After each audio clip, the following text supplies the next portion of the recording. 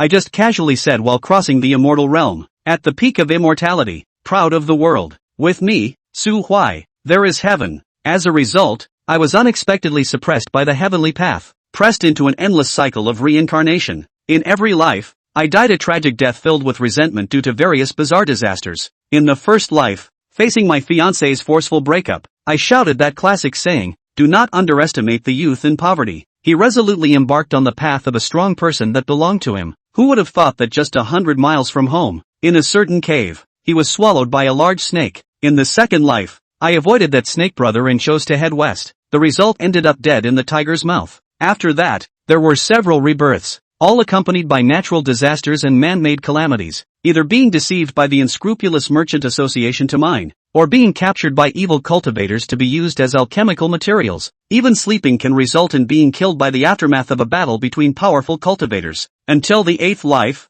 I successfully seized the opportunity and ascended in one step, ultimately breaking through to the 9th tier venerable realm, becoming one of the peak combat powers in this world. Unexpectedly, during a battle with an assassin from a mysterious force, I accidentally set fire to the bamboo forest where the Empress of the Immortal Dynasty was in seclusion. Then that woman, who had reached the 10th level of martial emperor, walked out of the sea of flames, holding 2 ice blades. In just a few moves, my kidney was taken out. At this moment, I opened my eyes again. I was back in that familiar Su family home. Only a few drops of cold sweat, still lingering from the fear, were on my forehead. I actually became the first 9-level master in history to die from being strangled. This time, I barely made it to the end. Just then, the maid Xiao He appeared at the gate of the courtyard with a nervous expression. Breathing heavily, she said, "Young master, the clan leader wants you to go to the council hall." Hearing this, I looked up at the blazing sun hanging high in the sky. As noon approached, it was time for the well-known and anticipated engagement cancellation segment. Just as Xiao He was about to turn and leave, he heard these words. His face was filled with shock and confusion, and he couldn't help but freeze in place. "You know the one who arranged a betrothal with me, right?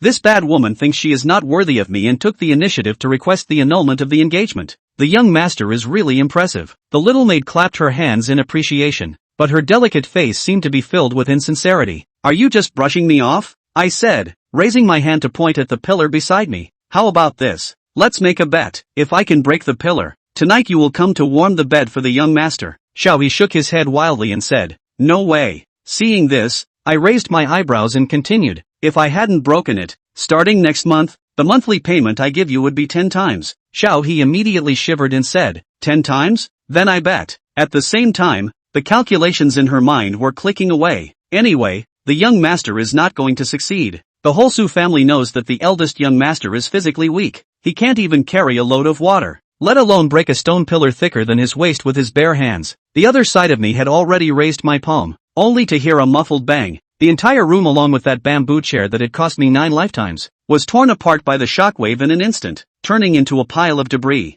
Xiao He was instantly pale and froze in place. "It's over. I'm going to be tainted." I widened my eyes even more, feeling the blood and energy surging within me. Extremely excited. In this life, I actually returned with my cultivation. Then, I pulled the corners of my mouth and reached out to pat Xiao He on the head. "Alright, your task is considered complete. I can go by myself next. Just wash up properly and wait for the young master's favor." Feeling like the sky had fallen, Shang Xiao He let out a sound of surprise. She lowered her head and slowly disappeared around the corner of the courtyard. This was the darkest day of her life. She never expected to lose herself to such an exciting game for the first time, and ended up giving herself to the notorious young master of the Su family in the mansion. Watching Chang Xiaohua leave, I gently exhaled a breath of turbid air, and stepped onto the bluestone path that symbolizes the turning point of fate. The conference hall of the Su residence has a history as ancient as the Su family ancestral hall. The old wooden door has weathered hundreds of years of wind and frost, still enduring the suffering that one of this age should not bear. What caught my eye first was a long-haired girl in a red dress. Following her was a straight-bodied boy. Looking around, I finally fixed my gaze on the head of the council chamber. The middle-aged man staring at himself is none other than Su Zhengheng,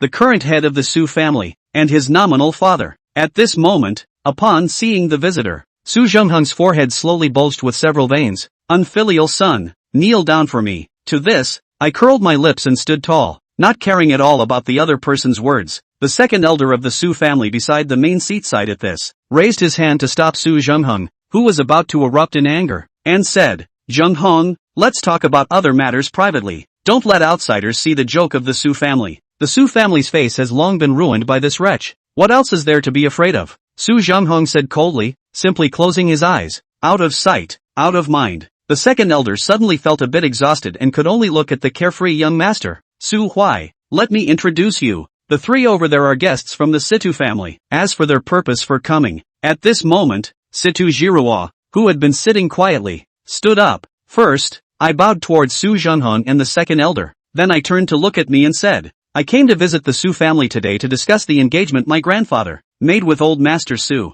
Hearing this, I looked towards Situ Jiruo's cold, clear eyes, the corners of my mouth slightly lifting in a teasing arc. Oh, the marriage contract. Are you eager to marry me? Or, have you finally realized that you are not worthy of me? As soon as these words were spoken, the entire council chamber fell silent. Then, the younger members of the Su family in the corner began to whisper, how dare he? Does he really think of himself as the young master of the Su family? Some people also showed admiration on their faces and sighed. I used to look down on him, but what he did this time was quite manly. Situ Jiruo raised her hand to stop the accompanying elder who wanted to scold. Across half the hall, we faced each other from a distance. Young Master Su, before coming here, I had already sent a greeting letter in advance. I have already shown enough sincerity, and Jiruo earlier managed to pass the entrance examination of the Cold Palace by luck, and will soon go to the Immortal Sect for training. You should be clear about what this means. I raised my eyebrows, indeed feeling a bit surprised. Mainly, in the previous few lives, I just finished and ran away.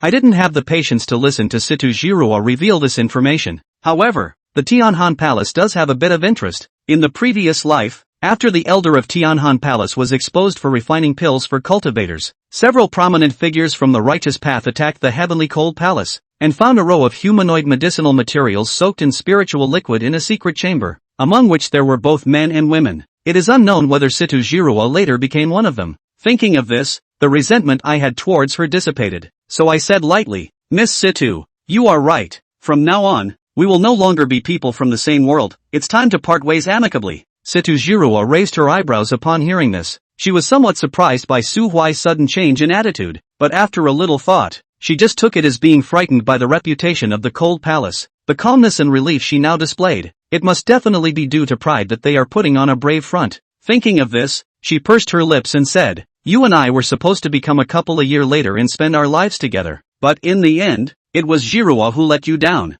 Upon hearing this, my face was filled with confusion. Is this meant to compensate myself? Until Situ Jiruo received a letter from the accompanying elder. She stuffed the letter into my hand and said solemnly, based on this, if you are willing, you can wait for me for 10 years. If after 10 years, the path of Jiruo is hopeless, at that time, I am willing to follow the childhood marriage contract and marry you as my wife, to be together for a lifetime. After hearing this, my little hand trembled, almost dropping the envelope in my hand. A slap landed on Situ Jiruo's face. Thinking to myself, you want to break off the engagement, fine, but after that, you still want to keep me as your ultimate backup. It's really speechless. After dropping this line, I didn't pay any more attention to the meeting hall. With a confused expression, Situ Jiruo left without looking back. Leaving this sad place, a quarter of an hour later, I arrived in front of an old, dilapidated courtyard, quietly gazing at the ancient wooden door filled with traces of time. After a long time, I raised my hand and lightly knocked. Stop knocking, just come in, a voice came from inside. When the wooden door was fully pushed open,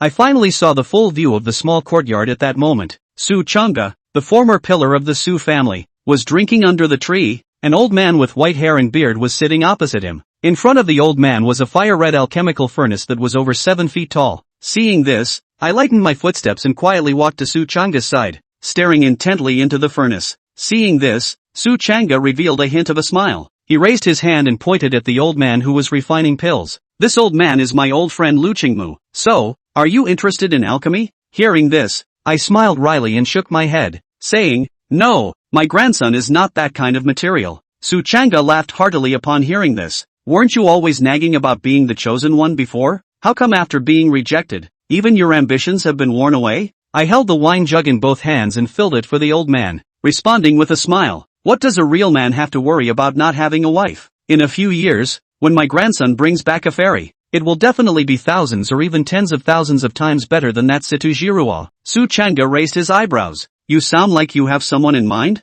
Well, there is indeed a woman who is looking forward to it. Which woman? Diffractive Moon Immortal Sect. Yo, you still know the diffractive moon immortal sex girl child? I heard from others that all the fairies there are all beautiful, so I thought, the best looking one there must be my future daughter-in-law. Su Huai looked again at the alchemy furnace that was burning with a blazing fire, as if he could see a girl who had wrapped herself tightly in that green-colored flame. There is no fear of heatstroke in a hot den. Just as the idea of wanting to go up and pick off that thick garment appeared in Su Huai's mind, the girl suddenly raised her head and looked at him, an innocent and bright smile appearing on her slightly pale face. She opened her hand, revealing a small, light brown pill in her palm that still gave off residual warmth. Samuel, so, look, I did it. Quickly taste it. It's my first time to refine an 8th grade elixir. From now on you won't have to risk going to the secret realm to grab resources from those old men. I'll refine elixirs to support you. Damn rich women. Su Huai raised his hand and touched his heart, where it was aching. Later on, that light brown 8th grade spirit recovery pill was wrapped in spirit crystals by Su Huai and made into a pendant, which had been worn close to his body as a token of love between him and the rich woman.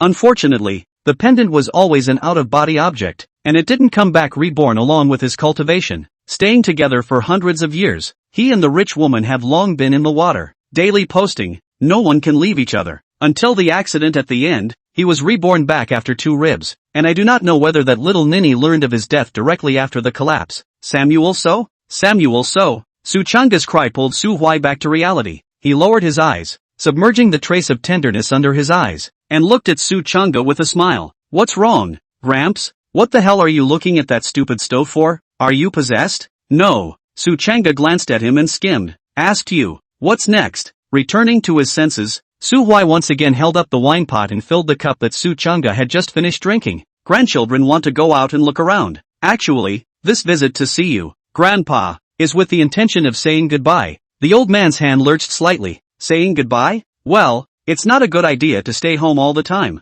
Anyway, my father is so annoyed with me, so it's just as well that I'm gone to fulfill his wishes and give him some peace and quiet. Furthermore, I've heard that the Diffractive Moon Immortal sect will be recruiting new disciples in the royal capital of the Great Yin country in a while, so my grandson would like to hitch a ride to the Diffractive Moon Immortal sect. Su Chang'e sighed and said, Your father, Su Zhengheng, is indeed a sinful animal with a crooked heart. Sooner or later, the old man I will have to find another reason to loosen his muscles. Alas, now that you've turned 17, it's good to get out there. Just don't be overly ambitious. Since you don't have an innate spiritual root, the path of cultivation is much more difficult. One step at a time. The Diffractive Moon Immortal sect, as one of the 4 great transcendent forces of the immortal domain, has rather harsh requirements for its disciples. It's not that easy to enter. You have to be somewhat prepared in your own mind, and if it doesn't work out, don't be spoiled. Grandchildren will certainly keep grandfather's admonition in mind. Su Chang'e waved his hand. All right, you should have everything in your mind about what I'm going to say, so go back and let the old man have some peace and quiet by himself. Hiss.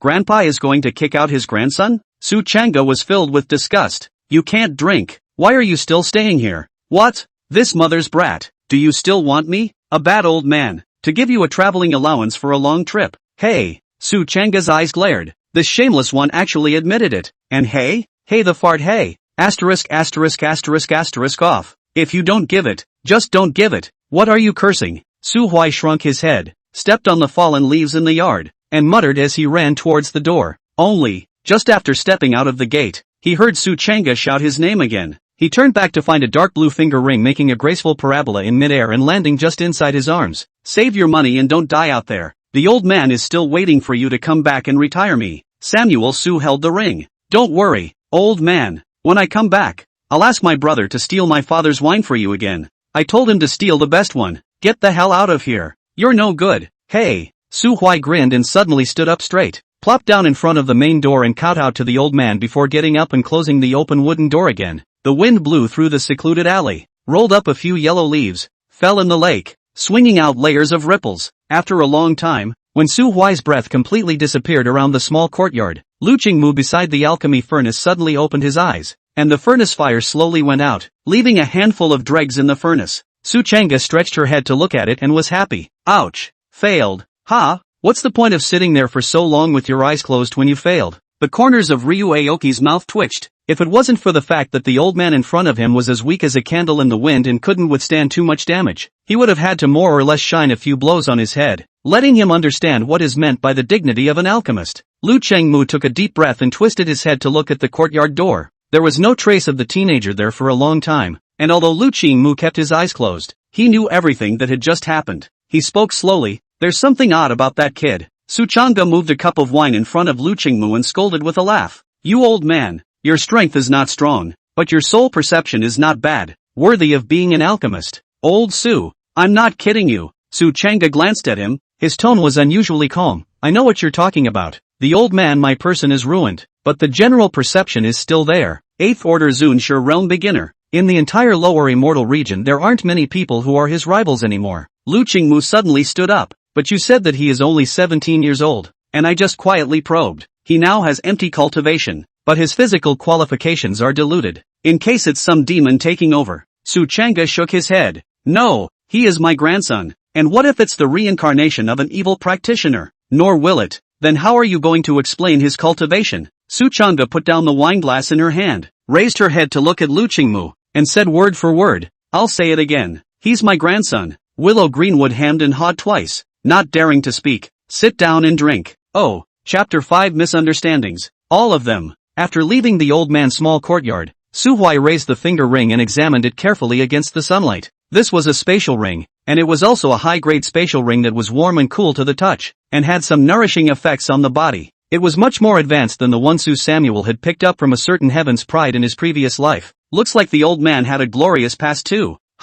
It's a pity that nowadays the chi and blood are weak, and the cultivation strength is not much left. With his current cultivation, he could easily see through the cultivation of the two old men in the courtyard. That alchemist was only at the 7th rank. Elder Su was even more mysterious. His body was like a funnel. His spiritual energy reserves were barely up to the standard of the 2nd order, and there was still a bizarre aura remaining at the collapsed sea of chi. I think this should be the reason why the old man returned to the Su family 6 years ago in disillusionment. But for the experiences he once had, the old man had always kept his mouth shut. Even sometimes when Su Huai asked, he just quietly looked at a certain place in a daze without explanation. There was a time when Su Zhengheng had to ask after the old master's past, and after being beaten up severely, he was only rewarded with 4 wordless words, namely, no grudges, no complaints, no regrets, no comment. See Su Zhengheng do not believe, but also raised his foot and gave him a bit, saying that the enemy is dead. No hatred is not a joke, so that he, the rebellious son, to put down the heart of those unnecessary worries.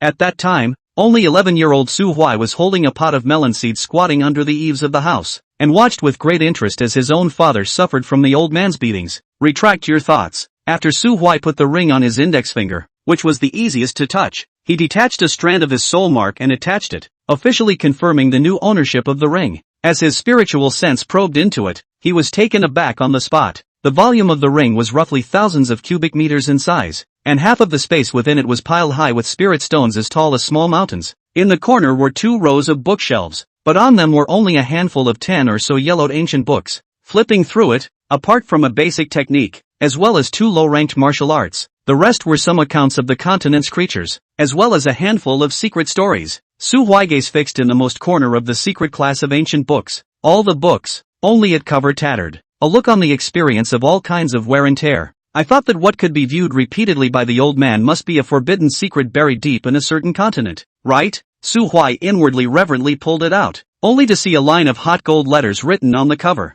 Review of the interracial demonesses. What? The title of this book. Flipping it open for a read, Su Huai was instantly attracted to its contents, and after 10 minutes of savoring it, he tilted his head back to look at the sky in an attempt to get the blood that had been running down the end of his nose back into his nasal passages. Close the ancient books. Su Samuel finally know why other ancient books well preserved, only this one alone is scarred. The page number are turned blurred. But why did the old man give it to me? Masaka. Could this be a legacy? Repositioning the review in his hands back into the bookshelf, Su Huai sighed. It's hard to tell. The old man is actually a hidden rich man. Well, it's still a sexist. It's really a getaway. The blazing sun was in the sky, lunchtime had already passed, and the aroma of food was wafting everywhere inside the Su mansion. Su Huai wandered all the way around, circling around the mansion, easily circling back to his own mansion, only to see a tawdry to the extreme white robe at the gate. If he wasn't mistaken, this was the little follower who followed Situjiro quietly.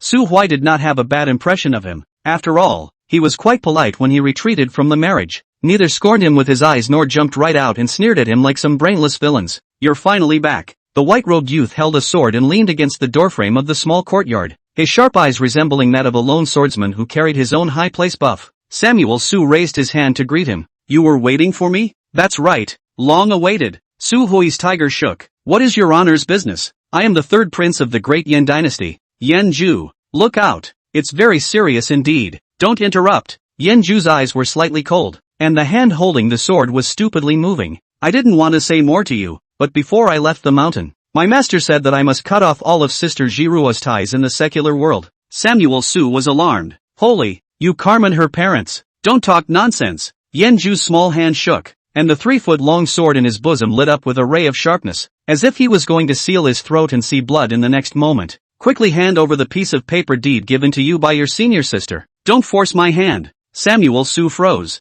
The so-called deed was nothing more than a certificate of spare tire, which he used to shine his shoes after leaving the doors of the council chamber, and casually threw in the gutter at the entrance. You want it? Go pick it up in the gutter yourself. Nuts. Su Hui rolled his eyes, bypassed Yan Ju, raised his hand and pushed open the gate of the mansion. With a glance, he saw Chang Xiaoho, who was sitting against the old sycamore tree in the courtyard. Without a sound, a sycamore leaf covered her face, and the broom that had been reserved for her was casually tossed aside. He wrinkled his nose as a faint smell of blood surged into the end of his nose, and instantly, boundless killing intent instantly raged away, and the temperature of the entire courtyard dropped dramatically in a split second. You did this? Looking at Su Hui's cold eyes, Yan Ju winced. He felt as if he was being watched by a terrifying ferocious beast. His hands and feet were cold and he was unable to move the slightest bit. Opened his mouth, but couldn't make a sound. Looking for death, Su Hui raised his hand, choking Yan Shuji's neck, lifting his entire body up, his fingers tightening little by little. The bones between Yan Shuji's neck soon made an unbearable sound. His breathing became rapid,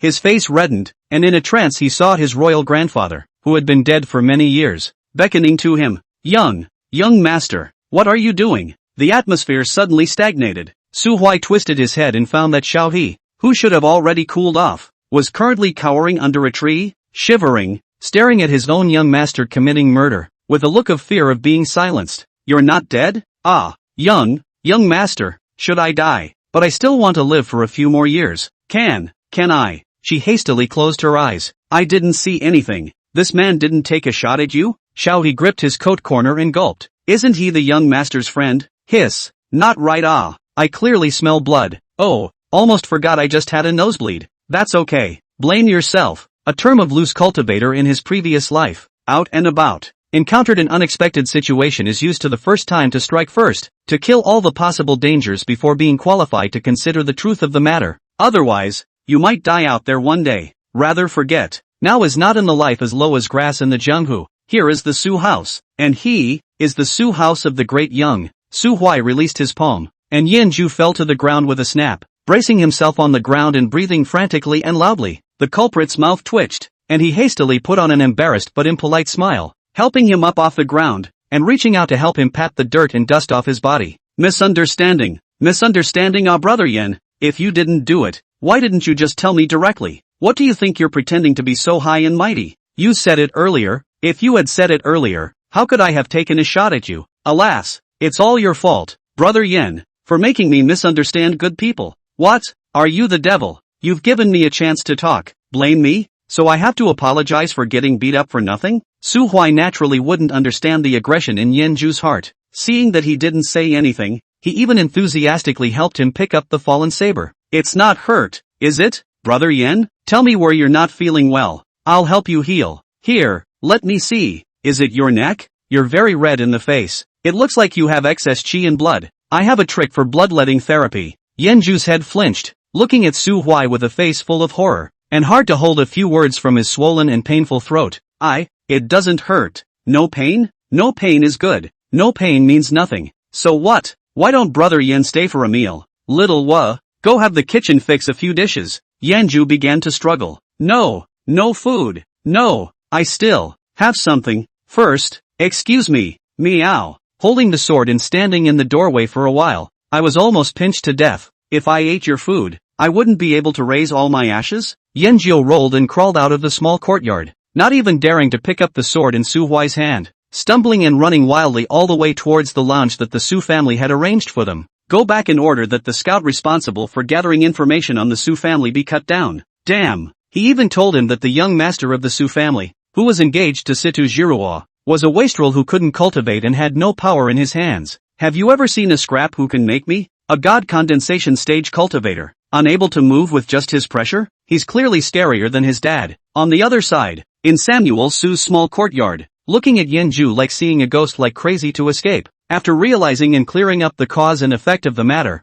Xiao He hugged the broom, covered his mouth and squatted under the tree and snickered. I have to say, after thinking about it, the way the young master gave her a head start just now was indeed a little bit cool. When you think about it, warming his bed doesn't seem out of the question. Shua blushed. Who knew that at this time? Su Huai suddenly turned around and glared at her. Laugh my ass off. It's your fault. You'll be punished by not having any food for lunch today, and you'll have to move a stool to sit next to me and watch me eat. Bah! The young master is ugly and perverted. Damn it. Warming the dog's bed doesn't even warm him up. Chapter 6. There's always a neglected corner. After lunch, Su Huai really enjoyed some of the treatment that a rich young man should have. The newly purchased bamboo chair kept rocking, emitting a crunching and subtle sound. Su Huai half squinted his eyes, letting the sparse sunlight sprinkle on his body. His whole body was paralyzed, not wanting to move. Young master, is this okay? Harder. It's okay, don't pity me. I can't. Young master. Su Huai grinned, a fierce look on his face.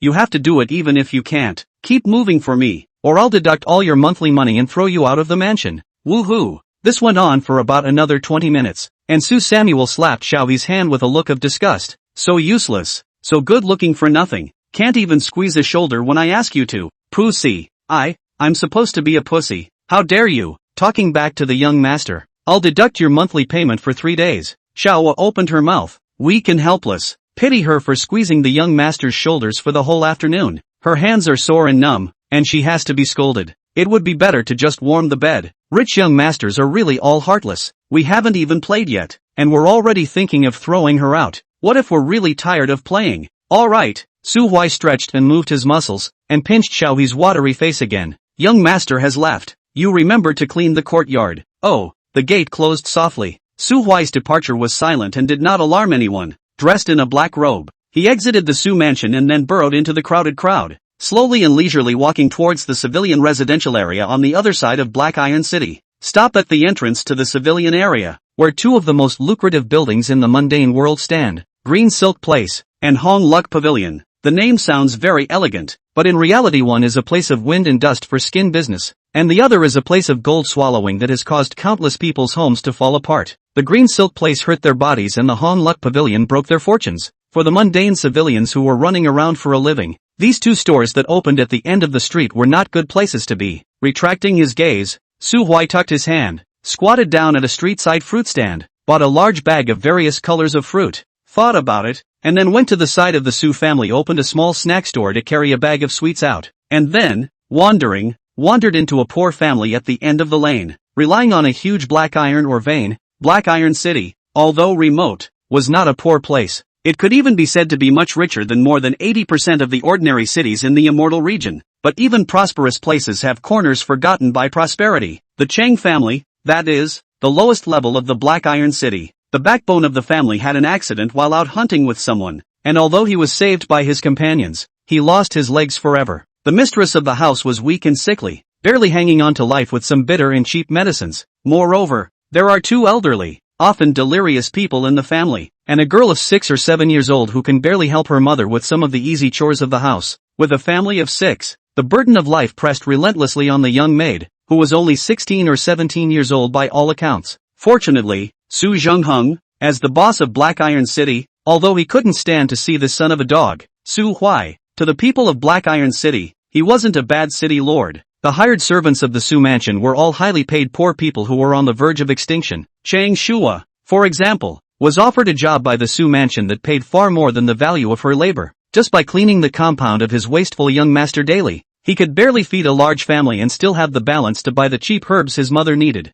Still, warmth is just warmth. My mother's illness is getting worse and worse, and if she wants to be cured, the amount of money needed is astronomical. Chang Shua even thought of selling herself into the Green Silk Workshop to keep her mother alive when she witnessed her coughing up blood, but although she looked down and couldn't see her toes, her face was really nothing of earthly beauty, and she could neither sing nor dance, nor could she do poetry, painting, or chess. The price that the Green Silk Workshop offered her to buy her body was not even comparable to the monthly money that the Su family gave her for 2 months. That's why Cheng Shua loves money so much. That's why she thumped her heart when Samuel Su bet her with 10 times the monthly money, and then managed to lose himself to the perverted youngest member of the unmitigated Su family. Duck duck duck. Who? The little girl with braided hair looked out through the broken hole in the door and saw Su Huai, who was smiling and carrying 2 large bags in the doorway. Who are you? Amat Ba Buddha, the poor monk from the great Tang of the Eastern land. Whoa! Father, mother, look, there's a bald donkey. Kid, open the door. I'm a friend of your sister's. Yeah, I don't believe it.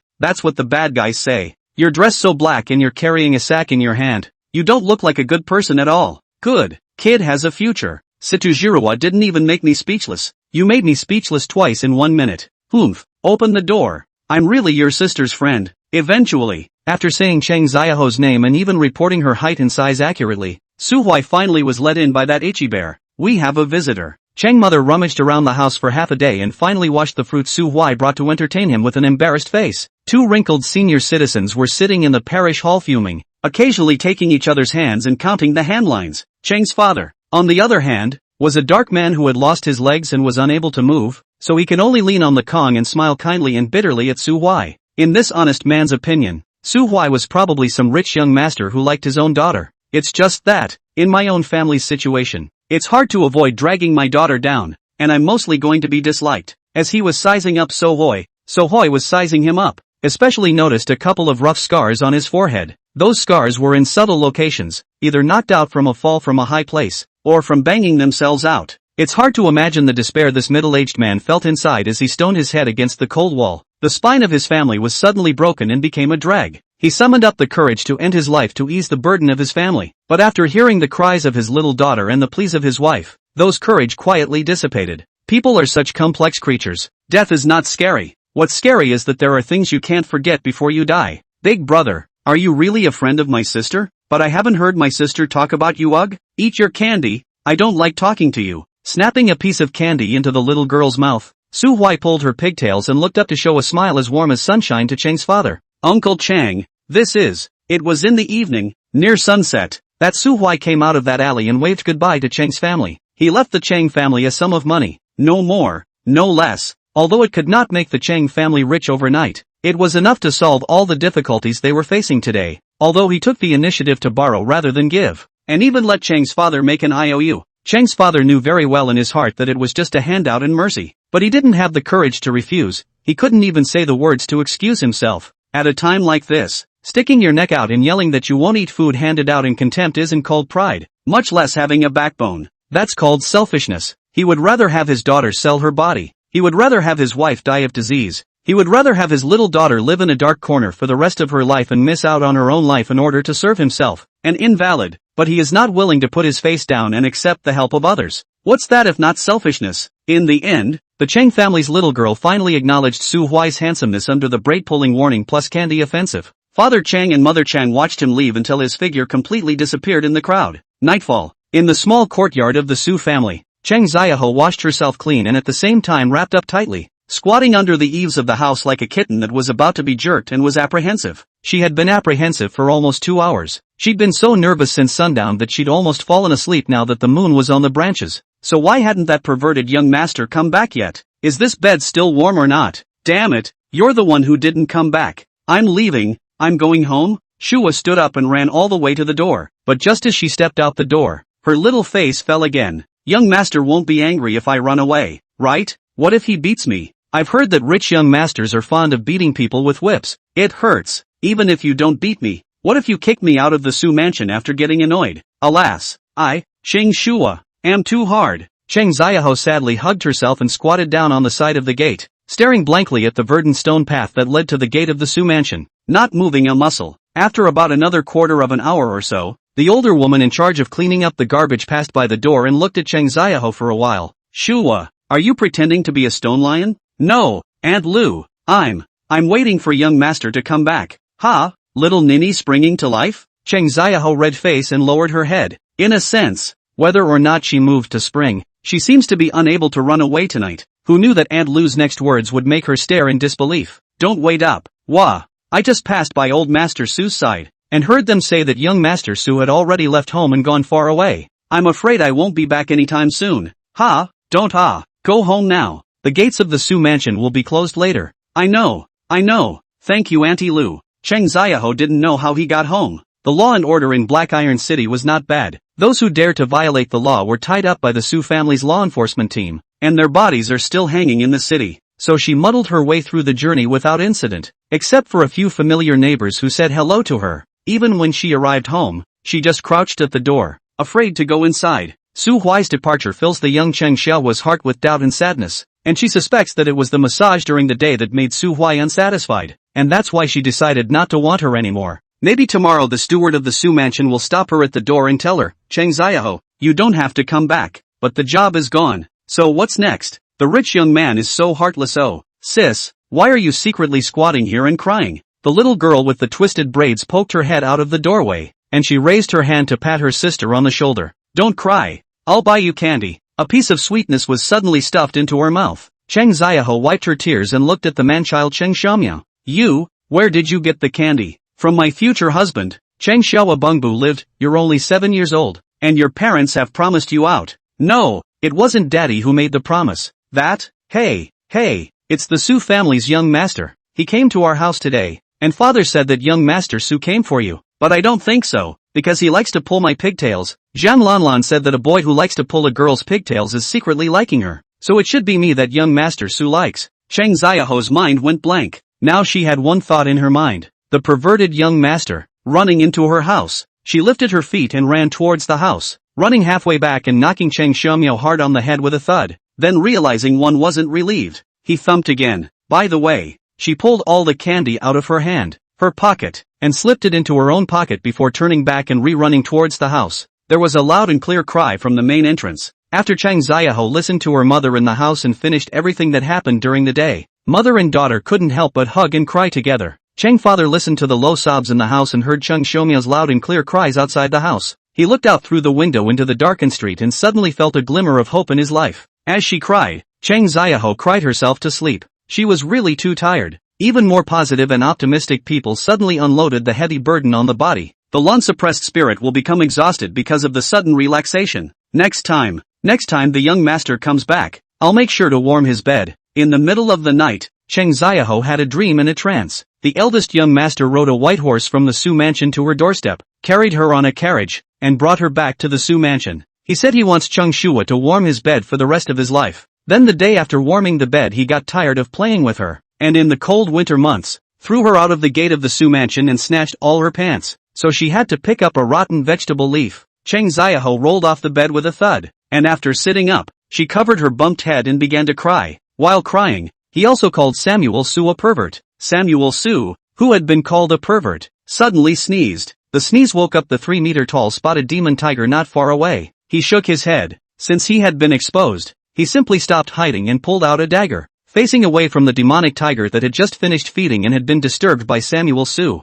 Found you. It is you, the culprit who caused the death of my second body. Roar! The tiger roared up to the sky and then snorted low, a white mist spraying onto the ground and blowing up a small tuft of sand and dust. Su Huai twisted his legs. The spotted tiger in front of him was a third-order demonic beast, and his strength was probably about the same as that Yan Zhu who was scared to tears by himself during the day, and he himself was an immortal dignity strength, equivalent to the 9th order. There's no thrill in taking revenge when your strength is crushed, so he decided to play a fancy trick and beat it with the exact same slide shovel as he did in the first place, as a way of consoling his own soul in heaven, so that he could bless.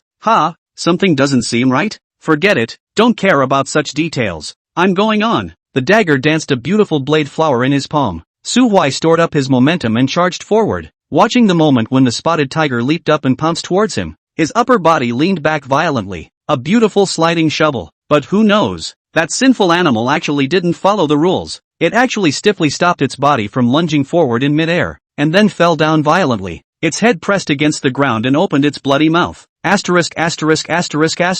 Su Samuel shoveled a sliding shovel right into its mouth. With a click, the fangs and sharp teeth violently closed and bit into Su Huai's waist. There were only 3 thoughts in Su Huai's heart at this time. First, the Newton coffin board is going to be too much to hold down. This sandpiper tiger has no inertia. Secondly, a certain almost teaching people to kill tigers with a sliding shovel is really damned. I can't even do it as an immortal. An ordinary person can do it. Thirdly, I'm sorry, you're the one who didn't talk about martial arts in the first place. Boom! Suhoi saved a round of spiritual power burst directly past the face. This witty spotted demon tiger has not yet had time to give himself a nod. The next moment the soul directly appeared in heaven. Su Huai touched his waist and stomach. The clothes at the waist broke a row of large holes, but the inside did not even rub through the skin. The glistening devil tiger this set of operation show just did not hit any substantial damage. Luckily, this life repair is archived. Cursing and kicking the corpse of the demon tiger, Su Huai stooped down and picked up a round demon core, wiped it on the tiger's body,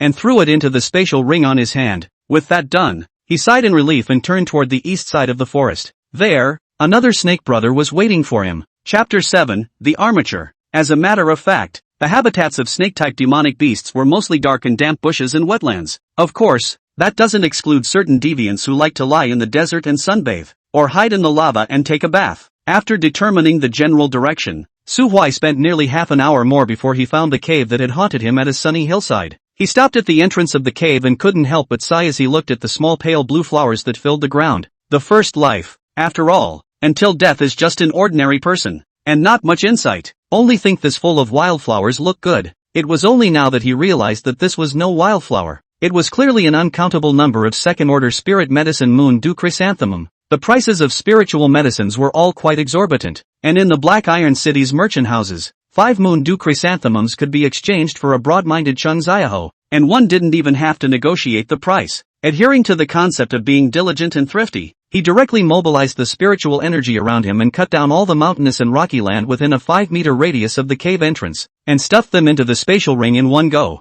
And then he surveyed the bare cave entrance before he lowered his head contentedly into the hole. The cave was somewhat shady, dark green mosses crawled all over the mountain walls, and a faint fishy odor permeated from the depths of the cave, causing Su Huai to subconsciously speed up his steps. Repeat dozens of steps. Su Huai finally relied on the small fluorescent grass in the cave emitting the faint light. Saw the water pool where he was buried in his first life. There was a stone pillar in the pool of water, on which 8 deep marks, one more powerful than the other, had been carved by someone unknown. A purple-striped black pit viper with a body length of more than 20 meters was coiled on a stone pillar, its icy vertical pupils staring deathly at the uninvited guest not far away who had intruded into its lair with a long sword in his hand. Hiss, hiss. 5th-ranked demonic beasts? Samuel Su frowned. The immortal region had always been a world where immortals and mortals mixed, and cultivators seemed to be everywhere, but the number of people who actually possessed the talent to cultivate was actually not very large, accounting for less than 0.5% of the total population. Of this 0.5% of the population, there were still at least half of the cultivators who stayed at the initial body refining realm for the rest of their lives.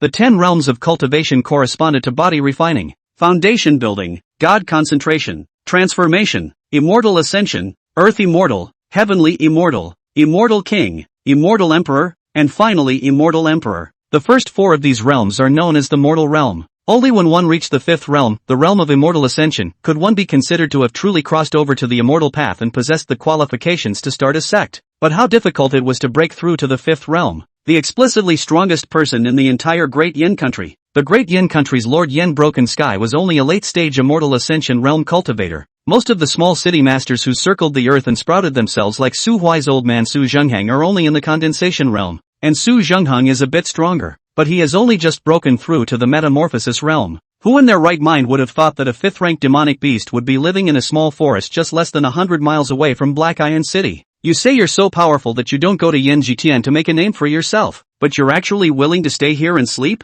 And reasonably speaking, the spiritual intelligence of a 5th-order demonic beast was already not much lower than that of a human. After all, when it reached the 6th order, it would be able to take on human form and spit out human words. However, Su Huai realized that the purple-striped black pit viper in front of him was like a retard, and would only look at him in a daze. Could it be that there are imbeciles among the demonic beasts? Su Hui exuded a trace of intensity of only the Dengxian realm's aura, only to see that the purple-striped black viper's huge body trembled. After trembling but remained coiled there motionless, glaring, neither launching an attack nor running away. Holy, what a ing retard. I was eaten by such a thing in my first life. Looking at this stupid snake, Samuel Su suddenly remembered an idiomatic illusion called waiting for the rabbit to stalk. This snake is the same farmer who guarded the stake and waited for the rabbit to run over and run itself over. And he, Samuel So, was that stupid rabbit in his first life? Off the charts. Su Huai pumped the corner of his mouth. carrying a knife and walking up step by step. Anyway, come all the way. The revenge of devouring the body today must be reported. But what he didn't expect was that as he slowly approached the pool of water, the purple-striped black viper suddenly moved. The icy scales flashed with a demonic dark light, and the huge snake body loomed in the pool of water as it suddenly opened its mouth, biting down on its own tail and swallowing it into its stomach, slowly forming a circle with its head and tail connected to each other. Articulated snakes? Su Huai's expression froze. A trace of realization surged to his heart, but it passed in an instant. Before he could think more, the stupid snake suddenly sank into the pool, and at the same time, the clear pool water suddenly surged upwards, outlining a huge transparent snake head in midair. The head of the snake looked at Su Samuel, opened his mouth and swallowed Su Samuel in one mouthful. Su Huai's eyes were dark, but inwardly he was horrified. He, who possessed the strength of an immortal dignity, had actually created an illusion of a mantis, a mole cricket looking at the sky, when facing that transparent snake head just now. Please, step forward. When the light returned to his eyes, Su Huai realized that he was no longer in that low cave. At the moment he was facing a heavy metal door, on which was coiled a huge silver sculpture of an articulated serpent, its eyes made of precious stones emanating a scarlet, bloody light. Please, step forward. Who are you? Su Huai stared at the snake eyes on the gate, spiritual energy flowing madly around his body so that he could burst out his strongest strike at any time. After half a day of stalemate, the silver serpent seemed to have finally lost its patience. I'll let you step forward. With a flash of the snake's eyes, Su Samuel suddenly realized that all of his power had been drained in an instant, and he had turned back into the ordinary self he had been in his first life. A large, invisible hand wrapped around him and yanked him forcibly forward a step before snapping his hand against the stone platform in front of the metal gate. Energy level, 9. 3. Potential rating, 0. Rating, 13. Failure, Grilla Talpa. Incompetence, rubbish, garbage, asterisk asterisk asterisk asterisk. How come you still have cursing? Who the hell are you, Baron Thin? Come out and fight one-on-one. On the open voice communication, Su Huai has not been afraid of anyone. That silver snake also seems to be his whole speechless, silent for a long time, and then opened his mouth when the voice returned to the beginning of the flat. 5 years, fail, die, UING got it, grass. The words did not fall. Su Huai suddenly felt that he was pushed by someone. After a stagger and then raised his head, the metal door in front of him had already disappeared. In its place was the cave, the pool of water, and the stupid snake coiled in the pool of water, glaring at him from the start, squeezing his fists. The immortal dignity level power had been restored. However, on the middle finger of his right hand there was an additional silver-colored articulated serpent ring, only that it seemed to have exhausted its power, and its originally scarlet eyes were now dimmed. Su Huai frowned, carefully inputting a trace of aura, and a message instantly appeared in his mind. Energy level, 9. 3. Potential level, 0. Rating, 13. Potential enhancement, Tungyun Mountain Enlightenment Tablet. What does that mean? Qualified. Key, ship, escape. The key? What key? Escape from what? The metal gate set into the mountain suddenly appeared in Su Huai's mind. Could it be that the key this articulated serpent ring speaks of is used to unlock that door? What's behind the gate? A boat? What does escape mean? Let me escape? Or does it mean I should help what's behind the door escape? Su Huai raised his hand and pinched the finger ring, but realized that it seemed to be fused with himself, and he couldn't pull it off no matter how. Never mind. Su Huai sat at the edge of the water pool, his brain organizing everything that had just happened. It seemed that his intuition from his first life was correct. This cave did hide a heavenly chance. This retarded like purple-striped black pit viper was the first tier of the test. So in the first life he ventured in as a commoner and went straight to his knees. Now that he had returned here with his immortal cultivation, the second layer of the test had indeed been opened, but it looked like he still hadn't passed. The potential level corresponds to what should be his physical talent. After all, although this body had inherited the cultivation strength of his previous life, it had not inherited the roots and qualifications that had been so hard to raise up in his previous life. So if you were to say it in a hard way, Su Huai was still just a scrap, an immortal Zune level scrap. If you don't want to find a way to improve your bones and qualifications, you will only be able to stay at the immortal cultivation level in this life, and you won't be able to progress any further, and you won't be able to repay the karma waste revenge from your previous life. The most important thing was to figure out who the assassin was that came to assassinate Samuel Su in his previous life and lured him into that demon girl's territory. Why did he want to victimize an honest man like him? Shaking his head, Samuel Su was too angry and raised his hand to slap the stupid snake beside him. Now that this damn thing has become the key to opening the secret realm where the metal gate is located, it's impossible to kill it, but it's always okay to beat it up, right? So before the stupid snake could come back to its senses, Samuel Su gave it another slap. Snap! Purple vipers, degree, Tong Yun Mountain Also, it just so happens that it's not far from the Great Yin Kingdom's royal capital anyway, so after enlightenment, we'll go to the diffractive moon immortal sect on the way. Ugh, this life got the cool invincible script. Why things are getting more and more instead. Snap, purple black viper, see, life is not easy. Samuel so sighed. Chapter 8, Lock City. The Dayan dynasty, one of the many secular dynasties in the immortal region, was bordered by the underworld sea to the east, the ice plains to the north, the Great Martial dynasty to the south, and the Burial Star mountain range, which spanned half of the immortal region, to the west. As one of the 3 forbidden places in the immortal domain, the Burial Star mountain range buried countless mysterious legends, and deep within the mountain range, demonic beasts were everywhere, with high-level demon kings abounding, making it a paradise for the demon race. Dangerous indeed. However, in contrast to this, there is a superior natural environment, a rich heaven and earth spiritual chi, and many precious mineral veins and spiritual plants that have been nurtured for various reasons. Where there is profit, there is bound to be human involvement. As early as before the establishment of the Dayan dynasty, there were countless forefathers who gathered at the edges of mountain ranges, either to hunt demonic beasts for a living or to explore spiritual medicines. Over time, more and more human beings were stationed beside the mountain range, gradually forming different settlements, villages, and then finally, in order to resist the attack of demonic beasts, people began to build city walls. Lock City, the largest city near the Burial Star mountain range, unlike Black Iron City, which was embedded in the mountain range and nearly isolated from the world. Lock City was directly subordinate to the royal family of the Great Yin Kingdom, and it was a major border city set up by the Great Yin dynasty in the Buried Star mountain range. Commerce flourished within it, with countless spiritual plants and demonic beast materials flowing through Lock City to the entire immortal region every day. At this moment, in the middle of the wilderness less than 50 miles away from Lock City, 2 men and 3 women, 5 young people were sitting around a cluster of blazing bonfires. Not far away, in the open space, lay the corpse of a second-ranked demonic beast, the Mori horned ox, which had already had quite a bit of its flesh and blood sliced away. Brother Yen, you went to the Black Iron City to stay there for half a day on this trip, but why have you been looking so disoriented since you came back? Oh, right, where's your sword, Brother Yen? The young man who spoke was named Luo Yuanhe, the only son of Luo City Lord, and his cultivation was infinitely close to the 3rd stage of the God Condensation realm, and the Yen brother in his mouth was none other than the 3rd prince of the Great Yin dynasty,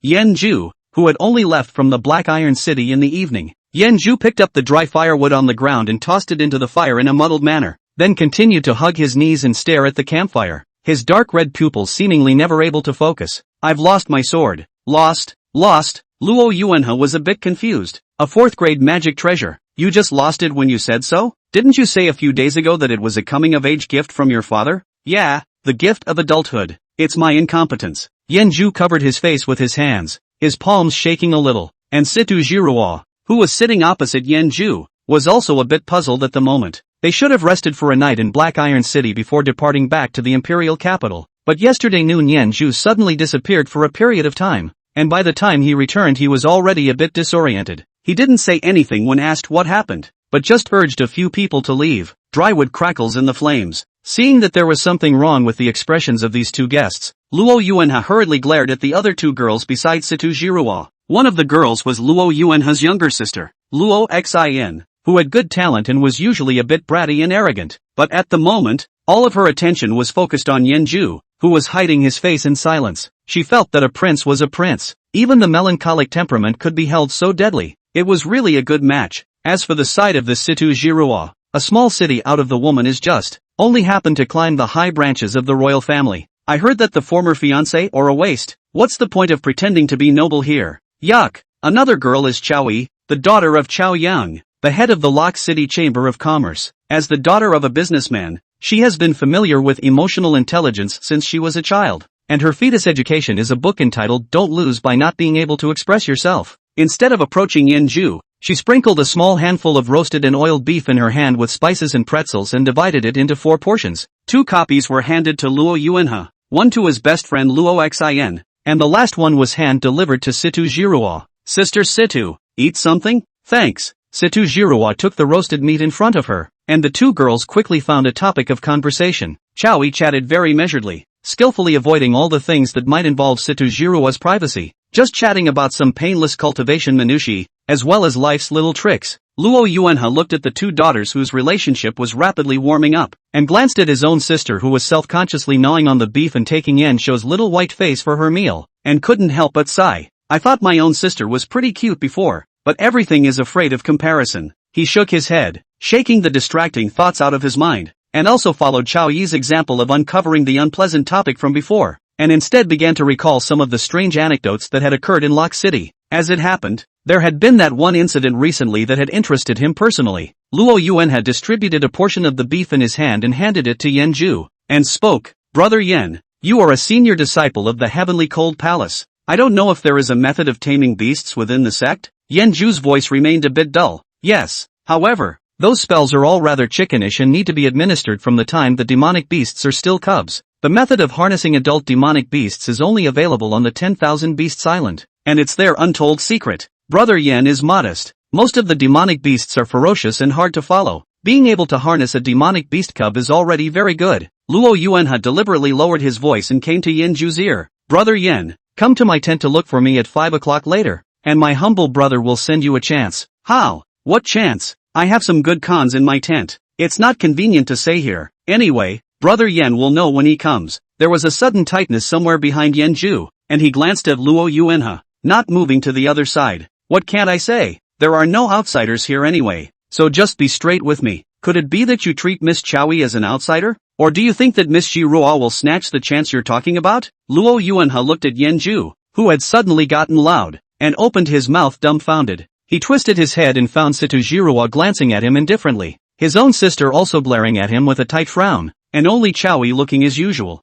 Luo Yuanhe, oh, why are you so loud? He didn't know that Yan Zhu had just misunderstood him, and only felt that this pussy's emotional intelligence was simply lower than his own sister's, thanks to the fact that he is a concubine, but also sent to the Heavenly Cold Palace from childhood to cultivate otherwise on the basis of this emotional intelligence. Not early by the two half-brothers secretly get dead? Forget it. I was going to secretly tell you the secret message and sell you a personal favor so that you could have a wave of solo food, but since you don't treasure it yourself, don't blame me for being ignorant. Ahem. Luo Yuanhe first added a few pieces of dry wood to the fire by hand to ease his embarrassment, and only then did he clear his throat and say with a straight face, "This news was told to me by my father in the morning, and in the entire Lock City, the number of people who know about it won't be more than a handful. This matter involves a demon king of the Burial Star Mountain Range." Beside the bonfire, several people instantly quieted down, their gazes brushing towards Luo Yuanhe, and for a while, the only thing that came out was the subtle sound of wood being burned. Luo Yuanhe was satisfied with their reaction.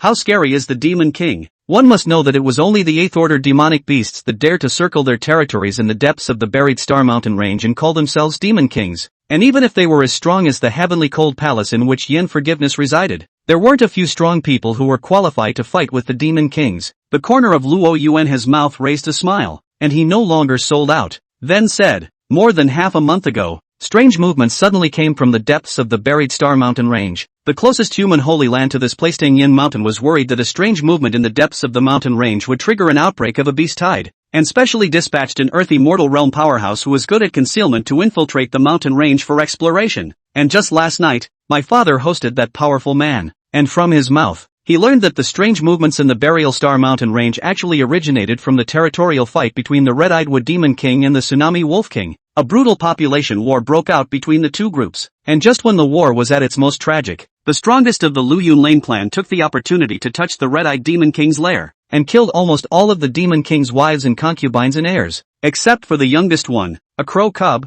who escaped because he was mischievous and playful and was wandering around when it happened. When the Tsunami Wolf King learned of this, he was afraid that the Redwood Demon King would pull it down with him in anger. It even took the initiative to withdraw its troops by hundreds of miles and promised to put aside its conflicts for the time being and join the Wood tribe in crusading against the martial unsportsmanlike Lu Yun Liao tribe. Nowadays, the Red-Eyed Demon King is launching a frenzied slaughter of the Lu Yun Lian clan while sending out a large number of demon clans under his command to work together to search for that final descendant. After speaking a large amount of words in one breath, Luo Yuanhe's mouth was a bit dry, so he picked up the water pouch on his waist and took a sip. He looked towards Situ Jiruo. Several people who were shaken by the news, raised his eyebrows, and once again dropped a heavy bomb. "Where do you suppose that Akaji urchin cub is?" Yan Zhu breathed a little sharply gas. He stared wide-eyed. "You don't mean, it's what you think. My father learned of this in the morning and didn't take it seriously. but near lunch he suddenly remembered something that happened not too long ago. Just the evening before last, a group of demon hunters were attacked by unseen demonic beasts, and several people died. According to what the survivors said, the demonic beast that attacked them was a half-human tall ferocious beast with a pitch-black body and blood-red eyes, and although it was small in size, it had a third-order cultivation level. Chapter 9, The Akane Ugina Pups.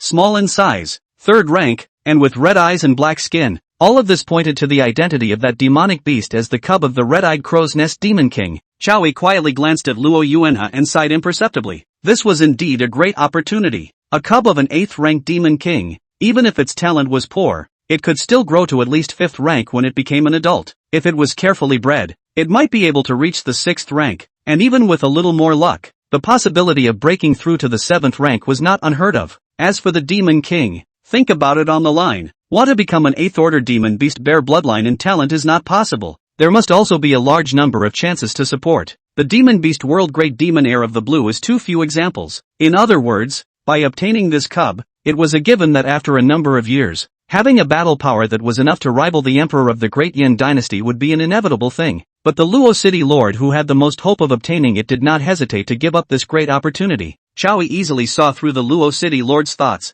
Having determined the general location of the cub, it wasn't hard to find it. It wasn't difficult to conceal the aura on it. The hard part was isolating the guidance of the Demon King's bloodline. Sooner or later, the Redwood Demon King would be able to follow the senses of the underworld to find his child. And at that time, it would be a huge disaster that could not be resisted for the entire Luo City. As for taking the cubs far away, it was even more of a big gamble. No one could guarantee that the Red-Eyed Demon King would not give up on pursuing the heir because of the distance, and no one could guarantee that there would not be any other strong person who could see the potential of the cubs and take them by trickery. The piker is not guilty. The piker is not guilty. The Lock City Lord was unwilling to give up his existing position in peace today for a bright future that was difficult to determine, and he was an extremely rare earthly sobriety in the entire immortal realm. So, he conveyed the news to Yan Zhu through his own son. And in the blink of an eye the hot potato became a huge favor that cost almost nothing. One must know that Yan Zhu was not just the third prince of the Great Yin dynasty, but also the personal heir of a certain elder of the Heavenly Cold Palace.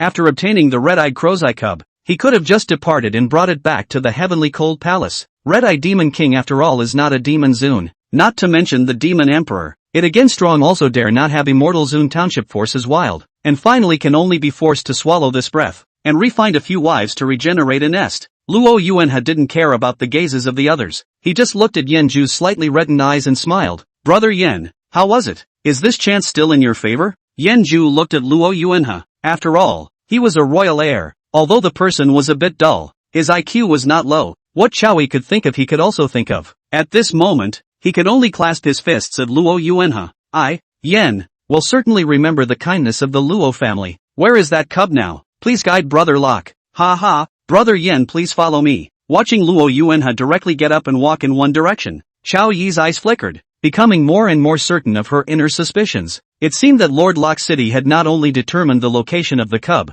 but had also captured it or trapped it somewhere with some method, just waiting for Yin Shou to go and take it in. No wonder Luo Yuanhe had asked a few of them to camp out in the city late at night. This was clearly a seamless plan. Before that, the Chao family might have been able to break bread with the Luo family with their immense financial power, but since then, with the support of the Great Yin Kingdom's royal family, the Luo family's position was already untouchable. Luo Yuanhe invited her to participate in this party. I'm afraid it's not just a gesture of goodwill, but also a demonstration. The group of several people extinguished the campfire and traveled towards the dark jungle along with Luo Yuanhe. This place was not far from Lock City and belonged to the outermost part of the Burial Star Mountain range, where even second-order demonic beasts were extremely rare. Yan Zhu himself already had a third-stage God Condensation realm strength. Not to mention the fact that several people were secretly followed by the Situ Patriarch, who was also in the God Condensation realm, so the possibility of accidents was minimal. After only a few moments of running and skimming through the forest, the group of several people arrived outside a hidden valley.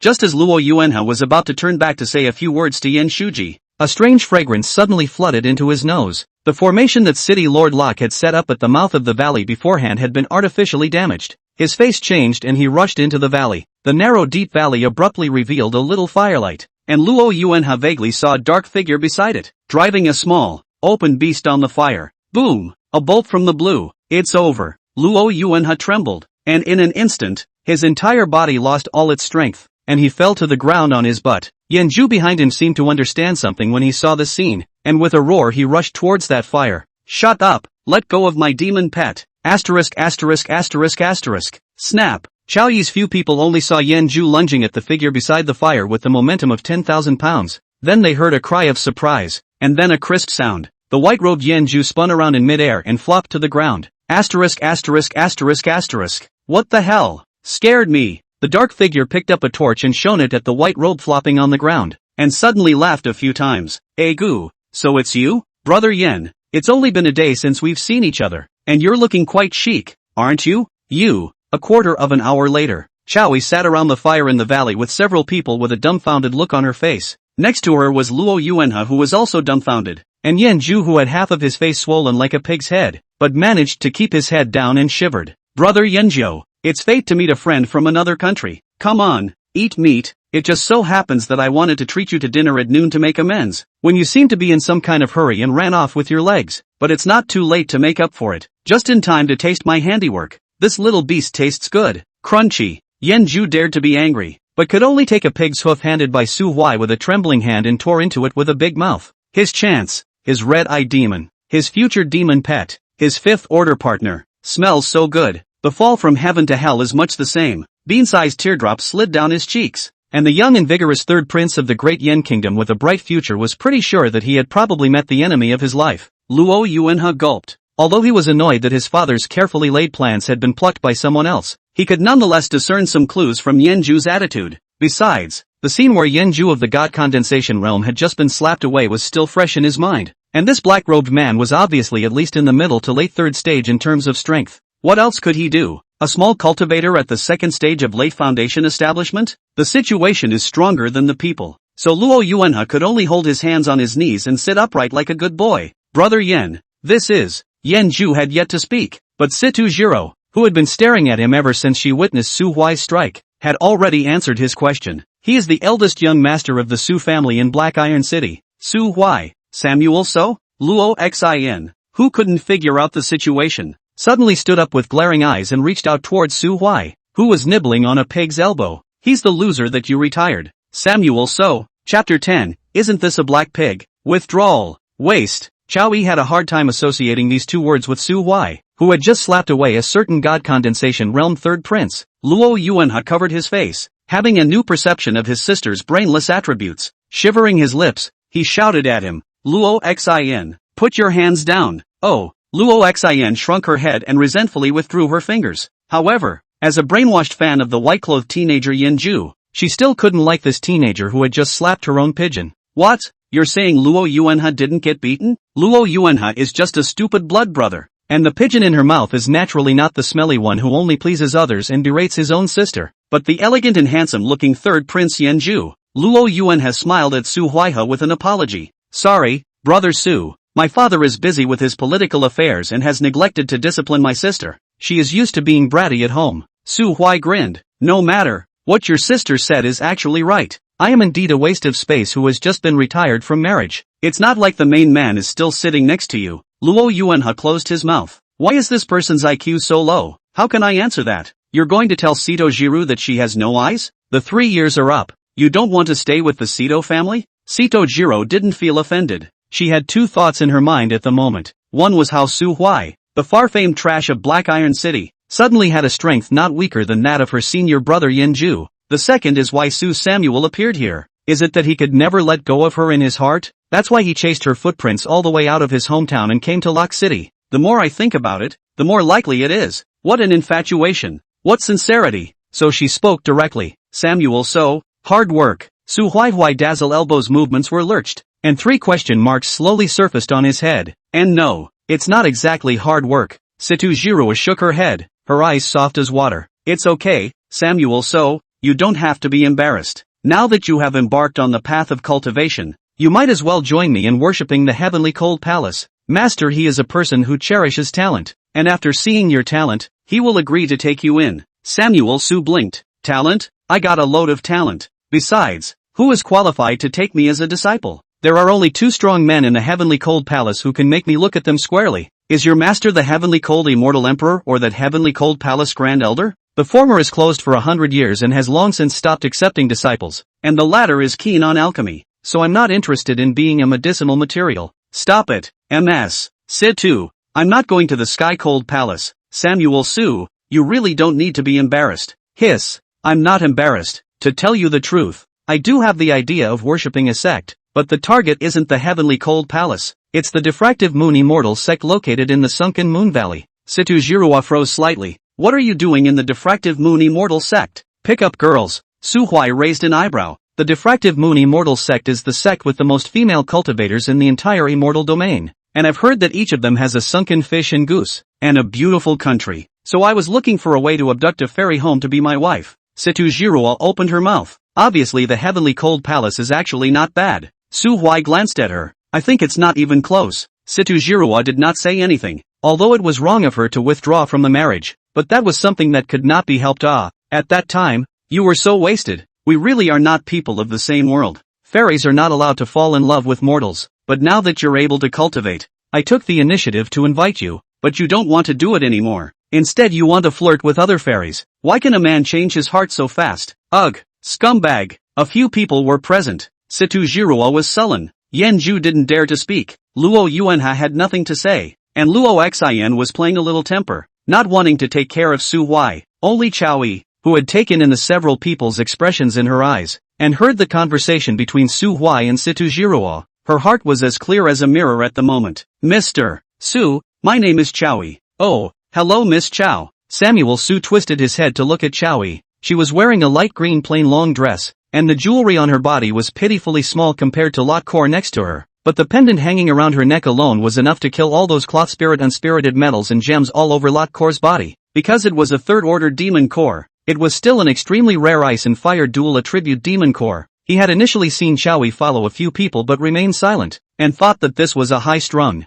non-verbal woman. I didn't expect to suddenly strike up a conversation with myself. Chao Yi saw Su Huai's gaze glancing over her snow-white neck and collarbone intentionally or unintentionally, and did not feel ashamed. After all, the third book she read was called Analyzing Psychology from the Gaze. As a psychologist, she was pretty sure that there was no excess desire in Samuel Su's gaze, mostly just looking at the pendant hanging around her neck, perhaps glancing at the rest of the place a few times and passing out of instinct. Mr. Su just said that he was interested in joining the Diffractive Moon Immortal Sect. Is he going to attend the Imperial Capital event in January? Well, it's the only formal way. And irregular? Of course there are, such as directly grabbing the elder of the Diffractive Moon Immortal Sect who was in charge of recruiting disciples, beating him up, and then threatening to hang him from the city wall if he doesn't accept me. Mr. Su is joking. Yeah, I thought it was pretty funny too. Chao Yi realized that although Su Huai was smiling, the smile under her eyes was very thin. Analyzing through her eyes, she came to a terrible conclusion. That sentence just now was clearly not a joke. Inwardly, she was a bit shocked, but Chao Yi's face remained motionless. But nowadays, there is still a long period of time before the opening of the event. So does Mr.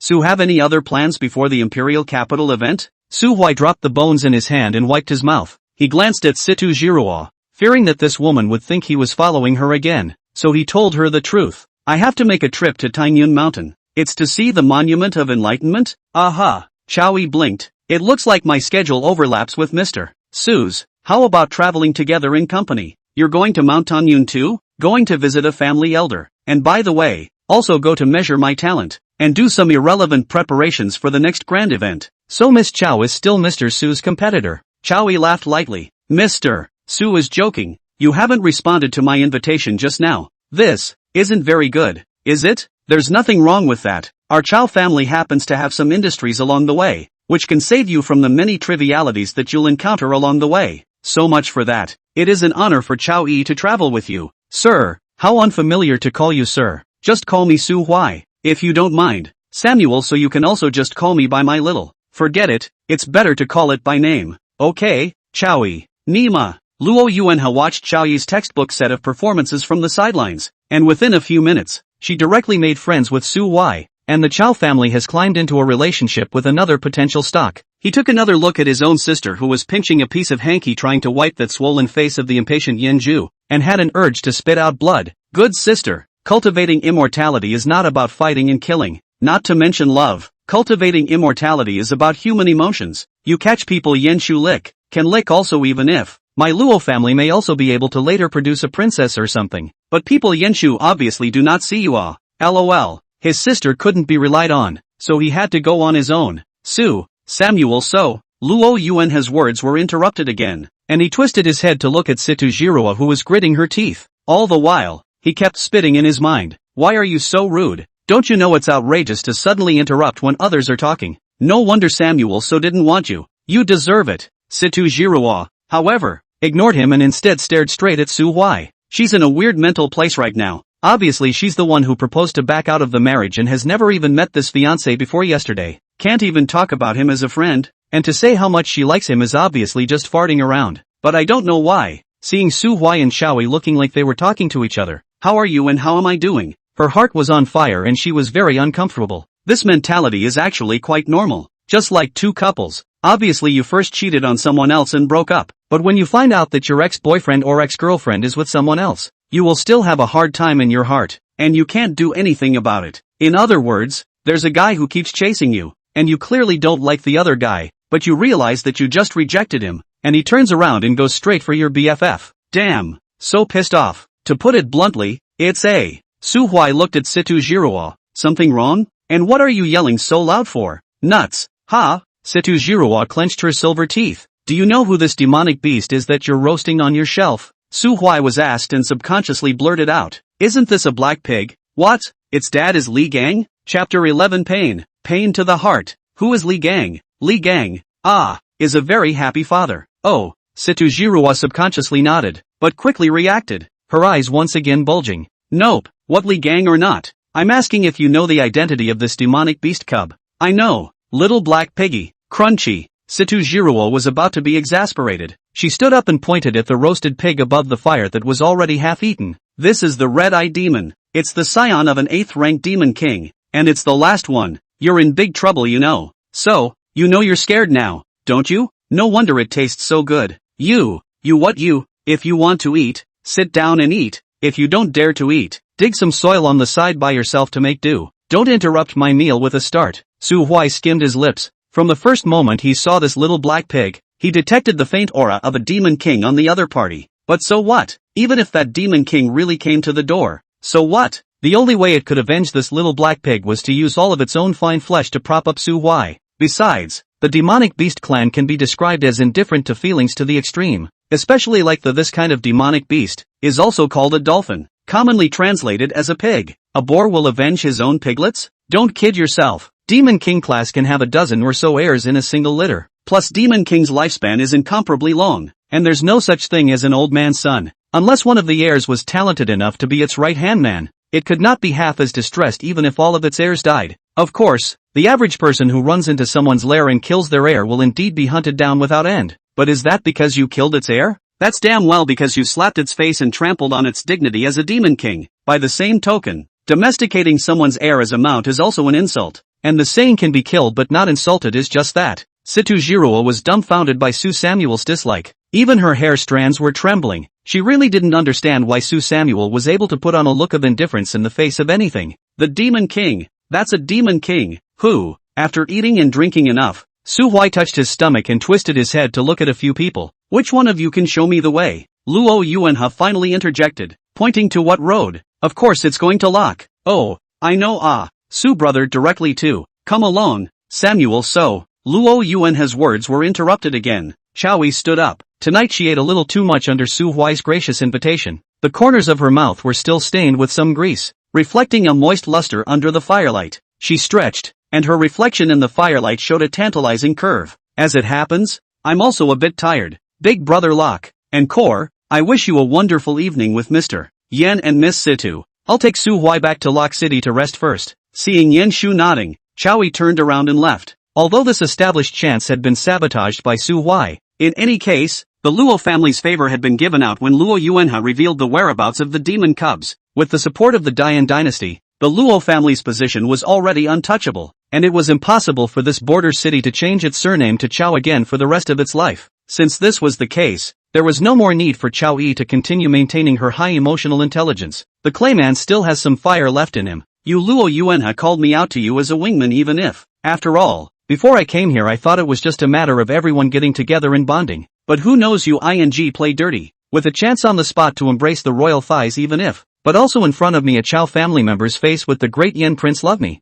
What? To stand up to me? Do you think I give a? Since there is no hope of competing for the position of city lord again, why am I still accompanying you here to make false pretenses? It would be better to find a way to deepen my feelings with this fierce man called Su Huai. What if he flies off the handle later? Chow Yi had read many books in her life, and there was no shortage of stories about mortals fantasizing about becoming immortal cultivators. After all, a mysterious teenager like Su Samuel, who came out from a small town in the deep mountains, was previously known as a wastrel, and then suddenly rose to prominence, while still having a withdrawal buff on his body. It's a proper great emperor's talent. Seeing that Chow Yi took the man called Su Huai to go in the direction of Luo City, Luo Yuanhe could only sit by the fire gas, shaking, cold. Being one of the two big families in Lok City, the Lok family and the Chow family were not much different in terms of strength in all aspects, and the competition between the two families was almost put in the open. However, this rivalry did not bring about any enmity between the two families. Instead, Lord Lok City and the head of the Chow family were still good friends for many years. Therefore Luo Yuanhe and Chow Yi can also be said to be half-childhood friends. It was impossible to say that he didn't have some thoughts about this long and beautiful, slender-waisted and thin-legged daughter of the Chow family who still had a high level of intelligence. Now to hear her smile and say she's tired and wants to take another man home to rest is no different than a girlfriend suddenly calling him in the middle of the night out of breath and then telling him she's running while eating chili fries. Nima. Ouch. It hurts like hell. Luo Yuanhe reached out and wiped a handful of non-existent tears from the corner of his eyes and turned back to Situ Jiruo, who was also staring at the back of the two of them of Su Huai, gnashing her teeth and aching her heart. Ms. Sito, I'm sorry for your loss. Situ Jiruo, however, ignored him and instead turned her head to look at Yenju, who had been silent on the side. Sure Fu, early tomorrow morning, set sail back to the sect. Yenju nodded softly. Luo Yuanhe faintly froze. Brother Yen, and Miss Situ, you go to Tangyan Mountain to take a look? No need. That enlightenment tablet won't be of much use to us in a short period of time. Besides, there are other ways within the heavenly cold palace that can improve our qualifications. Elder brother is right. Besides, all I want now is to set foot on the road of cultivation as soon as possible, feather my nest, and make him regret it. Situ Jiruo slightly lowered her eyes, and Luo Yuanhe and Yenju on the side didn't speak again. Luo Yuanhe was bewildered, not understanding why Su Hui regretted it after Situ Jiruo feathered his way to immortality. Could it be that when Situ Jiruo became powerful in the future, she would still have to find Su Hui and kill him, and then hang the body on a crooked-neck tree? Yenju, on the other hand, felt that Situ Jiruo was dreaming. Brother Yenshu, why don't you eat an orange with your fruit after your meal? Lok Kor, who had only had Yensho in her eyes since the beginning, saw that Yensho had finally stopped turning his grief into an appetite. Not knowing where to pull out an orange, she handed it to him. Thanks, but I'm not eating. Ah, why? Oranges are too cold for my liking. Then I'll warm it up for you before you eat it, okay? No, hot oranges are too sour. Oh, then brother Yenjo won't eat it, so you eat it. Luo Yuanhe. Luo Yuanhe looked at the orange that had been thrown into his arms and suddenly reached out to cover his heart. It hurts. It hurts more. My good sister don't you know licking dog all shall not die? Chapter 12, he died suddenly while walking. The moonlight was obscured by thick dark clouds, and Chow Yi held a piece of fluorite in her hand, only barely illuminating the path ahead. The place where a few people camped wasn't far from the gates of Lok City, but it was more than 10 miles away. In fact, it was a very unwise behavior to light up a light source in a dense forest in the middle of the night. A large campfire could indeed disperse some wild beasts, but if it was just a torch, it would only lead to greater danger.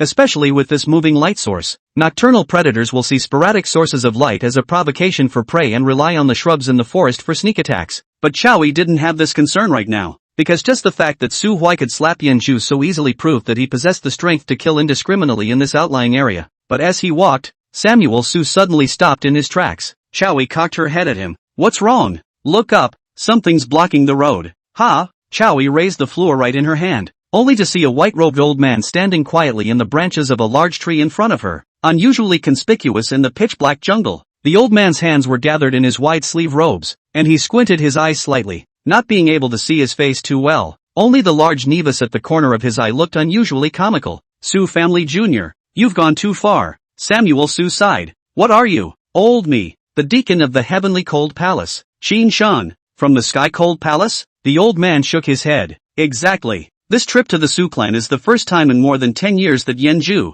a prototype of the heavenly cold palace's sword-washing peak, has traveled down the mountain. there are many dangers in the immortal realm, and the Peak Master was not assured of this rash young man's safety, so he specially sent the old man to secretly protect him. Nice guy, going out with a bodyguard? Call it a bodyguard, but it's true. It's just a shame that I don't seem to be very competent as a bodyguard. Samuel Su didn't panic. Instead he grinned and chatted with the old man in the tree in a high and low voice. Incompetent? How so? First, before arriving at Black Iron City, due to various reasons, cultivators with a cultivation level higher than the 4th rank are not allowed to enter. So Black Iron City has this kind of rule? But my deadbeat old man is clearly only the 4th order. What qualifications does he have to set up this kind of rules? Hiss. Could it be that the Su family still has some hidden big brother sitting in the dark? Otherwise, what do you think makes Black Iron City able to occupy a mind vein secret realm and stand close to the middle of the Burial Star mountain range? An area filled with 3rd and 4th rank demonic beasts? By virtue of Su Zhengheng, whose cultivation is barely at the 4th rank. Samuel Su cocked his head. So what? What are you trying to say again? I failed to enter the Black Iron City, but I know that Yin Forgiveness lost his soul after leaving the city and his Taoist heart was damaged. Originally also because of the inability to know the reason and some angry. Until the party. See you bully in his. Fight it. I didn't bully him. Ha, that slap. Even the old man heard it from dozens of meters away. It was an accident. Accident. You know, who made him lunge at me out of nowhere, and I hit him in purely instinctive self-defense. The old man, however, stopped arguing. He raised his foot, and with one step, he nodded in the void, and in the next moment, he had appeared behind Su Samuel. The shadowy face carried a hint of a sardonic smile. The dry hand grasped Su Huai's shoulder, and a faint medicinal fragrance quietly permeated out from under the white robe. At this moment, the distance was drawn in, and the old man's face was finally fully presented in front of Su Huai. As pale as a dead man's skin clung to his bones, with pitifully little flesh and blood, and the entire face was inscribed with densely packed blood-colored runes. Even the deep-set eyes in their sockets were a bizarre, ghostly green color, and the ones in the corners of his eyes weren't nevus but rather a dark brown medicinal fungus. Xiaoyi covered her mouth and screamed, startled by his evil ghost-like face, and fell on her butt on the ground. Su Huai, however, frowned slightly, a hint of surprise in his voice. Medicine man? Oh, that's some insight. TSK, it seems that the problems of the Heavenly Cold Palace are truly not small. At least that sword-cleansing Peak Master in your mouth is certainly not a good person. Of course, the greater possibility is that the entire Heavenly Cold Palace is rotten to the bone. The old man's expression also carried surprise. Su Huai's reaction was somewhat out of his expectation, but in the next instant, he felt his wrist being held by someone. Ka chow. The bones of the arm were easily snapped like a withered branch. Immediately afterward, a fist the size of a sandbag quickly enlarged in his eyes, and with a rumble, whacked his head into the ground. He finally reacted,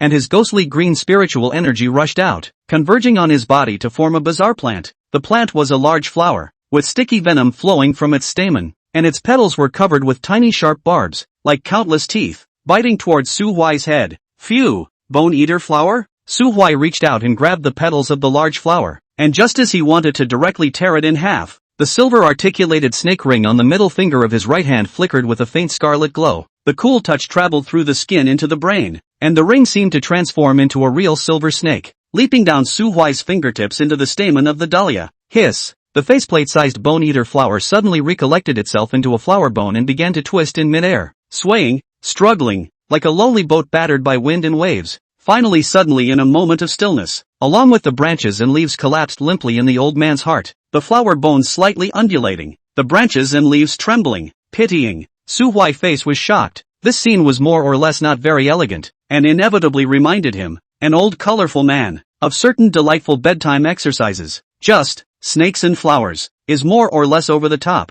isn't it? No sooner had his rambling thoughts ended than he saw the little silver serpent come out of the flower's bones again and crawl back into his right middle finger, transforming back into a finger ring. Only, the red light under his eyes seemed a little stronger. He subconsciously raised his right hand to fondle the ring, and the snake's eyes on the ring glanced at him, then immediately re-emerged as a small snake, opening its mouth to loosen its own tail to give him a bite instead. Asterisk asterisk asterisk asterisk. Without waiting for him to break into tears, a warm energy surged into his fingers through the snake's teeth before flowing into his limbs. It's an amazing feeling. The meridians were moisturized by this energy, emitting a faint fluorescent light, and Su Huai felt that even his soul made a soothing and leaping sound. Strength rating, 9. 3. Potential rating, 2. Overall rating, 13. I'm tired and I'm going to take a nap. Call me when you get to the Monument of Enlightenment, and don't touch me on my body. the high and cold snake re-emerged as a finger ring, and the scarlet snake's eyes reverted to darkness, as if it were just an ordinary craft ring built by a middle-aged enthusiast.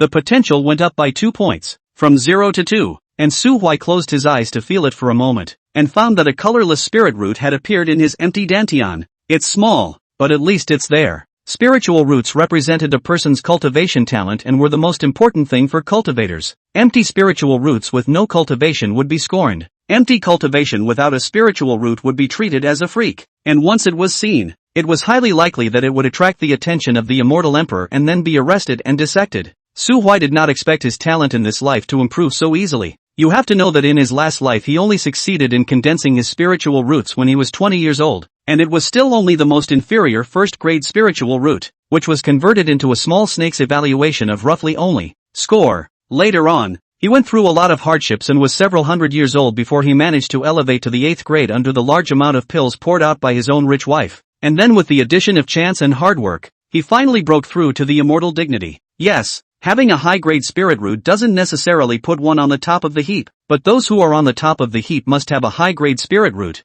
Heavenly rewards are all blind barren bull ********.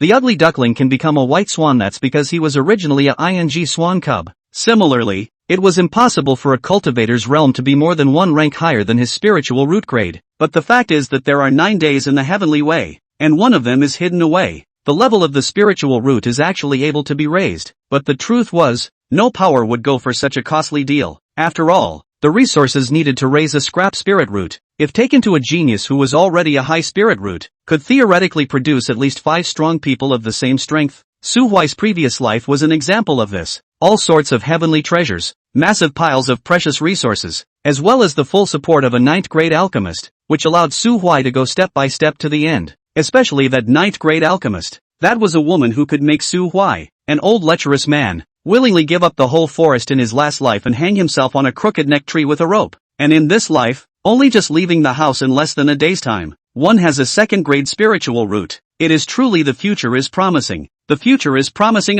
Su Hui lowered his head, skimming over the bone-devouring flower that had been emptied of its body, and looked at the old man lying motionless on the ground. He's dead. The bone-devouring flower will not live long without its soil, and will wither in half an hour at most. Medicine man, an evil, even malevolent, secret method. The most common method used by evil cultivators to refine medicine people is to take a baby that has just been born and is still gifted, and plant the seeds of spiritual plants in its body, and as the baby grows up day by day, the seeds of the spiritual plants will also take root and sprout in its body. Eventually the spirit plant matures at some point and the child who is the carrier dies. The second is the kind of old man in front of him. A secret method was used to control the mind of a strong person to make them voluntarily become a slave of the medicine grower, planting spiritual medicine directly at the heart. This method is simple and brutal, quick results, but also do not need to take care of it from time to time. The only disadvantage is the high cost. On average, a flower consumes a 5th order powerhouse. Samuel Su clasped his hands together and prayed for the dead old man. After all, this selfless old man has just dedicated himself greatly and accomplished Su Hui.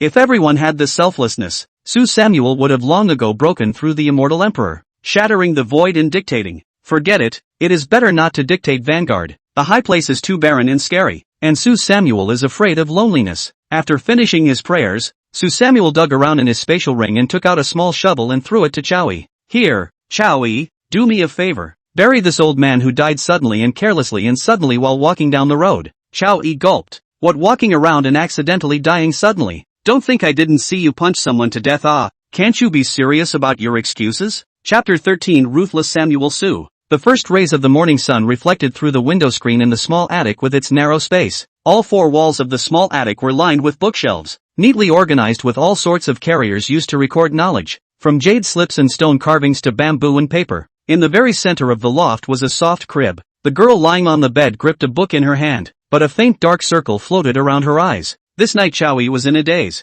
Her cultivation talent was good. Although she couldn't claim to be any kind of heavenly pride, she was still a bit stronger than the geniuses in the general population. It's just that she seldom goes out on weekdays, and she's more fond of nestling in this small attic with the sea of books than fighting and killing. But she did something great last night in a sparse way. With a man he had just met less than an hour ago, he dug a hole in a dark grove and puffed and buried his head in the ground for nearly half an hour. While bending over to shovel the soil he also looked around for fear of being spotted. After all, It was indecent to do such a thing in the middle of the night. Buried or a fifth-order ascendant immortal realm cultivator, with the current saint of the Great Yen Kingdom in the same realm of superpower. Well, at least in her opinion, the immortal ascension realm was already very strong, a realm she had never dared to hope for in her life. But it's such a strong man, only to have his heart blown out by a light punch from the teenager who smiled with a hint of gangliness, without even last words. No, not even a decent tombstone. There's only one small, low mound, but for some reason, there is still an inexplicable thrill in her heart when she remembers that little graveyard was still built by her own hands, shovel by shovel. The girl closed the scroll in her hand. After a night of careful searching, she had come to understand what a medicine man was from a book in the library, and she also knew that the medicine man was from the Sky-Cold Palace, a holy place of immortal cultivation that countless people tend to rush to. Chowie tucked the volume that recorded the general message of the forbidden art into the bookshelf in the far corner of the room. She pursed her lips and after much hesitation decided to force away her sleepiness and fight her way downstairs. The attic had 3 floors. The first floor was a living room with a practicing room, while the second floor was a few small rooms used for guests. Samuel So was placed there. As soon as she went downstairs, Chowie saw Su-Huai lying in front of the table, carefully handling this small bunch of white flowers that she had folded back from the woods last night. What are you tossing these for? It's just a common wildflower. It's not worth anything. Su-Huai raised her head and smiled at Chowie after realizing that it was her. It is indeed a wildflower that can be found everywhere in your case, but for some, it is a surprise that can make them happy all night just by seeing it from afar. Chowie smiled back and didn't retort. She sat across from Su-Huai, looking at this teenager who could hammer someone's skull with a single punch, and watched as he carefully dried the stains on the petals and branches with a cotton cloth before inserting them into the vase containing the spirit liquid. The warm sunlight sprinkled on his face, and his eyes were serious and focused, giving him a sense of happiness in the years. Gathering up the last small white flower in his hand, Su-Huai placed it on the table before he held his knees with both heads and raised his head to look at Chowie. Say, what's it to me? Chowie froze, then lowered her head and said softly, it's still about last night, about that medicine man. The medicine man. What's the problem? No, it's not him who has a problem, it's the Heavenly Cold Palace. I heard him say that he's a deacon of the Heavenly Cold Palace, instructed by a certain peak master to secretly protect Yen forgiveness. Also, Chowie quietly glanced at Su-Huai and realized that he was looking at himself with unblinking eyes, so she had to purse her lips and say all the words in her heart. Also heard you mention the name of the Sky Cold Palace. That's why I want to ask why you didn't inform the other immortal cultivation forces when you clearly knew there was a problem with the Sky Cold Palace. Instead, they let the Heavenly Cold Palace maintain its superficial hypocrisy and let it spread its disciples in the immortal region. Samuel Su nodded. So that's the problem. Ha, yes, I don't mean to question you, it's just that you know everything, yet you didn't even alert Yen Shou and Si-Tu Jirua. I think you must have some plan. You guessed wrong. I have no plans whatsoever. Chowie froze. Samuel Su looked him straight in the eye. Do you think I'm a bit heartless?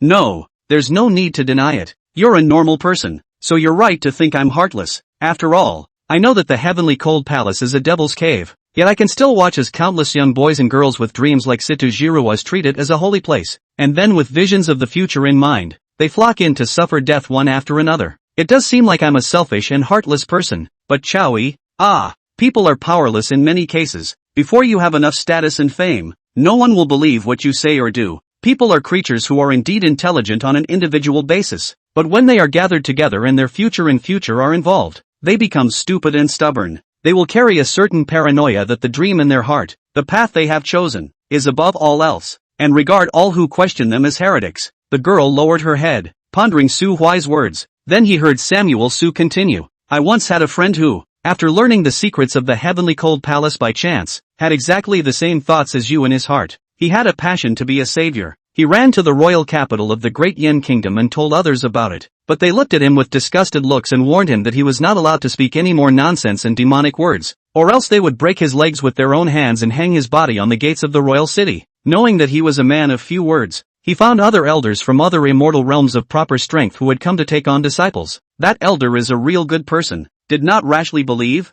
but also truthfully reported to the clan that righteous force could not tolerate sand in its eyes, and immediately organized manpower in secret to infiltrate the Heavenly Cold Palace to investigate. Things were as far as that friend of mine could go at this point. The results, however, have not been favorable. Su-Huai twisted his head to look at the street scene outside the attic. As the rising sun rose in the east, stalls and vendors were the first to flood into the streets, occupying positions with high foot traffic. It was loud and full of life. Su-Huai's voice, however, remained even and without waves. The heavenly cold palace was able to deceive the entire immortal region for so many years. So how could it possibly reveal its footsteps and be easily found out? The scouts sent out by the righteous forces found nothing, so this matter could only be left unsettled. They didn't make things difficult for that friend of mine, they just crossed out his name on the clan's test list for new entrant disciples. Then later, my friend was blacklisted by all the sects together and was disheartened. And not long after, a group of vicious bandits led by immortal cultivators suddenly appeared in the immortal region. They ransacked a large number of villages and towns in a certain area.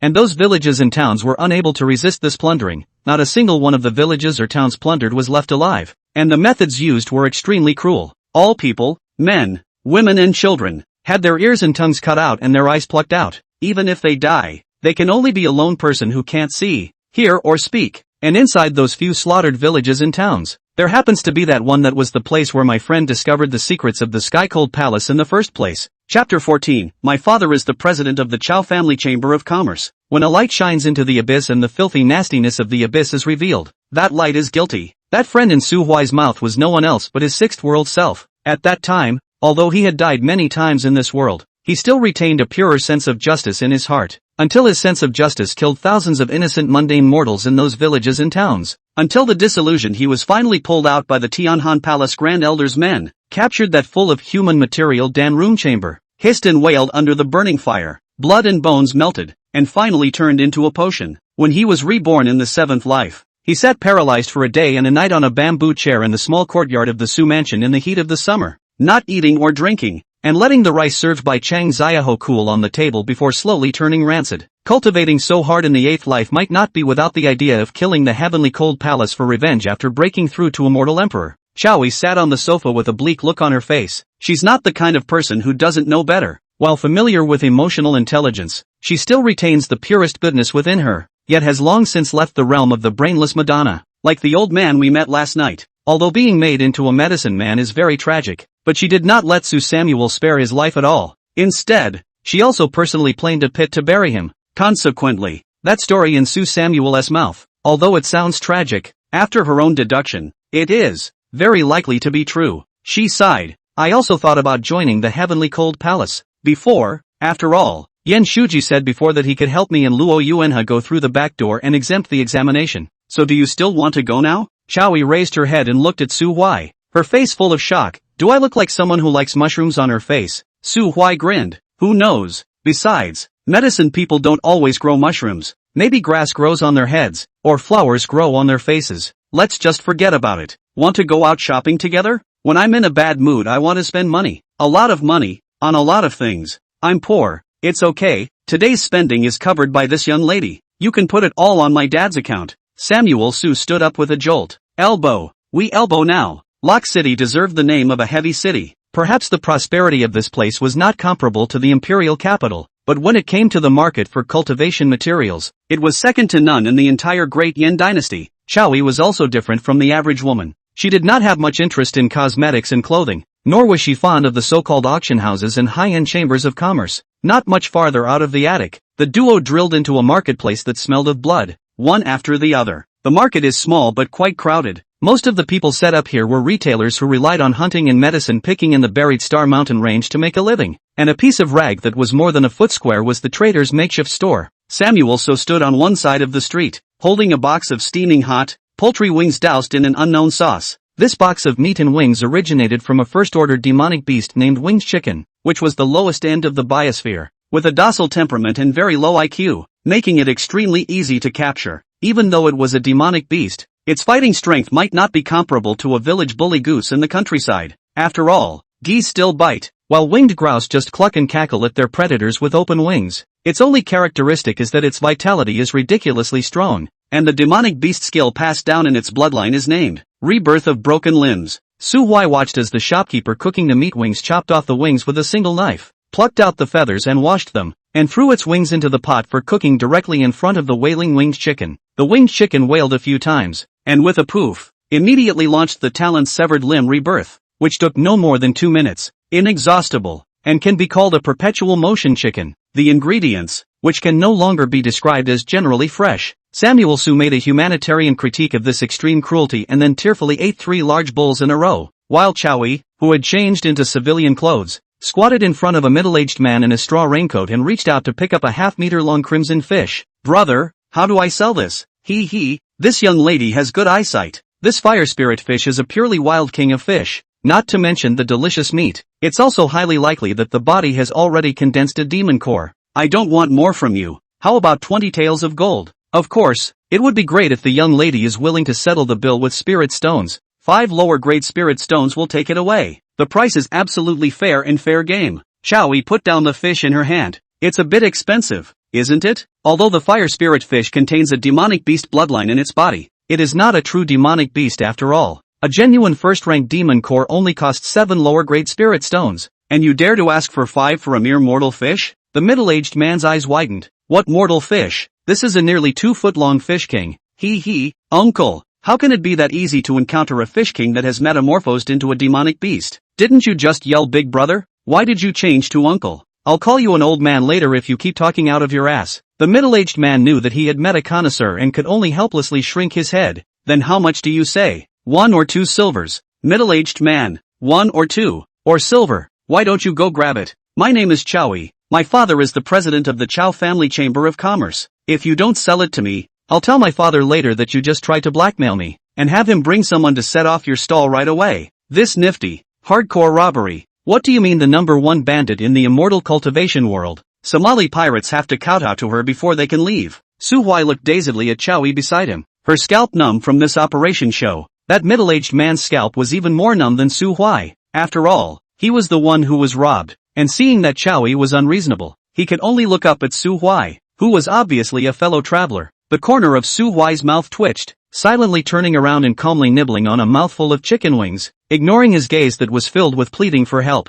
Don't look at me. I'm poor. Seeing Su Huai see death, the boss's body trembled and could only raise his hand to wipe away the tears from his eyes, hissing a sad smile at Chowie. Sold you. Thank you for your patronage. MS. Chow is really good at cutting prices. Don't do it next time. Chowie in the end, of course, did not really give only 1 or 2 silver. This kind of pitiful thing to damage the reputation of her own chamber of commerce she could not do. 2 taels of gold, 0.1 chung xiaoha, was probably the market price of this fire spirit fish, which was close to the king of fish in size. In Luo City, the middle-aged man was making some money, but not much. Noteworthy, he who dared to ask for 20 taels of gold when he opened his mouth ended up being quite grateful to Chowie. This means of controlling people's hearts made Su Samuel think highly of Chowie, the eldest daughter of the Chow Family Chamber of Commerce. For a few more points, Chapter 15, a piece of paper is 1,000 pieces of gold. At 3 o'clock in the morning, Chowie, who had not slept all night, finally tired herself out,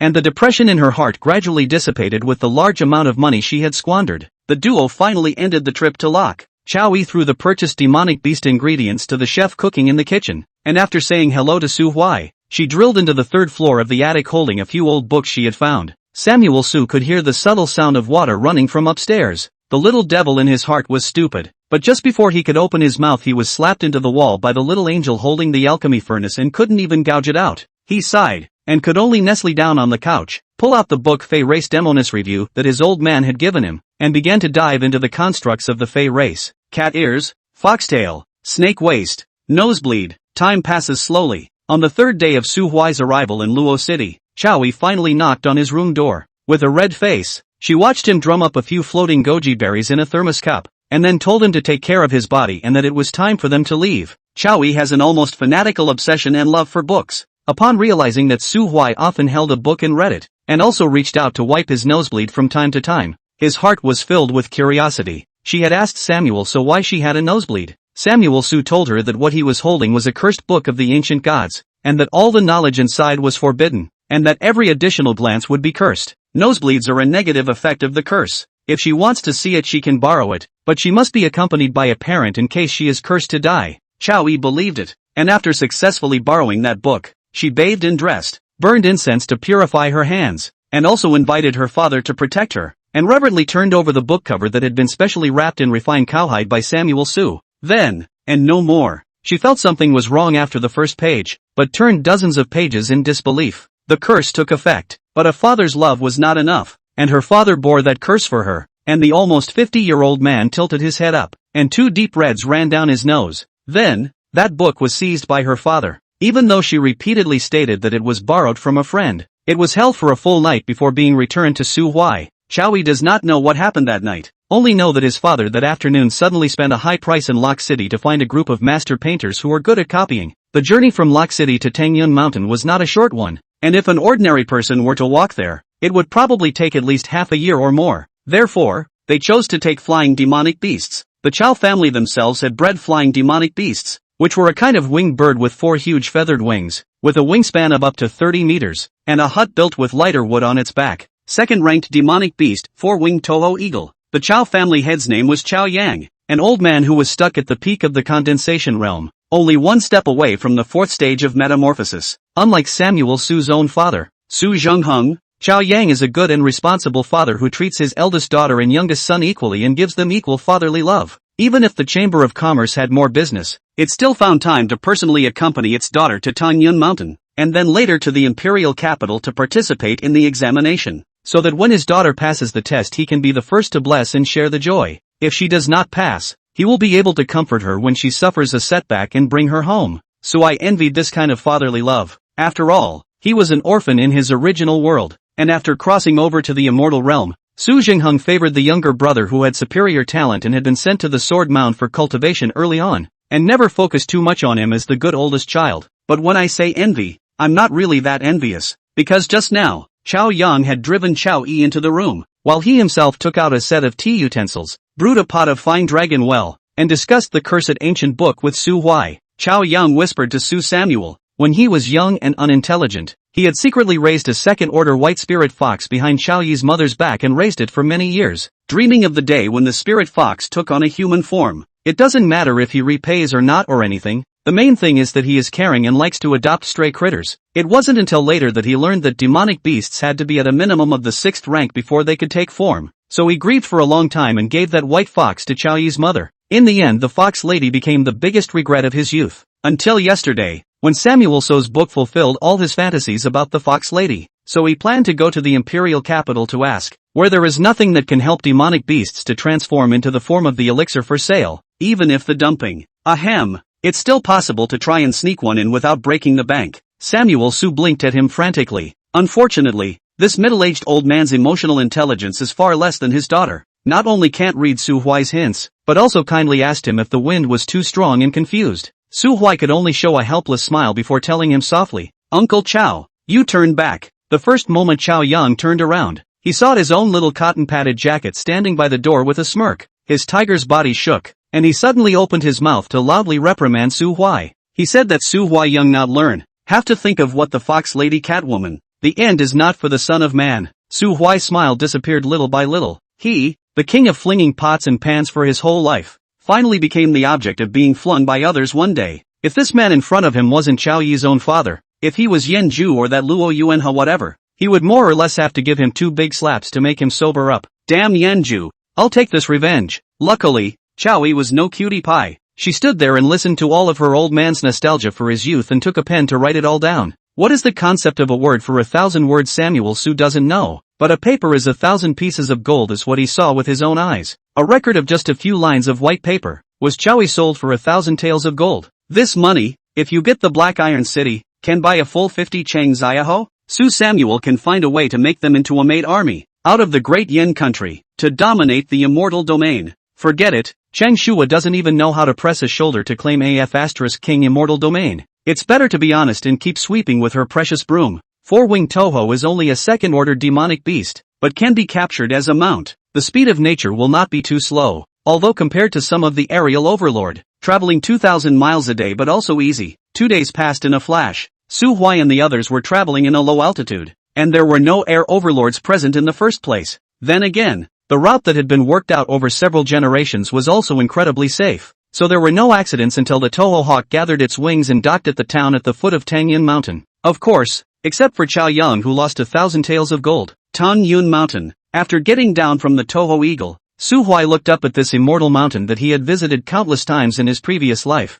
and a trace of imperceptible nostalgia flashed in his eyes. For the majority of people with mediocre qualifications and shyness, yet unwilling to settle at the bottom, Tangyun Mountain was the immortal region's #1 holy land. This was not to say how strong Tangyun Mountain was, rather the opposite. Although Tangyun Mountain could barely be called a party of immortal sect, the strongest person within it was only a mere immortal king. It was called the First Holy Land because of the Monument of Enlightenment at the top of Tangyun Mountain. The Enlightenment tablet can improve qualifications. The effect is not strong and varies from person to person, but it is there in the end. This kind of resource was a good thing to hide inside the other great powers of the immortal region, and it was rare for non-disciples of the clan, or even non-insider disciples, to see it in their lifetime. Tangyun Mountain is just the opposite. They opened the Enlightenment Monument completely, no matter if it is a man or a woman, no matter if it is a man or a woman, no matter if it is a man or a woman, no matter if it is a man or a woman, no matter if it is a man or a man, as long as they can breathe. All the people in the world can sit in meditation under the Monument of Enlightenment. It was their willingness to give everyone in the entire world a slight chance to change their destiny against all odds that made them known as the First Holy Land by those who stood out from the bottom, as well as those who were still struggling to make ends meet. Su Huai had naturally visited this holy place in his previous lives. Only, it didn't work well. I also wondered how much he would be able to improve his qualifications here in this life with the help of that little silver snake. Su Huai gently rubbed the fingertip of the articulated snake ring. The two scarlet snake eyes on the ring flashed more than seems at any time to change back to a small snake to bite him hard. Chapter 16 Tangyun Mountain. Qualification Assessment. Second Grade Inferior Spiritual Root. Attributes, none. At the foot of Tangyun Mountain, Su Huai withdrew his own hand and watched the stone platform for testing talent light up with two white lines. Second Grade Spiritual Roots. Very inferior. If nothing else, a person with this kind of spiritual root would not be able to cross the threshold of the foundation establishment stage and become a god concentration stage cultivator in his or her exhaustive life. Not to mention that it was also the most spicier of the spirit roots, the attribute-less waste root. The spirit power cultivated by this kind of spirit root was just the most ordinary spirit power. Neither the destructive power of the fire and thunder spirit root, nor the thickness of the earth and water spirit root, arguably, is featureless. Like most of the people converging on Tangyun Mountain, all of them were mediocre, yet unwillingly mediocre mediocrities. Your turn. Su Huai looked back at the shocked Chowie behind him and shrugged helplessly. What? Disappointed? No, just a little curious. Disappointment is impossible to be disappointed. The man in front of him is strong to bursting. Yanju, kind of 18 years old to cultivate to the third stage of the pride of the sky in his hands, cannot even top a slap. Chowie even suspected many times that her nearly 50-year-old father could not block that slap. Such a ruthless man is already powerful. What's wrong with a little bit of talent? Does he need it? Do you see Yanju, who possessed a 6th grade metallic spirit root, dare to open his mouth to mock him? You let him try? I'm afraid I'll have to try and pass away. Chowie slowly stepped forward and waited for the two white lines on the test bench to dissipate before she reached out and pressed her hand on the spot that Su Huai had just pressed. She only felt a gentle force flow into her meridians through her palm, running around her body in a circle before returning to the testing table through her palm. Immediately afterward, four aqua blue ripples appeared on the test bench. Qualification Assessment, 4th Grade Inferior Spiritual Root. Attribute, water. The commotion on the testing platform drew the gazes of some cultivators, envious ones and many jealous ones. 4th Grade Spiritual Root, in the cultivation world, is already considered 1 in 1,000 kind. Having this kind of talent and still running to Tangyun Mountain to grab the chance with these ordinary people like them? I'm afraid it's not a high school student coming to the elementary school campus to pretend to be a pussy, is it? Su Huai touched his chin and smiled. Not bad. 4th Grade Spirit Root. Surpassing your father in the future is a foregone conclusion. After all, my father has used so many resources on me. A smile appeared on Chao Yi's face. If I can't surpass him even with this, it would seem like I'm a bit incompetent. What are we going to do next? Hike? Of course. What's the point of coming here without hiking? Tangyun Mountain has a total of 99,000 steps, and when you look at it from the foot of the mountain, you can only see the towering clouds at the top of the mountain, as well as the eagles that appear to be hovering in the clouds from time to time. For every 100 steps, a faint force combs the blood veins and meridians of the climber, and for every 1,000 steps, a baptismal quenching of the body's roots and bones can be ushered in. It is said that if you can climb to the top of the mountain, you will be able to change your body and transform from a mortal into a heavenly pride demon with the qualifications of a great emperor, and you can suppress an era with your own strength. Only for thousands of years, the strongest climber only went up to 94,000 steps, and it was also a direct descendant of a great power, as well as the enemy of Su Samuel, Swordmound Gravekeeper Lee Sadeo, the same hateful woman who secretly snailed in a bamboo forest in her previous life, had her house lit on fire by Su Huai, and then karma'd him with 2 ice blades. Su Huai was unsure if Lee Sadeo, who had ascended the 94,000 steps, had the ability to suppress an era, but it was irrefutable that she had the qualifications of a great emperor, because she really is an immortal emperor. But after all, Those likely Sadeo who purposely ran to sprint for the Tangyun Mountain record in order to prove themselves were only a few, and they would leave immediately after sprinting for the record without making any stops. Tangyun Mountain nowadays, most of the climbers are gathered in the first 30,000 steps. After 30,000 steps, the number of people began to show a precipitous fall. Would you like to buy a hiking manual, sir? Shortly after stepping onto the steps, a little boy wearing the Tangyun Mountain Taoist robe ran to Su Huai with a parcel of scrolls and handed him a yellow paper with undried ink.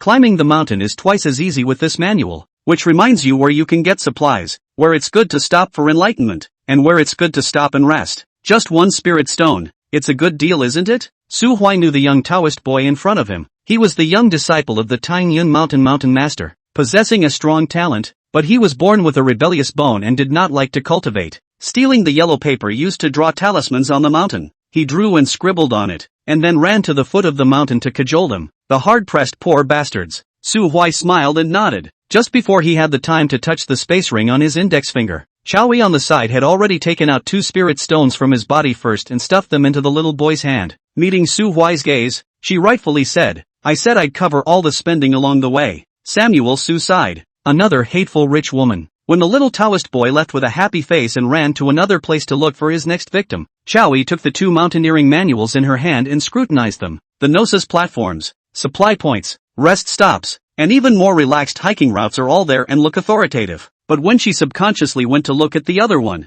the smile on her face suddenly stiffened beyond recognition. Busted. Fooled. The 2 manuals, surprisingly, are mostly different. Samuel Su laughed out loud. Chowie glared at him and gritted her teeth. Did you already know that this manual is fake? Of course I know. I'm not stupid like you. Then why didn't you warn me? Instead of acting like you were going to buy it out of your own pocket? It's just 2 spirit stones. Just consider it as paying an entrance fee. Samuel Su tucked in his hand and stepped upward. If he remembers correctly, the holy land of Tangyun Mountain ceased to exist after 5 years. The buried Star Mountain range rioted as a demonic jinn suddenly set off a beast tide without warning, and nearly a quarter of the Great Yin country's territory was flooded with overwhelming demonic beasts in just half a day. The Tangyun Mountain master brought almost all of his disciples down the mountain to decapitate the demons and escort the mundane populace out. That beast tide lasted less than 3 days, and it was only after a giant of the human race on one side personally stepped in and killed 4 demon kings in succession that the havoc initiated by the demon race was finally quelled. Only, those disciples of Tangyun Mountain who went down to behead the demons did not return to the mountain gate again, including the master of Tangyun Mountain. The sacred immortal sect, which used to be filled with laughter, only remains with countless spirit tags, as well as the unchanging stone steps of climbing for eternity, and the monument of enlightenment that doesn't speak. Since then, Tangyun Mountain has existed in name only. The mountain master's favorite apprentice no longer carries around a haphazardly scribbled hiking manual to deceive people, but carries a bamboo broom, day after day, year after year, sweeping the stone steps of the hiking. Chapter 17 The Monument of Enlightenment. 25,000th step. Su Huai, who only had a 2nd grade spiritual root, was still able to swim with ease. However, Chowie, who possessed a 4th grade spiritual root, was already panting and sweating profusely as she held onto the stone steps. Every step was like taking a huge pressure like a mountain torrent overcoming her body. Is it still holding? Su Huai reached out and handed her a brand new cotton towel, which he had gone out to pick up when he was in Luo City, buying a bundle at once. As an old man who had lived for 9 lifetimes, he had long since departed from the lowly taste of stifling and bitter cultivation, and had begun to enjoy life while steadily raising his cultivation. Gadgets like these that could improve the quality of life abounded in his spatial ring. I can't. Chowie sat on her but on the stone steps, her hair disheveled, burying that pale, beautiful face into the towel,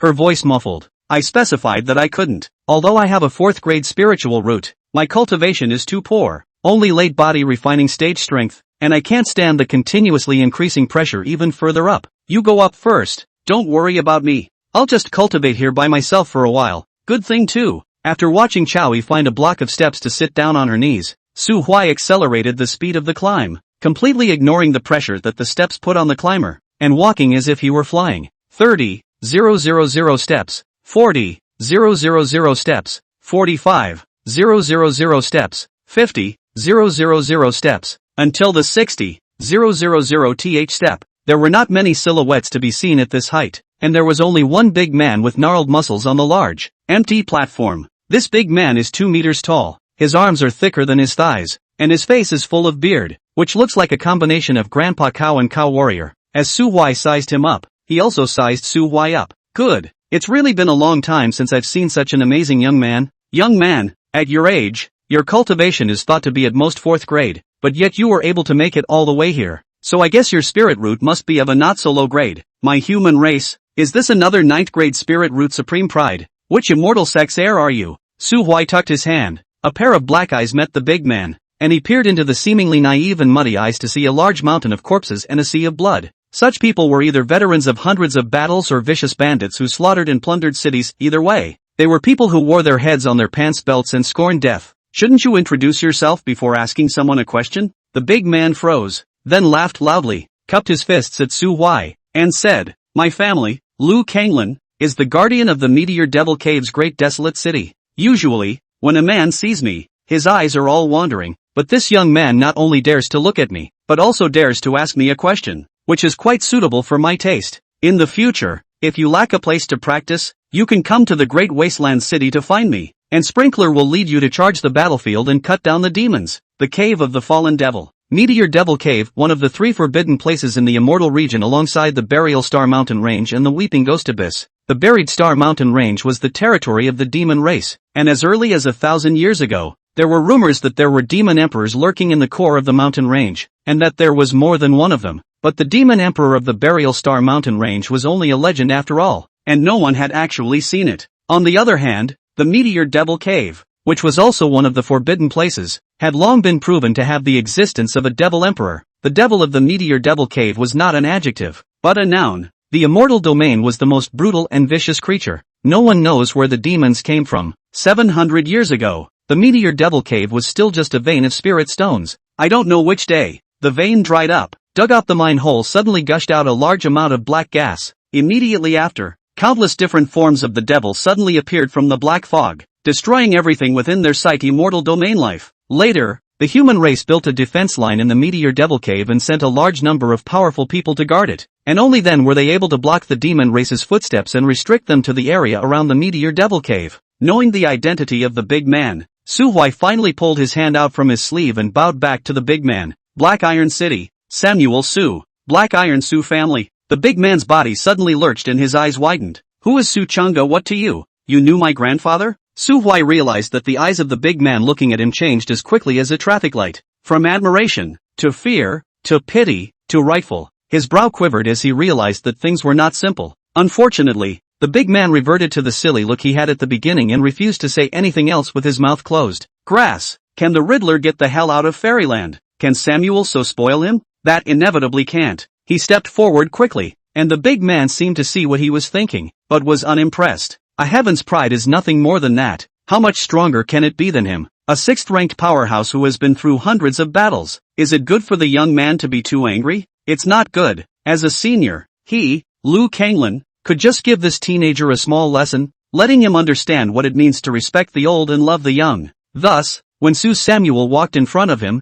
he suddenly struck out with a turn of his spiritual energy. A snap tackle, as expected, was taken on the spot, easily. The big man was held down on the ground by Su Hui as a whole. The big bearded face was close to the ground. The arm, which was thicker than Su Hui's thighs, was counter-restrained behind him, and the muscles all over his body could not make half strength. Little fellow, a mere 6th stage Earth immortal realm, and you still want to make a move against my father? Who gave you the courage? Say, why do you know my grandfather? Abba. Not saying anything, are you? Then don't blame me for rubbing itching powder on your back. Let you itch for 3 days and 3 nights. The big man's eyes widened. You're a devil from the Cave of the Fallen, aren't you? I'm all muscle and I can't touch my back. So that's where you're picking? Putting itching powder on the back of a big, muscular man? That's a human thing to do. Dahan finally recanted. People under the roof had to bow down. If facing the demon race, he can naturally brave death. Even if it is the immortal domain 10 torture all to him on once, he is not likely to say anything. Maybe after his death, his name and life will be engraved on the monument of loyalty and righteousness in the great wasteland city, and his name will be remembered for thousands of years. But if one was tickled to death hard for selling in front of the juniors,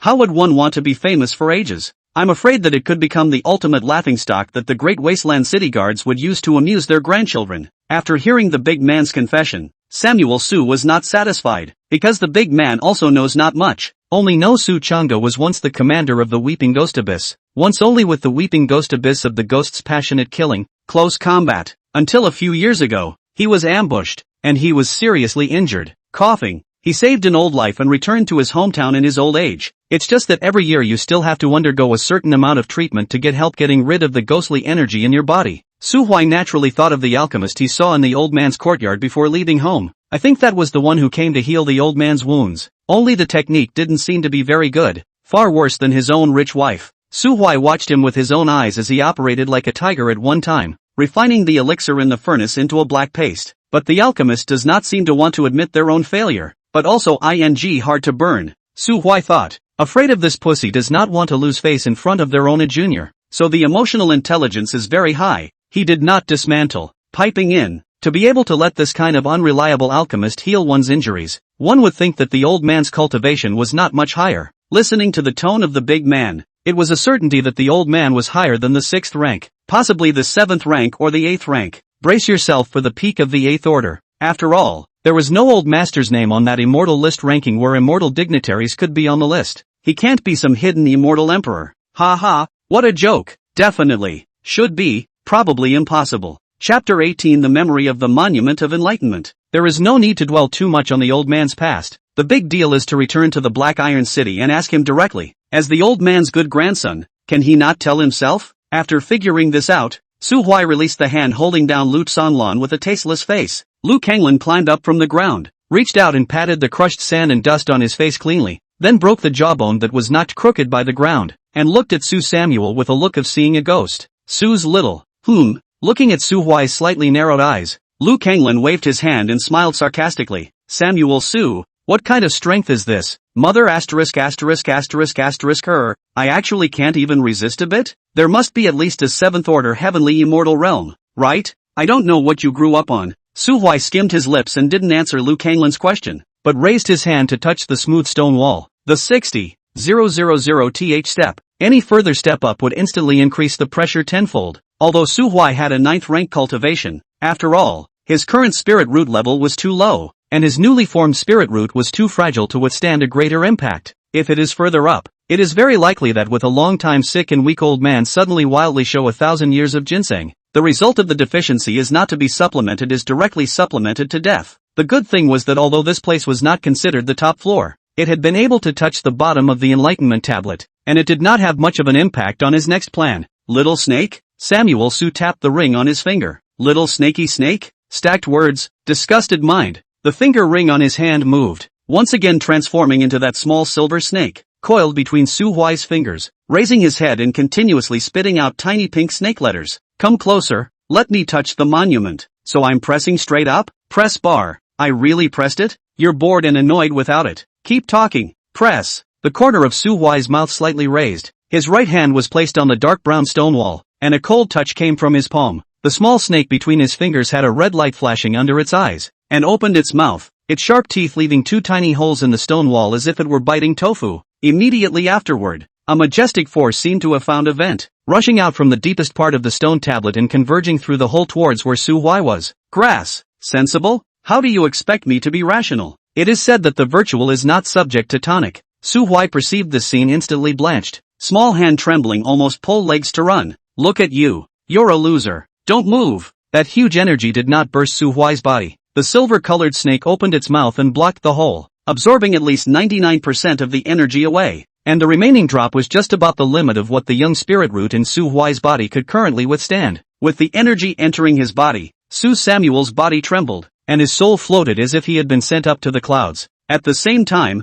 some intermittent images were poured into a sea of consciousness along with the energy. A lonely island with a small pavilion. For teenagers, 3 men and 1 woman sat around the pavilion and exchanged cups and talked about life. 3 points of drunkenness and 7 points of true love. The 4 agreed in the pavilion that they would meet every 5 years in the future and go to the top of the immortal way. In the first 5 years, all 4 arrive, and 1 of the men and 1 of the women have already fallen in love with each other over time and are married, charged and blessed by the remaining 2. The second 5 years, however, only 3 came. Immortal road is against the sky, and people fight with the demon, fight with the devil, fight with all things, fall in the middle of the road, although let friends and family grief, but there is nothing to be done. After the third 5 years, the city where that couple was located was attacked by a powerful demonic creature. The pitch-black fire of the calamity flooded everything, and the weak human race was buried in the fire like ants, and the hissing howl of the demonic creatures resounded in the calamity, and a pair of huge ram's horns dinged the dome of the sky. As one of the few most powerful cultivators in the city, that couple had to step forward with the rest of the several strongest people to face the monster that was as horrible as a god and goddess in order to cover the evacuation of more people. In the fourth 5 years, the snow was heavy, and 4 wine glasses were set up in the pavilion in the center of the lake, but only one person was left to drink alone. The former teenager has faded from youthfulness. 20 years of time rushing to make the handsome face full of stubble, originally full of bookish teenager, is now full of scars. A big drunk. He looked at the calm lake and laughed, recounting to the empty seat the anecdotes he'd encountered and the secret places he'd broken into over the past 5 years. He said he had fallen in love with a woman, but she was only from a mundane family, with a cozy and ordinary home and a carefree smile on her face forever. He couldn't bear to destroy that ordinariness. Cultivators, especially those in the world he lived in, were powerful and respected, but they also carried the duty of sheltering a party. He could die at any time, maybe the next 5 years, maybe tomorrow. The next morning, the pavilion in the lake was empty, and last night's clamor seemed like just a trance-like dream.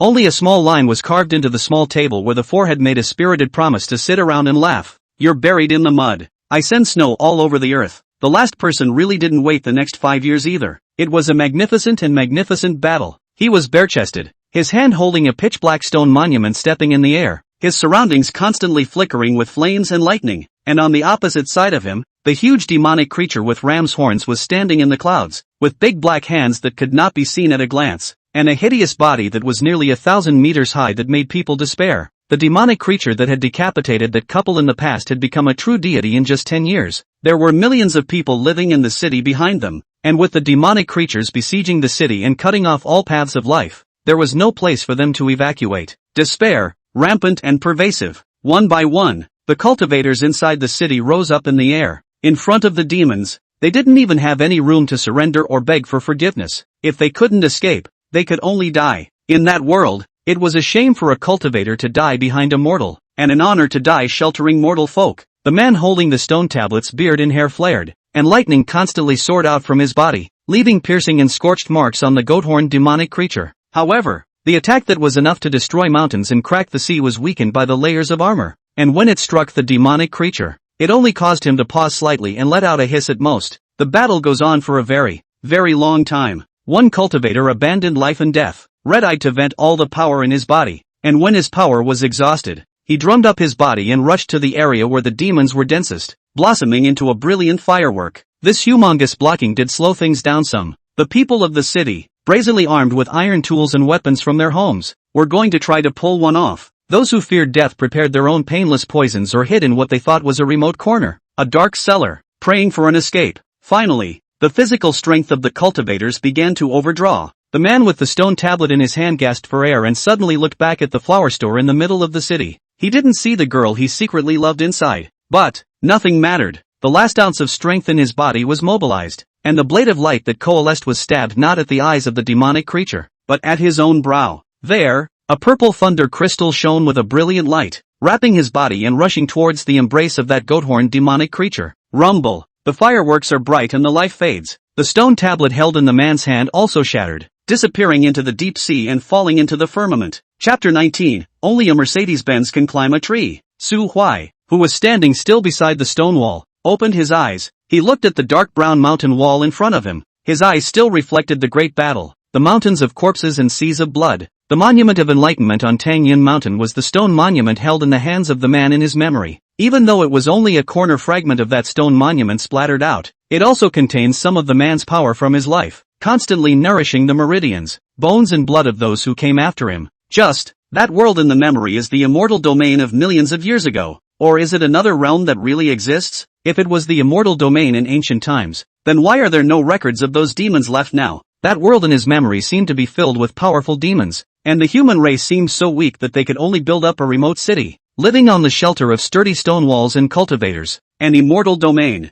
Except for the unknown deep sea, most of the area is the world of the human race. The demon race is blocked in the meteor devil cave, the ghost race is suppressed in the weeping ghost abyss, and the demon race. The only happy place for the demon race was the depths of the Funeral Star Mountain range. Most of the demonic beasts in the rest of the region were in a weak position and were hunted by the human race as cultivation materials. Not here.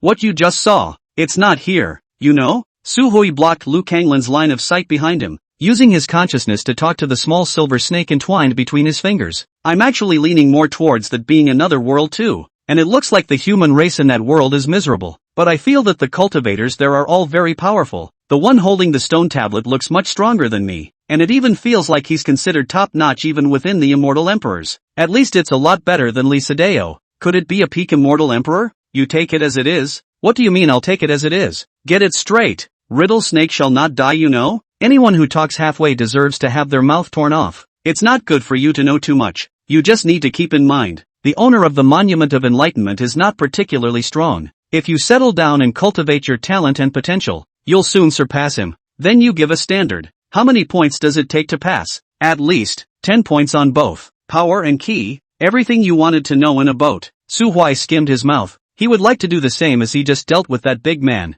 holding the little snake down and rubbing it on the ground, forcing it to spit out everything it knew. But it couldn't be. He couldn't beat this snake. Recalling the feeling of being drained of power in the cave, Su Samuel felt a palpitation. This snake thinner than a finger was most likely on the same level of existence as the goat-horned demon god from that piece of memory just now. He meow. I don't know if this crap snake is male or female. If it's male, when I'm strong I'll grab it and throw it into a wine bottle to make wine. If it's female, hey, you're thinking of something rude again. I'm not. Don't be ridiculous. The little snake's scarlet pupils glared at him, followed by opening its small mouth, and its two sharp teeth dug viciously into the flesh of his middle finger, causing him to grimace in pain. But Samuel Su, who already knew what the little snake was doing, didn't resist. Feeling it carefully, there was indeed a stream of pure energy flowing from the snake's teeth into his limbs, compared to the raging tidal waterfall in the Monument of Enlightenment. This energy was just a silent stream, continuously feeding Su Samuel's spirit root with a most gentle means. This method ensured that there was no impact on the spirit root, but also maximized the grade of the spirit root.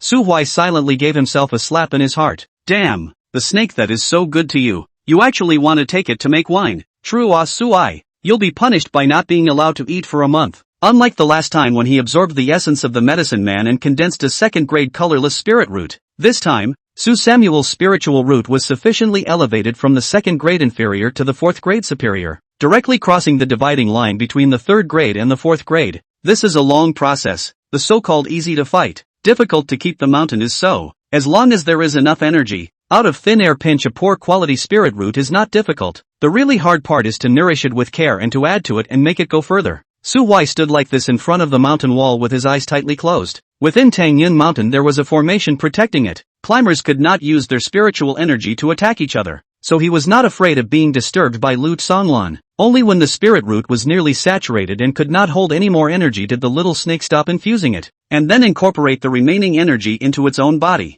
Su Huai also opened his eyes. The corner of his mouth raised a smile of satisfaction. Now even if the cultivation is not put aside, Su Huai also size can call himself a small genius. You should know that even his father Su Zhengheng, a hot man with high eyes, can't see Su Hui, the eldest son of the man. The spiritual root grade also dare not reach the fourth grade medium. If the next time he went home and Su Zhengheng said that he was a waste again, Su Hui would be able to flash his fourth grade superior spirit root with a tiger's body and then the corner of his mouth would be twisted. The 3-year period has come and gone, and my Su family's youngest has returned against all odds. Su Young Hyeon, you dare to call me a loser? What kind of macabre are you? This Su family has eyes but no eyes, so it's better not to treat them. At that time, the Su family elders must have sucked in a breath of cold air, and then called out horror as, ahem. On second thought let it go. He was not, after all, a flunky, and furthermore he was afraid that the corners of his mouth would be torn by the old man before he had time to crook them. Su Huai raised his hand and stretched. Then the bones around his body made a crackling sound, which proved that the time he had spent in front of the mountain wall was indeed not short.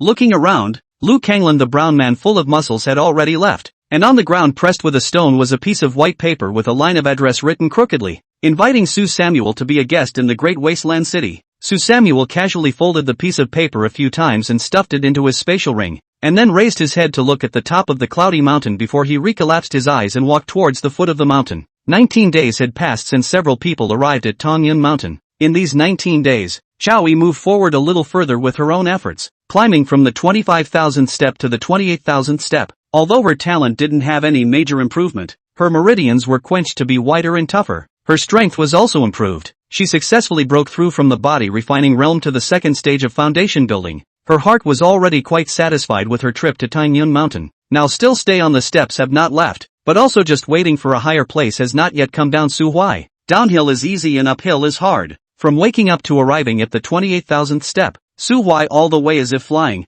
almost running out of stumps on the mountain path. Even when you hit a corner turn, you don't slow down. You run hard on your own 2 feet AE 86, and you're just one drain away from a drain turn. It was only when he stopped not far from Chowie that Su Huai suddenly remembered something, and hurriedly threw out of his mind the thought that he had just been driving an AE 86. Damn, serious people who like to drive that kind of broken car. Anyway, Su Huai does not open. To open is also open Mercedes-Benz. After all, AE 86 can only go to the mountains. Mercedes can only go to the trees. Samuel, so, I'm here. Chowie waved at him and jogged all the way over. You finally came down. A few days later maybe we'll miss the Imperial Capital Fest. She had long seen this windy man running down from the mountains, and after not seeing him for more than half a month, this man's aura had become more and more calm, condensed and charming. Cultivation is also becoming more and more unfathomable. Chapter 20, The Imperial Capital. Great Yin Country, Imperial Capital. It was said to be the Imperial Capital event, but it was actually just the preliminary selection of new disciples by those immortal sect powers. The conditions for passing were very loose, a spiritual root of the 3rd grade or above, as well as a better heart, plus being able to match the eyes of the assessment elders in charge of the assessment. After the pre-selection, the qualified examiners can only follow their favorite clan elders and return to the clan's premises for the real examination. If they pass,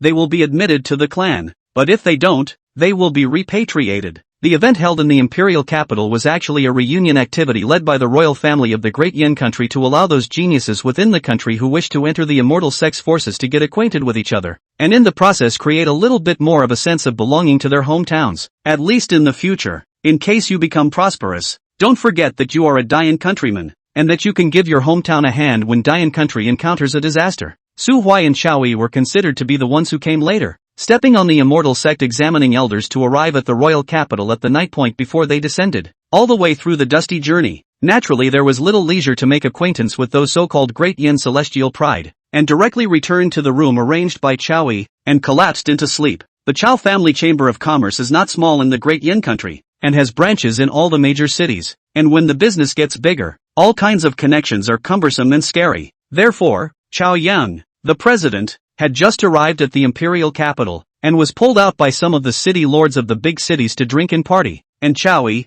the future heir of the Chamber of Commerce, was not allowed to be free. She needed to familiarize herself with each city first, or at least give those city lords a general impression of her. In this way, in the event that the immortal path does not work in the future, she will be able to inherit the billions of dollars when she returns home in despair. Arrived at the Imperial Capital only shortly after noon, slept all afternoon Su Huai to the evening, but did not have the slightest drowsiness, so he made a couple of leaps through the windowsill, climbed up from the room to the roof, and, not minding the dust on the masonry, lay down directly holding the back of his head, lying on the roof looking up at the stars. It was his favorite thing to do in his former life. At that time, he did not pass the immortal sex examination because his spiritual root was too inferior and his cultivation level was not high, so he could only build a 2-story hut at the foot of Diffractive Moon Immortal Mountain. The roof of the hut was made into a huge terrace by him, which was filled with all kinds of equipment and materials used for alchemy, with the only exception of a small reclining chair placed in the corner. Sometimes when the rich woman got tired of practicing alchemy or failed, she would run all the way to his arms and beg for comfort, and then she would stay with him on that recliner and look at the stars. The two would argue in whispers about what the stars in the sky foretold, and Su Huai, who had never studied stargazing and divination, would only talk nonsense, coming and going with one sentence. Mars is bright tonight. The rich woman asked him, what is Mars? Samuel Su was silent, then replied, a star that breathes fire. The rich woman was much more knowledgeable and knew far more things than he did, but he won every argument. Nothing else. Every time you can't say it, Su Samuel will hoop the waist of the rich woman, and then lie down on her ear and gently huff. Really can't directly block her mouth. Shameless, but it works every time. After the kiss, the rich woman would just nestle in his arms and grunt, then agree with all the fallacies he presented. For example, what continents are square? The immortal realm has long been occupied by lizard people. The world is ending in 2012, and little monsters are eating 4 or 5 Ultraman at once. Back then the years were quiet. The dandies, the rocking chairs, the stars, and everything on the roof was a rich woman's. Only rich women are his. It's just that the rich woman seems to be so enamored of his embrace that she can't look at the stars for long before she quietly falls asleep.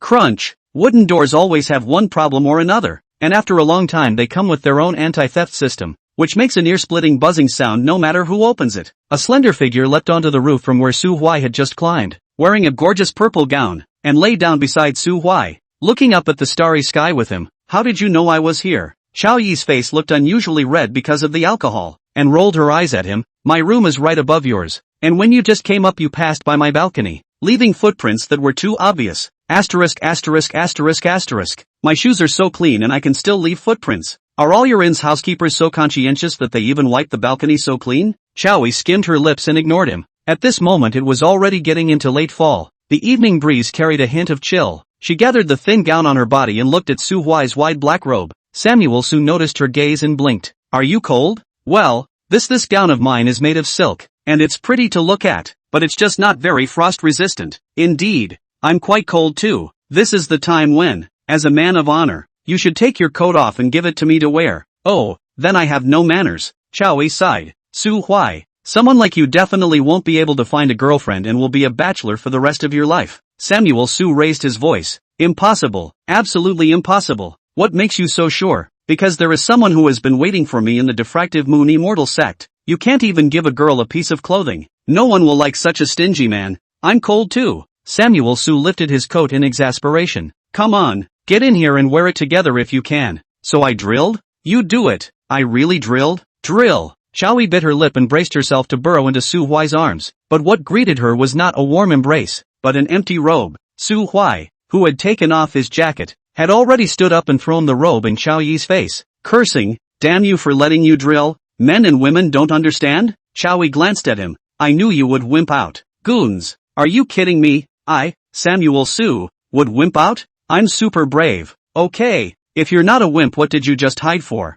I was afraid I wouldn't be able to control myself and make you wince in pain later. Why do I have to wail? You don't pry into the Lord's business. Damn it, Samuel So, I'm obviously a few months older than you. Xiao Yi suddenly paused, seemed to have figured out what Su Huai had just said, and a blush appeared on her face which was covered by the night color. Bah, you're only good at talking waves, but in fact, your body is so weak that you can't do it, right? Holy, Xiao Yi, you're questioning me. That's right, I'm questioning you, and if you want to keep me from questioning you, then prove it. Su Huai gritted his teeth. Do you believe I'll let your father hold his big fat grandson 9 months from today? All talk and no action. Come if you dare. My room is right down there. Don't you dare. Come and make my sheets bloom with plum blossoms. Next time for sure. Samuel So slipped away in a cloud of dust. He has always been a strong-mouthed king, hiding his sultry heart under his handsome exterior. Ever since he was a child, there wasn't a good-looking maid in the Su mansion who hadn't been molested by him verbally, which was why the rumor that the Su family's youngest master was not well endowed or a scum was spreading all over Black Iron City. So much so that his Hall Su family's great young man, the most handsome man in the Black Iron City, in the courtyard, in addition to a Chang Xiaoho who was forced by life, there is no other maid, but heaven forbid, at least in this life, so far he was just a fledgling. The only members of the opposite sex who had ever had physical contact were also Chang Xiaoho, and Chang Xiaomiao, the bare child of her family who owed her a beating. And, the most over-the-top behavior they've ever done with each other was just pinching faces. Like most men, Samuel Su has a prodigal heart but not the courage to be prodigal. If he had half of the 10% strength of the scum man, Chang Xiaoho would have been coerced and seduced by him, eaten dry and then thrown out of the Su mansion in the cold winter months. I didn't realize that now that the scumbag's mind is not practiced, his mouth is actually not able to wave over others. Damn, how can you be a scumbag in the future like this? How can you be ruthless and dictate to Vanguard? Still have to learn from capitalists with an open mind. Samuel So's departure has made the roof cold again. Xiao Yi hugged the dress and sat on the roof shaking her head. The main reason why she was so bold tonight was because she had been a good girl for too long in Lock City. As the daughter of the Chow family, she must pay attention to the proportion of people, every word and action, familiar with emotional intelligence from childhood, so that everyone likes may not be a sad. That's why after coming into contact with Su Samuel, a strong and enigmatic person with a strange personality like a city hooligan, only then would he inadvertently reveal his true colors. Plus I did drink a lot today. Samuel So could definitely smell the alcohol on her. So whatever she does or says can be dismissed as a drunken slip of the tongue and can be reneged on when she wakes up the next day. Only, after burying her face into that black robe, Xiao Yi still couldn't help but sigh. She thought that her body can become the biggest part of the chips in her hands later, but did not expect to go out of the division before the first body to die. Damn light to others do not want. Chapter 21, The Immortal Sect. There are roughly 4 types of immortal realm forces. The first type is a transcendent power. There are immortal emperors or 2 or more immortal dignitaries sitting in the clan. It can be called a transcendent power.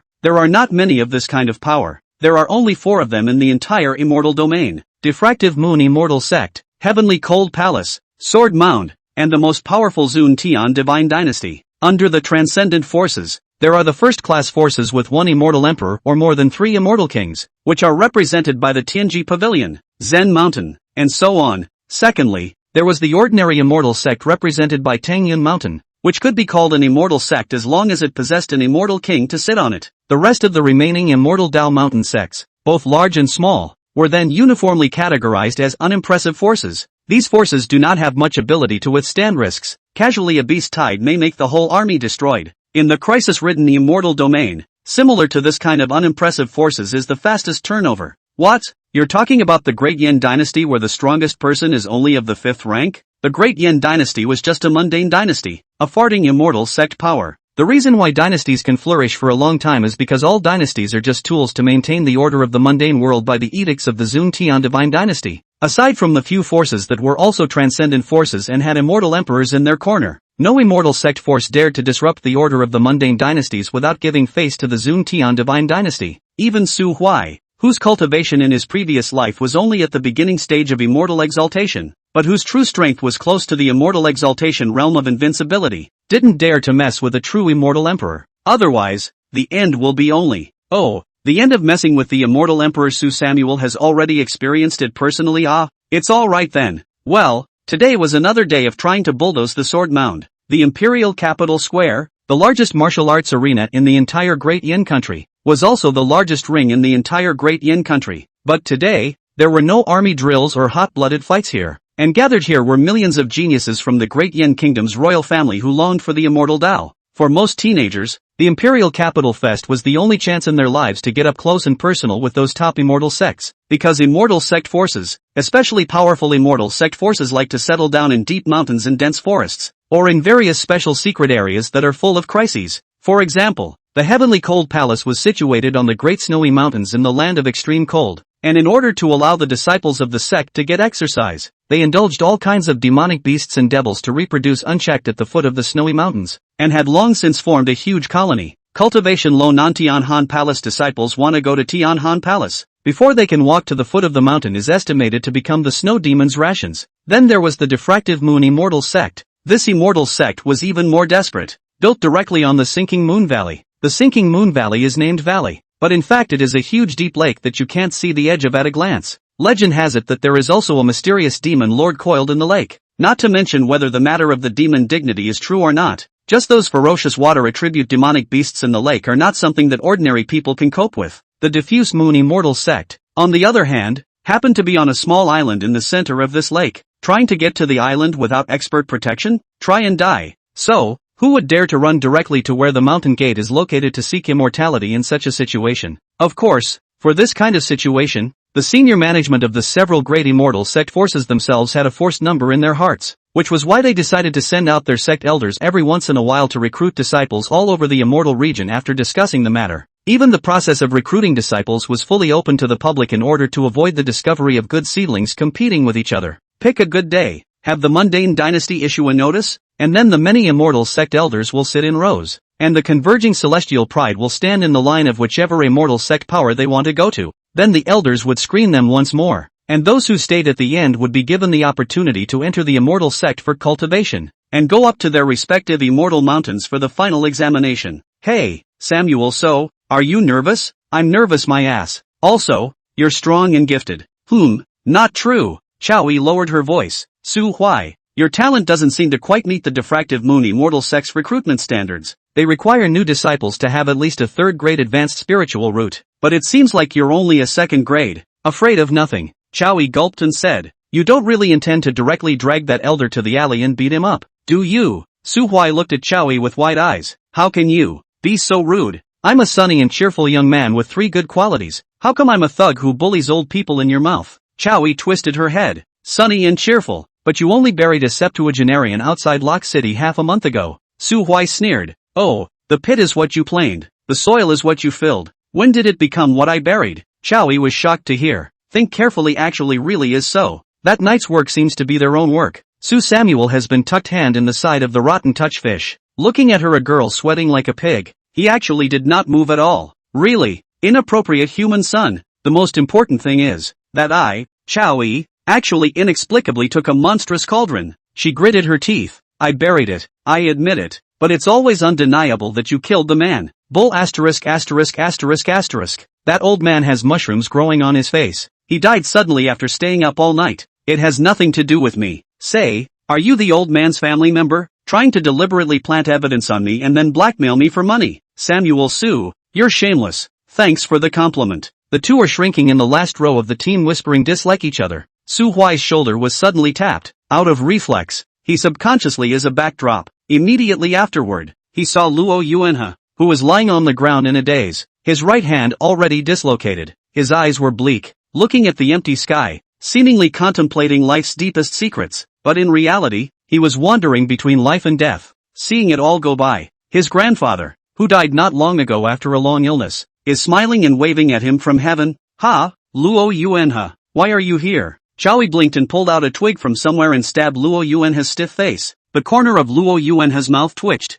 A glimmer of light returned to the bottom of his eyes as pain flooded into his brain, and he reached up to cover his dislocated arm, finally realizing what it had felt like when Yan Shu had received that slap in the face. It's sour beyond belief. He inclined his head and looked at Su Huai with a sly look in his eyes. I say hello to you and you throw a backhanded slam? Is this appropriate? Thanks to your girl did not hold a knife in the hand.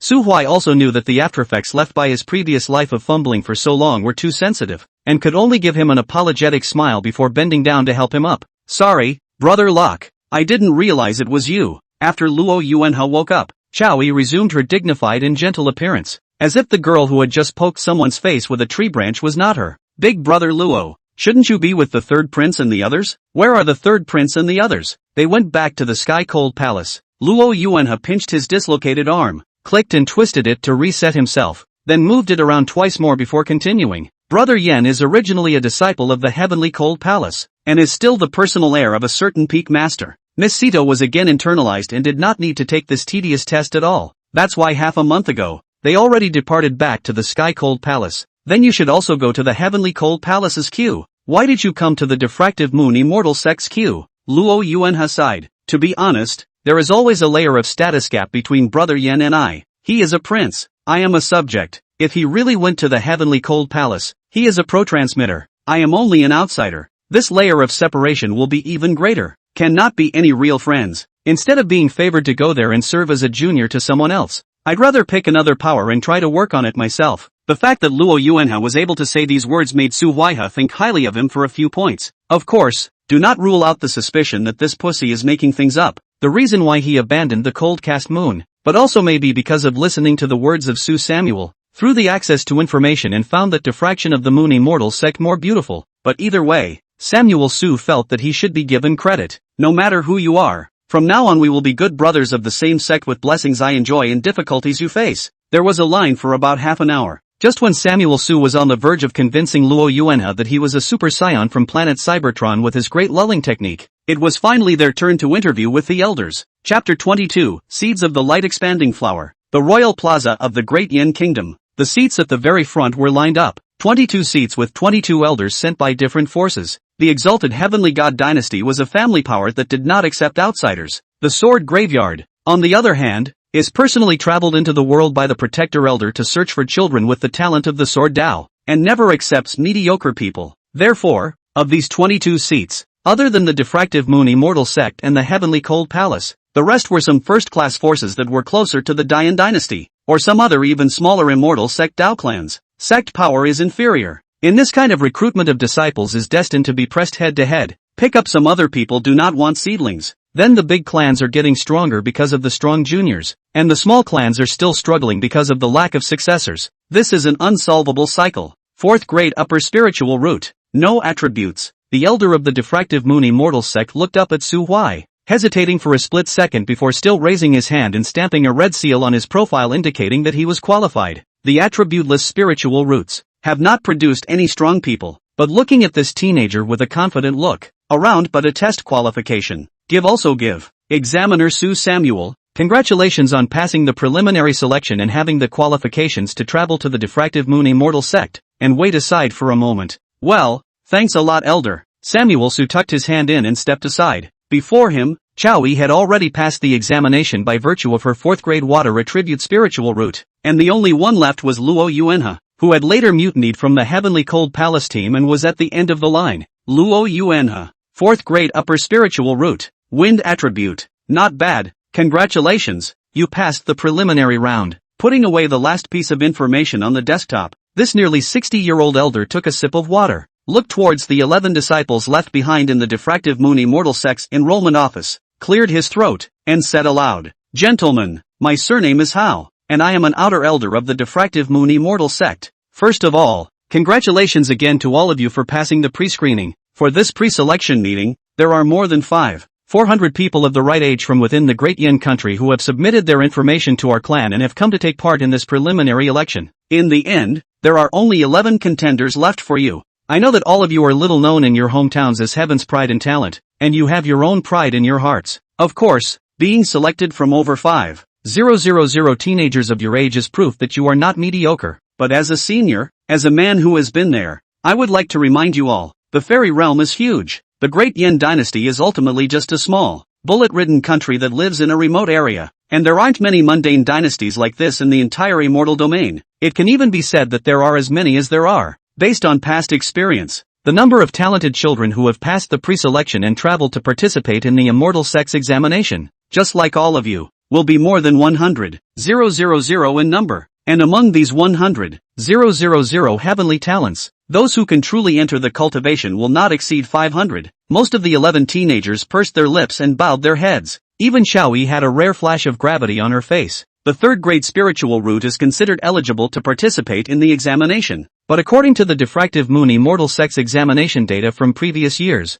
the 4th grade spiritual root is actually only up to the average standard of the Immortal Sex formal examination. Her cultivation is not high, and the chances of passing the formal examination are very small. She was not the only one who had this concern in mind. Elder Hao let these 11 teenagers think for a while on their own before raising his voice and speaking again. He said, "Opportunity has always existed alongside risk, and there were not many people who participated in our sex examinations in previous years who ended up failing miserably. And because of some special reasons, the rule of our clan is that those who are with the test, even if they fail, have to stay within the sunken moon valley for enough 3 years before they are allowed to return to their hometowns. The pros and cons of the examination have been explained to you in advance. With your talents, if you were to give up the Immortal Sect examination now, I'm sure that other Immortal Sect forces with more lenient requirements for disciples would sweep you off your feet. However, if you choose to participate in our sex examination, there will be no turning back after you hit the road." The 11 teenagers stood still. The rules of the Diffractive Moon Immortal Sect they had known for a long time and had long been mentally prepared for.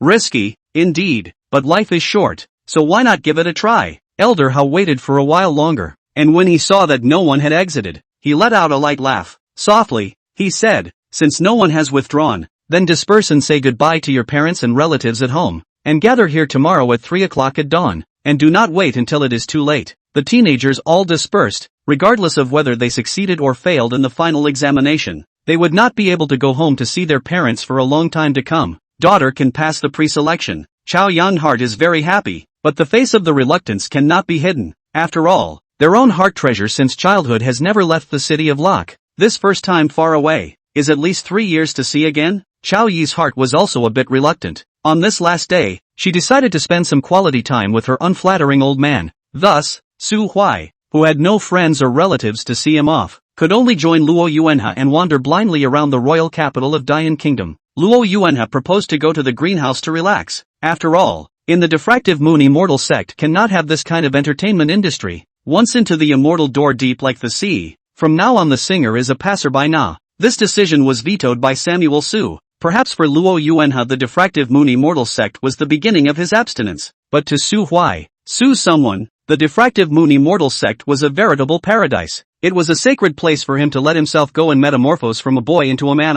At the same time, Samuel Su wasn't the kind of dictator who used his power to oppress others, so he offered to rock paper scissors with Luo Yuenha, and whoever won would listen to him. Brother Locke, what are you coming out with? Luo Yuanhe froze, his eyes wide. Can I not say? Yes, but I want to get out the scissors. Come on, get ready. 1, 2, 3, rock, paper, scissors. Su Huai was indeed a man of his word, and when he said scissors, he produced scissors, but he glanced down at Luo Yuanhe's hand before raising his sight to gaze into his eyes. Luo Yuanhe trembled, and his clenched fists unclenched one by one, turning from stone to cloth. Good buddy, I won. Go on, follow me. Luo Yuanhe looked up at the sky and let out a long sigh. Su Samuel, him really, I cried to death. He could have just dictated and still had to engage in democratic guessing with me. This pussy is simply too gentle. One day, the two big men drilled into the middle of the Imperial City Chamber of Commerce, and bought several years' worth of seasonings under the leadership of Su Samuel, and the spatial ring was piled up with all kinds of living supplies. Luo Yuanhe suspects that Su Huai is not going to cultivate at all. He clearly intends to go to the diffuse moon immortal sect to enjoy life. The strangest thing was that this pussy ended up taking him all over half of the imperial capital just to buy a few bags of light-driving flower seeds. The light-expelling flower wasn't a spiritual medicine. It was just an ordinary ornamental flower. And even this flower was considered low-class in ornamental flowers, because the vitality is too tenacious. There is sunlight can live. Lack of the rest of the flowers of the kind of delicate. By the light of the flower has always been the rich and the aristocrats regarded as lowly weeds. So why did Samuel so buy such a bunch of weed seeds? Luo Yuanhe was curious, but he didn't dare to ask. After running all day, when he went back, Su Huai did not have a problem, but Luo Yuanhe was holding his waist, with a shocked look on Qiao Yi's face. He didn't even eat the farewell dinner that Qiao Yang had hired someone to make at great expense and went back to his room to fall asleep. One night without words. Chapter 23. 3 minutes past dawning, which on earth is 5:45 a.m. It was just getting light at this hour, and the chickens that chimed in were in high spirits, standing on the fence and letting out their cries into the sun, while those who had been forced by life were still wrapped up in their quilts and exhausted. No one is late for a long trip. Naturally, after Elder Hao counted the number of people, he led them onto a small flying boat that was about 10 meters long. The flying boat has no sails, but only extends a huge wingspan on both sides like an airplane, and is probably also a flying tool inspired by the flight of birds. Well, it looks like it's still an outboard engine kind of thing. A strong fifth-order flying dragon with thick reins draped over its body snorted at the front of the flying boat. Luo Yuanhe lay down all night. Yesterday's back pain has been relieved. At this time leaning on the deck of the flying boat, looking at the flying dragon TSK TSK TSK TSK TSK TSK TSK TSK TSK TSK TSK TSK TSK TSK TSK TSK TSK TSK TSK. A great power is a great power. A fifth-order powerhouse is already a king of a country in the Great Yin country, but in the diffractive moon immortal sect it can only be used to pull a cart. Qiao slowly lowered her hand to wave goodbye to her old man and twisted her head to send him a blank stare. His Majesty, the Yen Emperor, will be so happy to hear your sentiments that he will be so happy that he will ask your father for a one-on-one fight on the spot. Ahem, I just said nothing. At Elder Hao's command, the flying dragon let out a low roar and lifted its wings. The raging air currents blew the ground in all directions with sand and dust. The reins were taut, and the flying boat slowly lifted into the air under the dragon's pull. The buildings on the ground soon became small. The beautiful river and mountains, and the magnificent imperial city were all in sight. Qiao Yi's expression became downcast again. Compared to the boy who transformed into a runaway wild horse once he left home, the girl's home-loving complex was always a bit more serious. Luo Yuanhe opened his mouth, not knowing how to comfort. He gently touched Su Huai next to him, but only received a faintly imperceptible pretense in return. Su Samuel rummaged through his space ring and pulled out a few sheets of thin, soft tissue paper, and snapped it to paste on Qiao Yi's head. Cry if you want to, cry louder. Qiao Yi glared back at him with a confused face, rather gritting her teeth. I'm just a little sad. Who told you I was crying? Su Huai blinked and reached out toward Luo Yuanhe. Luo Yuanhe people are numb again. After a short time of looking at the scenery, a fellow teenager ran onto the deck and invited them to join him in the cabin for a drink. In addition to Su Huai, 3 people, the companion teenagers and Hao Elder are drinking in the cabin. The type of wine is different, but just based on the aroma you can tell that they are all good wine. The long table they were sitting around was filled with food and specialty fruits and vegetables from various regions of the Great Yin country. It seemed that all these teenagers had come prepared, and Samuel Su, a shameless self-starter, quickly blended in and mingled with the teenagers who had just been strangers. Qiao Yi, the highly emotional one, also took out the specialties of Luo City that had been prepared long ago from her storage bracelet and took a seat at the end of the table. Only Luo Yuanhe stood in the doorway, gas, shaking, cold,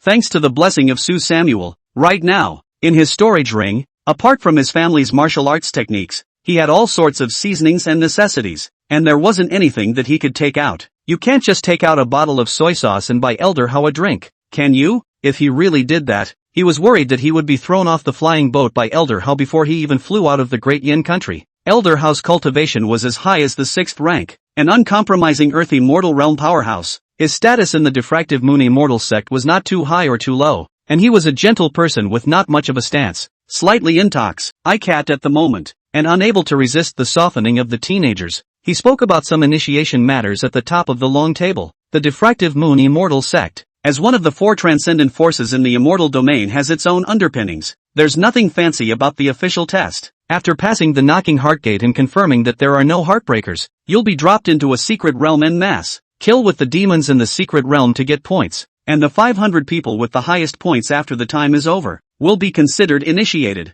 The words were intermittent, seemingly drunk, but Su Samuel was very sure that this elder was not drunk, and the seemingly cloudy old eyes flashed with the light of wisdom. These messages were deliberately revealed by him. After all, it wasn't just the disciples who competed within the diffractive moon immortal sect. The elders were also secretly competing for the top spot. If a few more of these 11 teenagers from the Great Yin country who were personally extradited back to the immortal sect by Elder How could pass the examination, it would be beneficial and not detrimental to Elder How. Elder How. The young man opposite Su Huai raised his wine cup and asked again. Diffractive moon immortal sect. What cultivation level is considered accomplished? What cultivation level is considered accomplished? Ha ha, there's no measure for that. Elder How shook his head and shook his head. Cultivation together. The long road is long. How many withered bones of inaction? Cultivation, not only to repair the body, but also the heart. The great Emperor Diffractive Moon had set up a disciplinary rule that when an immortal sect disciple's cultivation level caught up with his or her spiritual root grade, he or she would have the qualification to go down the mountain and out of the valley.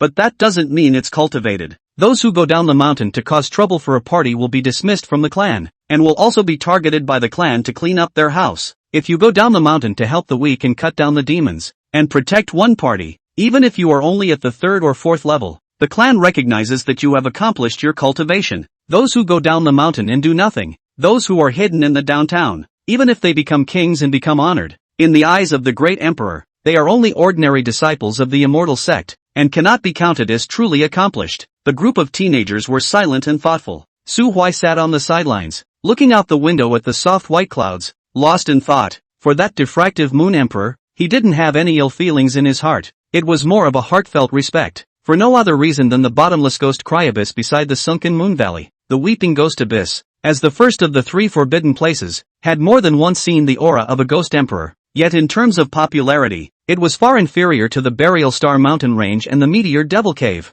That was because no ghost race had ever been able to pass through the diffractive moon immortal sect's defenses and leave the weeping ghost abyss alive. Immortal Emperor Diffractive Moon, the only immortal emperor realm powerhouse who had a friendship with Su Huai in his previous life, had more than once killed escaped ghost kings for him when Su Huai was still in the immortal king realm. But the emperor kills ghosts for the sake of the people. Su Samuel beheads ghosts, but it's to trade resources with the great emperor to make himself stronger. He couldn't understand the selflessness of the great emperor, but respected such a top-notch person. The flying boat traveled smoothly, and the teenagers on board soon became acquainted with each other, and spent their free days talking, except that most of the content was blowing awesome. Samuel so has certainly blown a few times. In particular, once the crowd chatted about whether or not there was any hope of breaking through to the 9th grade immortal exaltation if they could pull off a full spiritual root grade, Samuel Su snorted and shouted, "What's impossible for an immortal dignitary, such as you mundanes? The end of your dreams is only the beginning of mine. My son, ahem, I, Su Samuel, have the qualifications of a great emperor." The crowd laughed into a ball, and some even got up and laughed and said, "Samuel Su is going to brag again." Said what, the 9th grade Dan Master rich woman package, all the way to the immortal respect. Su Huai glared, "How do you so out of thin air defile people innocence? Cultivation, Dao couples of the matter, can call the package. The next is somewhat 30 years east of the river. What mutual vigilance, to eliminate demons, Snow Knight Whitehead and other difficult to understand words, attracted the crowd are laughing. Inside and outside the flying boat is full of happy air. They laughed, and so did Samuel So. Only what they laughed at was Su Huai's bragging, while what Su Huai laughed at was that in this life, he finally had enough ability to repay the rich woman for everything she had paid for him in his previous life. This relaxed and happy days passed day by day. The flying boat flew over countless valleys and straits, and finally arrived at a lake as wide as the sea. Sinking Moon Valley, here it is. Chapter 24, the one you've been thinking about for so long. The sky in watercolor, clouds and things are fresh, gulls and herons sleep idly. Sinking Moon Valley is indeed like a fairyland. The small island in the center of the lake is said to be an island. In fact, covers an area not much smaller than a large city. The center of the lake towers a 1,000-foot stone mountain, and on the mountain there are all kinds of temples and buildings. Below the mountains surrounds a densely populated town. The town is built on the shore of the lake, and there are a lot of demonic beasts in the lake, so naturally there can't be any mundane families in the town. And all the people who live there are geniuses of the small countries who failed the examination in the past years. Those who do not pass the test need to stay in the sunken Moon Valley for 3 years. Some people stay in the residence will have feelings and do not want to leave. Of course, there are also like Sue Samuel's previous life. Charm burst, hooked up with a certain diffractive moon immortal sect disciple of the opposite sex, and then simply settled down in the town. When you get to town, you can rest for a few days. Elder How stood at the front of the flying boat, looked at the buildings on the immortal sect, and then looked down at the cultivators below the mountain who had failed to pursue their dreams and were now running for their lives, and sighed softly. The rest of the region's examiners have not yet arrived, and the start of the examination will probably take 4 or 5 more days, so this leisure time can be freely arranged by you. When the official examination begins, I will utilize my identity card to notify you,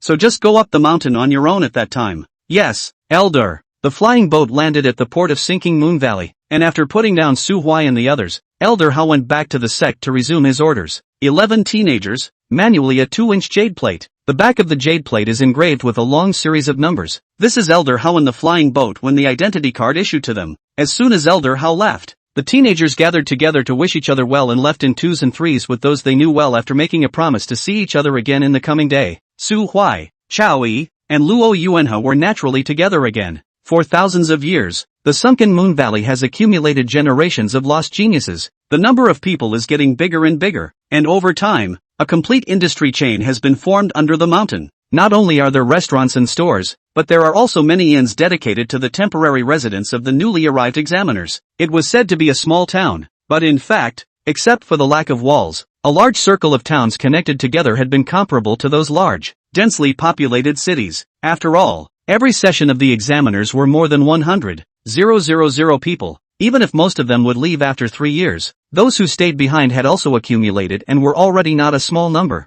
After choosing a good place to stay and the night was gradually approaching, after having dinner with the two of them, Su Huai left alone. He wandered down the long streets of the town to a corner of the downtown area and sneaked up to the roof of a store. This store was directly opposite an inn, and Su Huai sat on the roof, staring blankly at one of the inn's windows, not moving a muscle. Candlelight reflected a petite silhouette on the window paper. Even if it was already a lifetime apart, even if it was just a silhouette, Su Huai still recognized her at once. Oh, the one who had been unfailingly faithful, who had been with him for hundreds of years, who had made him long for. Tong Yuan in. Shuzio hugged her knees and curled up on the raw plank bed in the corner. Her eyes lowered as she let the door to her room crackle with a tap. See you. Open the door. Will you? Listen to Auntie's advice. Come with me to meet the Grand Prince. Auntie won't harm you. That Grand Imperial Prince has the looks to have the looks, the family lineage to have the family lineage, and the talent is also top-notch. Follow him, no offense, and he's still the first eldest son. If you can please him, maybe you can even be the imperial consort of our great desolate dynasty in the future. After speaking for a good while, the person in the room never responded half-heartedly, neither promised nor opened the door. The middle-aged man who tapped on the door of the room was finally a little annoyed. Shu see you, don't you give your face away. Your parents entrusted you to us, and I raised you for 10 years. 10 years? Don't think that just because you know how to refine some first-rate pills that you can turn the tables. Still want to join the diffractive moon immortal sect to get rid of us? I'm telling you, no way. Be sensible and open the door for me now, or wait for me to come in later. Wait, what do you want to do in there? His own words suddenly interrupted. The middle-aged man twisted his head and realized that a stranger's shadow had appeared beside him at some point. This was a teenager wearing a black robe, and at the moment, there was a gentle smile on his face, but there was not a trace of warmth to be seen from those eyes, which were terrifyingly cold. The moment his eyes touched, the middle-aged man shivered, and a chill rose in his heart for no reason. What are you always rapping on people's doors for?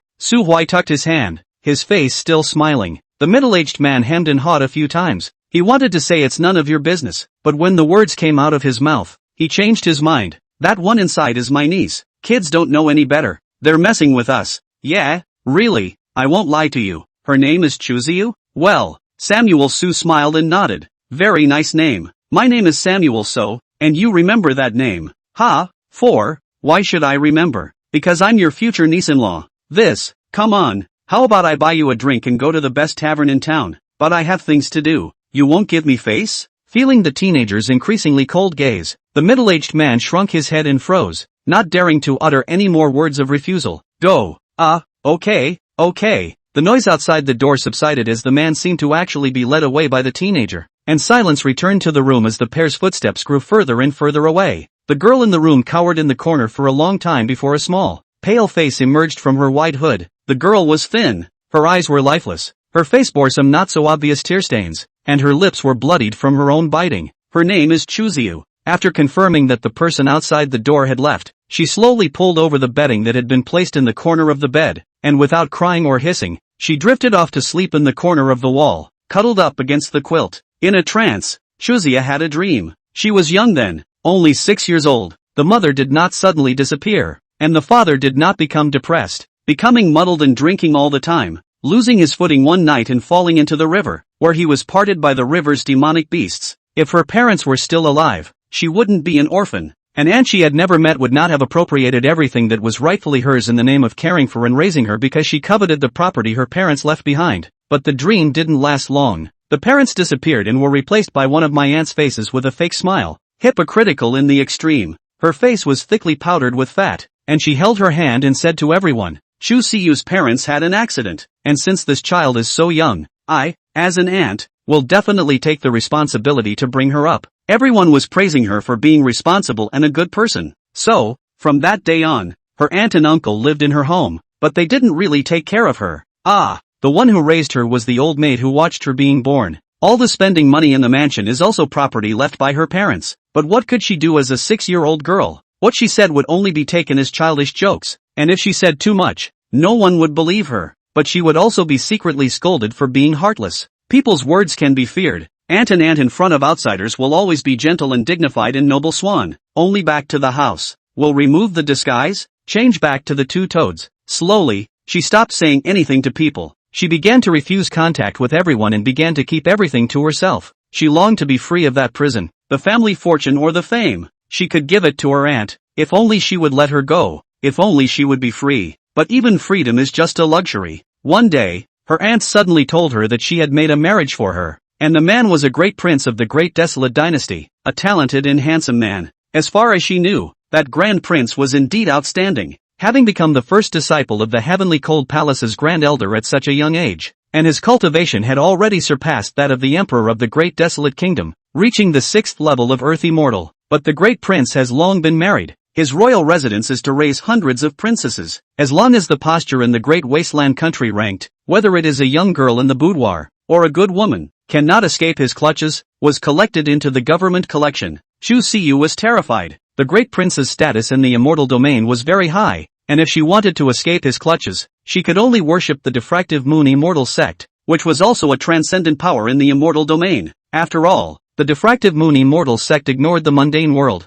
Ignoring the mundane world meant that there was no need to give face to anyone, and whoever dared to persecute the immortal sect's disciples would face endless retaliation from the immortal sect. Such a clan might not have much of a righteous demeanor to speak of, but it was loved by its disciples and had strong cohesion. So after some careful planning, she, who had inherited her mother's talent, learned alchemy, and with the certainty of worshipping the immortal sect, she secretly participated in the preliminary examination test. The plan went well, but I did not expect that my aunt did not know what kind of doorway, actually able to chase from the Great Desolate Dynasty to the sinking Moon Valley. A cloudy tear slipped down, and Chu Siyu suddenly dreamed of her long-lost mother again. Her mother took a handkerchief and gently wiped away the tear tracks on her face. Then, as she had done when she was a little girl, she placed a blooming by-the-numbers flower in a vase at the foot of her bed. Her mother smiled at her and said, "Siyu, if one day mommy isn't around anymore, you too must be as tenacious and happy as the light-by-light flower." Chu Siyu bit her lips and nodded heavily, tears falling like rain.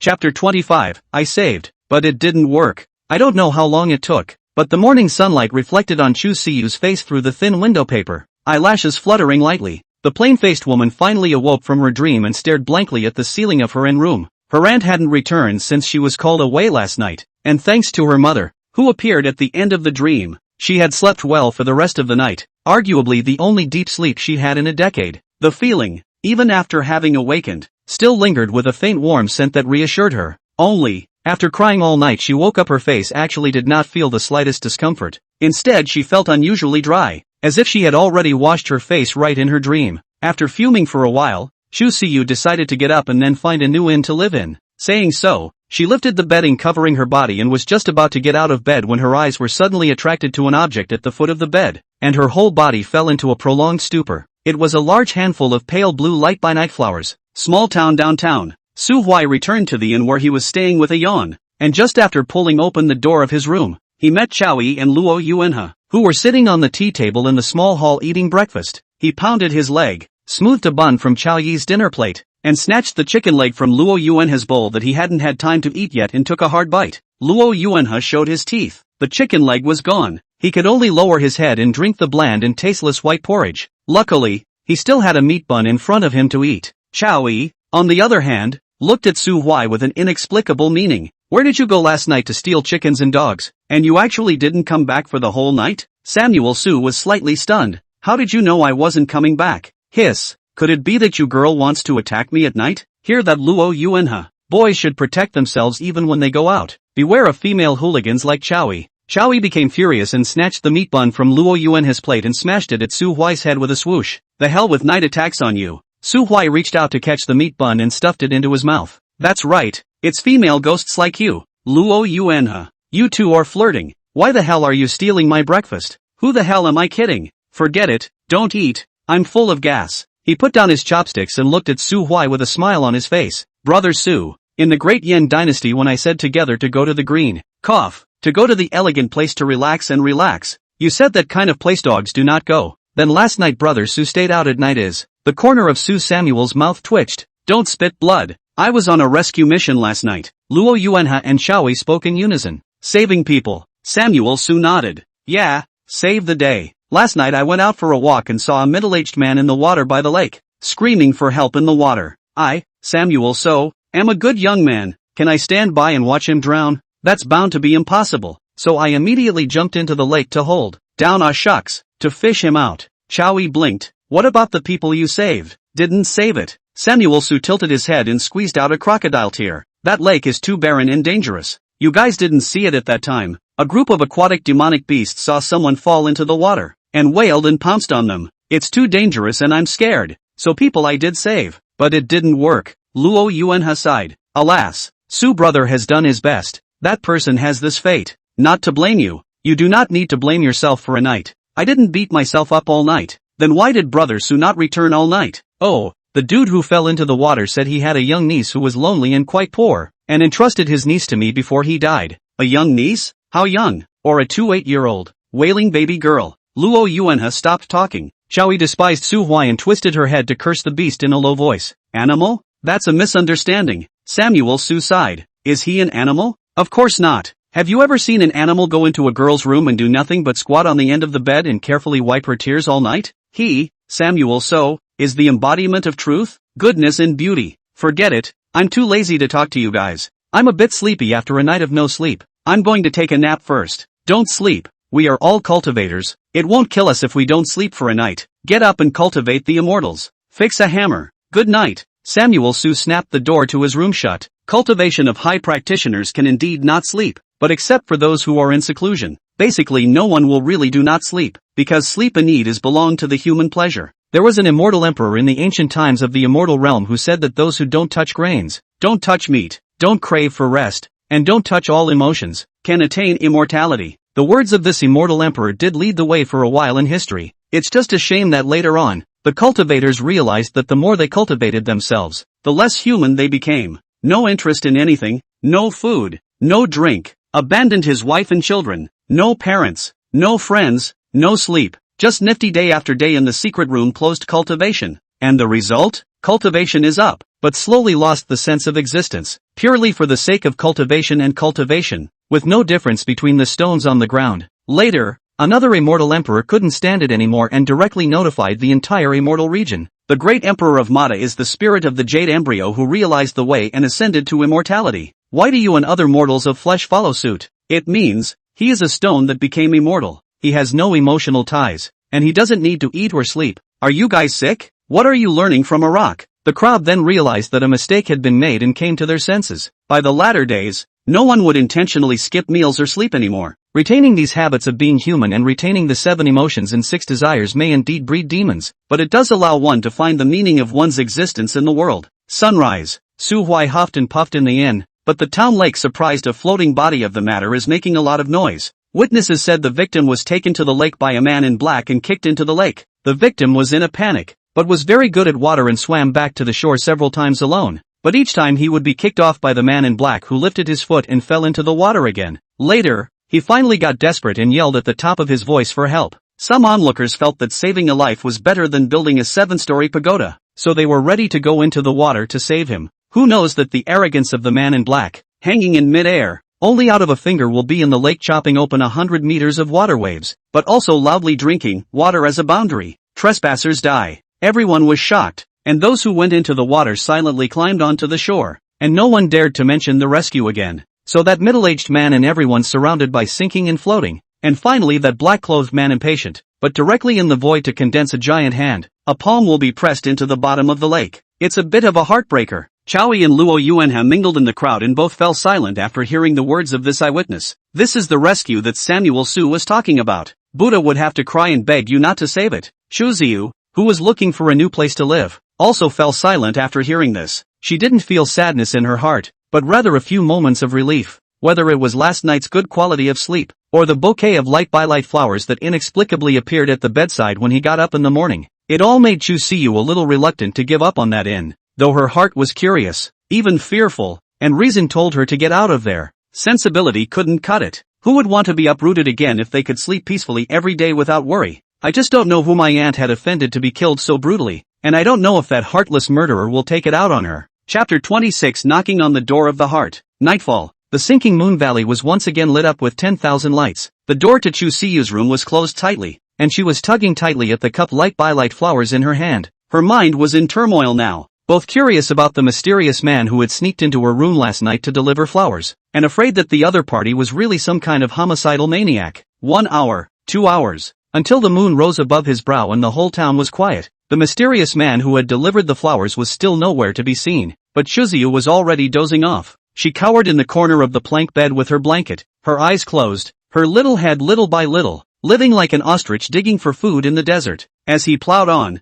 his head snapped against the bed, and he didn't wake up from the pain. The whole thing just fell asleep. Su Hui sat on the roof opposite her room and couldn't help but draw the corners of his mouth as he watched the scene. Well, rich women sure are still so dumb, sociopathic, timid, and possibly more severely depressed, rejecting all outside information, like the whale named Alicini's old world. Since the beginning, the whales have been communicating by song. Normal whales have a voice frequency of 15 to 25 Hz, but Alice's voice frequency is 45 Hz, so among the pack, she was destined to be mute, and no one could hear her. The crowds are huge but there's no one to turn to. It's an eternal solitude. Loneliness becomes a habit after a long time, living without existence and then dying silently. Surely Samuel So could rush into her room right now and shake her awake and tell her viciously, "I'm the shark off your aunt's shark hand. If you know what's good for you, you can honestly go back with me as a suppressed wife, or I'll open your ass up." But that would surely scare her, and according to the stubborn and obstinate character of the rich woman, the result would be none other than to either die with him or just kill yourself. That's why picking up chicks is a skill job, especially when this chick he's trying to pick up is extremely sensitive inside, like a drowning man. Samuel Su in his previous life inadvertently handed her a straw, and later the rich woman treated him as a rice field and herself as the keeper of the rice field. And in this life, Samuel Su is going to drain the entire river that flooded her. That night Samuel Su didn't sneak into her room again, but just sat on the roof across from the window for the rest of the night. It was still early in the day, and after determining that there was no more danger around the rich woman, Samuel strolled through the empty streets and returned to the inn where he was staying. Time passed day by day, and there were more and more people in the town every day, mostly teenagers from all corners of the immortal region who had come to the diffractive moon immortal sect to pursue their dreams. Those true geniuses are starting to come into their own. For example, Su Hui often heard Luo Yuanha mention the Tang Sang who lived downstairs from them in the past 2 days, and Su Hui thought at first that he was being haunted by the other party's blue-silver grass. It was only later that I realized that this San was not the other San. Tang Sang was indeed a true genius,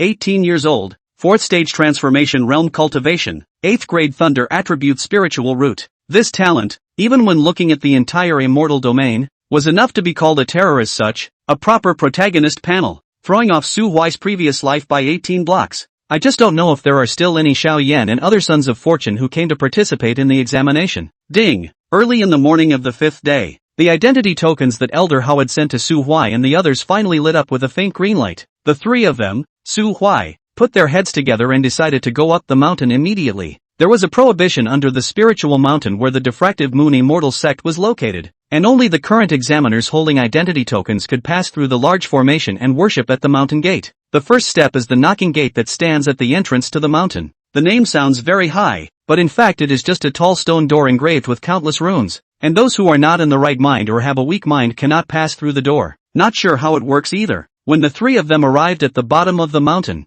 there were already many teenagers who had passed the test and stepped onto the stone steps for climbing. Of course, there is a very small percentage of people who are kept away, with faces of anger, loss, or resentment. Who's first? Luo Yuanhe rubbed his hands together, a little nervous in his heart. Xiao Yi was no better, fearing that she would be ostracized by the stone door if she saw too much of the worst of humanity. Seeing them in this state, Su Huai shook his head with some amusement and took the lead in stepping towards the stone door. You guys, doesn't hesitating at this time make you look like you have something in your heart and are not confident? Look at me. A good and decent person like me wouldn't be nervous at all. It's a sure thing anyway. Bang! Su Huai's foot seemed to have kicked an invisible iron plate, and the whole person was blocked by the knocking door, not allowed to advance an inch. The smile on his face disappeared instantly. What do you mean? This knocking door is broken, isn't it? Old man's heart is not in the right place. You've got to be kidding me. Xiao Yi and Luo Yuanhe, who were following Su Huai, also froze, looking at Su Huai with a hint of skepticism and probing in their gazes. Is that what you call a sure thing?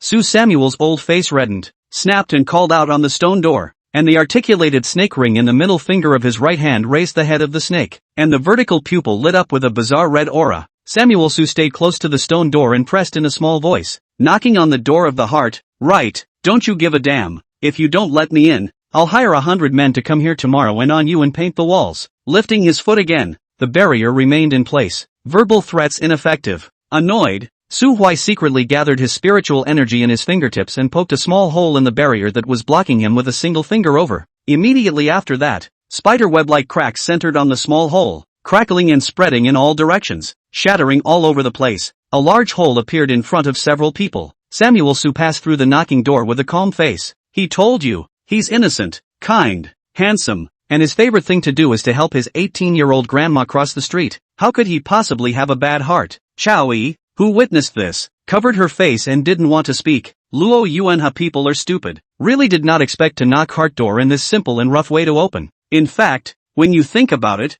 it is not strange. Knocking heart door in the end is just a formation used to test the disciple's heart. Naturally it can't be any 10th order great formation. It was more than enough to block a 5th or 6th ranked cultivator. But Su Huai's strength was more than just 5 or 6 orders. It is estimated that the predecessor who laid down the array in the past could not have imagined to death that there would be an immortal father who was too idle to participate in the diffractive moon immortal sex entrance examination. Luckily, the formation was not a one-time thing, and the barrier quickly turned into points of light after shattering, converging and remending itself completely. There were other examiners whose gazes were attracted by the movement on Su Huai's side, especially those who were also blocked from knocking at the heart door. All of them looked at Su Huai motionlessly. That gaze is the same as those small punks who love to fight in the class when they go to school look at their bosses. The corner of Su Huai's eyes jumped, and he didn't know out of what kind of mentality, but he actually still had a face and nodded to them. This nod of the head shall not be. Those who failed the examination as if by a great encouragement, on again to the knocking door launched a charge. Take the head hit, take the leg kick, and even more people took out dozens of pounds of sledgehammer. In front of the knocking door danced Tiger Wind, like to play a set of chaotic cloak whacking method on the spot. Su Hui man is numb. The commotion here will definitely attract the attention of the elders on the mountain, and at that time, he, the cheater, will definitely be eliminated on the spot and thrown out of the door, although those elders definitely couldn't defeat him. But damn it, the great Emperor Yan, you could carry him out and punish him with one hand. So also do not care what together or not together. Su Samuel to just through the knocking heart door Chowie and still outside the door to Dada Luo Yuanhe greetings, pulling legs and ran to the mountain. The wind is tight, pulling and whirring. It's not like those who witnessed him cheating knew him anyway, so if he ran fast enough, no one could catch him. Chapter 27, Wailing and Refusing to Get Up. Diffractive Moon Immortal Sect Square. Shu Siyu's entire body was wrapped in a wide robe, and the hood covered her entire plain little face. Sociopathy is a mental illness that also has a physical impact on the sufferer. Right now, for example, the crowded square, with the clamor of strangers everywhere, made Chu Siyu's forehead covered with tiny beads of sweat, and she was a bit out of breath, so she had to tighten her robes around her body, keep her head down, and try to find an area with relatively few people. Su Hui flew all the way until he was far away from the knocking door and merged into the crowded crowd. Then he finally breathed a sigh of relief. As long as they weren't caught red-handed, those elders would definitely not believe that someone could force their way into the immortal sect's great formation, and someone just poked a big hole in the knockout gate barrier with a raised finger? Are you kidding me? This formation was set up by an 8th Order Immortal King Realm sect elder, and even if a strong person of the same 8th Order wanted to break the formation, it would take some time. If someone could really break a formation with a single finger, what realm of cultivation would that have to be? There were only a handful of exalted immortal emperors in the entire immortal region. This kind of person needs to worship their immortal sect to cultivate. As for the other side is what sobbing Ghost Abyss ran out of the ghost race. Want to mix into the immortal clan to mess up? That's even more unlikely. The immortal sect square has a big formation laid down by Emperor Yinyu himself, and those who are not of my race or who are hostile to the immortal sect will surely die if they touch it. Whether or not there was any hostility towards the immortal sect was unknown, but it would be true to say that there was hostility towards a certain disciple of the immortal sect. As soon as Su Hui arrived at the square, he found Chang Wei calling, "Bah! It's some examiner cursing his family's rich wife." The whole paragraph did not contain a single dirty word, but every sentence mentioned words like parents and upbringing, poking at the rich woman's heart like countless sharp knives. She could only keep apologizing to the man with a white little face. Meow. Such can pass the knocking door, and as a result I have to cheat myself to get in. That broken door was really broken. As a future part of the immortal sect, one must find time to fix it properly. Su Hui black face, his heart for his own Jair, not moving to dig a pit to bury people's dark persona does not have half a bit of force. He even stood on the high point of quality civilization to criticize an ordinary teenager with a little bit of mouth stench attribute. Shut up! The sudden bellowing voice caused all the examiners in that small area to faintly freeze. Chu Siyu, who was already having trouble breathing and was about to suffocate, was also startled by the roar, and was even hiccuped by the shock. She quietly raised her head and saw a teenager in full black robes aggressively walking in front of her. That aura, but with a sword in his hand, was Diffractive Moon Immortal Sect's Chun Haonan. "What's your name?" Samuel Su asked loudly, really loudly, in a deafening sort of way, at the teenager who kept rebuking his rich wife. He was already desperately trying to control his anger and could only release it in this way. "How dare you bully your own rich girl? But wherever there is a different place. But wherever this is not the square of the Diffractive Moon Immortal Sect." In less than a quarter of an hour, Su Hui will have to call Chow Yi to come over to plan the pit to bury people. After all, Chow Yi claimed the pit is big and deep. Fill in the soil is also thick enough, even if the buried people are still alive, but also do not want to live again to climb out. What? Be reasonable? There's no reasoning. There can't really be anyone who thinks it's cool for you to stand up and talk sense when your girlfriend gets into an argument with a stranger. Can there? No way. No way. At this time, even if you know she is wrong, as long as it is not a matter of principle, you have to stand on her side unconditionally, and the issue of right and wrong can be discussed quietly in private under the covers. Criticizing your subject in front of outsiders. Oh, and this can't have an object. That scolding teenager was also frightened by Su Hui's aura. His lips trembled and he weakly spat out a few words. "My name is Sima Liang. I am the 4th prince of the Great Desolate Dynasty." Sima Liang? Su Hui froze. Of the Great Desolate Dynasty? Well, great. Su Hui raised his hand and snapped it. Sima Liang's entire body was dumbfounded as he covered his face and raised his head, disbelief written in his eyes. "What are you looking at? This is what the Grand Prince of your Great Desolate Dynasty, that is, your elder brother. He owes me. Do you understand that a brother's debt is paid by a brother? Also, I just heard you cursing this girl. What are you afraid of bullying people? Girls?" Sima Liang swallowed a mouthful of saliva and looked at Chu Siyu. He said to himself that this person is wrapped tightly, whether it is a person or not. How can you conclude that she is a girl? Fire eyes? Ha? What are you looking at? I'm asking you. Sima Liang scowled. She's the one who stepped on my foot. So did she apologize? Nope, didn't hear that. Samuel Su opened his mouth, not knowing what to say. The rich woman in her own house spoke in a very small voice indeed in the presence of strangers, so small that she might not win an argument with a mosquito. It was because of his immortal cultivation that he was able to accurately capture what she said, knowing that she had just kept her head down and kept apologizing. But this Sima Liang didn't know. The square is so noisy. It's understandable that he couldn't hear the rich woman's apology. After all, A rich woman apologizes without bowing or any other physical gestures. She just stares at it dumbly. This behavior does look to outsiders like making a mistake and not admitting it, and confronting the victim.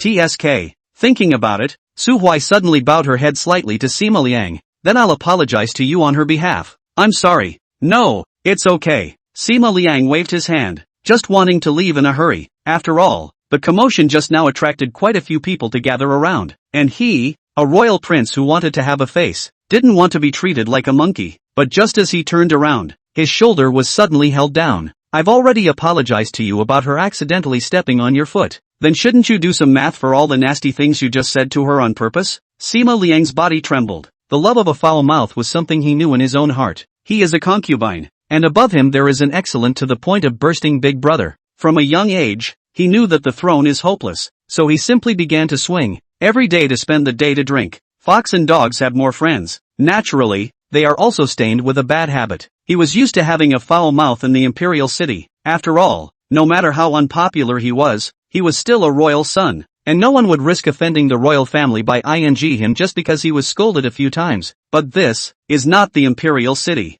This black-clothed man in front of him even gave him a slap on the face as soon as he came up, knowing that he was the prince of the Great Desolate Dynasty. If you want to say that he would be afraid of the Great Desolate Dynasty's royal family, he wouldn't believe it even if he was beaten to death. Sima Liang was not stupid, so he had to bend his head to Su Hui. I'm sorry. Samuel Su raised his foot and tried to give him a kick. What are you apologizing to me for? Give her the road. So Sima Liang changed direction again. I'm sorry, but Chu Siyu still didn't move. Su Hui frowned and seemed to think of something, striding over to Chu Siyu and lifting his hand to lift the wide hood. The girl's face was pale, covered with fine sweat, breathing heavily, and her lips were still trembling, but she could not speak. Damn this ing social terrorism. It's a pain in the ass. Su Hui had to take her hand and lead her through the crowded square, running all the way to the dense forest next to her. Only the many examiners with shocked faces were left behind. That girl is so beautiful. And the other side. Su Hui did not know how many people's eyes had been stunned by the unintentional display of beauty by his own rich wife, who was currently standing in the middle of the dense forest. Puzzled, everyone converged in the square,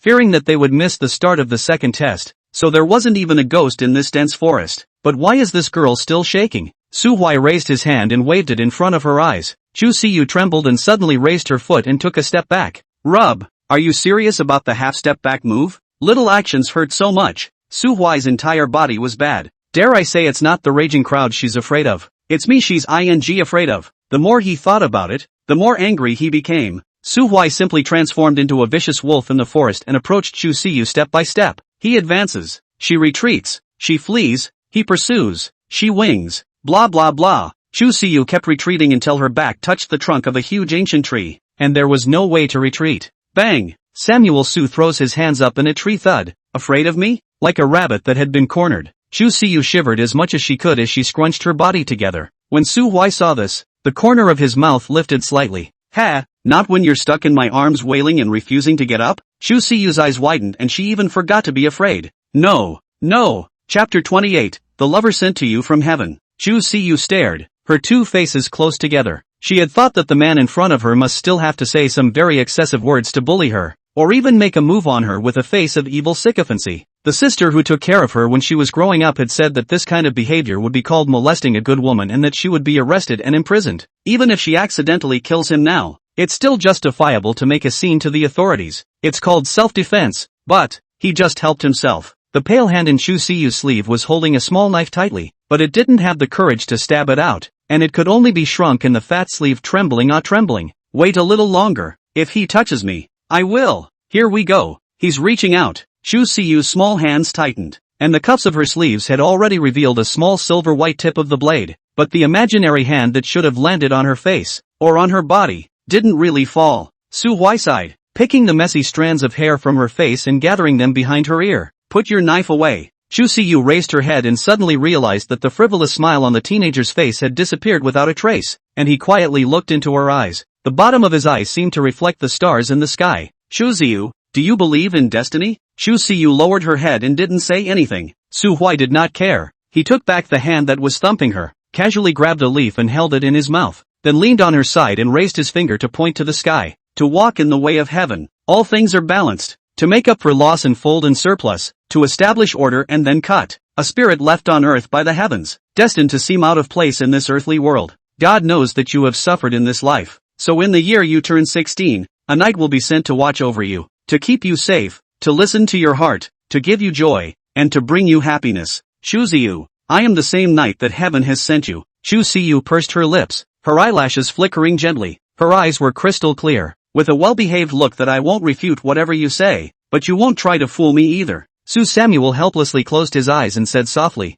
I know you don't believe. I have proof. What? What evidence? Samuel Su spat out the leaves in his mouth and smiled. You like spicy food but are mildly allergic to chili peppers, and when you eat anything too spicy you become red all over and talk nonsense like a drunk. You like blue because blue is the color of the sky and the sea, and you don't love sweets. But you have a habit of adding honey when you refine your own elixirs, because you feel that life is already bitter enough. You hope that others will get a hint of sweetness, even if it's just a little bit, when they eat the elixir you've concocted. You're extremely insecure and must cuddle up with something when you sleep, but even then you still sleep very shallowly, so you always look uninspired. You have a habit of bathing from the top down, washing your body before your head, and you like to tilt your head back and gurgle when you gargle, so you often swallow your rinsing saliva. Shu Siyu's small mouth was slightly open as her heart began to waver. This person knows her too well. It was like living with her for ages. Still don't believe it? Also, I actually know that you have a small mole on your left inner thigh. Chuziyu suddenly fluttered to his feet,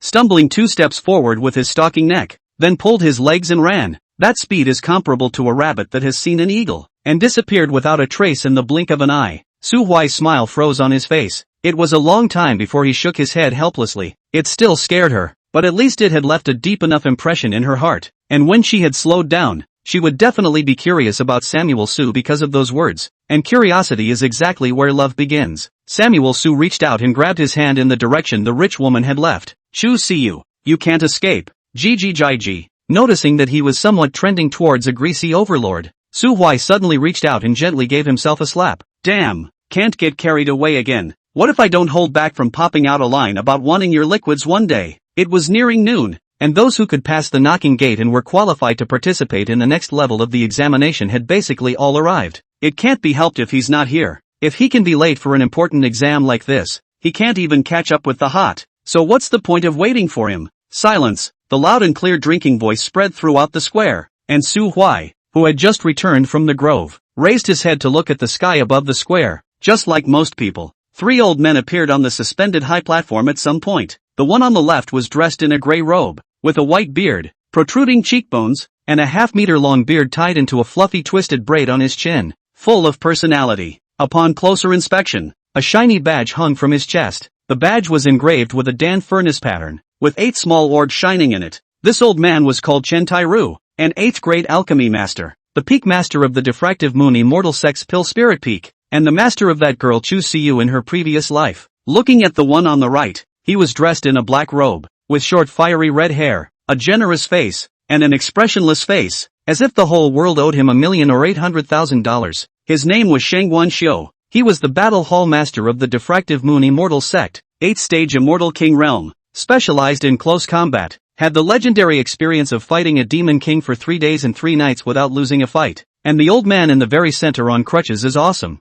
Huang Yuan, a 9th-ranked immortal exalt, a peerless powerhouse who ranked 9th on the immortal ranking, and one of the very few existences in the entire diffractive moon immortal sect that could make Su Huai scornful. It can be fought and won, but a win is a bad win. It was he who had just opened his mouth to call for silence. After almost everyone had quieted down, Huang Yuan pestled the high platform at his feet with his walking stick and slowly opened his mouth. Gentlemen, my name is Huang Yuan, and I am the steward in charge of all affairs within and outside the diffractive moon immortal sect. I am grateful for the patriarch's favor and call him a great elder. The fact that all of you have passed the screening process to come here proves that you are all talented people from your respective home countries and homelands. I'm sure you've heard many of those inspiring words since you were young, so I won't repeat them. Let's state the rules of the test directly. Huang Yuan's eyes looked cloudy, but in reality, they contained a dark light. His sight sweeping over Tang Sang and a few other disciples who possessed high-grade spiritual roots. It finally rested on Samuel So, who was looking around, a 4th-grade spirit root with a weak and seemingly mediocre body. But only Huang Yuan could see that this teenager's aura was out of place with the group of energetic young people in the square,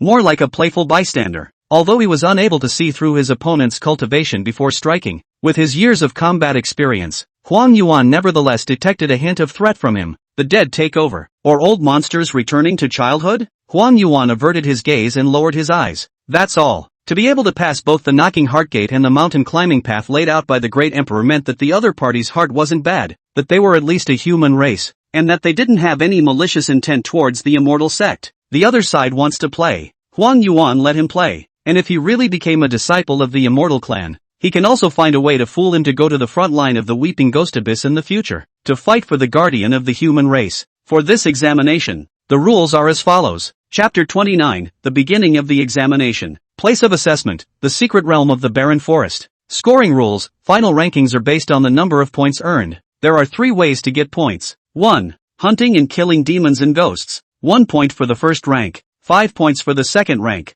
20 points for the third rank, 1,000 points for the fourth rank, and 10,000 points for the fifth rank. After hunting the ghost race demons, the identity tokens on your bodies will automatically record points, and this point cannot be transferred or plundered. You can only obtain it yourself. Secondly, the search for spirit beads. The old man had his disciples hide 20 green-colored spirit beads in various corners of the secret realm. At the end of the examination, when settling the points, each spirit bead held can add 1,000 points to one's score. Spirit beads can be plundered or transferred to each other. When 2 people fight each other, the loser, if he or she is carrying a spirit bead, is required to hand it over to the winner, without deception. The entire examination process is supervised by the immortal sect, so I hope that you will behave yourselves and not lose your character due to momentary greed. Thirdly, the immortal sect gives preferential treatment to some disciples who are not good at fighting and are skilled in refining weapons and alchemy. The secret territory is rich in produce and spiritual materials, so if you are a disciple who specializes in refining weapons or alchemy, you can find a safe place to utilize your own specialties and gain points in this way. 5 points are accumulated for a first-grade elixir, 50 points for a second-grade elixir, 1,000 points for a third-grade elixir, and so on. If a disciple was adept at refining artifacts, he only needed to refine 7 first-grade spiritual artifacts, or 3 second-grade spiritual artifacts, or 1 third-grade spiritual artifact, and then he could directly pass the examination. Of course, in order to prevent everyone from cheating, there are special prohibitions within the secret realm that can detect whether your pills or spirit weapons were refined in the secret realm or originated from the outside world. The examination will last for 7 days, and those with the top 500 points after 7 days will be allowed to enter the immortal sect's outer door for cultivation. Huang Yuan's words were not difficult to understand. The core idea was to survive in the wilderness, and then by hunting demons and ghosts, they competed in battle, and the distribution of points was reasonable. Most of those who could come here had the ability to hunt first and second rank demons, and by accumulating points in this way, those who were stronger had an advantage, but it was not a big advantage. The 4th and 5th order demon ghosts' point rewards looked unusually generous. However, it should be realized that even the very few disciples among the examiners who had 4th order cultivation actually had a high probability of not being able to defeat a 4th order demonic creature. There was no other reason. It was mainly a gap in combat experience, physical fitness, martial arts, and many other aspects. After all, not everyone is Su Huai. Teenage age can have the 4th level of cultivation is very impressive, but also want to be proficient in all martial arts. Combat experience? Dream on. So the examiners hold up to find 3rd order magical beasts to kill. If lazy, the 4th order examiners will even be strength only 2nd order liver emperor counter. You killed 5 3rd order demons. That's awesome, but I stayed up all night yesterday and killed 50 2nd order ones.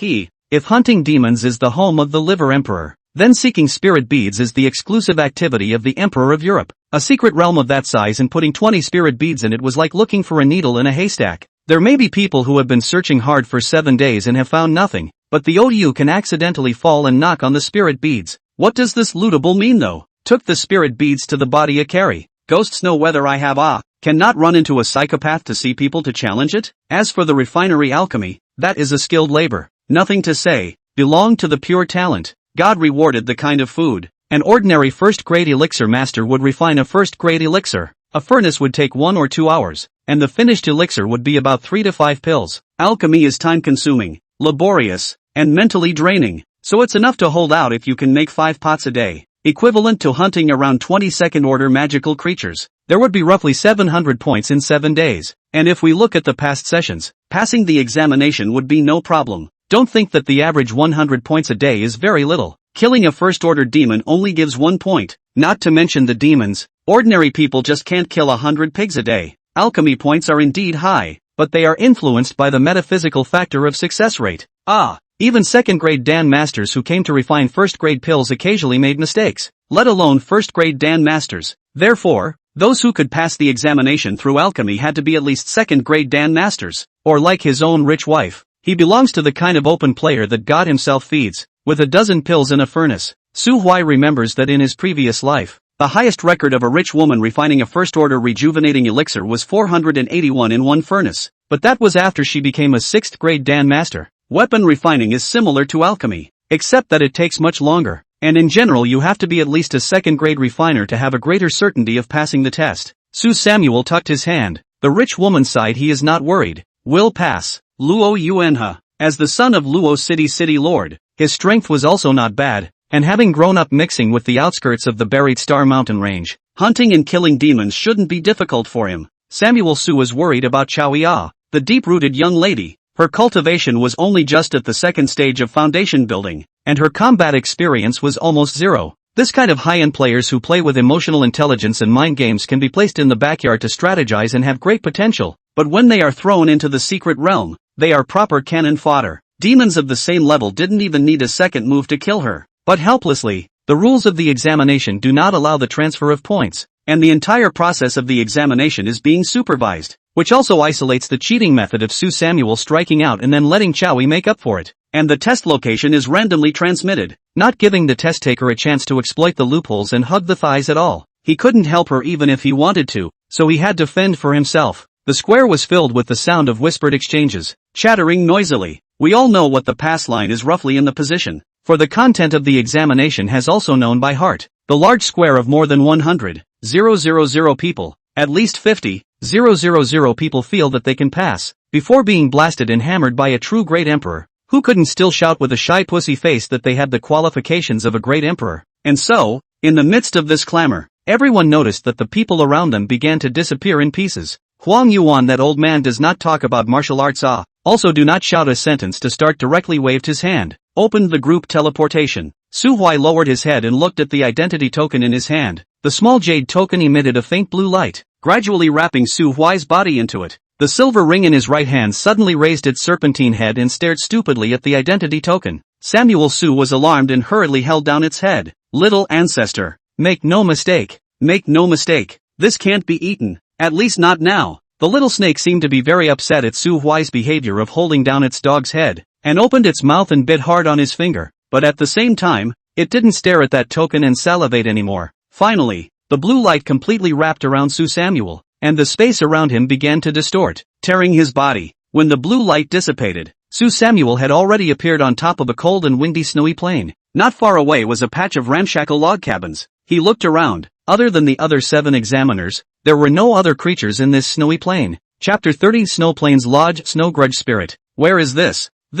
A teenager rubbed his hands. 2 stages of the foundation establishment realm. His physical quality was already not low, but he could still feel the piercing coldness in this snowy plain. Seeing that no one was paying attention to him, the teenager bristled and took the lead towards the row of ramshackle wooden houses. He wanted to at least find a place to keep out the cold first. There were many cabins, at least 30 by rough count, but without exception, all the doors were closed. I wouldn't go in there if I were you. Hearing someone speak, the teenager turned back to his head, followed by the corners of his mouth twitching madly, only to see Su Samuel unhurriedly pull out a large cotton jacket from his space ring, and within 2 minutes, he wrapped himself up so tightly that he looked warm. Damn, the unusual space ring volume is only 2 or 3 cubic meters, can carry a limited number of things? Of course, is tight to those precious and important things to bring. How can anyone carry around something like a big cotton jacket that takes up bulk and is useless? Looking at Su Huai tucked his hand in a cozy look. It was impossible to say that he didn't envy, so the teenager ignored Su Huai's admonition, took out a long sword, and kicked open the wooden door in front of him. Poking around carefully, the room was empty except for a small bed. The teenager sighed in relief. What is so dangerous about that? He carried his sword and lowered his head into the house, but for some reason it felt as if the house was colder than the outside. It must have been because it was left open. Well, let's close the door and warm up, and then I'll go out and sit back and enjoy it when the others have explored the surrounding area. What is this called? It's called intelligence. The ones out there are slowly freezing. He snapped the door of the house shut, and the hut darkened considerably, but the chill was not dispelled. You came to keep me company. Who? The young man sheathed his long sword in his hand. and dozens of biting cold lights bloomed out between his arms, shaking, instantly slicing the silhouette that quietly appeared behind him into a dozen or so sections. I have to say, there are indeed a couple of tricks up his sleeve. No wonder he is so bold to be the first one to enter the cabin. Pity. Before the corners of his mouth could raise in a confident smile, the dozen or so fragments of the shadow were once again connected together, reforming into a blurry humanoid shadow. The teenager finally got a good look at the shadowy figure. Bean eyebrows, thin lips, pale face, no pupils, long hair trailing to the ground, a long snow-white dress. He panicked. First, he chopped out a dozen blades again to break up the shadow, and then he frantically pickpocketed that wooden door, kicking it with his feet and slashing it with his sword. But unfortunately he couldn't open it no matter what. A pair of cold hands suddenly reached out from behind him and covered his face. Tide, demon, eat my sword. The sword light flashed again, but this time the blade skimmed straight through the shadow, not causing it any more half damage. Outside the cabin, Su-hwai and the other 6 teenagers watched as the man entered the house and closed the door, followed by crackling and sword chants several times inside. No one knows what's going on in the house. The gate trembled for half a day. A roar came to mind in the house, and then it wasn't long before the gate opened and a terrified, nearly half-naked ice sculpture was thrown out with a horrified face. The ice sculpture slowly dissipated, obviously because it had received a fatal injury, thus triggering the protection mechanism of the identity plate, and the entire person was transported outside the secret boundaries. Although he saved his life, the feeling of death could not be faked, and the despair and palpitations would become a lifelong nightmare, and if his cultivation level was high, he might also turn into a heart demon. Don't listen to good people. Su-hwai watched the ice sculpture dissipate inside as he looked at the row of wooden houses. The Snow Grudge is also known as the Snow Maiden in some places, although later generations have made many adaptations to the story of the Snow Maiden, calling her a beautiful snow spirit who would fall in love with her favorite humans and give them children. But in reality that's really just otaku YA. Snow Grudge spirits are evil and merciless ghosts, both in the ancient book Zangijwaku Monogatari, where it is first mentioned, and in Weird Tales, which is the first official description of the creatures. They appear during heavy snowfalls, build warm cabins, attract passers-by to rest, have sex with them and take their lives. In the Weeping Ghost Abyss, the Snow Grudge spirit belonged to one of the lowest types of ghost creatures. Although immunity to physical attacks was buggy, it was yet inherently fearful and afraid of flames, not to mention the fire attribute's spiritual power, and even the constant burning with mortal fire could kill it. But if you look at it another way, in a situation like the current one where you can save your life, those teenagers who are not enough to pass the test would not be a benefit if they die at the hands of the legendary Snow Maiden? Ahem. Sure, it's also possible that the Snow Maiden disliked it and didn't go through the intermediate process, skipping straight to the final step of being frozen into an ice sculpture and taking her life. After all, the interval between that unlucky person just now, from the time he let out a roar to the time he was finally thrown out, was only 30 seconds. What can you do in 30 seconds? Anyway, Samuel can't do anything. He needs at least half an hour, half a day, half a month, half a year. Exactly how long will depend on the play of the rich woman. Knowing what was in the wooden huts, Samuel naturally took a big step towards the biggest one. The 6 teenagers, on the other hand, looked at each other in disbelief as they stated that they could still resist freezing and decided to wait and see for another wave. Pushing open the door of the house, a coldness came. Samuel's tiger shook, lowered his head and drilled into the house. Without saying anything, the immortal dignity breath instantly filled the entire hut. The body of the snow woman hiding under the bed crawled halfway out and retracted silently. Mess with it. Mess with it. But she didn't want to provoke Su-hwai. But Su-hwai didn't want to let her go. A big hand reached under the bed, grabbed her collar and carried her out. Snow Maiden tears. Damn, I'm a ghost, and this cabin is still my home. You just carry me out from under the bed with your bare hands. I don't want to lose face. It is impossible to give face to face. Su-hwai looked at the skinny snow girl in his hand and felt tasteless. Maybe to some strange people, Yukito's looks are considered exotic and in the range of barely punchable according to normal aesthetics. But what a man Samuel so is. Hundreds of years in his previous life, every day he looked at the kind of face that his own rich wife had fallen in love with, especially because she was so well behaved that she never refused his strange requests. Like what? JK, Lolita, princess dress, evening gown, Christmas dress, nurse stewardess female secretary blah blah blah and so on. Even those secondary wives from the original world that Samuel remembered. But wherever he could get clothes, the rich woman would grunt and wear them to him. With a wife like that, how can those mediocre girls even get into Samuel So's eyes? For example, Chowie is also considered to be a little good-looking, at least considered to be a goddess of that class. But if one day Chowie imploringly told Su-hwai that she liked him, Su-hwai would only sneer and pat her on the shoulder. Good brother, you're a good man. Therefore, This snow maiden could not be seen by the eyes in Su Samuel's view, and even felt a bit ugly after looking at it for a long time. He looked at it with a look of disgust. You've got 2 minutes to get all those companions of yours hiding in the other houses, or I'll destroy your entire clan in a fire later. Don't question me. Killing, you're a pro. Setting fires, I'm a pro. Chapter 31, Su'er Dog's Salted Fish Life. Diffractive Moon Immortal Sect Hall of Elders. Unlike conference rooms in the general sense, the Elder Hall of the Diffractive Moon Immortal Sect was not as lofty as one would imagine. In fact, it was just a small room encrusted with moonstones. It was so small that only a dozen chairs could be put down, so perhaps it would be more appropriate to call it a small dark room than an Elder's Hall. In the small black room, at this time, filled with elders of the Immortal Sect, all motionless staring at the front of the big screen, it was a shadow transmission stone. Through some small formations, it could reveal most of the places in the secret realm, and it could also choose a specific perspective to view through the identity token on the examiner. With tens of thousands of examiners, it was naturally impossible to see everything, and many of the images were flickering, and unless the performance was outstanding, no elder would notice. At this moment, the image was then fixed on Chu Siyu, who was on Su Huai's mind. She was lucky, almost too lucky to explode. The randomly teleported location was not only not as environmentally harsh as Su Huai's place, there were also no horrible demons and ghosts, counting it as a real Tianhu opening. What is even more frightening is that when she familiarized herself with the environment once again and dug up an herb, she actually shaved out a crystal clear, green-colored bead. If it had been Samuel So, he probably would have sighed to the heavens and then waved his hand with a Versailles face. This test is also too damn meaningless. Just started on the end. Life is really lonely as snow.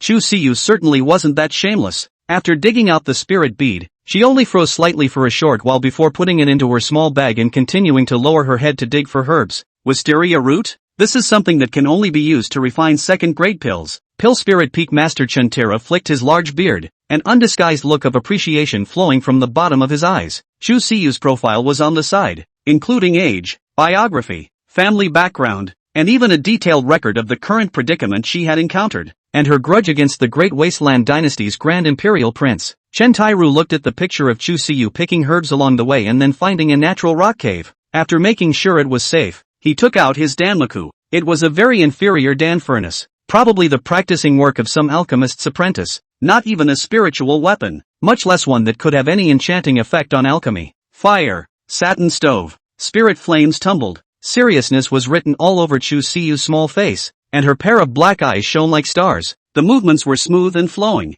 as one after another of the medicinal herbs were thrown into the furnace, getting rid of impurities under the roasting, and transforming into a pure medicinal liquid. There was almost no lag, and when all the medicinal herbs were quenched, Chu Siyu used her spiritual energy to knead them all together, constantly compressing and condensing them. Unlike ordinary alchemists who carefully warmed and kneaded, her method was more like that of a smith, with the flames acting as a sledgehammer that constantly struck the unformed Dan embryo. 80, hammer after hammer. It was mind-blowing. This method is simple and crude, but effective. This seems to be a very new way of alchemy? One of the elders laughed out loud at Chu Siyu's actions. In fact, it wasn't his fault, and the other elder's eye color was also a bit strange. Although most of them did not know how to make pills, they had never eaten pork and had always seen a pig run, and they still knew the basic steps of making pills: satin furnace, purification, embryo coagulation, warming medicine, polytype. 5 steps. Chu Siyu only did the purification stage step by step, then he directly combined the latter steps into 3, using fire as a hammer, snapping and banging. It's like doing a math problem where someone else pushes through the argument step by step, only to have an oddball come out of nowhere. Write the word solve, and then just write the answer. As a rule, a big question is 10 points, and this oddball gets 3 at the most, and step points are 1 point. But alchemy is not a question after all. Alchemy only needs results and never looks at the process. And as an alchemy master, Shintaro could analyze whether the elixir in the furnace was formed or not just by looking at the picture. When she saw Chu Siyu extinguish the furnace fire and use her spiritual energy to draw out 3 round and full pills from the furnace, the elder who had just opened his mouth to flirt with her stopped speaking, or rather all the elders in the small dark room were silent. Chen Tairu took a deep breath and raised his hand to point at Chu Siyu in the picture. This girl child, Pill Spirit Peak. Take it. It is directly designated as an inner disciple, and if she is willing to formally worship the old man as her master, it will immediately be changed to a personal disciple. Then first, congratulations to Elder Chen for being blessed with a beloved disciple. The faces of all the elders showed envy. A 16-year-old second-grade elixir master, and refining second-grade elixirs effortlessly. taking more than twice as long as other second-grade elixir masters. It wasn't too much to say that she had the ability to refine third-grade pills. A 16-year-old third-grade alchemist. Medicine spirit peak. This is picking up the treasure. No one cared about Chu Siyu's grudge against that great desolate dynasty's prince, even if that prince was still the first disciple under the seat of the Heavenly Cold Palace's Grand Elder. What? Sky Cold Palace is great? The diffractive Moon Emperor, who had been passionately fighting with the Ghost Emperor in the Weeping Ghost Abyss for years, stated that he could let the Heavenly Cold Immortal Emperor have one hand, not to mention the fact that that Grand Prince was still just a tiny protege. Let him come to the diffractive Moon Immortal sect to take people if he has the ability. Chen Tai-ru said, dare to bully the disciple of the old man. You are considered to have clean if you don't beat the out of you. The picture can't always stay with one person. After the disciple in charge of recording the contents of the meeting in the small darkroom had jotted down Chu Siyu's name, Grand Elder Huang Yuan raised his hand and waved it, continuing to switch the screen rapidly and continuously. Tens of thousands of people, all different in life.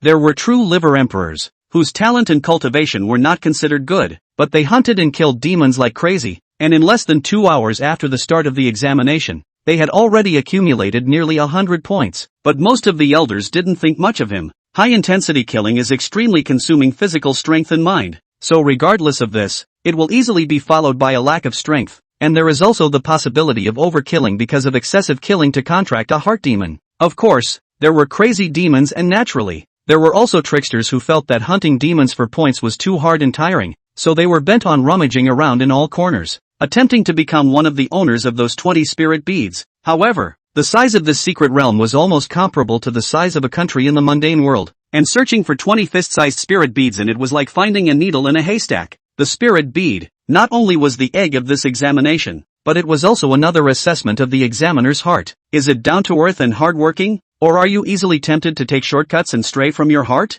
The screen kept flickering, with several pauses in it, which also brought up a few more names on the sheet of paper that had been used to record the contents of the meeting. Chu Siyu, Tang Sang, Zhua Li Gemma, Bai Zhan Knight, Li Feng, Luo Yuanhe. Among them, Luo Yuanhe could be said to be a standard template, similar to the reference answer for this examination, with a talent that wasn't very high and a cultivation that wasn't very strong. But on the contrary, the combat experience is good. The heart is also resolute, knows the combination of work and rest, will also carry out a simple reconnaissance before hunting demons, and even knows how to set up traps. What a standard good student. And look at the man in the picture now. Damn, if we don't get rid of this son, he will become a big problem. Several elders were speechless at that teenager in the picture, and even a few elders whose sense of justice was overwhelming and whose eyes couldn't rub sand in their eyes were still filled with anger. The teenager in the picture was none other than Samuel Su. He built a fire by the snow, got a recliner out of nowhere, and a bunch of pots and pans. The two snow maidens trembled as they fiddled with their food by the fire, snow dripping from their bodies from the scorching heat, but they dared not speak out in anger. When you can't hold out any longer, you run out into the snow and freeze for a while, recover and continue to run to the fire to cook. In addition to the cooking, there were a dozen or so snow girls dancing for him. On a snowy day, a dozen or so fabulous snow girls danced in short skirts and made all kinds of provocative moves. The strongest snow woman was still massaging him. Rub. It's hurtful. It's hurtful. The elders revealed gazes of indignation, cynicism, and anger, jealousy, wishing to directly carry Su Huai out and beat him violently. I asked you to take the test and you came on a vacation. The examination began a few hours. Points you are not a point, but also with a group of snow grudge spirit hang out. What? From now on the king does not mourning. Right. Damn you. Chapter 32, The Snow Maidens. Snow 2. Snow 3. Remember to put more chili. Shua Day. Use more force. How the hell are you like Changshua? You can't even press a shoulder? And you guys? Snow 4 and Snow 5. You can't even dance the polar pure land. And you have the nerve to call yourselves qualified snow maidens? Lower back. Right. Lower it a little more. Asterisk. Snow 11. You don't lift your broken skirt. If you do, you won't be able to pass the trial later. The 6 teenagers hunkered down in a small cabin and watched the big man wield his power as he was waited on by 24 snow girls. And then look at themselves. Icy weather. Not to mention points. It's hard to even survive. Even this wooden hut to shelter from the wind and snow is still big brother pity them. Especially since they had already been hungry all day. Tears of envy couldn't help but flow from the corners of their mouths as they looked at those fragrant stir-fries under the snow maiden's spatula. The gap between man and man is sometimes greater than even man and dog. What do we do? A teenager sits paralyzed on a cot and lets out a soul-torturing question. If we go on like this, we won't be able to get a single point. How can we pass the examination? The other teenager sighed. What else can we do? Let's slow down for a while and then figure out how to get out of this snowy plain. Out of the snowfields? That's going to take a long time, isn't it? So what if it's long? Staying here is just a waste of time anyway. It's impossible to get points. You can't go killing those snow girls, can you? Those snow maidens are now Big Brother's minions. If you dare to kill them, aren't you afraid Big Brother will take you for a drink? Fair enough. Friendly reminder. Even if Big Brother doesn't care, we can't beat those snow girls. The teenager sitting by the window withdrew his gaze, wiped the tears from the corners of his mouth, and spoke. The snow woman who pressed her shoulder to the big man was of the 4th rank, and didn't even need to make a second move to try to kill us. Pack up and leave later. Pick a direction and walk on. You can always come across other demons to hunt. The teenagers cheered each other on and strengthened their faith, but soon their eyes were surreptitiously focused on the group of dancing snow women again. That action, hiss, worthy of being a Big Brother, really ing will play off. With this ability to cultivate what bird immortal? Go to open a greenhouse to make a lot of money is not fragrant? Of course, if it really opens a greenhouse, a righteous teenager like me will certainly be the first to run a card. With the wine and the food, Sue Samuel squinted in his chair for a little while longer, and didn't wake up leisurely until near evening.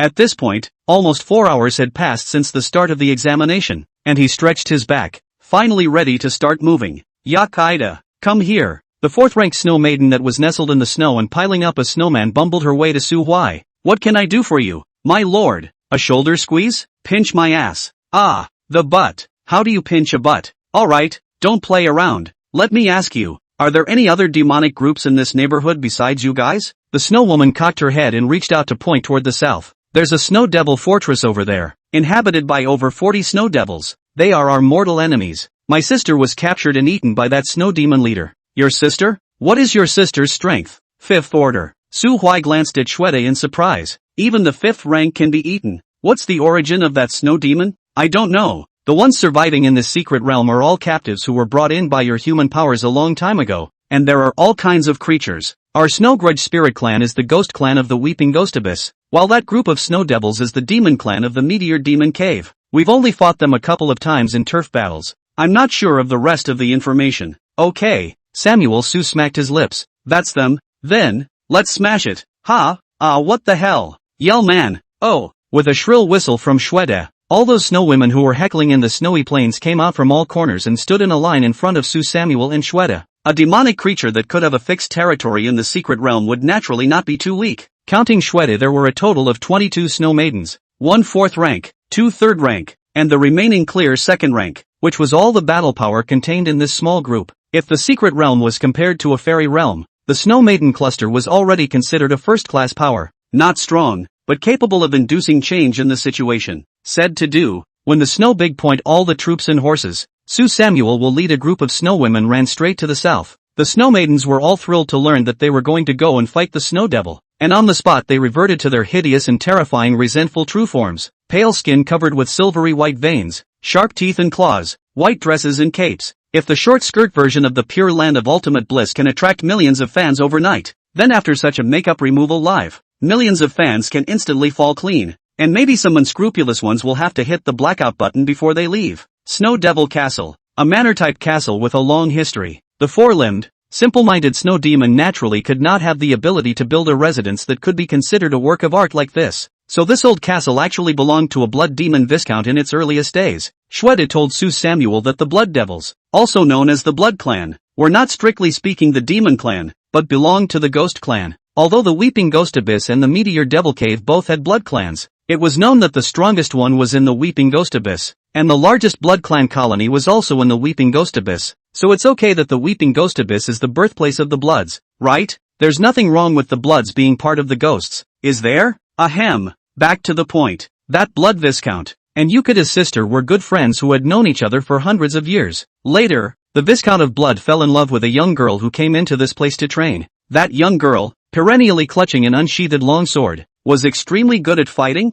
and after entering the secret realm, she had beaten up the leaders of all the creature groups, especially that Blood Viscount was challenged the most because it had 6th rank strength and was the king of this area. Over time, the battle between the young girl and the Blood Viscount turned from initially falling into a disadvantage into an even match, and then finally into a near crush. Slowly, after realizing that fighting the Blood Viscount no longer gave her a boost, the young girl stopped coming. However, The Bloods are hypocritical and sentimental creatures. They can accept the killing of their loved ones. And even male Bloods will use their appearance to attract human women, creating an emotional bond with them before killing them themselves in their best years and collecting the bodies. They can accept the painful loss of my love, but not the coldness of the woman they love. So after the maiden left, the Viscount began to suffer. And when he learned that the maiden had not yet left the secret realm, he stood guard at the exit of the secret realm and waited bitterly. Finally, the young girl at the end of her adventures is about to return. Facing the Viscount's questioning and confession, the maiden drew the long sword in her hand. That battle was uneventful, and the young girl left in style, leaving behind only a corpse that had been penetrated by sword energy. Yukita sighed a little. When the Viscount died, my sister led us to live in that old castle and became its second owner, until the Snow Demon tribe was captured in the Meteor Devil Cave and thrown into this secret realm. It looked at the towering old castle with anger in its eyes. That Snow Demon had the strength of the 6th rank. We couldn't resist it. We could only flee under the cover of our sister and build a wooden hut in the snowy plains to live on. My lord, if you can let me take revenge, I am willing to take you as my lord and be your contracted spirit. Su Huai glanced at it. No, you're too weak. Not only is it weak, it's ugly. It would be better to have you than a cat. 3 words that warmed her to tears. Snowy Big Bungalow lived. She's the head of the Snow Maidens, a 4th-order demon ghost, offered to work for someone else and was actually disliked. Who are you two? Well, the one who dislikes me is a big brother who can't see through the cultivation. Then it's alright, dislikes are dislikes. She blinked, weak and pathetic and helpless. If I can let me eat that snow demon, I can immediately break through to the 5th rank of, and I have a 3rd form. Yukita shifted into a small furry ball with short arms and legs, similar to the ultimate Mopura from a certain game in his previous life. Seeing Shweta in this form, Su Samuel was somewhat moved. Of course, it's not because all fierce men are girly or because the snow girl is well behaved. Rather, it was that his rich wife's birthday was approaching, and he happened to be short of a present that he could hold. This form of the Munchkin Yakido fits the bill perfectly. Female, okay strength, furry, very cute, obedient, can be a wingman, and most importantly, won't be rejected. If you and a girl is still just a friend, then send some very expensive things is actually very inappropriate. The average girl will not accept. After all, the face is written all over the word gold worship, the kind of ultimately still a minority, but it would be appropriate to replace it with a budgie, especially one that is not good at establishing value. What girl can resist a cute kitty cat?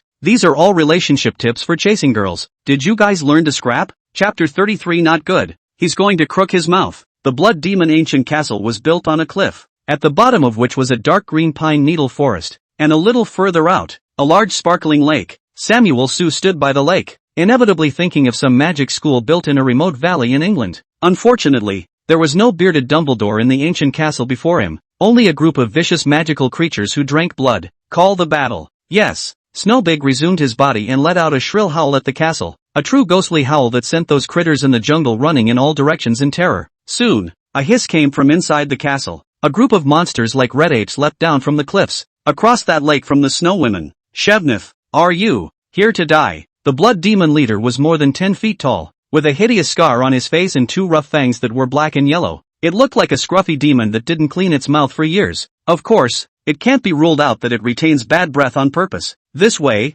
when you fight with other demons, you can also surprise each other with a breath of air and biochemical attacks, which can't be defended against. Yukofunes is Yukita's real name. For the Blood Demon leader's hissing, she didn't have the slightest intention of responding, but only took a step forward after receiving Su Huai's hint, and the temperature around her body dropped drastically, freezing the small half of the lake. Immediately after that, a large group of snow maidens stepped onto the ice in a brazen manner and pounced on the blood demons on the opposite bank. Seek death. Roar. Seeing that the other party ignored him, the Blood Demon leader pounded the ground in annoyance, before leaping high into the air and pouncing on Shweta. Those blood demons hissed and pounced when they saw their own boss leading the charge. When 2 armies met, it was since the strongest were the first to make contact. 4th order. The Blood Demon leader sensed that Shweta's strength had not increased, and his scarlet tongue licked his yellowed fangs. It had to be said that the taste of the Snow Grudge spirit was indeed top-notch. The meat was tender and crisp. Even the blood was crystal clear. It tasted comparable to the finest sashimi.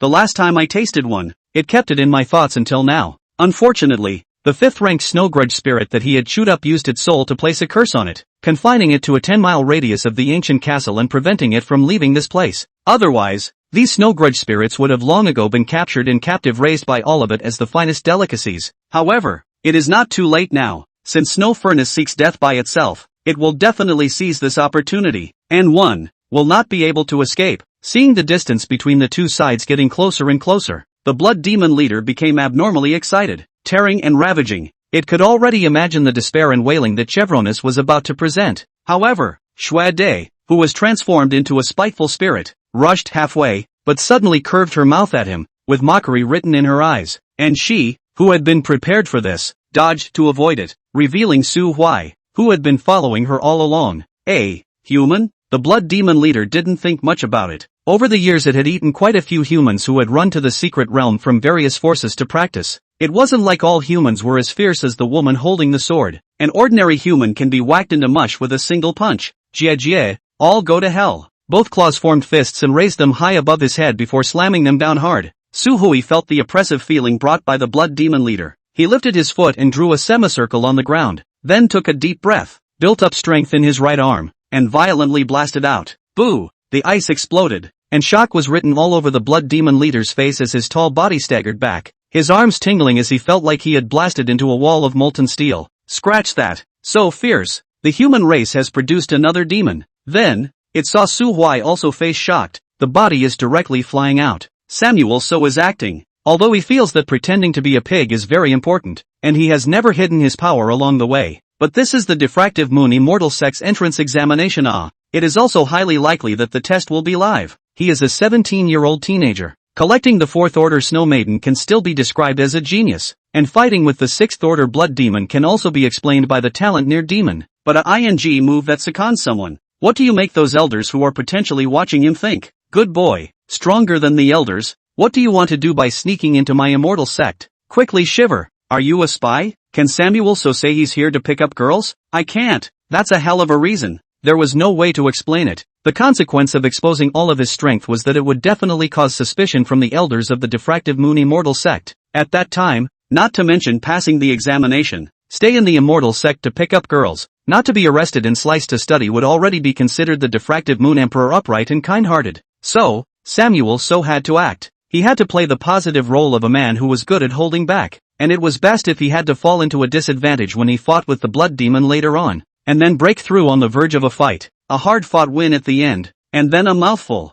and it's a done deal. No one knows the Dragon King better than Samuel So, saying that he would do it. Su Huai wanted to spray a large mouthful of blood to the sky, but bit the tip of his tongue and found that it hurt a little, so in a different way, he pretended to forcefully swallow the blood in his throat, and then suffocated his red face, his right hand shaking slightly again as he gritted his teeth and looked at the blood demon. The blood demon is good, is strong. The blood demon leader gulped, his expression in shock and disbelief. Just then, Samuel So suddenly yelled, "Demon, take your life," followed by a stomping step towards it. The blood demon leader was furious. Its brain capacity couldn't support overly complex thinking, and it only felt insulted to see the human hiss and lunge, so it too hissed and pounced. Immediately afterward, one man and one devil engaged in a seemingly even-keeled, fist-to-flesh real man's bloody melee. 5 minutes had passed. The blood demon leader was lightly injured, and Su Huai was seriously injured and on the verge of death. Staggering. 10 minutes passed. The blood demon leader was seriously injured, and Samuel So was seriously injured and on the verge of death. Staggering. Half an hour had passed. The blood demon leader was near death, and Su Samuel was seriously injured and on the verge of death. Staggering. Nima. Referee. There's a hang-up. This pussy opened up the bloodlock. The blood demon leader was just as stupid as he was, and at this moment, he could also see that this human in front of him was not right. It sprang back and began to withdraw as it fought. Who knows? Just at this moment, Su Huai seems to also see its thoughts, but the tiger's body shook, tilted to the sky and let out a long whistle, and the breath of his body violently rose by a cut. He broke through. Up. Ha ha ha. Surprisingly, I managed to break through to the 5th rank strength at this last moment. The heavens will not fail me. Blood demon. Today is the day you die. Tired. Destroy it. The blood demon twisted his head and ran, not even greeting his own little brother, and ran into the dense forest at the bottom of the cliff in a puff of smoke. It is sort of see out. That human is a psychopath. Take it to find fun, but also finally broke through to the 5th order. What is the meaning? I'm not sure if you're a good person, but I think you're a good person. Don't you know how strong you are? Seeing that the blood demon leader started to run away, Su Samuel hurriedly followed and rushed into the forest to catch up. The blood demon minions on the ice had originally fought back and forth with the snow maidens led by Shweta by virtue of their numbers and their own magic resistance. Now that the boss had run away, his morale was scattered, and he also began to fall into a disadvantage, being broken by the Shweta girls one by one. It wasn't until sunset when Su Samuel came out of the dense forest with the corpse of the blood demon leader in his hand that the snow grudge spirits were already cleaning up the battlefield. In this battle, the blood demon clan was completely annihilated. On the snow maiden's side, in addition to the leader Su Huai breath disorder, seriously injured and dying, Snow 18, Snow 19 and Snow 22 were also killed by the blood demon's deathbed counterattack. However, except for the Snow Great, who was approaching the 5th rank and had a more complete mind, the rest of the snow grudge spirits were still only instinctive, and they didn't mourn the withering away of their companions. Instead, they were unusually joyful for having won the battle. Flock after flock drifted over the frozen lake like a group of white ghosts, their playful laughter seeping in. Su Huai threw the corpse of the blood demon leader to the ground, adhering to the professional spirit of acting to the end. He raised his head and showed a cheap crooked mouth smile to the sky. Chapter 34, Spirit Pearl Scramble. Bang! Inside the little dark room, one of the elders slammed the table and gritted his teeth. This Su Samuel, talent is good, but this smile is simply a mouthful. Seconded. The old man wants to rip his mouth off. Alright, Elder Lee, take it easy. Don't be so harsh on the youngsters. Isn't it time for us to talk about this Samuel? So next, it's really time to talk about. I don't see the son as a good person nah. The elders were talking, each analyzing Su Huai's profile, as well as his performance in the examination just now. Su Huai's acting skills, which he thought were perfect, were simply full of mistakes and omissions in the eyes of this group of old men. They could tell at a glance that the clinical breakthrough at the back was fake, and that the 5th rank cultivation was also fake. After discussing and analyzing the situation,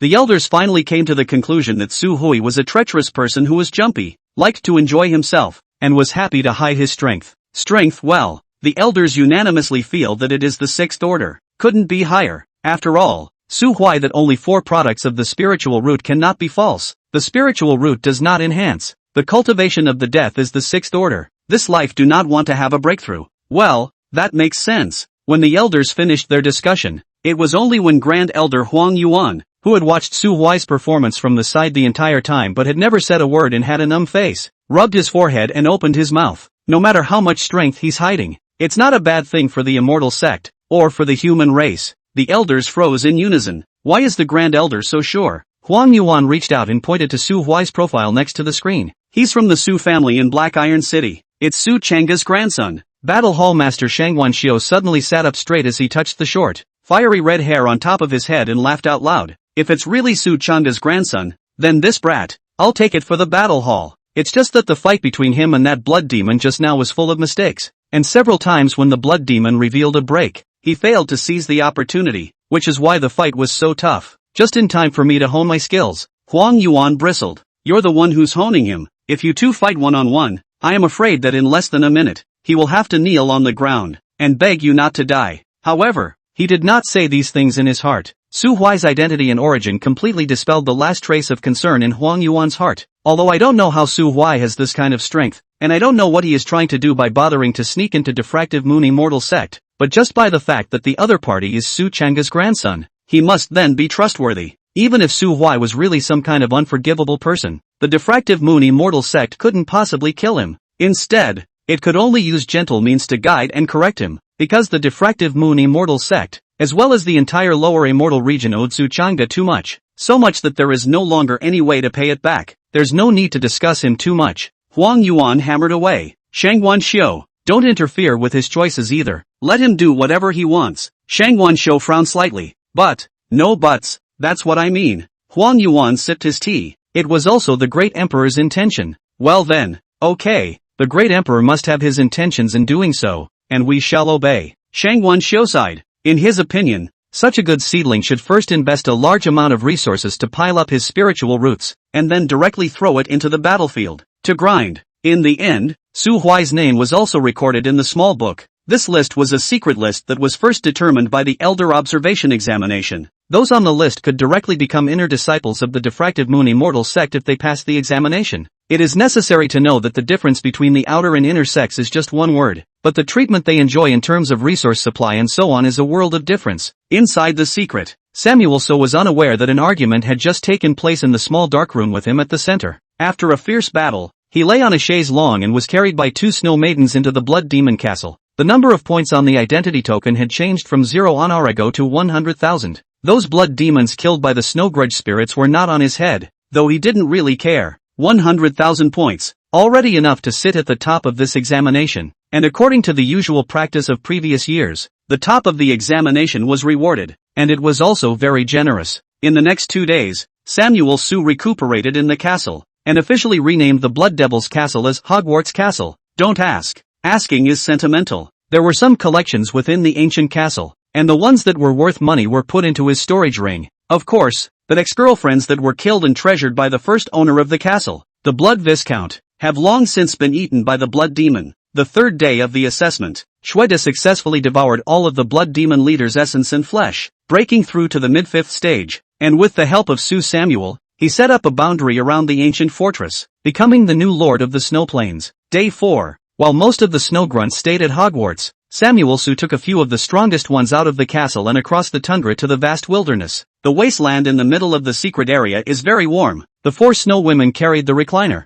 and Su Hui quietly lay on it, while the 5th order snow big blew cold air on the side, acting as an intelligent inverter air conditioner with no energy consumption. This look is both like the Black Mountain Old Demon leading a tour of the mountain, and like the empty Duke waving through the market. Su Hui had asked Shweta about this secret realm. Shweta told him that this secret realm was divided into 5 large areas, each of which was occupied by a 6th order demon. The Lord of the Snowy Tundra was originally a blood viscount, and then when the viscount was killed, he became that blood demon. The most productive territory in the secret world is the south. The terrain there is varied, with patches of valleys, a temperate climate, plenty of light, and an abundance of spiritual chi, making it a very suitable environment for the growth of spiritual medicines. Moreover, the lord that occupied there was a peak 6th-ranked augur snake that slept all year round. Su Hui presumed that those examiners who possessed the talent of refining pills, or refining weapons should have all been centrally placed in the southern part of the secret realm. So next, he was going to set off to find the rich woman. The secret world is too barren and dangerous. Without his protection,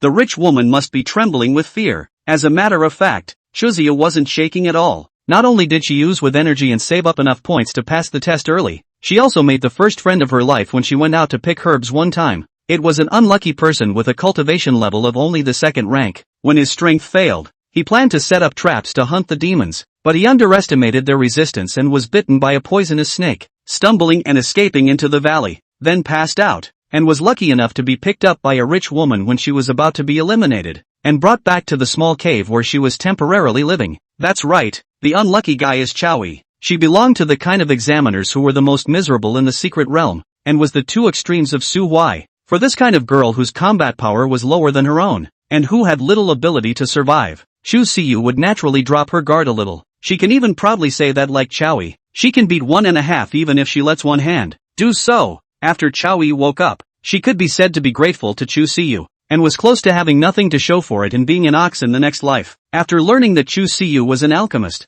she even took it upon herself to act as her guard, though the only purpose of this guard might be to rush up to the demons when they attack and then hold up the other side on the spot. Thanks to Chowi's strong social attributes and the super high emotional intelligence that she sacrificed her strength for, she quickly made friends with Chu Siyu, or at least got a response when she spoke to her. Chancing to meet the line of sight, Chu Siyu's eyes were no longer filled with panic and discomfort. For a sociopath so severe that he can't breathe when talking to strangers, this is an almost impossible miracle. Everything is age-old. Until, on the evening of the 4th day, their identity tokens suddenly blinked more than once and conveyed a message, as well as a map encompassing the entire secret realm. Attention all examiners! Halfway through the examination, we are now announcing the exact location of the 20 integral spirit pearls, or the owners of the spirit pearls. Please invite those interested in the spirit beads to engage in friendly competition. Friendship first, points second. Maps have been distributed. Please click to view. As the prompting tone fell, the small bag on Chu Siyu's body suddenly bloomed with a dazzling greenish-colored light. Chao Yi's entire body instantly froze. Her first thought was that it was going to be over. It wasn't that he had any thoughts about Chu Siyu's spirit bead. With Chao Yi's family teachings, this kind of enmity would never be done. Even for this examination, she has long held the idea of completely swinging for the fences. The big deal is to go back to inherit the Chamber of Commerce. Be a rich woman in the truest sense of the word. She is worried about the location being exposed. How are they 2 weak women going to be able to guard this spirit pearl? Chapter 35, Template of the Daughter of Heaven's Destiny. See you. Let's run. This valley wasn't exactly hidden, and the cave where the two of them were hiding wasn't accessible in all directions. If the exit was blocked, it would really be hard to fly. Chu Siyu pursed her lips. Her nature has always been soft. A lot of things are able to back off, such as the property left by her parents. The aunt wants it. She will go by herself. She knew it was bad, but after trying for a long time, there was no way to become the kind of spunky chick she wanted to be. After all, she's sociopathic and afraid of everything. So if she was the only one, after learning that the spirit beads were hot potatoes, she might have chosen to break the bank and just find a place to throw them away. After all, the spirit beads' 1,000 points were dispensable to her, but it was only the points for refining a third-grade spirit medicine. But now there's still Chowie. She knew that the girl she had saved had little ability to pass the examination, and in her heart, she wanted to give her that spirit pearl. However, she was not good at socializing and didn't know how to give someone a gift, worrying that Chowie would take her kindness as a kind of charity, so she had been looking for a reasonable opportunity. Choose see you for the first time in 16 years to make friends. Do what is careful, afraid that because of their own reasons to end this good hard to build up the bond. Without the spirit beads, Chowie couldn't pass the examination. Chu Siyu looked down at her right hand that was being pulled by Chowie, and after thinking for 3 seconds, she decided to do her best to keep the spirit bead on her body. She looked up and whispered, I know a place. See you. What did you say? You're coming with me. Packing up the Dan furnace placed in the cave in 3 or 2 tries, as well as those medicinal herbs on display, Chu Siyu led Chowie out of the cave with quick steps, heading deeper into the valley. Most of the valley was grassy, with spiritual medicines growing in a staggered manner, and it was indeed considered a good and blessed land. The two women walked along a clear stream, circling east and west, and soon came to a pool of water that was about 10 meters wide and so deep that they couldn't see the bottom. See you. What are we doing here?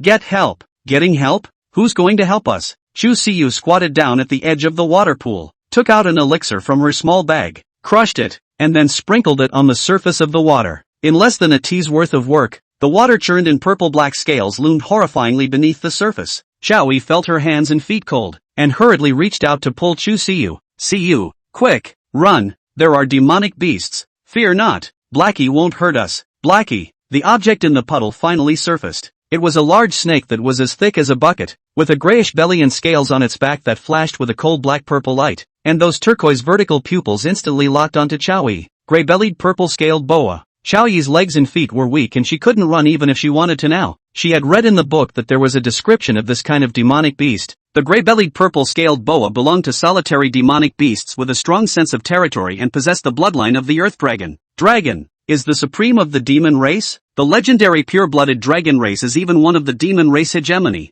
as long as the adult can at least have the 7th level of cultivation of the super-strong existence. All the demonic beasts that were connected to the word dragon, there was not a single one that was simple. Dragon-blooded creatures, even if their bloodline was thin, must be truly great demons. The gray-bellied purple-scaled boa was one of them, and it was still the type with a relatively strong bloodline. According to the iconography, this kind of snake, as long as it successfully reaches adulthood, will be able to reach the strength of the 6th order, with a length of 100 meters and a unicorn horn that will dominate the area. Although the size of this purple-scaled boa in front of him had not reached the adult standard, there was already a very obvious bulge on his head, so I'm afraid that it wasn't far from adulthood, and at least it had the strength of the 5th order. Why would Chu Siyu know a great demon of this level, and look quite familiar with it? Chu Siyu seemed to be able to see her doubts, and while reaching out to touch the head of that purple-scaled boa and placing a few second-grade elixirs into its mouth, she explained in a low voice, I came here the day before yesterday to pick herbs. Xiao Hei was injured and couldn't move, so I fed him some healing medicine. The corner of Chao Yi's eyes jumped.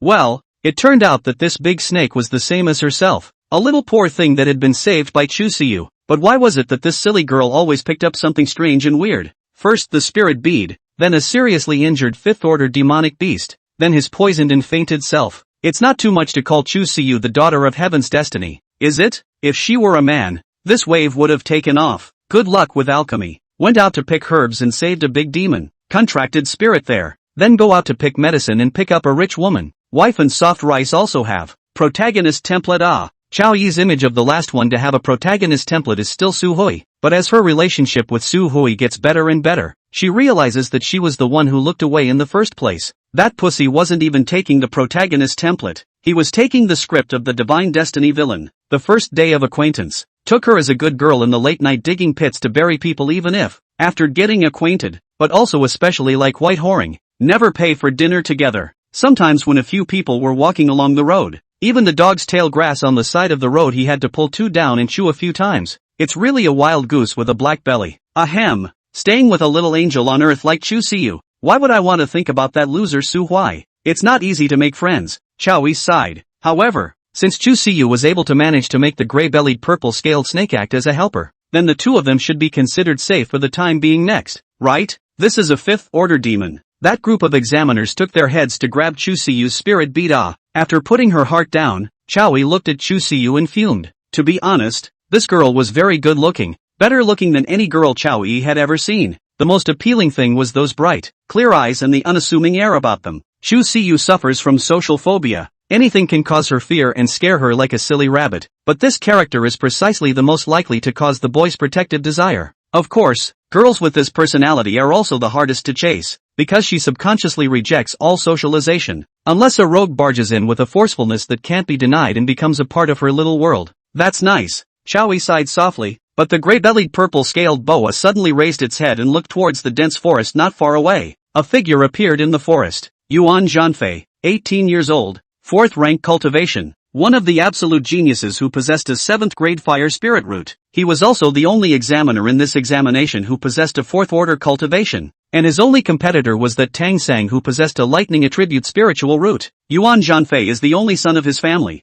and has been highly favored since childhood. After testing his powerful talent, he has been noticed by thousands of people, and has been referred to as other people's children by countless parents. But Yuan Zhanfei has never been proud. It wasn't that he was so mature in heart, but he had a sister at home who was 100 times more demonic than he was. Yuan Zhanfei's father is the royal lord of a certain secular dynasty. The dynasty, that is above the existence of the dynasty. His father Yuan Shu is the real 7th order heavenly immortal realm powerhouse. The father was powerful, and the mother wasn't bad either, being one of the princesses of the superpower Zun Tian divine dynasty. Although she was only a concubine and not very favored, she was still a princess of the Zun Tian divine dynasty. Therefore, after the father and the mother had given birth to an heir together, there was an agreement that the boy took his father's last name, so he was called Yuan Zhanfei. The girl took her mother's last name, so her sister's name was Li Sideo. Well, it's that absolute heavenly pride who left his name on the top of Tangyun Mountain. Started cultivating at the age of 11, was at the age of 18 at the 6th rank, and at the age of 20 at the 7th rank, and who was later taken in by the superpower Sword Mound as a sword son,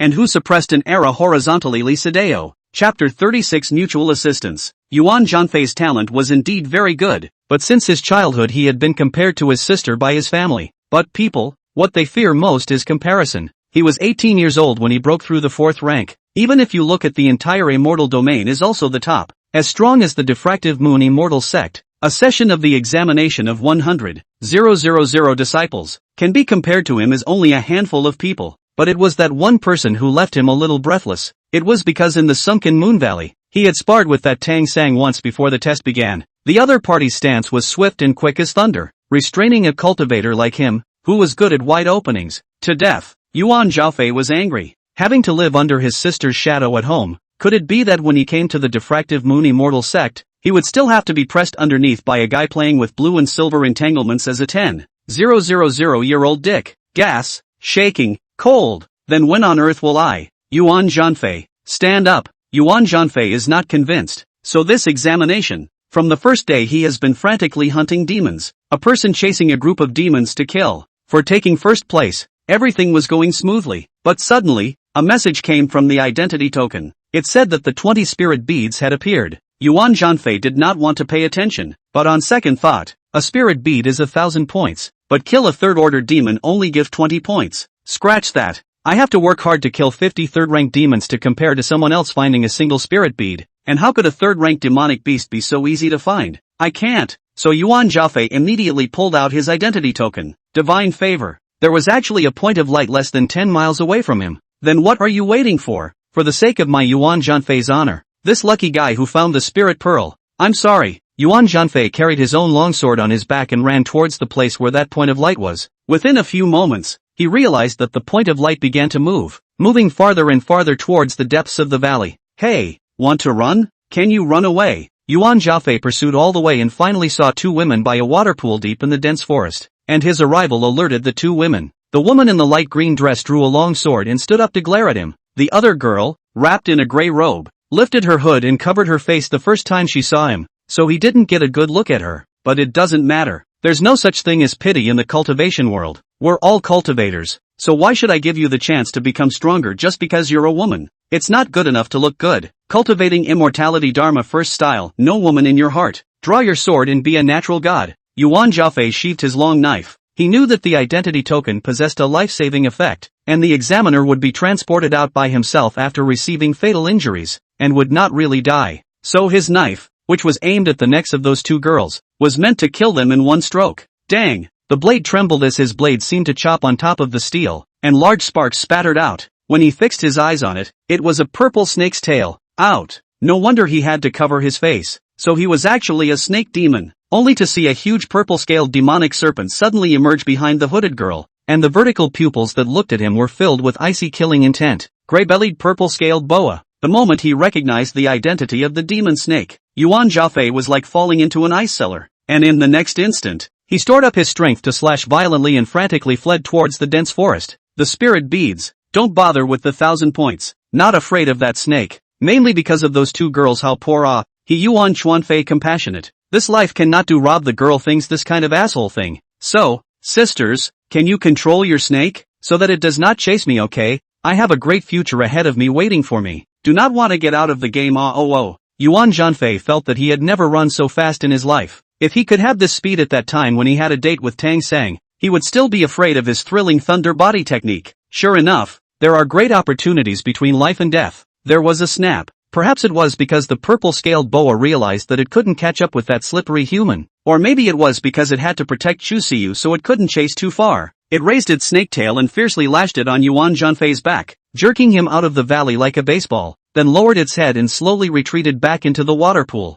Yuan Jianfei fell from the air and slammed into a tree with a snap, feeling that his ribs were broken a few times, and his back was on fire. Surely his skin was broken. He sucked in a few mouthfuls of cold air and wiped away the blood from the corner of his mouth, before sitting honestly under the tree and pulling out bottles and jars from his storage ring to start healing his wounds. Thinking through the sky, he couldn't figure out what made those two girls protected by the gray-bellied purple-scale boa. Could it be the contracted spirit of one of the girls? But the two girls a third-order god condensation. One is only a second-order foundation building. By what can make the fifth-order demonic beasts? There is a basic law for harnessing beasts too, okay? Harnessing beasts across two orders of strength. Even the 10,000 Beasts Island, which was famous for harnessing beasts, couldn't do this.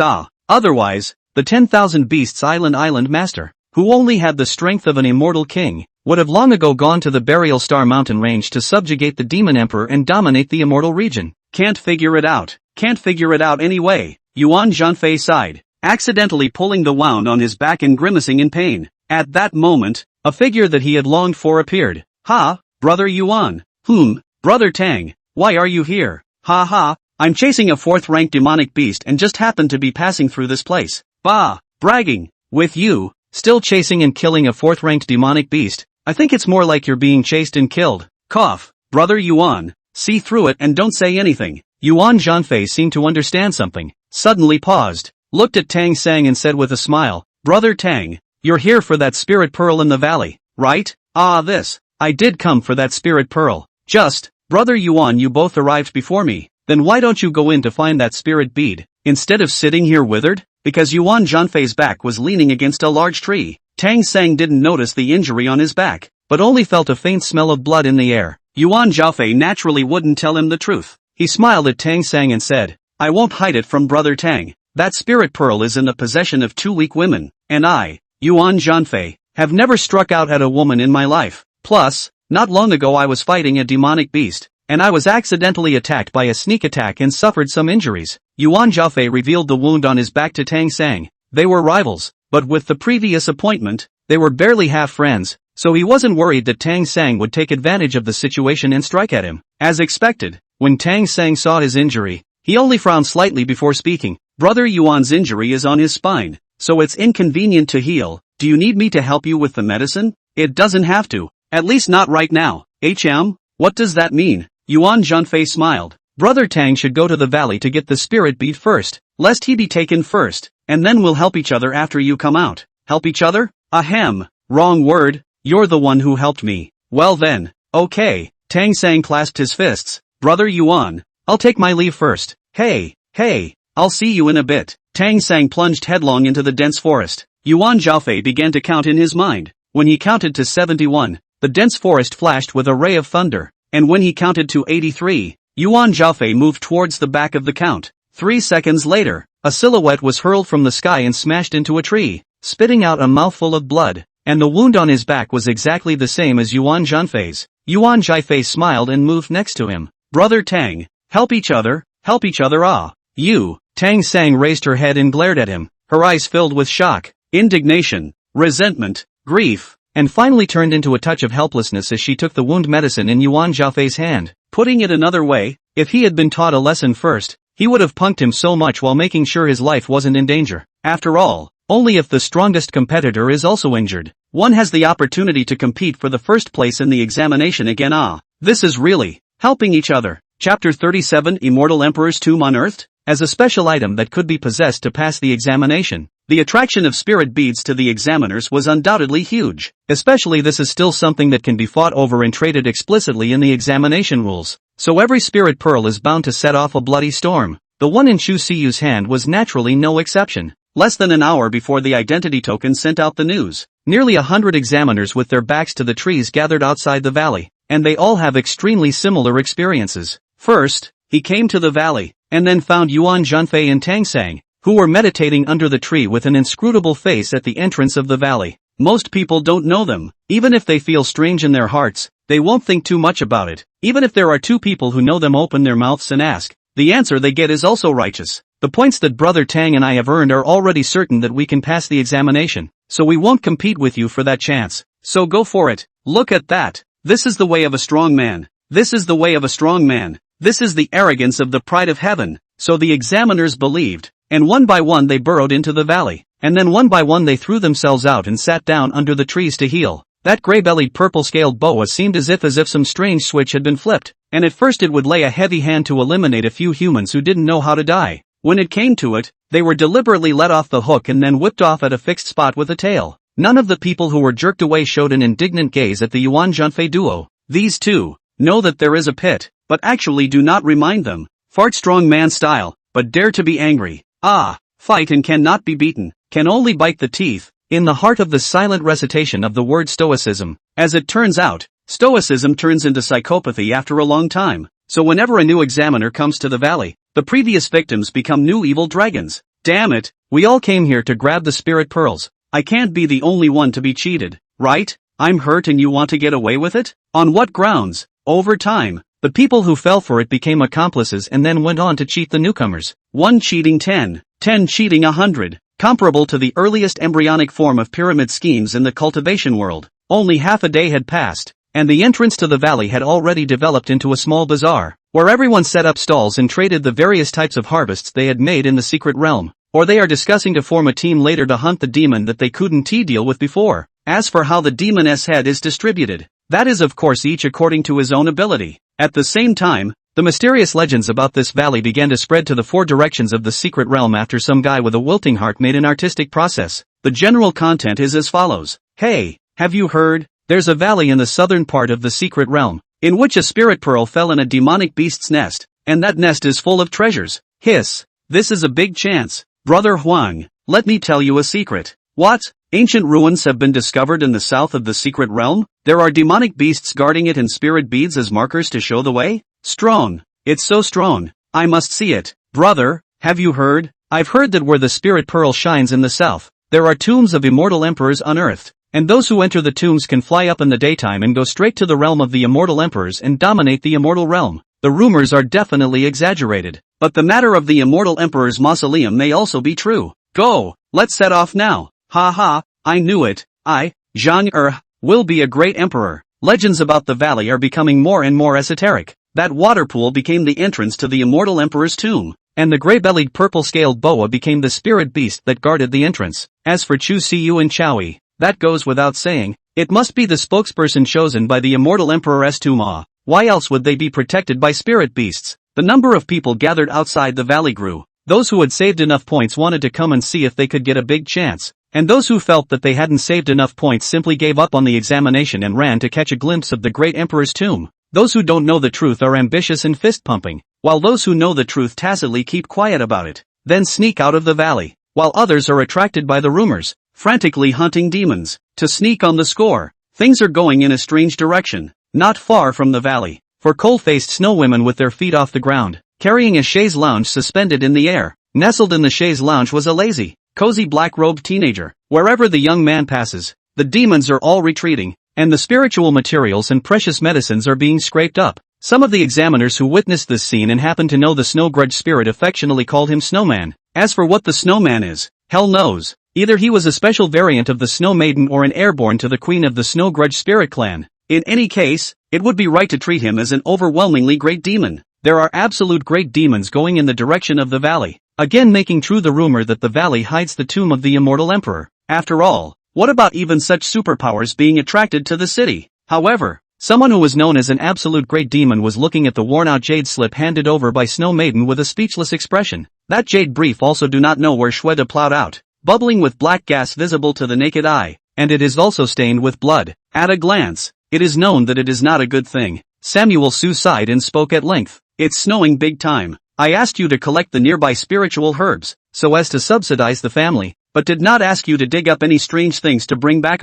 This jade slip is cursed at a glance. Why did you bring it back? Hurry up and throw it away. Shweta commiserated and had to hold the jade slip, and then casually found a bush and threw it in. Seeing this, Su Hui shook his head and glanced at the green dot on the map before signaling the Snow Maidens to move on. Samuel Su knew from a young age that you can't just take anything you find, and that curiosity will kill the cat. Back when he was still in junior high school in the original world, he had picked up a mysterious USB flash drive with a label that was blurred, with only the last word vaguely legible. That's a titty word. Samuel was so happy, he thought it was some new study material, and hurriedly pulled his roommate to run to the internet cafe near the school, and then found a corner where no one was. Insert the USB flash drive, unzip it, and open the folder. Thus, a magical advertisement for Oh Soap Fruit Milk began to flash frantically on the big screens of all the computers in the entire internet cafe. I want to oh bubble. I want to oh bubble. That day was windy, and he and his messy-faced roommate became the prettiest cubs in the entire internet cafe.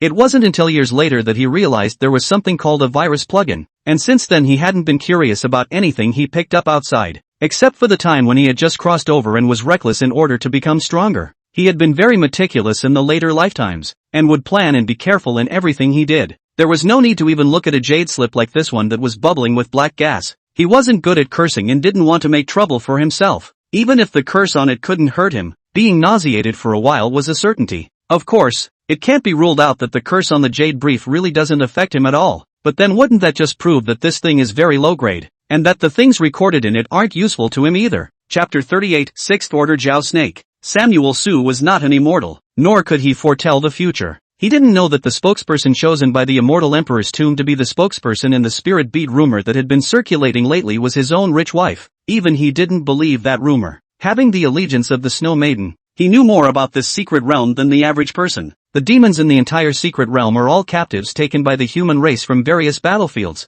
and the strongest is only a 6th Order Earth demon. So how can the tomb of an immortal emperor appear? So why did he head for the valley knowing it was fake? Of course it wasn't because of coveting the 1,000 points of that spirit bead, but the fact that there were too many people gathered outside of the valley, making it convenient for him to spy on the news.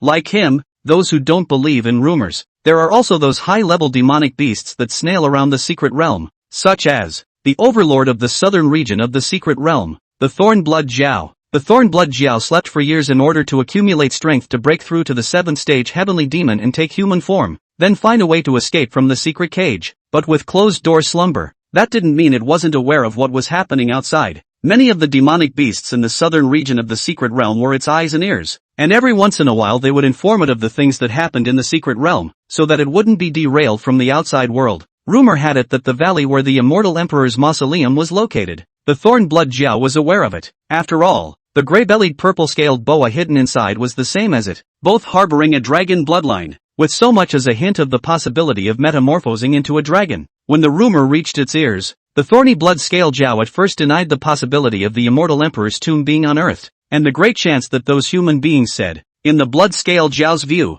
was most likely a precursor to the transformation of the gray-bellied purple-scale boa. So, it decided to come out of the gate. Of course, it was certainly not to congratulate the purple-scaled boa on its metamorphosis, but rather to hunt it, draw on its bloodline power, and use it as a base to charge up to the 7th rank in one wave. And with the same mindset, there were also some other 5th ranked great demons in the southern region. This rumor that had been fabricated in the beginning to pit people against each other had thus gone through layers of fermentation and turned into a big lie that triggered turmoil in the entire southern region of the mysterious realm. Human trialists from the immortal region, hidden great demons from the southern region, and demonic ghosts and monsters secretly spying. Chu Siyu and Xiaowei didn't realize how dangerous and horrible images they were going to face next just because of the lies of the two pitbulls. Chu Siyu was still mindlessly refining pills, and when she was done, she took out a drawing board and stood by the water pool to draw. She drew a dense forest with water, her, Xiaowei, and a purple-scaled boa. Only the picture was in black and white, just like her world,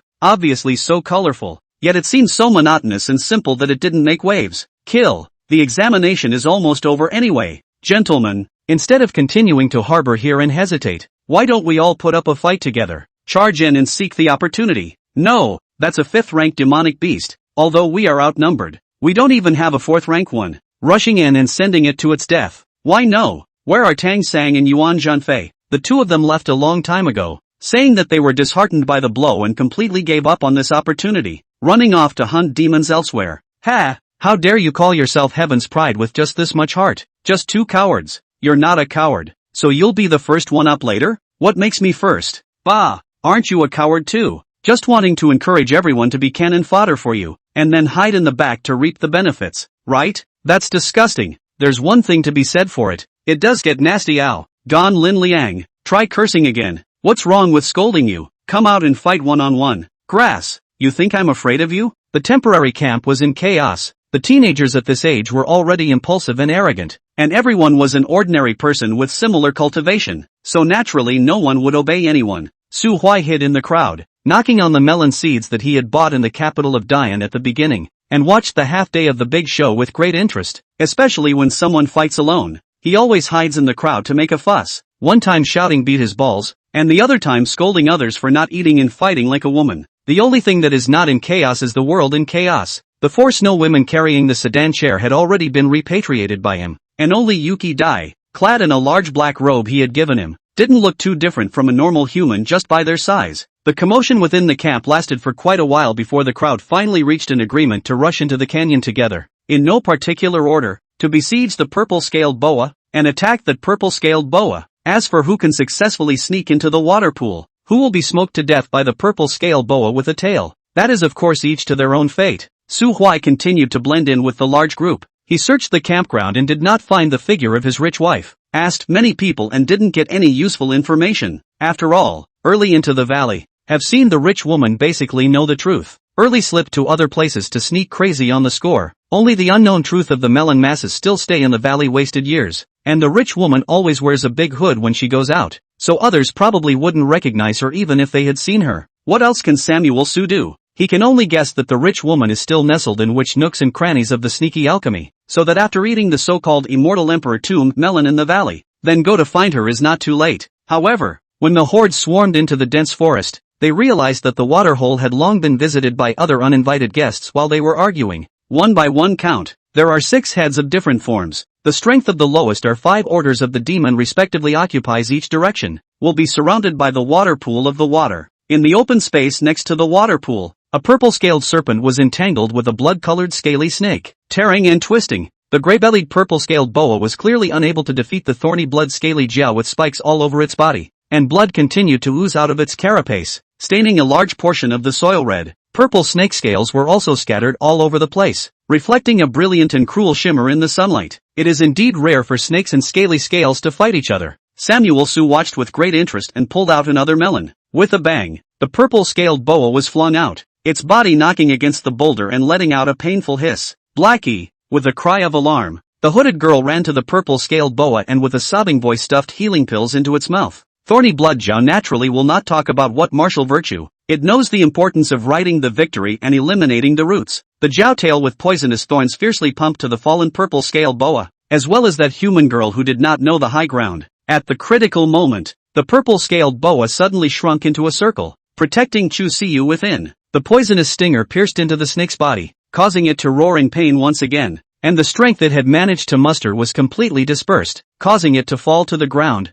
no longer able to move. Su Huai suddenly felt that the melon in his hand didn't smell good anymore. That cry he didn't hear, because in centuries of his previous life, he had never once made a rich woman shed a tear, not to mention listening to her raspy voice that tore at her heart so much. But in that moment just now, he caught a glimpse of the girl that the purple-scaled boa was desperately protecting. Familiar bloated robes and a corner of the hood lifted by the gusts of wind caused by the battle. Su Huai's entire face instantly went cold, and the sudden chill made the snow maiden beside him unable to resist tugging at the robe on her body. The thorn blood Jiao let out a revealing cruel and sharp hiss, and the snake tail danced once again, sweeping out residual shadows in the air and lashing at the purple snake, and the human girl who was in the way. District 5th Order. Not yet adult little snake. What are you going to fight me with? Die. I'll swallow you inch by inch, whole, and then digest you into scraps. Bang! The serpent's tail with barbs did not tear through the body of the purple-scaled boa as expected. It lashed against an arm. Sticky, poisonous blood dripping down between the elbows. But the face of the teenager who had blocked the blow hard had no expression on it. He raised his other hand, and the void condensed inch by inch at his fingertips,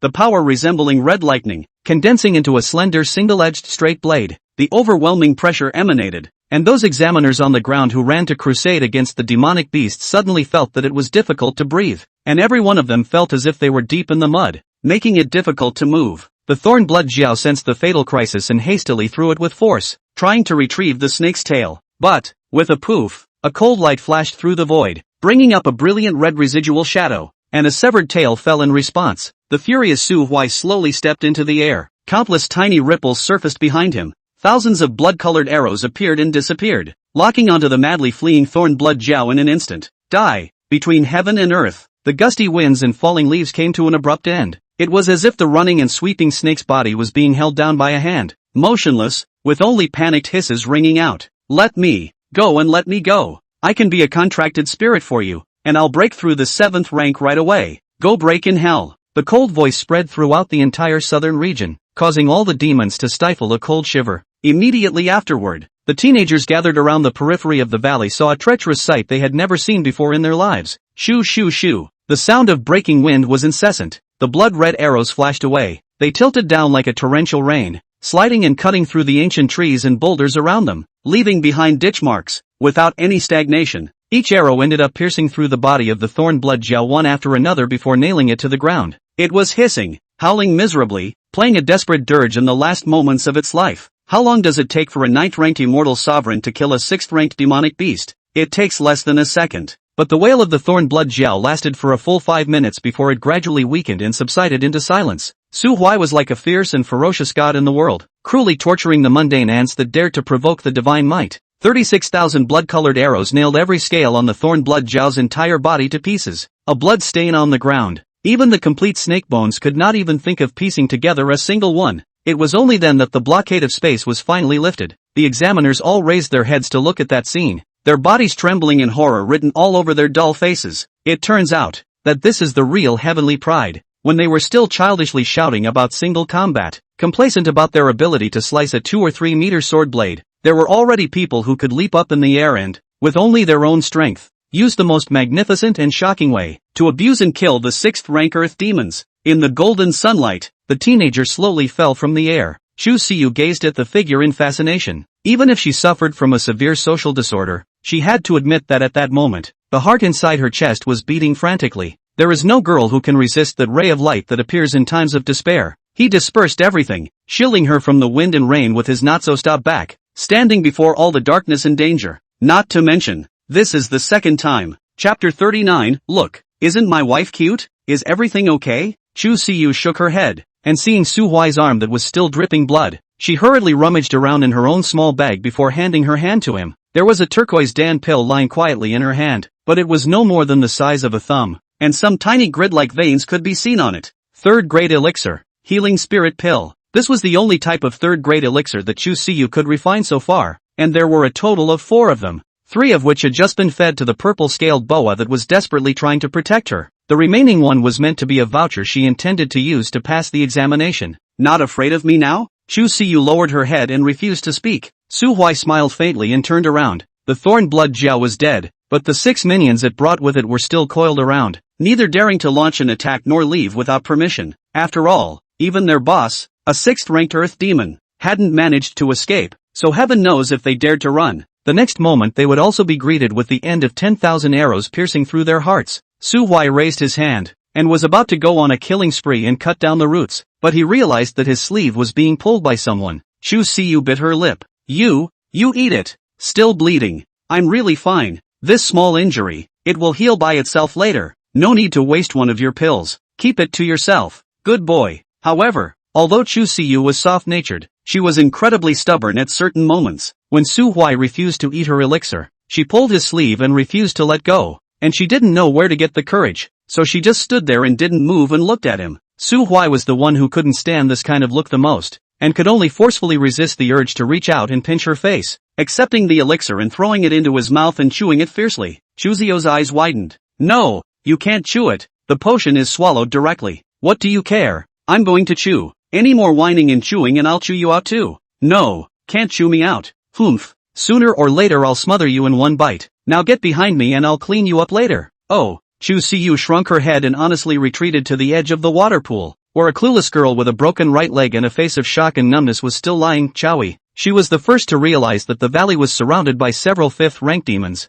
and even fought with one of its 5th-rank henchmen long before the Blood Augur came to attack. Losing. Well, it was a crushing defeat, and she was almost second-guessed, but luckily the purple scale boa came just in time for her not to be eliminated outright. However, he was still injured, and could only lie motionless and half-lying at the edge of the water pool, watching the purple-scaled boa battle the blood Zhao. Chowie is not as optimistic as Chu Siyu. She is very clear in her heart. She and Chu Siyu have identity tokens to protect their lives. Certainly not to death, but that head of purple-scale boa, certain death. Having been protected by this vicious serpent for a whole day, it was impossible to say that there wasn't some gratitude in one's heart, but Chowie couldn't do much about it. Chu Siyu was of the 3rd rank, and she herself was even a weakling of only 2 ranks, which couldn't affect this kind of battle between great demons at all. When the purple-scaled boa was torn by the blood Zhao and let out a miserable howl, Chowie had never been so eager for Su Huai to appear by her side, even secretly wish in my heart, willing to lose 10 years of life, in exchange for the timely appearance of Su Samuel. Then,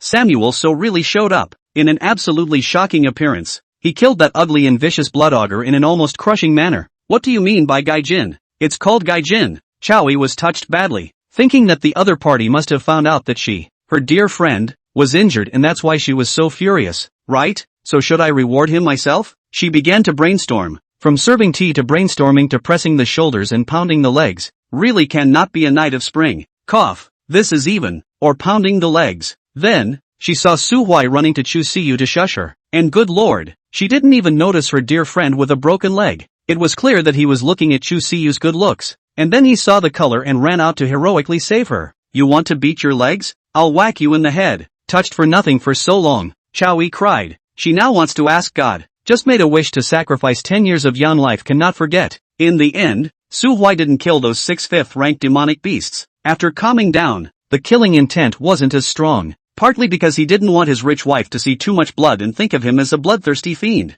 On the other hand, this secret realm is used to train the descendants of the human race, and the demons in the secret realm are also the human race's great predecessors from all over the world to specially capture in the trainer. Even the female human celestial pride that Shweta had said was practicing in the secret realm a few years ago had only fought those demon overlords and had not injured their lives. Oh, with the exception of that Viscount of the Blood or whatever, who got himself killed and has no one else to blame. Su Huai came in once, in just a few days has killed 5 secret realm overlord and 2, if now and then the southern region of these stalwarts all killed. This secret realm is also almost half of the abolition of. The monsters are all killed and can't be refreshed like the game, so the next disciple comes in and still tries his ass off. But, a mortal sin can be avoided, but a living sin cannot be escaped. Su Samuel promised to spare those shivering demonic beasts, but as compensation for rounding up his rich woman. What? You didn't do it? You didn't do it? Then I don't care. Anyway, my rich lady is scared. Look at her little white face. She's about to be scared and cry. Scratch that. What, just call me scared? How can I scare her, and then force Lai to kill you? Ah, dogs, if you say it's your fault, it's your fault. Be a good boy and bring all those elixirs you've collected over the years to buy your lives. If you don't satisfy me, I'll kill you anytime. The 5th-rank demons nodded frantically and hurriedly twisted their heads and ran back to their respective territories to go through their own collections. Dismissing the demonic beasts, Su Huai coldly looked at the group of examiners. The group of teenagers are also very understanding. Ah, people, this is obviously in the drive. Damn it, you don't own the valley. What makes you so bossy? Why do we have to leave when you tell us to? I won't. I'm not going to walk. I'm going to run. Hundreds of examiners huffed and puffed as they poured out of the canyon. And no one mentioned anything about the immortal emperor's tomb again, even if there is really a big chance. So what? The 6th-ranked demonic beasts have all gone to the streets.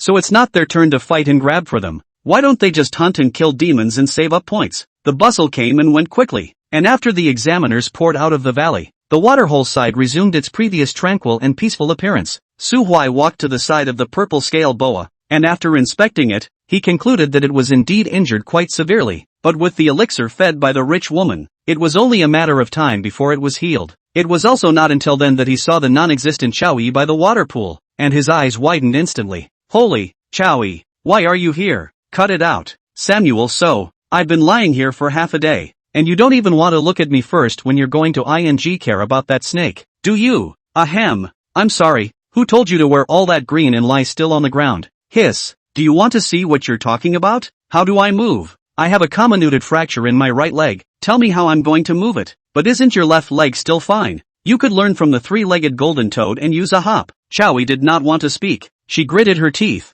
glaring at Su. Samuel began to gasp, shaking, cold. Either you can't beat it or you can't. I put up with it. Chu Siyu took a small bottle of medicinal powder and poured it onto the wound of the purple scale boa while secretly watching these two bicker. After getting along for a few days, she had already figured out Chao Yi's nature. A girl who was very good at judging the situation, very good at talking, but also very kind at heart. But after witnessing Su Huai's brutality just now, Chao Yi can still gnash her teeth at him, and she doesn't have so many scruples when talking to him, so she must be a very good friend, right? Since he could be very good friends with Chao Yi, I guess Samuel Su wasn't a psychopathic murderer like he thought? Chu Siyu lowered her head and rubbed her face, and somehow, rubbing it, she suddenly let out a boing sound, and a bubble came out of her mouth. The bickering over there came to an abrupt end, and both Samuel Su and Chao Yi turned their heads and looked at her with an inexplicable look. Chu Siyu instantly small face red, in a panic to cover the hood, head low very low, like a small ostrich that could not wait to bury its head in the sand.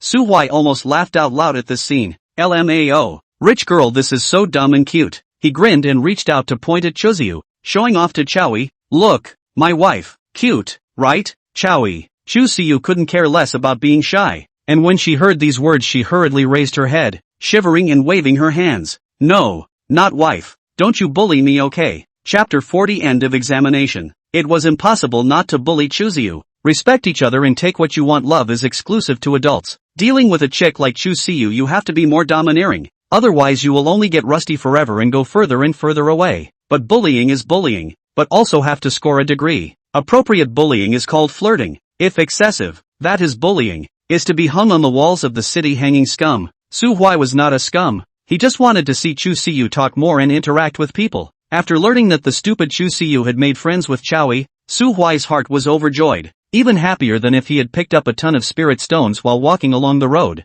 It was important to realize that in his previous life, hundreds of years ago, Chu Siyu had never had a friend in the true sense of the word. She was socially terrified, not talkative, rebellious, not a pleasant personality, and on the contrary, she had a scourge face, and her alchemy talent was top-notch. As we all know, it's hard to make friends with a school bully, and it's even harder to make friends with a school bully with a high face value, not to mention the fact that this school bully was born with a character flaw. Therefore, most of the female disciples who practiced at Medicine Spirit Peak with Chu Siyu in her previous life hated her. Occasionally, if someone spoke ill of her, they would still be reprimanded when the elders of Pill Spirit Peak found out. So everyone knew that the elders favored Chu Siyu and hated her even more. Fortunately, Chu Siyu still has Su Samuel, and when she is aggrieved, or if she has something happy, she will hide under the covers and tell him about it. Sometimes they would throw little tantrums in an attempt to provoke Su Huai's family status as head of the family, and then nestling in his arms and wooing after the provocation. Chuziu in hot love is incredibly clingy, but after all,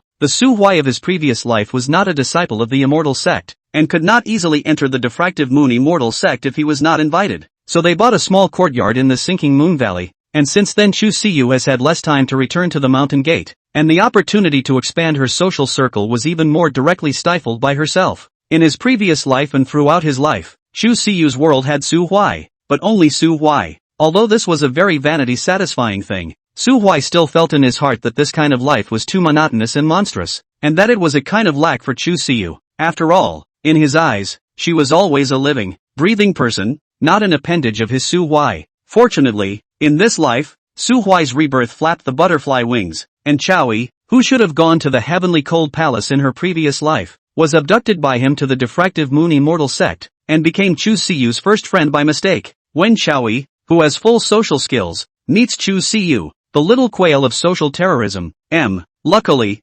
Chowi is a woman. Time passes by. Soon, night fell. The purple-scaled boa had already regained its consciousness, with most of its body soaking in the water pool to heal its wounds, only to raise its head from time to time and roar a few times at Shweta, who had revealed Ah Pao's true form. Out! Snow grudge spirit, what are you doing on my turf? Isn't it a fight you want to have? When Shweta raised his head and glanced at it, the purple-scaled boa immediately wimped out again and shrunk his head behind Chu Siyu. Then Chu Siyu was scared and shivering by the snow big again. Finally, Su Huai glared at Shweta one more time, telling it to stay away from his rich wife. Meow. The word snake fighting is kind of what the purple-scaled boa learned. Shweta also agreed.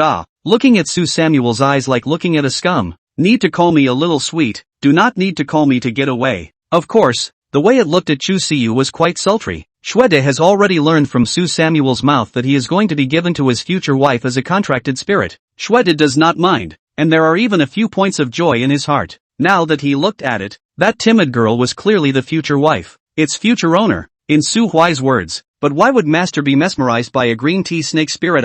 I admit, I'm not very good looking in my original form, but how can I not be uglier than that snake? If it is not Suai-sama said that the time has not yet come, I will now turn into the third form of Mo out of your face blood, believe it or not. Hey. Pissed off. Yukito snapped his head up and hit the tree with a thud, venting his emotions, and Samuel Su, now grilling meat in misery, because he had just said that Chu Siyu was his wife. This cheapot was now not talking to him again, holding a large handful of medicinal herbs and hiding by the water pool to refine pills. Before Su Huai came, chores like roasting meat were all done by Chowi, who grabbed the initiative to do it. But now this little roasting master was pillowing her hands and counting stars with a cozy face. People have a reason to be lazy.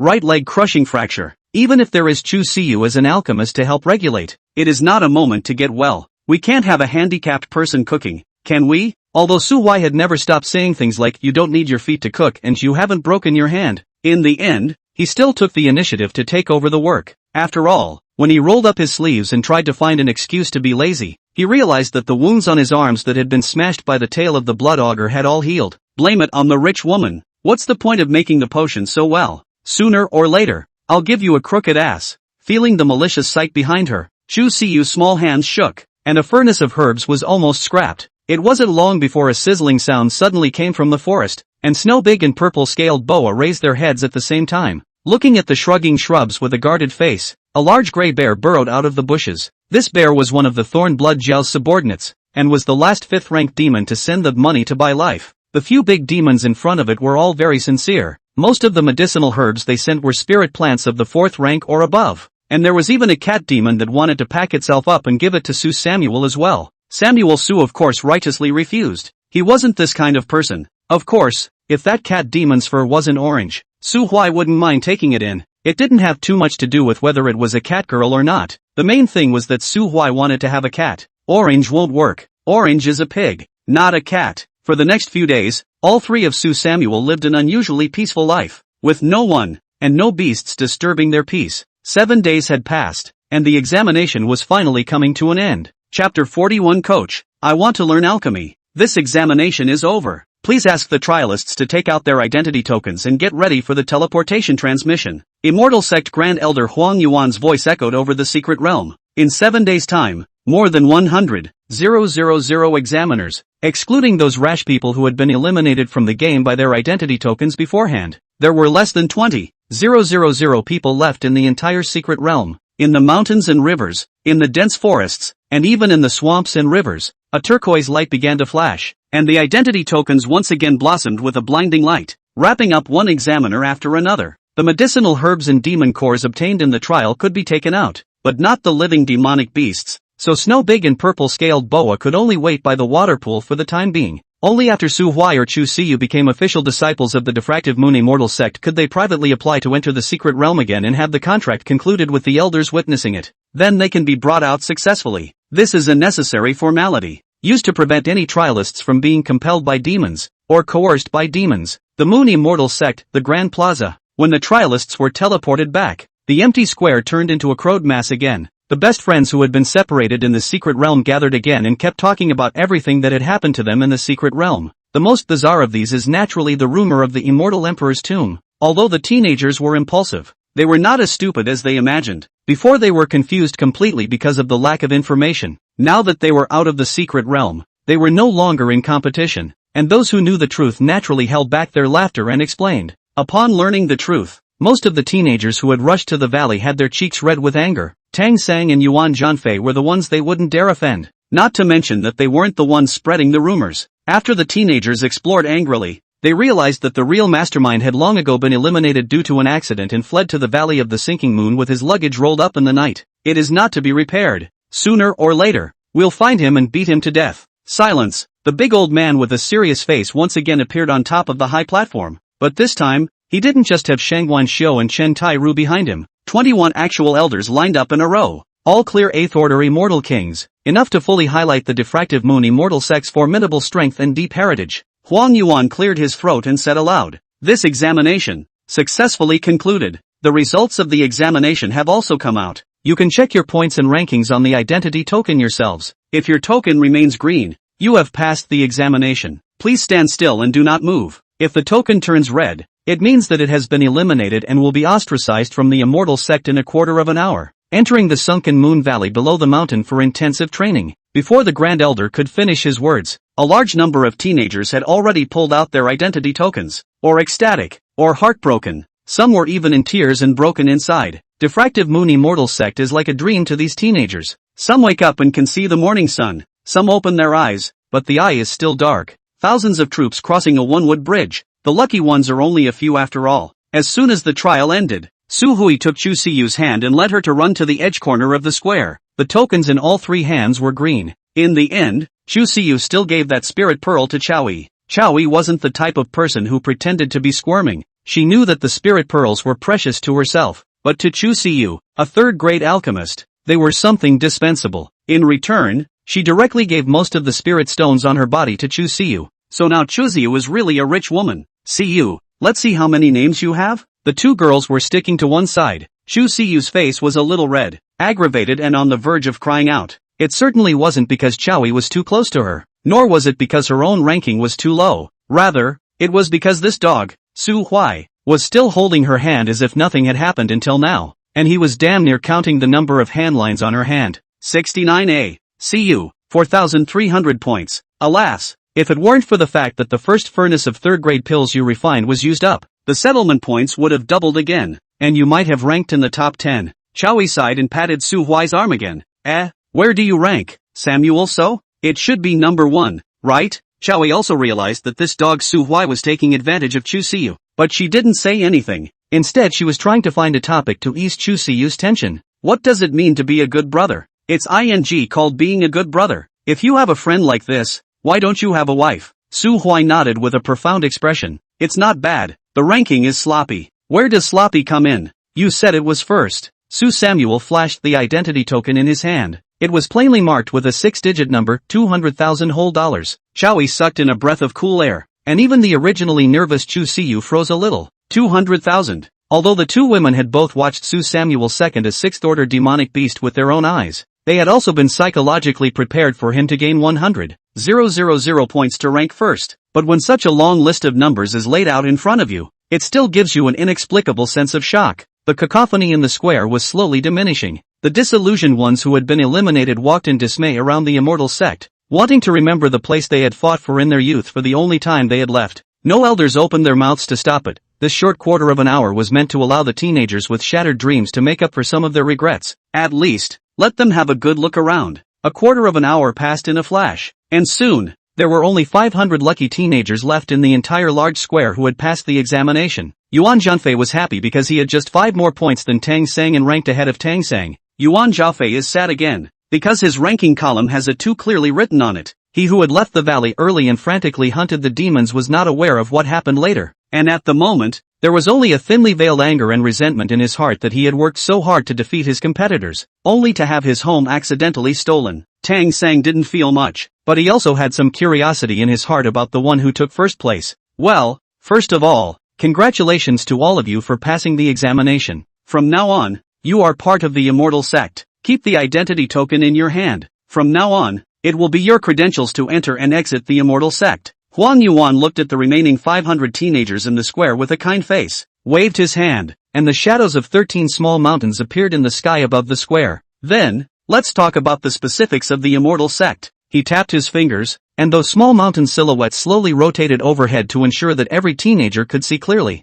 The diffractive moon immortal sect, divided into 13 main peaks. Blade and sword peak, majoring in swords and proficient in killing. Fist intent peak, majoring in physical body, proficient in physical combat. Technique peak, majoring in technique, long range attack and kill. Hidden shield peak, majoring in heavy weapons, the way of defense. Spirit formation peak, majoring in the Tao of formation, arranging troops. Lastly, there is the artifact spirit peak and medicine spirit peak, which teach the arts of weapon refining and alchemy respectively. Of course, through your performance in the secret realm, we have already preliminarily chosen a place for you to go, and now that we are showing you these, we want to ask for your opinions. Objections can be raised and timely adjustments made after inspecting the belongings behind the identity token. The teenagers hurriedly turned over the tokens in their hands, and different patterns were indeed drawn on them. Chao Yi's token was followed by a formation map, and she was assigned to the Spirit Formation Peak, while Chu Siyu was unsurprisingly assigned to the Pill Spirit Peak.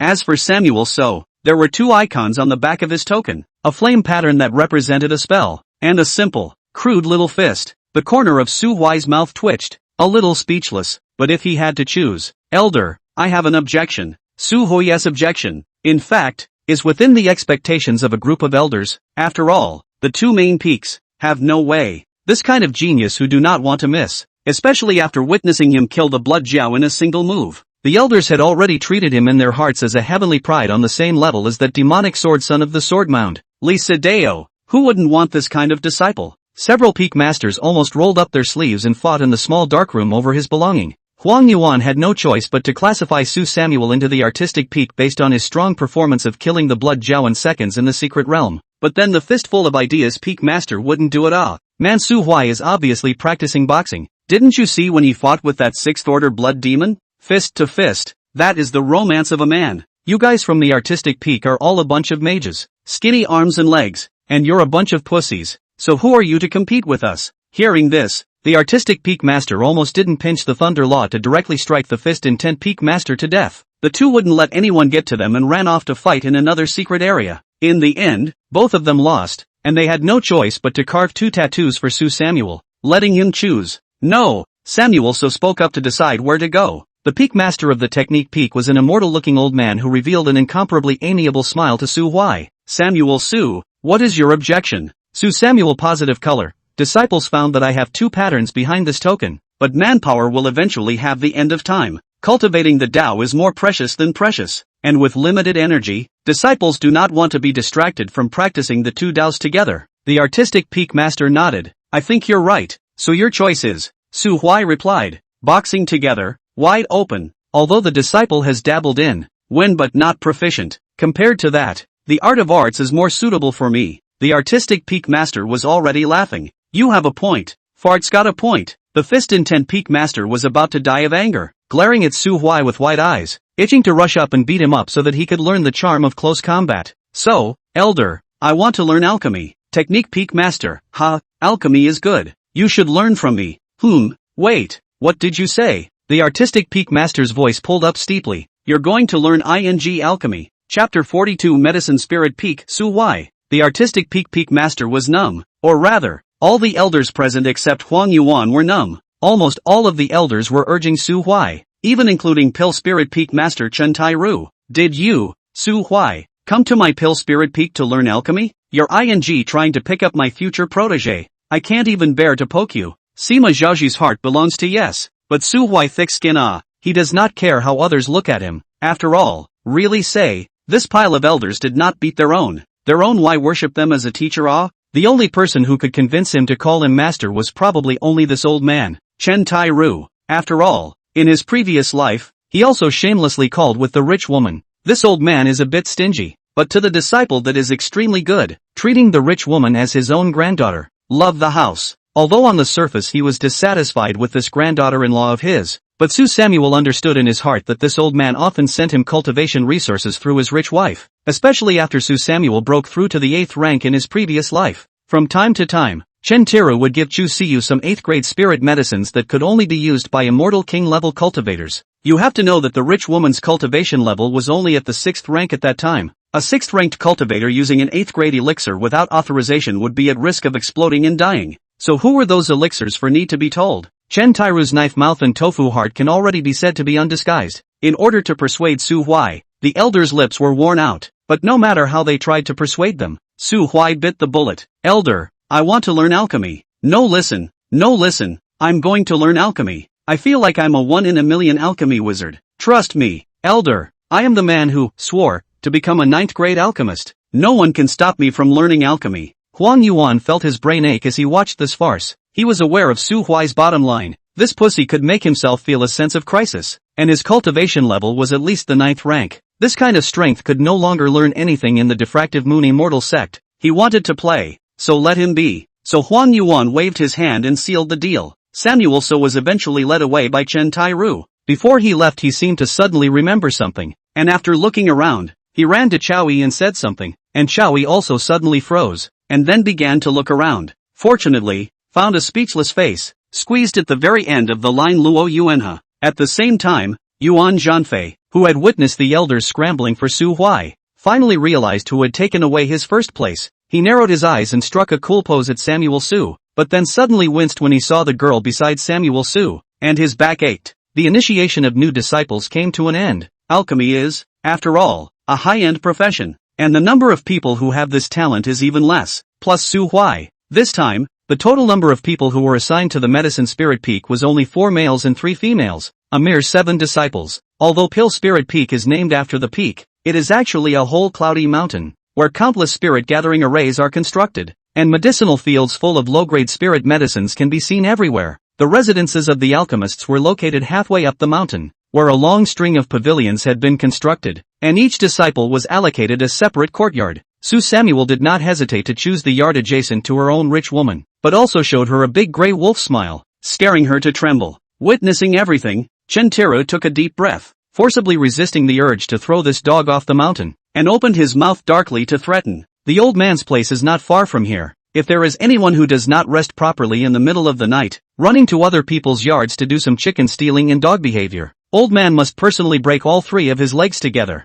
Samuel Su nodded with a serious face. Elder Gaoi, I, Su Huai, hate people who steal chickens and dogs in my life. If there really is such a shameless one, I will join you in breaking his 3 legs. Throw him off the mountain. Terry Chen. Alright, next you guys go around and familiarize yourselves, and if you have any questions, you can ask the senior brothers and sisters you meet on the road, and they'll clear up the confusion for you. Oh yeah, by the way, the Immortal Sect will regularly distribute some cultivation resources every month, when the amount is very small. If you want more resources, you need to go to the sect treasury and exchange them with points, including your residence, and the use of the cultivation grounds, all of which require points. As for the method of obtaining points, everyone can go to the battle hall to receive alchemy quests. It's still very easy for alchemists to obtain points. After noon, come to the damn room to test the alchemist grade, so that I can confirm your progress. The crowd bowed their heads in unison. Yes, Elder. After Chen Tiru left, the new disciples familiarized themselves with each other and dispersed in all directions. Those 3 male disciples did want to accost Chu Siyu.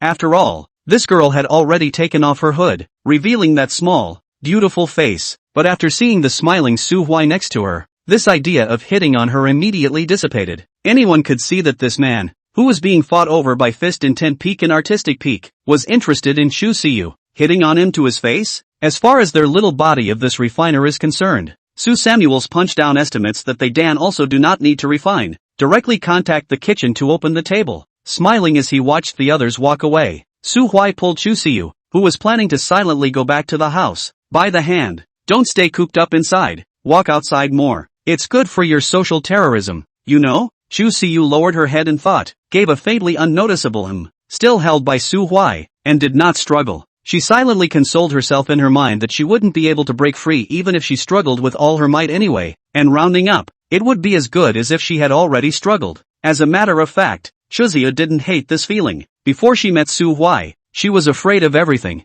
suffocated when there were too many people, and felt that everywhere was dangerous. After getting to know Su Huai, she only needed to be afraid of Su Huai, and other things were less intimidating in turn. Chu Siyu secretly raised his head to look at the side of Su Huai's face. The sunlight reflected the tiny fluffy hairs of his face. His eyes were bright. Just don't know why. He smiled as if he was very happy. Su Huai didn't know what Chu Siyu was thinking. He pulled Chu Siyu and ran to the side of an acre of unoccupied medicinal field, then pointed to the young seedlings of the field in a serious manner and spouted nonsense. Look, this kind of elixir is called shiki mushroom. It's a precious 9th grade medicinal herb, alias gong grass, and gong grass that's in its last year is also called old gong. Here, read after me. Old gong. Chu Siyu blinked. But this is the seedling of the 2nd grade spirit medicine Chu Shanjua. You're mistaken. No, I'm not mistaken. You're wrong when I say you're wrong. Suai was annoyed. I'll spank your ass if you try to weasel out of it. No. Then read after me. Old gong. Chu Siyu pursed her lips and didn't say anything. She didn't know what the old gong meant, but the 2 words husband were understood.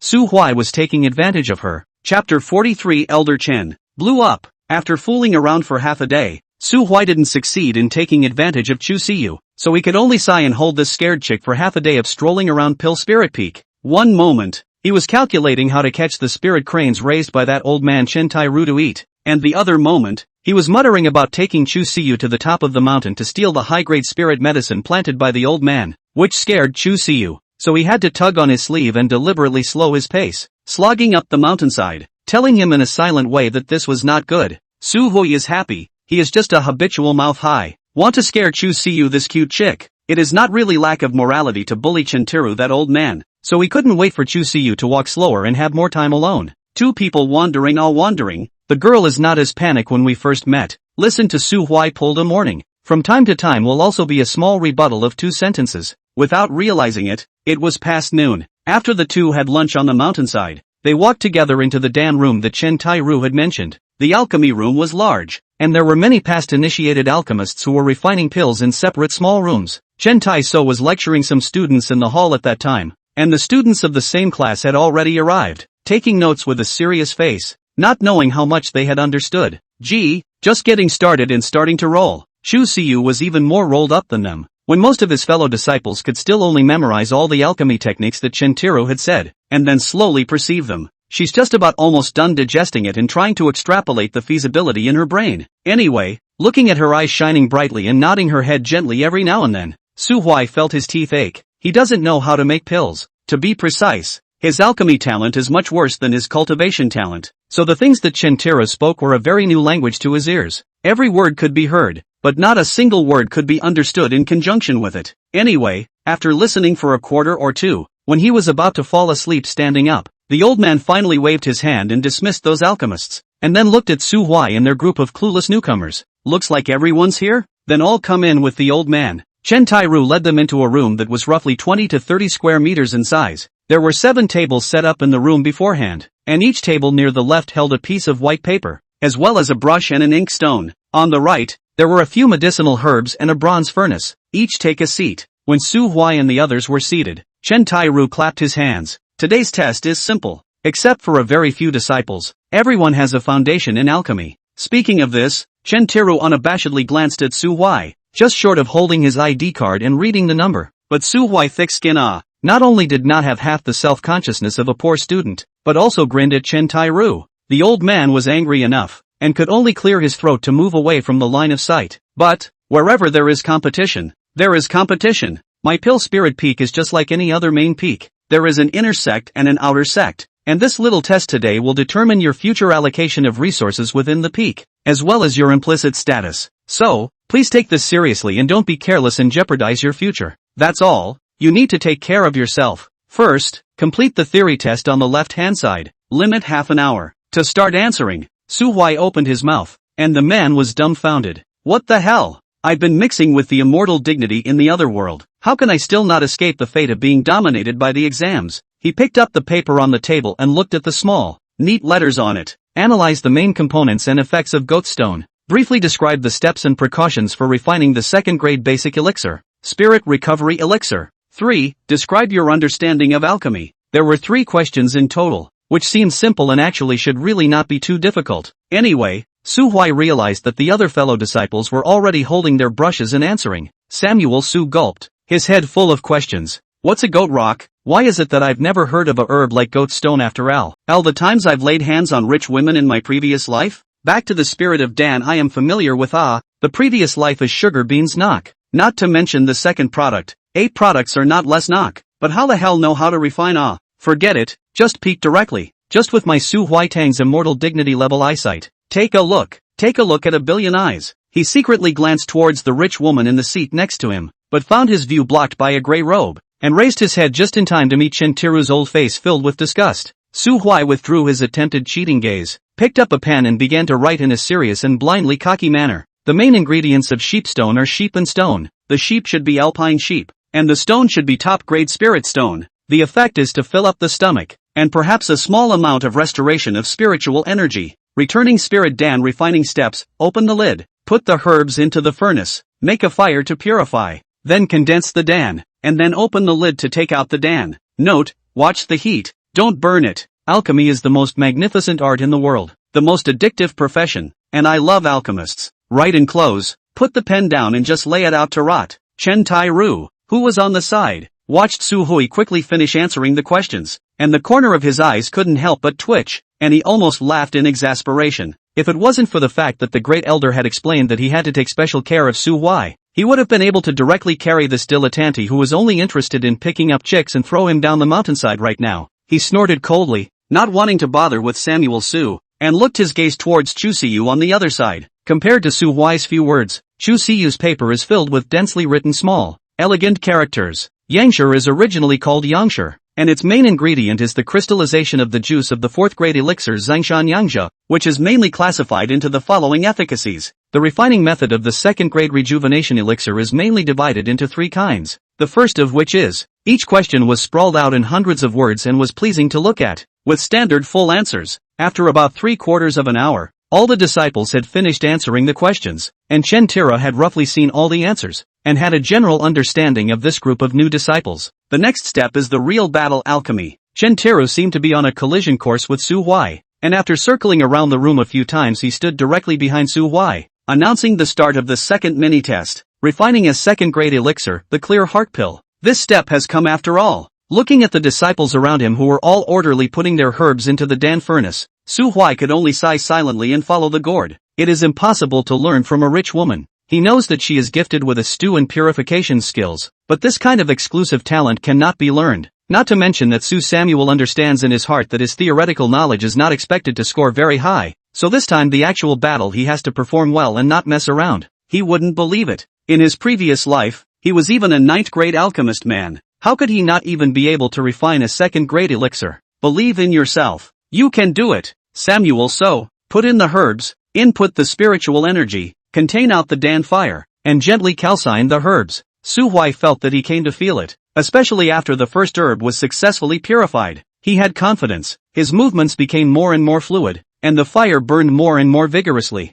Chen Tairu seemed to have noticed his abnormality as well. After all, the other disciples were still purifying the 2nd herb, and Su Hui had already burned his way to the 5th. Is this kid really some kind of alchemy wizard? Chen Tira raised an eyebrow and brought his head closer to the Dan furnace, looking in through the cracks in the furnace, only to see the scorching fire, a cloud of ebony black stuff tossing, contracting, expanding. Boom! There was a loud bang. The lid of the Dan furnace was lifted out and flew out, smashing into the ceiling and bouncing back to the ground, thumping a few times and rolling out a long way. Although Chen Tiru also has immortal king cultivation, but after all a handful of years old, reflexes are not fast. Not to mention, he never dreamed that he would be attacked in the Dan room. Thus, caught off guard, he was directly lifted down by the explosion's airwave, sitting on his butt on the ground, and a crisp clicking sound came from his old waist. He shivered, his mouth shivering, his face white, his beard mostly blazed, reaching out and pointing at Samuel Su, trembling. You.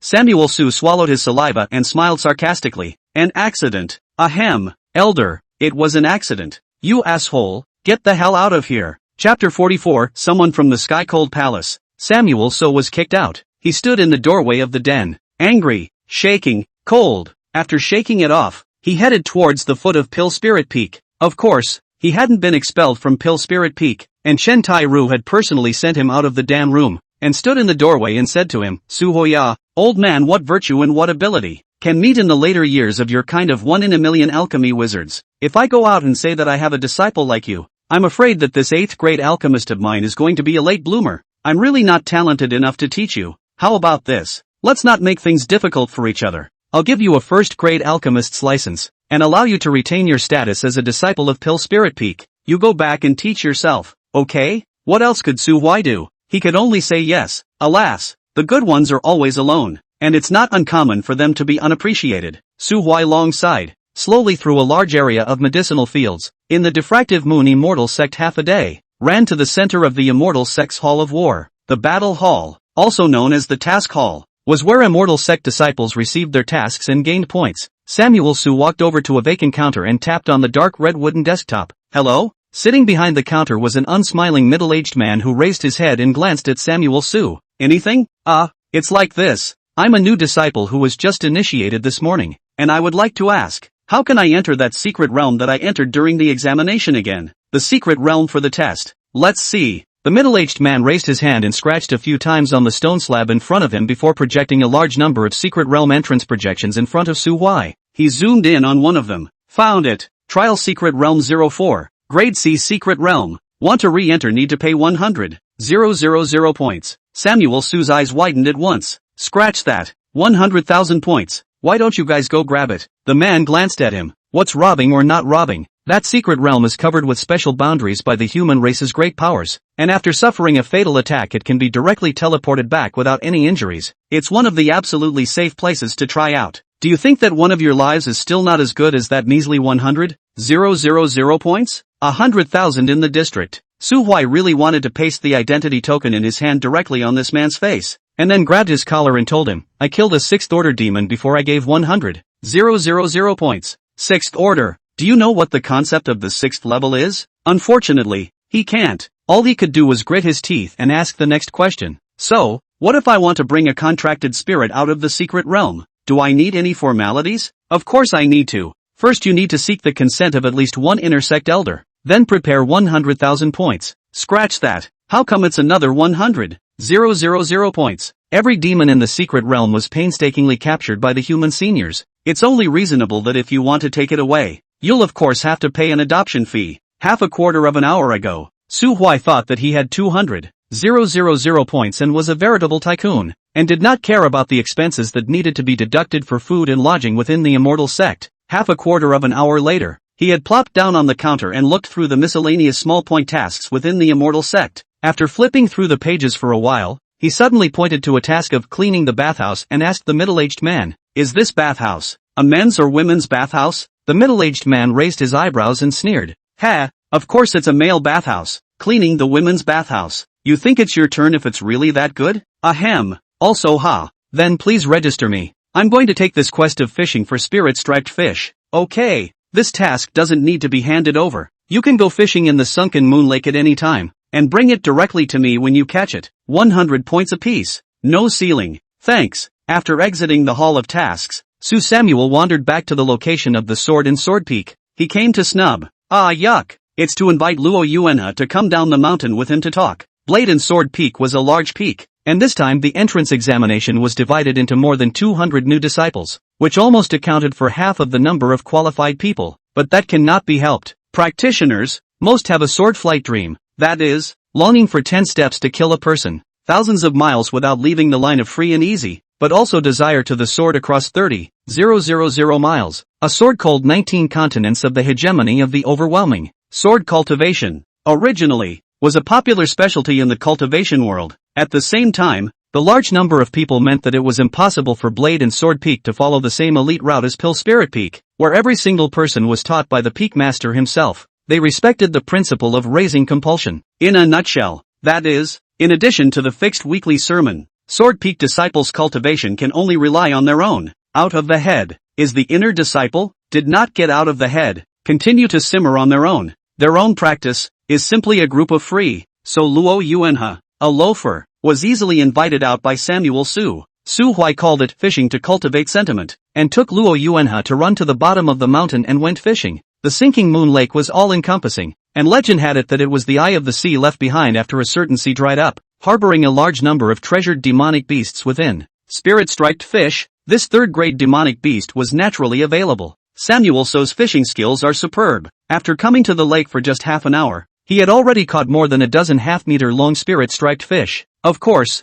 it could also be because the fish bait he used was a fifth-grade spirit medicine. The elixir was a very special kind of small fruit, with its epidermis wrapped in a thick shell. Only the medicinal fragrance flowed out, but it was impossible to eat the fruit flesh wrapped under the shell. Spirit-striped fish intelligence is not high, biting the fruit and refused to let go, and then was raised to the surface of the water by Samuel. The fish caught, the bait is still unharmed, can be called the first person in the white whoring world. Luo Yuanhe also had a harvest. Not much, only 3, and because he wasn't sure of the value of the spirit-striped fish, he gave it to Su Huaihe without a care in the world. The drift was shaking again, but Samuel Su didn't pay attention to it this time, because he was listening to the conversation of the 2 fishing buddies who were packing up their stuff and planning to go home. Angler 1, ugh, nothing again today. Angler 2, be content. A week ago a man drowned in this lake. Angler 1, oh, that man I know. He choked to death on water alive. His body was soaked and swollen. I was there when he died. His killer was old and scary.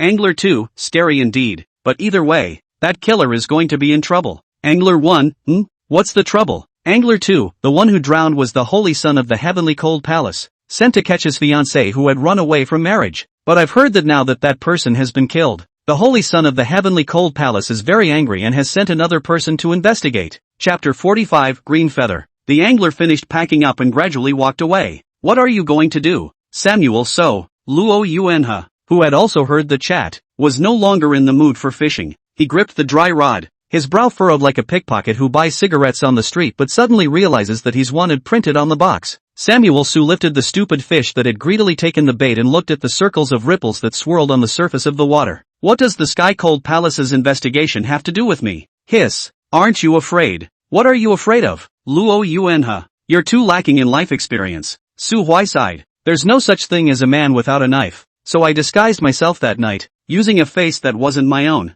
Besides, don't forget where this is. People from the heavenly cold palace, trying to bully me, a diffractive moon disciple on the territory of the diffractive moon immortal sect. He has such a big official authority. Luo Yuanhe nodded plausibly, then opened his mouth and asked, then whose face did you use at that time? Naturally, it's my best friend. Yen forgiveness. Hands shaking, Luo Yuanhe opened his mouth, wondering if it was too late for him to cut off Su Huai. Sinking Moon Lake has always had a touching legend. Legend has it that in the ancient times, a monk who was hidden in the mountains and wilds passed by the lake and came across a broken-winged green bird in its first human form. The monk wanted to kill the demon, but the woman in the form of a green bird suddenly knelt down to him, stating that she was hiding in the mountains and the sea, and had never done any harm, nor would she dare to do any harm. If the monk is willing to spare her life, it is willing to turn into a little servant girl and follow the monk around forever. I don't know whether the monk was moved to compassion or not, but he didn't end up swinging the pestle and mortar in his hand. As a slave or a servant girl is just a joke.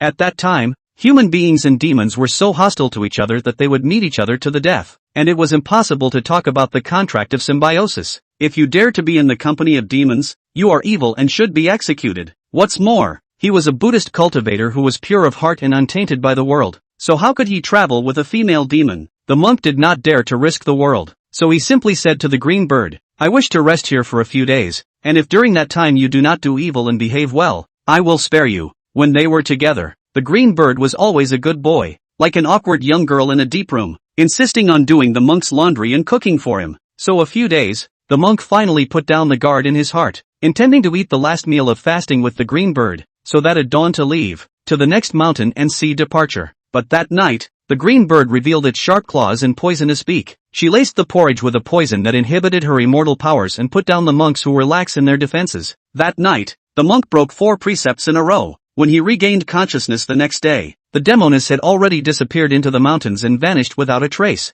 The monk's eyes weeping blood, the heart of the Tao is scattered. The cultivation continues to fall, overnight from the immortal down to the mortal. In the end, he sat by the lake for 7 days, his body decaying, while his soul transformed into a large snake and sank to the bottom of the lake, never seeing the light of day. The truth of the story has long been untested. However, Su Huai, who was planning to close his pole and return to the mountain, intending to settle his dinner at the restaurant under the mountain, only revealed a contemptuous smile when he heard the scribe finish the story. He dared to conclude that this bizarre to the extreme rumor must have been deliberately released by the diffractive moon immortal sect. Meh, mediocre little spots. make up a random bedtime story, and they instantly become popular Netflix hit mechas. He, Mr. Su, had seen this kind of tactic many times. However, this contempt turned into a face full of astonishment when the tavern boss took out a green-colored scale feather, especially when he felt that the silver snake ring on his hand, which had not appeared to move for a long time, suddenly shrunk. This kind of consternation was especially obvious. Green feather. Divona. Find it, kill it. The little snake's hissing echoed in the depths of his mind, and Samuel Su gently stroked his finger ring. He didn't know what the identity of the green bird in the story was, nor did he know who Divona was in the mouth of the little snake, but it was possible to make the little snake, who had always been calm and indifferent, tear her heart out so. It is thought that the entanglement between a snake and a bird must be nothing less than the hatred of killing one's father and taking one's wife. I promise I'll help you find it. I swear. The little snake finally slowly quieted down, its ruby eyes growing scarlet and demonic. Paw. Su Huai fixed his eyes on the restaurant owner who was cooperating with the storyteller's display of the green feathers, revealing a gentle smile. This feather of yours, is it for sale? Not for sale. The restaurant owner shook his head. If the guest wants to see it, just go ahead and look. But this green feather is, after all, handed down from my humble ancestors, and I wouldn't dare to go against my ancestors' teachings just for the sake of some meager benefits. I'll offer 10,000 spirit stones. The tavern keeper's tiger body shook, and instantly made a decision that went against his ancestors. 10,000 spirit stones. It's already enough to buy him this restaurant. Consider it, boss, and if I don't think it's enough, I can add more. No, enough already. This guest, you collect. Wait, just as the deal was about to be made, a warrior covered in ice blue heavy armor suddenly appeared at the entrance of the tavern. The heavy helmet visor covered his entire face, revealing only a pair of gray eyes. The samurai dragged a bloodstained tiger's head greatsword, and before he even entered the door, the rich smell of blood had already spread out, causing some diners to wrinkle their brows and show displeasure. Sixth Order Earthy Mortal Realm Powerhouse. The diners all saw the big man's background, and after whispering and cursing a few times, they moved their eyes away. No one would really offend an earthy mortal for a small matter. Thanks to the intimidation brought about by his cultivation, the samurai dragged his sword all the way into the tavern, reaching out and grabbing at the green-colored feather in the shopkeeper's hand. There was a snap, and his wrist was grabbed. He raised his head and looked at the grim-faced Samuel Su. Let go. Ha, you sick? I'm warning you for the last time. Let go. Samuel Su was on the verge of being pissed off, and his grip on the samurai not only didn't let go, but also slowly tightened, squeezing the wrist guard on the samurai's arm until it was deformed. Robbing me and you still think you're quite justified? Are you that bullish? The samurai narrowed his eyes and finally twisted his head to look squarely at Samuel Su. He said word for word, I'm from the Heavenly Cold Palace Enforcement Team. This heavenly green feather involves a secret story of my Heavenly Cold Palace. Before you go out and intervene with me, I advise you to better weigh whether or not you can withstand the wrath of the Heavenly Cold Palace. How dare you threaten me? Ka! Su Huai's palm tightened violently. However, the samurai seemed to have already seen through his intentions, and with a twist of his arm, the entire wrist guard was unlocked in a golden move. In the moment when he was out of Su Huai's control, the tiger head blade in his hand had already cut a string of sparks on the ground, chopping through Su Huai's chest and abdomen. At the same time, his body violently shot backwards, avoiding all counterattacks that he was likely to receive. Boom! Scarlet-colored waves of chi surged up, chopping the counter of the restaurant into ruins. However, Su Huai's body was not visible in the smoke. Am I giving you too much face? Cold sweat instantly seeped down the samurai's back as a sudden whisper came from his ears. He chopped backward with his backhand, but the tiger head blade was pinched with one hand, unable to move an inch. Chapter 46 The Snake and the Bird. Bang! A punch that smashed directly into the samurai's heavily armored visor, along with his heavy helmet, smashing a crater in the floor of the tavern. I'm Sky Cold Palace. I'm your dad. The height of pretending to get in your face is to just go ahead and someone to pieces before they even have a chance to open their mouth to threaten or taunt you. Bang! With another punch, cracks appeared throughout the mask, and Samuel Su's fist wore out, oozing out a trace of blood. But instead of caring in the slightest, he flashed an even crazier grin and threw punch after punch, smashing the samurai's helmet into the floor tiles over and over again. The noise of the entire restaurant disappeared, and only the sound of fist bones clashing with metal kept echoing. A quarter of an hour later, the samurai had gone silent. The restaurant was silent. Samuel Su wiped away the blood from his own fist and snorted as he kicked the helmet, which had been smashed into shape, away from him. Heavenly Cold Palace Law Enforcement Team. Ha! Cross-border law enforcement. Really think of yourself as a scallion? Paw. In. The restaurant owner's legs and stomach were trembling as he held onto the pillar of the restaurant and handed out the piece of green-colored feather. Guest, don't worry, there's not a penny less of the spirit stones that are due to you. Su Hui took out some of the spirit stones in his storage ring and set up a small mountain pile in the lobby of the restaurant. One hand to pay, one hand to deliver. The green feather was warm and cool to the touch, and the moment it made contact, the energy in the feather was crudely crushed and devoured by the little snake, becoming dull. At the same time, more detailed information surfaced in Su Samuel's mind. Divona Green Feather, Demon Clan Exile, Betrayer, the secret place at the bottom of the lake. The secret place at the bottom of the lake? Samuel Su rubbed his chin. To be honest, the fact that the Heavenly Cold Palace would send someone to the sunken Moon Valley to investigate the cause of Chu Siyu's aunt's death would have been a strange thing. The Holy Son of the Heavenly Cold Palace, that is, that great desolate dynasty's Grand Prince, Sima Candle, did not look like a fool who would easily offend the diffractive Moon Immortal sect just for the sake of a woman he had never met before, especially in the case where Chu Siyu had already passed the examination and become an official disciple of the diffractive Moon Immortal sect. Sending someone to investigate and search for Chu Siyu, and not being able to enter the mountain gate of the diffractive Moon Immortal sect, was destined to be a fruitless search, just a formality. What's more, the one who sent out was also a member of the Heavenly Cold Palace's elite, a member of the Law Enforcement Hall, which was well known in the entire Immortal region. But combined with what that samurai just said, I'm afraid that Sima Candle sending someone to investigate the death of Chu Siyu's aunt was just a cover. His real goal is the green feather in Su Hui's hand, or to put it in a bigger way, he is coveting the secret realm at the bottom of the sunken Moon Lake, the Heavenly Cold Palace law enforcement team. There are people everywhere who sell their face, but unfortunately, this time, he ran into Su Hui, who already had no good image of the Heavenly Cold Palace. He grabbed one of the samurai's feet and dragged him out of the tavern and all the way to the lake. He suddenly broke off the samurai's misshapen helmet, then plucked a mushroom from the back of his head. This was followed by another snap, dropping the body into the lake. Mushrooms again. So damn tasteless. Luo Yuanha had been following Su Hui, watching the warrior's body hit the surface of the lake and then slowly sink to the bottom. He suddenly felt that Su Hui was a little evil. Meow. So unapologetic. And why was there a mushroom on that guy's head? What a chicken to be scared of. After disposing of the warrior's corpse, Su Hui did not continue to wander around the mountain, but instead went straight back inside the immortal sect together with Luo Yuanha. As the saying goes, if you know your enemy and know yourself, you will win 100 battles. The diffractive Moon Immortal sect had stood in the sinking Moon Valley for thousands of years, and some of the stories and legends circulating in the folklore might be able to be found in the Immortal sect's collection of books and true historical records. After returning to Medicine Spirit Peak, Su Hui looked into the next yard a few times and realized that Chu Siyu hadn't returned yet. This is a real roll-off. In desperation, Su Hui could only slow down and turn around a few times outside the mountain gate by himself and walk to the door of the book depository. Elder. The entire elder in charge of guarding the book collection pavilion was cowering in a corner, unable to see his face. Seeing Su Hui enter the pavilion, he also just opened his eyes and surveyed a few times before explaining in a low voice. Outer disciples can enter the first and second floors.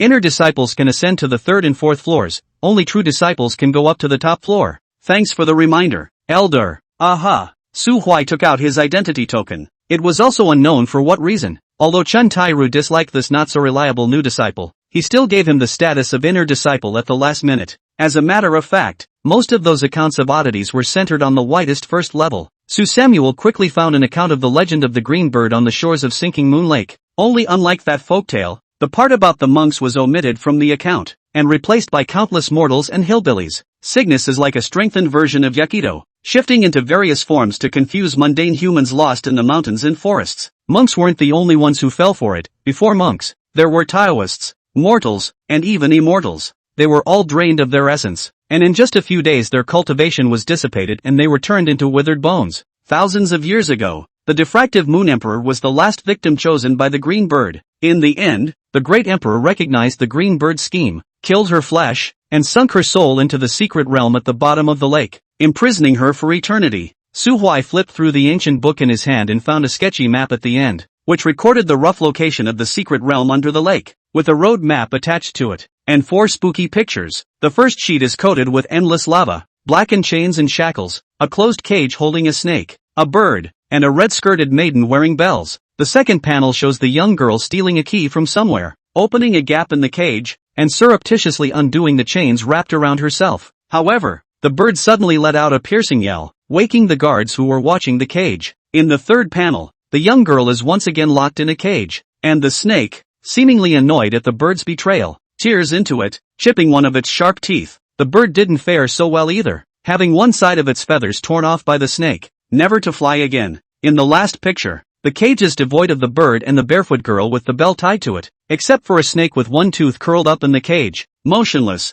Su Huai was already able to roughly guess the relationship between the silver snake ring and the green bird in its mouth. He took the book, registered it with the elder guarding the pavilion, and took it back to his small courtyard. By this time, the moon was already over the horizon. The small courtyard next door was lit up with a candle flame, and it was thought that Chu Siyu had already returned from the Dan room and was ready to rest. Su Samuel took out a food box from his storage ring and knocked on the door of the small courtyard next door. Who? I. Opened the door. Hearing Su Huai's voice, Chu Siyu pulled the door open a small crack, her bright eyes looking clear in the dark night. The air wafted a faint scent of gardenias. Su Huai could tell that Chu Siyu had just taken a bath, her wet hair draped over her head. The whole person was stupid and silly. Hurry up and open the door. Oh, the gate opened, and Su Huai walked to the small table in the courtyard, put the food box down, and then waved at Chu Siyu. Come here. After waiting for her to come over, Su Samuel held her down and sat on the stool, while he himself stood behind her, constructing a small formation between his dancing fingers. It didn't take long before hot air was whistling out of the formation.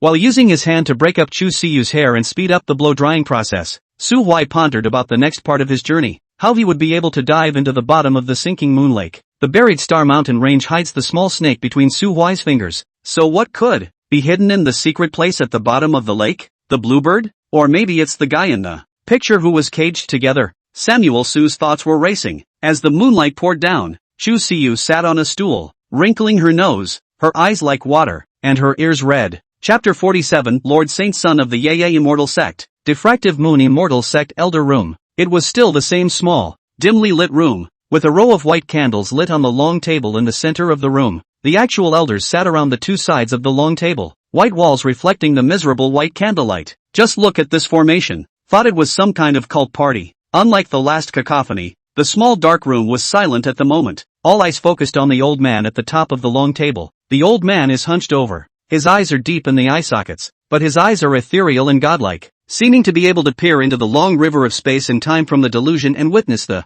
future that has not yet happened. Lu Qinghai, how is what I asked you to do going? Greetings, great emperor. The elder called Lu Qinghai stood up and bent over to the old man. If Su Huai was here, he would definitely be able to recognize this Lu Qinghai, the very same task hall sitting elder that he had defined as a traitor. His gaze was full of reverence and devotion. I have induced the Holy Sun to come down from the mountain, and have also arranged for the feathers of the sinful animal at the bottom of the lake to be deliberately displayed before him and handed over to him. That book depository elder also stood up. The ancient scroll that the great emperor asked me to give to him has also been taken by him in the evening, so I think that he must have already read it and discovered the book's secrets. So be it. The old man nodded gently. Great emperor, there is still one thing that the old man does not know, but there's no harm in saying it. Everyone's gazes were focused on the pavilion-keeping elder, who straightened his body and bowed his head as he asked, since the establishment of our clan, there has never been a precedent of appointing a holy son, so why is this? The old immortal admitted that Su Huai was indeed amazingly talented and had 6th rank strength at a young age, but the grand elder had only secretly looked at him for a few moments after all. This son's character as a human being is not clear enough. Is the matter of the holy son still up for debate? The old man was silent for a moment and replied,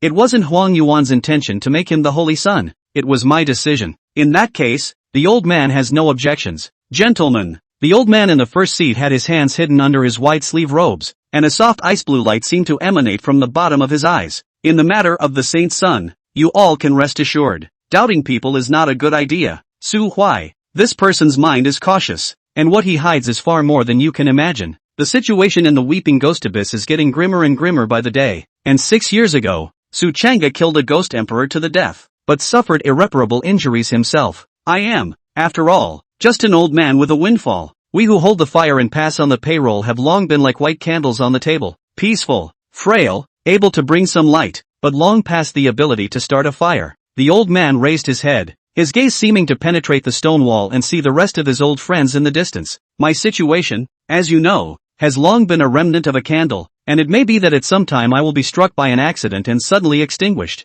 The future, after all, is the future of the young, the great one. The elders all bowed their heads, and an air of pathos filled the small dark room. Instead, the old man withdrew his gaze and shook his head. Well, They're all a bunch of hundreds or thousands of years old. We're all half a catty. Maybe you can't survive me. Who are you putting on that weepy, stinking face for? The pathos weakened considerably. The diffractive moon immortal emperor let out a light laugh as his body quietly faded away, turning into a wisp of light smoke that drifted away without a trace. After immortal emperor diffractive moon left, the elders in the small darkroom then all bet their gazes on Grand Elder Huang Yuan. After all, the great emperor is stationed in the weeping ghost abyss all year round. Even if there is something to notify, it is only to condense a split shadow just like the party. All the specific things of the sect are adjudicated by the Grand Elder. Gentlemen, Huang Yuan cleared his throat, his eyes narrowing into small slits. I know that in your hearts, you and others are quite critical of the immortal sect's ruling of a saint's son. His gaze swept over all the elders.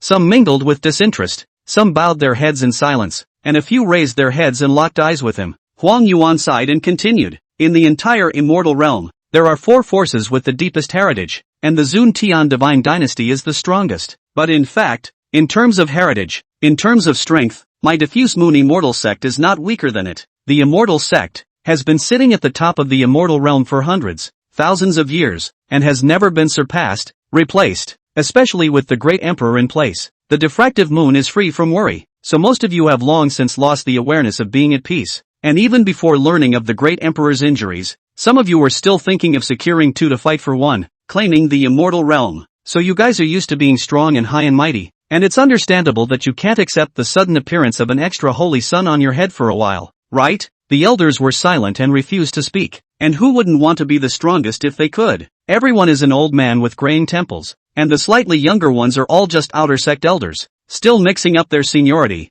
and not even qualified to enter this small dark room. As a result, suddenly one day, the clan has an additional saint's son position. The rights and status is even higher than them. The inner sect elders, second only to the great emperor, especially since this holy son was a new disciple. Although his strength seemed to be strong, it was difficult to convince the public. Huang Yuan looked at the group of elders, remained silent for a moment, and raised his hand to extinguish the white candle on the table. A man dies like a lamp. The great emperor has guarded the diffractive moon immortal sect for more than 2,300 years, and more than 1,000 of those years have been spent in the depths of the weeping ghost abyss battling with the alien ghost emperors. Immortal emperor powerhouses don't get old, but they do get tired. They get injured, and they get killed. Emperor realm powerhouses are not immortal. Hasn't the barge tiger immortal emperor Su Chang'e, who was seriously injured and on the verge of death at the weeping ghost abyss 6 years ago, woken you up and made you give up that little bit of pride in your hearts? Who among you dares to guarantee to everyone that our diffractive moon emperor won't be the next Su Chang'e?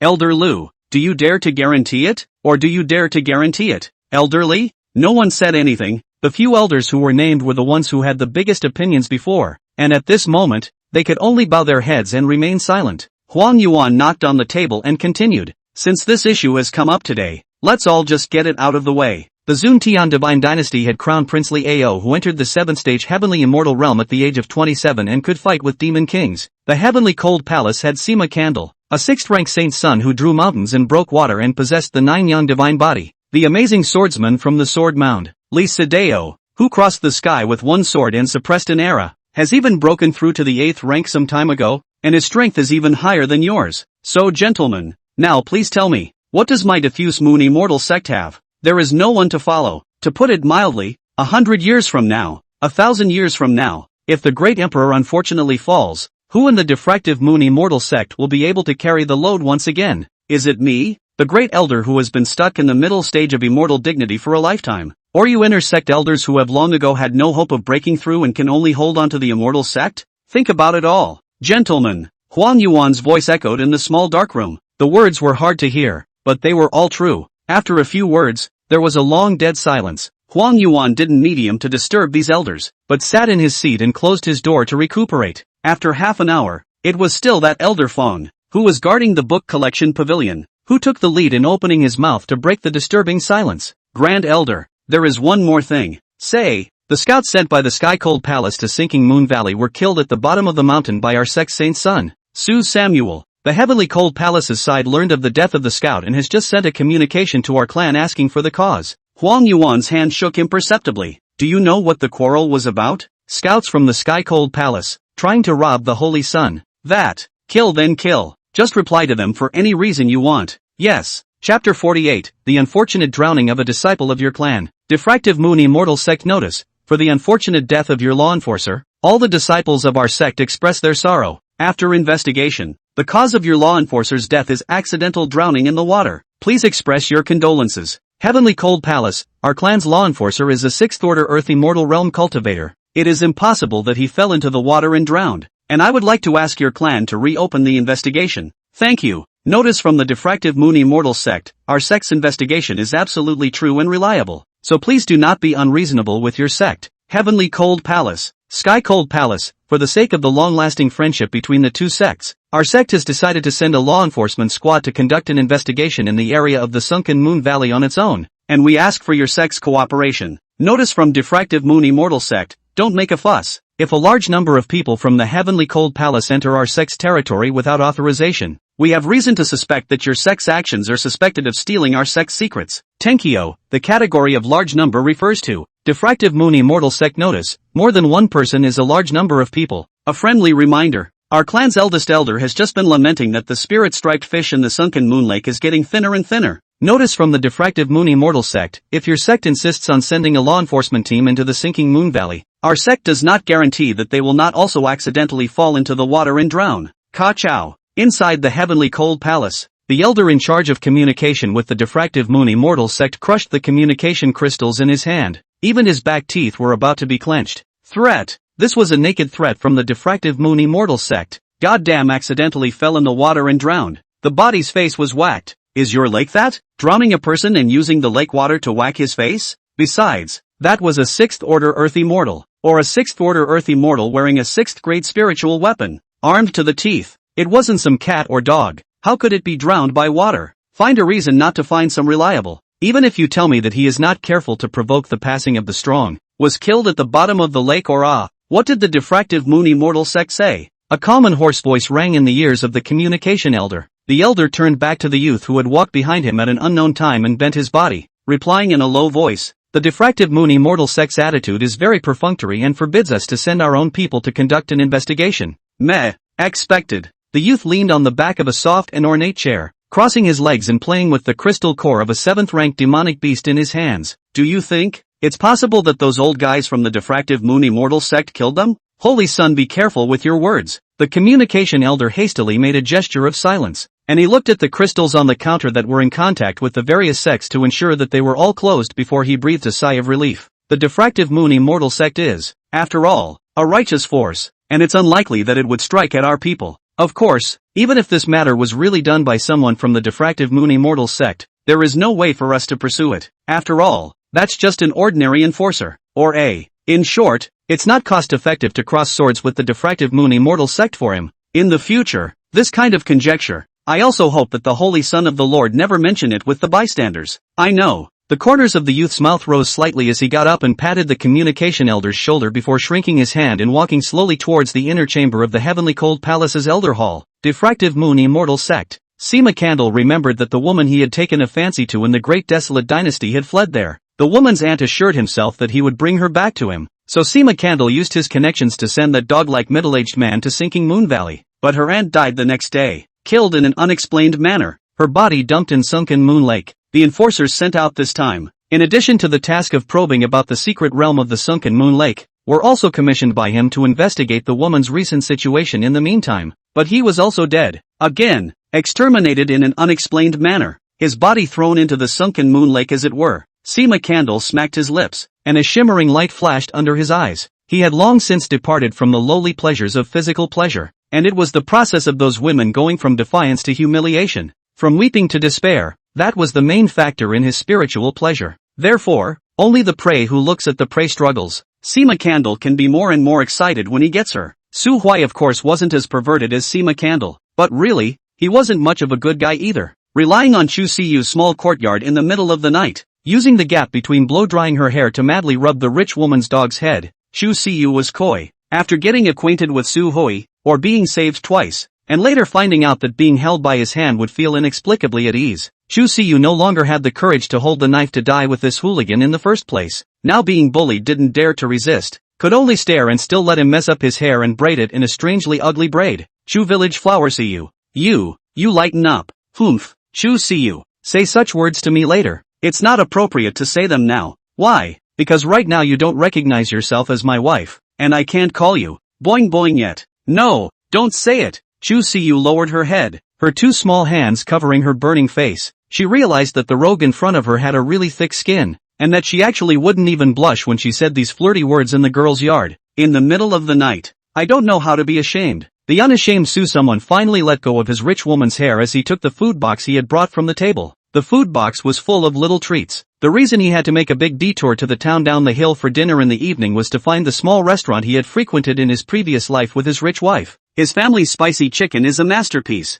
spicy and crunchy, and it's the rich woman's favorite dish. In his previous life, when he made the rich woman angry, he would slam the door and run to that restaurant to buy a plate full of spicy chicken. Then he goes home and does nothing, just sits at the dinner table, and in less than a minute, the rich woman will appear beside him. Crispy spicy chicken, times, Chuziu traps, but spicy chicken also has a fatal disadvantage. That is, it has a strong flavor, or an irritating flavor. As we all know, there are many parts of the human body that are fragile and can't stand this kind of stimulation. If it's hard to irritate, it gets red and swollen. Those who get it get it. For example, lips. Chu Siyu is addicted to human food, like a Cantonese who loves perverted spiciness, and every time he eats it, his mouth will be red and swollen. Ahem. Facepalm yourself if you're thinking the wrong way. The other pastries Su Huai brought back were all the same snacks that rich women loved in their previous lives. Sure enough, as soon as the food box was opened and the spicy flavor filled the air, Chu Siyu was immediately attracted by what was in the food box. Samuel Su saw her secretly gulping.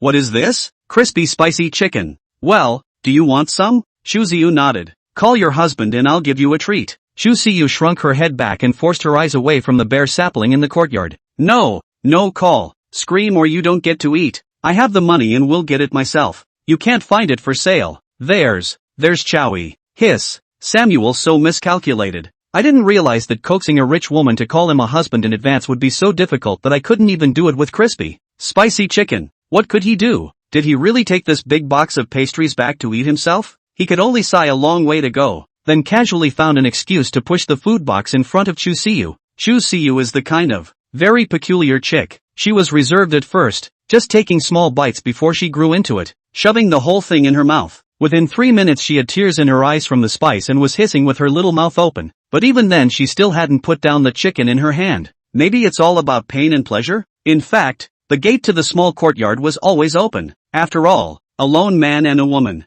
Although in Su Huai's view, the two were already a couple who had been together for hundreds of years. In Chu Siyu's perspective, they were still just friends for the time being. Leave the door open for her peace of mind. Therefore, Huang Yuan, who had come to look for Su Huai, had just walked to the front of the small courtyard when he saw such a scene. Samuel Su stood, staring lustfully at a girl with a demented grin on his face. The mouth also said from time to time, "This chicken is good." All swallowed, slowly. Do you want to rest first? Rest. Is it too big to swallow? The first time is like this, and so on and so forth are not very healthy words. What about the girl in front of him? Her cheeks were red, tear-stained, pearly, her forehead covered with a fine sweat, and she made a stammering noise. This Nima, as the grand elder of the diffractive moon immortal sect, Huang Yuan was furious on the spot. Nai, Su Chang's one life of wisdom, how could he have such a lewd and nasty grandson like you? Running into the yard of a fellow female cultivator in the middle of the night, making her face full of tears, and still having the nerve to ask if it's good to eat.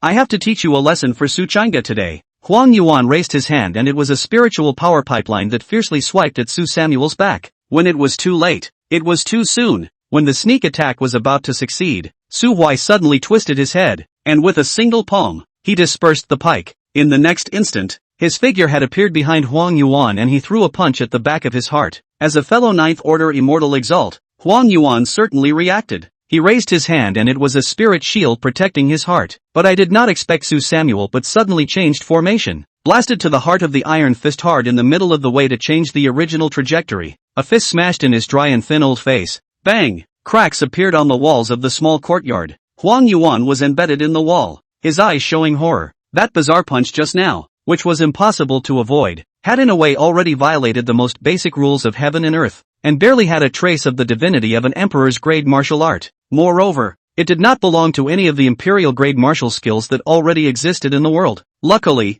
Su Samuel withdrew his hand in time and did not have any immortal power attached to it, but simply attacked with his physical strength, or else he was caught off guard, and at least ended up with a serious injury. This son, is as horrible as this. It's just a little unmartial. Come to cheat, come to sneak up on me. A 1,000+ year old awful old man. Chapter 49, The Grand Elder. Huang Yuan until he was gouged down from the wall by Su Samuel and assisted to the small courtyard. His whole body was still confused. The gaze that looked at Su Huai also changed from the disgust of looking at perverts in the beginning to the disgust of looking at demonic perverts. And although they were both disgusting, the latter carried the former without marveling. Great Elder, how did you get here? Su Huihua was cheeky and didn't feel half as guilty as if he had just bullied the old man. After all, to be honest, it wasn't him who made the first move, and his punch, at most, could only be considered self-defense, not even over-defense. The reason why now holding this old man is afraid that he directly to the ground a lie. Without a few million spirit stones will not get up.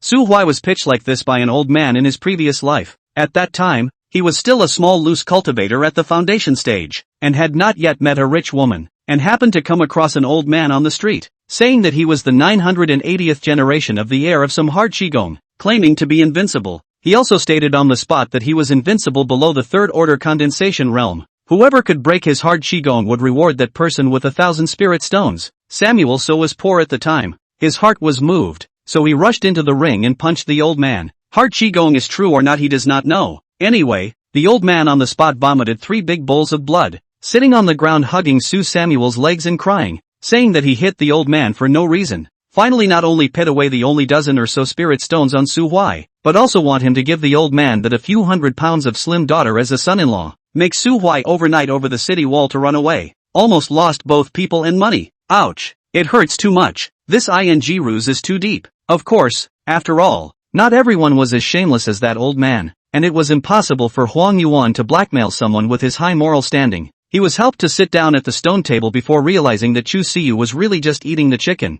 and the reason why his face was red and hissing was because he was also being spiced. Awkward. Beyond awkward. Blame it on that Yakuza Samuel. So, why did you say those misleading things when a little girl was eating a spicy chicken? Huang Yuan glared at Su Huai and put his hand into his sleeve robe. Samuel Su, hand over your identity token. Asterisk.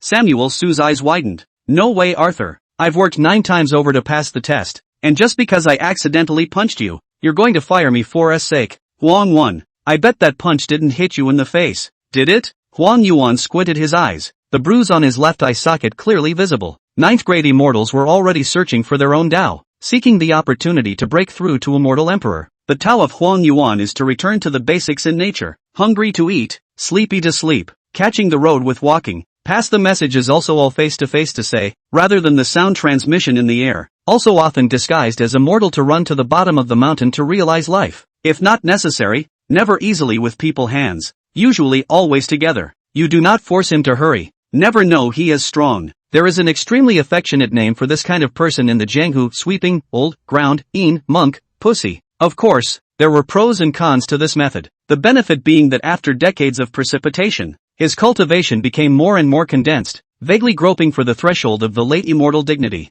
As for the drawbacks, it's having to try to adapt to mortal life, like the fist mark on his face, something that could obviously be restored with a bit of immortal power dredging. He preferred to apply some cream and wait for it to heal naturally. It's suffocating. It's got that flavor of the crooked-mouthed Dragon King pretending to be a pig and eating a tiger. An old man and a young man stared at each other in silence. Huang Yuan was thinking about how to take out the Saint's Son token without arousing Su Huai's suspicion and resentment, and then completely transform Su Huai into the shape of the diffractive moon immortal sect. What about Su Huai? This forced evil to the bile side, thinking about their own driven down the mountain before to beat this old man a meal out of anger. The best to beat the other eye is also swollen. Then take advantage of the diffractive moon immortal emperor before he has the time to strike, and put down a harsh sentence: 30 years of river. Pooh. It should be that this diffractive moon immortal sect has eyes but no eyes, so don't treat it. These two people each had their own agenda, and Chu Siyu, a simple silly girl, sat on the side with her head down and didn't dare to speak. With Huang Yuan, an outsider, present,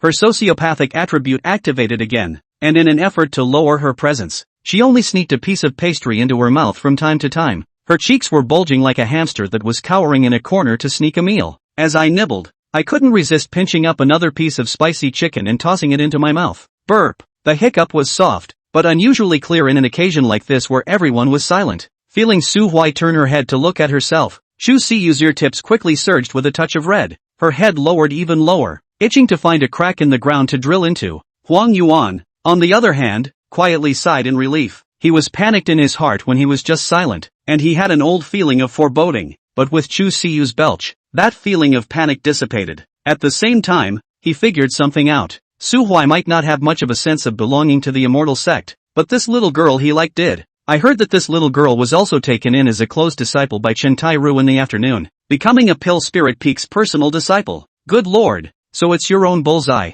Previously, he had always regarded Su Huai as an immortal dignitary who was equal to himself, but when he thought about it carefully, which of those things that this forced to do could be related to the status of an immortal dignitary? It seems as if he has always lived as an ordinary disciple, and the purpose of coming to the immortal sect couldn't be more obvious. It's not too shabby to pick up girls. Since you're here to pick up chicks, you have the nerve to still be a tiny outsider when the chick you like has become a personal disciple of my diffuse moon immortal sect? What a terrible thing to say. When you two get together, your family status will go down the drain. You'll be crushed by this little girl? So the organization, after deliberation and looking at you in pity, decided to give you a saint's son status. Is that reasonable? It couldn't be more reasonable. Thinking of this, Huang Yuan's hand in his sleeve robe finally reached out, holding a small silver-colored plaque. Noticing Huang Yuan's movements, Su Huai instantly came back to his senses, fixed his eyes towards him. Good guy, still holding something in his hand. Cold light. At first glance, it is a concealed weapon. Meow.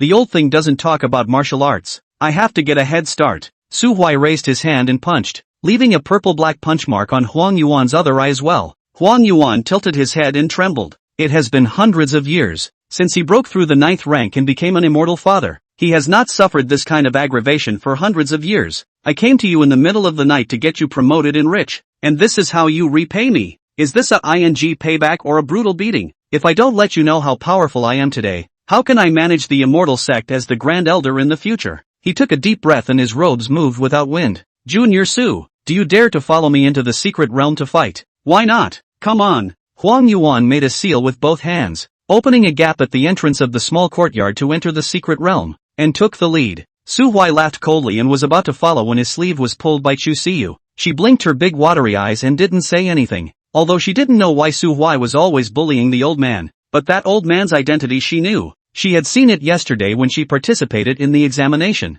The Diffractive Moon Immortal Sect's Grand Elder. The Great Elders must all be very strong. Su Huai raised his hand and rubbed her head. It's okay, it's just a bad old man. If you can't eat it, put it away first, don't hold it up. If you love it, I'll buy it back for you tomorrow. Well, if I don't come back later, you go back to bed first. Remember to close the doors and windows. Good boy. Chu Siyu pursed her lips and didn't care that Su Huai touched her head, but tried to meet his eyes. Her voice was very soft. You have to be careful. Chapter 50, The Battle of the Immortal Masters. How strong is the Grand Elder of the Diffractive Moon Immortal Sect? 60 years ago, when the war in the Weeping Ghost Abyss was tight, most of the elders of the Diffractive Moon Immortal Sect went out with the Diffractive Moon Emperor. A demon sovereign learned of the news and tried to sneak into the sunken Moon Valley to steal the family, but ended up never returning. No one knew what happened in the valley, except that after that year, Grand Elder Huang Yuan had been playing with a red 9th rank demon core in his hand at times, inside the Secret of Trials. With a loud bang, the dark night was illuminated by green and silver light,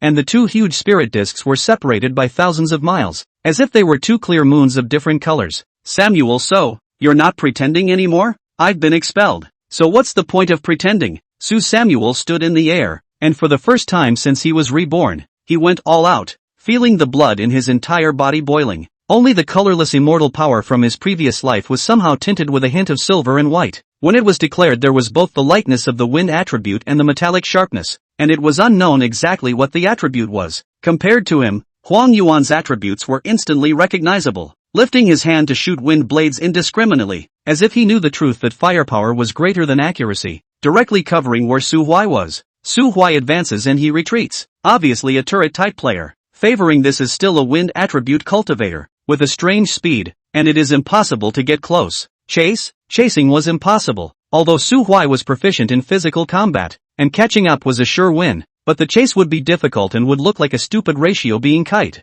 It's just a date, it's not a fight to the death, just have fun. So in the moment that Huang Yuan formed a formation, Samuel set up a stance, and he wanted to fight Huang Yuan, against the wave, only to see his hands spread out. Thousands of silver vortexes appeared behind him, silver light with blood-colored patterns, countless blood-colored arrows soared out, colliding with the wind blades and annihilating them together. This move had been used before when he had killed that 6th order auger snake, only this time the range was wider, the arrow was thicker, and the power was incomparable. The light emanating from the collision of immortal power constantly erupted between the two, and the aftermath swept through the mountains, grass and trees, tearing the land in a 100-mile radius into a desert. Countless captive low-ranked demons died in the aftermath, while the more powerful ones frantically fled into the distance. Huang Yuan, what do you think of this king's treasury of mine? Not bad. Another one of your self-created martial arts? Where's all the self-creation? This is something I stole from someone else. Oh, who created such a stunt? A dirtbag named Gold Flash. A round of sparring waves ended. Su Huai twisted his neck. His bones clicked as he raised his right hand. His immortal energy continuously compressed, condensing a large silver bow. Take another arrow from me. Silver light converges, and thundering strings startle. Huang Yuan's body flashed violently, and the silver vector brushed past his ears and landed on a large hill behind him. There was a rumbling sound. The peak of the mountain issued a roar. Was but a thumb-thin silver vector blasted out a diameter close to the size of 100 meters of the cavity, and the arrow went unabated until nailed to the edge of the secret realm of the barriers above. The entire secret realm trembled. Good boy, are you for real? Huang Yuan white beard trembled. Hands upward false lift. The ground of the mountains, rocks, grass and trees rose up in the air, condensed into a row of more than 10 meters long cones. Toward Su Samuel rapid shooting. 13 rounds were fired in unison, and the sound broke through the air. Su Hui let out a light laugh, hands together, then pulled outward. A round of huge silver array plate appeared, stood horizontally in front of his body, blocking all those stone cones.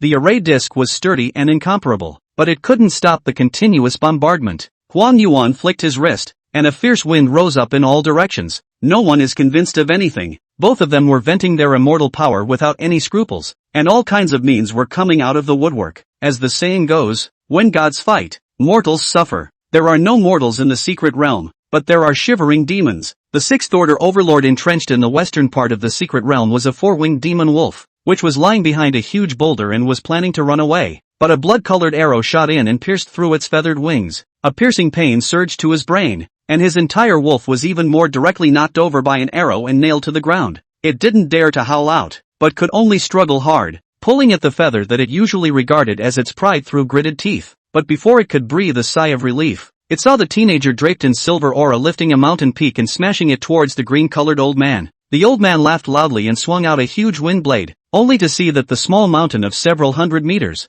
from top to bottom, was smoothly cut open like jelly, and there were constantly crushed rocks rolling down, shaking up dust all over the ground. It's horrible. Since being captured by the human race from the battlefield of the Meteor Devil Cave, the 4-winged demon wolf had not seen a battle of this formation for decades. What's it like to be hit by a mountain? The 4-winged demon wolf didn't know, nor did he want to know, but the splintered mountain peak flew towards it, which was pinned to the ground, as if it was equipped with location tracking. No, I can't die. I'm still young. I've only just broken through, and I haven't even taken form. It hissed and growled, tearing at its wounded feathers as it raced wildly through the shadows of the mountain. It wants to escape. It's going to break through the 7th order heavenly devil. It wants to escape from here and make a name for itself. It wants to. Snap. The mountains and rocks buried everything. Perhaps 500 years from now a man named Longevity Monk will pass by the foot of the mountain and then rescue the demonic wolf that has been suppressed by the great mountain and take it with him to the western paradise to seek the true scriptures. Or maybe a pangolin unintentionally punched a hole and released a demon wolf that was sealed by a large mountain before accompanying an old grandfather chopping wood to plant a gourd seed. Unfortunately,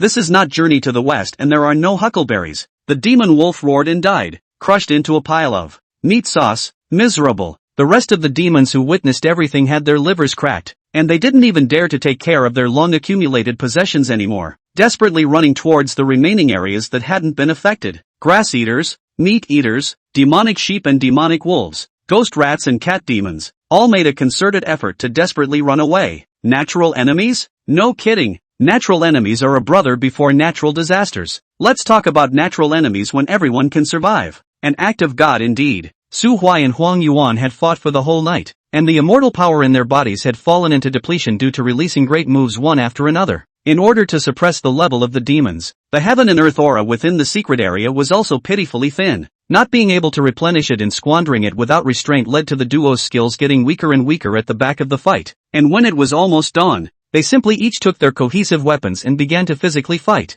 Unexpectedly, Huang Yuan this actually has a good hand of sword. If he didn't know that the other party had already mixed up with the actual person in charge of the immortal sect, Su Huai must have seriously suspected that this pussy was an undercover agent sent by the Sword Mound to the Diffractive Moon immortal sect. At the same time, Su Huai realized that he had miscalculated, and the idea that he could win by getting close was very wrong. Huang Yuan's physical body was indeed weak, but he, Su Huai, was even weaker. People again pull across is also the body of immortal honor. Su Huai, cultivation followed the rebirth, but the body is still 17-year-old boy, although younger, more energetic, more durable. But damn, not as hard as the original Although there was cultivation there, not so much that it would shatter at the touch, it could only barely hold on painstakingly with its rich experience in physical combat. Kid, how about closing up together? Ha ha, old man Huang, you're afraid you can't make it, right? Tide, you say who can't? Old me can still fight with you for 3 more days and nights, count your blessings, no more fighting, stop.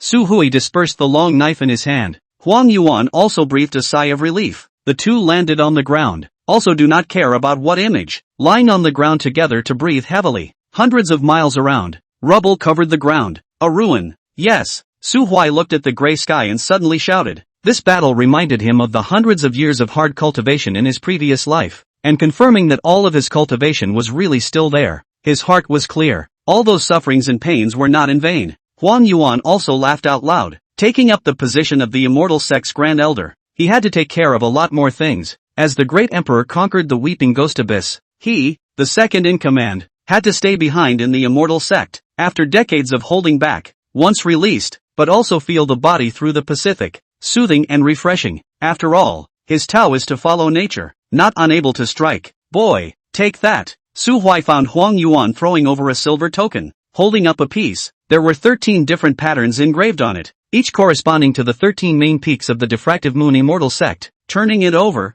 it was engraved with the 2 big words, Yen Yu, Old Man Huang. What is this? Diffractive Moon immortal sect Holy Sun Order. Huang Yuan also looked at the gray sky. From now on, you are the immortal sect's Saint Sun. Within you can resolve important matters on behalf of the great emperor, while outside you can represent the immortal sect with full authority and command all of the immortal sect's elder disciples. Hiss. Is it really appropriate to give me this? It is the decision of the great emperor. Su Huai put down the token and didn't say anything. After a moment of silence, Huang Yuan asked, what do you feel at this moment? No feelings, old man Huang. Let me ask you something. Say, since I have so much power as a holy sun, can I move to the Chuziu courtyard? Su Huai smacked his lips. It's quite reasonable for me, a holy sun, to go and instruct the Pill Spirit Peak disciples in alchemy in the middle of the night, isn't it? Was that your trip to instruct in alchemy? I don't even want to poke you. Chapter 51. There are ghosts. An old man and a young man seem to have put down their respective stigmas, and chatted a lot in the secret realm as if they were old friends, from the duties and obligations of the sun,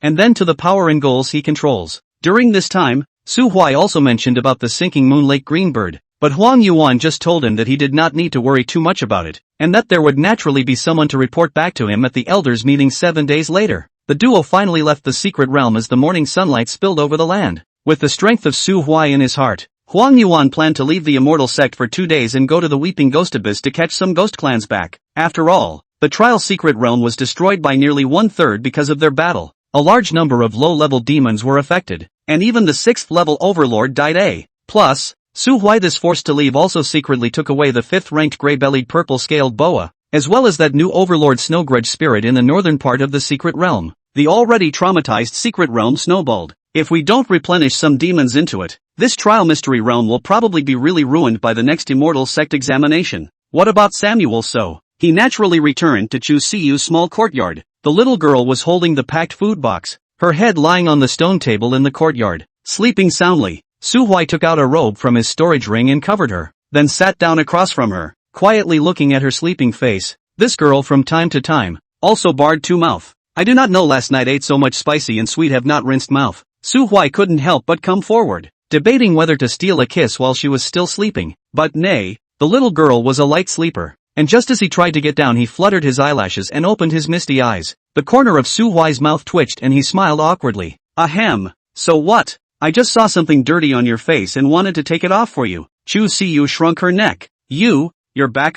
Well, just got back. Why don't you go inside and get some sleep? Good. Chu Siu confused, holding Su Huai's jacket to the house. Into the house after the door is not closed. to the bed a flop, rubbing 2 pillows and fell asleep. Samuel Su sighed. After much hesitation, he gave up on the idea of sneaking in and sharing the same bed, and helped her close the door. This girl's defenses against him were getting lower and lower now, and he didn't know when he wouldn't be able to resist turning into an animal, so he could only tell himself over and over again that it wasn't time yet. Chu Siyu was only 16 years old, and there was still close to a month before her 17th birthday. Don't look at the surface of this chick's stupidity, but because of the lack of parental care since childhood, and ran into a relative who coveted her family's property. In fact, her heart is sensitive to death. Samuel So can initiate intimate gestures that aren't too over the top, like holding hands and touching heads, but for the last step, he wanted to wait until she was willing. After all, Chu Siyu wasn't some NPC that could be casually raided and pushed back in some romance game,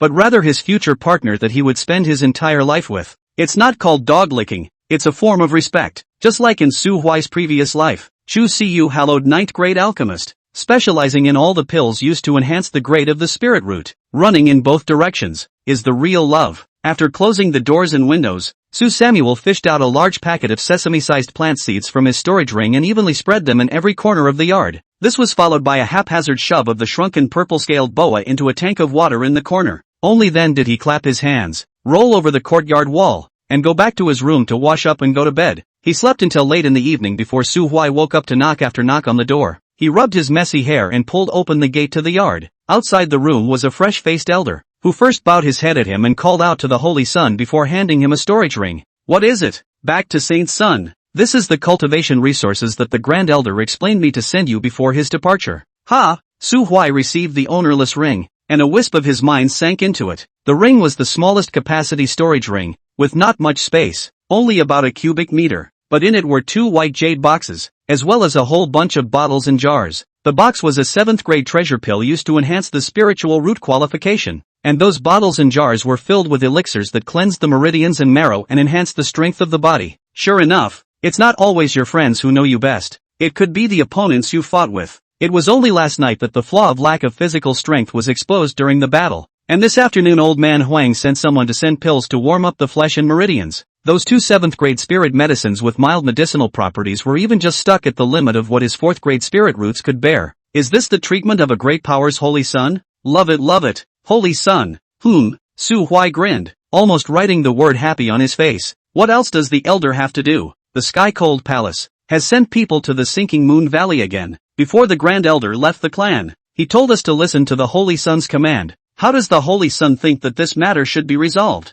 Su Huai raised an eyebrow. What kind of people are here? Is it a disciple of the Sky-Cold Palace? Or, it's true that there are some disciples, but the one leading the way is Heavenly Cold Palace's sword-washing peak, Chen Tian. This elder paused and then added, he is an 8th-stage Immortal King realm powerhouse. 8th Order Immortal King? Samuel Su narrowed his eyes. What are they doing here? The elder replied. He said he was bringing new disciples to exchange and learn. Exchange and learning, this is good. You organize their itinerary and send it to me. The next thing you do not have to care. I will bring people to communicate with them properly. Su Samuel colored dark. Do not know and thinking somewhat. Yes, right. You find someone to spread some news in sunken Moon Valley later. May I ask the Holy Sun what news to spread? Su Huai came close to the elder's ear and told him a story. That elder gulped after hearing this and hurried down the mountain. When the moon fell over her eyebrows, the diligent Chu Siyu returned to the small courtyard from the Dan room, and her master, Chen Tai Ru, told her that she could practice without going to the Dan room tomorrow.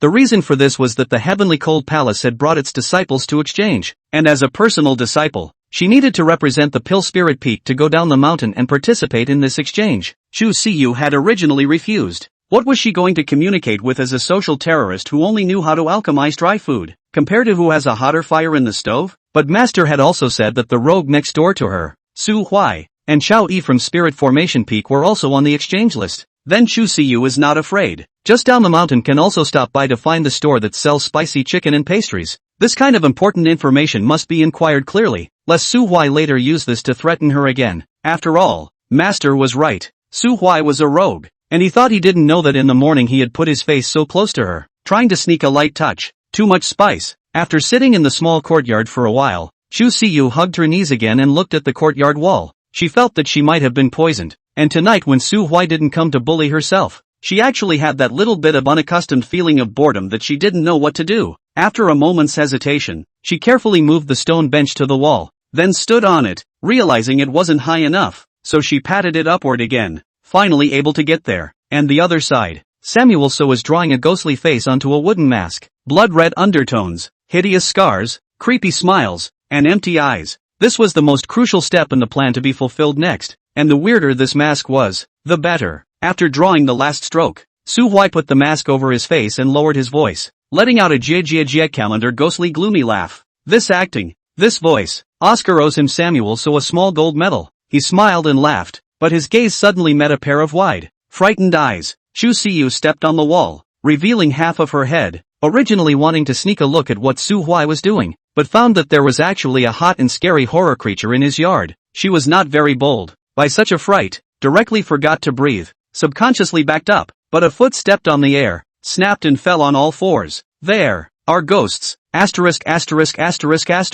Hearing Chu Siyu's trembling voice, Su-hwai hurriedly lifted the black cloth draped over his body, and that ghost face was also stuffed into the storage ring, and directly went over the courtyard wall to protect the rich woman. Where are the ghosts? Don't be afraid, rich woman, I'm here to protect you. Chapter 52. Once the ghost face is worn, no one will love it. Some people are naturally bold and not afraid of anything. Some people are naturally timid and afraid of everything. Chu Siyu's courage, on the other hand, was somewhere in between, belonging to the kind of Schrodinger's courage. After all, she, a sociopath, was short of breath and nervous whenever she entered a crowded place, but on the contrary, it was such an individual who dared to sneak out of the Great Wasteland dynasty alone, and followed the unfamiliar elder to run to the diffractive moon immortal sect to learn from his master. He also dared to run in the secret realm to save a fifth-rank serpent, the gray-bellied purple-scaled boa, which was hideous and incomparable to outsiders. Suddenly seeing such a red-faced monster, Chu Siyu was indeed dumbfounded, but after falling down from the stone bench, she then suddenly remembered that this place was in the diffractive moon immortal sect. This was one of the safest places in the entire immortal region now.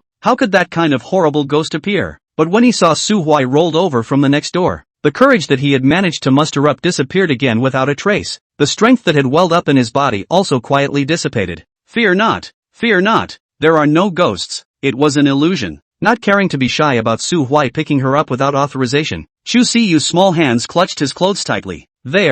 I saw. No really, you lied to me. Su-hwai froze, took a deep breath, and took out the ghost face that he had drawn from his storage ring. You see, that ghost is actually me in disguise. Chu Siyu couldn't help but tremble the moment she saw the ghost face. Then she bit her lip and looked at Su-hwai. Why are you scaring me? I didn't mean to scare you. You're the one who wanted to peek at me. No peek. So what are you doing picking at the yard wall? Chu Siyu stammered and didn't say anything. Samuel So carried her inside and placed her on her cot, then reached out and stroked her head. Just freaked out, didn't you? Is it any better now? Chu Siyu wanted to tell him out loud. I'm not afraid at all. I'm a super brave chick, but she couldn't open her mouth, because just now, her not-so-smart little brain suddenly realized something that she couldn't accept. Su-hwai, this rogue seems to have unconsciously become a very peculiar existence in her life, especially when it comes to danger. Samuel So is in. Chu Siyu social attributes plus 99, courage minus 99, an ostrich chick who is not afraid of people, but afraid of danger. Su-hwai is not here. Chu Siyu social attributes minus 99, courage plus 100, is a quail chick who is not afraid of hardships, but is very afraid of people. This man was so strange. He must have used some kind of mesmerizing technique on himself that made it hard to notice. Chu Siyu, are you broken? She lay down on the cot, her small hands slowly moving to the covers, then with a quick tug, she covered herself whole. Oh God of the Comforter, protect me. Su-hwai stood by the bedside, eyeing his rich wife making this set of self-deluding movements, and drew the corners of his mouth. He originally did not want to tell Chu Siyu about the ghost face. After all, she also has to participate in the next exchange with the Sky Cold Palace. The rich woman is stupid. In case of leakage of the mouth, then the plan would have failed. Though the plan was just to satisfy his own bad taste, and it wouldn't matter if it failed. But after all, it's your own source of joy. Forget it. Who made himself swear that he would never lie to a rich woman when he married her in his previous life? Su-hwai reached out and gestured twice at the location of Chu Siyu's buttocks. But in the end, his hand didn't really fall. He turned his head and began to survey the rich woman's boudoir. Simple, neat, with a few paintings and some dyes in the window seat. Painting was considered the rich woman's biggest pastime after alchemy. Although her painting style was strange, and her painting skills were sparse in the opinion of Su-hwai, a person who had been educated in modern art. Samuel So walked over to the canvas and looked at the latest one. It is outlined in black lines with a pool of water. a large snake, and 3 small figures. The overall image is monotonous, with only a few sparse dyes applied to the 2 villains. The little man sitting at the edge of the waterhole was green, and at first glance, it was Chowie, the woman who liked to wear green. Oh, so this is the one who unfolded his arms and shielded Orochi and the other villain, right? Sure enough, I am handsome and forced, and even the crooked lines can't stop my Samuel Sue's absolute handsomeness. It's why the clothes are painted in black and favor the head to be filled with yellow. Slander, judge, she defamed me. I didn't realize that Chu Siyu. This chick's surface is dumb and silly, but she's actually so dark. She's secretly scolding me for having a head full of yellow waste, isn't she? Suhui secretly picked up the paintbrush and pounded it in front of the canvas for a while, and only then did he return to the bed, reaching out and tapping on the edge. Rich girl, take your time to sleep then. I'll go first. Aha! Muffled voices came from under the covers, along with a small hand reaching out, clutching a small porcelain vial. Here. What? It's not some kind of poison, is it? The small hand slowly retracted, looking like it didn't want to give it. Su Samuel hated to give himself an ear. Meow. The mouth is used to being cheap, and did not react for a moment. He hastily took the small hand, plucked the porcelain vial from her grasp, and poured one into his mouth on the spot. Sweet, 3rd-grade rejuvenating elixir. High quality. The rich woman was worthy of being an alchemy wizard, and after only 2 days of worshipping Pill Spirit Peak, she had mastered the refining method of another 3rd-grade elixir. Chewing the elixir and swallowing it, Su Samuel deliberately made a swallowing sound. There's no taking back what's been given away. I'll take it even if it's poison. Oomph, come on. Rich women learn to hum in bed so quickly. Would that be far from lying down and humming? Samuel Su gestured twice more at the quilt. I'm really going back. I'll call for you in the morning. Well, the door to the room was gently closed. A few moments later, a small head emerged from the covers. Chu Siyu tiptoed out of bed, opened the doorway and glanced at the empty yard, then relocked the door and ran to her canvas. The little man representing Su Samuel was still ugly, except that there was a small light blue flower in his hand, while the original villain representing Chu Siyu herself has been painted with a light blue dress, delicate features, and a pair of colorful wings behind her. The painting shows her with a sweet smile, gazing unblinkingly at the ugly, yellow-faced man in front of her. Chu Siyu reached out and poked the yellow-faced man in the head, and couldn't help but let out a soft laugh. Sunken Moon Valley. Of course Su Hui could not sleep obediently. He was only 17. How could he sleep at his age? What's more, the people from the Heavenly Cold Palace had already arrived at the Sinking Moon Valley, and as the sacred Sun Lord of the Diffractive Moon Immortal Sect, it was his duty to receive the honored guests who had come from afar. Left hand chain, right hand steel hook. When Ghostface wears it, no one loves it. Su Hui found an unoccupied corner, leaped towards the sinking moon lake, dived under the water, and began to wait for the prey to come to his door. Chapter 53, Ghosts of Blood Harbor. Hey, did you hear? Heard what? Ah, the ghost of Sunken Moon Lake. You don't know? Got a melon? Quickly and carefully. 3 years ago at our South Lane Pier. You remember the fisherman hunter who was killed and sunk to the bottom of the lake, don't you? Of course I remember. Ghostfoot, right? He is the best fisherman hunter in our Sinking Moon Valley, and there are 800 aquatic demonic beasts that have died under his iron hook, if not 1,000. It's a shame that it's being victimized. Yeah, I remember that the person who harmed him at that time was a Heavenly Cold Palace outcast, who was later caught by the law enforcement team sent by our Diffractive Moon Immortal Sect and executed in public. Ha, what? What? Am I wrong? I don't know if it's right or not, but I know that the ghost of Ghostfoot 7's wrong spirit has returned to claim his life. Hiss. He specializes in hunting people from the Sky Cold Palace. Shut up. In a restaurant at the foot of the mountain, a certain accompanying elder of the Heavenly Cold Palace finally couldn't stand the gossip in his ears and fiercely slapped the table in front of him, interrupting the conversation of these valley folk. The chastised Guming glared at him for a few moments and opened his mouth to taunt him when he realized that they were wearing the clothes of the Heavenly Cold Palace. Hey, who did I think it was? It turns out to be from the Sky Cold Palace. It's just prey for Ghostfoot. What's the big deal? This isn't your Heavenly Cold Mountain. This is the Sinking Moon Valley, the territory of the Diffractive Moon Immortal Sect. That's it. That Heavenly Cold Palace elder was trembling with anger. How could he, an old man who only ate and slept and knocked down pills, say anything about these dustfolk who had been crawling around in the Sinking Moon Valley, preferring to be scolded and not daring to do anything about it? Sky Cold Palace's elders, killing people in the Diffractive Moon Immortal Sect's territory, might turn into a trigger for a full-scale war between the two great immortal sects in a couple of days. Therefore, the elder could only silently recite the word patience. After all, It wasn't as if they were coming for a simple reason. It's ostensibly for the purpose of exchanging ideas and learning, but in reality it's for the purpose of investigating the disappearance of a previous law enforcement officer. It is reasonable to say that an ordinary law enforcement member, death is also dead. Tianhan Palace is not diffractive moon immortal sect.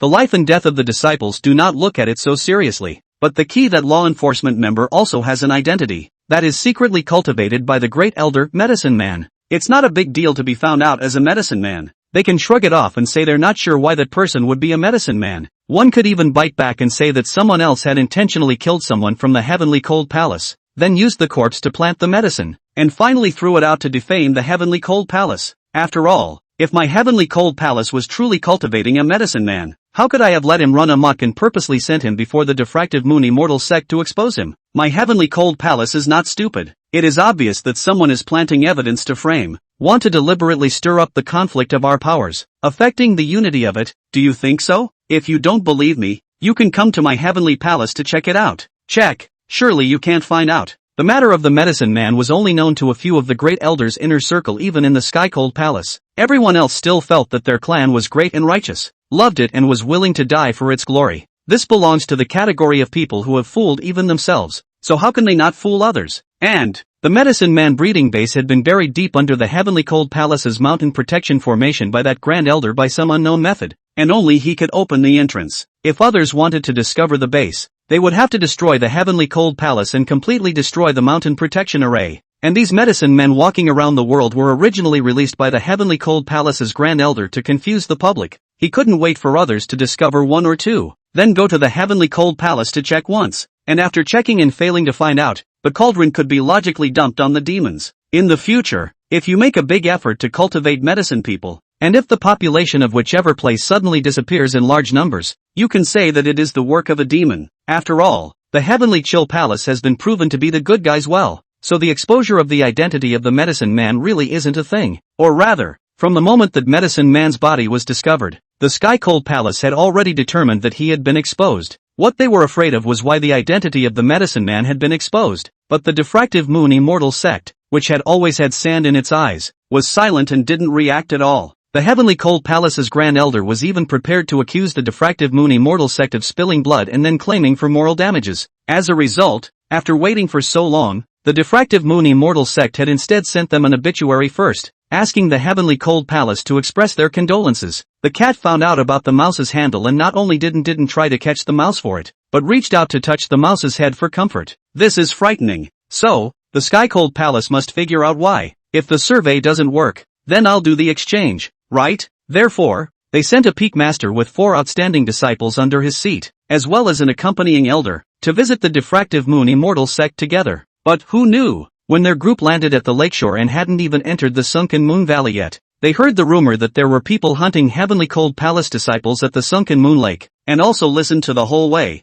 Some elders can damn well recite the story backwards and forwards. After rebuking the gossip and being barraged with a few words, the faces of the heavenly cold palace's group were all a bit ugly. As the saying goes, 3 people make a tiger. Rumors spread so much that what isn't true is almost true. A female disciple of the heavenly cold palace was shaken inwardly and secretly opened her mouth to ask the elder in a low voice, "Elder who? 3 years ago, did our heavenly cold palace really have an outcast who killed someone here?" "There's an ass." Elder who shook his beard. "My heavenly cold palace has never expelled any disciple in decades, so where did the outcast come from?" "Indeed, the heavenly cold palace only has no outcasts. After all those disobedient disciples had inexplicably disappeared and been captured for alchemy." That female disciple was yelled at twice by Elder Hu and lowered her head, not daring to ask again. At this moment, the leader of the group, Heavenly Cold Palace's sword-washing peak master Jintian, spoke up. "Elder Hu, calm down, don't get angry, a little gossip, just break it." He picked up his teacup and took a compassionate sip of bitter tea, squinting out the window at the endless night. "But know that rumors have their source. It's obvious that someone is trying to fish with stories to lure us to the lake." Elder Hu came to a realization after a little thought. He lowered his head and asked in a respectful voice, "Peak Master, may I need the old immortal to go to the lake to investigate?" Zhang Zhentian nodded gently. "The Grand Elder informed me that Huang Yuan had appeared at the Weeping Ghost Abyss battlefield around noon today. That means that the diffractive moon immortal sect doesn't have an immortal exalt sitting in their midst today, and the strongest person is only on par with me. Those elders, surely, must also be concerned about my strength and won't provoke me at a time like this. So, You are definitely safe to go here. You can take forgiveness in Jiruo for a long time. Yes, Peak Master. Elder who led the two disciples with the lowest status in the group to salute and leave. A man and a woman, which happened to be Yenju and Situ Jiruo. Yenshu is fine. It had been more than a month since he had parted ways with Samuel Su. After returning to the heavenly cold palace, he regained his firmness and rose to the occasion, and managed to break through to the 4th rank after receiving a mysterious elixir gifted by his master. This trip to come may not be without the idea of looking for Su Huai's shame. Even if you can't beat, you should be able to at least get through a few moves, not to be directly KO'd by a casual slap from him again, right? However, Situ Jiruo was in a mixed mood. When she arrived at the heavenly cold palace, she realized that the talent she was so proud of was nothing. Previously, he had thought that Yenju, who had 3rd order strength at the age of 18 and had been established as a personal disciple, would be very strong, and that his status in the heavenly cold palace should be very high as well. However, after worshipping the mountain gate, she realized that Yenju was the junior apprentice brother who was at the bottom of the pro-transmission. A man of few words, a man of few words, a man of few words, a man of few words, a man of few words. Oh no, now that Yenju is second to last, the bottom has become her senior sister Jiruo. Don't think too much, one step at a time, at least I think. For now, you're doing a good job. Seeing Situ Jiruo's head lowered, Yenju hesitated again and again before deciding to open his mouth to comfort her. Elder who was walking in front, also heard Yenju's words. He twisted his head to look at Situ Jiruo. For this personal disciple that the Sword Washer Peak Master had personally opened his mouth to specially recruit, he had also had a certain degree of understanding. Knowing that she had a wasted fiancé who had already shed his bones, he had already worshipped in the mountain sect of the Diffractive Moon Immortal sect at this time. Elder who laughed lightly twice and opened his mouth. Situ Jiruo, there's no need to be presumptuous. Since you can be accepted by Peak Master Zhang as a personal disciple, you definitely have your merits. So what if your ex-fiancé has suddenly awakened? A boy from the mountainous and wildland. When he enters a great sect and realizes how high the sky is, he is bound to be obliterated. Not everyone has the same good fortune as you, to be able to skip straight through the outer sect and the inner sect and become a progenitor. This exchange, if you have the fate to meet each other, certainly also he shrinks in the corner no one cares about. Secretly envy you on the stage blooming gorgeous light. Situ Jiruo pursed her lips and nodded heavily. Yes, the heavenly cold palace was big, but the diffuse moon immortal sect was also big. As strong as Su Huai was, he was only strong in the great Yen dynasty. When they arrived at the great immortal sect, they also had to start from the outer gate. Even if there was some heaven-defying chance, he would at most be a pro-disciple like himself, on an equal footing, so why should he feel inferior? Chapter 54 Gollum. With her heart figured out, Situ Jiruo was relieved and no longer kept her head down and depressed. The trio did not make much of a stopover, so they soon arrived at the South Lane Pier, as the valley folk called it. Yenju and Situ Jiruo were both a bit cautious. Elder Hu, on the other hand, was not very concerned after sweeping the calm lake with his spiritual power. In his exploration, there were only a few spirit fish in the lake, as well as a handful of aquatic demonic beasts of 2 or 3 ranks. One must know that he was a 7th-order cultivator, and if one wanted to completely avoid his probing, one would need to be at least an 8th-order immortal king to do so. But that kind of powerhouse was invariably a high and revered person. How can you hide in a lake and sneak up on someone? Elder Hu smiled and stroked his beard as he looked towards Yenju and Situ Jiruo. You two don't have to be so nervous. Rumors, and only rumors. After we sit safe and sound on the shore for a night, that rumor of some kind of severe ghost hunting the disciples of the heavenly cold palace will soon go unanswered. Guru guru guru. Before Elder Hu's words fell, the lake surface suddenly gushed out a large number of bubbles, and a few people could vaguely hear the sound of chain friction if anything. Who? Elder Hu. Don't be afraid. Pretenders. Right now. Swish. A steel hook the size of a man's head broke through the water. Elder Hu snorted and raised his hand to form a seal, constructing a round of turquoise array disc in a flash of lightning, completely covering himself. He turned back and was just about to put on a show with the Yenshu duo when he heard the array plate click with a crunch and the large hook turned around next to his neck. The chain attached to the hook wrapped around several times in a deadly fashion. It was followed by a hard poof on his shoulder. Ah! Elder Hu roared in pain and reached out to pull out the hook, but found that the chain suddenly shrunk with a boom. It seemed that a demon king was hiding underwater, pulling Elder Hu into the lake bit by bit. Situ Jiruo and Yen Forgiveness watched Elder Hu struggle, hissing, despair, to the end of all the voices were drowned out by the lake. Saving? How? One of them was at the 4th level and the other was less than the 3rd level, so what could they do to save them? Yenju would like to go up and help pull out the hook, but unfortunately, after spending a long time in the sword washing peak, He had long ago been instilled by his senior brothers and sisters with the exquisite self-interested thoughts of dying a friend of the road. So much hesitation. So much missed resuscitation. What will you say if you're asked? Don't ask. To ask is to save. It didn't work. What about Sito? She was barely able to retain her sympathy and sincerely wanted to save Elder Hu. After all, this elder had just opened his mouth to comfort her. But you can't help being scared. She, a pampered little girl, has done the most cruel thing is to kill a third-order demonic beast together. Which damn have seen the calendar ghosts to claim their lives. The person whose life was being claimed was still a seventh-order elder who had just talked and laughed with himself. I'm sorry, Elder Hu. I've got weak legs. I can't save you. Jia, Jia, Jia,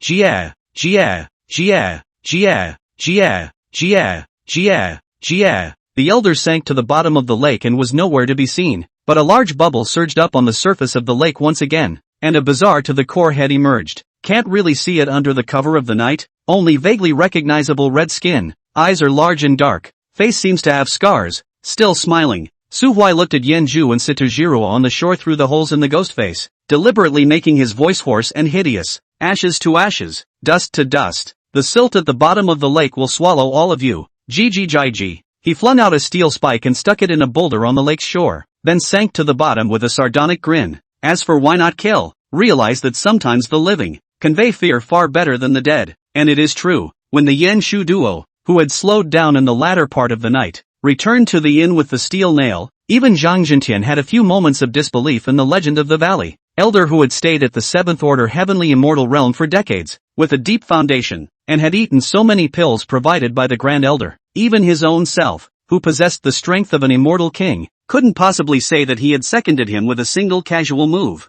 If the Yen Shu duo hadn't exaggerated, how strong should the thing in the lake be? It can't be that old thing Huang Yuan sneaking back to the diffractive moon immortal sect and then pretending to be a god to pull a stunt like this, can it? What's he after? What's in it for him? Just to kill a 7th-ranked elder? And then scare them as guests of the moon immortal sect? Huang Yuan doesn't seem like the kind of person who'd be happy with this kind of fun, does he? In particular, that steel hook that Yanjiao brought back still had his name, Zhang Jintian, engraved on it, with a handful of times paintings in tainted blood. Meow. Messing with Zhang Jintian was a bit of a panic. He was silent for a long time before he opened his mouth and asked all 4 disciples he had brought with him not to approach the lake again. In the middle of the night, Zhang Jintian sat cross-legged on his bed, recalling all the strange things he had encountered along the way in an attempt to discover the clues of the so-called ghosts of Blood Alley from the clues. Thinking about it, a gale suddenly kicked up in the street. The doors and windows shook with a gurgling sound. The sound of metal scraping against the ground began to echo down the street. Zhang Jintian violently opened his eyes, and at that exact moment, the window of his room was suddenly blown open with a bang. An eerie,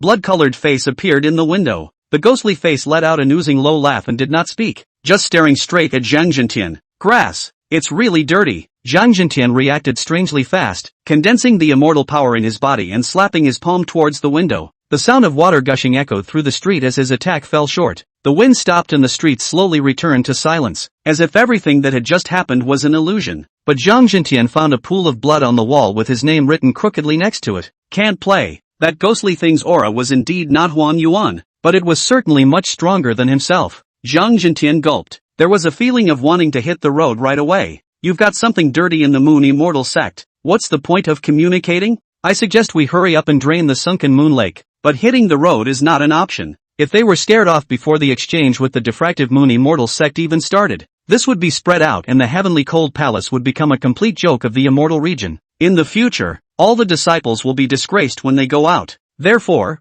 Zhang Jintian could only forcefully comfort himself by treating that thing as a ghost race that had run out of the Weeping Ghost Abyss and had just been hiding undetected in the sunken moon lake. Now that Huang Yuan was gone, the diffractive Moon Immortal sect's high-end battle force was empty, and it had only come out to stir up the wind and rain. It makes sense when you think about it that way. So you're just bumping into a gun and suffering from an unwarranted injury? Hiss. Good point. No, my Heavenly Cold Palace helped the Moon Immortal sect to prevent a disaster, and an elder died, so you have to give some pension or something? After some logical and meticulous reasoning, the fear in Zhang Jintian's heart was finally weakened by a few points, but he didn't dare to walk around freely anymore, and could only obediently wait at the inn for the diffractive Moon Immortal sect's people to come and pick them up on the mountain. Chapter 55, Him Down. At the moment of the rising sun, Su Huai returned to his small courtyard. He was a little less than happy, because the elder who dragged him down yesterday didn't have anything of value on him except for a few pills. Those pills he did not eat, with his toes to think. Know that the probability is with human material refined. LOL. It's kind of an alternative to the angler's Air Force,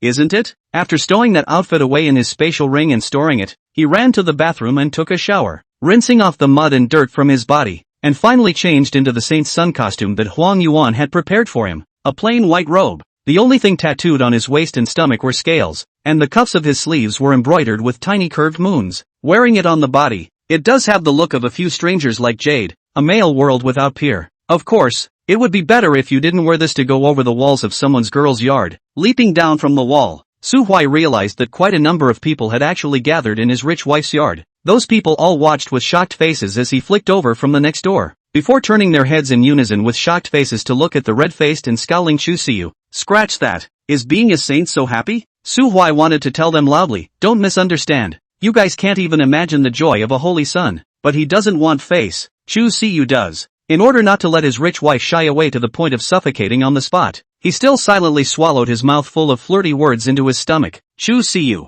Chao Yi, Yuan Zhanfei, and Tang Sang, with the exception of an elder who was in charge of assisting Su Hui, were the best of the best in this class of disciples. Chu Siyu is on the Dan Dao, Yuan Zhanfei and Tang Sang are on the combat side, and Chao Yi is in charge of socializing. Well, she is the one that Su Samuel piggybacked on, by the way, in order to take care of his own rich wife. No past disciples were brought because very few past disciples were resident within the sect. Most of them were practicing in the Weeping Ghost Abyss, fighting with the ghost clans. Elder surnamed Su is the one who sent something to Su Huai yesterday? The rumor of Blood Alley Ghost Shadow under the mountain. He sent people to spread out. At this moment, this Elder Su was also filled with speechlessness, thinking for half a day before spitting out a greeting. The Holy Sun is really out of the ordinary. Ahem, the elder is laughing. I just did it to save time. In the past, I used to come here to walk through the door. It was indeed a walk through the door. For every time he came back he went back to the rich woman's yard, and he tumbled back to his own house when the rich woman was asleep.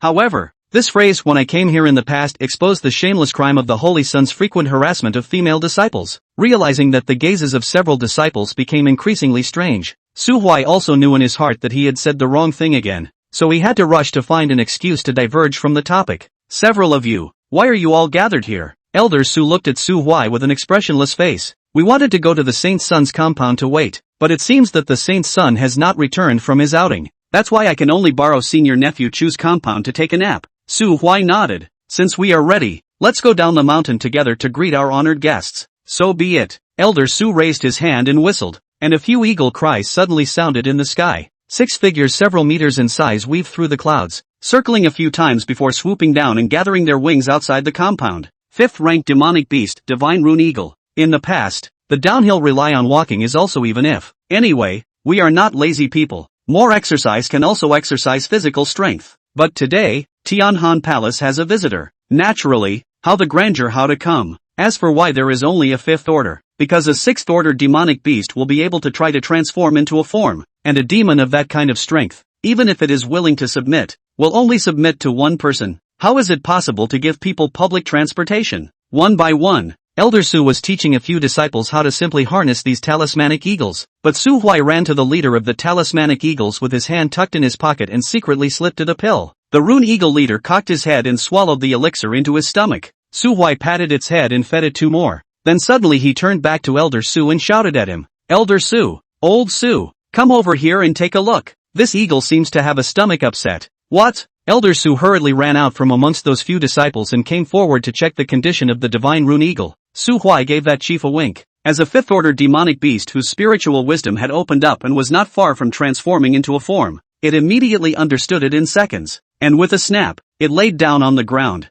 then stomped his claws and hissed at Elder Su. The general idea is, oops, oh my ballinger cover, my crotch shaft, it hurts everywhere. Head, I'm not going to make it today. I can't go to work today. Love whoever you want, I can't fly anyway. Elder Su was instantly baffled. These divine rune eagles were the treasures raised by the Grand Elder. They usually ate spiritual meat and immortal grains, and drank mountain springs and morning dew, so how did they suddenly get an upset stomach? Elder Su sighed, and just as he was about to whistle to recruit another one over, he was tapped on the shoulder by Samuel Su. Old Su, don't go to so much trouble either. I'll just squeeze in with the others. What? Elder Su subconsciously glanced in Chu Siyu's direction. That girl child was holding a bottle of 3rd order spirit elixir and feeding it to the talismanic eagle as if she didn't need the money. with a serene smile on her face. That eagle bent down and took the initiative to give its head to Chu Siyu to touch, and it looked like it was going to be abducted. The other eagles beside them were even more envious and jealous, aggressively chirping low at the favored eagle, itching to headbutt it and take its place. Su Samuel naturally also saw the scene, and spoke in a low voice and asked, Lao Su, these eagles are female, right? Well, the talismanic eagle tribe, except for the chief, who is a male, the rest are all females. That's good.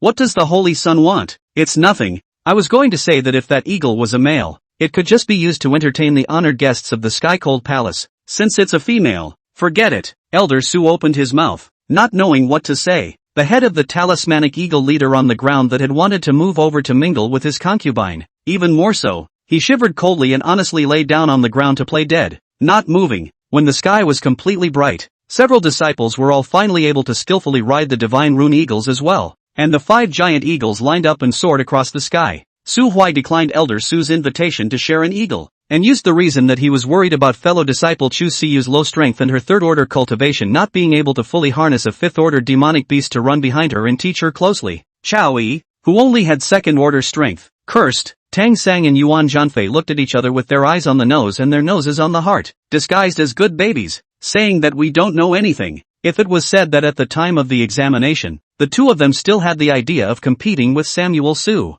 Then after learning that he had fought a 6th-ranked blood augur and bamboozled it to dry the Mew sharks, this kind of goodwill disappeared completely. Can't beat that. It's no match at all. The two of them tacitly classified Su Huai as a demon at the same level as Li Sadeo, and then sensationally started the fight for the 2nd-ranked position of the Diffractive Moon Immortal sect in this term. Elder Su flew at the front, out of sight, out of mind. Chu Siyu's breathing was a bit disorganized, because the deadbeat man behind her was shouting that he was afraid of heights while holding her waist in a death grip, and one hand was quietly groping around her stomach. Chu Siyu, come on, you can do it. Throw this rascal out of the sky now. Chapter 56, same name as that fiancé that you broke up with.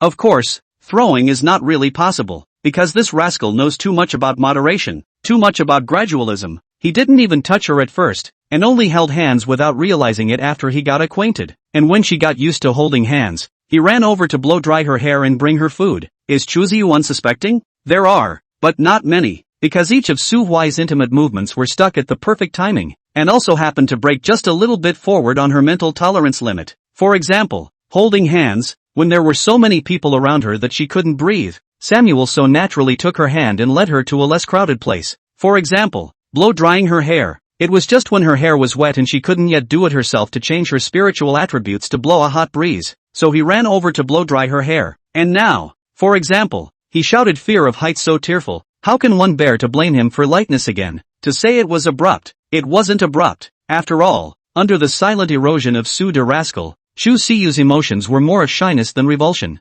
Can't top that. This man knew her too well, from every aspect of her life, to her hobbies, her personality. He was always able to indulge Chu Siyu in some details and enjoy himself. It's like they've been living together for a long time. It's a flat-out warm feeling of happiness. But you'd be lying if you said he rules, right? People say that time breeds love. Chu Siyu thinks it makes sense. But how long have you known Su Huai? Even counting from the day he secretly gave himself flowers before the test, it was only 10 days full. 10 days. He dared to hug his waist after only knowing him for 10 days. If this were a month, half a year, wouldn't he even be pregnant with a child? It's horrible. No way. Chu Siyu, you're still young. Be reserved. At least, resist a few more times. Chu Siyu gritted her teeth and reached out to pick at Su Huai's hand, trying to get him to stop holding her. But who knew that before he touched him, he was held first, and his small hand was wrapped in his palm. Chu Siyu's heart trembled. Forget it, let it be held. It's not the first time anyway. It's better than having his waist touched.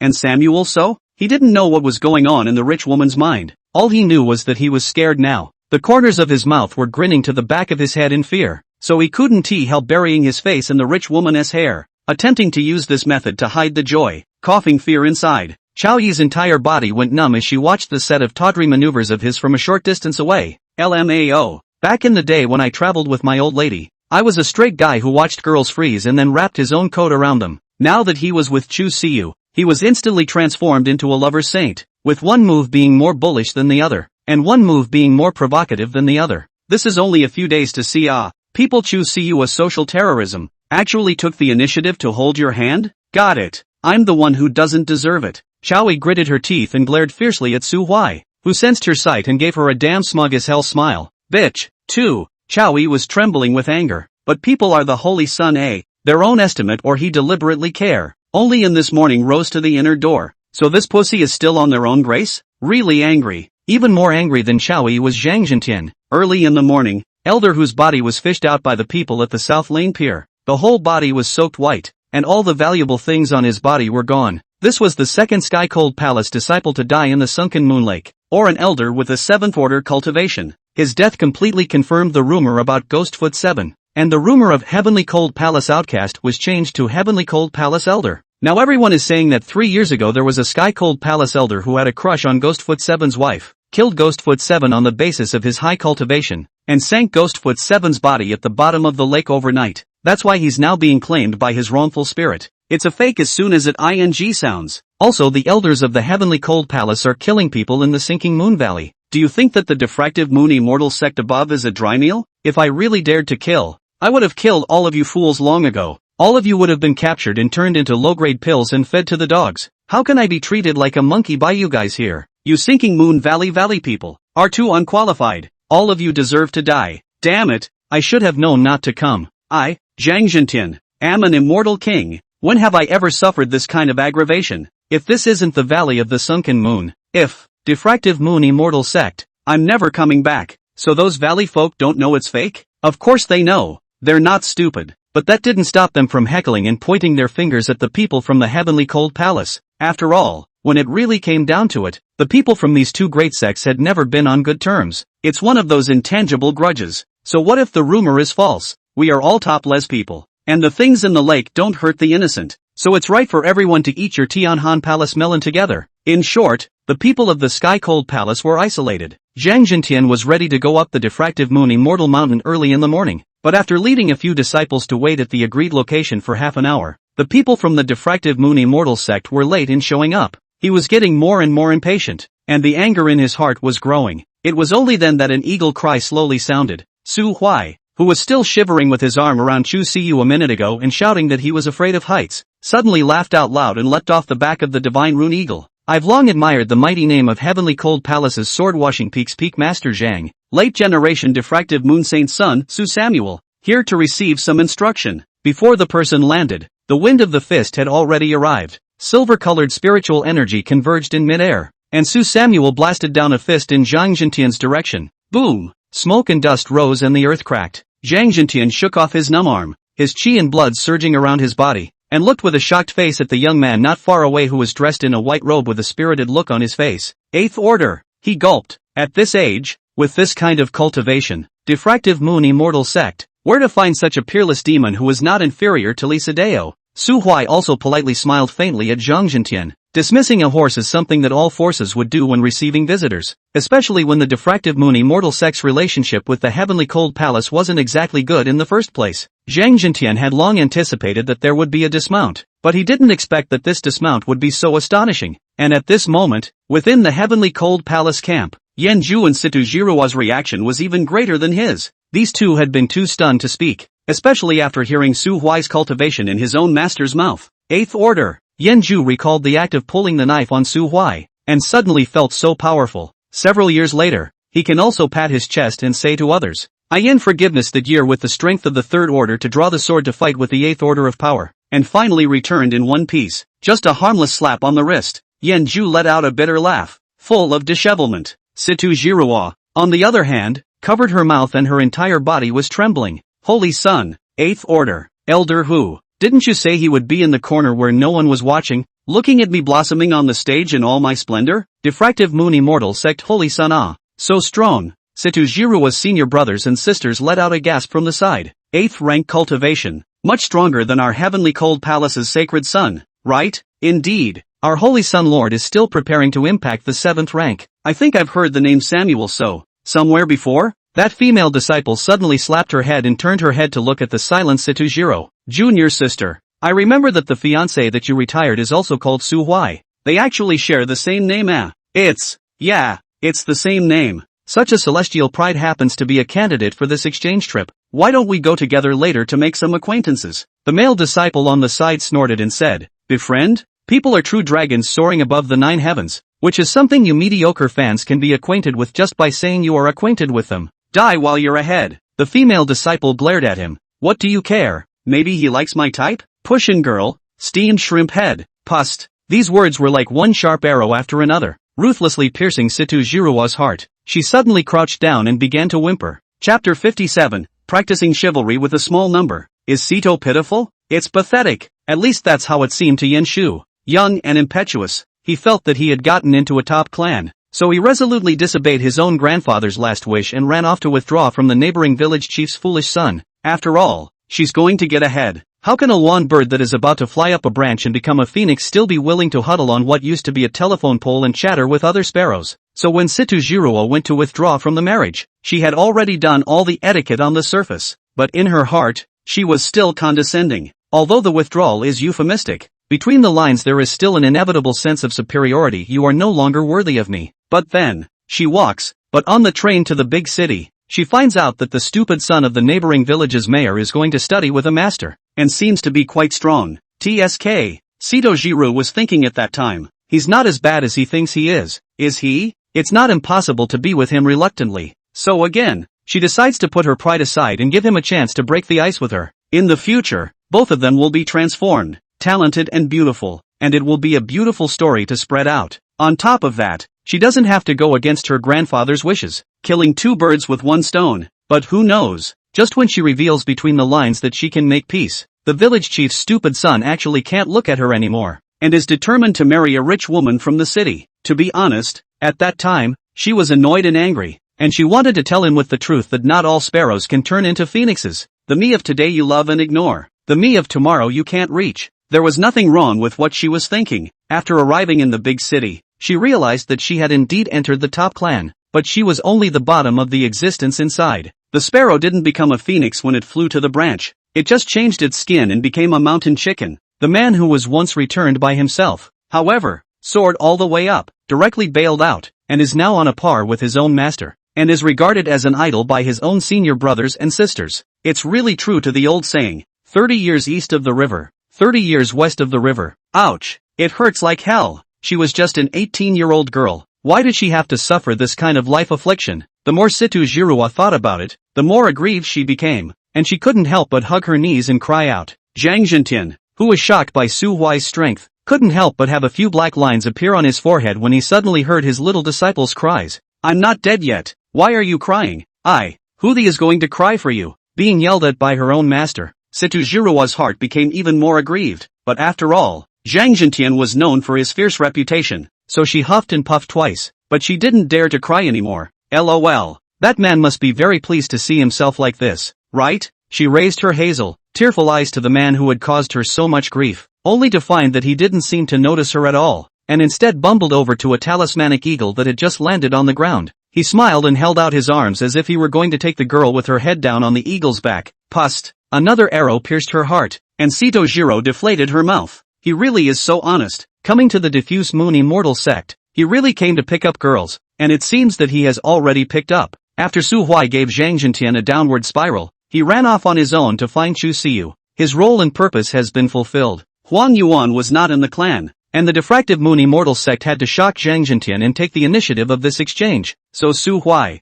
the holy sun, had to appear and use his demonic strength to tell the Sky Cold Palace that the future of the diffractive moon immortal sect was bright. The subtext is that our diffractive moon immortal sect is no longer the same as your heavenly cold palace. After all, my family's holy son could make another breakthrough at any time and become the top of the world's small rubble. It's not the same as your family's 6th order stinky fish and shrimp. By then, in case we all fall out, we can just hang you guys and beat you up. So just be honest on this exchange, okay? But at the same time, it's not like Samuel Su could have too much contact with Zhang Zhentian. The plan of Blood Alley Ghosts and Shadows is not yet over. And the revenge of Su Huai's 6th life being practiced as a potion by the Heavenly Cold Palace has not yet been avenged, so Zhang Zhentian must die. If he had too much contact with Zhang Zhentian, a man who was several hundred years old, it would be easy for him to find out the common ground between Samuel Su and Ghostfoot 7. Furthermore, Su Samuel is also afraid that if he contacts Zhang Zhentian again, he will not be able to hold back and make a move to kill this pussy on the spot. At that time the diffractive moon immortal sect's holy son openly killed the Heavenly Cold Palace Peak Masters. News is bound to spread all over the world. and the two great immortal clans will also certainly go directly to war.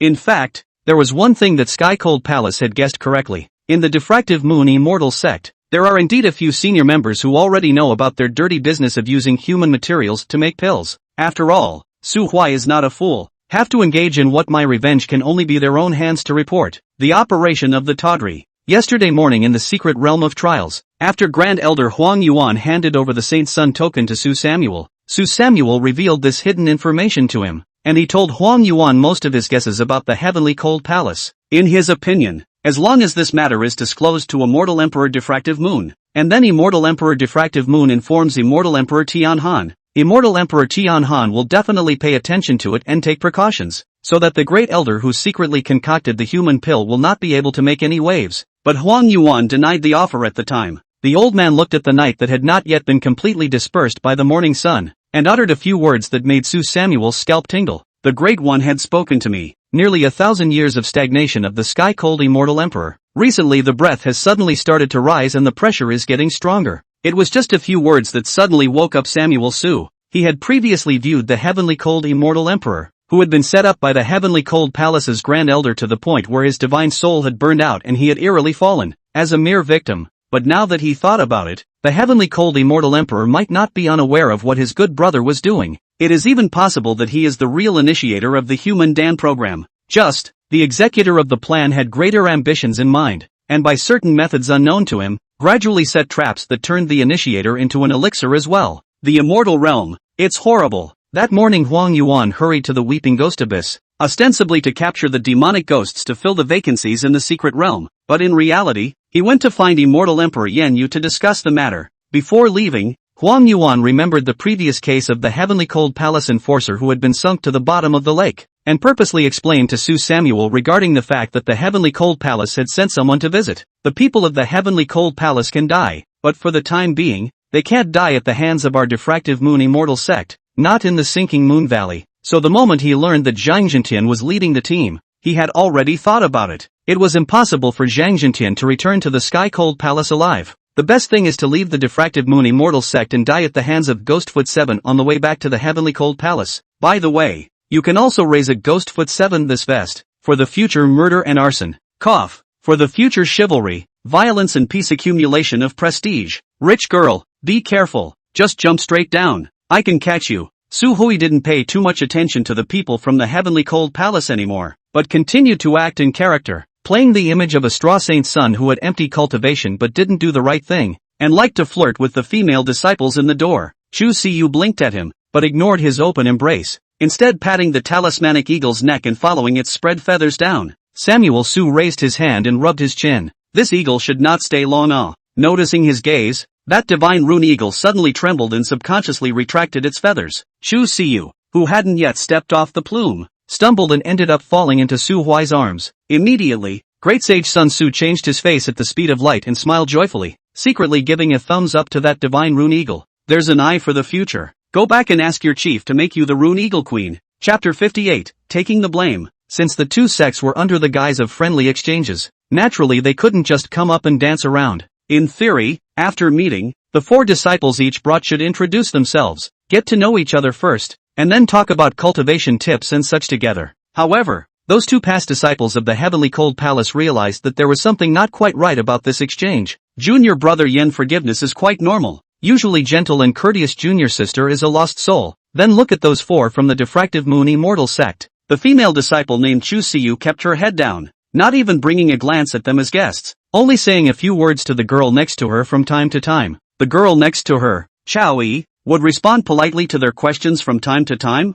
but the content was mostly yes, yes, yes, and so on, with no nutritional content. Nutritious content, perfunctory, too perfunctory, meow. Before the trip, the master also explained that he had to make good relations with the disciples of the Diffractive Moon Immortal sect to make it easier to set up a conversation. Now look at it. It's still a ed-up relationship. People don't even pay attention to me. It's understandable for a girl to be a little high-strung with strangers, so the two teenagers in the back can't just ignore people anymore, can they? The two of us are no longer the Heavenly Cold Palace's own heirlooms, as senior brothers and sisters who embarked on the path of cultivation a few years earlier than you. Our cultivation level has also reached the 5th rank. Taking the initiative to talk to you newbies and share some experience in cultivation. How can you still give up not listening? Therefore, the heavenly cold palace's sword-washing peak's eldest senior brother revealed a smile that he thought was sunny and warm, and quickly walked over to those 2 male disciples of the diffractive moon immortal sect. I'm Chun-hee, the pro-great disciple of the heavenly cold palace's sword-washing peak. I wonder how the 2 senior brothers are addressed. My name is Tang Sang, Yuan Zhanfei. So it's senior brother Tang and senior brother Yuan. I wonder which peak master of the diffractive moon immortal sect you 2 are senior disciples of. Can't we talk about it? The topic of his own search was greeted with a silence, and the smile on Chen-hee's face stiffened a bit. He gave his second senior sister a look, but unfortunately, that nymphomaniac of his own second senior sister was surreptitiously sizing up the diffractive moon saint's son, and didn't pay any attention to him at all. The Chunha people went numb. Smile, I'm a Tianhan Palace pro. I'm a big disciple of sword-washing peak. I can't be angry. It was only when his eyes inadvertently glanced at the sword behind Yuan Zhanfei that he rediscovered the topic. Master Yuan is a sword cultivator? Aha, ha, I'm also a sword cultivator. If senior brother Yuan has any questions in the path of the sword Dao, you and I can open our hearts and exchange ideas. Yuan Zhanfei glanced at Chen-hee. No need. Thank you for the senior brother's kindness, but if I am confused about the Dao of the sword, I will ask my sister. Chen-hee smiled. One of the Dao of the sword, touching the same thing. More exchanges are always good. My sword Dao may not necessarily be weaker than Master Yuan's sister. Yuan Zhanfei stopped and looked at Chen-hee with a serious face. It was silent for 3 seconds before slowly speaking. Family sister Kenchili Sadeo. Excuse me. Chen-hee covered his face and accelerated his steps away from these 2 young masters of the diffractive moon immortal sect, thoroughly not wanting to talk. MMP. Your sister Li Sadeo is the sacred son of the sword graveyard. Why don't you go to the sword graveyard to embrace the thighs of your pussy, instead of running to the diffuse moon immortal sect to be a little newcomer? Your sister's name is Li. Why is your name Yuan? Come to cheat and bully me as a 20-something-year-old. There are a few others. Are all the disciples of the moon sect so unqualified? As an older brother than you, I took the initiative to chat with you to build a relationship, but you all ignored me. Are you guys polite? Also exchange a load of exchanges. Look again at the front of the line. Zhang Zhentian and Elder Su walked at the front, and Elder Su, as Su Huai's assistant, shouldered the heavy responsibility of chatting with Zhang Zhentian and maintaining the friendly relationship between the 2 clans. Because of certain special reasons, if one wanted to enter the place where the diffractive moon immortal sect was located, one had to go through the climbing stone steps up the mountain, and one could not directly take a flying demonic beast as one did when going down the mountain. So the line was climbing honestly, but the more he climbed, the more vain Su Huai's heart became, until everyone reached the end of the stone steps. Elder Su was still smiling as he introduced Zhang Zhentian to the infrastructure of the diffractive moon immortal sect. Peak Master Zhang, please look. Ahead is the first safety barrier set up by our clan to kowtow to the heart, the knocking heart gate.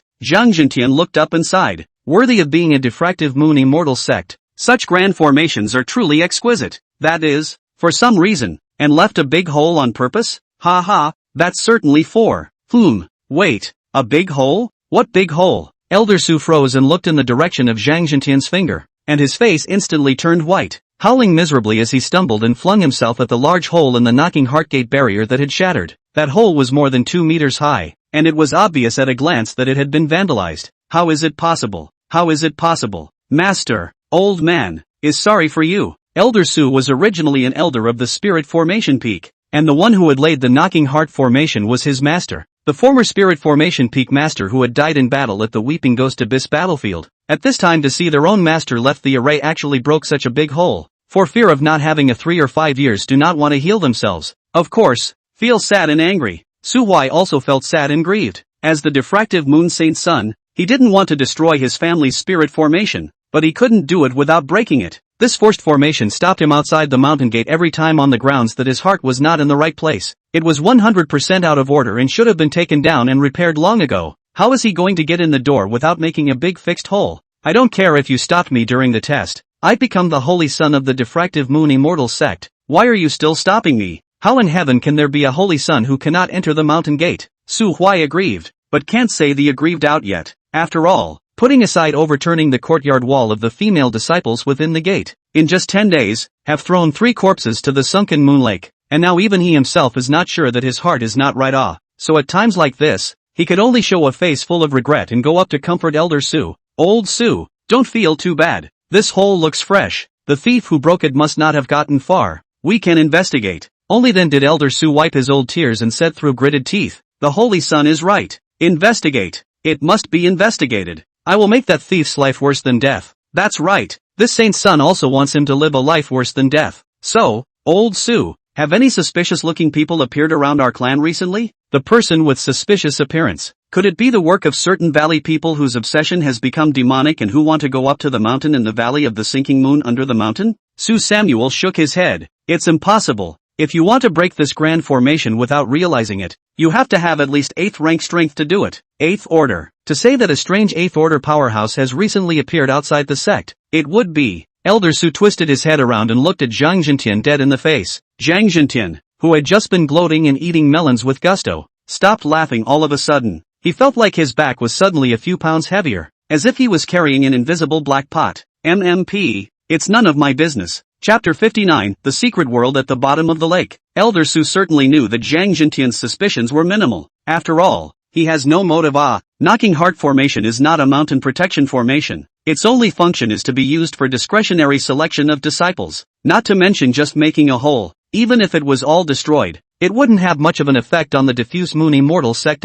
Zhang Zhentian risked so much just so that the diffractive Moon Immortal sect would have one less hurdle to overcome the next time they open the mountain to accept disciples? It doesn't make sense. But besides him, Elder Su really couldn't think of anyone else to suspect. Sinking Moon Valley remaining capable of breaking the Knocking Heart Formation are their own peak masters. Elders, recently in and out of the Immortal sect is even more only one of the Holy Sun. Will the Holy Sun break the Great Formation? Of course not. It's not like he's a psychopath. The grief-stricken Elder Su did not notice that their Holy Sun, the Lord, had skillfully walked through the hole into the mountain gate under the false pretense of checking the cracks in the big hole. In the end, Elder Su could only force his spirits to rise and step through the Knocking Heart Gate to enter the Immortal sect. Several disciples followed in turn, and among the crowd, Chao Yi, the only one who knew the truth, lowered her head, once again marveling at Su Huai's shamelessness. Zhang Zhentian landed at the end, and instead of going through the main entrance like his own disciples, he stole from Su Hui and slipped in under the pretense of observing the crack. In fact,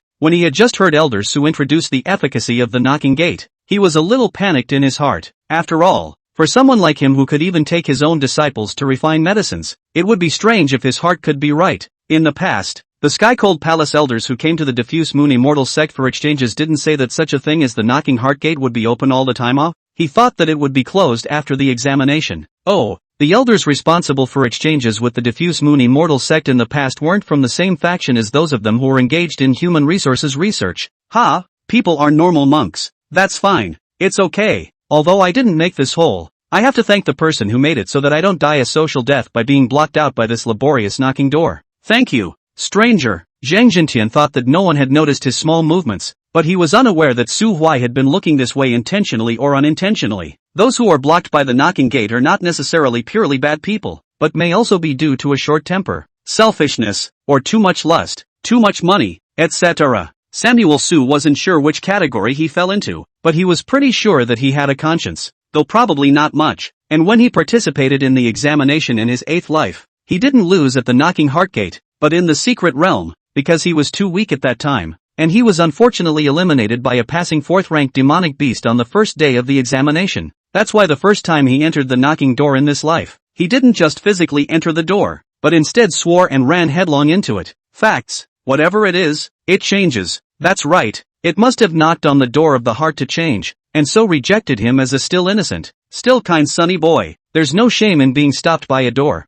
but there must be something in your heart if you're afraid to even enter the door and go straight to the hole. The moment he withdrew his gaze, Su Huai also determined the hunting list in his heart. The 4 disciples that Zhang Zhentian brought with him could all live. The others didn't care how Zhang Zhentian had gotten in, especially Elder Su, who was a talkative technical geek who had cultivated in the Immortal sect for his entire life and didn't have many tricks up his sleeve. At this time, he only wanted to hurry back to Spirit Formation Peak to ask someone to repair the Knocking Heart Formation, so he really didn't have much heart to continue to entertain the guests. So after entering the sect, he arranged a place for Zhang Zhentian's few people to stay, said some more general notes, and then left in a hurry. He was sure that His Holiness would arrange everything. As a matter of fact, Su Huai did not let him down, and not even 5 minutes after Elder Su left, Su Huai pointed at the big sun in the sky and said to Zhang Zhentian, "It's getting late, Peak Master Zhang. I will have someone bring you lunch later." That's it for today's exchange. Oh yes, there are many places within the diffractive moon immortal sect that are top secret, so please don't run around. Otherwise, if it causes any misunderstandings and hurts everyone's peace, it won't be good. What does Peak Master Zhang think? What else could Zhang Jintian say? He could only nod his head. If it was in the past, he could have hardened his heart and accused the diffractive moon immortal sect of treating its guests perfunctorily, and then with a fling of his sleeve robes, he would have directly crossed the lake and left, hitting the road back to his home. But this is not the same time. The sinking moon lake at the bottom of the mountain hid something that could only kill him, and he had stayed up all night last night waiting to be able to go into the diffuse moon immortal sect to ensure his safety. What's more, the primary goal of the exchange on this trip, as well as the covert investigative mission, had yet to be accomplished. Can he go? He can't. He wants to lie down and taste the courage. Want frost and snow to bloom the plum. Want the rain to pass. Want to break the cauldron. Cough. Break the cauldron even if. Stay in the mountains. Not afraid of no firewood. Su Huai didn't care what Zhang Jintian thought. He led Chu Siyu and the others out of the guest courtyard, walked to the corner, and patted Yuan Zhanfei and Tang Sang's shoulders. Senior brother Yuan. Senior brother Tang. I'll give you a task. Yuan Zhanfei and Tang Sang puffed out their chests and raised their heads. Just do as you please. Lord Saint's son. Very good. Very spirited. Then next, I'll trouble the two of you to spare 1 or 2 hours each day from tomorrow onwards to take those 4 disciples of the Heavenly Cold Palace around. Just go wherever you want, except for the secret places of the clan, or maybe the sleeping quarters of the female disciples. Eat, drink, or go to the secret realm of trials to kill demons as you please, and all spending will be reimbursed by the sect. After all, this is a friendly exchange between the two clans. We can't be too perfunctory. Yuan Zhanfei and Tang Sang nodded in understanding. Then you guys should go back and rest today. Yes, holy son. Then we will leave first. Well, in the future, if there is any confusion in your cultivation, you can seek me out in my courtyard before sunset, and if I am free, I can answer some of your doubts. Tang Sang and Yuan Zhanfei were both a bit impressed. They knew Su Huai's strength, at least the 8th rank. The teachings of such a strong person could not be the same as Chun He's kind of rotten sweet potatoes and stinky bird eggs. Even Yuan Zhanfei, who could shout my sisterly Sadeo at the top of his voice, also valued Su Huai's promise. The two of them left in pairs, and when they were still on the road, they opened their mouths to discuss where they should take the guests from the Heavenly Cold Palace tomorrow. Tang Sang proposed to go to Fisty Peak to watch boxing, and then pull a few Fisty Peak disciples together to go down the mountain together to eat, drink and have fun. The Fisty Peak senior sister was Tang Sang's fiancée, and there weren't many opportunities like this to pull the wool over the clan's eyes and have fun at public expense. Yuan Zhanfei snorted and said in a cold voice, "If there is no woman in your heart, you can draw your sword naturally." He also said that he had earlier picked up a book of supreme swordsmanship called The Script of the Sword of Wisdom, which was very suitable for Tang Sang's cultivation, and that he would sell it to him at a price of 5,000 spirit stones. The duo talked and started arguing, and before they were even halfway home they diverted to the ring to go one-on-one.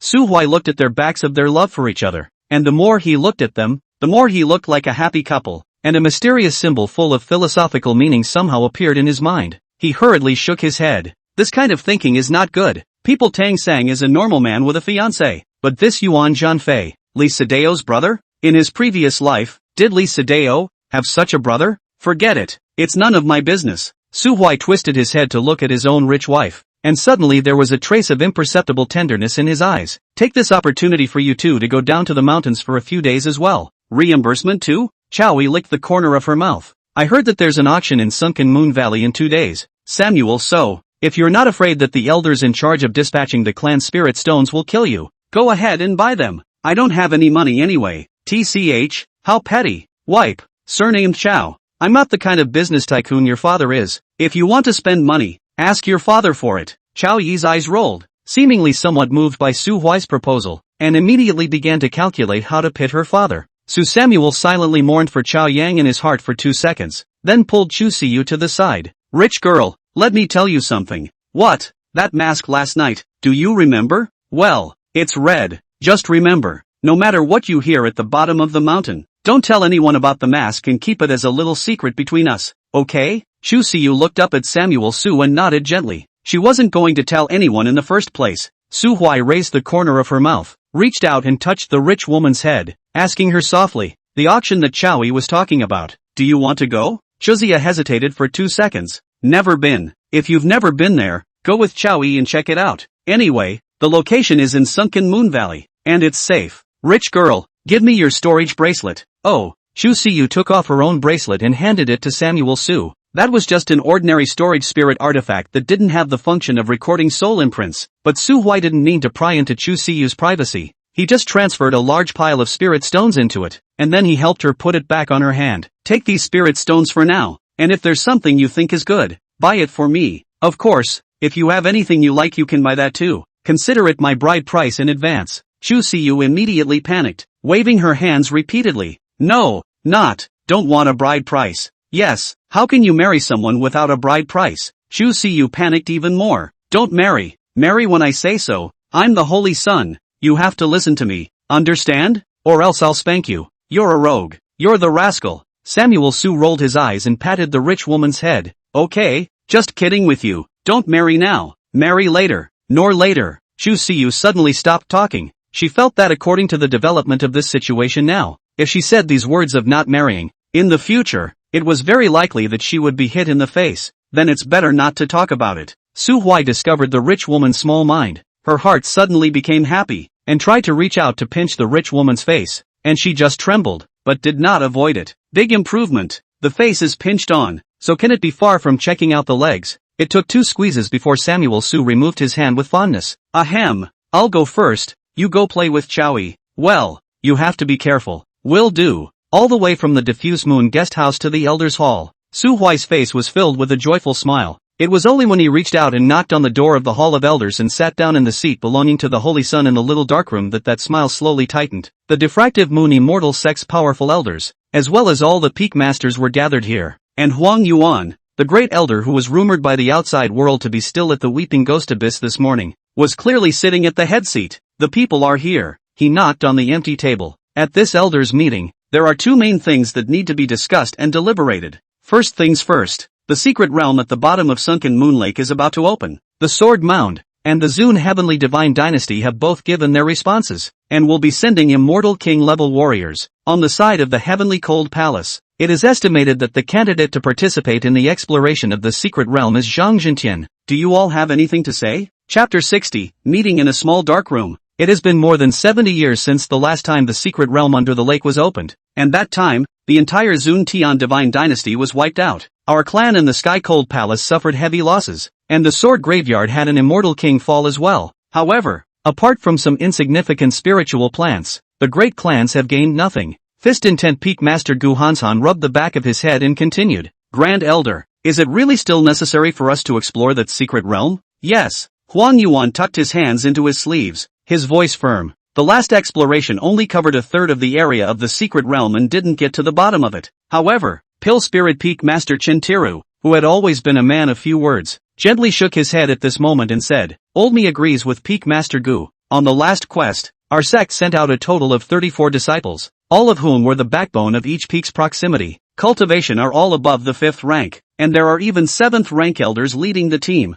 A peak master personally escorted, but only 7 came out alive. The former Blade and Sword Peak Master who was responsible for the escort disappeared within the secret realm, and until the secret realm was closed, no half-news was transmitted, and his life or death was unknown. The disciples who managed to survive are also mostly injured and disabled. Great Elder, the experience is not a flat sacrifice. I thought that the matter of the secret realm at the bottom of the lake needs to be discussed in the long run. Chen Tairu's voice was not tight and slow, but all the elders and peak masters present were silent. Many of those disciples who had fallen 100 years ago were the close disciples who had spent time with these old men, the celestial pride that had converged from all corners of the immortal region. They were young, energetic, and the path of cultivation was bright. As long as they practiced diligently, their future breakthrough to the 6th order and 7th order would be a nail in the coffin. What they lacked was only life and death experience and the accumulation of immortal power. And the original secret realm at the bottom of the lake wasn't exactly deadly. It could only be described as a riskier place to practice.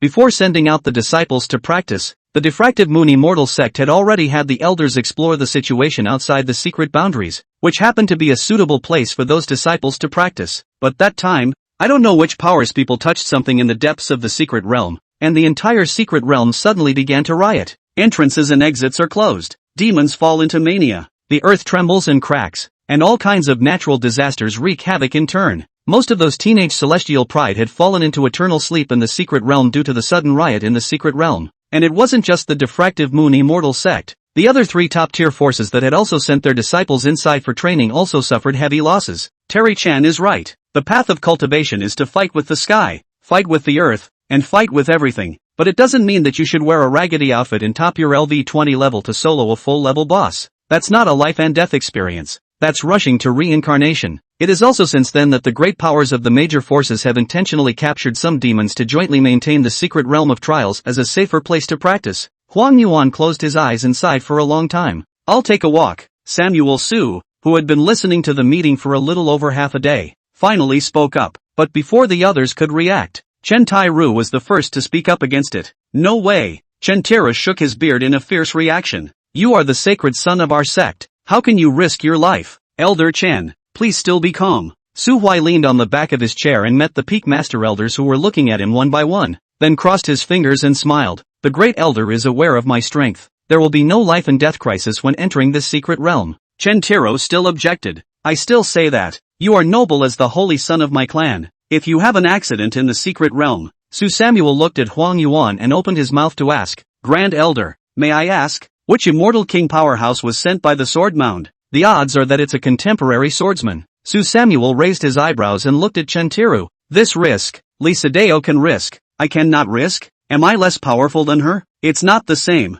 Sword graveyard, that person are all crazy people who don't want to die. As long as there is a sword in their hands, there is no risk under the sky that they don't dare to take. Alright, Elder Chen. The 4 great sects are all interested in sending people into the secret realm. Can I, the diffuse moon immortal sect, as the host, really send no one at all? It will be a disgrace to the world if it gets out. Chen Tira bowed his head and pondered for a moment, and could only fall silent. The fist intent peak master, Gu Han Shan, who had first raised an objection, however, spoke again at this moment. In that case, I'll just accompany the Holy Sun. Thank you, Elder Gu, for your kind words, but please allow me to decline. Could it be that the Saint's son is thinking that someone Gu, will drag you down? It's good that Elder Gu knows it in his heart. There's no need to say it out loud. Gulhansen, smiley face? Huang Yuan tucked his hand in and opened his mouth to end the topic. Alright, the matter of the secret realm is settled. The second thing I'm going to say is, Sky Cold Palace. The candle flame in the small dark room flickered and dimmed until late in the evening when it was blown out by Huang Yuan. Regarding the matter of the heavenly cold palace, the elders were either shocked or angry, and deliberated over it for an entire afternoon. Drunkenness alchemy. Alchemy is a faith. Chen Tairu, even after learning of the Tianhan Palace human Dan incident, the whole person instantly transformed into a super sprayer, enough to scold the Tianhan Palace Grand Elder for half an hour. Words such as his mother, who gave birth to a closed child, was widowed at birth abound. Over and over again, he just greeted the 2 parents of the heavenly cold palace's Grand Elder, scolding him for being an orphan who gave birth to a son without an asshole. Only after sending off all the elders and extinguishing the candle flame did Huang Yuan breathe a sigh of relief, as if he was relieved, and looked towards Su Huai, who was still sitting in his seat. How does it feel? Su Huai shook his head. There is some trouble. Oh, it does bother. All the small and large matters within the clan, all the trivialities are piled up in this tiny conference hall. With the great emperor guarding the weeping ghost abyss, all of these burdens have been placed on me. In the future, these burdens will also be handed over to you. Samuel Su's tiger shook. No answer. You are the holy son of my clan.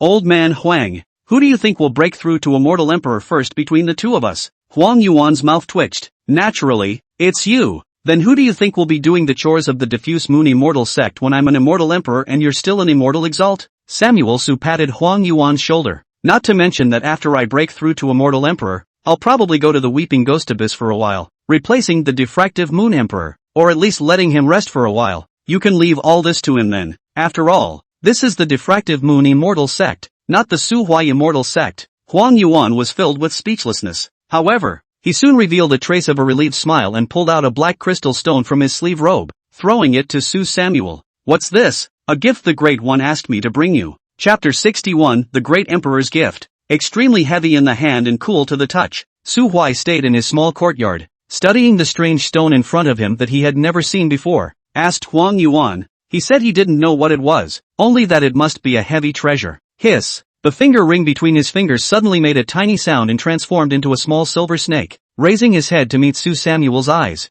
You awake? This is a trick stone. Samuel Su was slightly stunned. What is the trickster stone? A key? A key? How does it work? In mouth. Rub. So unsanitary. Su Samuel swallowed a mouthful of saliva. The ghost knows that this thing has not been used by the old man of Yin. But also ing contain mouth? This life is impossible to contain. It's okay to put it on your forehead. Told you so. Su Huai breathed a sigh of relief and closed his eyes, holding up the trick stone in his palm and gently pressing it to his head. 1 minute, 2 minutes, 5 minutes. Just as Su Samuel couldn't help but want to open his eyes and ask the little snake if it was playing a trick on him. His head suddenly sank, as if his soul was suddenly pulled wildly by something, and his consciousness went blank. When he woke up again, Su Huai's entire body was in a daze. There were 2 blood moons hanging in the sky, and the surrounding area was so dark that it was vaguely recognizable as a wilderness. One is in the middle of the wilderness proper, a white holy sun's uniform, unusually conspicuous under the moonlight. Out of the instincts of the old six, Su Huai subconsciously wanted to change into black clothes, but after touching his hand,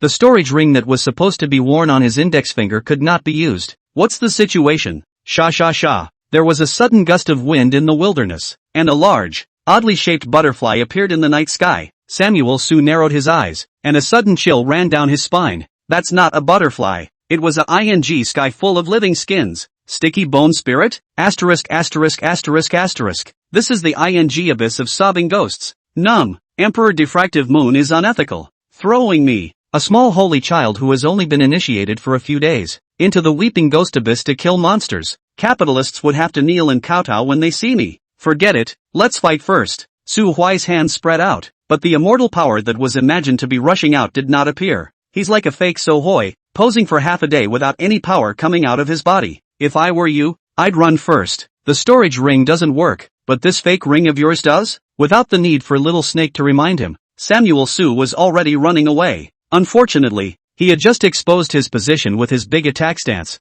and being dressed in white made it impossible to sneak through the night. Like bats chasing moths, all the skins in the mountains came towards him furiously. Within 10 minutes, he was drowning in skin. Sephora, sending, ho! In the small courtyard of the diffractive moon immortal sect, Su Huai suddenly stumbled physically, stared wide-eyed, and breathed heavily. Just now, he got a new way to die. Flooded by ghost creatures called bone spirits, countless sharp straws stuck into his body, instantly sucking him into a shriveled human skin. The guile stone in his hand emitted an oozing ebony light, and Su Huai squatted on the ground and slowed down for a while before he gritted his teeth and reached out to press down on the gloating little snake on his wearer's hand. What the hell is this? I told you, it's a key. What forced the key? Just now that place is the sobbing ghost abyss. How come I do not look like it? It's a haunted area. What the hell? You can understand the depths of the abyss of weeping ghosts. The function of the trickstone is the key. Allows you to explore the haunted lands with a pure body. Bull asterisk asterisk asterisk asterisk pure body. I don't want that pure. I want strength. Strength that can kill that patch of bone spirit in seconds. Then you can just go in through the ghastly abyss. Pretend I didn't say that. Samuel Su casually threw the trickster stone on the table. To hell with the ghost domain. If I don't properly work in the immortal domain as an immortal father, I'll run to someone else's territory to be a weakling? I'm not a jitterbug. That's terrible. Strength rating, 9, 7. Potential rating, 4, 99. No, what do you mean? Through the guile stone, you can hone the strength of your soul, and the chances your conscious body gains in the ghost realm can be fed back to your body to enhance your strength and talent. It's okay to have different cultivation systems? Cultivation systems are not different. First to 10th order. Control power. Thinking about it this way is also correct. The weeping ghost abyss has not appeared above the ghost emperor either. Everyone is half a caddy, and the division of strength is similar. Samuel Su silently picked up the trickster stone from the table. What a good thing. I was wrong about Emperor Yin, diffractive moon emperor, good brother forever. It was still evening, not completely dark, and the rich woman was still in the Dan room trying to learn how to make pills. Samuel Su took a deep breath and decided to have another go. He took out the bloody ghost face from his storage ring and changed into a black robe, and then the trickster stone was close to his forehead, and consciousness was once again pulled. Exhaling a breath of cloudy air, he lowered his stance, picking a direction and moving slowly through the cover of the night. Phew, it's starting to blow again, but this time, the plastered bone spirits roaming the sky didn't discover Su Huai, who was wrapped in a black robe and didn't move a muscle. They drifted with the wind and soon disappeared in the sky. Su Huai breathed a sigh of relief as he tightened the robe on his body, and Shadow followed suit, shaking the robe on his body. Aha, something doesn't seem right? He looked down at his shadow, only to see it suddenly open its hands and cup its head, twisting it off with a click and holding it in its arms. Samuel So, bang! Su Huai overturned the stone table in front of himself. Can't play, too much dirt to play. First the first order of sticking the skin on the bone, then the second order of shadow attaching the spirit. Since he, Su Huai, succeeded in transforming into immortality, when has he ever suffered from this kind of aggravation? In less than 10 minutes, it was mailed twice in quick succession. It's going to be a mental problem to keep mailing it. He honestly put away the guilestone, pushed open the courtyard door, and stood in front of Chuzio's door with his hand tucked in, thinking about life. Only a rich woman could give him a hint of warmth now, but after a long wait, the sun was slow to set. Thinking about it, Su Samuel decided to go to see the noble guest of the heavenly cold palace. I can't kill him now, so I can always scare him, right? Because I'm upset. Let the one from the heavenly cold palace also be upset together, so that we can empathize. This is an alternative communication.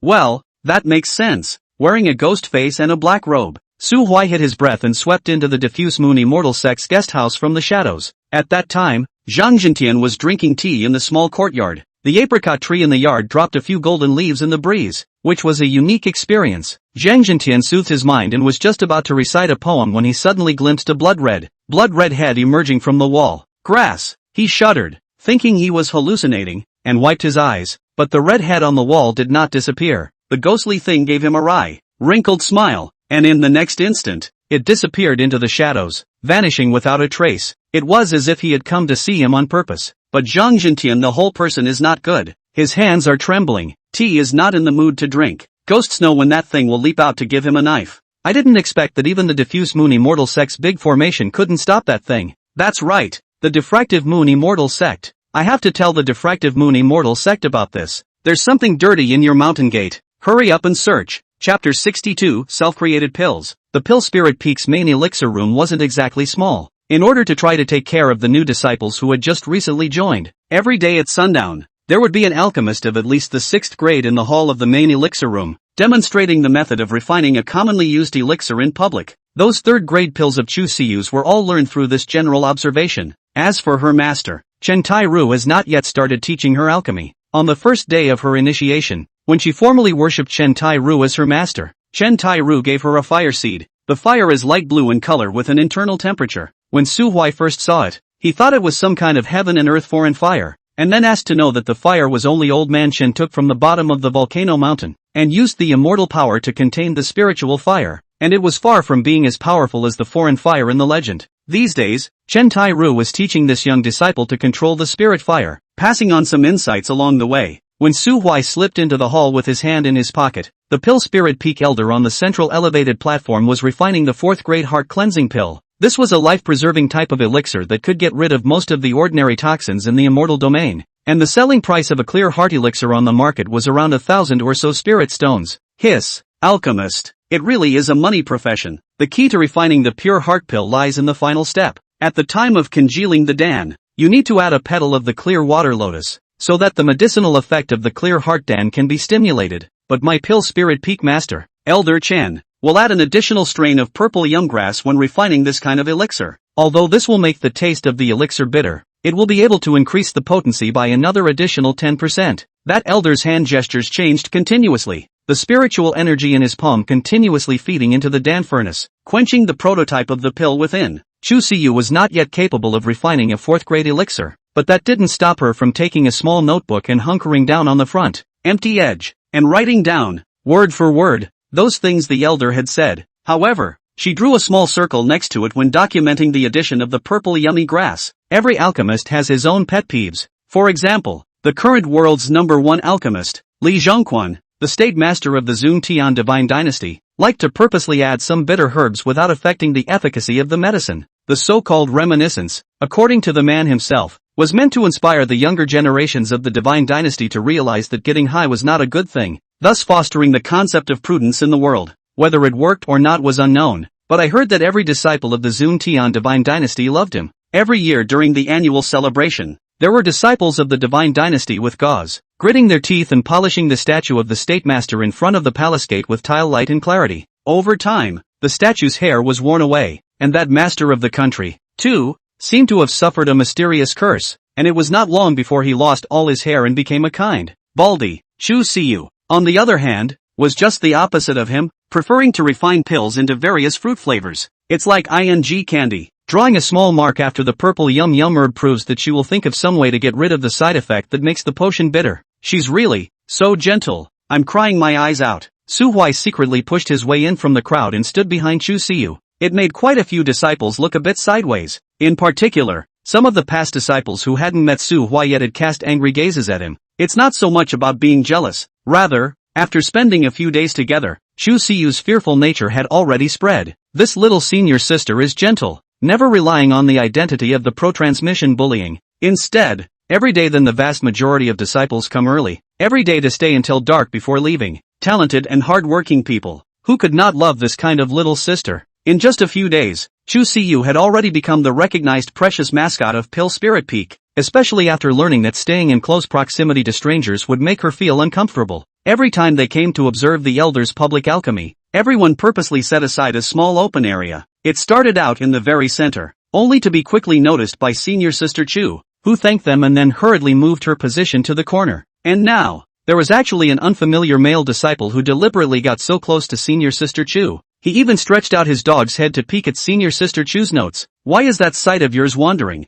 Why are your ing eyes glowing? Is it reading notes? How dare you laugh? Shameless, shameless. What bad thoughts could Samuel so have? At first he did look at the rich woman's notes, but he couldn't quite read it. The rich woman's notes were so well illustrated that he could only barely recognize the large circle drawn as a Dan furnace, the chicken claw as representing a hand, and the leaf as representing some kind of elixir. Contemporary Picasso. Scary as hell. Can't read the painting, so he'll have to look at something else. He is 6 meters tall. The rich woman is 6 meters 7. He just happens to be 1 head taller than the rich woman, and condescending. Inevitably sees a trace of the scenery that is covered by the collar. It starts with a delicate clavicle. Further in, there was a small curve, amazingly snow-white, as if it were agate. Su Huai felt his nose getting a little hot. This student, the elder on the stage who had finished refining pills, finally couldn't help himself. He was only an outer sect elder, and although he knew that there was an additional saint's son in the sect, his rank was not high enough to participate in the small dark room meeting. Therefore, he had also never seen the saint's son's true appearance. All he knew was that he had finished practicing pills, and with a glance, he spotted this lewd male disciple spying on the youngest pro-disciple of Pill Spirit Peak. Outrageous! How did this kind of nasty person pass my diffuse moon immortal sex entrance examination? This elder immediately became furious and directly reached out to point at Su Huai, who raised his head with a dumbfounded expression. What are you looking at? Talking about you. With a wandering gaze and no serious observation. I guess it's because this measly 4th grade elixir of Lao Fu's is already too difficult for you to defeat, isn't it? Ahem, elder, no need to excuse yourself. You, come up here and demonstrate the method of refining the clear heart pill. If it fails, don't blame me for writing down your name and putting a big bad on your end of the year assessment, so that you won't be able to become an inner disciple for the rest of your life. So Samuel Man went numb. The surrounding Pill Spirit Peak disciples were looking at him with gloating gazes. It seemed like it was only at this point that Chu Siyu finally realized that someone had appeared beside her. She was a little annoyed in her heart.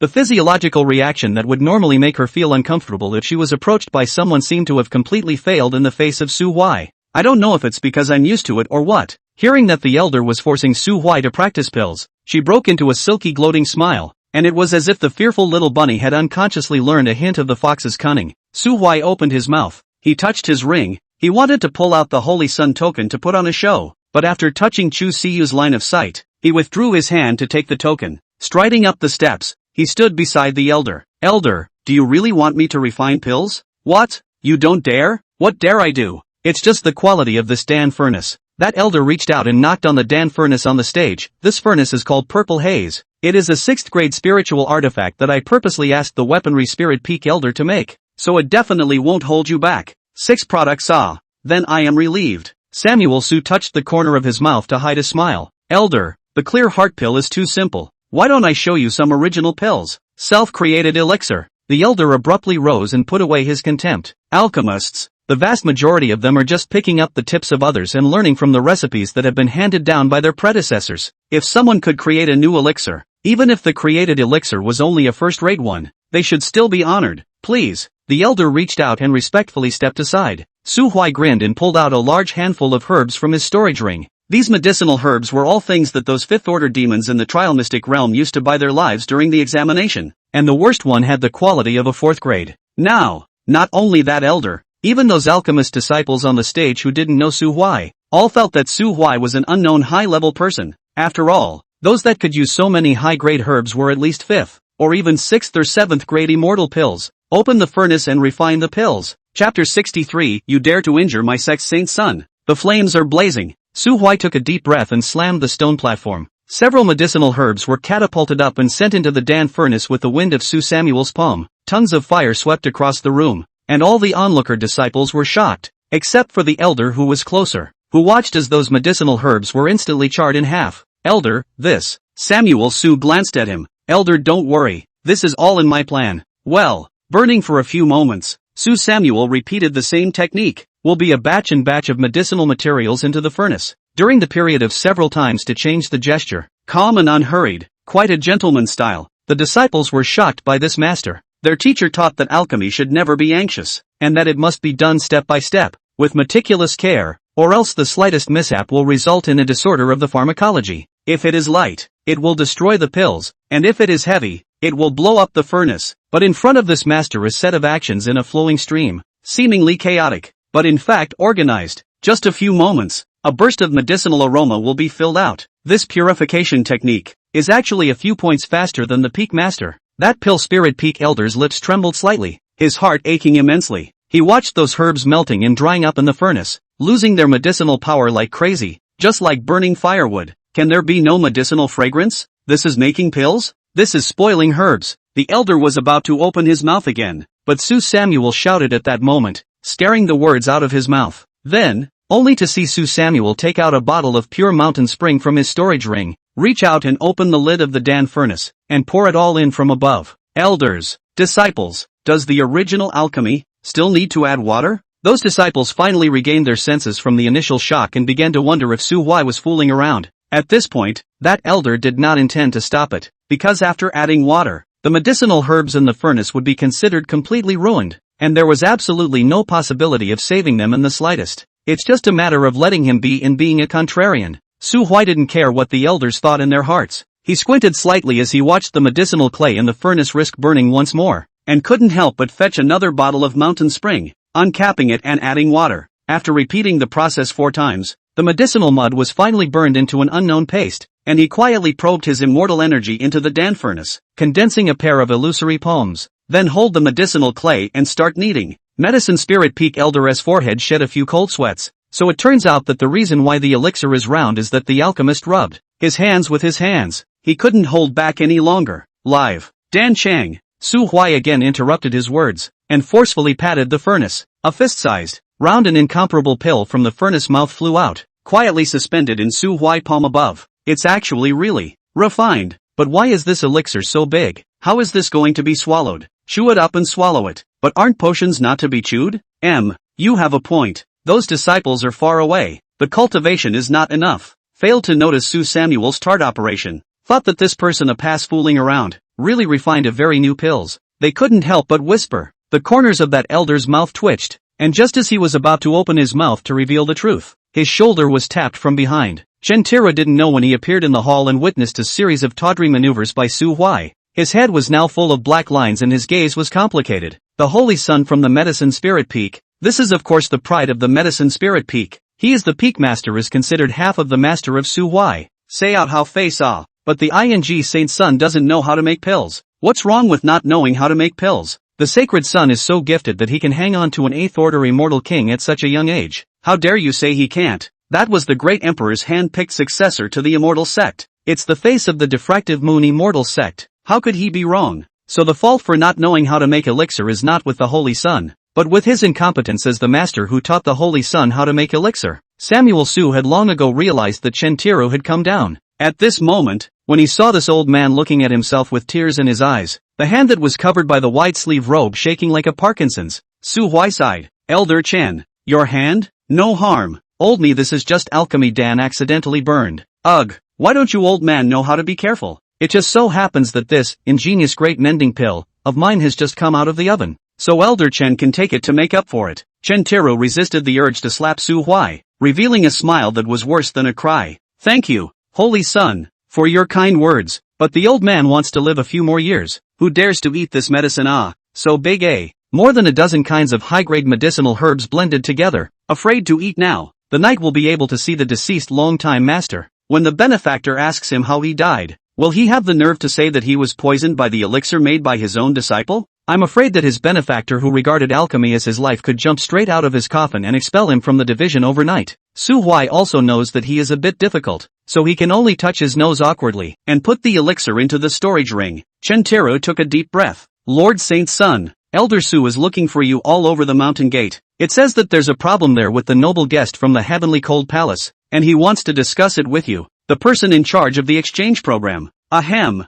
then I will take my leave first? Holy son, go quickly. Don't keep your guest waiting. Su Huai slowly walked down the steps, took Chu Siyu's hand and quickly walked out of the Dan room. When Su Huai walked away, Chen Tairu sighed heavily and looked at the disciples on the stage who were filled with dumbfounded and confused faces, and said aloud, "The one just now, is my diffuse moon immortal sex saint's son? He is. Ahem, he is a 1 in a million alchemy wizard, and his alchemy method is only suitable for himself. You must not follow suit." Those disciples breathed a sigh of relief in unison. Holy son. So it's Holy Son Sama. No wonder it's so unconventional. But he seems to have taken little sister? So what if they take it away? The youngest sister didn't reject it either. Maybe they were originally Dao couples who adored each other. Hiss. Damn it, I'm against this marriage. Pawpaw. People are talented and beautiful. It's not your turn for a demon like you to object. Ooh, my first love ended before it even started. Ignoring the whispers of those disciples, Chen Tairu reached out and patted that elder's shoulder. Kobayashi. Are you confused in your mind? The elder hurriedly bowed his head. Don't dare. Chentaro gently shook his head and lowered his voice. I know you have a straight character and don't like to lie, but he is after all the holy son of my clan, so you have to give some face. But, no buts, even the grand elder had to give him face, and those who didn't have to give him face have now settled at the bottom of the sinking moon lake. Hiss. The alchemy elder surnamed Lin couldn't help but suck in a breath of cool air when he associated it with those heavenly cold palace disciples who had died in the sunken moon lake in recent days. But he had heard that another one died last night, and the one who died was a full-fledged elder with a 7th order cultivation. Thanks for the reminder, Peak Master. Ahem, there's no need to be so afraid. The Holy Son won't lay a hand on his own family, but it's a sure thing to offend him and get some crooked pranks to fix you up. Not to mention, Chen Tairu shook his head. It was a success if we didn't blow up the furnace this time, though I don't know whether the heap of stuff that was refined is really a tonic or a poison. Su Huai didn't know that this old man Chen Tairu was actually slandering him secretly, otherwise he would have shouted slander and stated that he was a sunny and generous 5 good youth. Don't believe me? If you don't believe me, ask Zhang Jintian of the Sky Cold Palace. Su Huai brought Chu Siyu and just walked to the door of the guest courtyard, when he heard Zhang Jintian's arguing voice coming from inside. Elder Su, Zhang, swear that I really didn't lie to you. That's the spot. Blood red head. Exactly the same as the image of Ghostfoot 7 rumored to be at the bottom of the mountain. Must be a ghost race that ran out from the weeping ghost abyss. Elder Su was unyielding. Peak Master Zhang, don't find a reason to make things difficult for the old monks. Our clan's grand formation is always in operation. It's impossible for a high-level demon to sneak in without a sound. Zhang Jintian, really? You believe me? Your immortal sect really isn't safe. And isn't the breaking of the knockout formation at the mountain gate the best evidence of that? Elder Su, don't be irrational. Peak Master Zhang, the knocking heart formation is only a 7th grade spirit formation, and you have the ability to break it. Peak Master Zhang, don't you? Zhang Jintian, you guys doubt me. Elder Su, this is just a reasonable inference. Zhang Jintian, old man didn't do it. Didn't do it means I didn't do it. Snap. Su Huai walked out from the corner, his spiritual energy rising around him as he looked at Zhang Jintian with an angry expression. Peak Master Zhang is trying to make a move to murder an elder of my diffuse moon immortal sect. Zhang Jintian? Elder Su? Su Huai narrowed his eyes and pointed at Elder Su's leg. Elder Su instantly understood in a second, snapped his butt and sat on the ground, covered his thighs and began to wail. Egu, Zhang Jintian, I see that you have traveled a long way to treat you with sincerity, and the matter of the broken heart-knocking formation has also stated that it is only a suspicion. How can you be so annoyed as to lay such a heavy hand on me? Zhang Jintian's entire body was dumbfounded, and in the next instant, Su Hui killed him from the corner and blasted his face with a fist. Zhang Jintian was furious. He was genuinely angry. The diffractive moon immortal sect bullied people too much. He finally stopped hiding his cultivation and gritted his teeth to fight Su Huai. Su Huai grinned and quietly used his immortal power to lay down a boundary to protect Chu Siyu and Elder Su, then deliberately suppress his own realm at about the 8th order,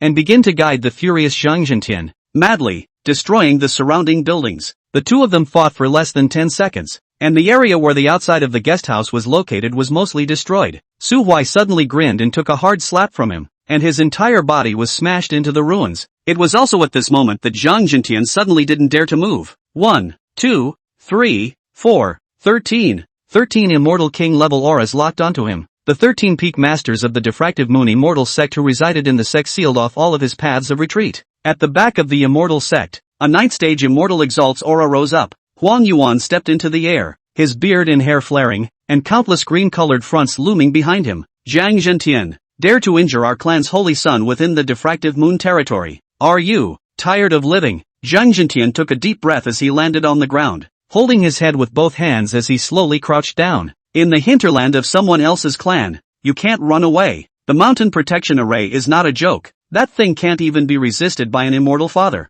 let alone an immortal king like him. Surrender or die. Die without a crumb. The ancients honestly do not deceive me. The impulse is the devil. His mind was a jumbled mess, the clues in his mind connecting bit by bit, and he even began to suspect that the whole thing was a huge conspiracy. I just don't know where that red-faced Ghostfoot 7 came from. Can it be that the diffractive moon immortal sect is also like them, engaging in some forbidden things? They took people to refine pills, while the diffractive moon immortal sect was secretly keeping demons in captivity. And the ones they were keeping were 9th order demons? Zhang Zhentian felt that he must have discovered the secret of the dark side of the diffractive moon immortal sect, and that's why he was set up in this trap to kill and exterminate. Chapter 64 Notice from the Moon Immortal Sect. Diffractive Moon Immortal Sect to Sky Cold Palace Notice. Zun Tian Divine Dynasty Calendar 2023. Emperor Diffractive Moon certified as an emperor in Sinking Moon Valley, and in the 6th month of the same year, he established the Diffractive Moon Immortal Sect. So far, our clan has endured more than 14,000 years, and after the fall of the Weeping Ghost Abyss, our clan even more resolutely took over the heavy burden of defending the town. Thousands of years, countless elders and disciples before and after, the blood of foreign lands and other places, the 6th order of the immortal level of the theoretical lifespan of 3,600 years, but my 6 disciples, the average life expectancy of less than 500 years. When foreign enemies invade, someone has to take up arms to defend against them, and when foreigners are brutal, someone will always be sacrificed. Tens of thousands of people up and down our clan have never complained about this. Yesterday at 3 minutes past the hour, the Heavenly Cold Palace's sword-washing peak master Jintian, who offered to come to our clan as a guest for an exchange, beat and scolded our clan's elders for no reason due to his own reasons. My clan's holy son, Su Huai, to his kind words, but I never thought that the evil thief Zhang Jintian suddenly stormed up to the 8th order of the immortal king of the power of my clan's holy son to strike. Saint son Su Huai Young, simple-minded, failed to think that Zhang Jintian will be malicious to this. A moment of inattention was sent flying 100 meters, seriously injured dying. The Holy Son is the future foundation of the sect, the hope in the hearts of all the elders of the sect. Our clan has reason to suspect that Zhang Jintian's move was intentionally made under the secret order of the Heavenly Cold Palace, with the purpose of destroying the future of my diffuse moon immortal sect. When all the elders and disciples of our sect in Weeping Ghost Abyss learned about this, they were all furious. The matter of the immortal sect's survival, the great emperor is already handing over the matters of the war, and will return to the sect soon to launch a crusade against the Heavenly Cold Palace. Notice is hereby given. This announcement was like dropping a huge stone into a pond, creating waves that were enough to stir up the entire immortal realm. Countless people were in an agitated mood. The diffractive moon immortal sect was stationed at the Weeping Ghost Abyss. The Sword Mound suppressed the Meteor Devil Cave, and the Zun Tian Divine Dynasty set up countless dynasties to govern the order of the world's mundane world and monitor the Burial Star Mountain Range. These 3 powers had long been admired by all cultivators in the immortal region for the duties they each carried. Only the Heavenly Cold Palace, as the transcendent power with the shallowest history and the latest establishment, the Heavenly Cold Palace was strong, and had the depth, and at certain times it would send some of its disciples to kill in the Forbidden Land. But many people look at things will not care about the details, they will only look at the big picture. And in terms of the big picture, the Sky Cold Palace really lacks feats that can be taken. Therefore, everyone took it for granted with regards to the diffractive moon immortal sect's sudden outburst, and placed the diffractive moon immortal sect in the position of a victim at the first opportunity. In particular, certain forces that were on good terms with the immortal sect even sent out announcements shortly afterward as well. Sword Mound Notice, Emperor Huaifeng has said that the murder of his clan's holy son is a way to break one's inheritance and extinguish one's children, and this act can never be condoned. The great emperor thinks of himself and others. If our clan's sword son was so assassinated, he would certainly be so enraged that he would slaughter each and every one of the higher-ups of the mountain gate where the murderer was located. Great Emperor Huaifeng is willing to detach a Dharma body to temporarily guard the Weeping Ghost Abyss on behalf of Great Emperor Diffractive Moon so that Great Emperor Diffractive Moon can go all out to seek justice. Zun Tianshan Dynasty Edict. First of all, Please ask a certain sword-playing Yuzong not to arch the fire and focus on the big picture. If the Diffractive Moon Immortal sect went to war with the Sky Cold Palace, it would definitely be a lose-lose situation. With regard to the serious injuries of Saint Diffractive Moon's son, the State Master of our dynasty is willing to give a 9th grade healing spirit pill free of charge to help Saint Diffractive Moon's son heal and recover. And I, the God Emperor, would like to mediate. I believe that the Heavenly Cold Palace is also willing to make the appropriate compensation. Please, gentlemen, take care of the living. Inside the Heavenly Cold Palace, a middle-aged man with a slightly chubby figure of about 200 pounds stood with a numb face, sweating profusely, his robe soaked with sweat and plastered to his back. He was the chief bookkeeper in charge of communications within the Heavenly Cold Palace, mainly responsible for liaising with the remaining 3 transcendent powers, and there wasn't much to do on weekdays, but how he did not expect. This afternoon is still good. Eat a dinner back. People Diffractive Moon Immortal sect suddenly sent a bulletin. Between the lines are crying about the Sky Cold Palace bullying them. Finally, it even launched a direct war announcement. Before he could react, very quickly snapped. The people from the Sword Mound jumped out, and said that they were willing to help the Diffuse Moon Immortal sect guard the Weeping Ghost Abyss, so that they could feel free to attack the Heavenly Cold Palace. That Zun Tian God dynasty in the back wasn't any good either, claiming that the greater good was important. He looked like a peacemaker, but in reality, he directly and secretly confirmed the Diffractive Moon Immortal sect's identity as a victim. This damn thing hasn't even been investigated yet, and you guys are in a hurry to convict my Heavenly Cold Palace and make me pay compensation. What is this if not targeting? Just because I, Heavenly Cold Palace, am small in age and light in responsibility, I have to be ostracized and isolated by your united efforts, and even a single notice wants us to pay compensation. Last time, our clan lost an elder and asked you to help us investigate, but you used the reason of accidentally falling into the water to perfunctorily dismiss us. Now, he has inexplicably said that my Heavenly Cold Palace Peak Master murdered your family's saint son, and he has directly threatened us with starting a war. This is a ING workplace PUA. It's disgusting. Communication Master Book Gas, shaking, cold. As a Heavenly Cold Palace sect member, he wanted to directly send out a notice to tough it out, telling the entire Immortal region that their Heavenly Cold Palace was not some soft persimmon that anyone could pinch. But, he wouldn't dare, nor does he have the right. Great Elder, what should we do? The chief communications officer bowed his head, and before him was a dilapidated wooden house of no more than 20 or 30 square feet in area. Every now and then a violent coughing sound came out of the cabin, making people a little worried that the people inside would not suddenly cough their lungs out and die. Send a notice to apologize first, then ask the Diffractive Moon Immortal sect what they want. Cough, cough. Don't we need to contact Peak Master Zhang first and ask about the situation? Not necessary.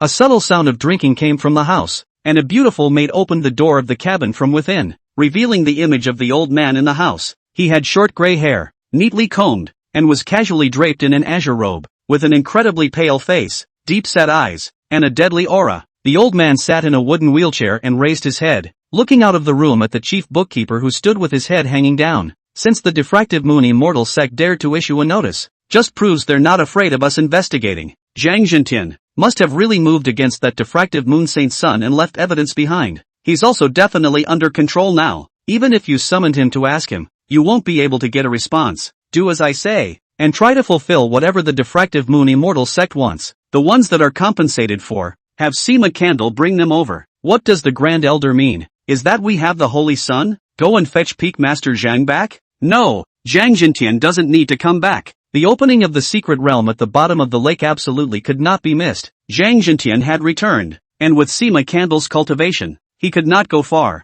I will write an oracle and have him follow Sima Candle next and act at Sima Candle's command. Well, the old man is physically inconvenienced. There's nothing to do, so you can go back first. Yes, Grand Elder, my subordinate will retire. The short, fat-head bookkeeper hunched over and backed his way out of the secluded valley. There was a small pool within the valley, and the Heavenly Cold Palace Grand Elder was sitting in the house, looking at the calm water out of his mind. His hand rested on his chest and abdomen. The skin covered by his gray robe was pitch black, and a hideous scar nearly 30 centimeters long on his upper abdomen was exceptionally lurid. His pale hand trembled slightly as he felt the powerful heartbeat that passed out from the inhuman heart within him for a long time. Chapter 65, Compensation at an Exorbitant Price. Notice from the Heavenly Cold Palace to the Diffractive Moon Immortal sect. The Grand Elder of our clan apologizes profusely for the injury to your clan's holy son. We are well aware of how much contribution the Diffractive Moon Immortal sect has made to the entire Immortal region, and have always retained 120% respect for your sect, and do not intend to offend your sect.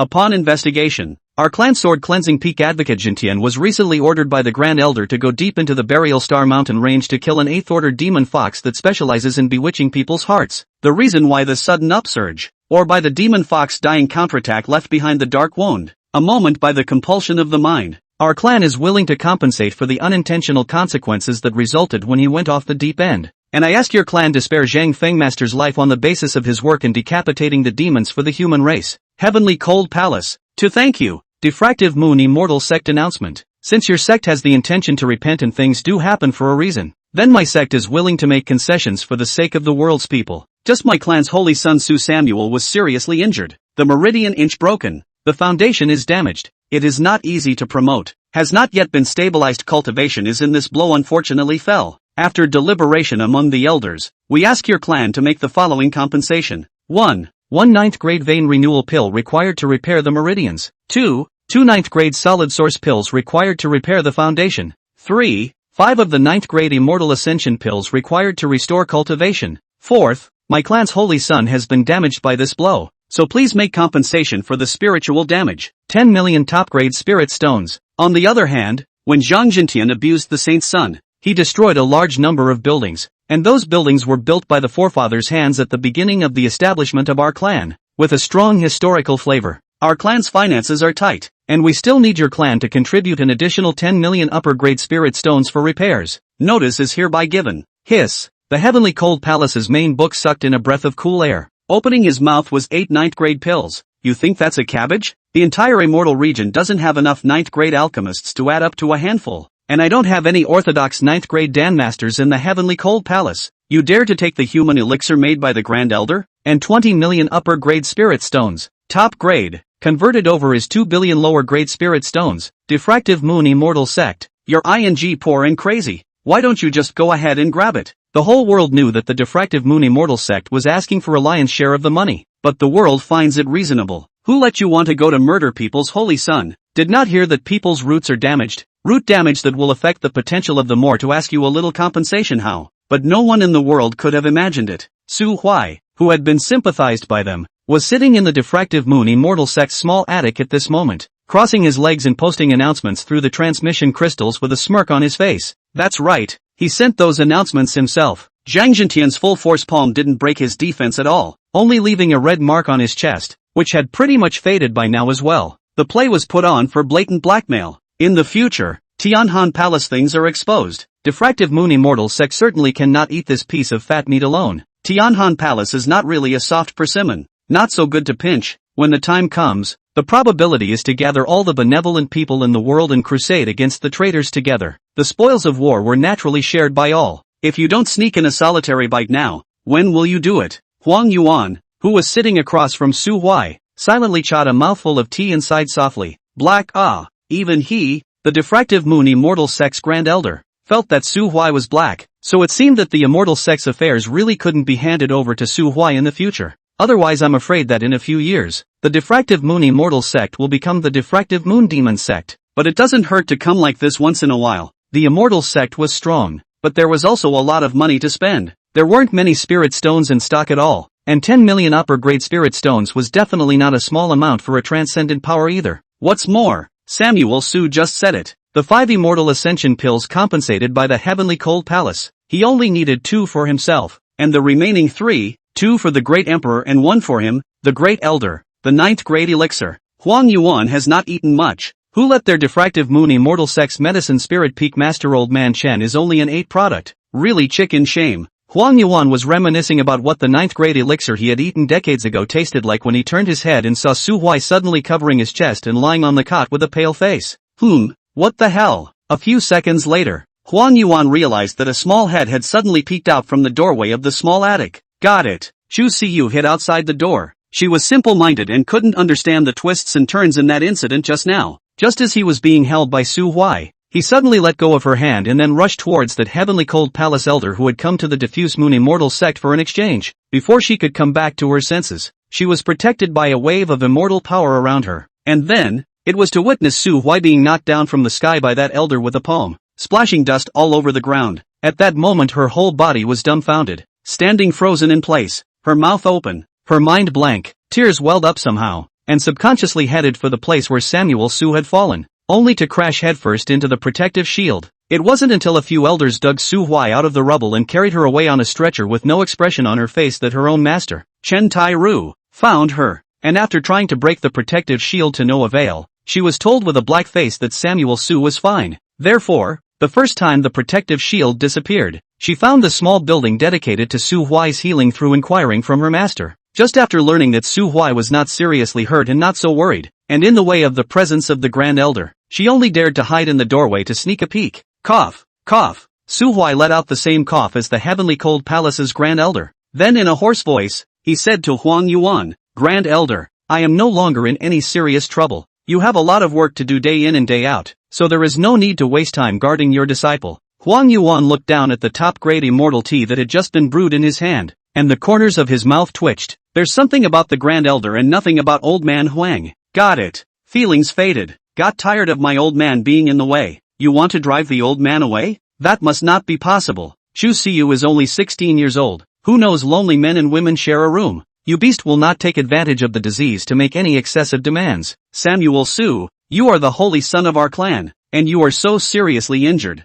Whatever is going on in the diffractive moon immortal sect right now isn't as important as you, so I think it's better for me to watch over you here. Samuel So, since the Grand Elder cares so much about the disciple, why don't your 9th grade immortal ascension pill? Little pussy threatened me. The corners of Huang Yuan's eyes twitched as he burst into a rage and slapped his hands. Excuse me, I'm leaving. Huang Yuan silently gathered his sleeve robes and didn't even bother to say goodbye to Su Huai, only revealing a kind smile towards Chu Siyu as he walked out of the doorway. Chu Siyu bowed her head and saluted. She waited for Huang Yuan to walk away before she slipped into the room and looked at Su Huai's pale face. Are you okay? I'm not good at all. Samuel Su was breathless and full of weakness. Rich bitch. They all say I'm not in any serious trouble, but I'm in so much pain. Chu Siyu opened her mouth and suddenly bit her lip as she began to frantically pull out pills from her storage bracelet. First class, second class, third class. It didn't take long for the bed to be littered with bottles and jars. Instead, Chu Siyu held a piece of fruit candy in her hand. You eat candy. It won't hurt if you eat candy. Chapter 66, Two Deceitful Men. Seeing that the rich woman was on the verge of crying out, Su Samuel couldn't tease her anymore, so he took the candy in her hand and peeled off the candy paper and stuffed it into his mouth. The orange flavor is just plain candy. Chu Siyu stood by the bed and peeked at him.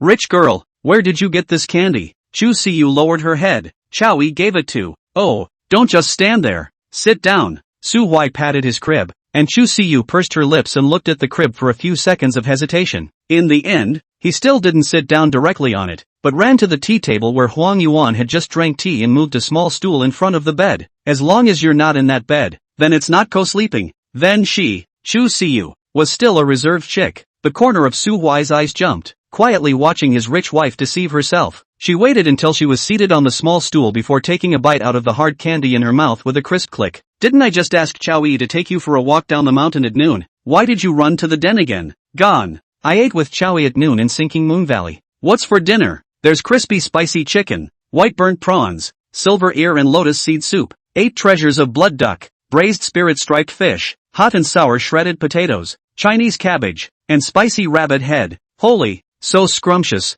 Chowie said you would reimburse. Bull asterisk asterisk asterisk asterisk. It's the immortal sect that reimburses, not me reimbursement. Rich woman you have to remember that collective property and personal property must be calculated separately. It's best to make sure that the clan's things are mine, and my things are still mine. Got it? No, that's not good. I am the Holy Son, and I say yes. Seeing Chu Siyu's well-behaved face that wanted to retort but didn't dare to retort him, Su Huai couldn't help but want to bully her again. Rich girl.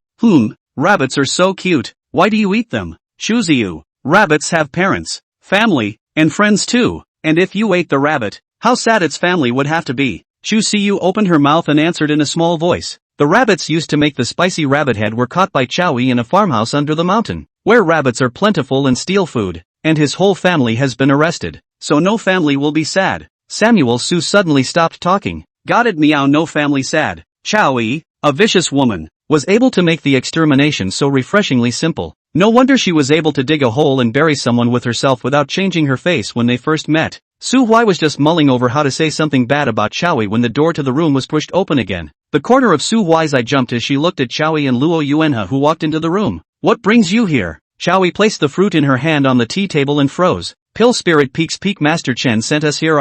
He said you were badly injured and lying in bed unable to move, and asked us to come and visit and see you. Hiss. Damn old man Chen. I managed to sidetrack the Grand Elder with great difficulty, and you actually played this trick with me, calling in 2 bigger light bulbs. Don't you trust my character that much? Do I look like the kind of person who would take advantage of his illness to make excessive requests of your little protege and then eat him dry in this Thai room? Samuel Su's face was ashen. Xiaoyi came forward and looked at him twice. I knew you were no big deal. I'm in big trouble. I almost died. TCH, you can only fool the simple. See you. Xiaoyi smacked her lips and pulled out an orange from the fruit basket and peeled it for herself. The Holy Sun is seriously injured and dying. If something like this really happened, the group from Pill Spirit Peak would definitely have to stay by your side to think of ways to save you and try to save your life by all means. And where else would the Pill Spirit Peak master possibly personally come looking for me and Luo Yuanhe, 2 ordinary disciples? And asked us to bring you something for him when we come to visit. Mumble. A bottle of clear heart. Rub. The clear heart pill. What is the old man implying? Su Huai sighed. Xiaoyi is really smart. But it doesn't matter. This whole bureau was done originally very Thai. Clear-eyed people understand that the play is a young conspiracy. The secret realm at the bottom of the lake was about to open. And even if the exalted heavenly divine dynasty and the sword mound had suspicions about this extortion, there was simply no way that they would send someone to the diffractive moon immortal sect to investigate for this reason. Everyone was not familiar with the heavenly cold palace, and the heavenly cold immortal emperor was always in seclusion, and he hadn't seen a few times with the other few immortal emperors. Su Samuel even some doubt. The Sword Mound and Zun Tian God dynasty are acting so cooperative. Is not the diffractive moon emperor in advance through the air with them? As for the extorted sky cold palace, they were now certain of at least one thing, and that was that the diffractive moon immortal sect had probably discovered their medicine man plan. This time, the extortion was the first encounter between the two sects. Will you give what the diffractive moon immortal sect wants? Give, and everyone moves on to the next round of sparring. If you don't give it, what if the diffractive moon immortal sect really lifts the table directly and screws you even at the risk of losing both sides?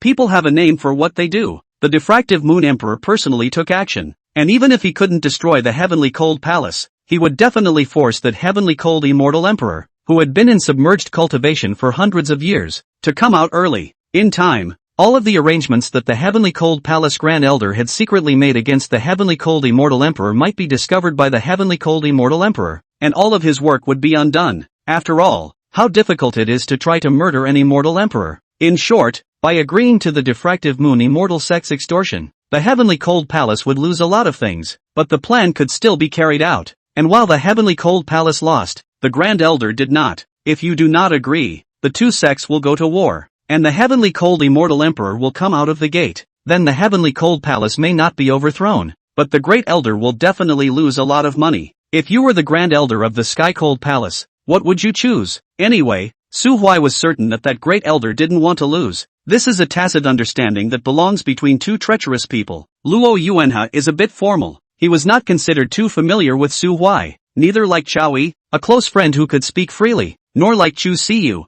a member of the opposite sex who was loved by Su Huai. At best, it's a hometown. It is said that the hometown to see the hometown. 2 tears, but Luo Yuanhe biased and witnessed how Su Huai Su Pityan drew that hometown. When Su Huai became the Holy Sun, he was instead even more afraid, and had absolutely no idea of hugging his thigh. Ghosts know that one day Su Huai did something unethical outside, will suddenly open his mouth and shouted, I am diffractive moon Luo Yuanhe, if you have the guts, come to the immortal sect to cut me. He was afraid that before he even left the mountain gate, the world began to spread the legend of Luo Yuanhe. Samuel Su noticed his constriction and smiled at him. Brother Locke, long time no see, how have you been? Pretty good. Brother Su is truly worthy of being a dragon and phoenix among men. After only a few days, he has already become a diffractive moon saint's son. When the news travels back to the great Yin dynasty, I'm afraid that Brother Su is going to become a poster child for everyone to sing about. Ahem. Fluke. However, Brother Locke, in a few days there is still a need to ask you to do me a small favor. Chapter 67, Lord Saint's son's surname is Su. First name is Samuel Su. The strife between the two immortal clans ended with the announcement that the heavenly cold palace had conceded and taken the initiative to cut off its land and pay for damages, and the storm that seemed to be sweeping through the entire immortal realm gradually subsided. The seriously injured and dying diffractive moon saint's son also seemed to be like a flash in the pan, completely disappearing from the immortal region's field of vision, with no more news coming out. 5 days later, Sima Candle. the holy son of the heavenly cold palace, traveled alone to the diffractive moon immortal sect, bringing with him all the things of compensation. There is news that the heavenly cold palace paid a big price and asked the state master of the heavenly divine dynasty to help them to collect the 9th grade pills demanded by the diffractive moon immortal sect. But when the holy son of the heavenly cold palace went to visit the holy son of the diffractive moon, he was turned away by the resident elders on the grounds that the holy son was seriously injured and was not in a position to see the guests.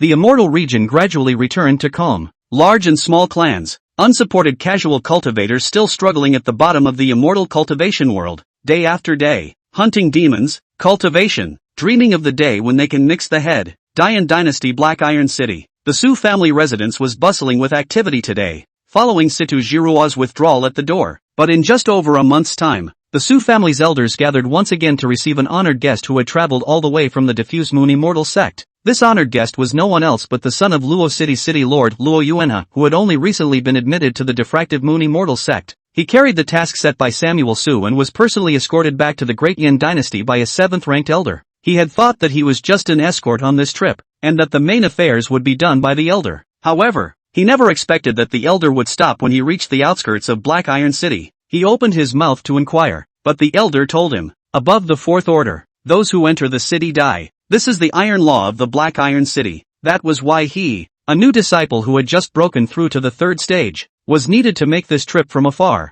Now that he had arrived at the Su mansion alone and was surrounded by the Su family's elders, he had that slight feeling of trepidation. Although Su Huai explained before the trip, do not have to give face to these old undead Su Fu. But he is not his sister Luo Kor, that low emotional intelligence of the stupid treasure. How can really believe High disciple diffractive moon, what is the reason for coming to my Su clan? The man in the main seat of the hall opened his mouth to break the awkward atmosphere. Luo Yuanha looked up at him and arched his hand. City Lord Su, I am here on the order of the sacred son of the diffuse moon immortal sect to forward something on his behalf. The holy son of the diffractive moon immortal sect? Su Zhenghong raised an eyebrow. My Su clan has nothing to do with the diffractive moon immortal sect. Why did your sect's saint son bestow the item? And what is the treasure of the item given? The corner of Luo Yuanha's eye twitched. Black Iron City is rooted in the Funeral Star Mountain Range. He can understand that some of the news is closed. But Su Samuel, the biological son of the matter Su Zhenghong, do not bring to inquire about the inquiry? The son has been mixed up on the second hand of the immortal sect.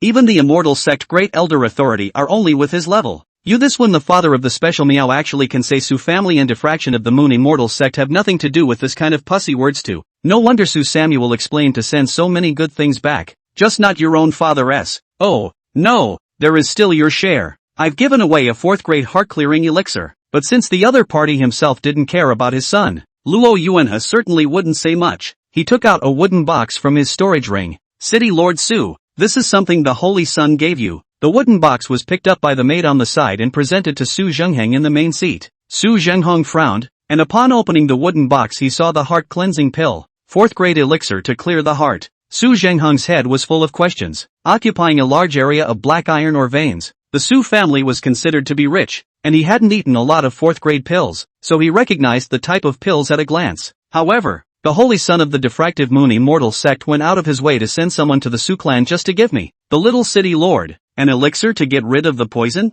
What do you mean? Curse me for being poisoned? Samuel Su wasn't that vicious. He just happened to remember he had a dad when he was delivering something to the old man. Su Zhenghong this when the father of the unkind. He did this son cannot be unrighteous but send a few 9 pills to the old man he did not hurt. Give Su Zhenghong.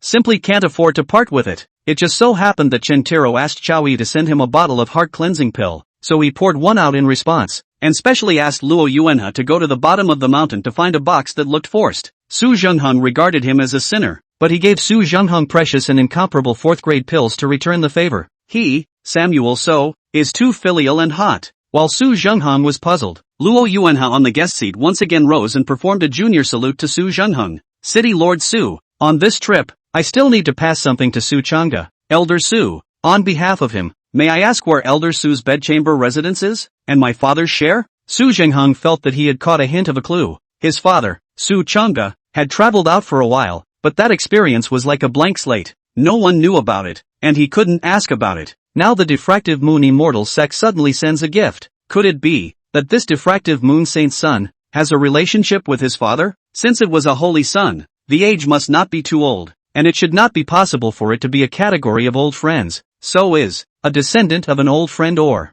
Su Huai's appearance flickered in Su Zhengheng's mind, but he quickly shook his head to dismiss the idea, though that sinister obstacle seemed to have shown no weakness a month or so ago, causing him to be a bit surprised as well. But he had only been away from home for less than 2 months, so how could he have transformed into the holy son of the diffractive moon immortal sect? No mundane marketplace book would dare to write that. After eliminating these options, a terrifying and shocking speculation slowly surfaced in Su Zhengheng's mind. It was well known that the old man and he were both considered young widows, so was there a possibility that the old man, like him, had been widowed and then found another woman and had another son? Doing the math, it's entirely possible. Su Zhengheng gulped. No wonder the old man suddenly found some inexplicable reason to beat him up these days. Yesterday, he even broke the rules and asked him to drink with him, but halfway through the drink, the old man suddenly pointed to the dark clouds in the sky and said that the sun was so big today that the sun was bothering him, and then beat him up. Aggrieved. Now that I think about it, it must be that the old man's illegitimate son has made a fortune, so he is looking at him,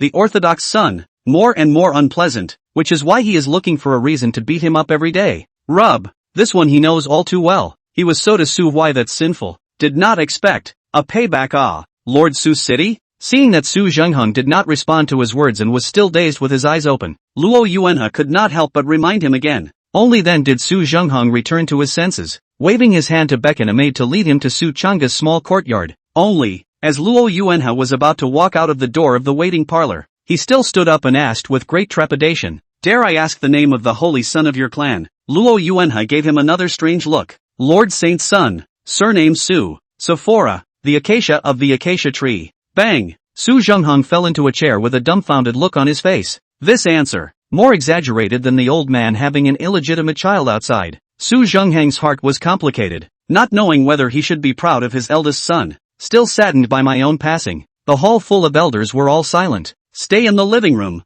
You can hear a pin drop. Only Luo Yuanhe's distant footsteps sounded one after another, which seemed to be imprinted on their hearts and stepped on their faces. Chapter 68, The Fledgling Feeder. There was a knock on the old gate, and a hoarse, old voice came from the courtyard. "Come in, little doll. Then I'll disturb Senior." Crunch. Despite the careful movements, the wooden door let out a wail, causing Luo Yuanhe some embarrassment. A chaise longue was set up under an old tree in the yard. The dry and thin-faced Su Chang'e reclined on a chair, seemingly having just woken up from a nap, half squinting his eyes and showing Luo Yuanhe a kind smile. "It's an old thing. Let it ring. It's not in the way." Latecomer Luo Yuanhe of the diffractive moon immortal sect. "Greetings to Elder Senior Su." "Hey, no need to be polite." Su Chang'e waved his hand, and the kettle on the table then made a gurgling sound and began to bubble hot air upwards. "Little doll, did that boy Su Huai send you here?" "Exactly." Luo Yuanhe raised his hand to salute, but Su Chang'e pointed towards the stone bench beside him. "Sit down. Old man doesn't like tea. I think you're too young to drink old man's wine, so I can only entertain you with some plain water. Please don't be offended. The late generation wouldn't dare." "Elder Senior Su, the late generation's trip is entrusted by someone to deliver something to you." "A delivery? Hey, what's the delivery?" Luo Yuanhe sat upright next to the edge of the point stool, then began to pull things out of his storage ring. First, there were 3 head-sized, nearly transparent crystal jars. Through the outer wall of the jar, it could be seen that it was filled with some clear and unbelievable liquid that was on the thicker side. This is the Immortal Sect's Pill Spirit Peak's secret Pill Spirit Brew. A precious and fine brew that Lord Saint's son spent a great deal of money to ask the Pill Spirit Peak Master for. The price is too big. Su Huai was in front of Luo Yuanhe face Chen Feng Master begged. If Chen Tira does not give, Su Samuel will have to use the identity of the Holy Son to forcefully move into the courtyard of Chen Tiru's young disciple and share the bed. In the middle of the day, the angry Peak Master Chen shivered. His hands and feet were cold, and he gritted his teeth and carried out 3 altars of Pill Spirit Brew. However, Su Chang'e was smiling without saying anything, and there was more of a sense of relief and compassion in her eyes. Didn't the Holy Son say that Elder Su was addicted to wine? With a hint of doubt in his heart, Luo Yuanhe carried out 10 more red-sealed wine altars made of clay one after another. "This is what our clan's Grand Elder asked me to pass on to Elder Su. It is brewed by the Sinking Moon Valley Winery. The Great Elder specially asked the late generation to bring a message. It says that the price of Sinking Moon Valley's crappy wine has risen again, and now it has risen to 2 spirit stones for 5 jars, and delivering these wines cost the Grand Elder 4 spirit stones, and he's heartbroken." Luo Yuanhe stuttered a bit, seemingly at a loss for words, but Su Chang'e laughed out loud when he heard it. Old man Huang is still so stingy, but in terms of wine, it's still him who understands old man. seeing Luo Yuanhe's confused face. Su Chang'e shook his recliner and smiled as he opened his mouth to explain. Doll, you're too young to understand. Back then, when the old man was fighting with people in the Weeping Ghost Abyss, your grand elder was in charge of logistics, and whenever there was a big victory, everyone would split into 2 waves and take turns having a celebration banquet. This sinking moon wine is inexpensive and strong enough. If there is an emergency, it is the use of immortal power to dispel the wine will not make people feel heartbroken because of the waste of good wine, so it is most loved by the generals in the army. Everyone gathered together to defend the Ghost Abyss, and every time they celebrated their achievements, the expenses used were credited to the Diffractive Moon Immortal Sect. At that time, the battlefield was immense, with more than 800,000 warriors stationed there. This expense cannot be considered a small number. Over time, more and more expenses were saved up, and old man Huang, the one who did the logistics, was naturally heartbroken. While yelling that alcohol should be banned in the military, he ordered people to quietly expand the size of the liquor store at the bottom of the hill. Dang it, Su Chang'e's cloudy eyes were filled with memories, and when he took one of the wine altars, he unsealed the red seal and took a big gulp. After taking a few sips, Su Chang'e looked at the 3 precious medicinal spirit brews again and shook his head with a smile. But in his heart, he was even more satisfied with this grandson of Su Huai. The 2 of them had been together for 6 or 7 years, so how could that little brat not know that he liked to drink spicy spirits? The reason why they still engage in these fancy. Actually, the degree is not too high agar jelly, just simply want to let him. The old man more taste the good stuff. The heart of the grandson sending wine is different from the heart of the comrade in arms sending wine, but both have been sent to Su Chang'e's heart. So, he's happy. Luo Yuanhe, on the other hand, had his bud next to the edge of the stool, his surface coy, his heart numb. No wonder there is such a strange rule that forbids the entry of the 4th Order and above into the Black Iron City. So it turns out that this old-timer of the Su family was actually a hero who had been stationed at the Weeping Ghost Abyss, and dared to call the big elder called Yellow Old Man. Must be cultivation should be at least with the big elder flush. This small Black Iron City hides the dragon and tiger. Does the Holy Sun know that Elder Su is so powerful? No, the Holy Sun must know. 9th grade pills, at least one must have a cultivation of the 8th rank or above to take them. Or else the only thing that would happen is that they would not be able to replenish their deficiency and would be burst by the huge medicinal power. However, the Holy Sun sent back 3 in a row, a vein renewal pill to repair the meridians, and 2 solid source pills to repair the foundation. Daring to send it like this proved that even if the Holy Sun didn't know before, at least he had already known about Elder Senior Su's cultivation when he asked him to send the elixir back. It was even highly likely that these few 9th grade elixirs that could only be used if they had suffered great injuries. In itself, it is the Holy Sun Lord who deliberately went to rob, cough to ask for it for the sake of Su elder. Otherwise, he could have asked Pill Spirit Peak to refine some other grades of pills and send them back. Luo Yuanhe went numb. Why is it that these bigwigs seem to do every step with a plan?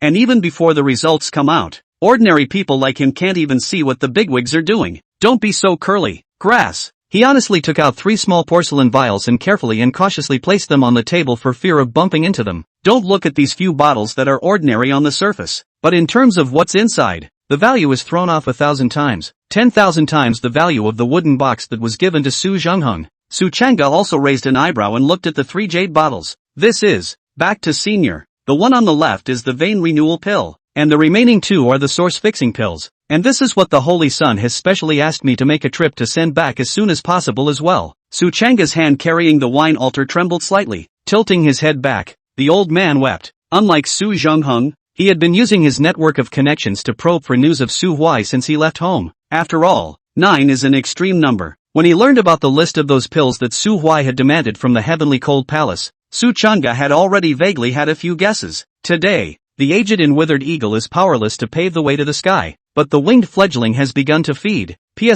So don't scold why the first aid old man did not save Su Samuel. This thing is an ambush. Su Samuel, get the little snake of that cave has been ambushed. I explain in advance with you guys will dramatize too much. Do not explain and scolded me. I really cry to death. And then scolded me on the hanging of the purple sand carrot. Chapter 69, Crown Prince of Zun Tian Divine Dynasty, Liao. Late fall. The sky was a clear blue sky, and the clouds reflected the thousands of miles. A few sparse withered leaves fell from the treetops into the sunken moon lake, causing ripples. The valley folk who used to make a living by hunting and fishing were all evacuated, and on the empty lakeshore, there were only 2 columns of diffractive moon disciples who served in uniform, as well as a handful of Heavenly Cold Palace honored guests who were isolated to the side. At the forefront of the crowd, a young man in a black robe yawned and patted the shoulder of the old man beside him. People, haven't they arrived yet? The appointment was this morning, so it should be soon. TCH, it's early in the morning and I want to sleep. Lord Holy Sun, according to our realm today, we should not overly crave for the inert desire for sleep.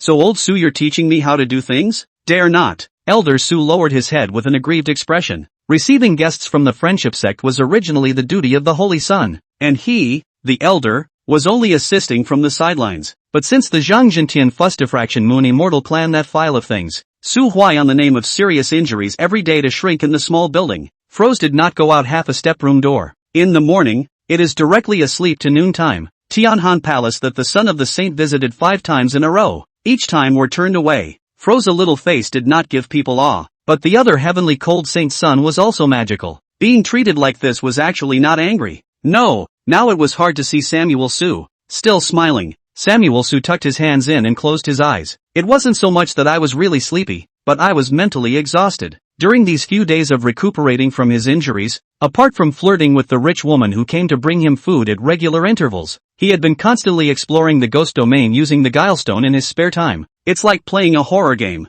only this game is a bit of a torture. He had lost count of how many times he had died in the ghost realm. In short, he got used to dying, and he also realized that the spiritual honing seemed to have improved his potential as well. In just a few days, not only had his 4th grade perfect spiritual root been raised to 5th grade and thicker, it had also been additionally tinted with a hint of silver aura. The cultivation level was also vaguely loose, but the trick stone thing is good. That is, there are some unavoidable after effects of using it too much, and the prolonged mental exertion made Su Samuel feel a little tired. Noticing the gaze of the heavenly cold saint sun Sima candle, Su Huai turned back and grinned at him, as well as at Zhang Jintian, who had kept his head lowered beside him, revealing a sunny and incomparable smile. Sima candle saw that this person was finally paying attention to himself, and was just about to open his mouth to say something, but he saw Su Huai suddenly skimming his head again, whispering to the elder beside him in a low voice. Old Su, Zhang Jintian was just released? Elder Su also twisted his head and glanced at Zhang Jintian, softly saying back, it won't work if we don't release it.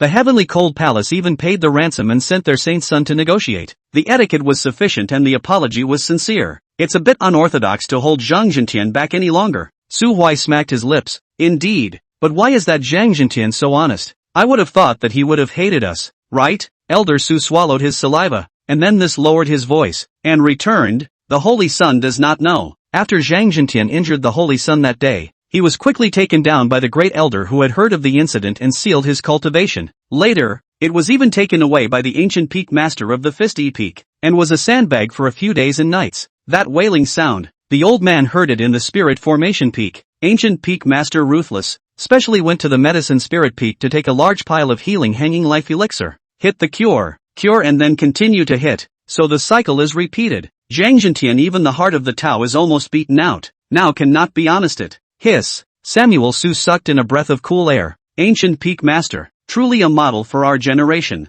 What about those few young disciples from the Sky Cold Palace? Still under house arrest in the guest house for now. Then let's hold them for now, and no one shall privately release them back to the Sky Cold Palace without my approval. Yes, Holy Sun. In the middle of the conversation, the clouds in the sky suddenly began to roll in, facing the rising sun. 6 fiery Pegasus with snow-white fur and orange-red stripes appeared in the crowd's line of sight. This horse has 2 wings on its back, 4 hooves on fire, and its neighing is also vaguely mixed with a dragon's roar. Instead, such divine beasts were harnessed and pulled together in a carriage made of immortal gold. Awesome! Seeing the meaningful light flickering in his own saint son's eyes, Elder Su hurriedly opened his mouth to introduce himself. The Son of Heaven drove 6, the Lords drove 5, the Ministers drove 4, the Great Physicians 3, the Scholars 2, and the Common People 1. Judging by the orthodox travel specifications of the Zun Tian Divine Dynasty, the person sitting in the car is either the Divine Emperor or the Crown Prince who has already begun to take over the imperial power of the Divine Dynasty.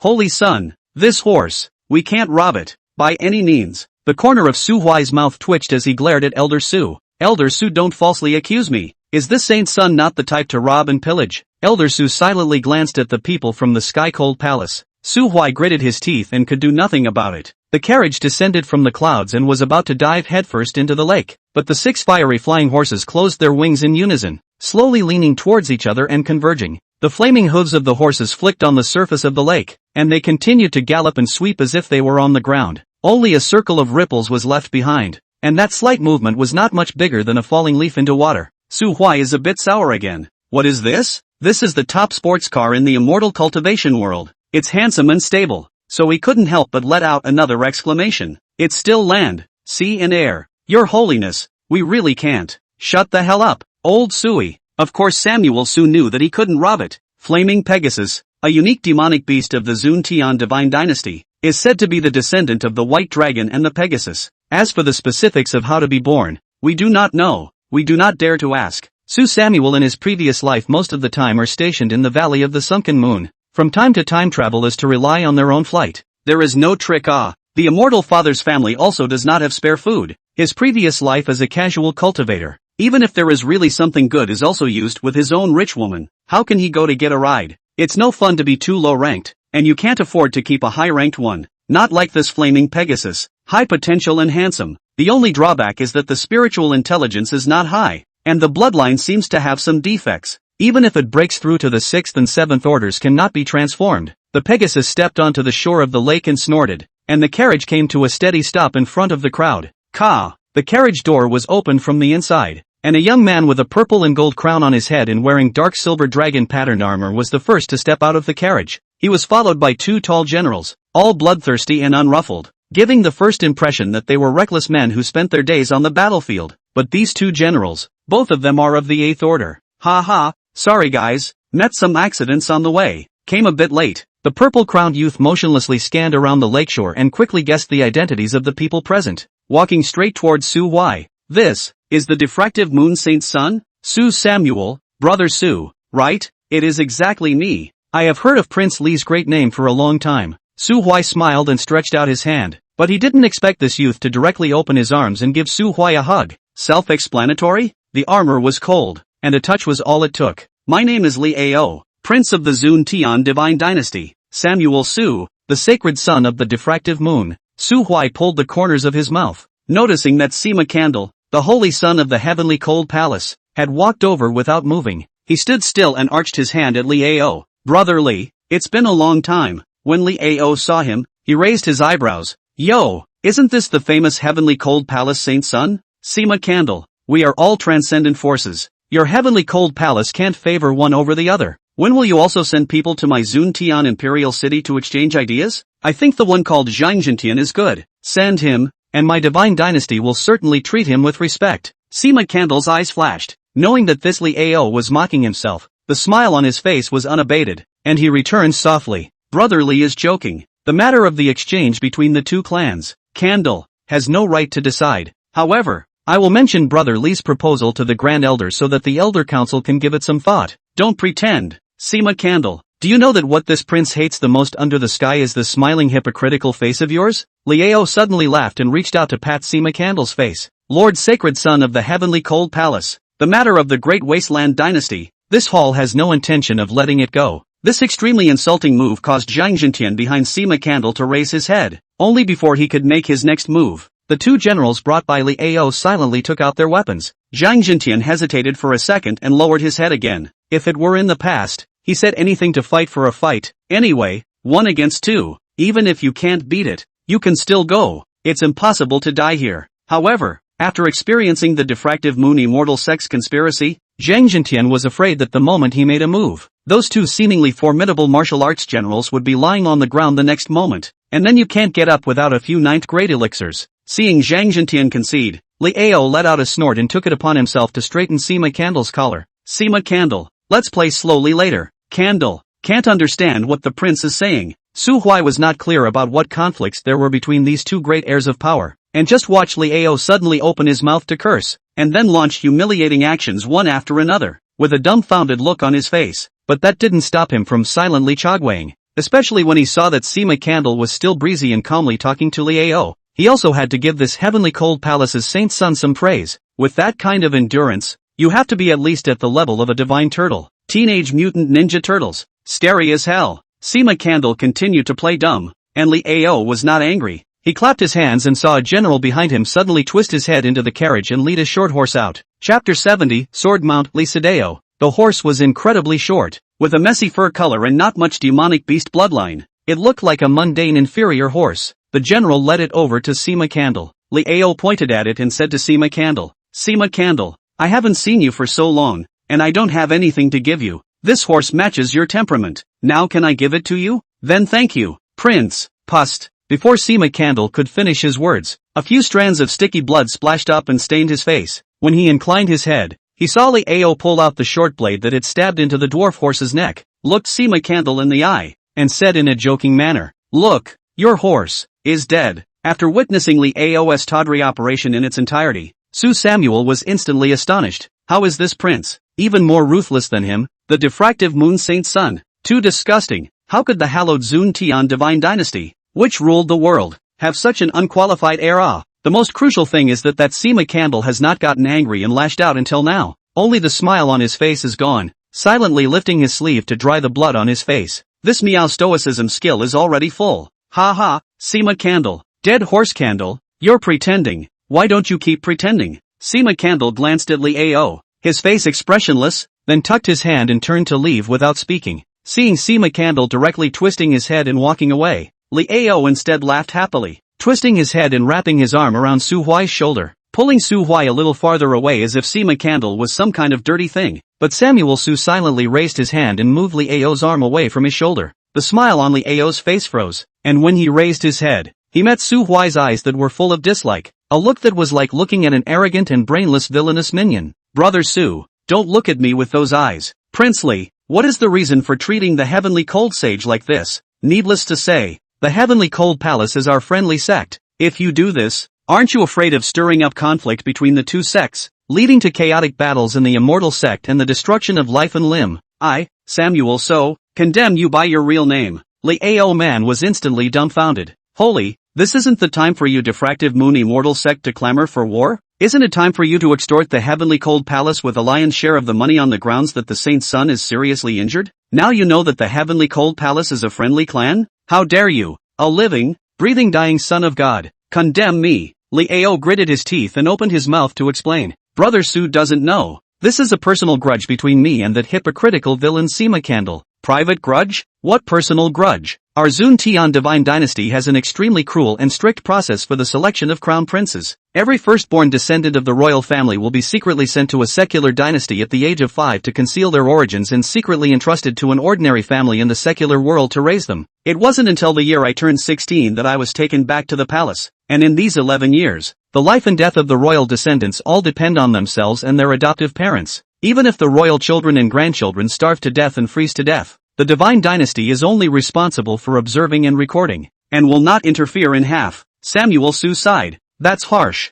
Li Ao sighed along with him. Tough indeed. But, our dynasty, after all, is responsible for overseeing the world, and those who grew up in the deep palace and imperial city, and grew up in fine clothes and food, know the world, but do not know the world. Such royal children may be generals, may be princes, and may be sons and daughters of waiting burghers. Alone, you cannot be a king. You cannot be a king. This is a rule set by His Majesty the God Emperor. Su Huai nodded. So, how did you make a grudge against Sima Candle? Li Ao lowered his eyes. Back then, the place I was sent to was the kingdom, Great Wasteland Dynasty that Sima Candle's father ruled over. The couple who raised me had given birth to a daughter when I was 9 years old. She was 7 when I left at 16. Su Huai shuddered. You damn. Shouldn't be so beastly. Li Ao froze and immediately stared with wide eyes when he understood what Su Huai meant. Harpies. How dare you insult me? Ahem. You go on. You go on. Li Ao gritted his teeth and continued. After being picked up in the imperial city, I was cut off from all outside contact and sent to a secret place for cultivation. So with that girl child,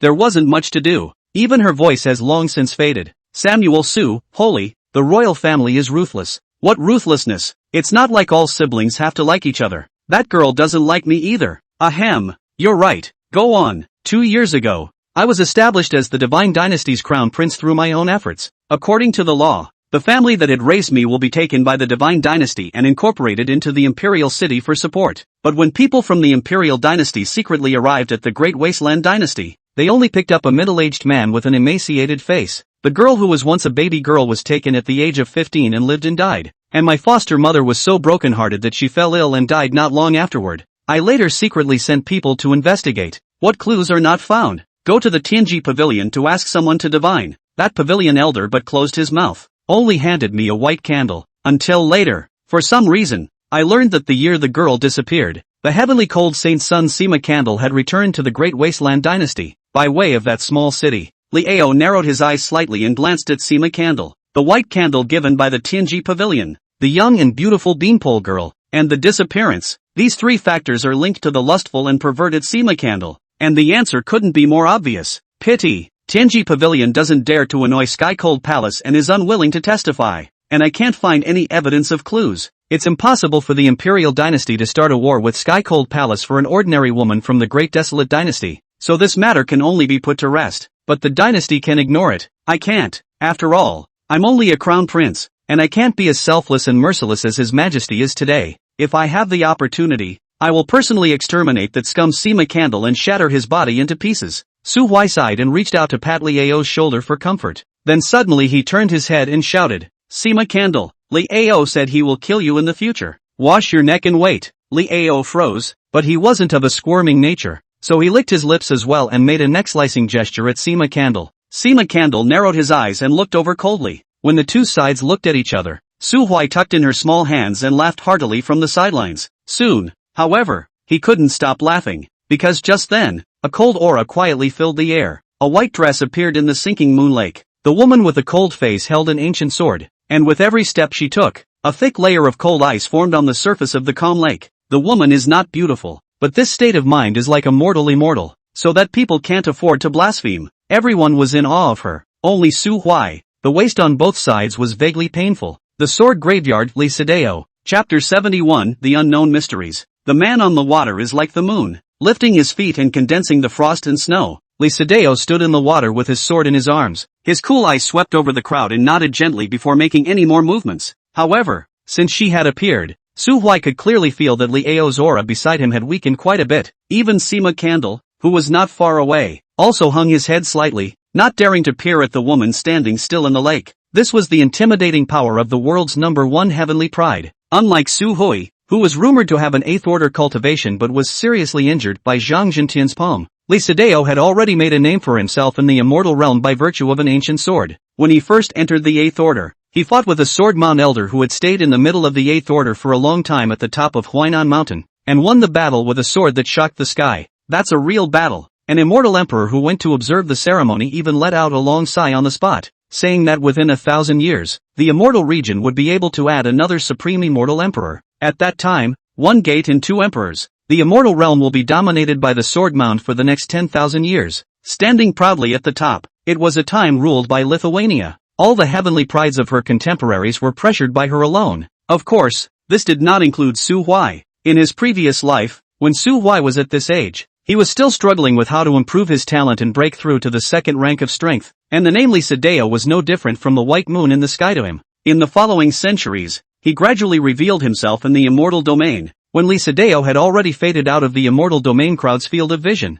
stationed in the Meteor Devil Cave all year round. Moreover, the Sword Mound's vision of 2 emperors and 1 gate had not been realized. The old immortal emperor of the Sword Mound, Emperor Huai Feng, went deep into the Meteor Devil Cave alone after Lee Sedeo broke through to immortal emperor, and has not been heard from since. The only 2 impressions Su Hui has of Lee Sedeo, one is Lee Sedeo's high ranking in the top 5 of the immortal ranking, and the other is the 2 ice-cold and bone-piercing immortal blades. Saint Sun, the people have all arrived. Is it time to open the great formation that seals the secret realm at the bottom of the lake? Elder Su asked Su Hui in a low voice. Aha! Samuel Su responded. Only then did he rub the side of his waist and take out a dull orb from his bosom, feeding immortal energy into it. When the immortal power was saturated, the orb suddenly bloomed with a brilliant dark blue light, flew up from Su Hui's hand, and swept up into the clouds in the blink of an eye. Buzz! A huge array disk that enveloped the entire sunken moon valley quietly loomed up, and silk golden patterns flowing out from all corners of the sunken moon valley and sinking into the bottom of the lake.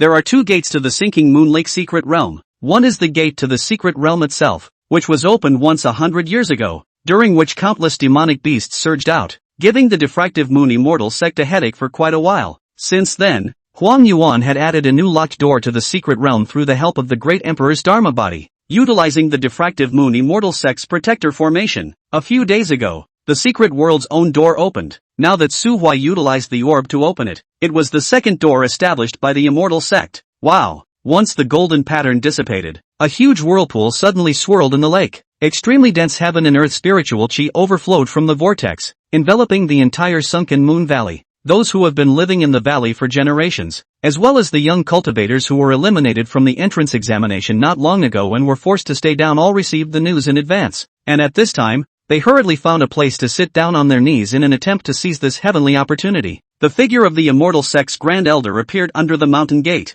tucking in his hands as the aura of a ninth order immortal exalt permeated the area. His task was to maintain the operation of the Great Formation during the opening of the secret realm and to deter the many immortal realm. Xiao. Gentlemen, you may enter. As soon as Huang Yuan's words fell, Sima Candle took the lead under Zhang Jintian's leadership to swipe out from the edge of the lake, leaping into the whirlpool at the center of the lake without hesitation. Su Huai smacked his lips. Obviously very goes a person. Why this moment dares to be the first on? Ha, which is the first? What do you think this Goon let Zhang Jintian jump first for? Garbage is garbage, Li Ao said, spitting viciously on the ground. Then he saw Su Huai suddenly put a hand in front of him, palm facing up. What does Brother Su mean? Spitting on the ground. Fine of 200 upper grade spirit stones. Brother Su, don't joke about this. Do you think I'm kidding you? Speaking of civilization and establishing a new style, this is the iron law of my diffuse moon immortal sect, isn't it, old Su? The corners of Elder Su's mouth twitched as he silently lowered his head. If the Holy Sun says it is, then it is. Seeing Li Ao's head full of black lines as he pulled out his fine, Su Huai patted his shoulder with a smile on his face. Brother Li, I'm doing this for your own good. After all, you are the crown prince of the divine dynasty. It's better to pay more attention to your image when you go out. You can't disgrace the divine dynasty now. Then do I still have to thank Brother Su? You're welcome. Hiss. Li Ao sucked in a breath of cold air. Brother Su, after this matter, come to my Zun Tian divine city as a guest. I'll cover the spending. I can also introduce a few imperial sisters for you to know. 8 years old, pouring the country into the city. Exempt. Why? Could it be that Brother Su is not interested in the princess? No, I simply feel that, based on your looks, Brother Li, Shed sister is definitely not very suitable for me. Brother Su, I'm actually much more handsome than you. Ha, I can tolerate people insulting my soul, but I will never allow anyone to insult my face. Su Huai just wanted to turn back and let Li Ao see what is called the wrath of an immortal Zun powerhouse, but he saw him as if he had expected it, taking the two imperial dynasty generals to swipe into the vortex first. The mute Li Sadeo, who hadn't said a word since the beginning, had even set out before Li Ao. Su Huai sighed and turned his head to look at Elder Su. Old Su, this saint's son has gone on this trip with many perils, and even more so, I don't know when he will be able to return. Would you do me a small favor? The Holy Son is free to do as he pleases. Samuel Su gave Elder Su a key. I circled a valley on the eastern outskirts of Sinking Moon Valley, built a small courtyard, and then planted some mundane flowers and plants. Does the Holy Son want me to take care of one or two things on his behalf? That's right, those flowers are tenacious as hell and are supposed to grow well without care, but I want them to bloom within a month. Elder Su nodded. Got it. Mundane flowers and plants can't withstand too much spirit spring watering at one time. Want to ripen instead need to be carefully cultivated, and at the same time also need to remove the weeds that have been catalyzed by the spirit spring, a class of weeds. I will complete this matter on behalf of the Holy Son. Then thank you, Elder Su. No harm done. It's just a small yard around. Who told you I planted it in the yard?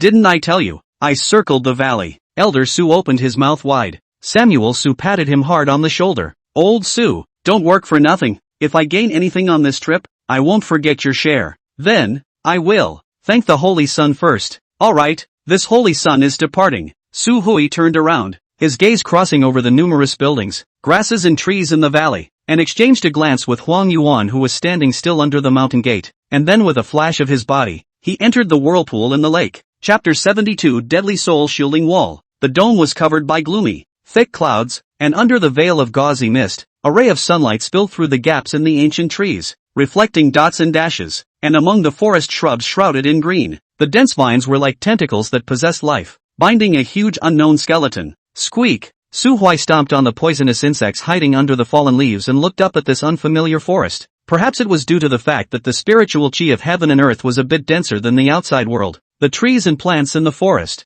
and even the poisonous insects that had just been trampled to death, were all of a much larger size than the outside world. The landing points for entering the secret realm were not very different, and they were all in the outermost area. However, Su Huai did not find any trace of Li Ao and the others. Certainly didn't intend to find out. He pulled out a formation disc from his storage ring and let out a soft laugh as he looked at the little green dot representing himself on the disc, and then at the little red dot that was fading away. The fist-intent Peak Master's beating was not simply to vent his anger, but rather, through this method, to leave an undetectable mark within Zhang Jintian's body. Once in the secret realm, this mark will become a signpost for Samuel Su to find him. But right now, Samuel Su wasn't going to make a move. Pigs have to be fattened up before they're killed. Besides, killing a pig is just a small thing. The main goal of his trip was still to explore deeper into the secret realm and try to bring back some clues about the secret realm to the Diffractive Moon Immortal sect. And, give a hint. Ha, what's next? Hiss hiss hiss. A cold touch came between his fingers, and the small snake painted by the articulated snake ring crawled up his arm and over his shoulder. Core orientation first. Don't use your power or your soul. For what? Su Huai, who was just about to release his soul perception, frowned lightly. This is its territory. It's very perceptive. Your strength is a threat to it. Finds your scent, it'll just run away. Su Huai raised his head to look at the gloomy sky. He was pretty sure that the entire secret realm was shrouded in a large mist. If we don't use our senses, how can we confirm which direction the core of the secret realm is in? Can you lower your cultivation and probe again? Su Huai quickly denied this idea, since the little snake said that it has a very strong perception, and specifically reminded him not to use his soul to probe. It means that that thing has the ability to see through the essence of the soul. I should have known that I would have agreed to bring along Ancient Han Mountain in the first place.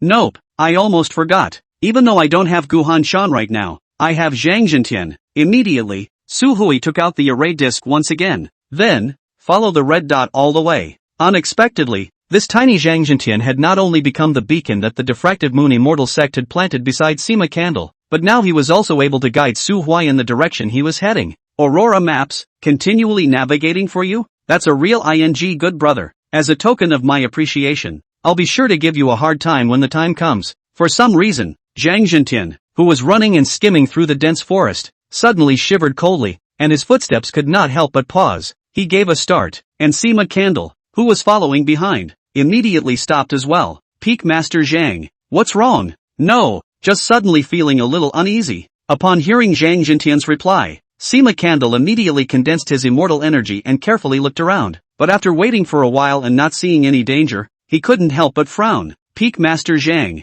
you were here on that quest 100 years ago. How far away are we from where the Grand Elder said? It's far. Zhang Jintian reached out and pointed towards the northwest. Last time, when our group traveled to the center of the secret realm according to the Grand Elder's instructions, it took us 3 days just to catch the road. And you can't fly here. There are countless strange birds hidden in the mists. 100 years ago their leader had the strength of the top of the 8th order. The spiritual chi of heaven and earth here is so rich. Who knows if that leader of the strange birds has made another breakthrough nowadays. When you get to the deeper levels of the secret realm, you even have to be careful when you walk. The stuff in there is too weird. Sima Candle took a deep breath. Although the secret realm at the bottom of the lake was on the Diffractive Moon Immortal sect's territory, there was no other sect that knew more about this secret realm than their heavenly cold palace, because the things in the secret realm have a very deep bond with their great elder who has not come out for a long time. And that exploration 100 years ago, it was also the heavenly cold palace that took something away from the core of the secret realm, which triggered a riot in the secret realm,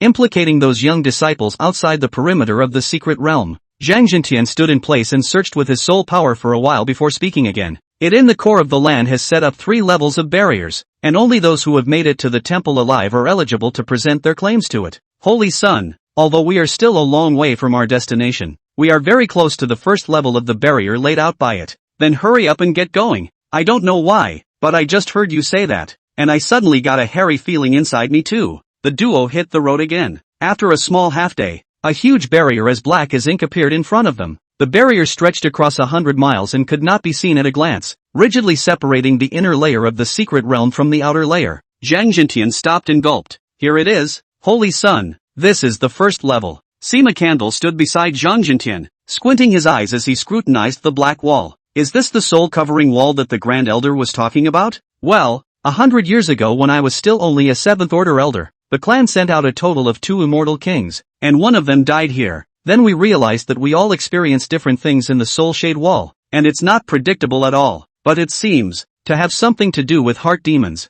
Holy Sun, you, be careful. Sima Candle smiled. Care more about yourself. Get in there together. Yes. The 2 raised their hands and printed on the black wall. The pitch-black wall instantly surged with ripples, and countless pitch-black arms stretched out from the wall, pulling their bodies and drowning them completely. A dark stone room with a grim iron grate. Zhang Jintian suddenly winced. He recognized this place, the Diffractive Moon Immortal Sect, the dungeon used by the Fist in Tent Peak to practice boxing techniques. Lifting his hand, sure enough, his cultivation was sealed. I can't believe it just happened a while ago. Zhang Jintian quietly breathed a sigh of relief, although he had to suffer a new insult and some fleshly pain. Since he, Zhang Jintian, had survived the first time, he would definitely be able to survive the second. Wow! The sound of chains rubbing against the ground suddenly rang out. Zhang Jintian raised his head and looked at the red-faced ghostly figure not far away with a chain wrapped around his left hand and a hook in his right hand, and his body suddenly began to tremble uncontrollably. Why not Fistful of Ideas Peak Master?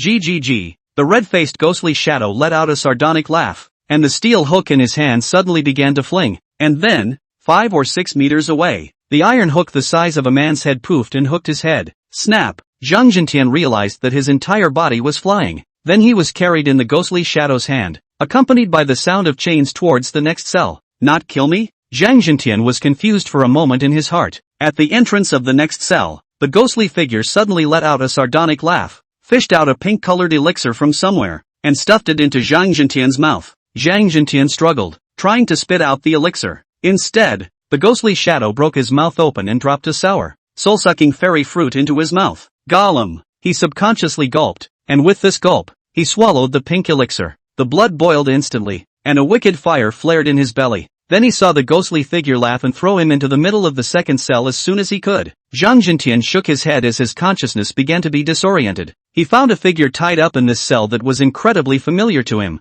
Heavenly Cold Palace Sacred Sun, Sema Candle. But, how come the Saint Sun Lord is getting more and more clean looking? Zhang Jintian subconsciously walked towards Sema Candle. Well, Sema Candle had a large ball of cloth stuffed in his mouth, and when he had just entered the soul shading wall, he realized that the arrangement of this cell was similar to the dark room he had built in the Great Desolate Dynasty. He has destroyed I don't know how many mortal maidens in this dark room, big and small, tall and short, lowly royalty. The maidens, the disobedient ones died afterward, and the obedient ones were kept in captivity in his private mansion. He had thought that the soul covering wall would, at most, allow him to experience being bullied by a woman in turn, until the cell was suddenly shoved in a big-bladed, red-faced Zhang Jintian. Chapter 73, The Eighth Life. Soul-covering walls? A heart demon? The secret realm at the bottom of the lake appeared for the first time 100 years ago, but listening to them, that Grand Elder of the Sky Cold Palace seemed to be involved with the secret realm before that? Su Huai stood by the soul-shielding wall, pondering. He trailed along and caught up with the Zhang Jintian duo half a day ago. It was just that although these two sensed a hint of danger, they were unable to discover his hiding place, thus allowing him to successfully probe some information about the secret realm. Su Huai squinted his eyes and surveyed the soul-shielding wall for a while, and called in a trace of immortal power to test it out, before taking a deep breath and stifling his head in. The thing called a heart demon. He hadn't seen it yet. Pay back grace and revenge as you wish. Su Samuel's measure of good and evil with his own understanding. In his eyes the world is not black and white, but the two mixed with gray. With 9 successive lifetimes so far, adding up to nearly 700 years in all, he was largely blameless. Even after experiencing death many times, it didn't really leave much of a shadow in his heart. After all, if you die a lot, you slowly get used to it. So, what could his demons be? A pure white, indistinct as a dream. Su Huai opened his eyes and realized that he appeared outside the Diffractive Moon Immortal Sect's mountain gate, surrounded by drooping young men and women, and a mountain gate that divided the sinking moon valley into two. Outside the door is the hustle and bustle of life and reality. Inside the door is the ambition and dreams of the spirited. This is the scene where I failed the test in my last life? A demon of the heart, that's it?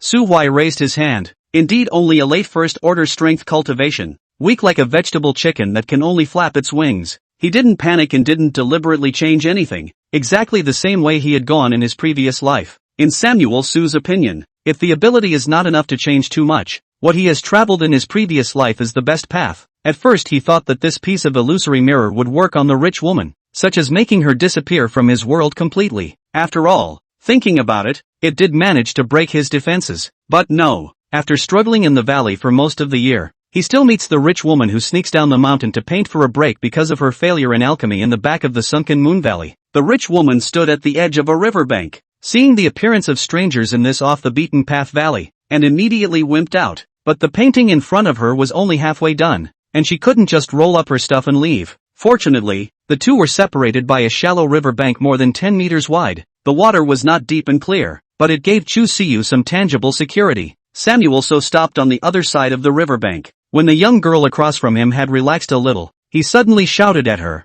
"Are you painting?" Chu Siyu's body trembled and nodded. "Can you draw one for me?" Seeing that Chu Siyu didn't speak, Su Samuel shouted again with a smile, "My home is far away from here. I was eliminated by the immortal sect more than half a year ago, and I have no place to go, so I can only take the risk of hunting some low-ranked demonic beasts to feed myself, and I don't know how much longer I can still hold out. Can you draw me a picture to prove that I really existed in this world?" Chu Siyu looked up at the teenager's bright smiling face and ghostly nodded, and then, an outline of a human figure was sketched on that impressionistic canvas. Neither of them communicated again until dark. Chu Siyu silently left the river bank without even saying goodbye, leaving behind only a messy black and white canvas, which could barely be seen from the outline that the painting was of this valley. After she left, Su Hui dripped across the creek, saw the contents of the canvas, and suddenly couldn't help but laugh out loud. It is true that those who love painting do not necessarily like Da Vinci and Van Gogh, but certainly have been Picasso's disciples. This is the first encounter of Su Samuel with a rich woman in his previous life. Even the words spoken are verbatim.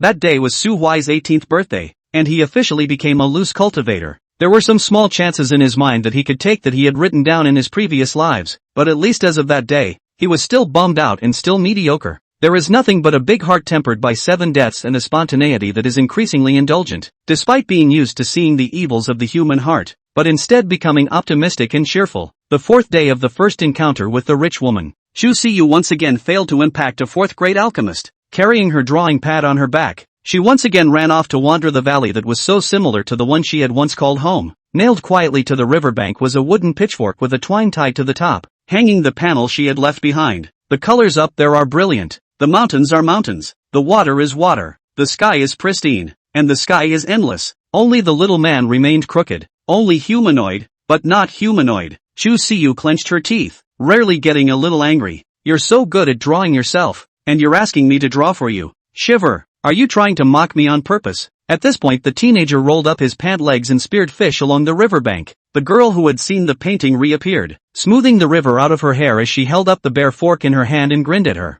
"Thanks for helping me paint last time. It just so happens that I've successfully developed my hot pot base, so I'll treat you to hot pot later." "No, don't bother. Come on, my house isn't far. It's right there." Chu Siyu looked in the direction of the teenager's finger. A few large logs were nailed in the valley, and a rough framework for a log cabin was built. But when you look at it at the moment, it's just a hayloft that's windy on all sides and barely sheltered from the rain. In the center of the hayloft stood a cauldron, with large piles of seasonings and vegetables piled up beside it. "And animal flesh. Is he going to stay here?" Chu Siyu silently squeezed her hand. The valley, the cabin, except for the absence of the light-by-night flowers that roamed the hills, it really did seem like, well, like the home she had once called home. Ever since her mother disappeared when she was 6 years old and her father brought her back to the Chu family's ancestral home, that remembered valley, the cozy home, has remained forever in memories. Chu Siyu looked at the grass hut and gently nodded. "Thanks." The cabin was indeed simple, with only an earthen stove built in the center, and a large pot set up to start the fire. Su Hui holding a kitchen knife, Chu Siyu caught up the fish open,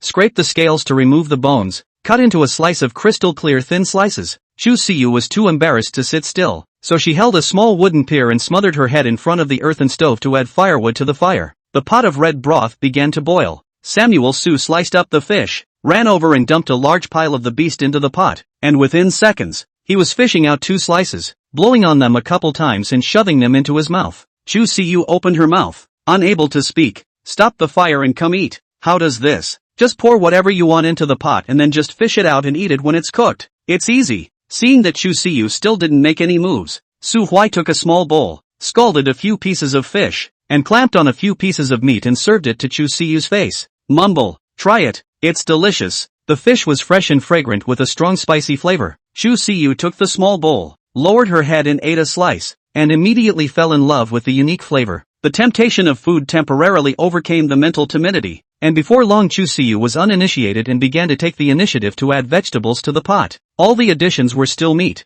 and those vegetables she didn't even look at. Sometimes she watched as Su Hui fished away the pieces of meat she had laid down, and she would stare at Su Hui with a look of disbelief on her face, then silently add more meat to the pan. Su Hui couldn't help but touch his nose, using his hand to hide the smile at the corner of his mouth. In a previous life, the rich woman's fall from grace began here. A hodgepodge and a picture. 2 travelers adrift in a foreign land gradually develop a friendship, which then deepens and slowly deteriorates. On a dark and windy night, the two quietly mingled with each other and became an ordinary Taoist couple. Everything in the illusion was the same as in her previous life. Hundreds of years had passed and the rich woman had slowly grown from a third-grade alchemist to a ninth grade. Samuel Su also used some of the chances he had written down in his previous lives to lay a foundation, breaking through to immortal dignity with the help of the rich woman, and by magically altering the skills in those anime in his mind. He became a true hexagonal warrior with unpredictable means, and was named the first person under the Immortal Emperor by the Heavenly Pavilion. All of this, without a single change. Until that night,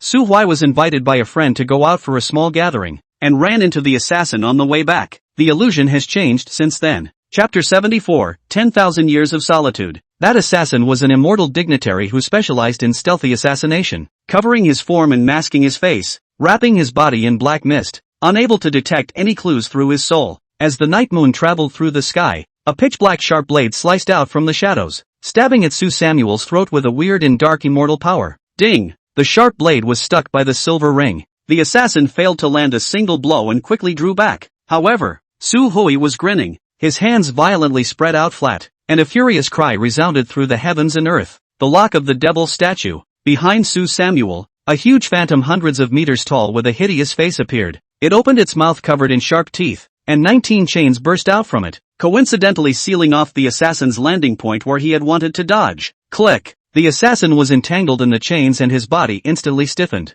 Lock of the demon image. The same skill that Samuel Su had stolen from a certain anime, only the effect was not as dominating as the original. His demon image's lock shot 19 chains at once, but the chains couldn't track the locked enemy. When going up against an enemy of the same rank, everyone was not a motionless QE. So although this move was powerful, it could easily fall short. However, at this time, used to deal with the assassin whose escape route had been prejudged in advance and whose bottoms had been seen through. It was a true must-kill technique. Wow! The chains of fairy power shot out by the magic statue were dragged back little by little. Su Hui squatted in front of the assassin without the slightest bit of nonsense, and directly reached out and pulled off his mask. It was followed by a slight shrinkage of the pupils. No face? He reached out and probed the assassin's skull and found it to be a pure oval, with no mandibles, no eye sockets, not even holes for breathing. This thing, it's not human? Demon race? The ghost race? Or the demon race? Or, because I haven't seen the assassin, the illusion can't restore the assassin's real appearance?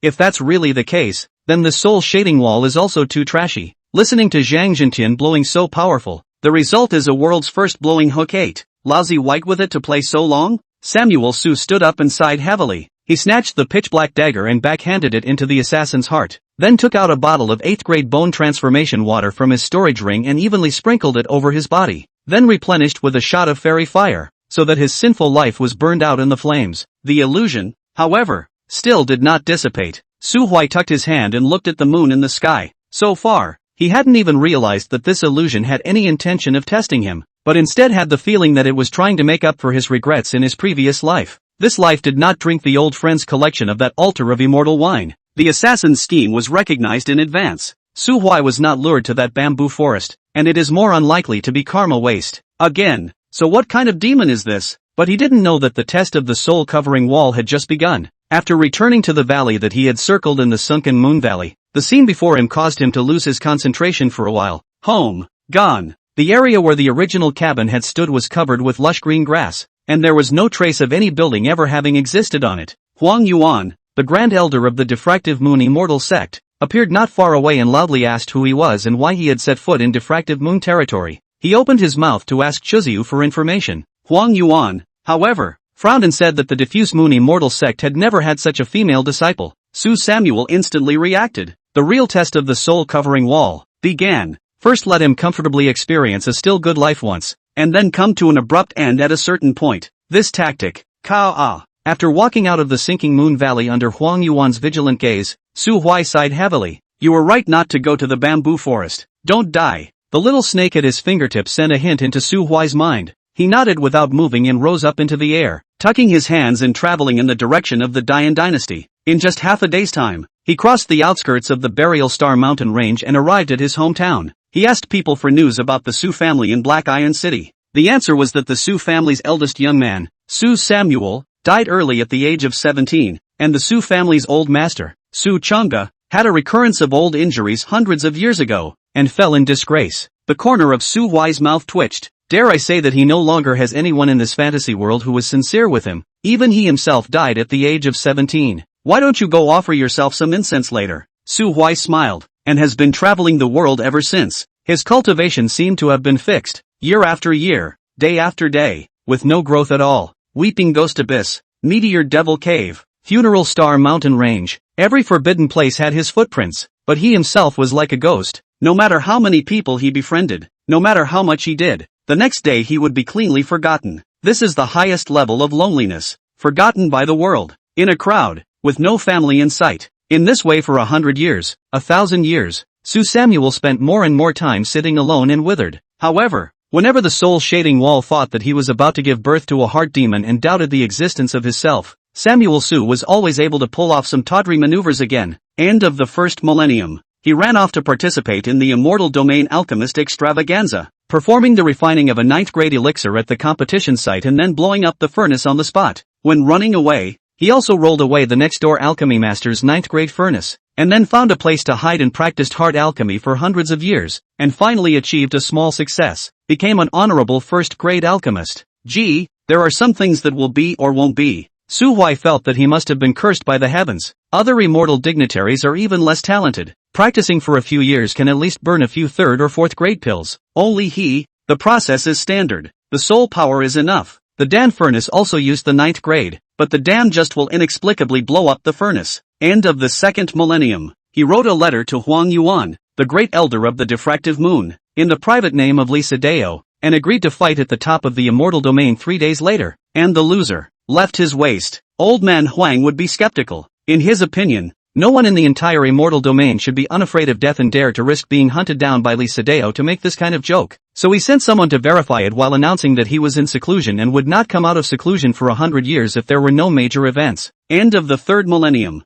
Su Huai wrote another letter to the divine emperor of the Zun Tian divine dynasty. The general content was more or less, "Hello, I'm Qian Sihai, the grand elder of the heavenly cold palace. In fact, I faked my death when the heavenly cold palace was overthrown a few thousand years ago. Now that I've taken over my body and rebuilt it, I'll soon be able to break through to Immortal Emperor with the divine pills I refined in my previous life. You are restricted to gather 10 billion top-grade spirit stones within 2 days and send them to the purple bamboo forest on the western outskirts of Jianyuan City, or else I won't be blamed for unleashing my army after my breakthrough and destroying your divine dynasty." In order to increase the credibility of the letter, Su Huai also went out of his way to kowtow a 9th grade elixir that temporarily boosted his cultivation level, purposely leaving the breath of a late immortal dignity at the end. The content of the letter was fake, but the scent was real, and the God Emperor decided to go to the purple bamboo forest to see for himself, or at least to apprehend the person who wrote the letter. He took one step into the purple bamboo forest, but accidentally triggered a trap that Su Huai had spent hundreds of years carefully setting up, starting a fire. The God Emperor hadn't forgotten the painful lesson from the heavenly cold immortal emperor thousands of years ago, and at the first moment, he stood tightly on guard to prevent any other shocking killing formations around him. There is naturally no such thing as a shocking killing formation, but the burning fire spread to the depths of the purple bamboo forest. Not long after, the bamboo forest out of a white dress, face like frost, but also do not listen to the explanation of the absolute sword emperor. On that day, Su Huai, who was watching the show from afar while kowtowing to a melon, finally figured out a portion of the rankings between immortal emperors. Well, Li Sadeo is greater than the honorable heavenly God Emperor. Unfortunately, the immortal emperor is after all the immortal emperor. Cannot fight but can still run? The God Emperor actually kept his waist. Every 1,000 years from now on, there would always be an event big enough to shake the entire immortal realm. But inexplicably, no one can recall who started this incident. So Samuel just barreled against the soul-covering wall. Say he's crazy with loneliness, but he's a happy batch whenever he's screwed up. Say he's not crazy, but he sits in the valley all day long, planting flowers and fidgeting. It's always in a state of guess if I'm crazy. Schrodinger's crazy, 10,000 years, with a dog's tail grass in his mouth. Su Huai lay down in the endless sea of light by light flowers, planning what kind of fun he should go and have at the end of the upcoming 10th millennium. But just as an idea came to mind, everything around him suddenly began to break and dissolve. Soulshade said he didn't want to play with him. Chapter 75, Zhangzhentin, I am the holy son of the diffractive moon. Yuck! The blackened soul-shielding wall squirmed for a moment as if it had eaten something dirty, and spat a man out. Su Huai stumbled. His vicissitude eyes scanned over the surroundings, finally sighed and silently closed his eyes. As one grows older, the way one looks at things changes in two ways. One is more and more calm, introverted, as if a wise man who can see through everything. Everything in the world in his eyes will become a passing cloud. Such people are in the vast majority. 300 or 400 years is fine, but the longer they live and the more they see down the road, the more they will find it pointless to live. That's why there is the saying that eternal life is not a gift, but a curse. The other kind of people, also through the vicissitudes of life, but the more they live they will be more open-minded. The same look at some things, but at the same time will be more love something. With more experience, their character will become spontaneous and easygoing, gradually becoming what people call an old codger. Samuel so belonged to the second category, but he did not grow old, nor did he become an urchin. He's a top, lazy man. Upon reopening his eyes, the loneliness buried deep in his eyes slowly faded as he tugged at the corners of his mouth and turned to give a middle finger to the soul-shielding wall. The soul-shielding wall surged and looked like it was about to spit some more filth out. Su Hui's eyes flashed, and he hurriedly pulled away, concealing his form. Two thuds. Zhang Jintian and Sima Candle were spat out at the same time, one on each side. Neatly, Sima Candle glanced down at the intact clothes on his body and finally sighed as if he was relieved, twisting his head and giving Zhang Jintian a hard look, though I knew it was an illusion. The touch, the tearing, and the pain were so real. He was like a flatboat, drifting under Zhang Jintian's raging storm for 3 days and 3 nights, with a deep sense of powerlessness and extreme humiliation invading his fragile heart at all times. Good thing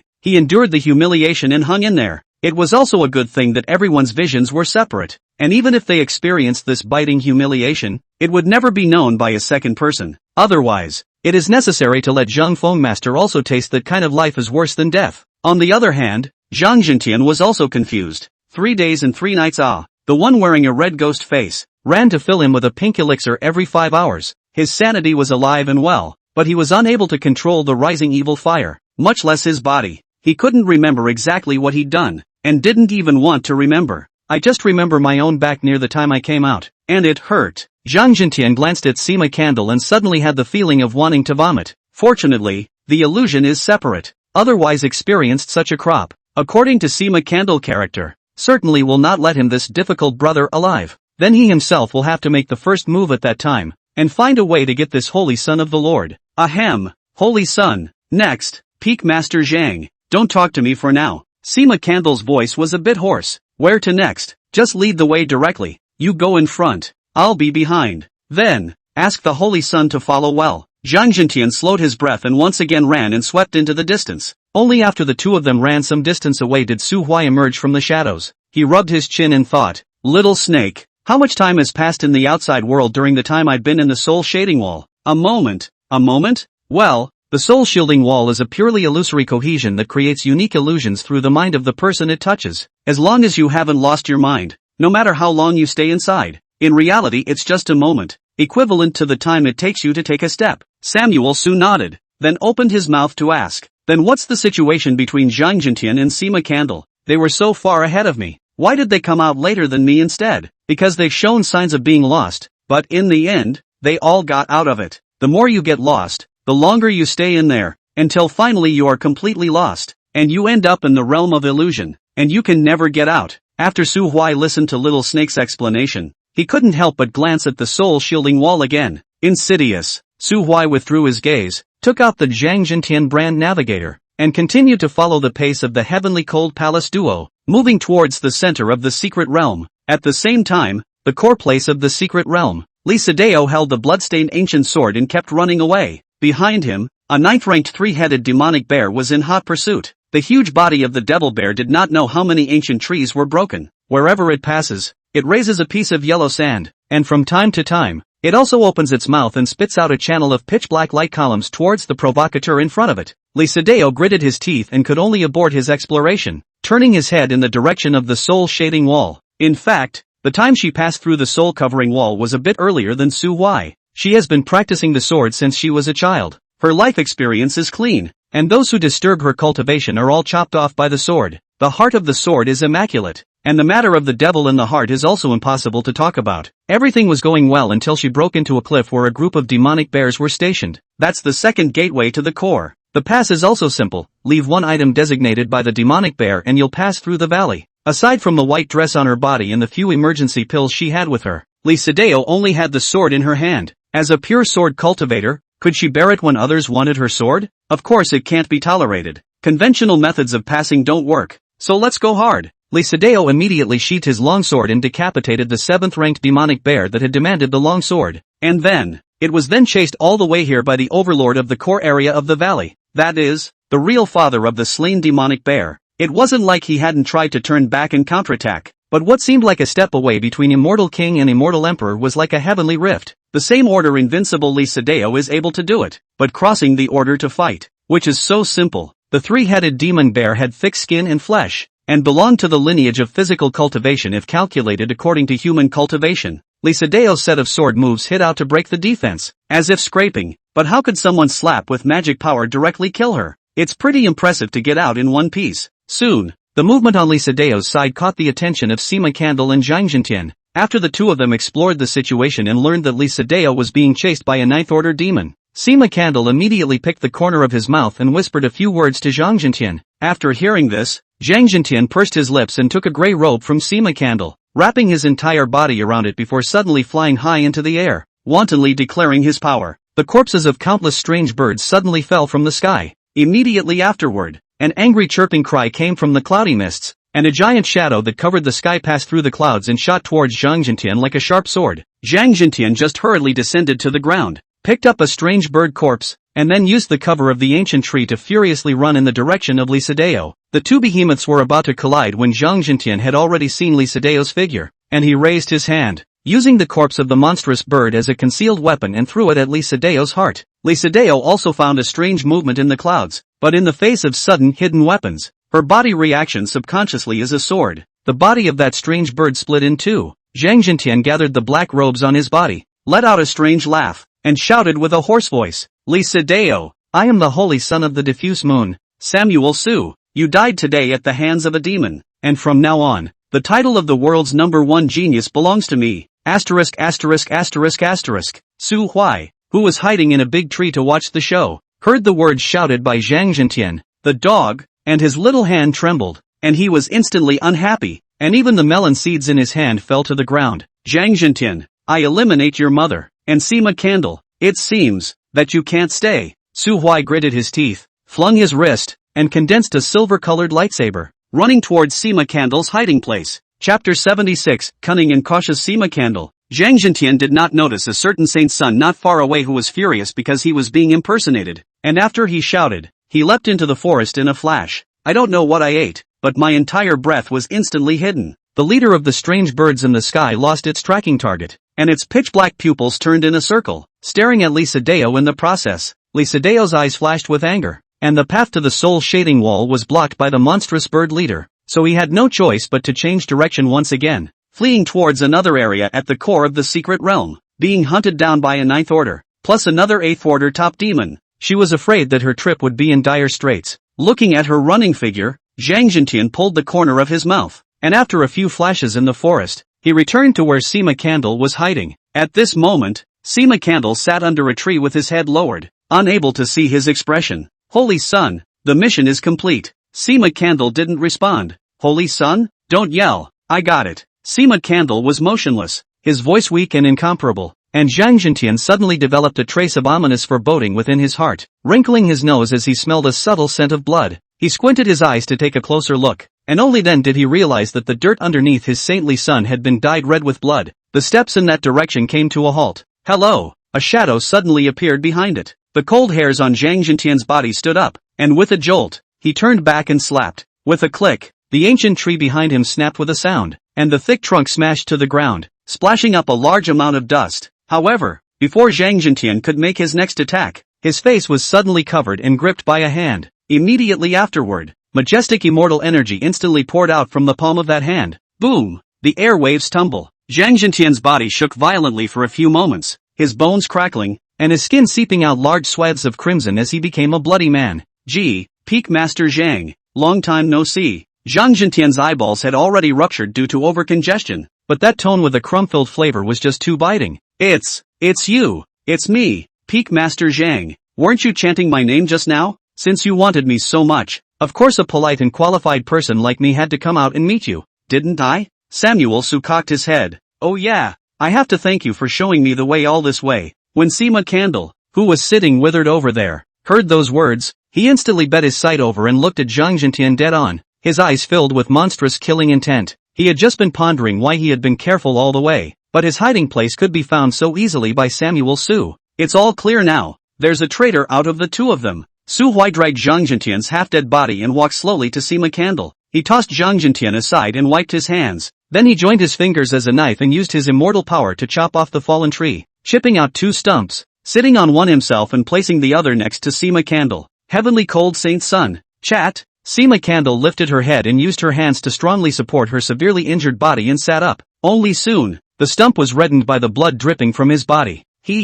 Brother Sima really has good blood. Sima Candle ignored Su Huai's flirting, and as he looked at the somewhat excessively young face in front of him and combined it with the fact that he was able to waste Zhang Jintian's strength with a single blow, he had a lot of thoughts in his mind. He was incomparably eager to know the secrets on Su Huai. Unfortunately, today he is not a knife and chopper, but a fish. So Samuel, what do you want to know? Sima Candle took a deep breath, not going to look at the horrifying slash between his chest and abdomen, but instead condensing all of his sight on Su Huai's eyes. Su Huai met his eyes, the corners of his mouth rising slightly. What I want to know, will you say? There's nothing we can't talk about. It's just a deal, and as long as there's enough leverage, there are no absolute secrets under the sky. Su Huai couldn't help but applaud Sima Candle's realization. Then let's talk about your Heavenly Cold Palace's secret alchemy technique first. Meh, the Diffractive Moon Immortal Sect, indeed, already knows. Sima Candle narrowed her eyes. The place of alchemy, only the Grand Elder knows exactly where it is, and those Dan masters responsible for alchemy have also long since been cut off from the outside world, leaving no leverage. I, along with the rest of the several peak masters who are loyal to the Grand Elder, will only be responsible for identifying those cultivators who can be cultivated into medicine men, and will then have specialists go out and create accidents before secretly bringing the people to the place designated by the Grand Elder for the handover. The one who was in charge of the strike before was Zhang Jintian. In return, on the 12th day of every month, someone will secretly deliver some pills to our mansion. I'm not so sure about the other secrets hiding behind this incident. Su Samuel rested his chin. Then, which other peak masters in the Heavenly Cold Palace are specifically like you? People of the Grand Elder? All of them. All of them? Well, very few people can resist the temptation brought about by that kind of elixir. Not to mention the fact that most of the 8th Order peak masters in the palace today are trained by the Grand Elder from the 7th Order. You didn't lie to me? I can swear to heaven. Su Samuel nodded and then asked. Then next, tell us what you know about this secret realm. Sima Candle, however, kept his mouth shut. This instead can't be said?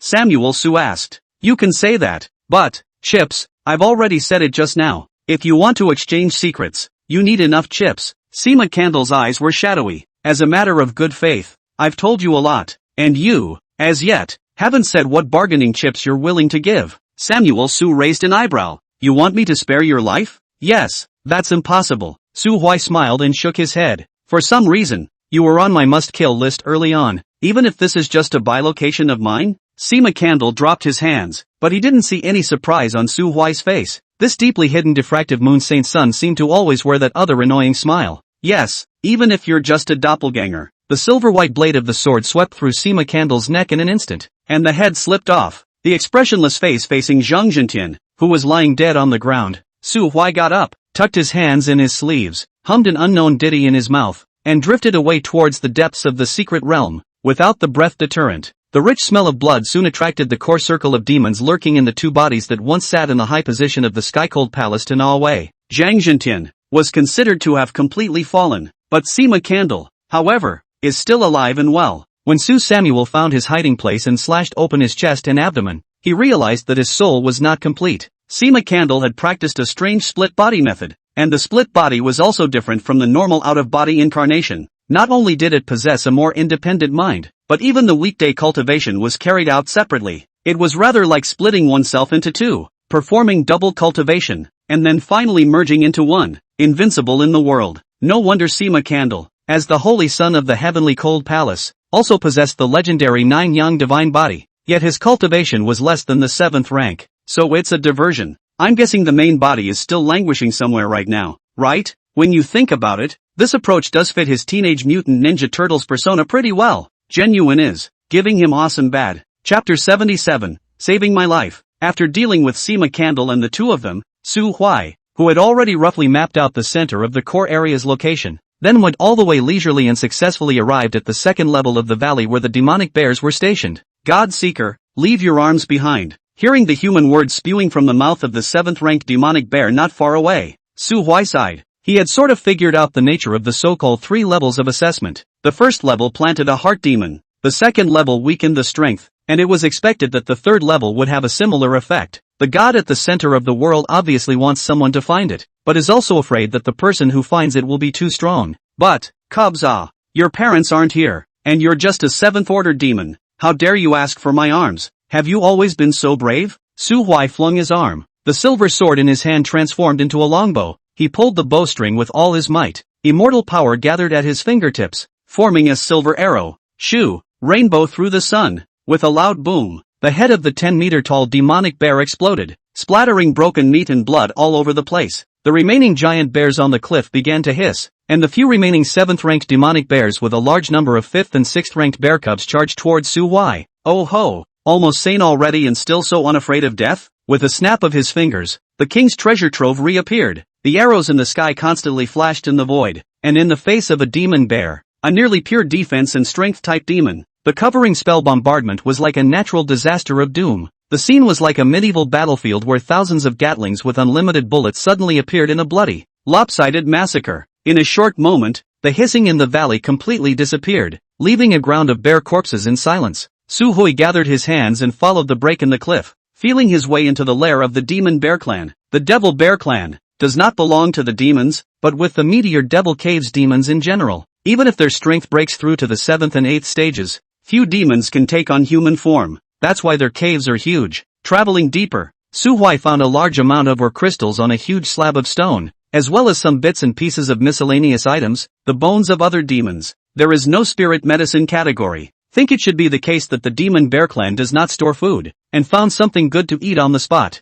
Su Huai stooped down and picked up a piece of purple crystal stone and measured it with his immortal power. Looking at the hardness, it should be an 8th order material, and there were hundreds of crystals like this. Hey, I didn't realize there was a windfall. Plagiarizing is really the fastest way to get money. After collecting all the crystals, Su Samuel looked at the pile of miscellaneous items again, most of which were items of low value, but a storage ring, as well as 2 swords were exceptionally bright. Both of those swords were chillingly bright, and with just one glance, Su Samuel recognized that they were 8th grade treasure weapons. Only the sword master holding them should have had a battle of such overwhelming strength and ferocity that even the 8th grade treasure weapon had cracks visible to the naked eye. Looking at the storage ring again, it has a light gray appearance. Only a small amount of cold pills were stored inside, as well as some clothing and robes and other necessities, and it was thought that the rest of the things should have been consumed in the battle. Su Huai suddenly sighed softly. In that ring, he found the diffractive moon immortal sex elder's robes with 8 rounds of curved moons embroidered on the cuffs. Recalling the former peak master of the blade and sword peak who had disappeared during the secret realm exploration 100 years ago, as mentioned by Chentaro during the previous elders meeting, the identity of the ring's owner was self-evident. Su Huai turned to rummage through the pile of skeletons, as many of the bones were broken and not complete. He only pieced together 2 rough skeletons and put them away in that storage ring. As a diffractive moon saint's son, since he had encountered it, it was his duty to bring the remains of the elders in the sect back to the clan for burial. As for the other, there were 2 swords in the clutter pile, but the previous sword and sword peak master of the diffuse moon immortal sect was not a dual sword streamer. Then the other sword is most likely the weapon the other skeleton used in life. Someone who could use an 8th grade treasure weapon. And only people from the 4 transcendent forces had come in the secret realm, so how bad could that skeleton's strength and status have been in its lifetime? Helping to bring out a skeleton, a show of hands, but in exchange for a not so small favor. It was blood money. Only after sweeping away all the remaining valuable things, did Su Samuel leave the giant cave with satisfaction and leapt towards the cliff. The location where the cliff stood was high, but since it was the territory of the Demon Bear Clan, there were no strange birds entrenched, and the mists that shrouded the sky within the core circle had dispersed quite a bit. Su Huai stood at the top of the mountain and looked to the southwest. There were still ancient trees that covered the sky and endless mountains. It's a long way to go, yo. No wonder Zhang Zhentian said he'd be gone for 3 days. After determining the direction, he leapt down from the 3 cliffs and dug into the dense jungle. The center of the secret realm is indeed treacherous. Forest clearings littered with cannibalistic flowers, twisted thorns dripping with deadly venom, and meter-long venomous insects, vines that silently roamed the ground, plants of the 6th and 7th orders, demons and devils were everywhere. 2 days. When a fiery red sycamore that was 1,000 feet tall and more than 100 meters in diameter appeared in Su Samuel's line of sight, his hands were already drenched in the blood of 5 8th order, as well as dozens of 7th order demons. Finally, it's almost here. Su Huai stretched out, looking at the column crane of the old sycamore tree. If there is a place where the so-called god is most likely to reside in the core of the land, the ancient tree is the most likely place. After all, a fine bird chooses a tree of integrity. However, if you want to meet the god, you must pass 3 hurdles. The soul-shielding wall and the demon bear cliff have already been passed, so where is the 3rd hurdle? Wow! A crunching sound suddenly emanated from the crown of the ancient tree, resounding throughout the entire sky. In the mountains and forests, the great demons hiding everywhere hissed in unison, as if responding to the edict of the gods. 1, 2, 3. In just a few minutes, including that 3-headed demonic bear, Samuel had already detected the aura of 3 ninth-order demons in the forest. He was instantly cold in the hands and feet. It's hard to believe that himself has been exposed. Don't move. Keep your breath. It's nothing personal. Someone took something from it. This is an order for a manhunt. Holy, a shortcut? This is the secret realm rioting again? Samuel shrank into the canopy of an ancient tree, his brow furrowed. The person from the heavenly cold palace was sent out of the game by his own hand, so the one who angered it this time is Lisadeo, who was hunted down by the 3-headed demon bear and the strange bird, and whose life and death are unknown. Or does that dog Liao look naive on the surface, but in fact he is the big man who pretends to be a pig in a poke and carries a tent? Su Huai was frantically brainstorming, but the big tree where he was hiding suddenly drilled in another sneaky figure. The visitor was dressed in a blood-stained white dress. The ancient sword in his left hand was only half left, and his right hand was even more powerless and drooping at his side. Limp, or at least crushed and fractured. Grass. Litho. Lisadeo's icy gaze poured over Su Huai, and he suddenly pulled out an azure-colored crystal from his pocket. Save my life, and this, to you. Scratch that. I'll save your ass. With a whoosh, Samuel Su ran away from the canopy of the ancient tree. Lisadeo was slightly stunned, and when he looked down towards his hand, his whole body was bad. This mother her diffractive moon saint's son didn't agree to save her, even if it's not enough. Before leaving, he actually took away that cyan crystal that she risked her life to get. Chapter 78, Power Crystals. Lisadeo narrowed his eyes and after hesitating for a moment, he chased after Su Huai with that broken sword. She was heavily injured, and now a random encounter with a 7th-rank demon could kill her little life. Before setting out for the secret realm, Great Emperor Huaifeng had told her that if she encountered a life-and-death crisis, she might as well seek help from the people of the Diffuse Moon Immortal Sect or the Zun Tian Divine Dynasty. Lisadeo was arrogant, but not stupid. No one wants to die when there's hope to live, and now that she wanted to live, she could only hope that Samuel Su would fish for her for the sake of the sword mound. Originally, people were not willing to save, so she couldn't force them, but that crystal stone was something she had risked her life for. How could she just let it be taken away for nothing? Su Huai, who was running in front, naturally discovered her movements, and a few black lines immediately surfaced on his forehead. Meow. If we don't have a grudge, it's not a bad idea to fish for you now. But the damn karma waste of hatred. Although ordered your house is indeed I have a mistake in the first, but Yuhi Miao in his previous life has not listened to a word of explanation. On the basis of their own is an immortal emperor. Poof, 2 slashes on my karma. I'm lucky I didn't mop up in this life. Really want to save you. What face do I have in the future to use those 2 loins in my own body? Su Huai turned left and right in the forest, and he didn't dare to use too much power in order to prevent being discovered and suffering from the siege of those 3 ninth-rank demons. After running for half a quarter of an hour, seeing that he really couldn't get rid of it, he simply drilled into a hidden cave. Risto followed on his hind feet, but just as she entered the cave, a slate with immortal power was tigerishly slapped on the back of her head with a swift snap. Lisadeo's eyes went black, his body shook and swayed a few times, but he froze and didn't pass out. Instead, he twisted his head and looked at Su Samuel with a dumbfounded face. It's not even dizzy. Why did sneak up on me? This is your punishment for not listening to someone's explanation. Samuel Su was righteous. Lisadeo was even more confused. What didn't listen to other people's explanations? What did he explain? She stared into Samuel Su's eyes and said word for word, "The sword graveyard retains my soul tag, which was made by Emperor Huaifeng himself. If you kill me, your body will definitely be tainted with karmic obstacles, and the soul tag will give birth to sensations. The Diffractive Moon Immortal Sect has already offended the Heavenly Cold Palace, and as the Diffractive Moon Saint's son, you wouldn't want to invite another powerful enemy of the same level to the sect, would you?" Samuel Su sighed and threw the brick to the ground, patting the dust on his hands. Just hide in this hole by yourself. Su Hui pulled out a bottle of astringent elixir seized from Zhang Jintian's storage ring and casually threw it to Lisadeo. "It's kind of a trade item for that stone. I have my own business to attend to." and there's no way I'm staying here to be a bodyguard for a stranger like you. The function of this bottle of elixir is to astringe the breath. The effect is very strong. Later when I go out I will seal the cave entrance. Next you will live or die, depending on the fate. How about it? Lee Sedeo pondered a little, never able to figure out why the diffractive moon immortal sect was close to the sword graveyard. Yet the diffractive moon saint son seemed to hate her as the sword son of the sword graveyard. But in this situation, a top-quality astringent elixir could indeed be of no small use. She had no choice but to nod. Could be. Lee Sedeo, today's matter ends here for now. But please remember, we have a grudge. See that brick on the ground, don't let me run into you again, or I'll shoot you every time I see you. What is it that you and I have against each other? Su Huai was silent for 3 seconds. The grudge was started by me. The hatred was made by you. Arson burns the forest, kills people ga waste, both of us are not good people. Only I am a little more bad than you. Before Lee Sedeo could react, Su Samuel walked out of the cave and shook down the rocks with a palm, sealing the cave entrance. He let out a long sigh and turned over his palm. The green-colored crystal stone was lying quietly on it. It's no more than the size of a pigeon's egg, yet it contained a shocking amount of energy inside.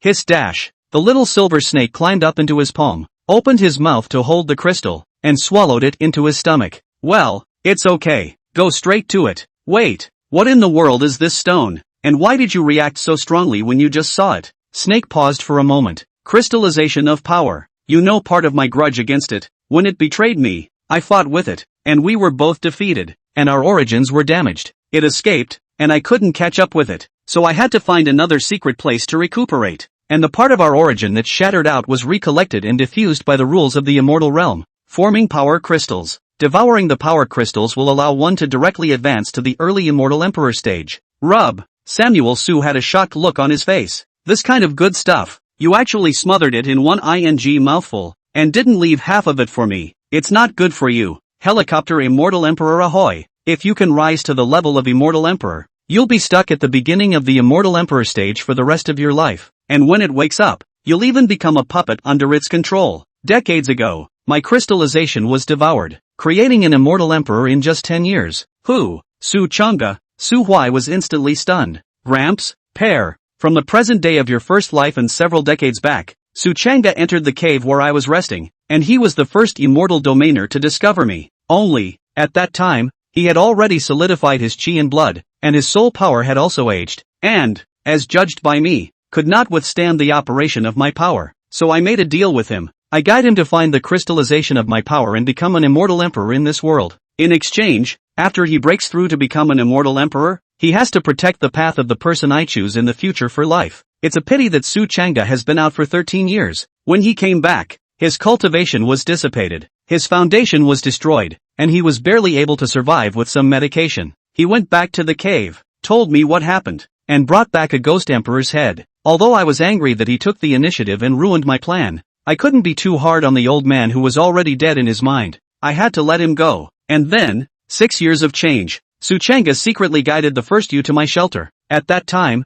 your soul was a bit strange, vaguely rejected by the rules of the immortal realm. So I could tell at a glance that you, like me, were not purely native to the immortal realm. Su Huai pursed her lips and was silent. Your condition meets my requirements, but the strength of your soul is a hair short of that. And while it's enough to withstand my power, it's also destined to waste a cycle in the process. Wait. Loop. Yes, the black-bellied snake in the cave is my power incarnation, the key to unlocking the cycle. Cycling, that's rebirth? You can read it that way. Scratch that. That's your authority. Does that mean I can start over if I die now? It's best not to. I already have a damaged origin, and in this life I've used up most of my remaining power in order to preserve your cultivation and avoid the corrections of the immortal realm's rules. Su Huai collected his breath, leapt up a big tree, borrowed the leaves to hide his figure, squatted on the branches of the tree, and organized his chaotic thoughts. If everything Little Snake says is true, then it is, without a doubt, the real golden finger of Su Huai. And Su Chang'e,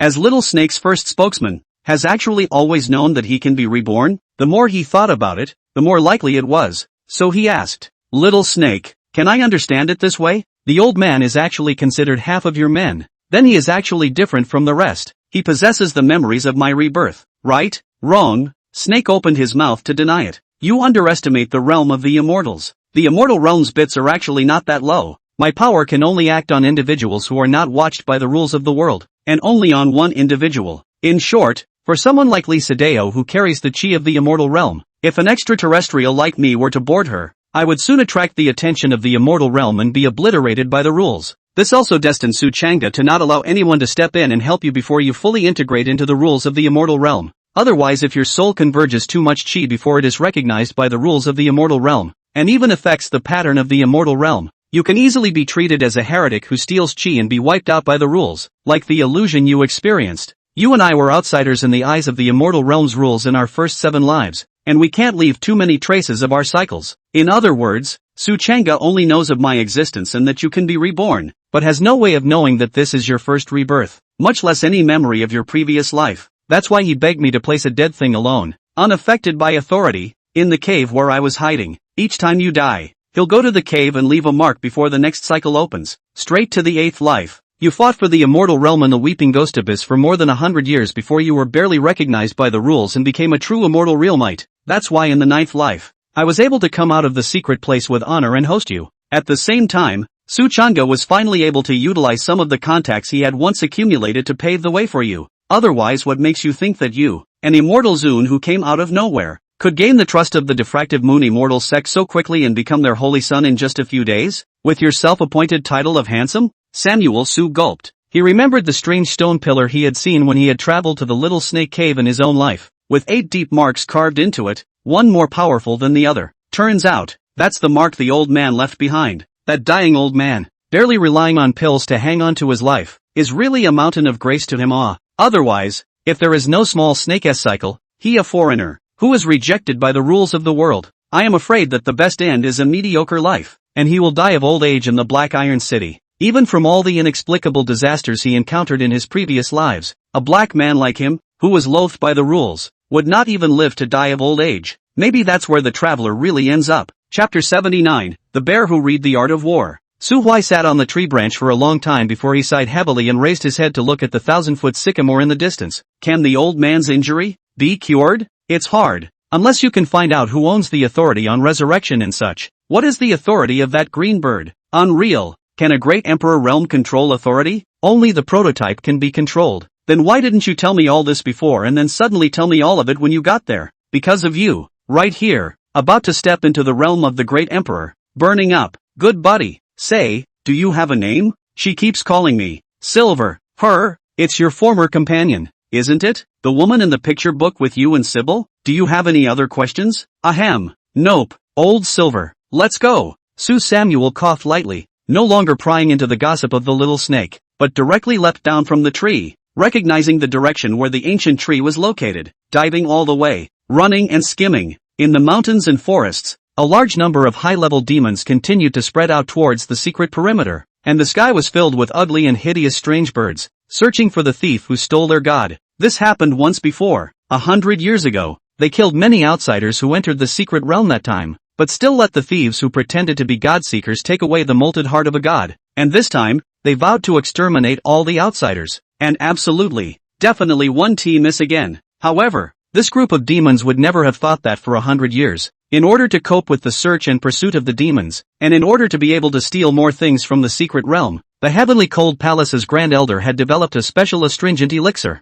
Now, this kind of elixir has fallen into the hands of the God Slayer, Samuel Su, for some delightful reasons. Winding east and west, Su Huai dodged one batch of searching demonic beasts after another, getting closer and closer to the location of the sycamore tree. When he was less than 2 miles away from the sycamore tree, Su Huai stopped his advance. With his current cultivation level, from this position, he could already see the sycamore tree in its entirety with just his naked eyes. A 5-meter-sized doorway had been cut into the trunk of the tree, which was hundreds of meters thick in diameter. The 3-headed demon bear, who chased Lee Sadeo unsuccessfully, lost the favor of the gods and was ordered to guard the old sycamore tree next to the doorway. It swept around with a fierce face, not yet knowing that it had been stolen from its home by some human who did not speak of martial virtues. And not only was it swept away from all of its possessions, but the entire pack was also slaughtered, leaving it with such a bare head of a commander. Old Silver, what's the deal? Charge right in? Don't be impulsive. The power crystals have been stolen, and it will surely unleash its power at any cost to protect itself now.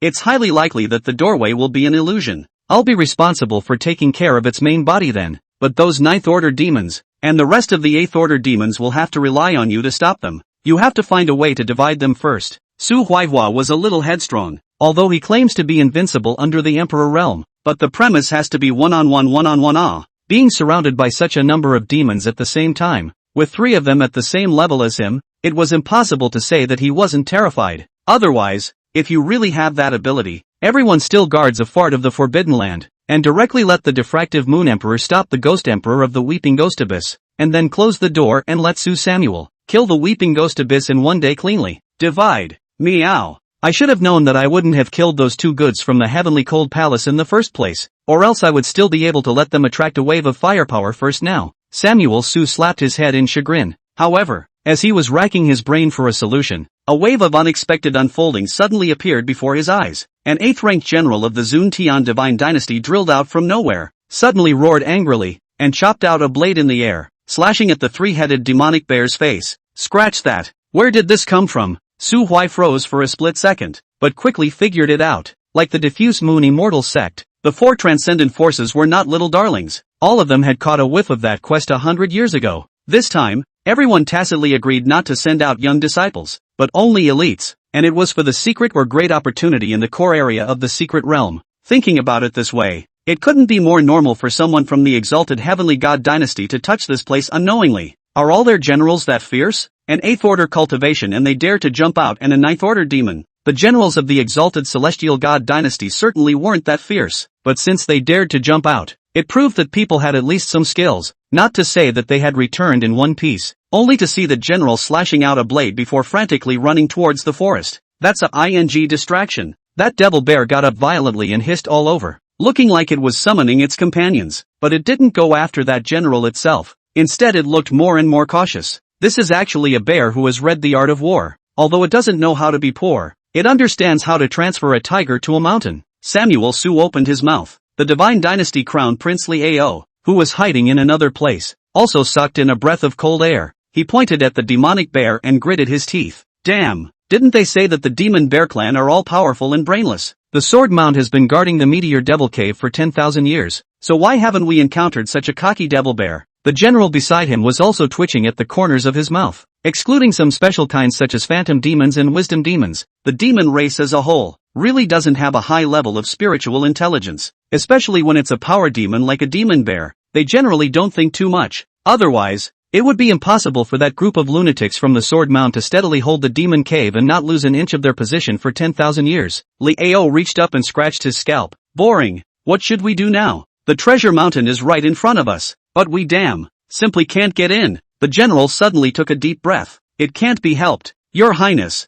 having already startled the snakes. We can't delay any longer, or else those demons will all converge over, and it will be really hard for us to succeed again. Later, I will try to stop that for a while. You take the opportunity to sneak in. Libor gritted his teeth and pulled out a few pieces of talisman paper from his pocket, shoving half of them into that general's hand. Take it. Tear one in a critical situation. It can teleport 1,000 miles. At least it will add a ray of life to you. That general froze. Your Highness, but this is something the God Emperor gave you to use to save your life. If you really use it, it's fine if you succeed in getting the chance. If you don't get it, there will surely be a minister who will report that you are not thinking well, and that you have to rely on the things given by the Divine Emperor to run away when you go out, and that your prestige in the Divine Kingdom will surely be affected at that time, and it is even possible that, possibly my ass, life-preserving things are just for use. This crown prince position is nothing rare, a bunch of old curmudgeons fighting over and over. The life of a general of the Divine Dynasty is still no match for a few broken talismans? That position doesn't have much attraction for me. If I'm really deposed,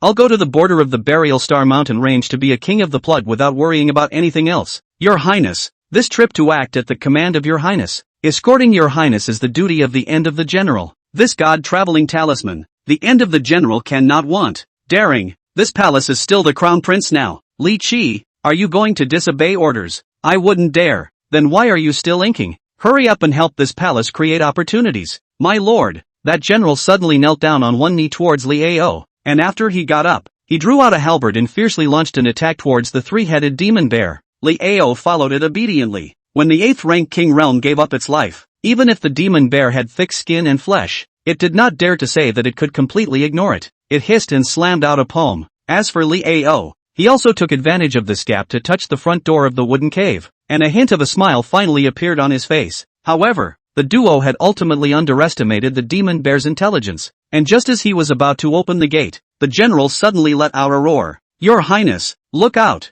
The shadow of the bear's paw loomed over him, and Liao was sweating all of a sudden, immediately about to tear the divine traveling talisman he was pinching in his hand. "Don't be afraid, Who? Boom! Su Huai, who had secretly followed behind Liao, swung his fist at the bear's paw. The two fists and palms connected. A wave of air erupted and opened. "Will be within a radius of 1,000 meters of the grass all rolled bald." The giant bear was shaken back a few steps one after another. Su Samuel also body trembled. The blood fluttered. "Su, brother Su my ass, don't you dare sneak out." He slapped a backhanded blow on the gate, and the small snake between his fingers spat out a silver aura, shattering the prohibition on the gate. The gate was cracked and shattered into a large hole 2 meters square. Samuel Su lifted his foot and kicked Liao into the door, while he himself quickly burrowed inside. Chapter 80, The Old Sycamore Tree. As Little Snake had predicted, the theft of the power crystals had led to layers of protection now being placed inside the ancient tree where the green bird was perched. After breaking through the gate's prohibition, Su Samuel and Liao directly fell into a mirror world. In all directions, there were manifestations of the duo everywhere. No passages and few portals to the next place. "What's the situation?" Liao was no more than 2 steps away from Su Huai,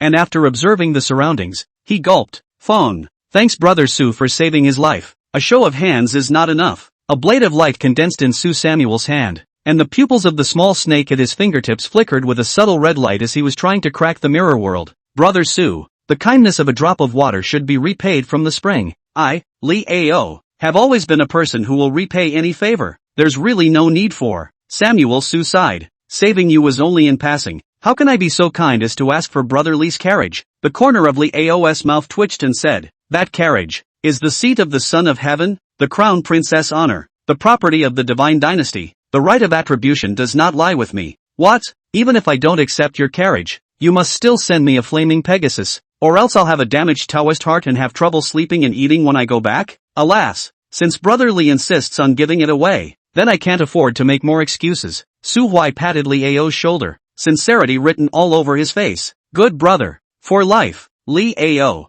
the flaming Pegasus, unique to the divine dynasty, had never been gifted to another person in history, but Su Huai has said so. What else can Liao do? Samuel Su had just saved his life. If the benefactor of his life opens his mouth, how can he, Liao, the crown prince of the divine dynasty, not even be able to give up a fifth-order mount? LMAO. This guy is so real. Samuel Su grinned. He didn't have to get a mount, after all. Although that flaming Pegasus looked quite handsome, but in terms of flying speed, it couldn't catch up with 1/10 of his own airborne speed. It's still mostly for the collection. Didn't you hear what Little Snake said? He's about to break through to a mortal emperor. How can he not have a single mount? What?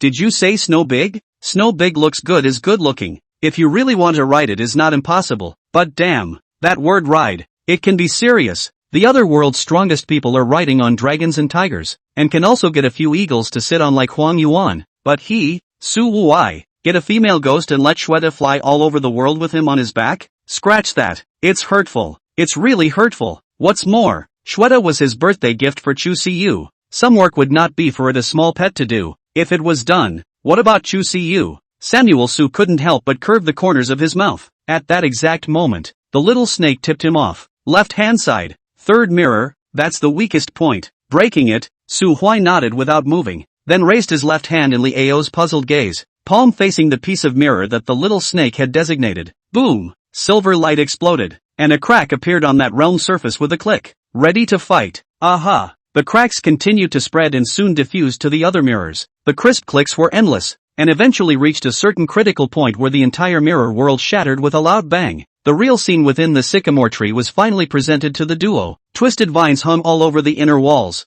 and there were stars of luminescence all over the place, as if it was a temple where the gods resided. Gorgeous and noble. An ancient stone platform stood at each of the 4 corners of the hall. The stone platforms to the west and north were empty, the tops having been removed and the bases left empty. On the stone platform in the east lay a turquoise longbow, the light on it staying on. It was at least a 10th-ranked emperor weapon, and a scroll was placed on the southern stone platform. Su Samuel and Liao's gazes were instantly on fire. Liao looked back at Samuel Su and retracted the foot that he had subconsciously stepped out. He is very clear. The opportunity to treasure. The strongest. Don't look at the two of them just called brother and brother. But this kind of weak friendship that is easily established is not worth mentioning in the absolute chance. Who is serious?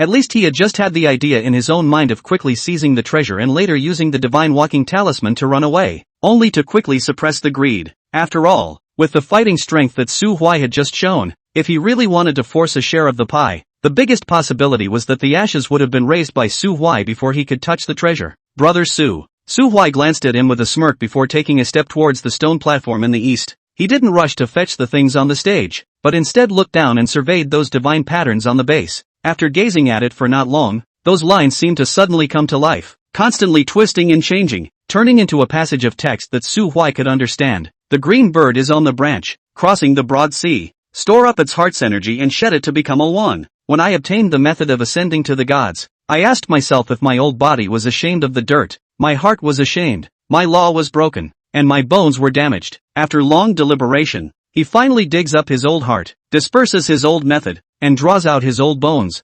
unsheathed. The heart, dharma, and bones are divided and refined into a demonic heart, a dharma record, and a divine bow each. Burn the old fire, mold the new body. Su Samuel stroked his chin. The passage was quite understandable. The green bird, originally a spirit bird, which crosses a long distance just to accumulate its own heritage, dreaming that one day it will be transformed into a one. After obtaining the means to metamorphose and ascend to godhood, it realized that its body was flawed and was not qualified to become a god, because of the guilt in its heart, the flaws in its kung fu, and the defects in its bones. After hesitating for a long time, it dug out its heart, dispersed its kung fu, and drew out its bones. A heart tinged with guilt is refined into a demonic heart. Abandoned and unused feats were recorded on a scroll. The missing bone was also made into a sacred bow. Finally, he let go of his obsession and went to the fire. Anyway, Su Huai can't understand the brain circuit of this blue bird. There is a shame in the heart. Digging out the heart will be no shame? Flawed kung fu recorded as a treasure even if, but also with their own bones to refine a bow.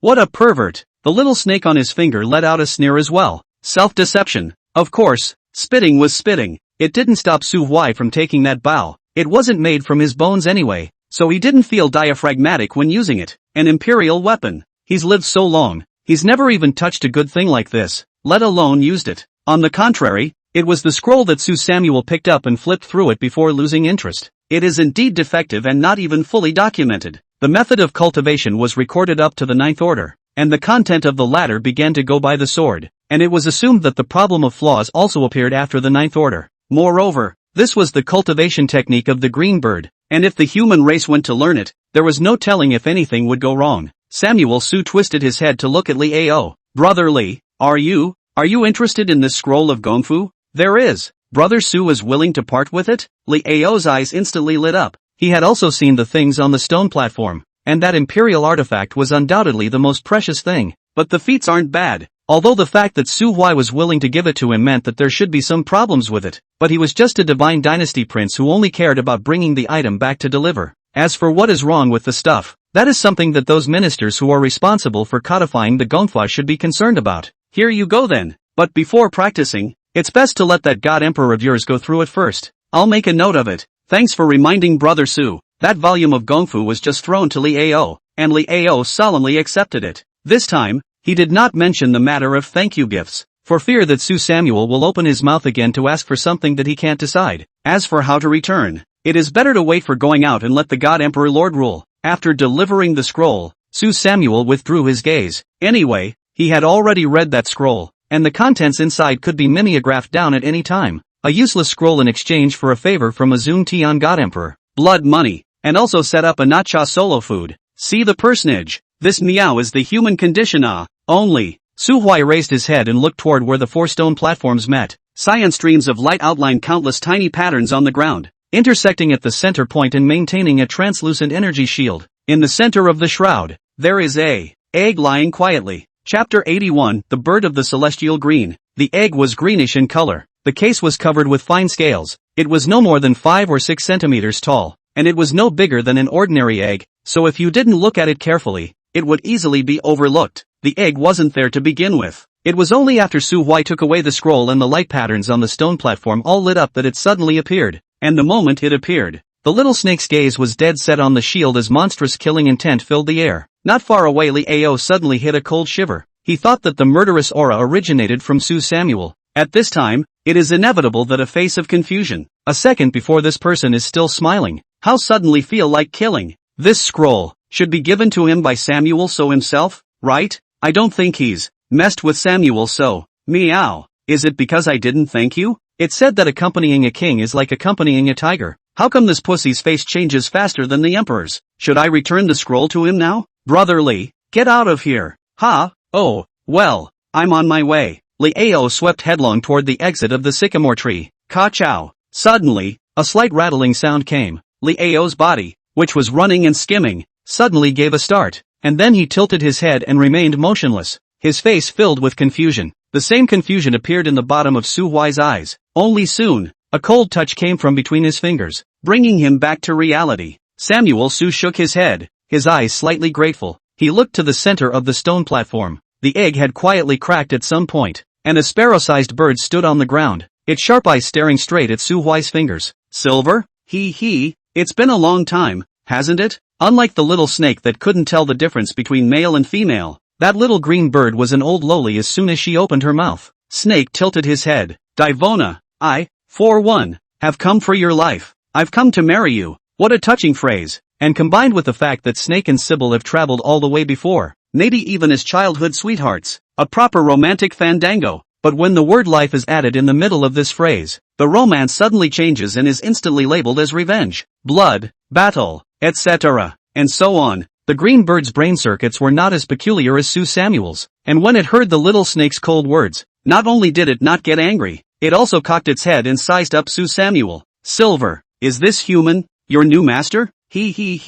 Little brother, I can follow you too. What about the many things that Silver couldn't do, or wouldn't do for you, that I could do? Cygnus shifted and suddenly literally transformed into a green-haired, double ponytailed loli. She is about 1 meter 5 or so, barefoot in the air, a mat of azure plumage hanging down to the waist and hips, white thighs shaking the eyes of Su Samuel Payne. I do not know, in addition to the plumage outside there is nowhere something else. Then look at the face. The skin is glowing with snow, the eyes are soulful, there is a green mark drawn on the brow, and there are a few lines of green scales outlined in the corners of the eyes. His eyes ran over Su Huai's body, especially lingering at a certain place, and he stuck out his tongue and licked his lips. Holy, who the hell can handle this? Su Hui looked at it a few more times with a critical gaze on the spot. Maybe in the future, if he doesn't want to mix with the cultivation world, he can still anonymously write a Fey Race Demonis review too and make it famous for the rest of the world. The green-haired loli smiled faintly at Su Samuel, revealing 2 cute little tiger teeth. It really understands men too well. Su Hui swallowed his saliva and strengthened his Taoist heart, before ruthlessly twisting his head away and raising his hand to fling out a small snake.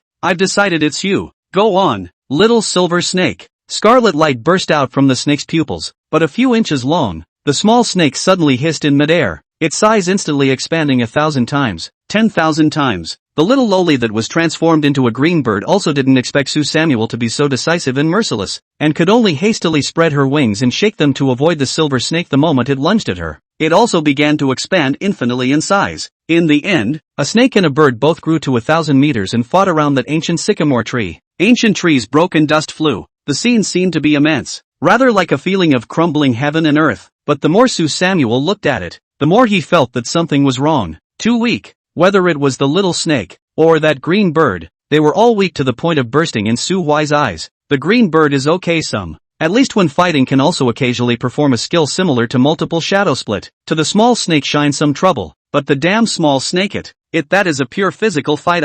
That feeling, like in the zoo to see 2 big tigers fight. The picture is quite exciting, but does not match our style. You at least put a skill or something. No wonder Little Snake had said before that the green bird would be afraid of the 9th rank Su Samuel. Su Samuel reckoned that he should indeed have the ability to finish off the green bird. No, I'm just wondering how a weakling like this can command 3 9th order demons. Of course, if Snake was still in his hands now, he would have told him with a look of disgust that there was a profession in the world called assisting. The body of the little snake is an articulated snake. When you gain one thing you lose something. The articulated snake has an unbelievable cycle ability, but is a pure support player himself, not to mention that it wasn't at its full strength, and most of its remaining power was used to fight against the rules of the immortal realm and help Su Hui cycle rebirth. That's all, and Samuel Su still thinks it's weak. What a ing scumbag. On the other side of the fence, Cygnus wasn't doing so well either. It does have some output ability, but it can't help that hundreds of years ago, because of a certain thing with the small snake antagonism, the heyday of the small snake horrifying a batch of a snake and a bird to fight in the dark, to the end of the 2 losses, until it panicked and fled into the fairy realm. And after entering the immortal realm, the green bird was targeted by the rules of the immortal realm again. His realm fell, and he was also encountered by immortal Emperor Diffractive Moon, who hammered him severely, finally dragging a lousy life to hide in this secret realm, trying to survive and then develop in silence. Thankfully, the thing that Cygnus was trying to get at the expense of devouring his master wasn't lost, and again, to its sorrow, because the body is stained with the taint of devouring the Lord, that thing has always refused to recognize it, and the road to the gods is broken, even if it cuts out your heart, draws out your bones, and nirvana, no matter how much it repents, it is not recognized. That's not even the most desperate. Most desperately, it found that its power was being assimilated by the immortal domain, and this assimilation didn't mean that the immortal domain was accepting it, but rather that the immortal domain was depriving it of its power. The whole world is targeting its cute little green bird.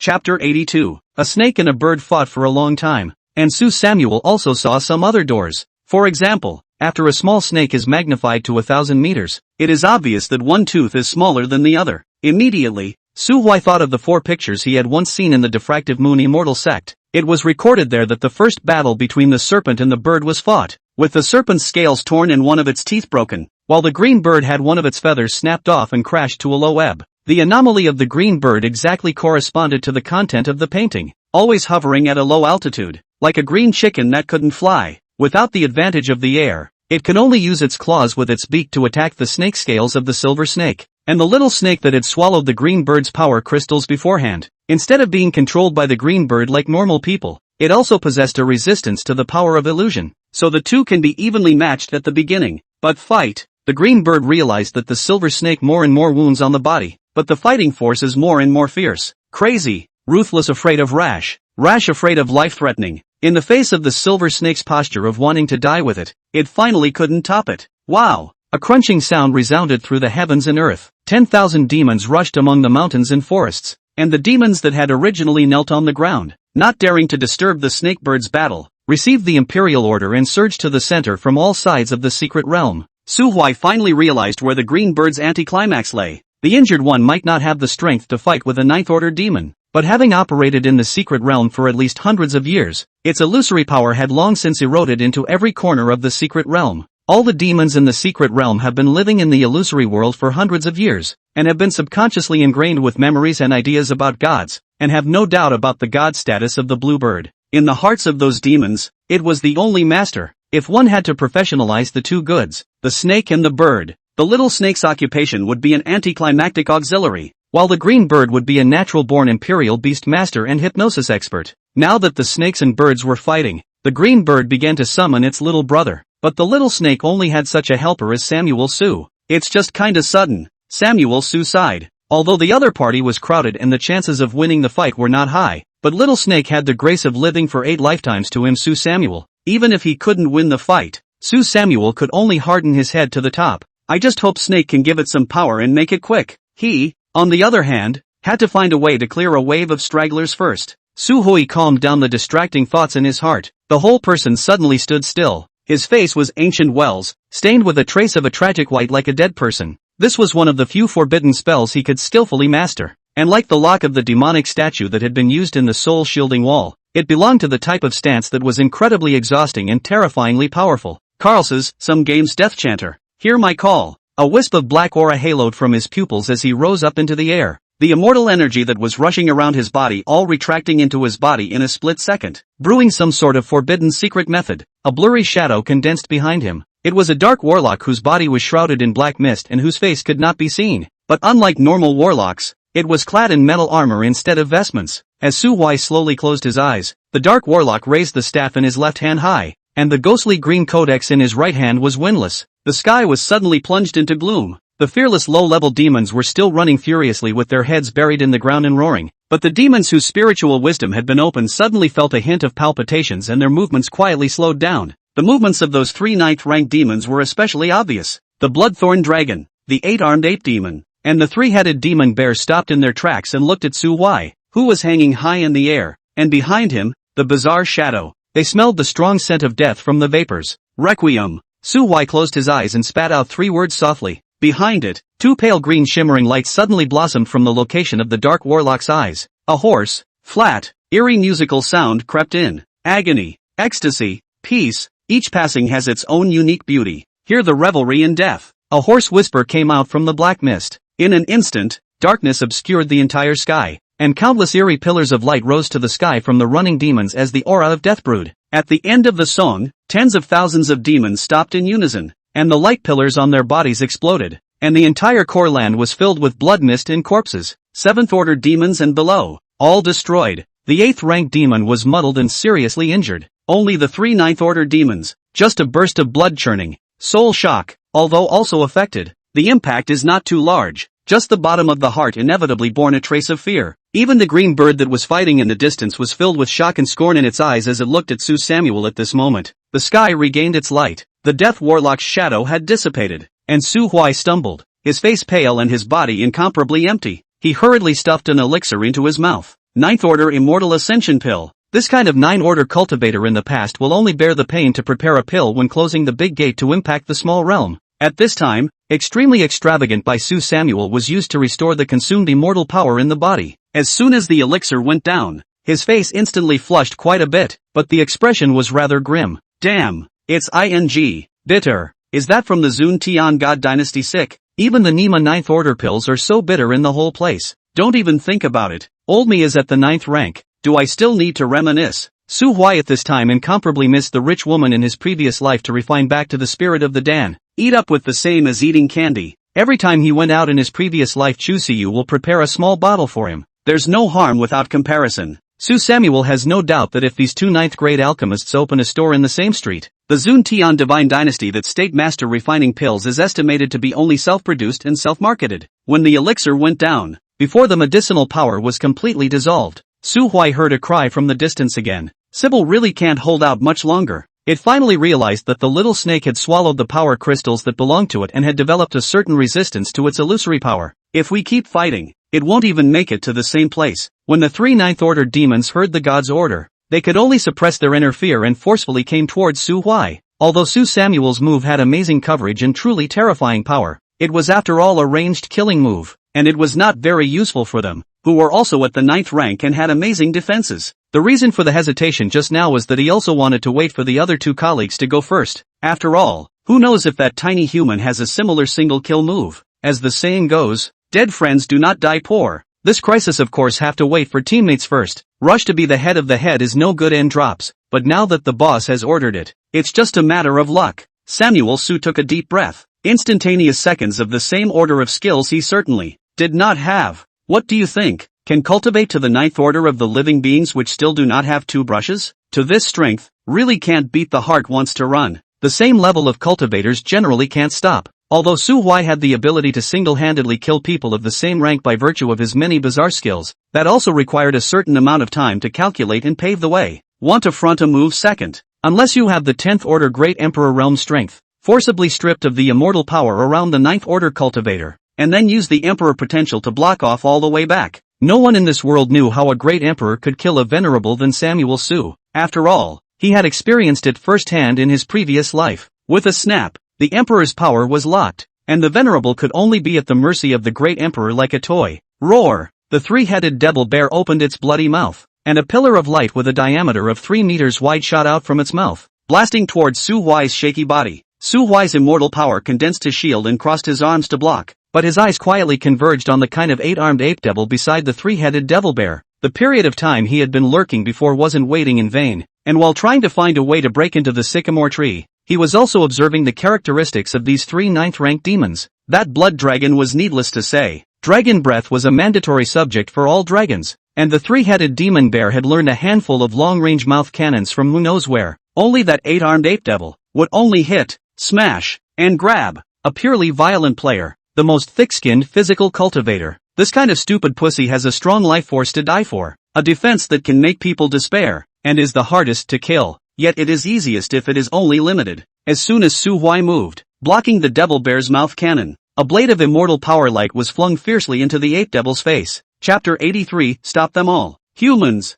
seek death. The ape demon hissed, spittle shooting out in all directions. That bear hit you and you threw a skill at me instead of fighting back? What do you mean? That I look like the best bully? The thick-skinned ape devil said that he could not endure. It is the 3 devils of the existence of the least scruples against Su Huai. focus on body refining thousands of years. Its strength is only in the god below. Even the magic bear is very difficult to break its defense. Even if Su Samuel really hit any killing moves, it would at most seriously injure it, and it would never be possible to kill it in seconds. Therefore, after being provoked, it accelerated its speed, instantly pulling away from the distance between the demon bear and the blood dragon, and slapped its 8 large hands together at Su Samuel, vowing to slap it into mush. However, just as its attack was about to fall, Su Samuel slowly sketched an evil smile. Asterisk asterisk asterisk asterisk you fell for it. Soul binding. The palms of Su Huai's hands slammed together. Buzz. Space stagnated and a large formation rose up. Since the little snake and the green bird have been fighting for some time, how can a treacherous person like Su Samuel who has been at the bottom for so long just stand around and watch others fight? From the time the green bird summoned the demons, to releasing the requiem to clear the monsters, to condensing his shield to harden himself to receive the demon bear's mouth cannon, he had not moved half a step from the beginning to the end, except for pulling up his stance. Is it that he can't dodge? Of course not. Staying motionless for so long was for the purpose of setting up this earth-binding formation. Speaking of which, he still had to thank the heavenly cold palace and the 3-headed demon bear. If he hadn't extorted so many top-grade spirit stones from the heavenly cold palace and searched for so many high-grade ores full of energy from the demon bear's lair, it would have been impossible for him to set up this large formation. 10,000 years of solitude within the soul-shielding wall was a disaster and a hidden opportunity for him. He took the opportunity to go to many places and peek at many books, dabbling in the many knowledge within the immortal realm. Among them, he was particularly good at the Tao of formation, which had the highest degree of suitability with treacherous people. Of course, alchemy also continues to play steadily. The 3-headed demonic bear continuously hissed, growled, and pounded against the golden wall of light that trapped it. As a disposable 9th grade formation, the only function of the earth-binding formation was to lock the form of the trespasser. When something with a single function and a plain name has a rank that doesn't match its role, it's often outrageously strong. Ground-binding formations are such things. The thing that is locked by it, unless the strength exceeds the 9th order too much, otherwise it is bound to be bound, and the binding time ranges from a T to a lifetime. Su Huai even suspected that in that series of shocking killing formations laid down by the Heavenly Cold Palace's Grand Elder against the Heavenly Cold Emperor in his previous life, there was the existence of the earth-binding formation. According to Su Huai's calculations, although the materials used in the earth-binding formation he had laid down were not top-notch, it was still possible to trap the 9th-rank 8-armed ape demon for a few days and nights. If the little snake can't solve the battle for such a long time, then Su Samuel will definitely have to consider forcibly running away with it. Now one of the 3 major 9th-order demons has gone.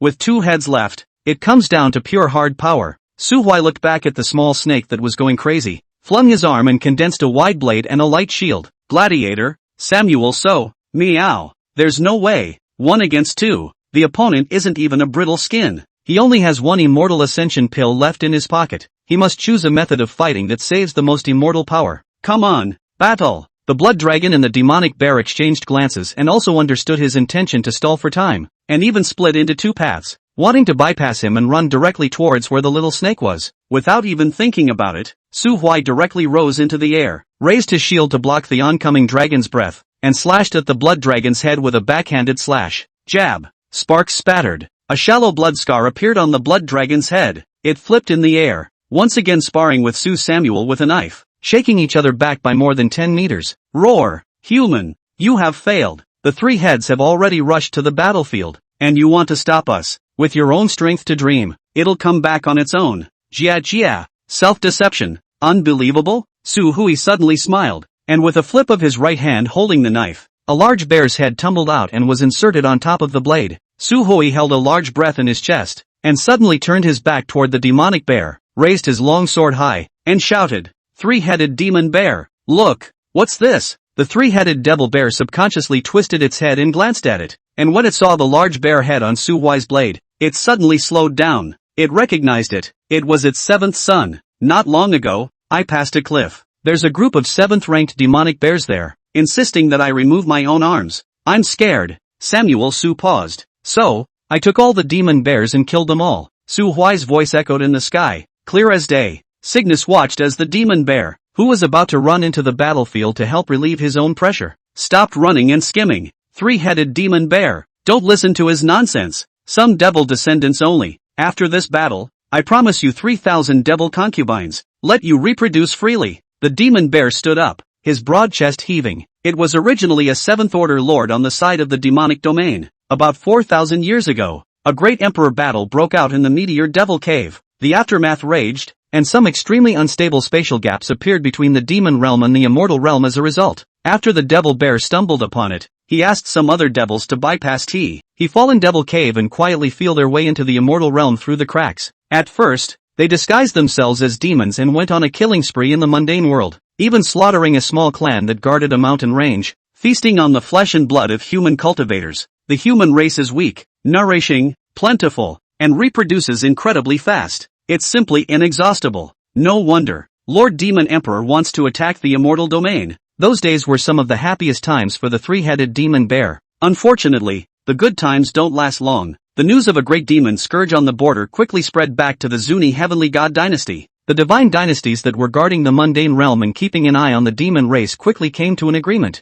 sending 4 8th Order elders in a row to exterminate them. Undoubtedly, the demons that didn't know how to restrain themselves were killed in pieces, and most of them drank their hatred on the spot. The devil bear took advantage of the gap between those few cultivators slaughtering the other devils, and quietly left with his dependents, frantically running away along the route he came from. But that gap has long since been fully mended. The human cultivators would soon clear the main battlefield of the demons and then go after them, the ones who had missed the net. The demonic bear could only grit its teeth and continue to run away. And then, by mistake, he fell into the secret realm through another gap. For 1,000 years of time, the magic bear from the 7th Order to break through to the 8th Order, and then rely on the majestic energy in the secret realm. After 9 deaths to break through to the 9th Order, it had been with the favored head that had followed it. Slowly, a small colony multiplied. 4,000 years of uneventful years had worn away most of the memories of the magic realm. Like a captive prisoner, it can only sit in this narrow secret place that can be traveled to the head in 2 or 3 days' time, longing for freedom day after day. And the dependents, and those descendants born over the past 4,000 years, are its only spiritual support, even more than faith. Boom! The green bird watched with a look of despair as the 3-headed demonic bear twisted its head and ran wildly, pouncing on Su Huai with monstrous killing intent. Chapter 84. Piggybacks.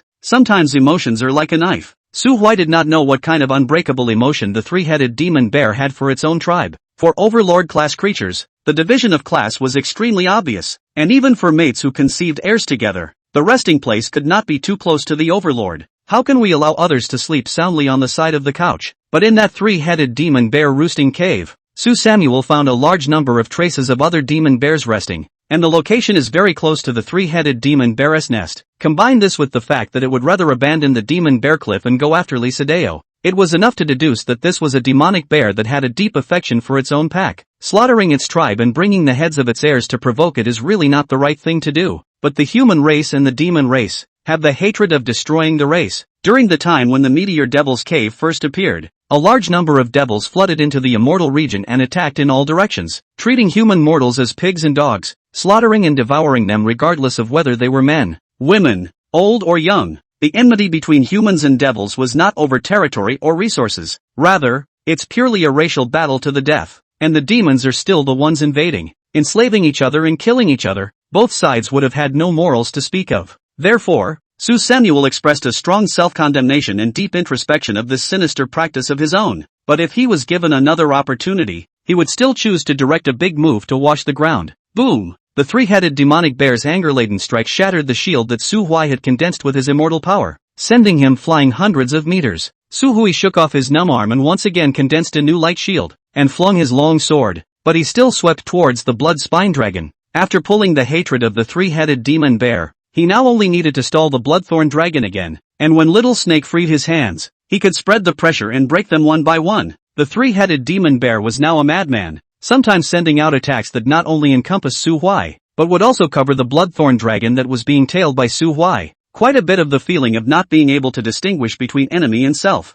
This was out of Samuel Su's expectation. On second thought, he suddenly dissolved the long knife in his hand, turned his hand and pulled out a chain, forcibly carrying a few rounds of attacks from the bloodthorn dragon and managed to wrap the chain around its neck. With that, he did a cartwheel and pinned himself dead center on the neck of the bloodthorn dragon. Gladiator Evolution, Dragon Knight Samuel So. The bloodthorn dragon didn't have the disadvantage of not being able to touch its own spine, and it felt a huge insult from So Huai's behavior of using it as a mount, and twisted its head to fire a dragon's breath. Su Huai grinned, erecting his shield to block. completely giving up on attacking and converting all the spiritual energy in his body into a defensive shield. The Bloodthorn Dragon was filled with doubt at first. What is the point of this human shrinking into the back of his neck as an iron turtle? To simply insult my dragon's character? Until, boom, the red-eyed, three-headed demonic bear fired a beak shot, hitting the Bloodthorn Dragon with a stagger and a fiery pain in the back of his neck. Su Huai's shield was hit by the shockwave, and it immediately dimmed a few points, and it was estimated that after a few dozen or 100 more rounds, this shield that he had condensed would be broken on the spot. But, when his shield is broken, the Bloodthorn Dragon is probably not far from death. Therefore, when the three-headed demonic bear's second beak shot came, the Bloodthorn Dragon twisted on the spot with a tremor of its dragon wings. Bloodthorn, why are you yelling so loud? You can't tell the difference between me and you. You hit me and I can't hide, can I? The Bloodthorn Dragon was also not used to the three-headed demon bear, and immediately responded with a dragon roar, spitting on the demon bear's face. Mixiao, calm down. Forget about this human for now. Go help the god-sama. The gods are no more. Dead. All dead. There are no gods. The three heads had scarlet eyes and hissed at the sky. Sometimes it takes a long time to build up a fanatical belief, but only a moment to let it crumble. It had served the gods for hundreds of years, and if the gods had truly blessed it, how could the pack have been slaughtered? After the massacre of the tribe, the deity half mentioned its hatred and suffering and opened its mouth to make amends. 3,000 devil consorts. Where can they compare to the dependents who have accompanied them since they were first born with spiritual intelligence, and have been jointly exiled to the otherworldly prison, and are dependent on each other for their lives? 4,000 years of captivity and hope. All gone. It's all gone. The pain and anger in the bear's pupils grew thicker, and the three-headed demonic bear landed on all fours, shook the hair on its neck, and charged at the Bloodthorn Dragon. Crazy. You're really crazy. The Bloodthorn Dragon spread its wings and rose into the air. But just as it had climbed dozens of meters in height, the demon bear leapt high into the air, and its arms violently grabbed its wings, yanking it back down to the ground, and he opened his bear's mouth and took a bite out of the Bloodthorn Dragon's neck. Su Huai was enveloped by the great bear's bloody mouth, and witnessed a pillar of light with a destructive aura brewing in its throat, ruthlessly striking down on the shield he had constructed. Ka-chow! A few tiny cracks appeared on the shield, and the corner of Su Huai's mouth twitched as he hastily transported his immortal power to repair it. But the bloodthirsty dragon wasn't so nice. Compared to the many techniques of the human cultivators, the demon race's power was generally reflected in their bodies. But even if his body was strong, the Bloodthorn Dragon couldn't stand up to the demon bear's tossing and turning. A few meters thick column of energy light, Su Huai at most took less than a quarter of the catharsis. The rest of the damage hit on top of its dragon scales, not to mention that the damage brought about by the tearing off a power-oriented demonic creature like the Demon Bear Clan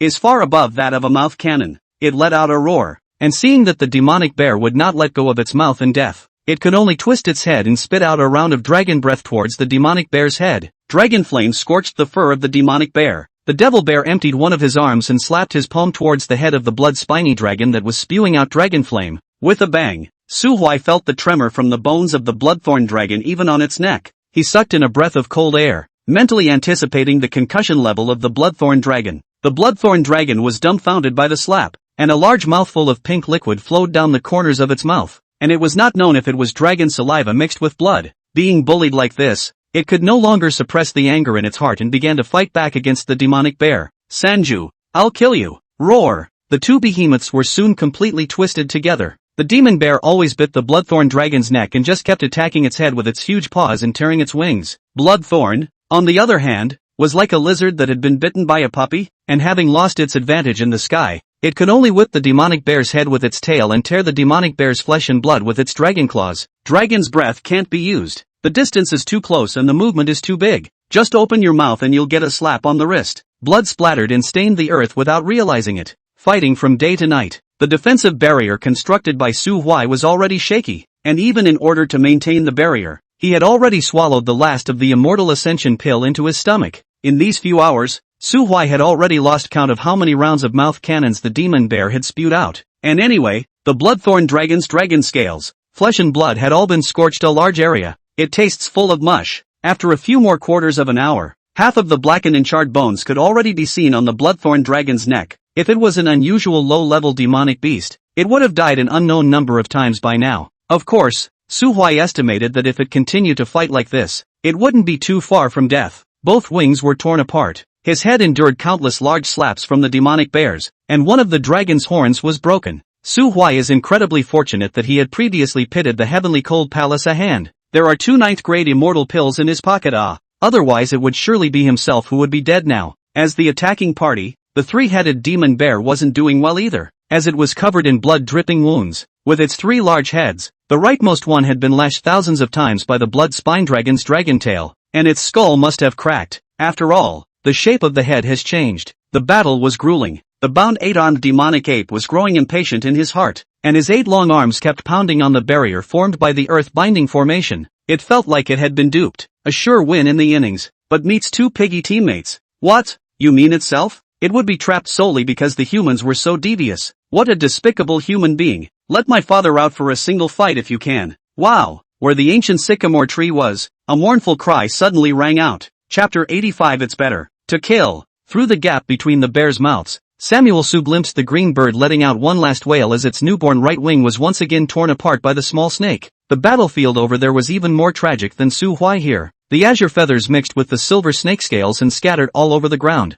Green bird, a gorgeous one, feather balled a lot. Long tail feathers are already clean. If not, look closely. Really, with a chicken not much difference. The small snake's scales had also shed quite a bit, and underneath the silvery white skin were large patches of poisonous blood. But in the end, it won the battle. The green one was deadlocked and let out a mournful cry of defeat. That chirp contained a strong sense of resentment, resignation, and chagrin. Even before it was swallowed into the belly by the small snake, it glanced at the bloodthorn dragon, who was bent on coming to the rescue of its master but was held down by its fellow members for a fierce beating and was dying of serious injuries. With a look of waste, Sybil hated to kill those 3 piggyback teammates. Can you play when you get countered by 1 on 3 hits? Cygnus' defeat blew the counterattack out of the water. Little Snake dragged his wounds and broke into the battlefield between the demon bear and the bloodthorn dragon, and Su Huai finally breathed a sigh of relief. He lifted the remaining immortal power in his body and took advantage of the gap between the silver snake wrapping around the demonic bear to disperse his protection and break away from the bear's mouth. The field was suddenly 2 for 2.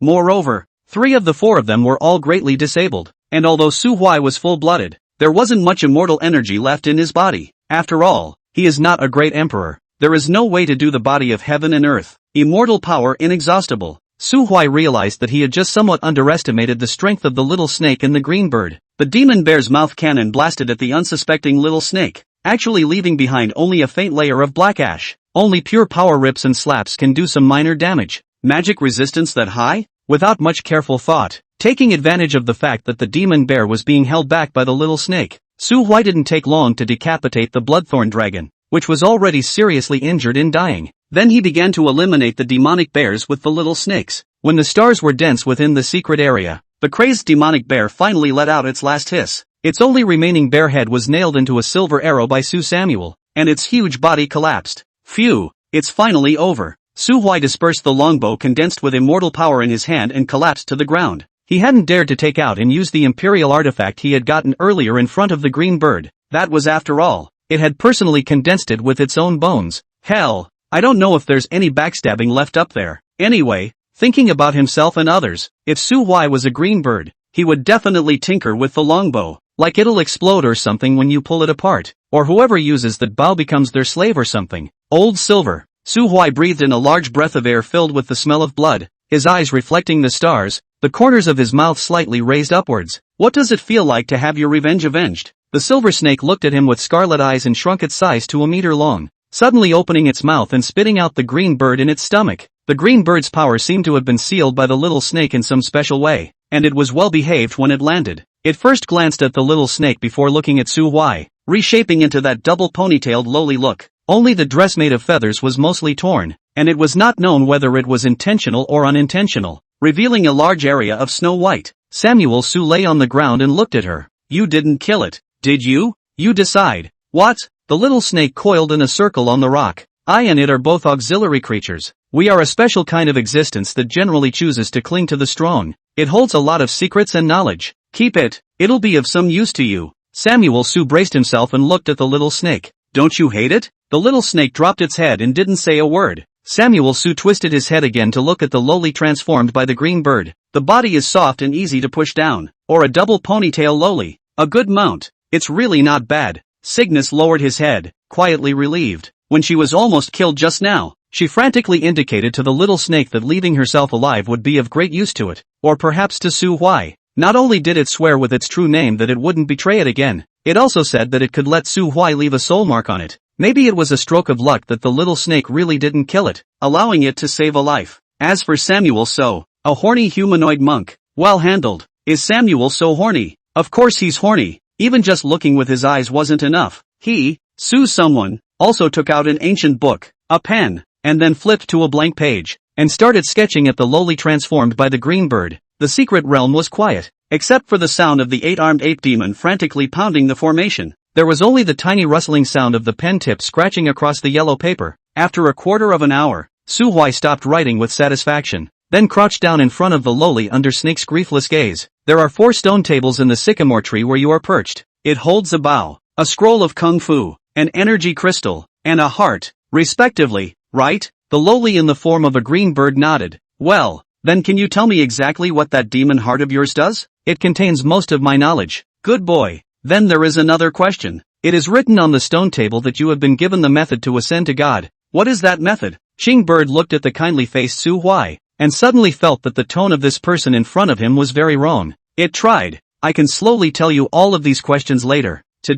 Tonight, we can do something else. Samuel Su blinked. What is it? It's what you men like to do. Oh, but I want to know the way to ascend to God now. Cygnus affirmed his inner guess, suddenly a little incredulous. If you kill me, you'll never be able to know the secret about the law of ascending God. I'm the only one in the world who knows where it is. Samuel Su sighed. So, this is where you've already decided not to tell me? I'll tell you later if you let me live. But you don't have a future. The green bird's body trembled. Don't kill me. I can serve you. I can serve you as my lord, not only as I am now, but I have transformed into something else, whichever you prefer. You've changed, and either way, I don't like it. Samuel Su got up and turned his back. Better kill it, Silver. There was a short, mournful cry from behind him, followed by the cracking of bones and the subtle sound of swallowing. Su Huai sat on the ground, and a moment later, a sudden coldness came from the middle finger of his right hand. He raised his hand and rubbed the brain of the articulated snake ring. Why don't you keep it? Being human?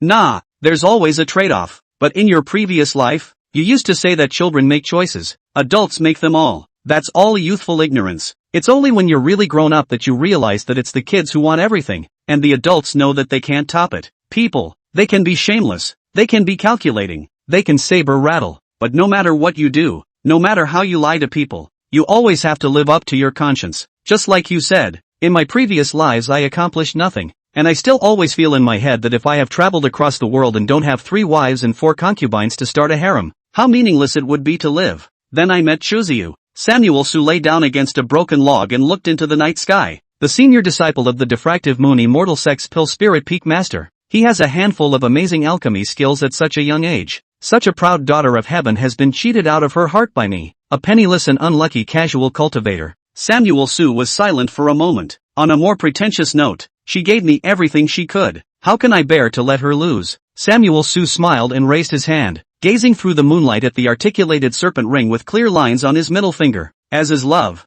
so is friendship. We've been together for 9 lifetimes in a row. So how could I possibly let you hold back the hatred in your heart and leave that bird behind for my own selfish reasons? If it does, I shouldn't have a little silver snake wrapped around my middle finger anymore. Should I? Chapter 86. The Saint's Son has not returned. The moonlight is clear and cold, and the surviving demons in the forest have long since quietly retreated, each nesting in their hidden lairs, not daring to make any noise. The pair of jeweled snake eyes on the finger ring flickered slightly with scarlet light. Little Snake didn't deny Su Huai's words. You really don't want to know how to get to the top? Think. Samuel So lowered his raised right hand. Denshin don't know what it means, but this thing sounds awesome. But just because you want to know, doesn't mean you have to know. That bird tried to use the law of ascension as bait to get me to let it go. But what happened after I let it go? It's still going to hold me on this. Why don't we just kill and get it over with? What with the method of ascending to the gods? I'll pretend I've never heard of that word. Be content with what you have. You're smart. Yoo-hoo. That's the first time you've ever complimented me. Don't lie down. Get up. What for? Go to the old sycamore tree, where the aura of heaven and earth is the most intense in this secret realm. What I promised you. This matter is now closed. Helping you to become an emperor. When Su Huai heard the little snake's words, he slightly froze, and immediately afterward, his entire body immediately branched out, and his heart began to flutter and beat violently. Just in the secret realm? This is the place to be. I know, right into the sycamore tree. With a slap of his hands on the ground, Su Samuel's entire body instantly transformed into a stream of light and rushed towards the hole of the sycamore ancient tree. Li Ao, the crown prince of the Zun Tian divine dynasty, was lying quietly at the entrance of the tree hole. He first went to be affected by the wave of the green bird's illusory power and fell into a boundless illusion, and it was only after the green bird's death that he was able to detach himself from that mesmerizing feeling. But the whole person remained muddled and disoriented. Samuel Su stopped in front of him and raised his hand in front of his face. Old Silver, is he all right? It's just a false world experience. If your mind is strong,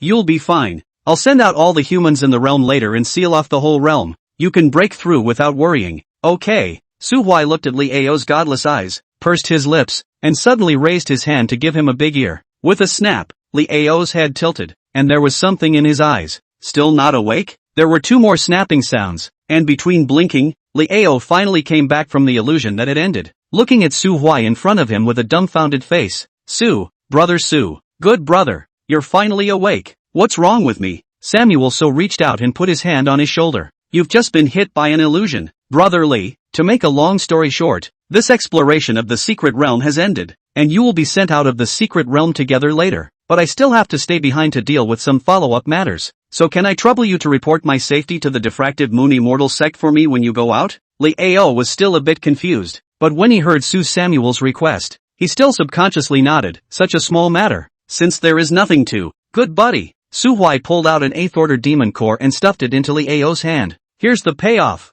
No, I can't take brother Su's. Take it if you're told to. Don't ink it. When we go out, perhaps there are some other things that need brother Li's help. Samuel Su patted him on the shoulder. Brother Li, take care. Brother Su is also. Li Ao watched in a daze as Su Samuel walked inside the sycamore ancient tree, and immediately after that, a layer of silver-colored protection was reconstructed on the periphery of the ancient tree. At the same time, a layer of silver light swept across the entire secret realm with the ancient tree at the center. Li Ao outside the tree, Li Sadeo who was meditating inside the cave to heal his wounds, and even the 2 generals of the divine dynasty who used the divine traveling talisman to run away to the periphery and survived, were all wrapped in this layer of silver light and disappeared without a trace in the blink of an eye. Calm was slowly restored within the secret territory. Only the old sycamore tree, which used to be the dwelling place of the gods, quietly absorbed the aura of the entire secret realm and seemed to be regenerating the new gods. Immortal domain. The greater part of the month slipped by. 3 full weeks had passed since the day when the exploration of the secret realm at the bottom of Sunken Moon Lake had ended.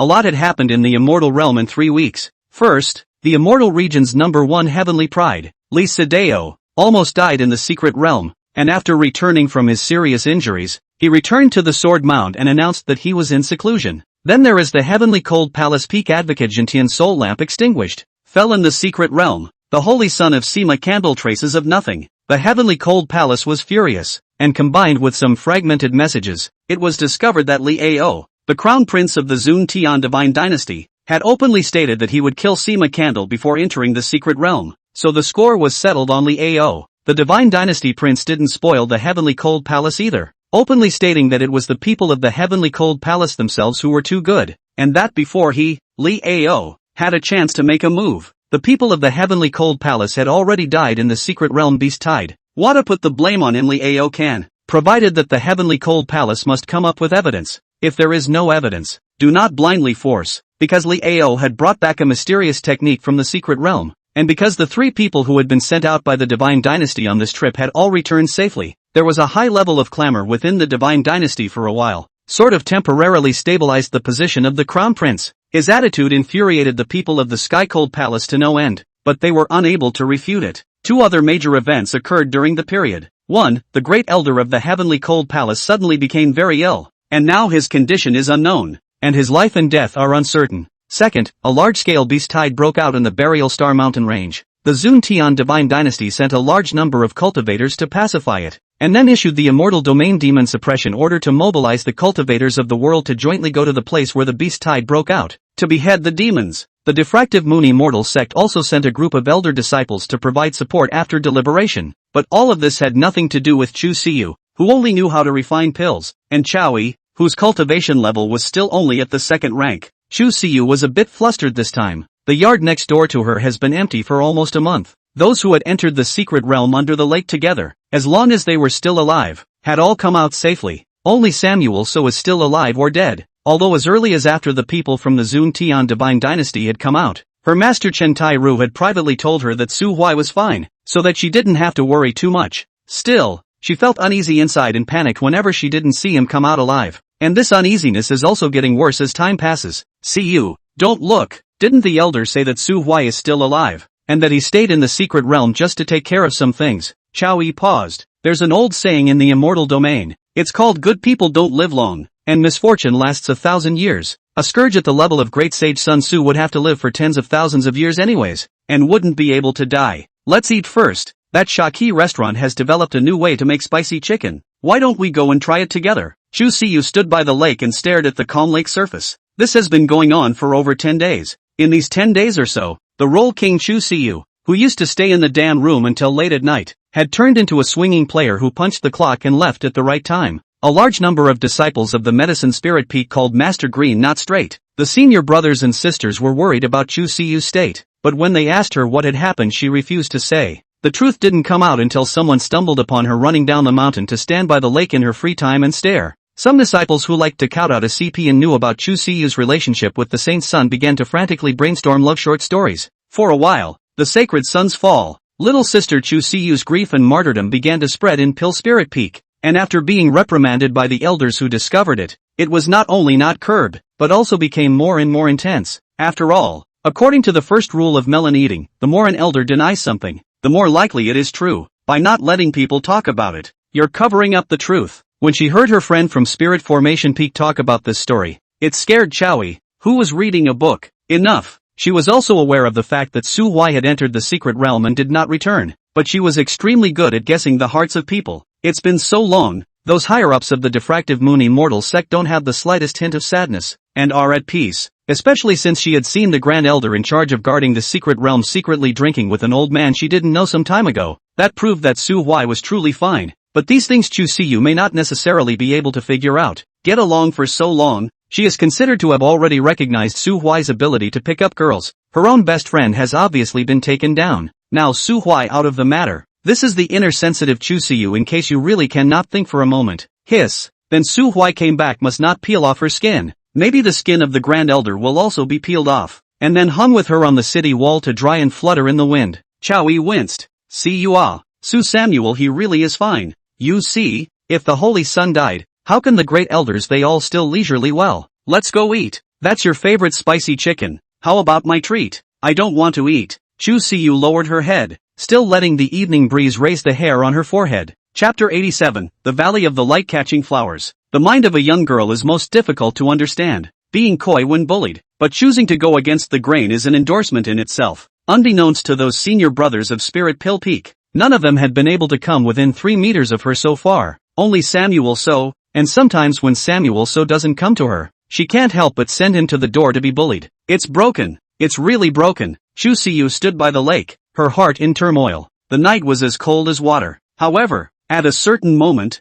Huang Yuan, the diffractive moon Grand Elder who was meditating outside the mountain gate, suddenly opened his tightly closed eyes. He rose abruptly and stared out over the calm lake. However, in a moment, the bottom of the lake suddenly flashed a bright silver aura, and a large piece of fish maw surfaced. A figure silently appeared over the sinking moon lake, his gaze passing through the 10,000 lights and facing Huang Yuan, who was standing still at the mountain gate. Huang Yuan's body trembled as his pupils suddenly tightened. Dewey, the matter of the secret realm is over, so please return, Grand Elder. Tomorrow at the 11th hour, a meeting of the elders will be held. A subtle voice came straight into his mind, and Huang Yuan nodded without moving. His inner excitement was incomparable, and his old body trembled slightly as he stepped into the mountain gate one step at a time, facing the starlight in the sky. 2 great emperors in one door. In this era, Li Sideo was still just a future to be reckoned with, and the Sword Mound was still running towards a bright future. However, they, the Diffractive Moon Immortal Sect, had already stood at the end of the line and reached this heaven-defying achievement. It was only waiting to be made known to the world, so that he, the Immortal Sect's Grand Elder, could announce it to the entire Immortal region. My Diffuse Moon Immortal Sect is the #1 sect in the Immortal Domain. Which one of you is in favor of it? And which one of you is against it? The vision in the lake naturally caught the attention of the Chu Siyu duo as well. However, their cultivation level was too low, so they only focused on looking into the lake and did not notice the silhouettes that suddenly appeared in the sky above sunken moon lake, until 2 hands reached out from behind Chu Siyu and silently encircled her waist. TSK, chick, not bad looking. It's so late in the day and you're still wandering around outside. Why don't you find a remote alley and accompany this lord to have some fun? Chu Siyu's body trembled. And just as she wanted to unleash a fatal chicken beating on the person behind her, a familiar scent surged into the tip of her nose, calming her down instantly. Su Hui could feel the person in his arms tremble for a moment, and then the whole person froze there, not moving. He thought that he had gone a little too far and scared Chu Siyu, so he subconsciously wanted to let go of her first. But who knows? Just after retracting his evil salty pig hand, Chu Siyu, a scared chick, turned around violently and took the initiative to hug him. Poof, poof. Samuel Su, an old man with a soul age of over 700 years, stayed at the edge of the lake, motionless, with the sound of a fast and powerful heartbeat coming from his chest. This was the first time in this life that Chu Siyu had taken the initiative to respond to his feelings. He rehugged Chu Siyu tightly. The moonlight sprinkled down and the two embraced each other, forming a cozy and serene beautiful picture. The corner of Chao Yi's mouth, who was standing on the side and had just wanted to greet Su Hui, suddenly felt as if she was shining brightly at the moment, more piercing than the white moon in the sky. Don't they have a basic law for killing dogs nowadays? Chao Yi stood cheekily in place and didn't move a muscle, stating that as long as she wasn't embarrassed, the ones who would be embarrassed would be the others. It was only the gaze that looked at Chu Siyu that was more or less envious, not that she liked Samuel so much. After all, this is a real world, not some Mary Sue harem talk book where everyone somehow suddenly falls in love with someone and loves them to death. And to be honest, although Su Samuel thinks he is very handsome, his face value really hasn't he reached the point where he can make Chao Yi fall in love at first sight. Getting along all the way, Chao Yi did consider getting together with Su Hui, but that was more just out of a kind of investment mentality of the heir of a merchant family. To meet a man who speaks on the ground, whose strength and potential are unimaginably high, and who is also the same age, is like discovering a surefire deal in the middle of a business trip, and any businessman would want to try to get on the bus or not. But unfortunately, she later found out that this good deal had long been monopolized by a certain person with good fortune, and those thoughts in her heart naturally dispersed. Her feelings towards Su Hui, only similar to the school days together cheeky back and forth table, stuck in the comradeship of he cares about killing, she cares about burying, not to mention love, not even like yet. Where in the world is love without a reason? Including Situ Jirua, who is still being held in the diffractive moon immortal sect for no reason. That woman was now full of regret. But could one say that she had love for Su Hui? Love? My ass. It's just resentment. As for envy, what a human being. You should know that even his father, Chao Yang, that man who was afraid of his wife, had times when he cheated on his mother behind her back. 3 wives and 4 concubines were actually quite normal in the immortal domain, especially for the strongest. But the foolish Chu Siyu, on the contrary, was able to monopolize a man like Su Hui. How is it possible to not be envious of this TMG? After hugging for a while, Chu Siyu's courage was finally all used up, but she still didn't dare to let go, because she suddenly remembered that Chao Yi was right next to her, and she might have to welcome Chao Yi's teasing when she looked up later. Solely not moving at all, just pretending to be dead. Su Hui also noticed this point, with a look signaling Chao Yi, is a good brother, quickly climb away. Do not delay me to pick up girls. Chao Yi grinned and pointed her left hand to her stomach, then raised her right hand and compared it to a 3. If you want me to leave, you can. It's on the house. 3 meals. The corner of Su Hui's mouth twitched, and casually touched a piece of magic core from his storage ring and threw it over. Chao Yi panicked and reached out to receive it, and when she received the physical object and brought it to her eyes, she instantly stared straight into her eyes. Scratch that. 8th order magic core. Boss atmosphere. Chao Yi gave a thumbs up to Su Hui, who glanced at her with a face full of disgust and made a mouthful. Koyon. Just roll with it and wish the boss an early birthday. That's an 8th order magic core. It's more than her father earned in his whole life. It can't be spent. I can't spend it all. Chao Yi ran away with the magic core in her pocket. Su Hui saw that there was no one around, and only then gently patted on Chu Siyu's back. Richie, Chao Yi has left. Well, you close your eyes and I'll take you somewhere. Well, Su Hui released Chu Siyu, then held her hand, and a wisp of immortal power quietly wrapped the two of them. The breeze brushed by, and the two of them disappeared without a trace. It didn't take long before Su Hui first confirmed that his plan hadn't gone awry, and then he squeezed Chu Siyu's hand. You can open your eyes. Eyelashes fluttered slightly, and a large fluorescent light reflected in her eyes. It was a silent valley, and the duo stood on the second-floor terrace of an exquisite wooden house, surrounded by an endless sea of pale blue flowers. The light-dependent flower, which goes by the sun in the daytime, gives off a faint fluorescent light at night. Chu Siyu loved light-by-light flowers, but she had never seen such a vast sea of flowers. The stars are all over the place. The sea of flowers was reflected under her eyes, and her whole body seemed like an elf in the free world. Carefree, Like it? Su Huai stood beside her, and his heart was full of fulfillment as well. Although the second half of the flower sea relied on the hard-working elder Su to carefully cultivate it, the seeds were bought by him from the imperial capital of the Great Yen dynasty, and it was also he who personally sprinkled them into the soil to nurture the buds. This plan has been in the works since a long time and has finally blossomed today. It will be extinction for Chuziyu. Happy birthday, Richie Rich. Chu Siyu looked back at him in a daze. The sea of flowers in his eyes quickly faded away, and in its place was Su Huai, who had a gentle smile on his face under the moonlight. She once again took the initiative to jump into Su Huai's arms, burying her head and unwilling to look up. Samuel Su blinked, and evil came to him. Quickly cupping her face, she lowers her head and delivers a flat shot. Chapter 88, The Chalet. The blue sea of flowers ripples in the breeze. Chu Siyu was embraced by Su Huai's forceful embrace, and could only stand slightly on her tiptoes, staring wide-eyed, and it didn't take long before she felt a few moments of warmth coming from her lips. With a distance of just a few centimeters, she could clearly see Su Huai's eyebrows and even the tiny fluffy hairs on his face. A strange feeling that could not be expressed in words surged out from her heart and ran to her limbs. It made her feel a bit parched and she couldn't help but twist her body. Noticing the difference in the person in his arms, Su Huai also quietly opened his eyes, and then he met with a pair of big watery eyes.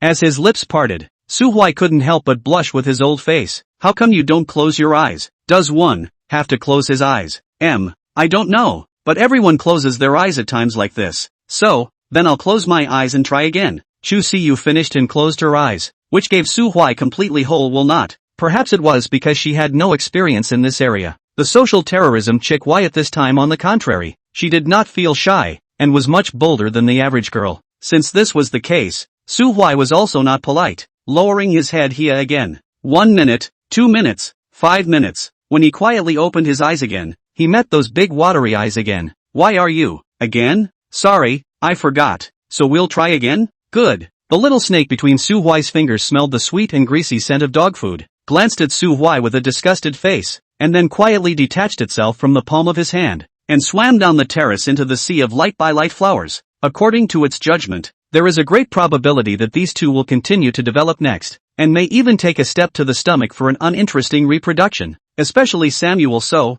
the pushover. Just now this dog has been plucking it with his left hand. The little snake is aware of the situation. Rather than being plucked down and thrown out by Samuel, it would be better to moisten himself first. What is there to be hoity-toity about? Without the little snake as a light bulb, Su Huai moved much more boldly. This time it lasted longer than even before. It lasted for more than a quarter of an hour. Su Huai did not open his eyes again for fear of meeting those big innocent and ignorant eyes again. Don't ask. To ask is to feel guilty. In the end he was pushed away by Chuziyu. The little girl's cheeks were red as if they were dripping blood, and she clutched her collar in a death grip. Just now, her neckline had been affected by force majeure, and her good dress had been ripped off its threads. Ahem. It's not my fault. It's my hand. It always has a mind of its own. Chu Siyu lowered her head and refused to speak. Su Huai smacked his lips, knowing that the time hadn't come yet. He could only coax her in a gentle voice and promised to keep his hands to himself. He pulled Chu Siyu and told her that this terrace was built for her, and that the center of the terrace was used to put the alchemy furnace, and said that he would carve spirit formations around it to protect it from the wind and rain. Inside the cabin was the sleeping quarters, which were temporarily set up as a two-bedroom, so that if Chuziyu would be scared at night, he could remove the center partition and merge it into one large room.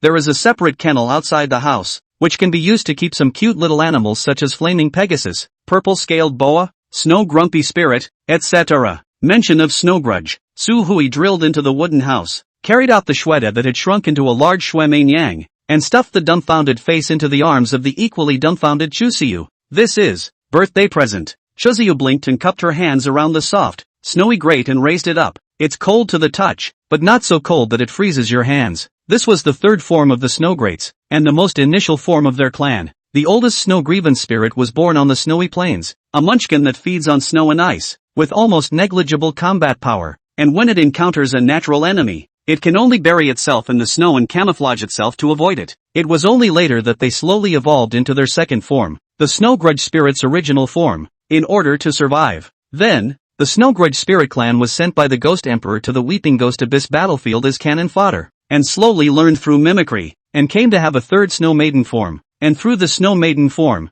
she seduces humans in an attempt to blend into the lower ranks of the human race as a spy. It was only ineffective and easily recognized. The Snowgrudge spirit can really be called the shame of the ghost race. With such an ancient history of the community, The highest ranking snow grudge spirit is only 8 ranking. The entire community, not even a 9 ranking honored one. Snowbig is even more shame in the shame. The community evolved for hundreds of thousands of years to have the power of war. It finally turned into the initial form again. Rely on cute for a living. But Shweta was not ashamed but honored. And when she was picked up by Chu Siyu, she even stuck out her pink tongue to lick her hand. Chu Siyu was amused by it and giggled, and couldn't care less about grabbing her neckline again, which instantly made Su Samuel's eyes small and full. He coughed lightly. Like it? Well, thank you, Samuel. So, stay here at night from now on, and you can bring that purple-scaled boa of yours over as well. Chu Siyu slightly froze. What purple-scaled boa? That snake you took in at the secret place. Blackie? But isn't Blackie still in the secret realm? Samuel Su suddenly stopped talking. When he first brought out the purple-scaled boa,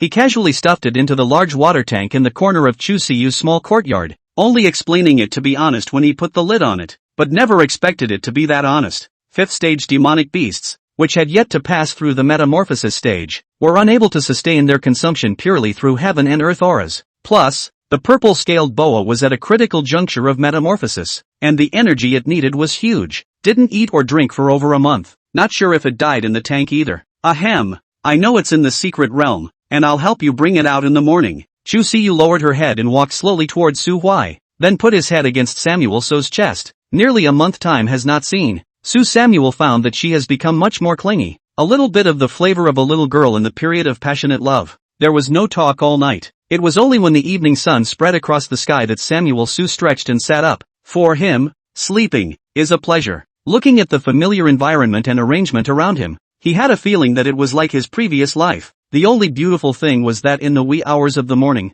when he stated that he had a big bed and invited Chuziya to experience it with him, he was rejected mercilessly. Chu Siyu, no matter how stupid, also know that simply sleep. Promise not to do anything else. This kind of bull cannot be believed. She had read a lot of romance books on Xiao Yi's recommendation, and knew that promise not to do anything else would soon turn into rub it in and then into wail. Despite acquiescing to her direct relationship with Samuel So, a direct step to the stomach was still too difficult for a sociopathic chick with a mental illness like her. Sitting on the bed and fuming for a while, Su Samuel glanced at the small snake that had returned to the middle finger of his right hand at an unknown time before he pulled out a jar of spirit spring from his storage ring. It was only after it was brought to his mouth that he suddenly reacted to the fact that he had already entered the Emperor realm. His flesh was dustless and unblemished, and all those little habits he used to keep up with the rituals of his life could not be used anymore. Stretching and pushing open the door to his room. The next room was already empty, the bedding neatly folded. Have you already gone to the Sex Dan room to learn alchemy? He tucked his hands into his sleeves, and with a thought, he appeared in front of the diffractive moon immortal Sex Mountain Gate, reaching out and poking at the already repaired knocking heart gate. It was unobstructed, and it wasn't clear whether it had been beaten with fear or was simply ineffective for Emperor Realm cultivators. Bah!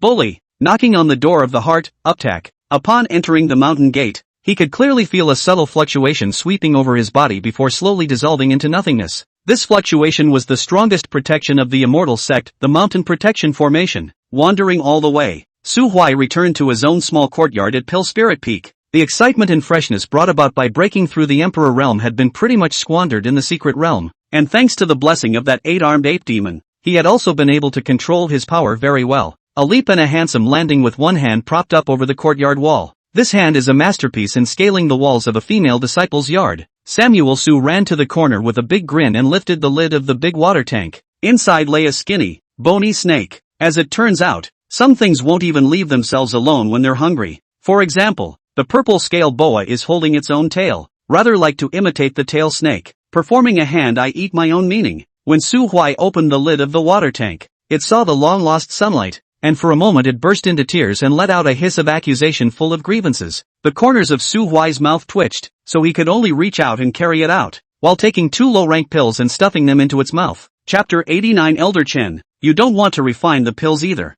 100 days. The setting sun in the sky was down to its last glimmer. The diffractive moon immortal sect's small dark room lit up another row of white candles, reflecting those old faces on both sides of the long table in an oozing light. Huang Yuan stood at the door of the small dark room along with Su Huai, looking at him with an unspeakable expression. Have the female disciples of my immortal sect and that humanoid snow grudge spirit already failed to satisfy you? Or is it that even your tastes have changed after the breakthrough, and now you won't even let go of a snake, and such a slim one at that? The small snake ring between Su Huai's fingers instantly looked over at Huang Yuan. his scarlet pupils flickering. Samuel Su's eyes widened as well. Old man Huang, this emperor advises you to be careful with your words. Huang Yuan coughed lightly and hurriedly reached out to push open the door of the small dark room, taking the lead and drilling in. The elders in the room stood up from their seats in unison when they saw Samuel Su enter and bowed their heads to him as a sign of respect. There have been numerous changes to the seating in the house. The seat of the Holy Sun where Su Huai sat last time had already been removed, and the seat at the top that was always empty was now occupied by a kindly-looking old man.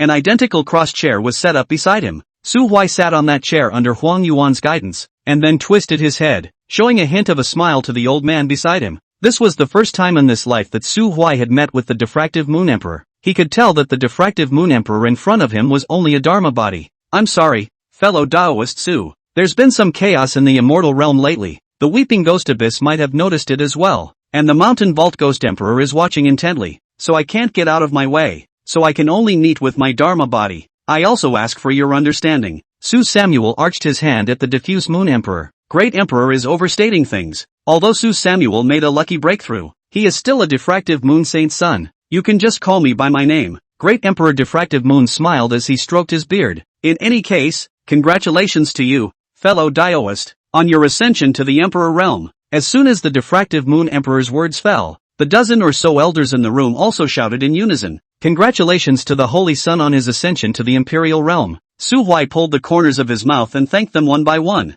Only now that his cultivation had changed, Su Huai's own status and power of speech had also risen to an absolute height. Those elders who were not acquainted with each other in the past were somewhat flattered, and only Chentiru of Pill Spirit Peak had a tangle written all over his face. Chentiru was an old man of the diffractive Moon Immortal sect, the kind that truly cared for the sect. With the Saint's son's breakthrough and 2 emperors in one clan, it was impossible to say that he wasn't proud of Su Huai. But this Holy Sun character is really, he was aware of his own young disciple's perversity these days. Shut-in disciple, how could he not be concerned? Yesterday Chu Siyu went down the mountain late at night and did not return to the mountain gate. He was then a thump in his heart and hurriedly had to go down the mountain to find. However, he did not expect that just after he left the Pill Spirit Peak, Huang Yuan stopped him and told him about Su Huai's situation, as well as the fact that Chu Siyu was with Su Huai. Chentira was both happy and angry in his heart. Chu Siyu, that girl is only 16 or 17. Jasper years ah. This morning when that girl came to the den to hear herself lecture, even her mouth was swollen.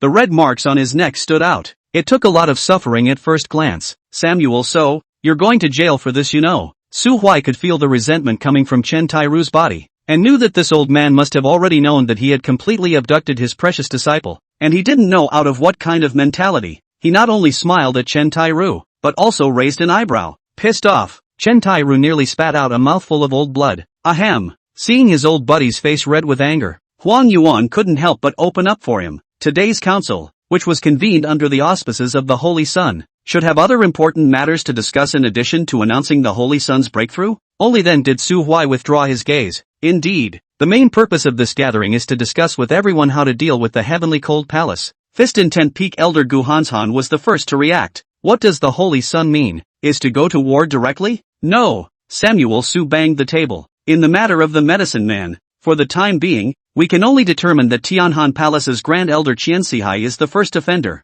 As for what role the Heavenly Cold Immortal Emperor played in it, is still unknown. If the Heavenly Cold Immortal Emperor wasn't involved, naturally all would be happy, and Qiansihai could not avoid it. But if he is involved, there will be a second solution to this matter, and we can be fishers of men for once. Huang Yuan frowned and asked, snipes and clams, fishermen gain, but the snipes are there. Where do the clams find them? Samuel Su sighed. Grand Elder, Qiansihai is not you. Not everyone is willing to be ordinary. Regardless of whether or not the Sky-Cold Immortal Emperor is the true mastermind behind this, the snipes and clams have long since come together. The elders here are not stupid, and with a brief reminder from Su Huai, they all figured out the key points. For a while, the sound of inhalation sounded one after another in the small dark room, and even the white candle burning on the table fluttered. Samuel Su knocked on the tabletop again, focusing everyone's attention on himself. Therefore, the first thing we need to do now is to first determine the position of the Heavenly Cold Immortal Emperor, and after that, decide if you want to be that fisherman. As it happens, I already have some not-so-sophisticated plans in mind regarding this matter. The diffractive Moon Emperor, who had been silent beside him,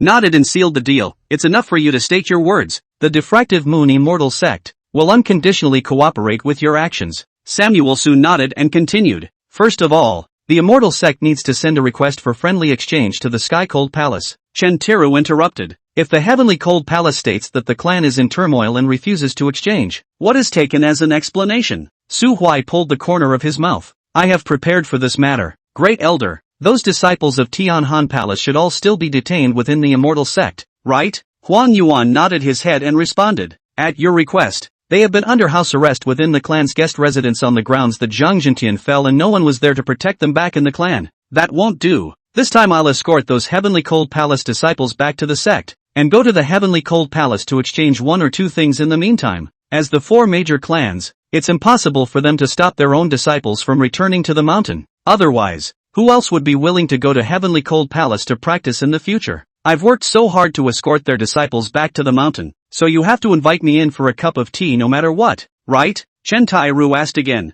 Then what if they refuse our escort and take the initiative to send someone to pick them up? It won't. The immortal region is so dangerous. Sending someone to pick it up? It's not unusual for that sent person to accidentally die halfway through the journey. It's like alchemy. Sometimes the furnace blows up when you're refining. Don't you think so, old man Chen? Chen Tira shrunk his head. He was extraordinarily active today, knowing full well that the plan proposed by Su Huai, a treacherous person, would definitely not have so many loopholes, but he still barred it. Now that Su Huai said this, the potential meaning was, old man Chen, you damn well bar me again. Be careful when refining pills in front of your disciples in the future. How dare this be another bar? In case he really blew up the furnace one day while demonstrating alchemy to his disciples, then this old face would be disgraced. Seeing that old man Chen was finally honest, Su Huai then tucked in his hand and glanced at him. If there are no comments, the announcement can be made later. 7 days later, this saint's son departs for the Heavenly Cold Palace. Yes. Chapter 90, Tongyun Mountain 2.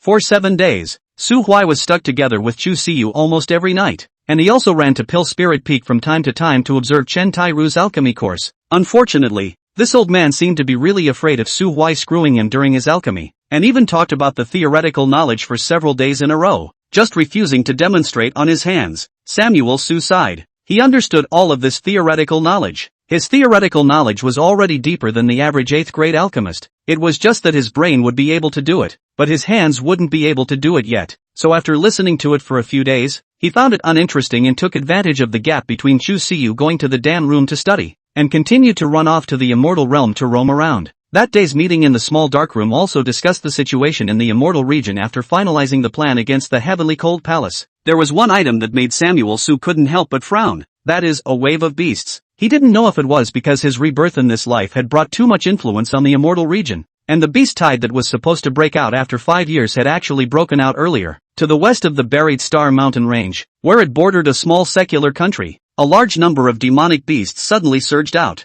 Most of the demonic beasts participating in the beast tide had red eyes and were violent. Even the 6th-ranked demonic beasts among them seemed to have lost their spirit, charging towards the human race's territory based on their instincts. Although the exalted Heavenly Divine Dynasty had already dispatched a large number of cultivators to maintain their defenses at the first opportunity, several small secular countries were still dealt devastating blows. Su Hui immediately proposed that he could secretly make a move to resolve this disaster initiated by the Burial Star Mountain Range, but it was stopped by the Diffractive Moon Emperor. Because of the buried Star Mountain Range, there are demon emperors. Before Su Hui stepped into the Emperor realm, there were a total of 5 emperors in the immortal domain, with the Diffractive Moon Immortal Sect, the Zun Tian Divine Dynasty, the Heavenly Cold Palace, and the Sword Graveyard, which were the 4 great transcendent powers, each occupying one of them. The last one was in the Burial Star Mountain Range. It was very difficult to surround and kill an Emperor realm, not to mention that the Buried Star Mountain Range was the territory of that Demon Emperor. That Demon Emperor was ancient and incomparable. His time of becoming an emperor was much older than the rest of the several great emperors, and he was a true desolate ancient fae.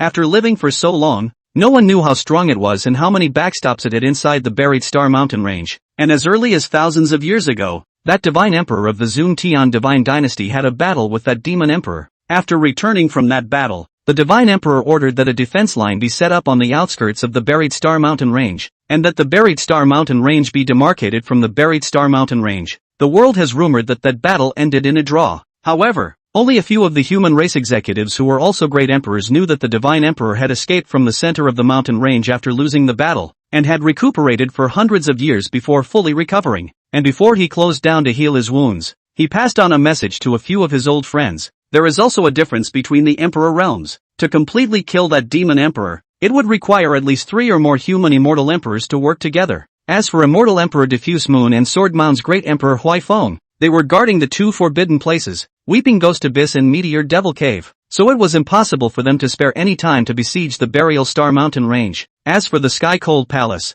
this power is hard to define. When major disasters occurred in the Immortal Realm, the higher-ups of the Heavenly Cold Palace chose to play dead, but at the same time, they would send a large number of disciples down the mountain to quell the disaster. Say they have no sense of responsibility, but also really involved in the peace. Say they are concerned about the people, but the help is really too limited. This was the reason why the remaining 3 top-tier forces didn't treat the Heavenly Cold Palace very well. Because of all these reasons, the human race can only maintain a more peaceful coexistence with the demon race. As long as the Ninth Order demonic beasts didn't set foot into the human race's territory and go on a killing spree, the human race's side couldn't send cultivators above the Zunshur realm to slaughter the demon race and interfere in the battlefield between the 2 races. As for the Ninth Order and below, to each his own. Suai felt a little bit of egg pain. He privately asked Little Snake if he knew about the situation of that demon emperor in the Burial Star Mountain range, and Little Snake only said one word, "Dragon." Samuel Su asked again, "Between me and it, which is stronger or weaker?" The rest of the place, indistinguishable. In the Buried Star Mountain range, you will surely lose. I know what you're trying to do, but I'd like to remind you not to interfere in the matter of the beast tide. You can't protect everyone when the real disaster comes. What do you mean? The demon race and the human race are potential allies. Good lord, all killed like this and still allies? Don't tease. Have you humans killed fewer demons? In fact, most loose cultivators rely on hunting demons for a living, and a surviving loose cultivator will have to kill nearly 50 demonic beasts of the same rank in an average year. But the demon race hides in the Buried Star Mountain range, and those who die at their hands are demon hunters and medicine pickers. You're a human, so it's normal to look at things from a human standpoint, but from my neutral point of view, it's the demon race that's the victim, right? The beast tide is indeed cruel, but this is that demon emperor practicing, and you, the human race, are practicing in disguise. Otherwise, not just a few small countries would have fallen. Don't underestimate the Funeral Star Mountain range. They are actually very strong. If you exclude the Emperor realm, the combined combat power they possess will not be much worse than your human race. And the Funeral Star Mountain range does not have natural barriers like the Meteor Devil Cave or the Weeping Ghost Abyss. If the demon race fights with all its might, the human race's territory will shrink by at least 1/3. Even according to my judgment, when that Xuantian God Emperor was able to escape from the Burial Star Mountain range, it was also probable that the Dragon Emperor was merciful.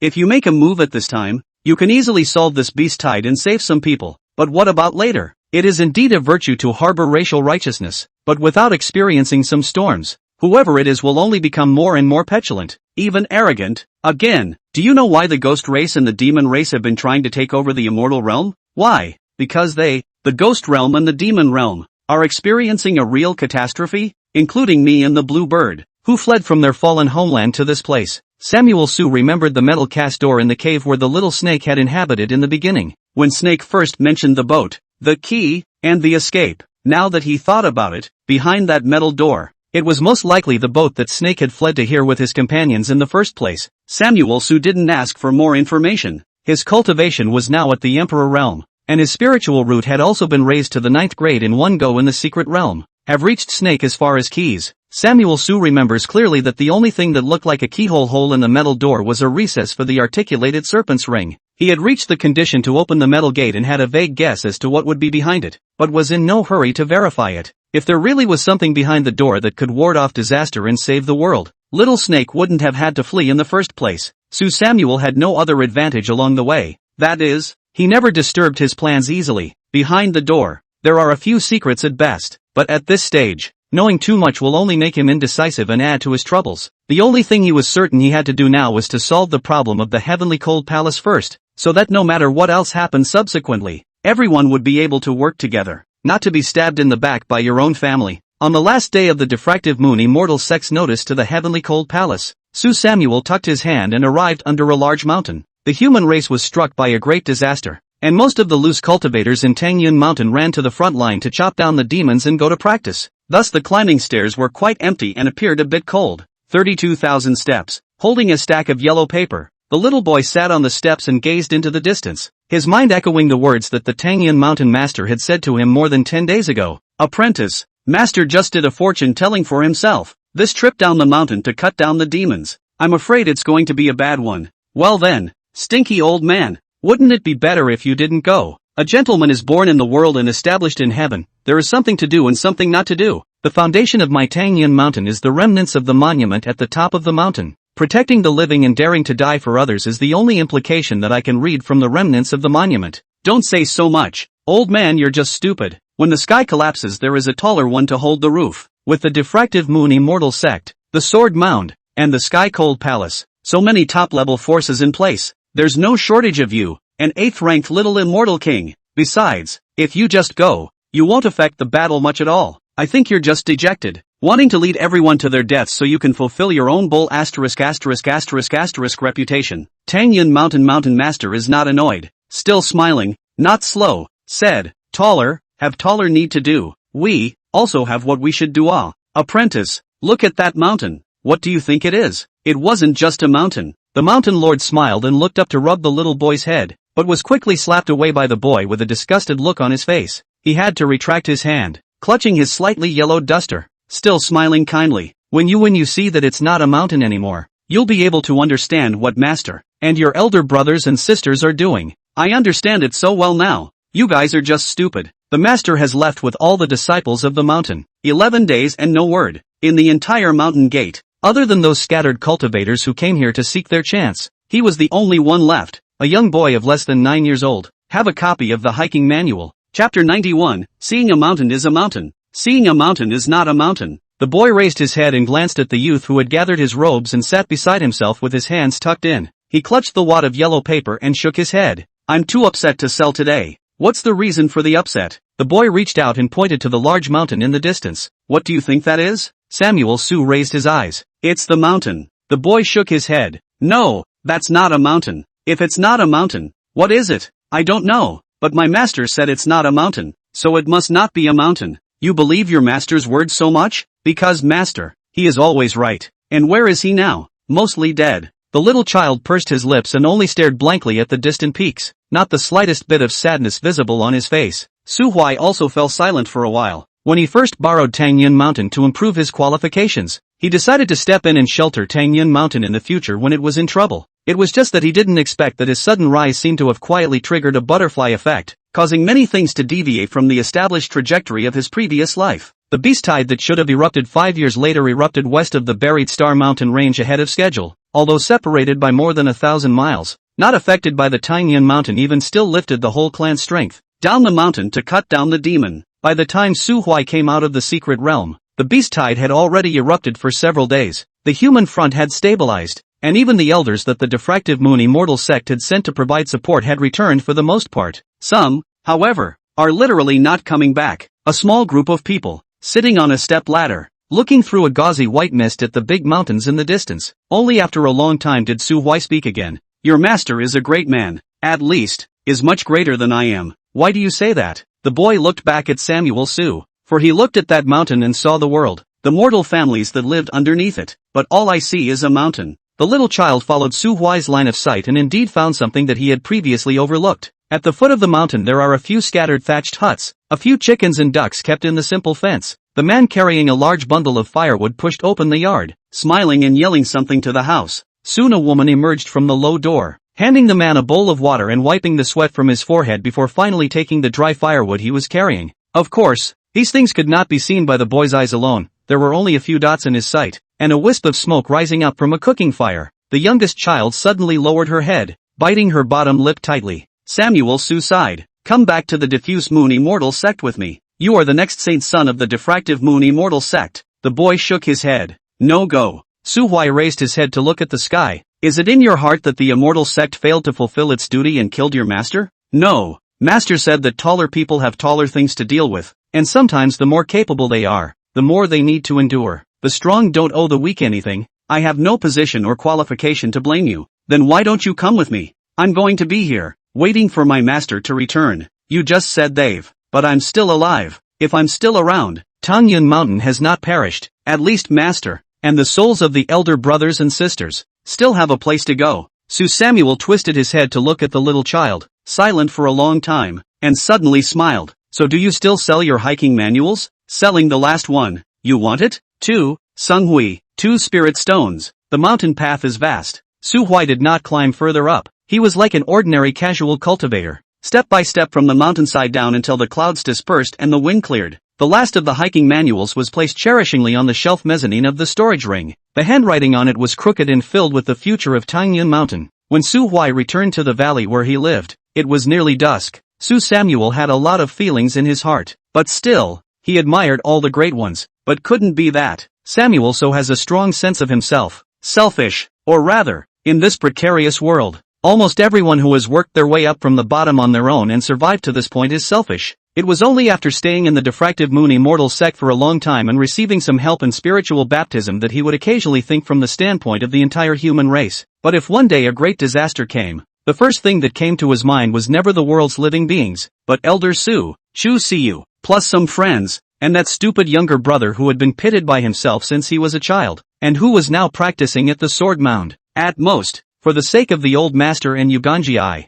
I will piggyback on Su Zhengheng's sinful father. By the way, holy son, the traveling party is ready. Elder Su led Situ Jirua and several others to stand in front of the door of the wooden house, reporting to Su Huai on the second-floor terrace. Su Huai walked to the edge of the terrace and nodded gently at Elder Su. A flaming Pegasus, as well as 5 divine rune eagles stood neatly beside Elder Su. Zhang Zhentian's eldest apprentice and second apprentice were lost in thought on the side. These two hadn't completely come out from the grief and panic of their dead master. On the contrary, Yan Zhu should eat and drink, and this more than a month's time has also gained a circle of weight, which is really filial. Situ Jirua didn't have much affection for Zhang Zhentian either, and the reason why she lost her mind was still because of Samuel Su. Regret. In a word, a lot of regret. With the status and position, as well as the strength, Su Huai's face was more and more durable in her eyes. Over the past month, she would often dream in the night back to the beginning. In the dream she didn't go to the Su family to withdraw from the marriage, but as Su Huai said when he mocked her at first, she was there to hasten the marriage. Later also did not go to the Sky-Cold Palace, but followed Su Samuel to the Diffractive Moon Immortal sect, all the way to each other. This time, I heard that Su Samuel will take the initiative to escort them back to the Heavenly Cold Palace, but also thought of easing the relationship between the two. Even if they can not do a couple, do a friend is also good.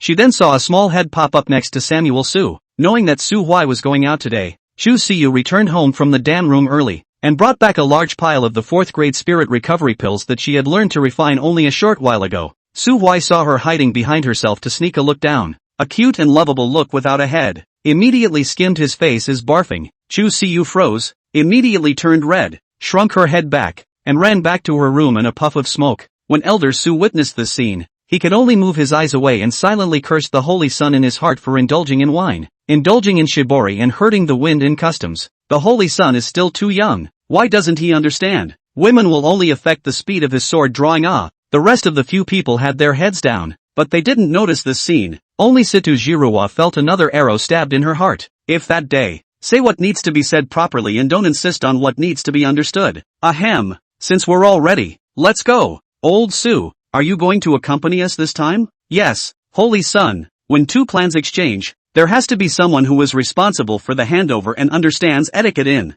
How dare you, Elder Su? Are you insinuating that this Saint Son doesn't understand etiquette? Ahem. Don't dare. What I mean is that the Holy Sun shouldn't focus on these trivial matters. And Chen Teru, Peak Master Chen asked me to help his disciple to watch some of you, in case you are mesmerized by a demoness and go over the wall of someone else's clan's female disciple in the middle of the night. Chapter 92 Qiansihai. After such a long time, the name, Su Huai, had completely spread in the top circles of the immortal domain, to be seriously injured by a slap from Zhang Zhentian out of the road, and then they entered the secret realm together. Zhang Zhentian died, but Su Hui got a great chance. The Diffractive Moon Immortal sect, which had always kept a low profile, suddenly announced that its own Saint Son had had an epiphany in the secret realm and had been in seclusion for more than 20 days, breaking through the bottleneck in one fell swoop and stepping into the Ninth Order exalted realm. This naked bragging, some people believed it and some people didn't, but no matter what, it was like a deep water bomb that set off a huge ripple in the immortal domain that had been silent for a long time.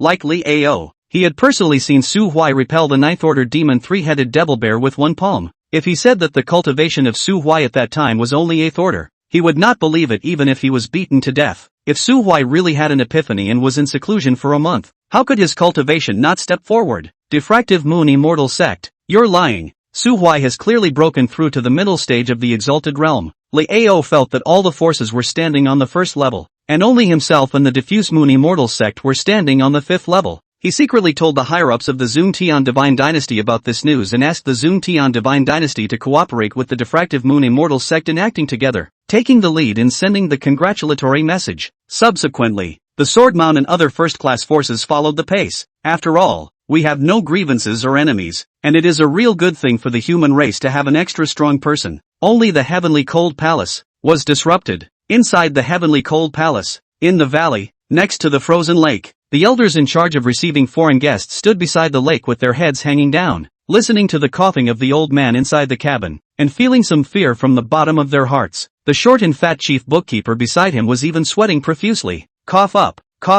Elder Han. Is the matter of the diffractive moon Saint Sun? All investigated clearly. Elder Han responded respectfully. Back to the Grand Elder. Most of the messages have been found out. Su Huai is the personal grandson of that Barge Tiger Emperor Su Chang'e who suddenly appeared more than 10 years ago. Su Chang'e? Yes. It is said that this son was mediocre until he was 17 years old. A wastrel who was completely unable to cultivate. More than 2 months ago, sword cleansing peak advocate Jintian had secretly traveled to the Dian dynasty on a mission, and stumbled upon a woman born to a small family with good talent, so he moved to take on a disciple. The old man in the room coughed again. Elder Han had to stop his mouth, waiting for the old man to finish coughing before continuing. That woman is the newly accepted pro-transmitter of sword-washing peak, Situ Jiruo. The Situ family and the Black Iron Su family have a baby marriage between none other than Situ Jiruo and Su Huai. After Zhang Jintian clarified the key points, Situ Jiruo decided to go to the Black Iron City to withdraw from the marriage. Withdrawal. The Grand Elder in the room raised his voice in a rare manner. Who gave Zhang Jintian the face? Doesn't he know that the Black Iron Su family is Su Chang'e's family? Su Chang'e's grandson, even if he's an invalid, is more than enough to match as Zhang Jintian's disciple. A thing that is not good enough to accomplish anything, but is good enough to fail. Elder Han swallowed his saliva and explained. Su Chang'e had some friction with Zhang Jintian when he hadn't grown up, and it is said that on the day of Su Chang'e's accident, Zhang Jintian was drunk. The old man in the cabin let out a sigh. And then what? Then Situ Jiruo withdrew from the Su family's marriage contract in public, accompanied by her senior brother Yin Shu. Who knows that the next day, that Su Huai walked out of the Black Iron City alone, and still had a not-so-weak strength on him. First, he befriended Chaoyi, the daughter of a merchant in Lock City, and traveled with her to Tang Yun Mountain, where he climbed more than 60,000 steps of the climbing ladder by virtue of his second-grade spiritual route. And after passing the Great Yen Dynasty's Immortal Sect's preliminary examination, he entered the diffractive moon Immortal Sect to cultivate. As for why this son,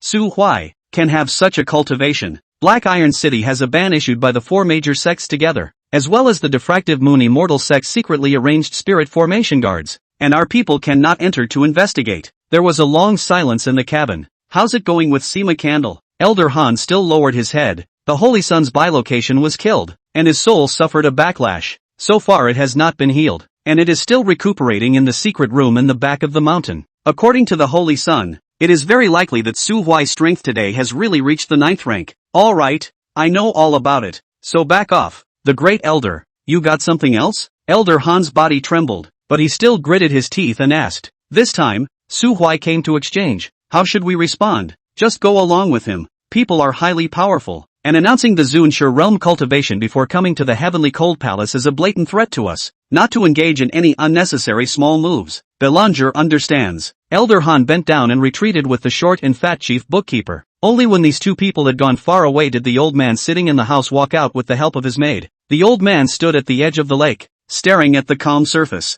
Xian Sihai, the old man's real name. He was the younger brother of the Heavenly Cold Emperor, a mother and a son, a brother in the true sense of the word. The two brothers were born in a broken-down secular dynasty, and on the day of their birth, they were born with a vision of purple energy coming from the east. Both have outstanding cultivation talent. It was a pity that perhaps the chi in them was too strong, and their mother, who was just an ordinary person, died from hemorrhaging on the day she gave birth to them. Even the extreme healing pills prepared by her father failed to save her life. When the brothers were 6 years old, their dynasty suffered an unmitigated disaster and was cleanly destroyed by a sudden wave of beasts. As the father of the imperial lord, he also died in the mouth of a demonic beast. After that, Xian Sihai followed his brother and started wandering. The immortal realm in his time was in chaos. Through his alertness and cleverness, the two brothers barely survived that most difficult time. When they were 22 years old, The two brothers met a woman surnamed Mu while they were hunting demons. That woman treats people as gentle as water. After learning of the two people's life, has been to the identity of the sister of the self, the three people traveling together, that period of time to also be considered peaceful. But after a few years together, like most dog and pony shows, both brothers develop a crush on him.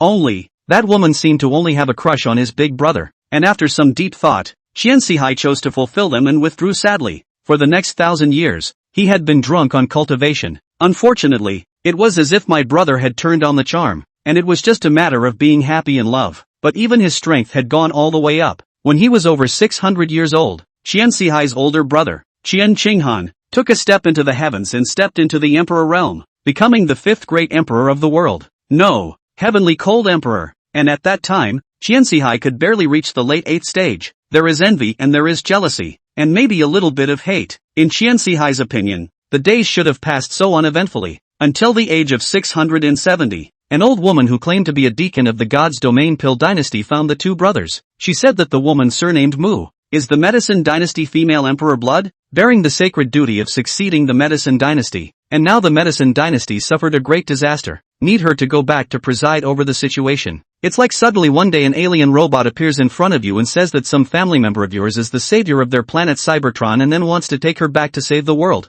Believe it or not, but as long as there are still feelings with your own family, there is no way you would agree to such a thing. Your planet is going to be destroyed. What do I care? What the divine realm was and how it was related to the immortal realm. Qianxihai didn't know anything about it. He only knew that the old crone's cultivation was only in the middle of the 9th order, and his own brother only needed one finger to hold her down on the ground. The old crone talked to Qian Qinghan alone for a long time. He didn't know exactly what they talked about. He only knew that in the end, his brother pushed his wife to the old crone's side with a stony face. He made a move to stop it, and was suppressed by his brother himself. Cough up, cough up. The old man by the lake reached for the square handkerchief handed to him by his maid and wiped the bloodstains from the corners of his mouth. Nearly 8,000 years had passed since that Mu woman was taken away. Qianxihai had long ago been unable to remember her voice and smile. The only thing I remember is a silhouette that was always warm to the core, and my own deep sense of powerlessness at the time, and the indifference on his brother's face. All of this is like an obsession that cannot be erased, completely sealing his path to the Emperor realm. Chapter 93, The Holy Sun Lord likes. Over the wall.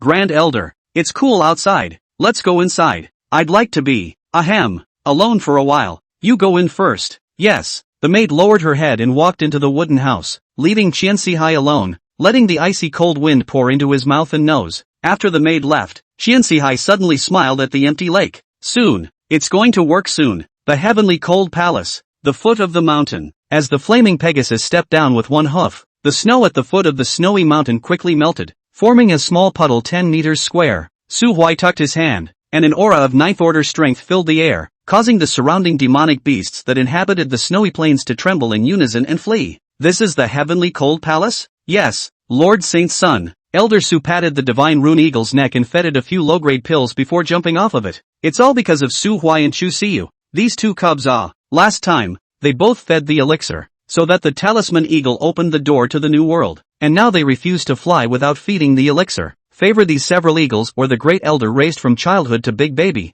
Cannot hit, cannot be scolded. It is good that there are many low-ranking alchemists in Pill Spirit Peak, and there are many poor-quality pills produced by practicing on weekdays. Seeing that Su Samuel was about to charge up to the heavenly cold palace mountain gate on his flaming Pegasus, Elder Su hurriedly stopped him. Holy son, be at ease. Wait first, what's wrong? Samuel Su asked, twisting his head. Saint's son is unaware that there is a 9th-ranked demon perched on the mountainside of the heavenly cold palace, which is said to be a mountain protection beast left behind by the Taoist couple of the heavenly cold emperor thousands of years ago. If there is no one from the heavenly cold palace to meet them, anyone who trespasses inside will be attacked. Holy, they still have the mountain protector god beast. Why doesn't our diffractive moon immortal sect have any?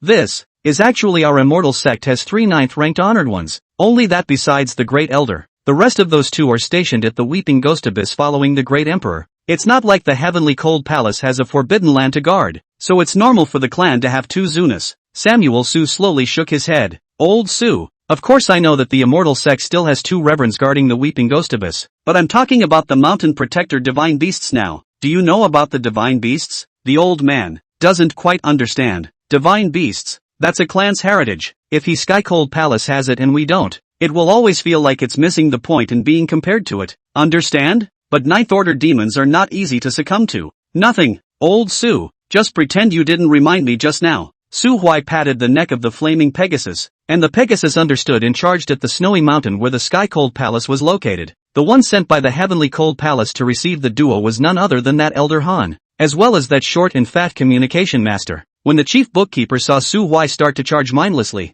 his face changed and he immediately went to stop him. But just as he took a step, he was pulled back by Elder Han. Elder Han, what are you pulling me for? The Frost Snow King Bear doesn't know that's a guest from the Diffractive Moon Immortal sect. What's your hurry? Elder Han narrowed his eyes. The other party also has the cultivation of the Zunsha realm, so they can't die. At best, lose the mount underneath him. That Diffractive Moon Saint's son is so arrogant. Let him suffer a bit, preferably a bit of injury or something, so that he can be honest in the next exchange. The chief bookkeeper thought about it. It seemed to be this rationale. Anyway, it was the Diffractive Moon Saint's son himself who recklessly rushed about. Even if he really suffered any injuries, he couldn't rely on the Heavenly Cold Palace's head, so the two just stood still and waited for the show. As expected, just as the flaming Pegasus was about to step onto the mountainside, the entire mountain suddenly began to vibrate violently. Large tracts of snow slide down the mountain in avalanches, and a huge cave suddenly appeared at the mountainside location. Roar!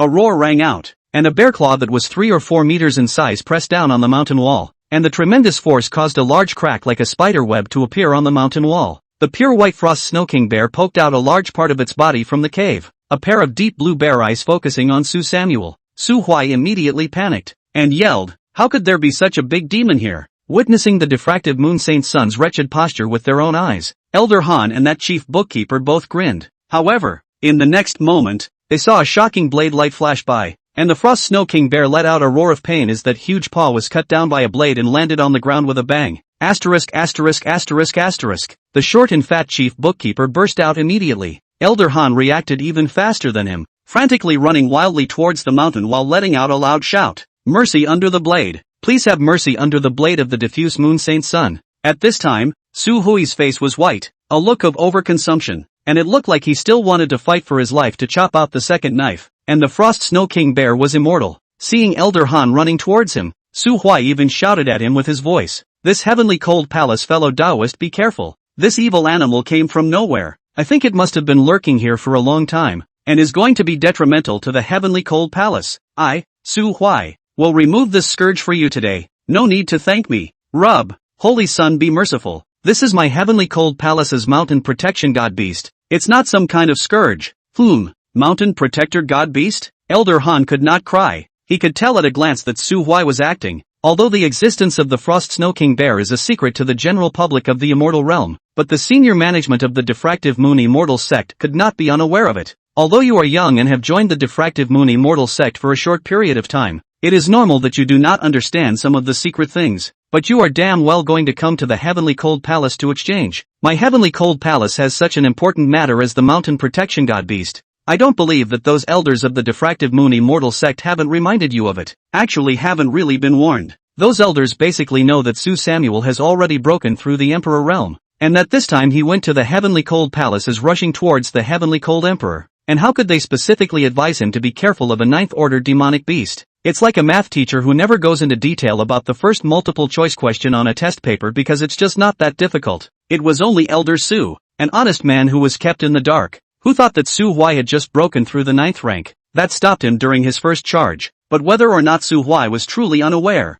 Elder Han could only cry and explain again. Who let the two of them, the Heavenly Cold Palace sect members who were responsible for the reception, not stop Su Huai directly just now? Su Huai still pinched the handle of the lightsaber, while listening to Elder Han's explanation with a serious face, while quietly moving his feet. When Elder Han finished speaking, Su Huai had already moved to the side of that bear paw, and in front of Elder Han and the Frost Snow King Bear, he put it into his storage ring. When the Frost Snow Demon Bear saw this scene, it stifled a grunt, turned back and redug into its cave. That sword just now was very strong. It was at least as powerful as the late Zunsha realm, 2 small realms higher than itself, and it was very sure that it couldn't beat Su Huai. Elder Han couldn't say anything more. Su Huai's face was pale. It looked like that shocking sword just now should have utilized some secret method that consumed a great deal. It might even be the stance that this diffractive Moon Saint's son used to save his life. No wonder it has such a terrifying power. Then he was justified in taking away that bear paw. After all, even the Frost King Bear himself didn't stop it. It wasn't until then that Elder Su and the others at the foot of the mountain finally ran up the mountainside. Elder Su was also shocked. He was only at the 7th rank. He couldn't tell if the Saint's son was really overconsumed. And just as soon as he came up, he frantically handed bottles and cans to Su Samuel, looking very worried about the Saint's son's body. This scene made Elder Han more and more certain of what he had in mind, that Su Huai was bound to have overexerted himself. After making sure that Su Huai was not injured, Elder Su remembered that he still had to act, and turned around and bowed to Elder Han. I'm sorry, this fellow Daoist, my sex holy son is young and vigorous, and knows very little about some information. He did not know that the heavenly cold palace has such a divinely handsome beast, heard that your clan's female disciple is as beautiful as a flower, and couldn't wait to rush up, and the old monarch just didn't have time to remind him. Samuel Su's eyes widened at once. Old Sui, you're ruining my reputation, aren't you? Elder Han was also dumbfounded. I've never heard of the sacred son of the diffracted moon having a lustful attribute. However, on second thought, most of the information about Su Huai came from the diffractive moon immortal sex circulars, and it was understandable that the family's scandal would not be publicized, and it was also understandable that this shortcoming would be deliberately concealed. It's like their heavenly cold palace. The heavenly cold palace saint's son had no inhibitions, had a large harem, and even liked to use force. But in the image that Tianhan Palace shows to the outside world,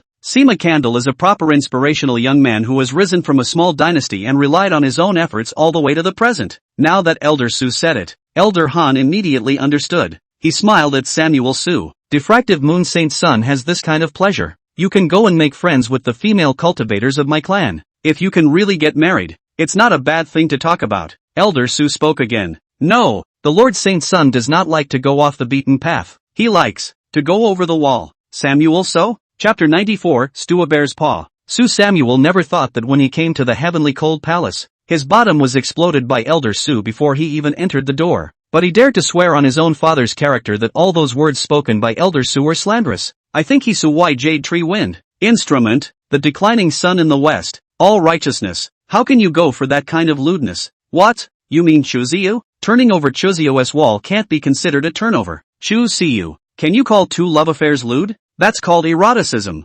Therefore, Su Huai immediately glared fiercely at Elder Su, and even laughed as he raised his hand to pat his shoulder. Elder Su thought that he had something to explain and quietly came next to him and asked in a low voice, "What's wrong, holy son?" "Nothing, just wanted to remind you, old Su, you'd better go to bed early tonight and don't open your eyes no matter what happens." Elder Su looked solemn. What does the holy son mean by this? Su Huai sighed. I'm afraid that you won't be able to die in peace when the time comes. Elder Su instantly shrunk his head back. He doesn't want to blow Samuel Su's cover either. Truly, before he went out, he ran to ask the immortal sex Grand Elder Huang Yuan for advice on what precautions could be taken on this mission to the heavenly cold palace. The great elder told him that apart from normal communication, he only needed to bring out the truest side of Samuel Su on a regular basis and go with the flow, and instructed him if there is any big change in the Tianhan Palace, do not have to care about the holy son. The first time to run can be. Elder Su thought about it all night. The most real side of the holy son as weekdays is nothing more than the daytime pitfalls, and then at night, he went to turn over the courtyard wall of that female disciple of the medicine spirit Peak, Chen Tai Ru. Peak Master Chen also mentioned that Su Huai also used his saint son status to take over the mountain somewhere in the sinking moon valley, and forcibly took the youngest of the Pill Spirit Peak's personal disciples down the mountain to be the pressurized wife. It's true that occupying a mountain is a good thing. The flowers in that valley were still raised by his old Su, and this trip all the way around. Elder Su also noticed that the one called Situ Jiruwa from the heavenly cold palace was looking at the Saint Sun in a very wrong way. She tried to strike up a conversation with Saint Sun along the way, and all she got in return was a yes, or a lovey-dovey. The biased girl is still not angry and humble as hell, like a disgruntled girl abandoned by a negative man. Elder Su, whether it is strength or seniority is not up to the standard of joining that small black room meeting. He is not qualified to go through the information of Su Samuel. Naturally, he knew nothing about his past with Situ Jiruwa. Therefore, after seeing Situ Jiruwa's attitude towards Su Huai, the first thing he suspected was whether the Saint Sun Lord had gone over her courtyard wall and abandoned people after playing. Combining all of the above, Elder Su felt that their diffractive moon immortal sex holy son, it's really quite not a thing. It didn't take long for Elder Han to apologize and leave. He had to bring Yen Fu and the other four back to Sword Washing Peak and settle down well. And he also had to report what had just happened to the Grand Elder. Thus, the short, fat master guide surnamed Tang became the new tour guide. He led a few people on a general stroll, and finally came to a gilded hall. Both of you, This is the place where my heavenly cold palace elders, as well as my personal disciples, have their meals. Today, when I learned that you two are coming, I have specially prepared some special cooking food, and I would like to invite you to taste it. There were quite a few people in the hall, and when they saw Elder Su and Su Huai, who were dressed in the diffractive moon immortal sex attire, they all revealed searching gazes. Su Huai surveyed the surroundings with some lack of interest. Your personal disciples here even have a separate place to eat and drink from the ordinary disciples? The class is pretty clear. Ha! Master Tang nodded with a smile. That's right. A clearer hierarchy would also be good to stimulate the potential of the disciples, so that they have the motivation to cultivate hard and move up the ladder. In fact, Master Tang also felt embarrassed. People came to exchange, but as the host he racked his brain to figure out which aspect to exchange. Take them to the ring? The highest cultivation disciple within the Heavenly Cold Palace was only at the 6th rank, and the remaining peak masters were only at the 8th rank. Who's going to fight Samuel? So, should we call out the Grand Elder? Garlic. Right. Although the Tang chief was afraid of the eldest elder, but he felt in his heart that the eldest elder could not beat Su Huai. After all, the terror of the Grand Elder was in his scheming. Really want him to drag that pair of coughing non-stop body to fight with a young and strong guy like Su Samuel one-on-one. It is estimated that it will not take a few minutes, and the Heavenly Cold Palace can directly open the table. If you can't compete in a fight, then how about a formation? It doesn't work either. That accompanying Elder Su of the Diffractive Moon Immortal sect was a genuine 7th grade spirit formation master in his profile, and all of the famous array masters in their Heavenly Cold Palace had been secretly drawn by the Grand Elder in preparation for the great event that was soon to come. The rest of the minnows are a disgrace when they get on stage. That's more than alchemy? It's even more bull ********. Diffractive Moon Saint Sun that was a high disciple of Pill Spirit Peak, having been recognized by the 8th grade alchemy master, Chen Tai Ru. I'm sure his alchemy skills are out of this world. The reason is as above. The alchemists of the Heavenly Cold Palace who are above the 6th grade are also hidden by the Great Elder to refine. Mystical Cupcakes Dawn. And the rest of those are not necessary to compare at all. You can't beat anything, so you'll have to bring your guests to show off your meal. At least Master Tang had confidence in the cook of the Heavenly Cold Palace, or else how could he be so fat? Master Tang ordered 18 dishes in one go. Dao Dao is all spiritual plants and demon meat. Even the rice is carefully cultivated immortal grain, a mouthful of mouth and teeth. But Samuel so did smack his lips. This, Tang Master Book? He, Saint Sun Su just call me Old Tang. Okay ba, that old Don. Can you ask your back kitchen to add a dish for me? Whatever Saint Sun Su wants to eat, just say it, then I'm welcome. Su Samuel tucked his hand and threw it to the window of the hall, and with a wave of his right hand, he threw out a huge palm 3 meters wide with a snap. Here, make a braised bear paw. This gave the chef in charge of hospitality a whole lot of trouble. Master Tang also had the corners of his eyes jumping. Nice one. Nice one. You just chopped off the claws of my Heavenly Cold Palace's mountain protection beast at the bottom of the mountain. And now you're letting my Heavenly Cold Palace's chef cook it for you. You don't bully people like that. The holy son of the diffracted moon is simply inappropriate. Seeing the chef in front of him fuming, Samuel Su frowned slightly. Can't do it? Do is doable. But that chef twisted his head to look at Master Tang and waited for Master Tang to nod at him before he finally sighed in relief. Your Honor, please wait. I'll take care of it. The chef dragged the bear's paw toward the back kitchen. When Su Huai returned to his seat, Elder Su secretly pinched a soundproofing spell and lowered his voice to tell him. In fact, such divine things, the Holy Sun could have brought back to the sect and then asked the immortal chef to cook them carefully. Now leave it to the people of the Heavenly Cold Palace to make it. They may not be willing to use good auxiliary materials. It's a great waste for that bear paw. Su Huai glanced at Elder Su and lowered his voice as well. This bear paw is a left paw. What does the Holy Sun mean? He who eats a bear's paw should take the right and cook it. Just now at the bottom of the mountain, I intentionally cut the left palm. Firstly, to show part of my strength, and secondly, I really want to taste the flavor of this 9th order bear paw. If it's delicious, let's sneakily slaughter that bear and remove its right paw when we leave the Heavenly Cold Palace, and then we'll treat everyone to a nice meal when we return to the immortal sect. Elder Su winced and quietly stuck out his thumb. Hi, Holy Sun, really hi, or else I'm a Holy Sun. Old Su, I won't hide it from you. This trip to the Heavenly Cold Palace is more or less dangerous. Now you say less and do less. Despite following me to eat and drink, once something strange happens in the Heavenly Cold Palace, you don't need to care about anything either. Just run. Don't let me be distracted in order to protect you. I know that, Holy Sun, and the Great Elder explained as much to me before I came. Well, it's good that you understand. We're here to communicate, but we're definitely going to be watched. It's not convenient for me to show my face for the next few days, so I'll have to trouble you to slow down their line of sight and buy me some private time. Yes, by order of the Holy Sun. Chapter 95, I'm going shopping. The cooks at the Heavenly Chill Palace are really good at what they do. Snow plane mushroom, ice bamboo shoots, plus some 4th and 5th grade spirit plant ingredients, supplemented by immortal fire stew. In a short while, the forepaw of their own mountain guardian beast was cooked by them to be soft and flavorful, with a tantalizing color that was full of collagen in one bite. As Master Tang watched these two guests from the Diffractive Moon Immortal sect gnawing on the bear paws with gusto, he suddenly felt that those mountain delicacies in front of him were somewhat tasteless, but eating with Samuel Su and the others was something I would never dare to do. That is, after all, the Heavenly Cold Palace's mountain protection beast, 9th grade demon meat. Elder Su didn't dare to eat too much of it, so almost 90% of the portion went into Su Huai's stomach. After the wine and dinner, Master Tang was again in a dilemma. We've had lunch. What's next? How about fast-forwarding straight to afternoon tea? He can't let Su Samuel run around. After all, many places in the Heavenly Cold Palace are now quietly arranging formations. In case of accidentally being Su Samuel crashed through, the consequences are unimaginable. Luckily, Su Huai seemed to have seen his difficulty and actually stretched his back, taking the initiative to give him a step. I say, old Tang, where is the residence that your Heavenly Cold Palace has arranged for the two of us? I'm a bit lackluster once I've had my fill. Time for a nap.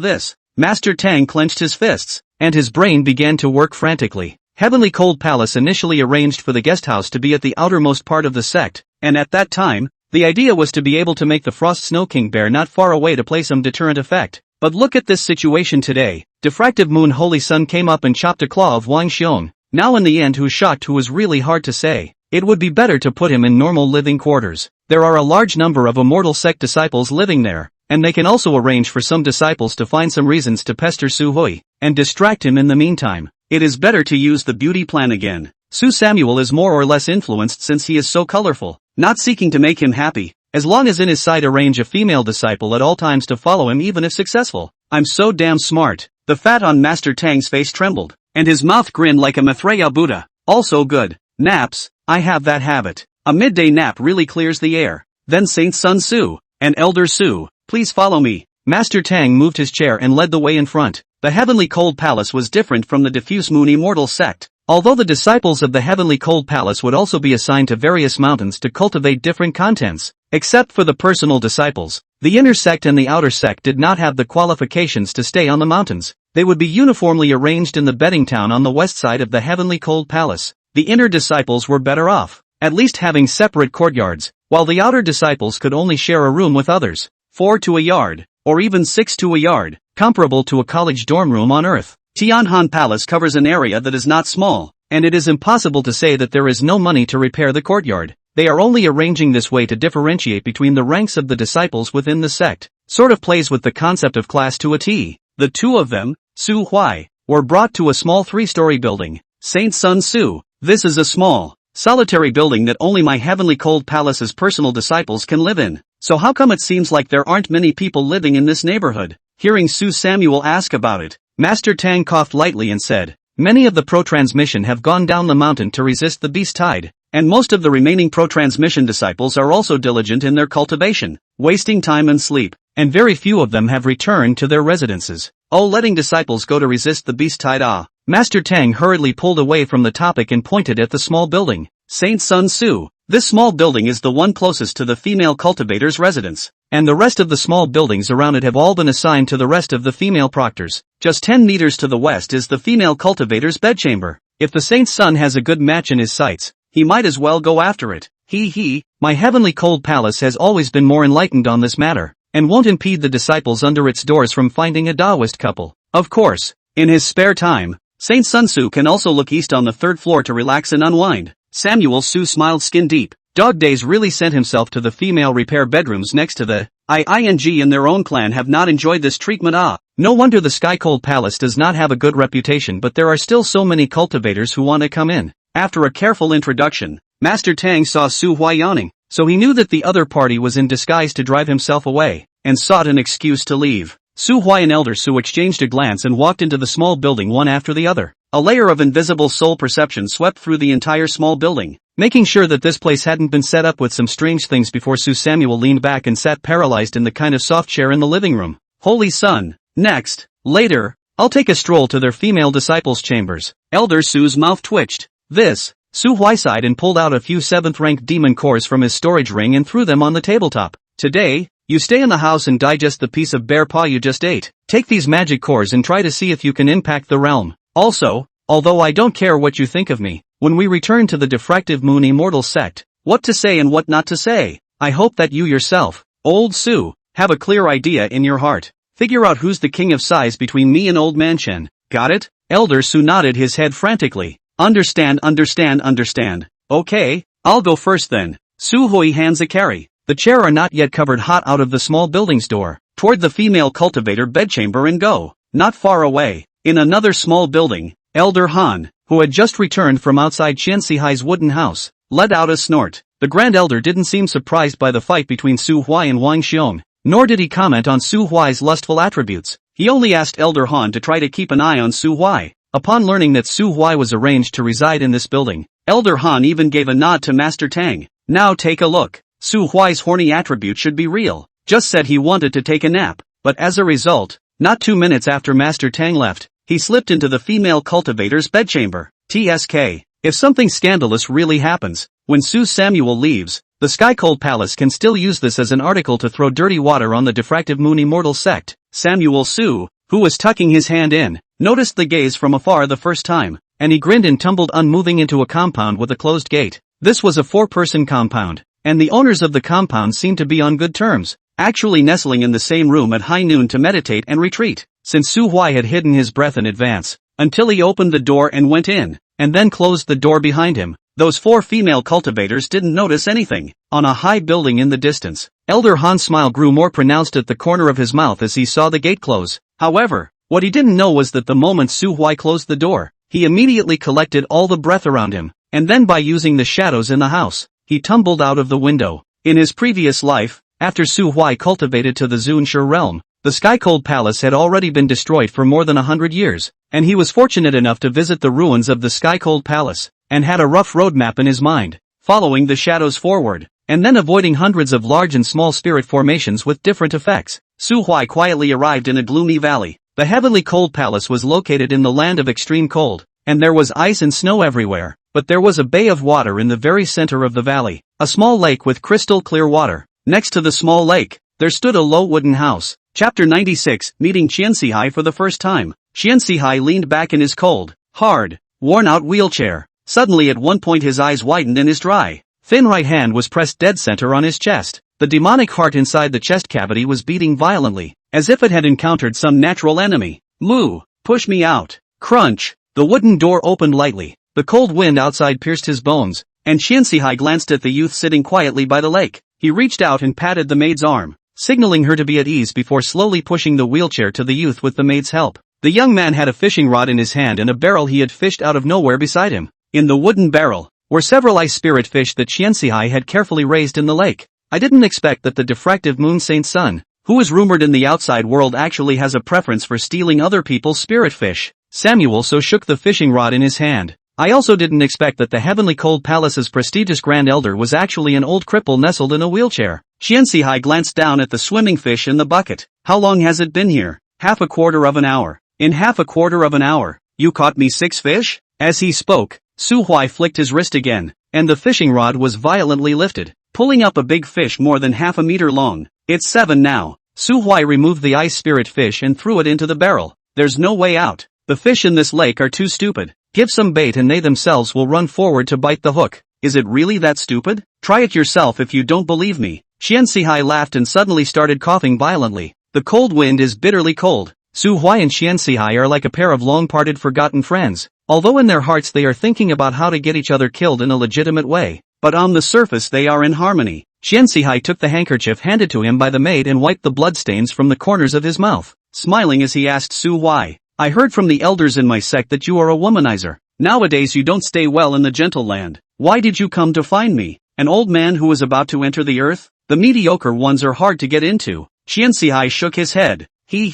Your words are biased. There are many female cultivators in my Heavenly Cold Palace, and even if we can't talk about the best colors on earth, there are not a few who have the looks of a country. If they can't even get into your eyes, it's really hard to imagine what kind of woman can make you fall for her. Su Huai twisted his head, sizing up the black cloth maid pushing the wheelchair behind Qian Sihai, and grinned. I think you're just fine as a maid of honor. Give her up to me? The atmosphere suddenly froze for a moment. Xianxihai knocked on the armrest of his wheelchair. If you like it, there's no harm in giving it to you.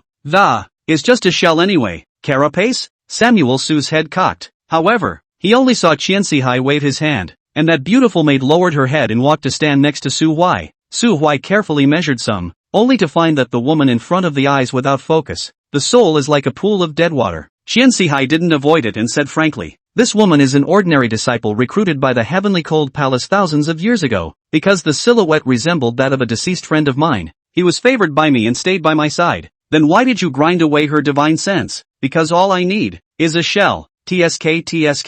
Xianxihai, you're really a scum. Many thanks to the diffractive moon Saint Sun for the compliment. Su Huai sighed. That little scum Sima Candle wouldn't be your illegitimate son, would he? No. For some special reasons, the lower half of my body has been abandoned for a long time, and certain functions and desires, too, have long been smoothed out by time. Xianxihai's face did not have the slightest ripple, as if he was narrating a stranger who had nothing to do with it. So, at least that shell beside you is clean. There's no need to feel like you'll be tainting the old man's bad luck if you use it. Dispense with it. I don't have a fetish for playing with dolls. Su Huai threw the fishing rod in his hand aside, while then flexing his fingers. A bonfire was created between the two of them. The 7 ice spirit fish in the bucket were mostly put away, leaving only the 2 fattest ones, which were opened up and molted under the manipulation of spiritual power. Then Su Huai pulled out a bunch of bottles and jars as if no one else was around, and personally salted the ice spirit fish. During this time, Xianxihai had been sitting quietly in his wheelchair, not uttering a word except for 2 occasional mild coughs. It didn't take long for the 2 ice spirit fish to be roasted until they were charred on the outside and tender on the inside. The oil smelled fragrant, and the translucent fish meat was sprinkled with seasonings. Tantalizing. Xianxihai didn't have a hint of the appearance of a ninth-order powerhouse, completely resembling a mortal old man on the verge of dying. Without a maid to call upon, he pushed the wheelchair himself, first dragging out a small desk table from the cabin, then going back for a bench. Su Hui was not polite and sat on the bench, taking out an altar of inferior fire spirit brew, a specialty of my hometown. My old man loves this wine. Let's have some together. Xianxihai waved his hand. Forget it. My body has not dabbled in alcohol for a long time. You're dying anyway. Have a drink. In the end, Xianxihai still had a bowl of wine in front of him. Wine and rice. Su Huai, crossing his legs, tilted his head, casually spit the fish bones on the ground. Just like I just do not have the quality of the seniority of the attitude. Xianxihai had unknowingly been poured most of the fire spirit brew by him, but he was still smiling without changing his face. With a snap, Samuel Su clapped his hand on the old man's shoulder. Is the human elixir you made as good as this fish of mine? Xianxihai froze. Although he had long been certain that the diffractive moon immortal sect knew that he was secretly refining human pills, he obviously didn't expect that Su Huai would suddenly poke through that layer of window paper and bring this matter out into the open. But after all, he'd seen it all before, and he quickly raised his head, looking as normal as ever. The flavor is not as good, but it is better because it is more potent. How does it compare to ordinary pills? Human Dan. Slightly better. Aren't you afraid that everyone will be killed if something goes wrong? To achieve great things, there are risks. Su Huai glanced at him. As the heavenly cold palace's grand elder, you've been sneaking around mutilating your own disciples, so you don't feel guilty? Ask your heart. Xianxihai raised his hand to his heart. The immortal realm is vast and boundless, just like the small lake next to you and me. The beings of the immortal realm are the fish swimming in the lake. Without my input of spiritual power to maintain, sooner or later, the lake will be all frozen. Swimming fish, naturally, will no longer exist. Saint Sun Tzu. In fact, you and I are the same. You have caught my fish today, and since I cannot stop you, I can only sit down with you and enjoy it. After today, I'll be thinking that since I can't stop others from catching my fish, why not just catch and eat it myself first? Samuel Su snorted. Bull ********. Been pretending to be crippled for so long that you really think you're crippled? I am of the 9th rank. You are also of the 9th rank. If we fight to the death with all our might, the victory or defeat is not yet known. You let me prey on the fish you keep, and ask for your maids, simply because you weigh the pros and cons and decide they're not worth the trouble. Am I right? Xianxihai looked into Su Huai's eyes. Right. That's why I say, we're the same people, because you sat down to eat and drink with me after you knew my secret. Su Saint Sun's heart also has no pale ear. Otherwise, if it had been Huang Yuan, or the rest of the so-called righteous people here, they would have already made a move with me. Samuel Su couldn't help but applaud. You're right. I'm a mediocre person. Not as good as my clan's great emperor, nor as good as Grand Elder Huang Yuan, but I'm not like you. Qianxihai, what's the difference? Su Samuel got up and walked over to Qianxihai, helping him up from his wheelchair. If anyone dares to touch my fish and rob me, even if I die, I will definitely drag the other party into hell with me.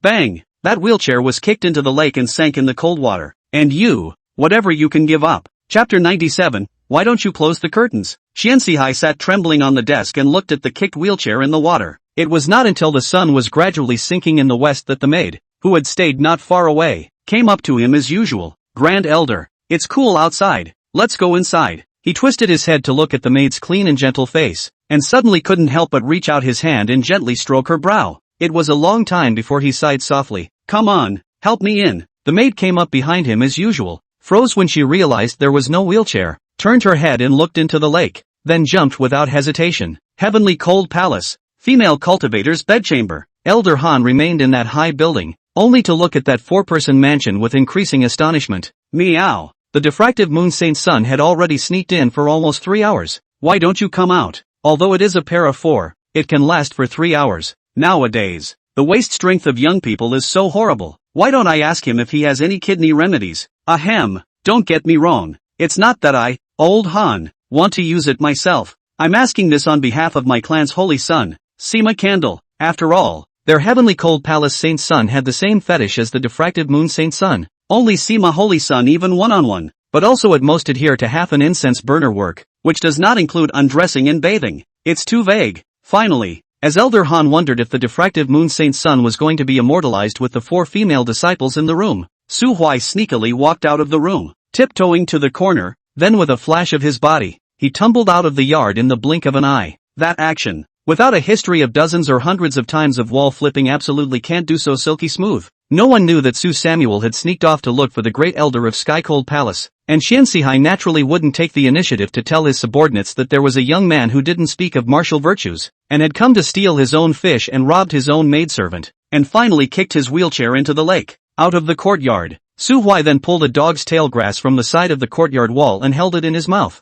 With a dangling look, he slowly walked towards the small building that Tianhan Palace had arranged for him. When he entered the building, Elder Han, who was in charge of spying on him, ran to another small building to meet up with Master Tang, who was in charge of spying on Elder Su. Master Tang, is the one surnamed Su okay? No. Master Tang shook the fat on his stomach. Surname Su has been staying in his room to cultivate. He should be digesting the piece of bear paw he ate at noon. Where's the sacred son of the diffractive moon? What have you been doing all afternoon? TSK. Elder Han smacked his lips, sneaked into a small courtyard of 4 and didn't come out all afternoon. Asterisk asterisk asterisk asterisk. Master Tang abruptly rose. So strong indeed. I calculated the time. The endurance of a diffractive moon Saint Sun is equivalent to at least 24 heavenly cold palace Saint Suns. Damn, totally outclassed. The two looked at each other and sighed in unison. Is the follow-up program organized? Rest assured. I went to the Bewildering World Peak and brought out the Bewildering World Peak's own great disciple. The Bewildering World Peak's own great disciple. Is that woman who possesses half of the fox demon bloodline?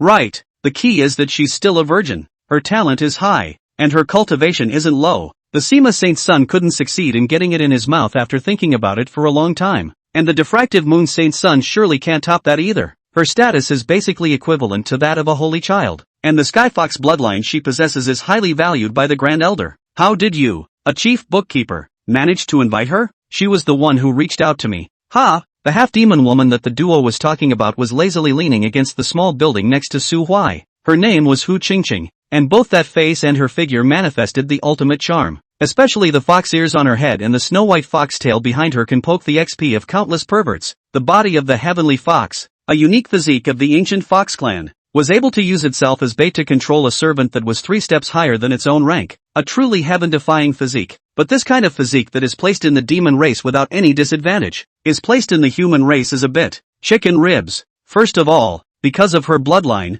although Hu Qingqing had cultivated very quickly and had a peak cultivation of the 6th rank at a young age, she had been stuck here again, unable to break through to the 7th rank. Secondly, although she has practiced the art of charming, together with the body of a celestial fox, she can theoretically use her virginity to control a strong man, but there is no target that can be charmed. One must know that the spiritual intelligence of the human race could be much higher than that of the demon race. Hu Qingqing couldn't look at the 8th order cultivation powerhouses, but those who could cultivate to the 9th order were all old men again, or ghostly old men. Why don't you let her try to seduce Huang Yuan with her 6th rank charm technique? Try it and die. 100% will be killed by a single cut and sink to the bottom of the lake. As such, this physique was a bug with a frighteningly high theoretical ceiling and a poor practical effect in her opinion. It's like applying for a job at a company. It ranges from $2,000 to $80,000 a month. In fact, into the company only to find that, in addition to the boss's nephew to get $80,000, the other workers are just $2,000. Therefore, before Su Huai appeared, the most suitable target for Hu Qingqing to start was actually Sima Candle,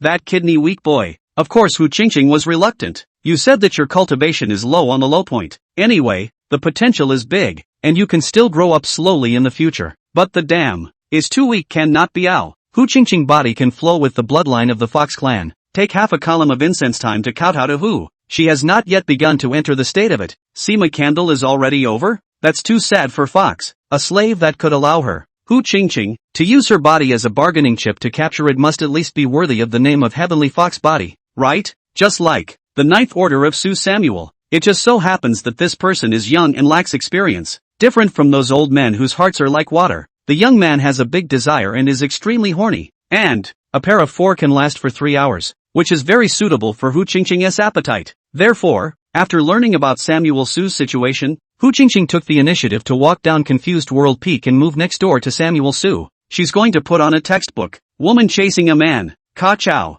After Su Huai left the lake, his mood was really a little less beautiful. The thought was to provoke Qian Sihai and get some information out of him, preferably sidestepping the position of the heavenly cold immortal emperor. But this old fox is very fine, oil and salt not into, not only confessed that he is on a bad pussy, but also special meow Su Samuel with him on the same level, attempting to in turn give Su Samuel brainwashing. It is much more difficult to deal with than Sima Candle, the little who was insulted but could not let out half a fart, and would only bear it silently and then smile and stoically. After returning to the small building, he found that Elder Su was still in seclusion, and recalled that the surname Tang said that he could relax on the 3rd floor balcony, so he climbed up to the 3rd floor by himself, took out a recliner from the storage ring, and relaxed. 3rd floor looking east. Empty. Nothing. Scratch that. Su Samuel thought that he could see the female bathhouse on the east side, and Master Tang didn't know anything about it. Come to cheat, come to fool me, a simple honest man. Samuel Su smiled and rested his arms to watch the evening sun. Chu, see you now. Should have just finished the study in the Dan room, right? The speed of the flaming Pegasus wasn't particularly fast, and even with him boosting it all the way with 9th order degree spiritual power, it took more than a full night to get from the diffuse moon immortal sect to the Heavenly Cold Palace. Counting the time spent in the Heavenly Cold Palace, the two had been separated for as long as 3 autumns. 1 day's absence is like 3 autumns. Wow. Su Huai was fantasizing whether his rich wife should be hiding in the bathroom at this hour, when the sound of clattering water came to his ears. He cocked his head to take a look. Scratch that. Someone else lives next door? Lady, why don't you close the curtains in the shower? Chapter 98. Come on. I'll teach you. After glancing at the 3rd floor balcony, Su Huai noticed himself. Hu Qingqing deliberately stretched his waist, and his delicate curves were visible. She tilted her head and pretended to inadvertently meet Su Huai's eyes, a bit of crimson quickly flooding her cheeks. Ah. The curtain was finally pulled closed with one hand, and the out-of-bath beauty ran out of the bathroom screaming, and Su Samuel saw the soft, fluffy, snow-white foxtail behind her in a startling glimpse. Gee, Samuel Su smacked his lips and looked calm. He had gone through 10,000 years of reviews of foreign race demonesses in the soul-shading wall illusion, and his heart had long been as cold as Qian Sihai's wheelchair. Wanted when a 1.58 double ponytail soft lowly are not enough to let him flow out of the nosebleed again.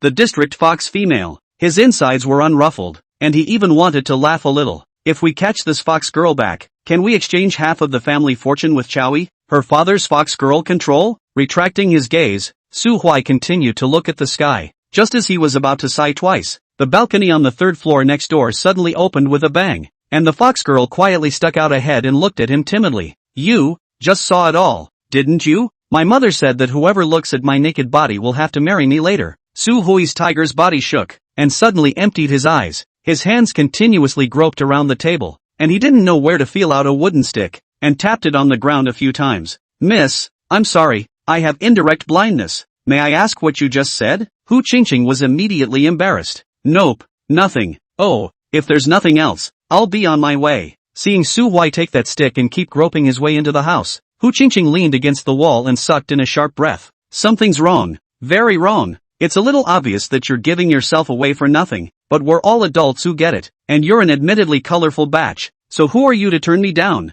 An indirect blindness. Blind when you want to be blind. Not blind when you want to not be blind, is it? Did I just show you something for nothing? She stood on the upper floor and looked out over the short distance to the small courtyard of 4 that Samuel Su had patronized only that afternoon. My Hu Qingqing's attraction to you is even worse than 4 mediocre fans? Hu Qingqing gritted her teeth, her eyes flickering. Looks like we'll have to play a little game. Midnight. Su Huai was lying on the bed, his fingertips outlining an incredibly complex spirit formation model. This was a part of the operating lines of the Heavenly Cold Palace Mountain Protector formation that he had probed in the afternoon. It was only the surface layer, and he had not touched the deeper formation patterns, or else it would have been easily discovered by the person who was controlling the formation. With a flick of his fingertips, he destroys a node on the model, thinks for a moment, then decides that this won't work, and raises his hand to refill that node. Like the way everyone does math paper finals, Elder Su remained nestled in his room, cultivating. Right at this moment, Su Samuel's brows furrowed lightly, and a not-so-subtle quarrel came to his ears. Is that the fox girl next door? Happening to be a little distracted by the big formation, Su Samuel waved his hand to disperse the model in front of him and leisurely climbed up to the third-floor balcony. Hu Qingqing was standing on the next balcony at the moment, furious and red in the face, and across from her stood a middle-aged man familiar to Su Samuel, Elder Han.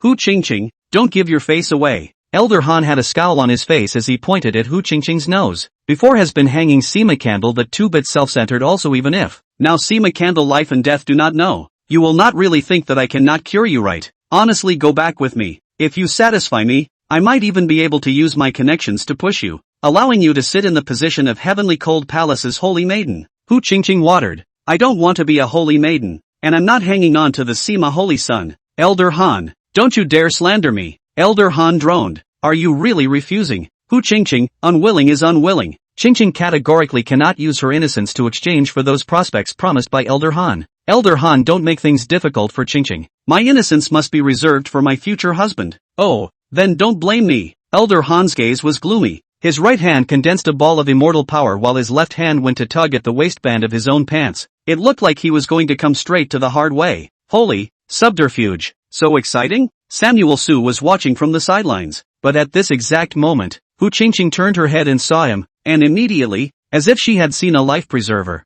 she panicked and jumped over from the next balcony, then hid behind Su Huai. A small hand clutched his sleeve. Elder Han also looked over and glanced at Su Huai, his face obviously a bit ugly. Sacred son of Su. Before Su Huai even opened his mouth, Hu Qingqing behind him took the lead and shouted at Elder Han. Elder Han, this is Qingqing's future husband. If you want to take away my innocence, ask him if he'll agree first. Elder Han looked at Su Huai. Saint Sun Su, what Hu Qingqing said, is it true or false? Hu Qingqing quietly used the tip of her tail to scratch Su Samuel's palm and whispered in his ear. Save me. I don't want to offer my innocence to such an old man. As long as you save me, what do you want to do can be done. Su Hui's tiger's body shook as he gazed intently at Elder Han. False. I don't even know this woman. Qingqing Hu. And Elder Han. That's not right. Elder Han lowered his head.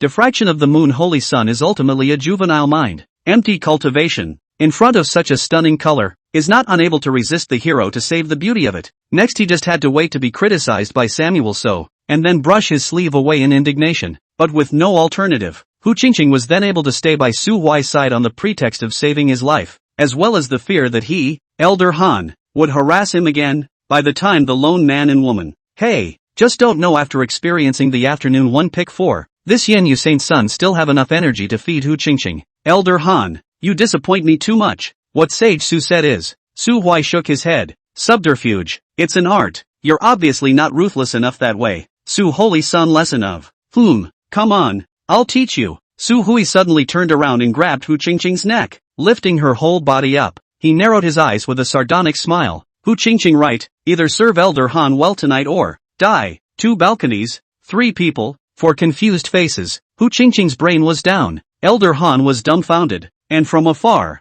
Master Tang, who was responsible for continuing to monitor and record Su Huai's habits, even dropped the pen in his hand to the ground. Woken up by the commotion on the balcony, Elder Su, who had just finished his cultivation and walked to the 3rd floor, shivered. Old Su is not accidentally discovered the true face of the Holy Son of the Lord. Elder Su gulped and quietly retreated to his room, pretending that he had never appeared. Hu Qingqing was about to suffocate and began to struggle. Only then did Su Huai release his hand, not bothering with the fox girl who had fallen to the ground. He tucked his hands into his sleeves and turned his head to Elder Han and asked with a smile on his face. Learned, Elder Han? Elder Han. Learned.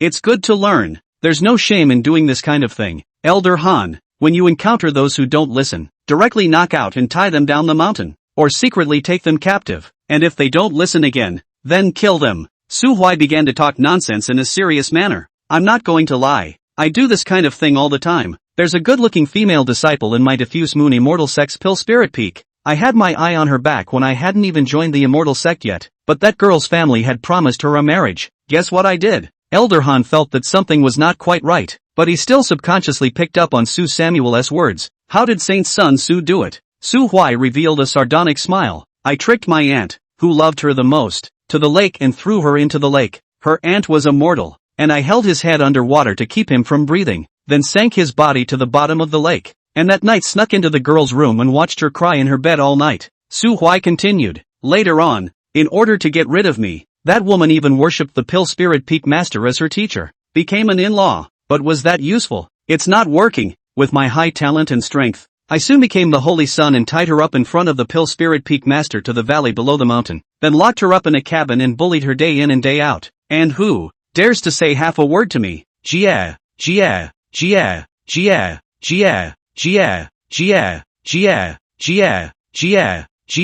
Samuel so got into the act. The laughter that emanates is creepy. At this point, Chu Siu, who was humming a ditty and refining pills within a certain valley in the sinking moon valley, suddenly sneezed, and the prototype of the pills in the furnace shuddered with it, turning into a mass of waste mud. Exasperated, she gently kicked the Dan furnace, then quickly covered her face and said sorry to the 6th grade Dan furnace that her master had given her. She never used to blame her failures on the Danmaku, but after spending a lot of time with someone, she'd somehow picked up some bad habits of dumping. Turn off the wind and rain protection spells. Chu Siu stood at the edge of the terrace, unfolding her hands and letting a mountain wind blow by, swirling the light blue petals in the sky. Whenever this happens, she misses the man who created all of this so carefully for her beyond measure. What is he doing now in the sky-cold palace? Chapter 99 Maiden. Do you crave power? Samuel so teaches people how to be bad guys in the heavenly cold palace, regardless of whether others heard it or not. Elder Han and Hu Qingqing were really numb anyway. Elder Han had thought that in terms of scum,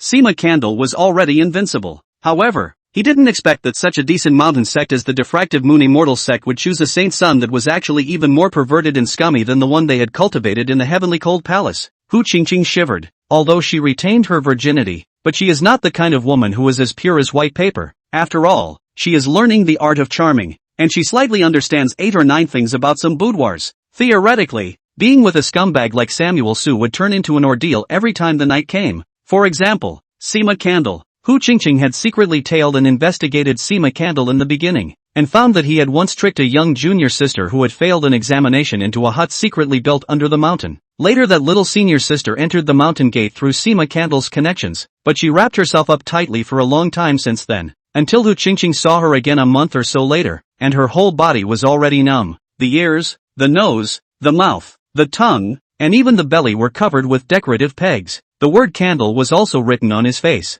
Hu Qingqing doesn't know if there are any other places, but just based on the ones shown outside, she already felt that Sima Candle was disgusting. But it was clear that Sima Candle couldn't even last 10 minutes, but he could still play so flowery. Pure and simple human-vegetable addiction. This was one of the reasons why Hu Qingqing was so repulsed by Sima Candle. Now that Su Huai had exposed himself, could it be that the diffractive moon Saint Sun was also such a pervert? Hu Qingqing weighed the pros and cons in her mind, and after a short period of thought, she still felt that the temptation to control a ninth-order powerhouse was far greater than the pain she would feel from enduring a night of humiliation. Especially since this ninth-order powerhouse was still young, there was a probability of at least 80% that he would be able to ascend to the Emperor realm in the future. So, she endured, still cowering behind Samuel Su. Tearfully, she looked at him. Help me, at least not an old man. Do whatever you want, please, not even with a pervert? Although he knew that this was an act, Elder Han's heart was still pierced with an arrow. And can you not keep mentioning the word old man?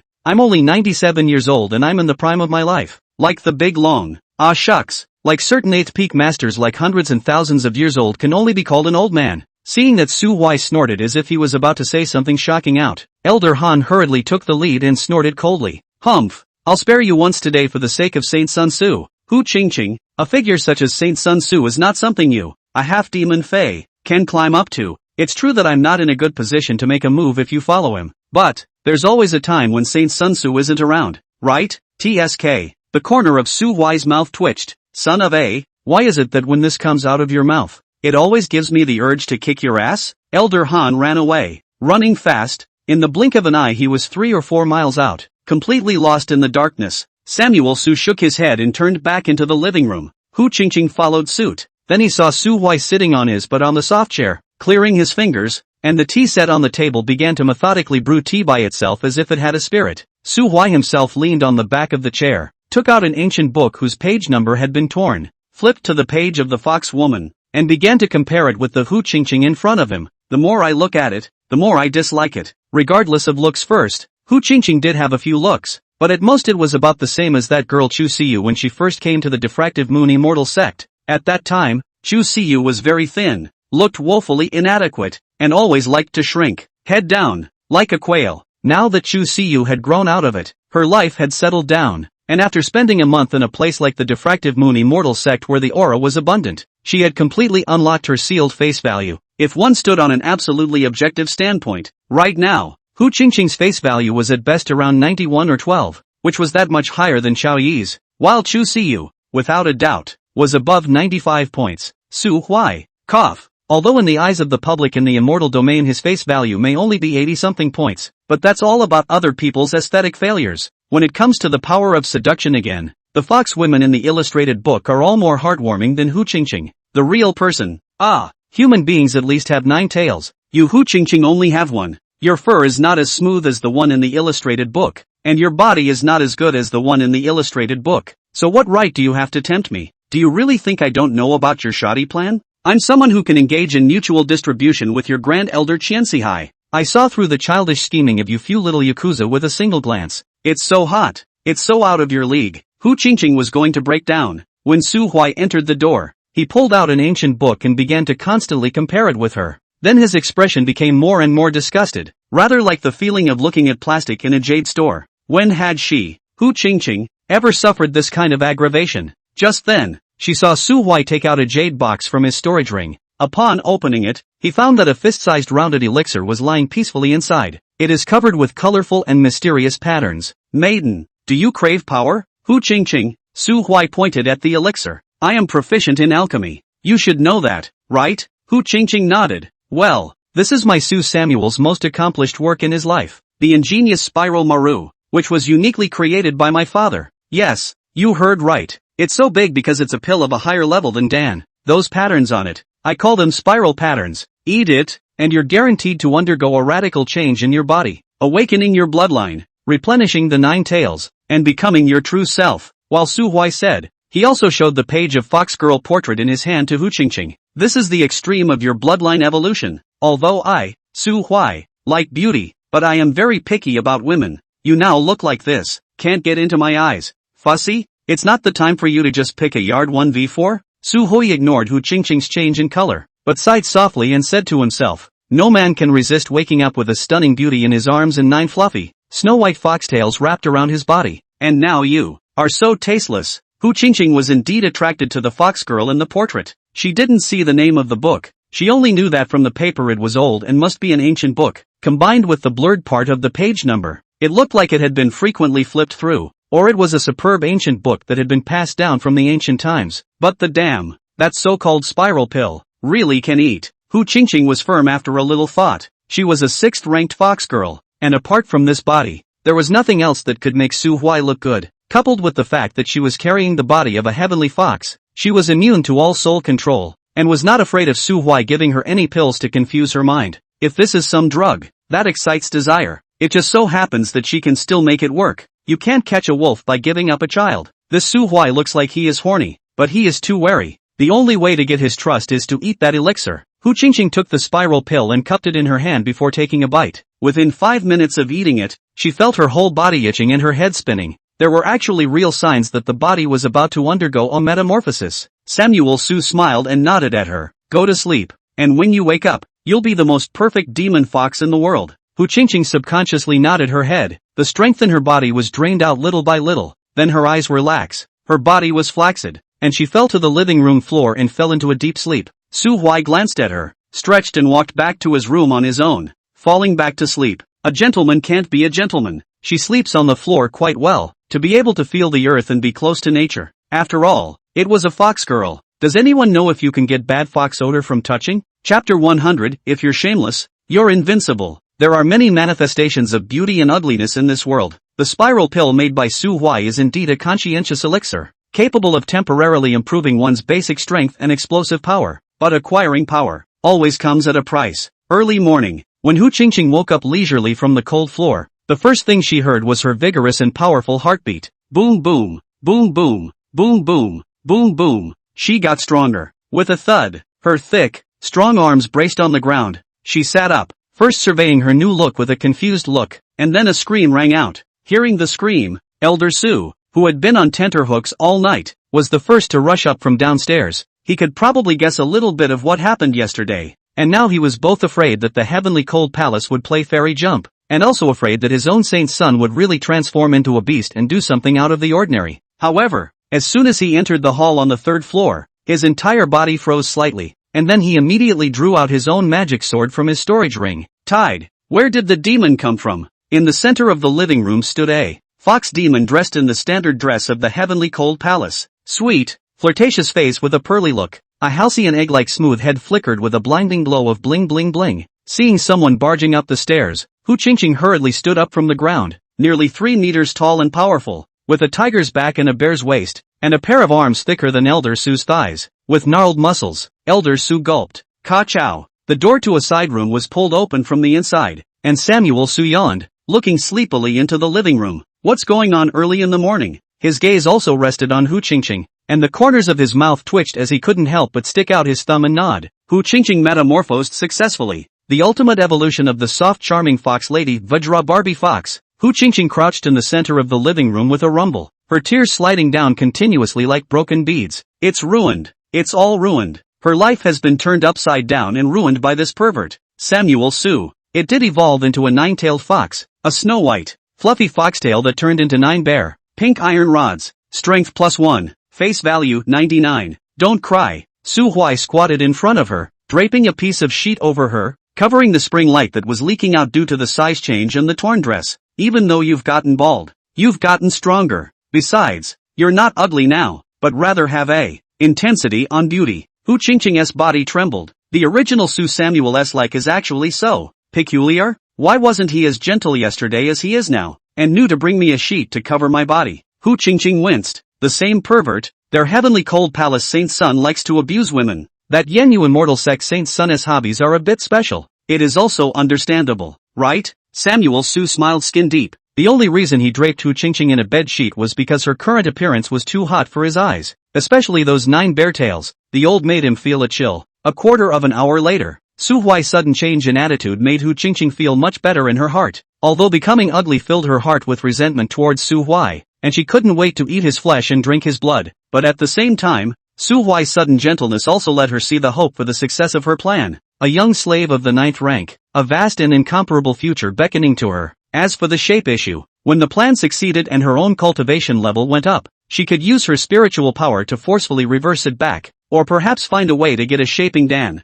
Ding! The morning sunlight sprinkled down, firing sunlight through the smooth, mirror-like head, nearly blinding Elder Su. Elder Su pulled Su Huai to the door with a sad face. Your Holiness, that girl in there was the girl who ran from next door last night? Yes. Elder Su closed his eyes. Sinning ah. Su Huai raised his hand to lay a soundproof spell formation, and tucked his hands into his sleeves, not seeing half a bit of guilt on his face. What sins? If you want to count on others, you have to be prepared to be counted on by others. What's more, I did make her bloodline evolve, and while certain mutations may have occurred, it's indisputable that an evolution is an evolution. And, Su Samuel narrowed his eyes, seemingly smiling. Old Su, how do you know she ran over last night? Elder Su's tiger body shook. The old man. Old man, this is a guess. Quite an accurate guess. Su Huai raised his hand and patted his shoulder. Elder Su, in my life, I, Su Huai, hate villains who create rumors and slander others out of nothing. Still, when you return to the immortal sect, you have to have a number in your heart as to what you should say and what you shouldn't say. The old man understands.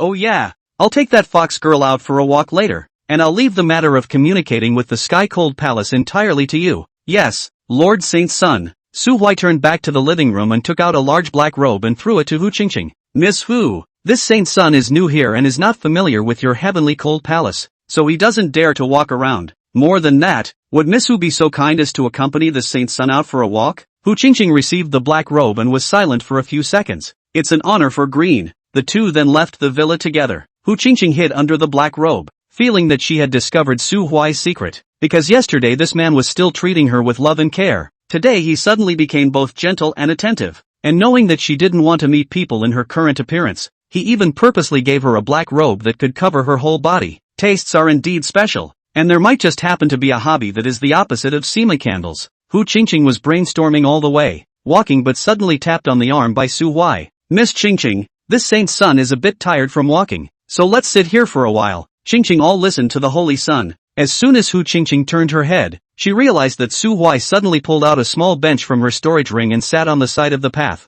propping up her chin with a calm gaze. Following his gaze, Hu Qingqing suddenly twitched. Women's bathhouse. This man took himself for a long stroll, and finally sat down in front of the women's bathhouse, and brought a little stool on purpose. Gee, Su Samuel suddenly shook his head. Your heavenly cold palace, food is a bit poor. Ha, look at these cute little girls, all of them are stunted, and it looks like they haven't taken in enough nutrition. It's far worse than our diffractive moon immortal sect, and too much favoritism. Do you see that fat guy over there? Hu Qingqing subconsciously looked over. Saw. Su Hui whispered. Everyone else is stunted, but she is all fat, at least 300 to 400 pounds. I can tell she's a prototype just by looking with the naked eye. Hu Qingqing glanced at the sky. She's the Yama in charge of fetching food in the heavenly cold palace's meal hall. Oh, I don't believe it. That female cultivator who was pointed out by Su Hui found Su Hui looking at her muttering, seemed to feel a little shy, draped in a pink bath towel and launched a piggyback, disappearing at the end of the path in less than half a minute. Su Hui led Hu Qingqing to sit in front of the women's bathhouse for the afternoon, and when others are bored, they count mountains, people, and ants, and Su Hui likes to count thighs when he is bored, no hiding his perverted behavior. Elder Han, who was in charge of surveillance from afar, was numb. Heavenly cold palace saint's son to do those dirty things at least know to cover up a bit. You old does not at all care about reputation face do not want. Su Hui's bright and open inspection at the entrance of the female bathhouse also led to the news of the appearance of perverts in the bedrooms of the female cultivators of the heavenly cold palace to start spreading amongst the disciples from the morning onwards, and soon enough, some female disciples began to protest to the higher-ups of the heavenly cold palace, who, after discussing the matter, threw the pot all over Elder Han. Elder Han was helpless to the core. He did use his position to get some benefits within the rules for Samuel Su, but we should all understand, can't we sneak around? You're just going to show your cards? Su Hui further this will certainly sit on his own perverted good color reputation, but let it do Tianhan Palace. Reputation will also be a drop. Hu Qingqing, where are you? Samuel Su has been sitting in the clan's female bathhouse for an afternoon with an unknown creature. Many female disciples have been frightened, so hurry up and come out and take him elsewhere. As long as he doesn't go into the hideout with the forbidden places, he can go wherever he wants. Don't let him squat in the women's bathhouse again. A cryptic transmission sounded in Hu Qingqing's mind. Su Hui, who was sitting on the sidelines, did not move and pulled the corner of his mouth. He wanted to feel out Qian Sihai's arrangement, but he couldn't bypass the mountain protection formation with only his 9th rank cultivation, and he couldn't go to some places at all. With the Emperor realm cultivation and 100% will startle the closed Tianhan Emperor. Once he and Tianhan Emperor fight, when the fisherman will become Qian Sihai. As a result, last night he had been simulating the cracking method of the heavenly cold palace's mountain protection formation, all of which had failed. The decision to go for the sword was made out of necessity. So what if I can't break your mountain protection formation? So what if I send someone to monitor it and not let me run around? So what if I just let you take me in to observe it?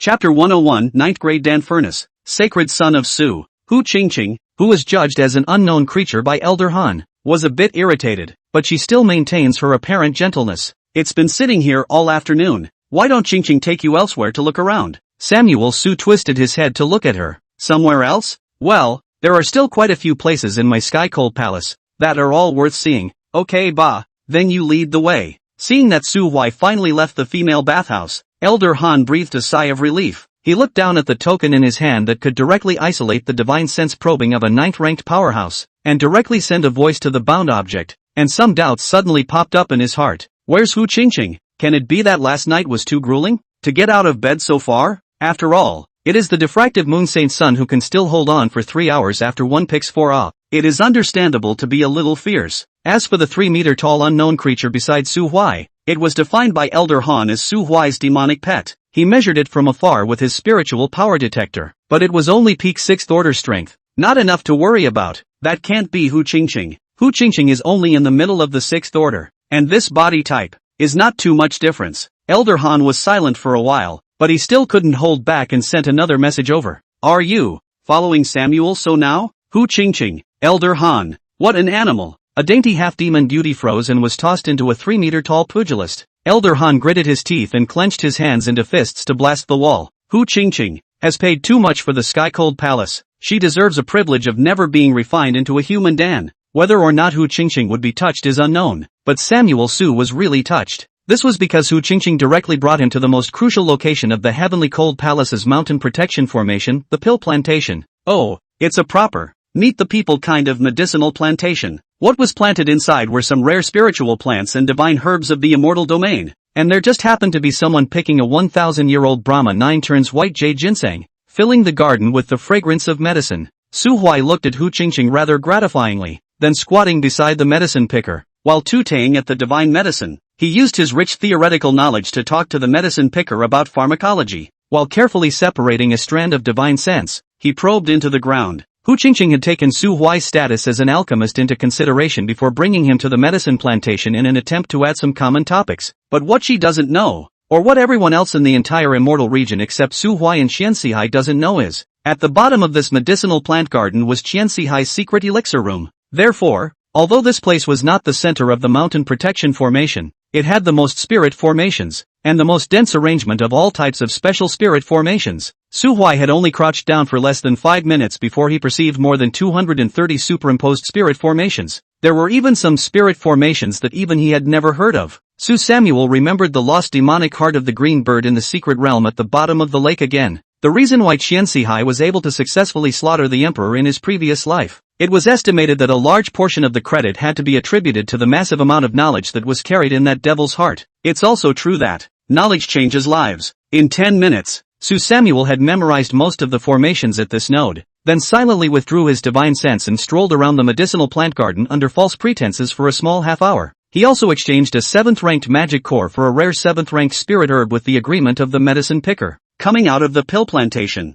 Hu Qingqing also took Su Samuel to the Heavenly Cold Palace Points Hall. Like the diffuse moon immortal sect, the Heavenly Cold Palace also implemented a point system, and most of the resource cultivation resources could be exchanged for points. Just the method of obtaining points in addition to the mission rewards. There is an additional simple and brutal kryptonite. Points could be exchanged 1 for 1 with inferior spirit stones, as well as with demonic crystal cores. The Hall of Points was large, with 4 floors, and since there was nothing in it that couldn't be seen, this place allowed anyone to come and go as they pleased. I have to say, the quality of the disciples of the Heavenly Cold Palace is still very high, and along the way, they didn't encounter the kind of cerebral palsy that jumps out and begs for a punch in the face when they look at Su Samuel's handsome face. Everyone is quietly going about their business. Hu Qingqing softly introduced the situation of the Hall of Points to Su Huai on the side, occasionally saying something vaguely provocative. It's just that Su Huai's heart trembles every time he hears it. The feeling of a soft girl whispering in your ear and telling you that you can go to her room at night to talk about life is crunchy and easy to stir up the fire of a person's heart. But if the soft and cuddly girl is replaced with King Kong Barbie, the feeling instantly changed from a hint from the girl to a threat from King Kong. A strong flavor of subterfuge that could easily evoke anger. Samuel Su had clenched his fists. Luckily, when he wandered to the 4th floor, Su Huai was caught by 2 shining Dan furnaces. He stood in front of the Dan furnace, his voice full of surprise. 9th grade Dan furnace. Or 2. Hu Qingqing looked up, but her eyes didn't make much of a ripple. You say they are. They were all refined by the alchemy peak master. There was a hint of pride in Hu Qingqing's tone. One of the only 2 9th grade alchemists on the continent is in my sky-cold palace. Samuel Su licked the corner of his mouth, not wanting to speak. The continental pattern of this era he has almost mapped out. The 9th grade alchemist has a total of 3, 2 of which prefer to travel, do not care about fame and fortune, cannot find the whereabouts of perennial. The only one who had entered the world was the state master of the Zun Tian divine dynasty, the man who liked to make people reminisce. Oh, Qiansihai is also barely considered the 9th grade. After all, the human Dan is also Dan well. As for refiners, there were even fewer. There were only 2 of them. One was also in the exalted heavenly divine dynasty, and the other was right in the Heavenly Cold Palace. It goes without saying that the sword masters are heavily biased. But why doesn't the diffuse moon immortal sect have any ninth grade alchemists and weapon makers? Old man Chen, you don't compete. While Su Huai was madly disliking Chen Tairu in his heart, Hu Qingqing was explaining the origin of these two Dan furnaces. Back then, after Elder Qian's alchemist rank had successfully advanced to the ninth grade, he had built 7 ninth grade alchemy furnaces in order to collect funds in a short period of time, because alchemists are the richest profession in the entire immortal region. The casting of the Dan furnace isn't much more complicated than a normal weapon, but the selling price can be more than 1 to 2 times as much, so Elder Qian would like to use this to sell it for a good amount of money, and then exchange it for the materials to build more ninth grade weapons. It's a pity that only 4 Dan furnaces were sold. Samuel Su tucked his hand in and almost laughed out loud. That Elder Qian didn't read much at first glance, not even the simplest theory of supply over demand. Immortal domain, a total of 3 9 products. Dan Master, you refine 7 furnaces. People and no problem. Buy 2 Dan furnace, change to play? The 8th grade alchemist in general is difficult to afford the price of the 9th grade furnace. Even if they can afford it, it is estimated that they cannot afford to buy. After all, the bonus of a high grade Dan furnace was not as high as everyone thought, and an 8th grade Dan master using an 8th grade Dan furnace was enough. The Dan stove thing is like a tea set. If the tea leaves are not good and the tea art is not good, you can't make a good tea even if you use top quality purple sand. Which people do not know how to make tea also spend a lot of money to buy top tea sets. That is not well. But as he laughed, Samuel Su stopped laughing, because he's the who can't make tea. These 2 Dan furnaces. Name your price. Chapter 102, An Unparalleled Formation. Sitting on the 4th floor of the Hall of Points was a dry old man with triangular eyes and a distinct black mole on his left cheek, giving the first impression of a treacherous businessman. The old man stood behind the counter, sizing up Su Samuel, and spoke with a smile. For 8th rank demon cores, or 6 demon cores of the same rank, ghost cores, can take 1 away. Demon nuclei, devil nuclei and ghost nuclei are collectively known as crystal nuclei, and their biggest function is that they can be refined by cultivators of the same level to increase their cultivation. However, since the demon race relied on absorbing heaven and earth aura to cultivate just like the human race, their condensed crystal cores were easier to be absorbed by cultivators, and their value was a bit higher than the latter two. Although the magic core and ghost core could also be refined, there would be some additional energy conversion loss during the refining process, and their value would naturally be lower. Samuel Su didn't bother to haggle. He raised his hand and gestured around the 4th floor counter. Plus these herbs, all wrapped up. That price. With a snap, Su Huai flung out a 9th rank demon core. This magic core comes from a late 9th stage ape demon. Is that enough? Enough, naturally. The old man carefully picked up the magic core on the table, and after using his own spiritual energy to detect it, he immediately smiled with joy. He personally walked out from behind the counter and packed those medicinal herbs that Su Samuel had just pointed to with 2 Dan furnaces in a row and sent them to Su Samuel. The 2 Dan furnaces were black and green, and because they came from the same person, their quality was not too different. Su Huai picked it up and weighed it, and silently put it into his storage ring. The black one is for Chu Siyu, and the green one is too ugly, so give it to old man Chen. He hoped that the old man would not fail him as a saintly son, and would break through the bottleneck and become a 9th grade Dan master at an early date. The 9th grade magic core that was paid for Su Samuel was not heartbroken. Anyway, the probability was that he would be able to get it back before long. The reason why I bought these things is also because I'm afraid that when a great war breaks out, these things will be destroyed by the aftermath of the battle of an Emperor realm powerhouse. By the time we left the Hall of Points, the sky was red and cloudy. The old man at the 4th level of the Hall of Points watched the 2 of them leave, slowly collecting the smile on his face and disappearing into the shadows with the magic core. A moment later, he appeared in front of Qian Sihai's door. Grand Elder, say, Qian Sihai's wheelchair had already been repaired by the maid, and he was now leaning against the window, resting his eyes. Reporting to Great Elder, Su Huai went to the Points Hall today and traded away the 2 remaining Dan furnaces in the clan with a 9th order demon core. My subordinate can't distinguish the specific quality of the magic core, but it looks like it. The old man paused. The owner of the magic core doesn't seem to be in the early 9th stage. Qian Sihai frowned slightly. What about that magic core? The subordinate has brought it. The old man bowed his head and held his hands flat. There was a soft thud from the cabin, and the maid took the grinding kernel from the old man's hand before closing the door. Qian Sihai was silent for a long time as he looked at the magic cores fetched by the maid. The elder outside the room couldn't tell the difference, but he could tell the quality of the magic core at a glance. Late 9th stage. The Weeping Ghost Abyss didn't have a demon race, and the Diffractive Moon Emperor hadn't left the Weeping Ghost Abyss for tens of thousands of years, so the origin of this piece of demon core was obvious.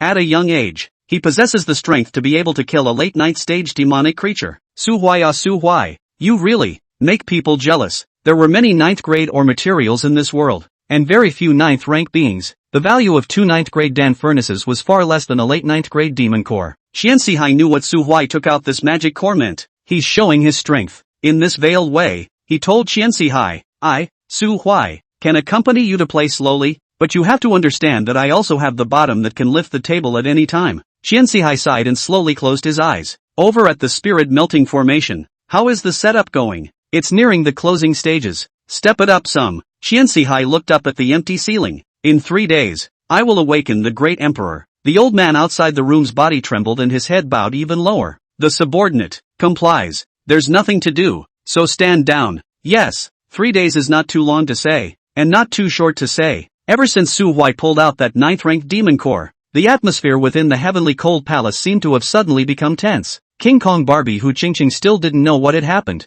and was urgently recalled to bewildering world peak in the evening of the next day. She had ultimately lost her fortune and failed to succeed in her plan to charm Su Huai. The night she bought the Dan furnace, she was all ready to be favored, but she ended up being mysteriously called out by Su Huai when it was dark. At first, Hu Qingqing thought that Su Samuel was trying to play something exciting, such as drilling the grove together or something, and then realized how disgusting this is in the end. He actually took Hu Qingqing to steal incense in the middle of the night, and ING let Hu Qingqing stand outside the wall to give him a break. The target was again that familiar small courtyard of 4 people, and I don't know what made those 4 vulgar girls so fascinated by Su Huai. In short, Hu Qingqing was almost furious, but she couldn't have a seizure, so she could only squat honestly in the corner for the night. Su Hui repeated the same trick and slipped out of the window as soon as he entered the door, covering his whole body's breath and wandering around the heavenly cold palace like a ghost. But the more he swayed, the more alarmed he became. The hundreds of legal formations in the medicine plantation are really just the tip of the iceberg in Qianxihai's arrangement. With the samples recorded during the day, he identified a dozen more places that might serve as important nodes of the formation after deduction, without exception, stacked with spirit formations. Just from his exploration this night alone, he had discovered a total of tens of thousands of small spirit formations, large and small. These spell formations were again constructed in units of hundreds, forming dozens of incredibly powerful spirit formation combinations. This doesn't even include those important locations that Samuel Su couldn't go to. If these spirit formation groups are used as nodes to fuse into a larger super-large formation, not to mention the heavenly cold emperor, even Su Samuel himself felt a few more drops of cold sweat on his forehead. Su Samuel knew that Qianxihai had only obtained the Devil's Heart 100 years ago, but such a huge project could never be completed in only 100 years. That is to say, before getting the Demon Heart, this old was already planning to kill the heavenly cold emperor. But why? Before obtaining the Devil's Heart, it was impossible for Qianxihai to master the method of refining an emperor's pill with a great emperor as the material. Su Huai looked grave. He had also watched the changes in the heavenly cold palace in these 3 days, and the entire mountain gate looked like it was shrouded under an invisible cloud that was suffocating. What could be done? Su Samuel had already done, even trying to find a way to subvert that hidden grand formation. Unfortunately, Qianxihai's arrangement that had taken thousands of years could not be cracked so easily. What's more, during these 100 years of obtaining the Demon Heart, he had also set up some special spell formations unheard of in the immortal domain on top of the original great formations. Su Huai lost half of his initiative, and the only thing he could rely on now was his own strength that hadn't been exposed yet. He also did not dare to expose it. Ghost knows Qianxihai was forced to be anxious, will not use those means that should be used on the heavenly cold emperor to deal with him. Su Samuel was not familiar with the heavenly cold emperor, so why would he take the initiative to jump out and help him block the disaster? Dead Taoist friends do not die in poverty. Tianhan Taoist friends, whether you are good or evil, go all the way. Shortly after Hu Qingqing left, he found a reason to send Elder Su out of the Sky Cold Palace, and then, quietly in the small building, waiting for the storm that had been brewing for thousands of years to come.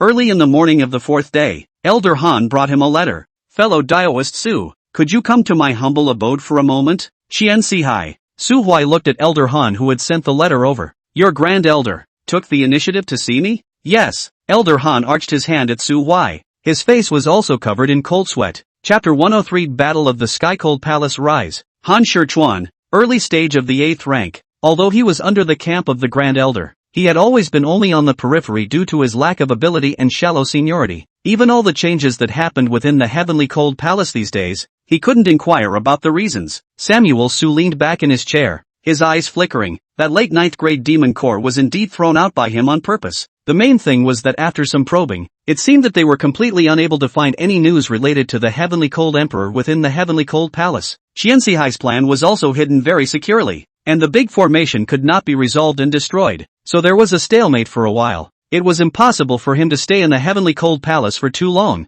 so he could only throw out a strong dose of medicine to stimulate this pool of stagnant water that was full of toxins. In fact, Qianxihai did read his meaning. This letter is clearly a hongmen banquet, but if it's just that cabin, Su Huai has no reason not to go. He couldn't solve the one that enveloped the center of the sky-cold palace, but he could solve the one hidden under the wooden house. Elder Han, lead the way. Yes. Han Shichuan lowered his head and led the way in front. He was a bit unaccustomed to the fact that Su Huai hadn't messed up in the past 2 days. After all, this Elder Han still does not know that earlier Su Huai only used the name of stealing incense and jade to attract his attention. But in reality, he quietly strolled through all the places he could go to in Tianhan Palace. It took nearly 3/4 of an hour for Elder Han to bring Su Huai to the front of the wooden house. Unlike the last time they met, this time Qianxihai was sitting by the lake by himself, holding a fishing rod and fishing. It was true what he said at the time, since he couldn't stop others from catching his fish, he might as well catch and eat it himself first. Elder Han reached the place and retired himself. Su Huai was also not polite, walked straight to the side of Qianxihai, glanced at the wheelchair with obvious repair marks, and said in his heart that it was pretentious. At the Ninth Order Exalted Realm,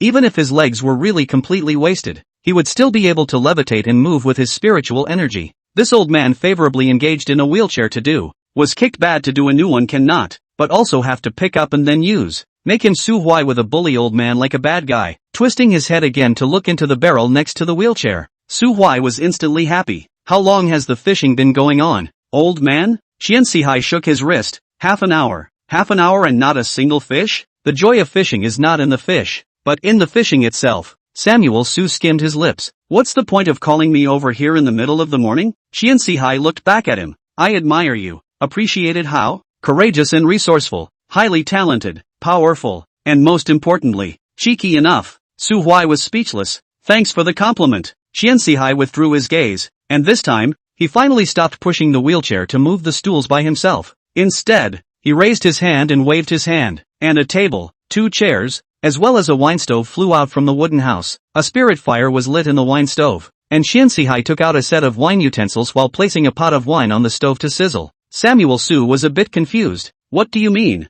cook the wine? Fellow Daoist Su, what do you think? Immortal realm beings, what is right and what is evil? Got it. This treacherous man is trying to brainwash me again. Su Huai tucked his hands into his sleeves and replied without hesitation. I am righteous. You are evil. You for positive? Qianxihai shook his head. Zhang Jintian was promoted by me from a certain small village. He practiced diligently all the way, and after he became rich he didn't forget his homeland. He was the hero of that small village. Zhang Jintian once had a hairdresser, and when his wife was gravely ill back then, he fell to his knees and begged me to save his wife, and as a price, he was willing to give everything to become a sword in my hands. In the eyes of his native townspeople, he was a hero and a role model, and in the eyes of his wife, he was a good husband and an even better father. But, you killed him. For those who live under the shelter of Zhang Jintian's wings, are you still positive? Samuel So blinked. None of my business? Qianxihai lifted the warm wine pot and filled it for Su Huai. I just want to tell fellow Taoist Su,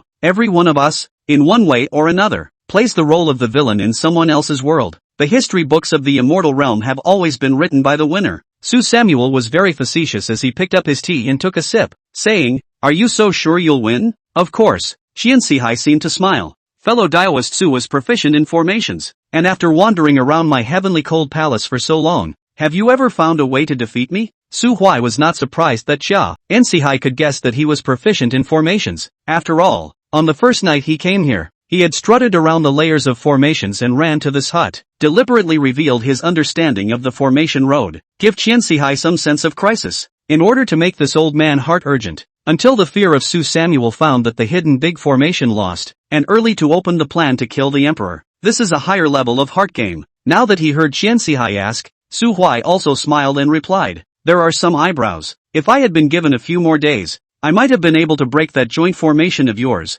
Qianxihai smiled slightly. Oh, I don't believe it. Su Huai was choked for a moment. Don't believe it and you're still asking? Ha ha. Qianxihai stretched and inhaled a mouthful of turbid air. Today, I invited fellow Taoist Su to come here because I want you to be a witness. Want me to be a witness? Witness to what? Witness the dying of an era. the maid outside the room crushed a transparent crystal. Moments later, the entire iceberg was still trembling, and an incomparably cold aura spread out from within the iceberg, as if it was a ferocious beast that had been disturbed from its deep sleep. Suhui looked at the shaking rocks in the distance, his eyes flickering with a wisp of imperceptible battle intent. Heavenly Cold Emperor. Clang! A glazed portal suddenly appeared above the Heavenly Cold Palace, and the Heavenly Cold Emperor, with a pair of golden feathered wings on his dorsal blade, took a step out of the glazed portal. The huge soul power swept away, and his gaze lingered on the maid in front of Qian Sihai's door for a split second before looking straight at Su Huai. Su Huai grinned, and with the help of the little snake, he collected all of his body's breath. Qian Sihai, what is it that you woke me up for?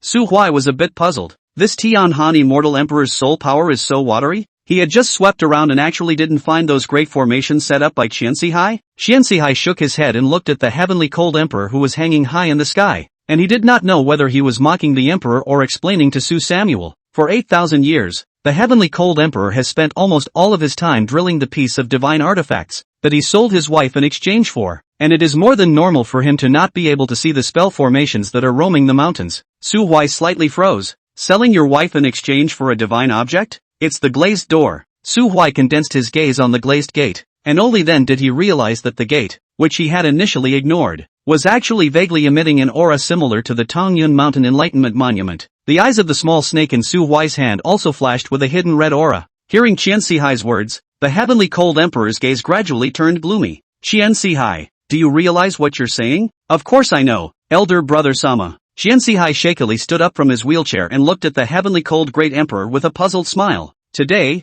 I will join the Holy Son of the Diffractive Moon Immortal Sect, to kill the Heavenly Cold Emperor who sold his wife for glory. Samuel Su's drinking motion gave a slight lurch. Did I just promise an alliance with Qian Sihai? Before the Heavenly Cold Emperor could react, the entire Heavenly Cold Palace, and even the thousands of miles stretching outside the Heavenly Cold Palace, suddenly erupted with a brilliant light. Millions of spirit formations lit up at the same time, like a scorching little sun, constructing an unheard of 1,000-mile giant formation. The Heavenly Cold Palace Mountain Protection Formation was as small as a doll in front of it. Su Huai's hands trembled. He had still underestimated Qian Sihai. At the same time, it was also very curious as to how he managed to set up such a monstrous formation under the eyes of the Heavenly Cold Emperor. Could it be that the Heavenly Cold Great Emperor really studied that glazed door all day long, as Qian Sihai had said, and never worried about the changes in the outside world? A dense aura of death enveloped the Heavenly Cold Great Emperor, but he only looked at Qian Sihai on the ground with a calm expression. Boom boom, boom boom. Qian Sihai took a step towards the sky. His fur gradually fell off, and two pitch-black demonic horns grew out of the top of his head. At the same time,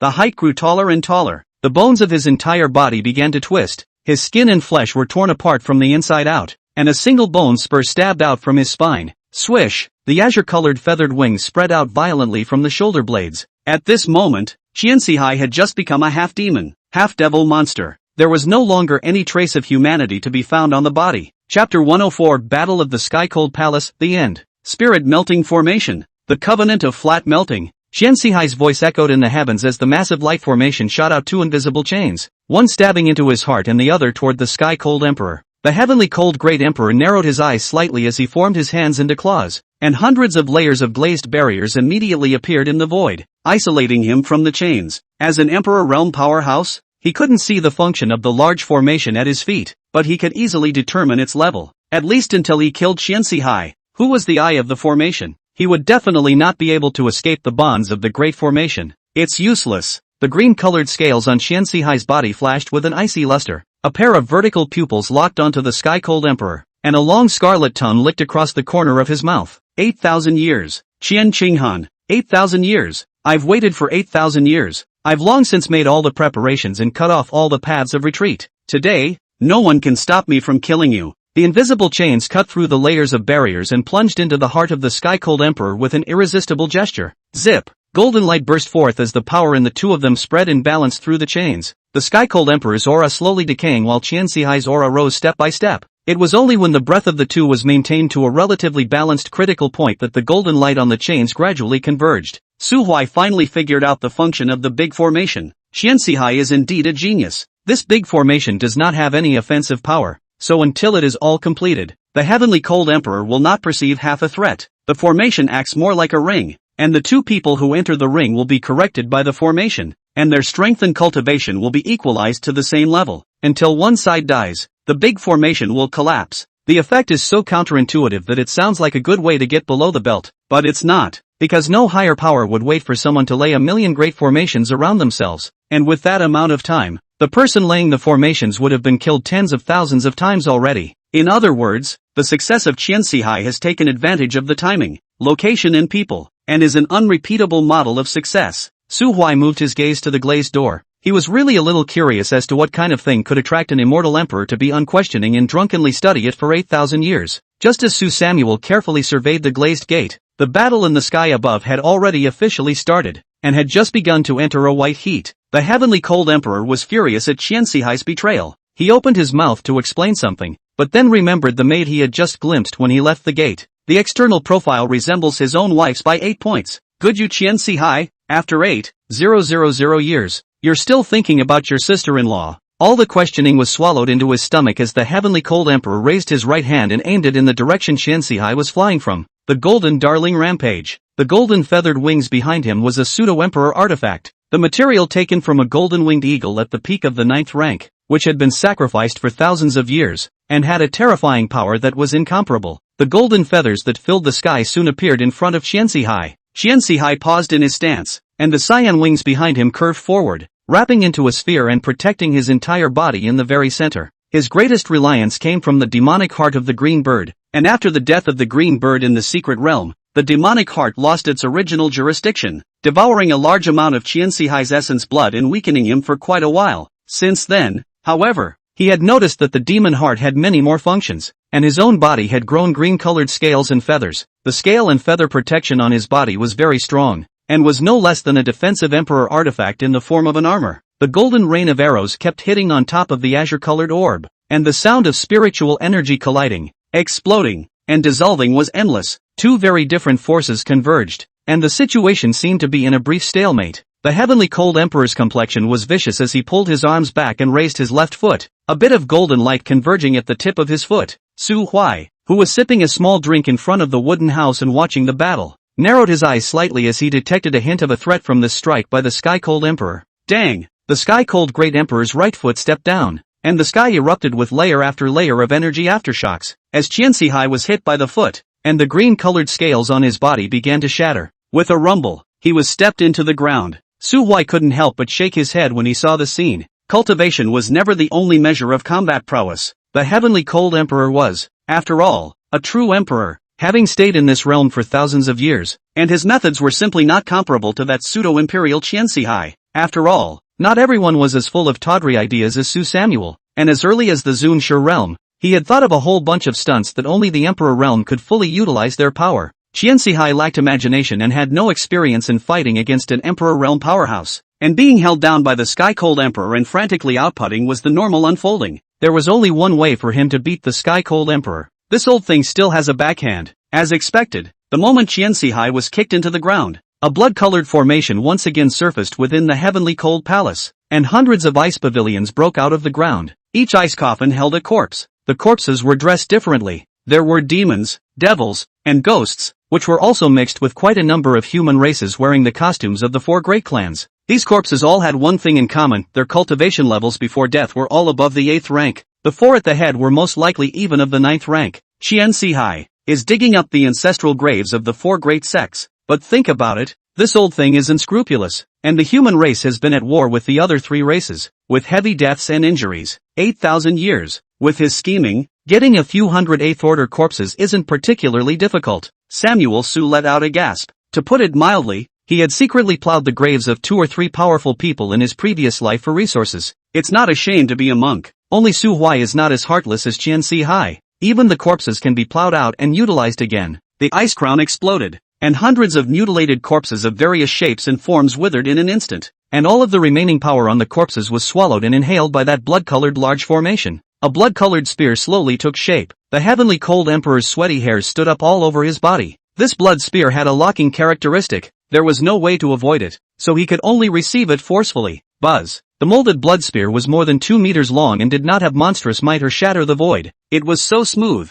piercing through the illusory giant foot that the heavenly cold emperor had condensed, and gently stabbing towards his head. Overwatched the sky. Mirror. Golden feathers continued to converge in front of the heavenly cold emperor, forming a golden round shield. Click! Cracks appeared in the golden round shield, and the blood spear seemed to be able to pierce through everything, piercing a small hole in the round shield before it suddenly flickered and disappeared without a trace. Qian Qinghan, go to hell! Qian Sihai didn't know when he appeared not far behind Qian Qinghan. He held the blood spear in his hand and violently stored his strength to throw it. Blood light exploded in the sky. The sky-cold emperor's head was pierced through, and a terrifying bloody hole exploded at his right eye. One blow, seriously injured. Flesh buds wriggled crazily at the blood hole, but it was as if the blood spear carried a special kind of damage, restricting the incomparably powerful recovery power of the Emperor Realm powerhouse. Su Samuel flung his arm. This is the real battle. Two doomed to die on one side of the strong fighting, simply will not hide the strength to play what to test each other. When everyone strikes, it's an immortal killing move. The strong side is afraid of being late, the weak side is afraid of being boiled in warm water. Both sides are anxious to hit the outbreak in the shortest possible time.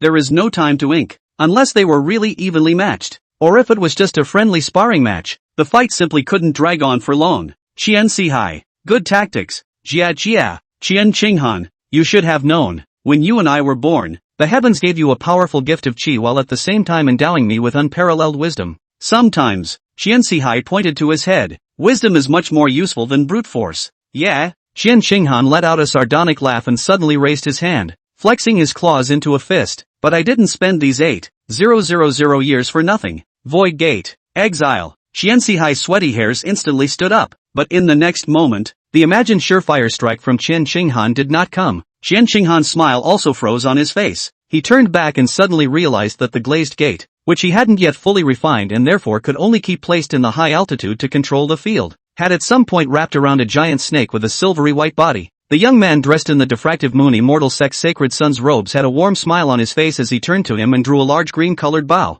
Heavenly Cold Emperor. First time meeting, more guidance. This Emperor. Diffractive moon saint sun. Su Huai. Shu. Rainbow through the sun. An arrow exploded into the heavenly cold emperor's chest, and the already severely injured man instantly exploded into a shower of blood. This was not all. After the sharp arrows, countless silver-white grinding discs of various sizes appeared in the void, absorbing all those scattered blood and flesh. The teenager tilted his head to look at the dumbfounded Qian Sihai and once again pulled the longbow in his hand. The arrow gathered silver-white light and aimed at Qian Sihai's brow, causing him to feel a coldness that came from the depths of his soul. Grand Elder, didn't you just invite me to join you in killing the heavenly cold emperor? On second thought, I've agreed to ally myself with you, but oh dear ally, you'd better stay put. Yo! Chapter 105, ask if her mother's name is Mu. When the heavenly cold emperor was hit by Qian Sihai's first grand formation, his own strength dropped from the middle stage of immortal emperor to the early stage. And then he was hit by Qian Sihai's second grand formation. His imperial weapon was temporarily damaged and his body was severely injured. Su Samuel ate so long melon in front of Qian Sihai's wooden house also did not idle. According to their own thoughts and then combined with the intelligence of the previous life to think about Qian Sihai's next step, accidentally found Qian Sihai's third big formation. That grand formation was an extermination, sacrificing the lives of tens of thousands of cultivators within the heavenly cold palace, using the mountain as a furnace and the people as ingredients to refine the severely injured heavenly cold immortal emperor into an elixir. At that time, Qian Sihai would be able to step into the true emperor realm and inherit everything left behind by the heavenly cold emperor in the shortest amount of time. However, Su Huai discovered a fatal loophole in this grand formation. That was the immortal power level of the person in charge of the formation. Both of the latter two great formations required emperor realm cultivation to manipulate them perfectly. So where did Qian Sihai's emperor level strength come from? Of course it comes from the effect of the first big formation. The first great formation bound him to the heavenly cold emperor, and the two of them shared the heavenly cold emperor's cultivation and immortal power equally. Qian Sihai had planned well. The heavenly cold emperor in his severely injured state was unable to block the suppression brought about by the third grand formation and could only be refined alive by him. But what if the sky cold emperor died before that? That Qian Sihai lost his supply. His cultivation would instantly fall back to a ninth order exalt, and there would be no way to go back to opening the third grand formation. Step by step, Qian Sihai's every step was on the ground. His plan was seamless. He even had a defense against Su Huai, and had laid down a ninth grade ground binding formation in the hut. That's right. It was the one that Su Samuel had once used to trap the 8-armed ape demon in the secret realm. The materials Qian Sihai used were very advanced, and it was reasonable to say that even if Su Huai was an immortal emperor, he would be trapped for at least a moment. But he couldn't help that he was familiar with the formation. In 3 or 2 tries, he found out the eye of the formation. Su Samuel was also a ruthless person. secretly letting the little snake wrap around that glazed door while he himself hid behind the door and pulled open the Emperor's bow, quietly storing his power against the sky. There was nothing fancy about that arrow, except that it compressed 80% of Su Huai's body's immortal power reserves. Then he lent his imperial weapon to shoot out and exploded his head with an arrow. How could the heavenly cold emperor, who had already had his cultivation suppressed and was also severely injured, not die? Therefore, there was no fault at all with the statement that Xianxihai and Su Samuel had combined their efforts to kill the heavenly cold emperor. And even Xianxihai's credit was much greater than that of Su Samuel. Knock knock. The demonic heart inside his chest cavity was beating violently, with the last drop of flesh and blood being ground clean by the silver-white grinding disc. The heavenly cold great emperor was truly considered to have fallen. Xianxihai's 8,000 years of planning, coupled with the fact that Su Samuel, an emperor realm powerhouse who could beat him in a single fight with him, made a desperate attempt to kill him, and he did not die in a bad way. It just seems a little sloppy, because according to normal plot development, he should have had a spiritual exchange with Xianxihai before he died. The two brothers to say the words open, Qian Qinghan, and then tell Xianxihai some secrets that cannot be said. The two ice release former suspicions, and then Qian Qinghan voluntary body into Dan, to help Xianxihai to complete the future of the conspiracy. Unfortunately, Samuel Su, who loves to eat melons, does not speak of martial virtues and directly reaches out and tears up the script. Xianxihai's heart was empty and his brain was blank. His power was slipping away, and his 8,000 years of scheming had been undone, and he had been plucked by Samuel Su. He still has a lot of things he wants to ask Qian Qinghan, and wants to trample him under his feet to question why he sold his wife for honor 8,000 years ago, but it's all gone now. He hadn't even regained his senses from the sudden turn of events before Su Huai's arrow was already pointed at his head. Xianxihai sighed. You can't really blame him for that. He did everything he could and the plan did come together seamlessly. But just like Wang Mang's 430,000 strong army couldn't defeat Lu Xiu's 30,000 men, Xianxihai couldn't figure out why Su Huai was a great emperor no matter what. How can there be a 17-year-old emperor in the world? The opening of the hanging is not like this. Your Su family's genes are so overbearing? 10 years ago, there was only 100 years old on the emperor of the barge tiger emperor Su Chang'e shocked the world. Su Chang'e's remaining power was still there.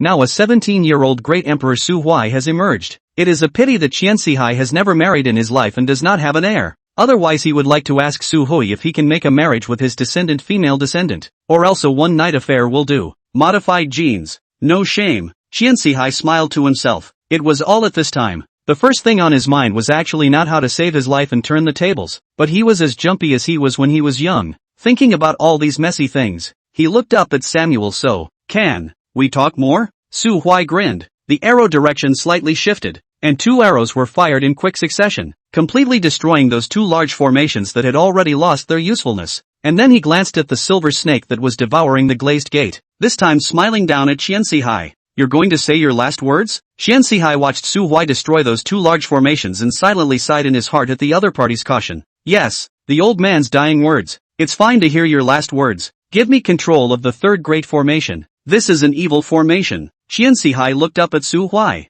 who remained on guard in the sky above, and suddenly curved the corners of his mouth. Aren't you a self-proclaimed righteous person? Activating this grand formation requires the lives and souls of at least 50,000 cultivators of the 4th rank or higher, and they must be of the human race. If you take over this kind of evil formation, aren't you afraid of being blamed and reviled by the people of the world and being left in a bad odor for years to come? Su Huai gently plucked the bowstring. I can build a prison on top of it, specifically for vicious bad guys like you. Don't you think so? Fellow Daoist Su, I have a question I want to ask you. Ask, since you have made no secret of your greed. Why didn't you wait until I had completely refined Qian Qinghan into a Dan before making your move? Xianxihai paused. That way, you'd still be able to whore out an emperor-ranked elixir that you can expect to reach the emperor realm if you eat it for nothing. Su Huai snorted. I'm not sure if the third grand formation laid down by an old fox like you has encompassed innocent me as well. I'm still more inclined to do it ahead of time than risk asking for an extra human elixir that I don't know what the side effects are. It's always right to be on the safe side. After all, villains die from greed and lose from talking too much. Xianxihai looked at Su Huai's eyes. You now admit that you are not the righteous path? Su Huai laughed. People can't be too rigid. Good people also make mistakes well, as long as the bottom line is not touched. My moral standards are flexible. Xianxihai bowed his head and remained silent for a moment before taking out a blood-red crystal from his bosom and throwing it at Su Huai. Su Huai reached out and received it, and after sensing it with his spiritual energy, he revealed a smile and took a step out, then appeared beside Xianxihai. Any last words? Say them. Xianxihai landed at the edge of the lake. his body parts slowly regaining their human form, with only his dry face retaining some of the features of the green bird's scales and feathers. "I'd like, please, to ask you a favor." "What favor?" Qianxihai turned his head and walked into the wooden house, and when he came out again, he sat on that worn-out wheelchair again, still holding a small jade bottle in his hand, gently placing it in front of Su Huai. The jade bottle looked a bit old. The bottle was slightly yellowed, and inside was sealed a pill that showed some signs of corruption. "What is it?" "A 7th-order spirit melting pill." "Spirit melting pill?" "Well," Qianxihai leaned back in his chair,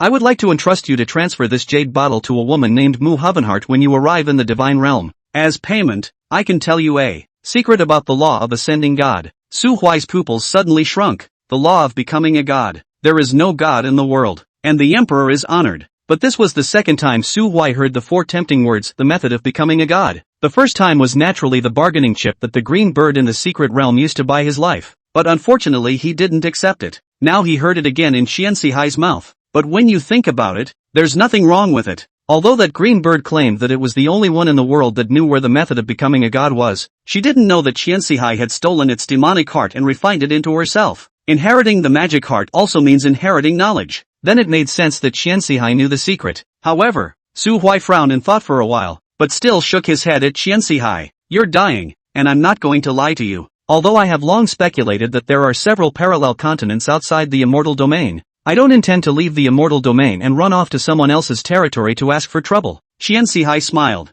"There are some things that you can't stop doing just because you don't want to." He pointed to his heart. "Through this heart, I have learned many secrets. The immortal realm, the home base of the human and demon races, has many people from the divine realm here who have arranged to come in for refuge and are responsible for the continuation of the heirs of the bloodline. When things go wrong in the divine realm, those people will send people down to the realm to pick up the blood descendants left behind in the immortal realm to inherit the power of their ancestors and fight for them. You can go back and ask your little girlfriend with the name Chu if his mother's name is Mu." Su Huai narrowed his eyes as an invisible pressure slowly spread out. "You? What do you mean?" Chapter 106 Samuel Su's Authority. The first half of Qianxihai's life was largely unfortunate. At the time of birth, his mother could not withstand the chi of the 2 brothers and died in childbirth. The mountains and rivers were broken at an early age and his father was martyred. And then to growing up, becoming young men, and meeting the woman who changed the lives of both brothers. The relationship between the 3 has always ended in tragedy. And before Qianxihai's teenage thoughts can be spoken, the trio's journey comes to an end, and he loses both his brother, as well as the girl he adored. Later, he did not ask questions and buried himself in hard work, but also limited by the talent, long stuck in the realm of the 8th order. Not to mention, but also have to watch a mother's brother step into the sky, into the emperor realm, and then later, when the unexpected comes and the person he secretly pines for is taken away by an alien from the sky, the brother who should have stood up to protect everyone chooses to back down. The first half of Qianxihai's life has since ended. The remorse, resentment and hatred in his heart sealed his portal to the emperor realm, so he began to study the ancient books and touch the taboos, hidden behind the scenes. With the help of the giant hand of the heavenly cold palace, the immortal domain drew nourishment from a steady stream, attempting to take the final step. In Samuel Su's previous life, he did succeed. When the plan to refine the human pills was completely exposed and the remaining several great immortal sects were empty-handed to surround the heavenly cold palace, the heavenly cold emperor had already fallen. Qianxihai took the emperor Dan that had been refined with his brother with him nowhere to be found, leaving behind only a broken wall. Unfortunately, in this life, there has been a change of heart. Thousands of years of wear and tear. Qianxihai had long been unable to tell whether he was jealous of everything his brother possessed, or whether he hated him for being cowardly when he clearly held power. As the sun set, after the battle between the 2 great emperors, the sky-cold palace was no longer in its former glory. The collapsed buildings, shattered spirit formations, drifting dust, and the surviving, bewildered sky-cold palace disciples, are all signaling the demise of this top power. The maid came out of the cabin and stood quietly behind the old man. "Grand Elder, it's cool outside. Let's go inside. It's just a shame that the small lake outside the cabin is full of solid ice. The wheelchair is a shell of an annihilated soul. Withered, gray and voiceless." The maid, whose spiritual sense was worn out, could not get a response, so she had to push her wheelchair as usual and walked into the gloomy cabin. Su Huai walked in the middle of an endless snowfield. The things Qianxihai said before he died were a bit touchy for him and made him feel disturbed, especially when the old man looked out over the lake and said, "Sooner or later, you're going to be the next me," before he breathed his last. Bull asterisk asterisk asterisk asterisk. Samuel Su flew up and kicked a basketball-sized rock out, breaking a dead tree hundreds of meters away. he didn't completely believe Qian Sihai's words. However, the matter involving Chu Siyu still made it impossible for him to think in an absolutely calm state. Outstanding soul talent, amazing alchemy efficiency, natural affinity for demonic beasts. Chu Siyu's situation was too much of a match for the Mu family's orphan in Qian Sihai's words. Su Samuel had to think about what he should do in the event that one day he was faced with the same choice as the heavenly cold emperor 8,000 years ago. The safest thing to do would be to take matters into your own hands and kill the so-called visitors from God's domain. The corpse was thrown directly into the secret realm of sunken Moon Lake. There was no way he would let anyone take Chu Siyu away anyway. The only thing to worry about now is, Silver, do you know anything about God's domain? The small snake wrapped around the middle finger of his right hand was bulging, and his abdomen showed a small, obvious square, which was the void gate that he had swallowed into his stomach.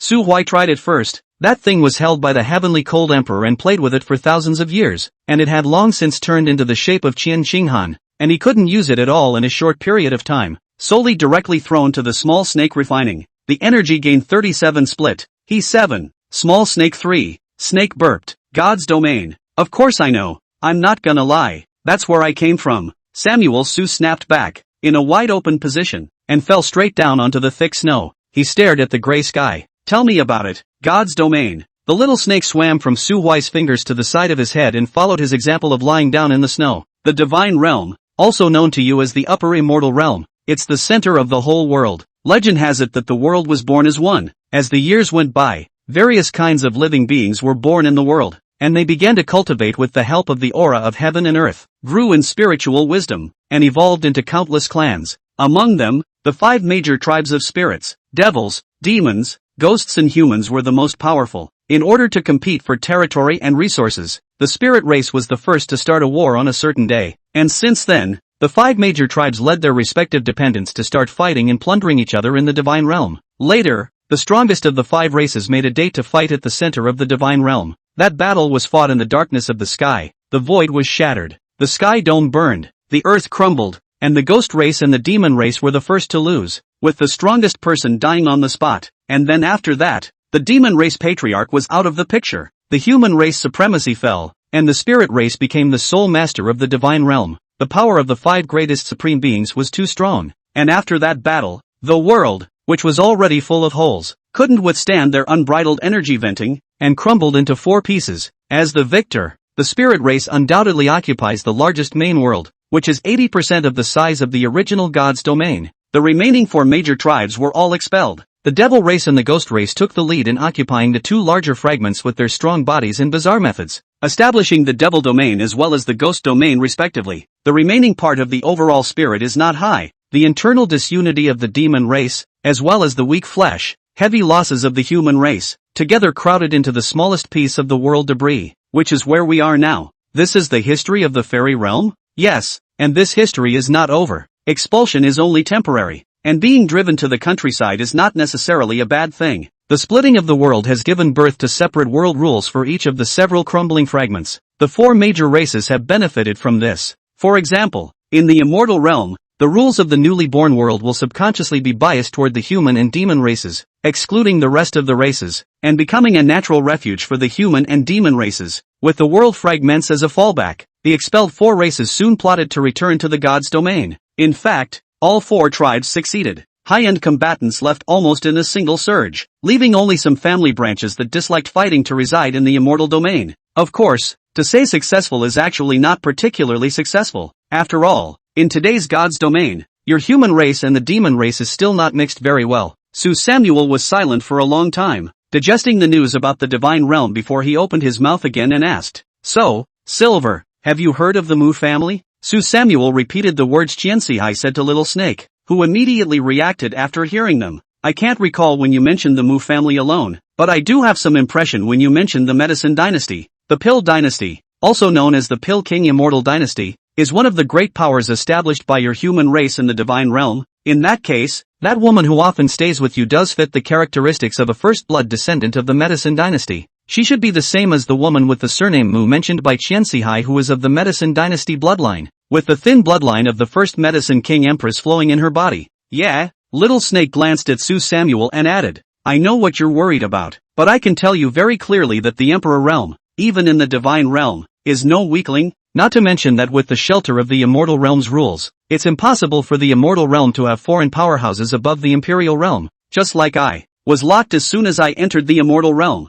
my realm was directly knocked down to about the ninth order, and the remaining power would still be dissolved and absorbed by the rules of the world. In other words, with your current strength, no one can take away the people around you as long as you don't want to yourself. Even after some time, after I finish disintegrating the door of the void, your cultivation will be able to break through to at least the middle stage of the Great Emperor, and then together with those means of yours, the whole of the Immortal Realm will be up to you, so you really don't have to worry too much. It can be seen that the void door in the stomach makes the little snake very happy. The past high cold snake today with a chatterbox like a question and answer, but also unprecedentedly comforted Su Samuel a few words. Su Huai blinked and suddenly smiled. He did seem a little concerned. In his previous life, until he was 340 years old, there was no so-called divine realm visitor to pick up Chu Siyu. Now he's only 17. What's he afraid of? You Qianxi Hai, you're almost dead and you want to disgust me, right? Furthermore, even if this life triggered a butterfly effect, he already had the strength to deal with the risk. God's visitor. Come one, kill the other. Samuel Su sat up and exhaled a mouthful of white mist. Silver, you mentioned authority before. What is it? Authority, in fact, is a special ability that can only be obtained after the Great Emperor level. I have detected the beginnings of your authority. Oh, what is it? Fraud. Su Huai raised her hand to cover her face. He felt the world's deep malice towards him, which was the greatest denigration of him. Su, fraud. This is going to force him, an honest and sunny teenager, to go down the path of fraud. Chapter 107. Fraudulent authority, used on a specified target, has a certain probability of making the opponent unconditionally believe whatever the hell Su Samuel says. This with some probability is very metaphysical. The minimum probability was 5%, which meant that there was a 5% probability of success for any time Su Samuel went to cheat the rules of the world. Of course, unless he had no choice, it was impossible for Su Samuel to lie about the rules of the world, because the price of failure was something he couldn't afford. There is a minimum probability and a maximum probability. However, this probability does not vary with the level of strength. The success rate depends on how determined the designated target is inside. An example, if Samuel so brought a husky to the wolves and pointed to the husky and said it was a wolf, then based on the husky's original appearance which is similar to that of a wolf, both the wolves and the husky would believe it 100%. Incidentally, according to Little Snake, authority is not necessarily fixed. As Su Huai's strength increases, and his understanding of fraud deepens, fraud will likely evolve into a spirit of speech that resembles a mandatory order. If it continues to be elevated, it will eventually become a soul that fools the minds of all beings. Samuel Su walked alone on the snowy plains for 3 days. The solitude of a pure white world helps to quiet the mind to think about the future and organize all types of information that is stuffed in the mind. During these 3 days, the change in the heavenly cold palace had spread throughout the immortal region. With the collapse of the mountain protection formation, the medicine field underneath the heavenly cold palace was completely exposed to everyone's eyes. Tens of thousands of cultivator bodies that had been used to grow medicine were found, some with grass growing on their heads,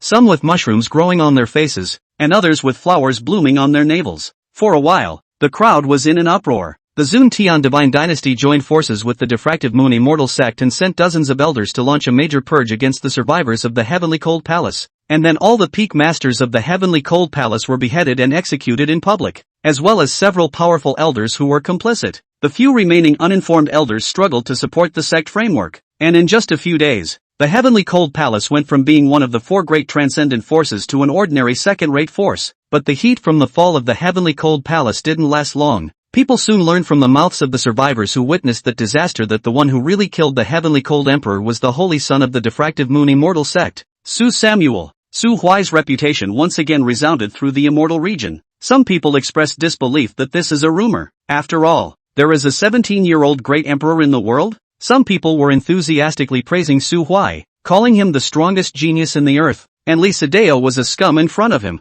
There are also people who say that they are sensible melon eaters. Don't believe in rumors and don't spread rumors, and sit back and wait for the Diffractive Moon Immortal Sect's official briefing. Official announcements are impossible to send. After all, when Su Huai left the Heavenly Cold Palace, he also took along all the things in its sect treasury. Even the book depository was ransacked. Su Hui threw everything he couldn't use to the Diffractive Moon Immortal Sect, and the Diffractive Moon Immortal Sect added 3 floors of hidden books overnight, and Grand Elder Huang Yuan's mouth was almost crooked with laughter. Also laughing crookedly was Chen Tairu, the evil Dan Master Qianxihai who had tarnished the sacred alchemy in his heart hung up, not to mention that Su Huai, the heartless one, actually made an unprecedented gift of a 9th grade Dan furnace. Double happiness. Shintaro announced that night that he would close his doors and begin his 132nd impact on the 9th grade alchemist. It was nearly winter at this point, when Su-hwai finished the diffractive moon immortal sect's small darkroom meeting and returned to the valley's cabin. He caught a glimpse of the person crouching next to the alchemy furnace on the second-floor terrace. Shu Siyu's cultivation talent was far less than her talent in alchemy. She was barely able to refine inferior 5th grade pills, yet her cultivation still hadn't been able to break through to the 4th rank. In fact,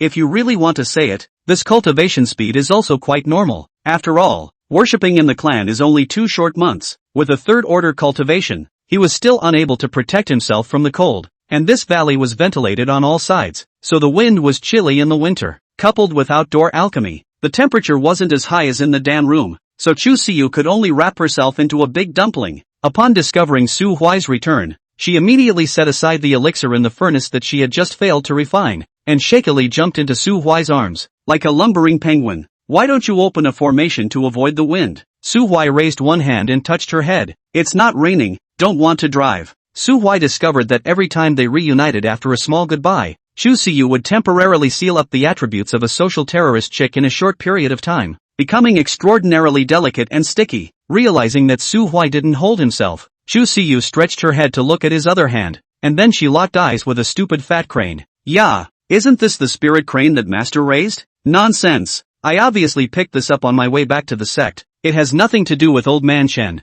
Oh, Chu Siyu nodded. But it still has Master's special leg rings on its feet. Samuel Su twisted his head and looked. Careless. He hurriedly reached down and crushed the reddish-brown leg ring with a click. He himself gave Old Man Shen a 9th grade Dan furnace. So what happened to catching him a spirit crane to taste? I don't know how that old man likes cranes so much. He has raised a large flock of them in the Medicine Spirit Peak, and they are almost flooded with them. Chu Siyu in this aspect of the character is very good, although seldom take the initiative to kill, but also not much bodhisattva heart, not to mention the kind of Chen Tairu love crane people. She crouched down and watched while Su Huai cooked that stupid crane. Su Samuel clicked a knife down. She immediately handed a bowl over to load the blood. On Su Samuel's confused gaze, this silly girl also a serious face to explain. I see that when Mrs. Fan at the restaurant down the hill kills a chicken, she serves up the blood for cooking. Samuel, so, are you going to make spicy chicken? It's a crane. Oh, so you're going to make spicy cranes? Su Huai had a helpless look on his face. According to reason, this kind of spiritual chi-abundant ingredients should be matched with the rest of the auxiliary ingredients. Simmering a pot of fresh, fragrant and thick tonic soup. But I can't help that Chuzia loves spicy food, so he could only use his aura to clean the feathers off the spirit crane, then carry it into the kitchen and pull out a large handful of chili peppers from his storage ring to dry it quickly. Don't say it. Favors. The big deal is to catch another one tomorrow to make soup. Anyway, there are still so many on the mountain. Even if there are 7 or 8 less, I think Old Man Chan will not care about wine and rice. Chu Siyu refused Su Samuel's proposal to use immortal power to brush the dishes with one click, holding the oily dishes and running to the small sink plate built in the kitchen to wash and brush. Chowie said couples have to be equal in terms of gender, but as she thought about it, Su Huai had done so much for her, but there was nothing she could do to help Su Huai on the ground. One could only find something to do in life, or else look like a little punk who could only do dry food in alchemy. The practiced Dan Su Huai can't be used yet. Then her role would be nothing more than a dry meal. After washing the dishes, Chu Siyu secretly stared at Su Huai. She found that this time she came back, Su Huai heart seems to have something on his mind. Not like in the past days to find all sorts of excuses to take advantage of her, and also do not lie to her to call out her husband. Phew. Su Huai walked to the terrace and sat paralyzed on the lounge chair in the corner, and immediately felt that the whole person was much more relaxed. It's better to be comfortable at home. Chuzia ran next to him, thought for 2 seconds, and reached out to press his shoulder. The movement was stiff and raw, but it made Su Huai's vigorous and powerful heartbeat accelerate slightly. He tilted his head to meet Chuzio's eyes. Chick, come here and give Master a kiss. Oh, Chu Siyu spared to the front and gently leaned into his arms, then tilted her head, pouted and stared at him with wide eyes. Close your eyes now. I don't. I'm going to watch you. Hiss. Not surprisingly, Chu Siyu, after not seeing you for a week, you actually know how to talk back. Chu Siyu shrunk her head. If I listen to you too much, you'll soon lose the novelty and then you won't like me anymore. Asterisk asterisk asterisk asterisk. Who told you that? I don't know. I don't have to tell you, I know it's Chowie. No, not. If you dare to lie to me, tomorrow I'll kick out that restaurant that makes spicy chicken, and you'll never have spicy chicken again. Chu Siyu was silent for a split second, hovering hard between her best friend and the hot chicken. and finally raised her head and looked at Su Huai with a pitiful face. Then don't hit Chowie, okay? Scratch that. I knew it was her. Don't listen to her. She herself is a 10,000-year-old single dog. All that knowledge about male and female love is all from the neighborhood talking books. It can't be counted. And when did I ever hit her? Then don't cheat her out of her money, okay? Samuel Su suddenly stopped talking. Has the fact that he likes to screw people out of their money already reached Chu Siyu's ears? Damn it. I'm not behaving like this for the sake of our family. Trying to save up more spirit stones for retirement. After all, one person has fought it all. Su Huai sighed, jerked off the small snake on his finger and threw it towards the light by light flower sea. And in the next moment, Chu Siyu opened her mouth wide. Her face was red, and she grunted and didn't dare to speak again. Chapter 108 Visitors from the Divine Realm Up. The quality of the diffractive moon immortal sex disciples' robes was still too poor. The neckline opens up at the slightest tug. It was freezing cold, and Su Beast hugged Chu Siyu and lay on the bamboo chair with an insatiable face. Chu Siyu, who had just been used as a hand warmer, shrunk into a ball. Her face flushed red, and she stammered, unable to speak for half a day. Su Huai's hand wasn't cold. Instead it was a little hot, and pressing it against her chest made her heart beat frantically. Originally she had already made preparations to escape. Escape or not is two words. Anyway, as long as the escape will be fine, then even if she was caught back to eat dry, then she Chu someone is still a reserved chick. But Samuel Su didn't seem to be making the next move. Chu Siyu quietly breathed a sigh of relief in her heart. Since the day she moved to the cabin, she had been trying to get used to being the mistress of the cabin, but due to her personality, it's hard for her to accept that kind of sudden change in relationship all at once. Chu Siyu expressed her firm opposition to the saying that it was better to have a long pain than a short one, and she liked to boil a frog in warm water. It's a good thing that Samuel So is also a patient person. Is Samuel So patient? Of course they had. Even though the two of them had only known each other for about 2 months combined in this life, but had spent hundreds of years together in their last life. It is no exaggeration to say that someone can maintain restraint, from holding hands to touching heads, from hugging to kissing, and then to hand-warming lines. It can't be washed away. Samuel So is an animal. He hugged Chu Siyu, his mind weighing the future. Chu Siyu was a sociopath, and sociopathy was actually a mental illness, but living a new life. He had never thought of changing Chu Siyu's character or her habits. No one is perfect, just be yourself. What's more, in this life, Su Huai had truly stood at the peak of the immortal domain, and with the behemoth that was the diffractive moon immortal sect standing behind him, he was no longer alone. He could stay in the sect to accompany Chu Siyu for a while before going to the Weeping Ghost Abyss for a while. As for the follow-up, what are you thinking? Hearing Chu Siyu's question, Su Huai smiled and gently caressed her back, answering in a low voice. I'm thinking about whether or not to deepen our relationship later, and by the way, save a little bit of water resources, and let's both take a bath together or something. Chu Siyu's eyes widened as she broke free from Su Huai's arms, then ran into the house without looking back. Buried Star Mountain Range, the heart of the matter. On top of the towering mountain,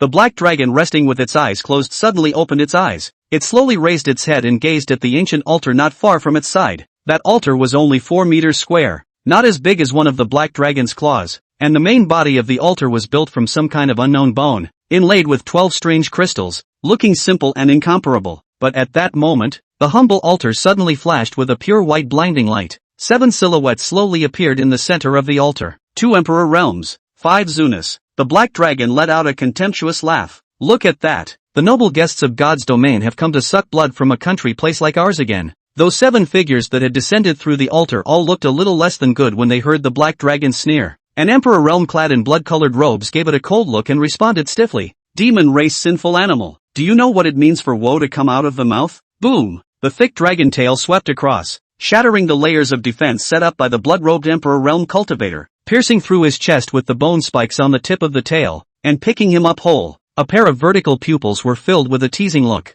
Is that what the trouble is all about? The blood-robed man looked horrified. You, what me? Jia. A few losers who only broke through the emperor realm by relying on the remaining shade of their ancestors. Do they really think of themselves as some invincible superpower? Be honest, punk. Any emperor realm here has the ability to kill a watery bastard like you? The black dragon snorted and drew back its own dragon tail, and the bloody hole in the chest of the blood-robed man who had been thrown to the ground slowly healed. Only his face was green and white with exasperation. Let's go! He left the core of the mountain range with 4 other blood-robed Zunas and traveled in the direction of the Zun heavenly god dynasty. In the blink of an eye, there was only one green-clothed great emperor left by the altar, as well as the green-clothed venerable one he had brought with him. It could be seen that these two did not belong to the same force as the 5 blood-robed men. The green-clothed emperor made an arching bow to the black dragon. The Zun Tian immortal dynasty has always maintained a prejudice against the demon race. This has nothing to do with the general stance of my human race. So please understand, fellow Daoist. The black dragon licked its teeth.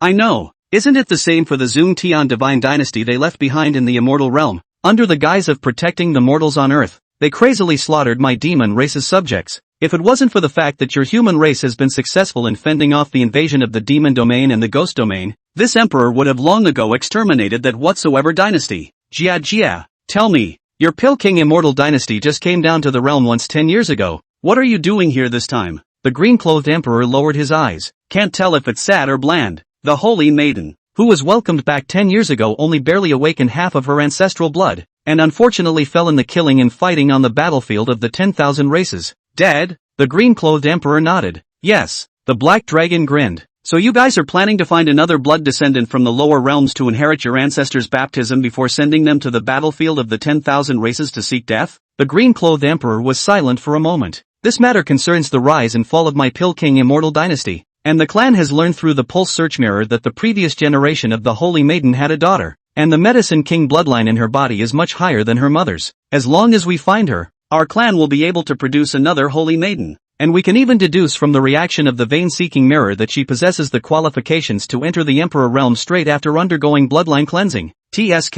The black dragon scoffed at the bloodline baptism in the mouth of the green-clothed great emperor, and a few more moments of disdain grew in his eyes. The kind of pseudo-emperor that relied on its ancestors' bloodline to elevate. It could single-handedly take on 5 or 6 of them with one dragon. Give it up. That girl, you can't take with you. The green-clothed emperor frowned. What makes you say that? The black dragon exhaled a mouthful of searing dragon breath. That girl is now the Tao partner of an emperor realm, and that imperial realm won't be much weaker than me. The green-clothed emperor frowned. However, he soon restretched and gave a thank you to the black dragon and left the mountain range at a slow pace. The black dragon looked at his departing figure and shook his head. It is responsible for protecting the entrance to the passage between the immortal realm and the divine realm, and it was only because most of the people in the Pill King immortal dynasty are close to the demon race that they opened their mouths to offer a few words of advice. As for whether the green-clothed emperor is willing to listen to, it is none of its business. No one can save you if you want to get yourself killed, and the green emperor had his own ideas. Their Pill King immortal dynasty was not having a good time in the divine realm, and the female emperor of the immortal dynasty, Mu Jinyu, had been assassinated by her rivals tens of thousands of years ago, and had the misfortune of being besieged and killed in the battlefield of the 10,000 races, and had fallen. Mu Gunyu is the originator of the Medicine King immortal dynasty, the strength of the sky. Her death is the same as a bolt from the blue to the Medicine King immortal dynasty. The immortal dynasty of the sun began to decline since then. Luckily, when the clan was organizing Mu Jinyu's belongings, they found a handwritten book. It records a hidden past. The Empress Mu Jinyu, who had been incognito during the dark period when the human race was expelled to the immortal realm, played the red dust, during which there was a love affair that lasted more than 100 years. The subject is a mundane man. Mu Gunyu gave birth to a number of heirs for that mortal, but for some reason, it didn't help him embark on the path to immortality. Even those heirs had never been mentioned, and if it wasn't for this handwritten book, no one would have known that the cold and icy empress of the immortal dynasty would still have such an intriguing past. The ministers of the immortal dynasty have no intention of probing into the female emperor's love life, but the female emperor's heir makes their eyes light up and see the future of the immortal dynasty. Bloodline legacy. As long as the descendants of the Empress Emperor were found and the bloodline in their bodies was awakened, and then allowed to enter the battlefield of the 10,000 races, there would be a chance to find the place where the Empress Emperor had fallen by virtue of the bloodline sensing. At least part of the Empress cultivation and techniques could be inherited. If they could bring back the Empress's remaining body, or if they could bring back some remnants of her soul, they might even have a chance of resurrecting Mu Jinyu. But the battlefield of the 10,000 races was incredibly dangerous. For tens of thousands of years, the immortal dynasty has cultivated more than 100 holy maidens one after another, and some of them failed to awaken their bloodline, while the rest of those who succeeded in awakening died in the battlefield of the 10,000 races, all of them failing. The one that came closest to success was the woman named Mu Hovenheart 8,000 years ago. Mu Hovenheart also came from the immortal realm, and at that time, she was also the Taoist of an emperor realm powerhouse. In the end, after being moved with love and respect, and after being coerced, they managed to get the immortal emperor to agree to take Mu Hovenheart away from them. Right? After all, if you really want to talk about it, the female emperor's descendants were all women, so the Pill King Immortal Dynasty would be considered the mother's family of those women. What's to stop a woman from going back to her mother's house? While pondering how to persuade that great emperor later, the green-clothed emperor followed the guidance of the bloodline token left behind by the previous generation's holy maiden and rushed in the direction of the diffuse moon immortal sect. Chapter 109, Visitors from the Divine Realm. Next, early morning. Samuel So was lying down in the cabin. He had the cheek to squeeze into Chu Siyu's bathroom last night, but unfortunately, the white flowery piece hadn't even been seen for real before Chu Siyu beat it out of him. If Chu Siyu had been a social terrorist, she could have pulled out her voice right now and said, "Is the great emperor bullish? I was able to hold up a towel and chase the great emperor when I was at the third rank." Samuel So tugged at the corner of his mouth. The emperor realm couldn't beat the third rank. Shame on you. The ring of the articulated serpent lay silently on the table, its body coalescing with resentment visible to the naked eye. There was a hint of dislike in between. "Can't you tell me when you're about to do a ing job? I'll go myself if you say so. Do you have to pull me down and throw me out? You're making me lose face. Do you understand? And twice you failed. I think I was not like you back in the day. Can you do it?" Fine dog. Su Huai, who was just about to roll over and take a nap, froze slightly. He seemed to have heard the little snake taunting him. "Old Silver, did you just talk?" "No, you heard wrong. The Emperor realm can still hallucinate? You damn sure mocked me. Puppy, meh, you a single snake, you know nothing. Who told you I was single? I have a harem of 3,000. I am the dream of 90 million snake girls. You damn sure are a male snake. What's the difference between a male and a female? Can a female snake stay with a female snake? Scratch that. You're so funny." Su Samuel gave a thumbs up. The little snake's voice was neutral. Its physique was different from normal snakes. He hadn't figured out what gender the snake was until now. Su Huai licked the corners of his mouth, just wanting to make good use of his newly acquired fraud ability to get some gossip out of the little snake to listen to, when he suddenly frowned. In the sinking moon valley, an unfamiliar emperor realm aura appeared. Inside the diffractive moon immortal sect, because the green-clothed emperor had not deliberately concealed his aura, Grand Elder Huang Yuan quickly noticed everything and flashed to appear under the diffractive moon immortal sect's mountain gate. At the same time, the mountain protector formation began to operate quietly. He was inwardly a little surprised, but not flustered. "It's just a great emperor. A small scene. Our holy son just killed one yesterday. What's there to panic about? This is the diffuse moon realm. Fellow Taoist, stop." At the bottom of the mountain gate, the green-clothed great emperor stopped with his accompanying honored one with an easygoing smile on his face. "This Emperor Mu Qingxian. This time to disturb your clan, just for the search for relatives. If there are nuisances, please forgive me." Stretching his hand, a great emperor ran to the door to seek his family and was so polite. Huang Yuan had no reason to stop him. He could only politely welcome the other party into the door of the mountain, and then accompany them all the way. If they were really looking for relatives, naturally all would be happy. But if the other person has other bad intentions, then don't blame me, Mr. Huang, for shutting the door on my holy son. In the valley cabin, Su Huai received Huang Yuan's voice transmission and frowned. A strange emperor realm powerhouse, looking for his family? The first thing he thought of was Chuziyu. Coming so fast? Why wasn't this in a previous life? Snake wrapped around his finger. What's going on? The divine realm is coming. But at this time in my previous life, I hadn't even heard of a divine realm visitor appearing in the diffractive moon immortal sect. Can the butterfly effect triggered by my rebirth this time still spread beyond the immortal realm? Snake mused for a moment. It's not supposed to be affected. Changes due to other factors cannot be ruled out. Don't think too much. The people coming won't be strong. Gee, I'll check it out. Su Huai put on his clothes and disappeared in a flash. On the other hand, Huang Yuan followed the green-clothed emperor all the way through the immortal sect square and entered the Pill Spirit Peak stand room. These days, Chen Tero was in seclusion, so Chu Siyu and the other group of pro-transmitters could only find their own dan rooms to practice, or go observe other alchemists making pills. Chu Siyu came to the dan room mainly to observe. She was very talented, but was never proud,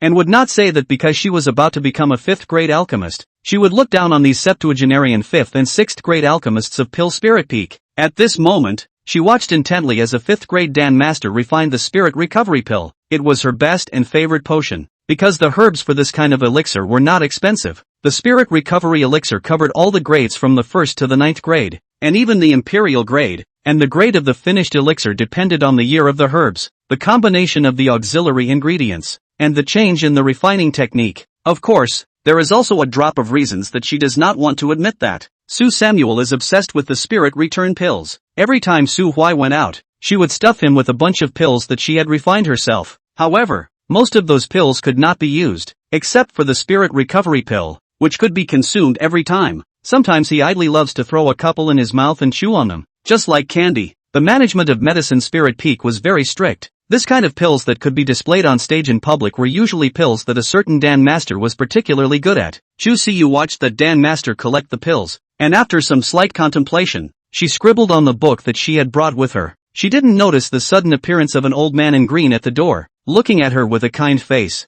Huang Yuan noticed the green-clothed emperor's gaze, and without moving, he opened the mountain protection formation and quietly sent a voice message to Samuel Su. I'm already there. With one hand on Huang Yuan's shoulder, Su Samuel narrowed his eyes at the old man in green not far away. This Emperor Mu Qingxian. How is this fellow Daoist addressed? Samuel So. Mu Qingxian smiled. Fellow Daoist Su can rest assured that we are not here to find trouble in your clan. This visit is really just to find my family. He raised his hand to point at Chuziyu. That one, is the one this emperor seeks? You point at her one more time and I'll kill you. Hearing Su Huai's voice, Huang Yuan subconsciously gulped and quietly moved his feet a little farther away from Mu Qingxuan's position, and also blocked the retreat of the green-clothed venerable behind Mu Qingxian in the process. Just kidding. After knowing each other for so long, he had never seen such a heavy hostility on Su Huai. Now that he was seeing the risk of a fight, no matter what it was for, and no matter whether it was right or wrong, he was definitely on his own Saint Sun's side. Once the Sacred Sun fights with the opposite Great Emperor, then with the addition of the Protector formation, it won't take long for me to kill the opposing Exalted One and then come back to help the Sacred Sun.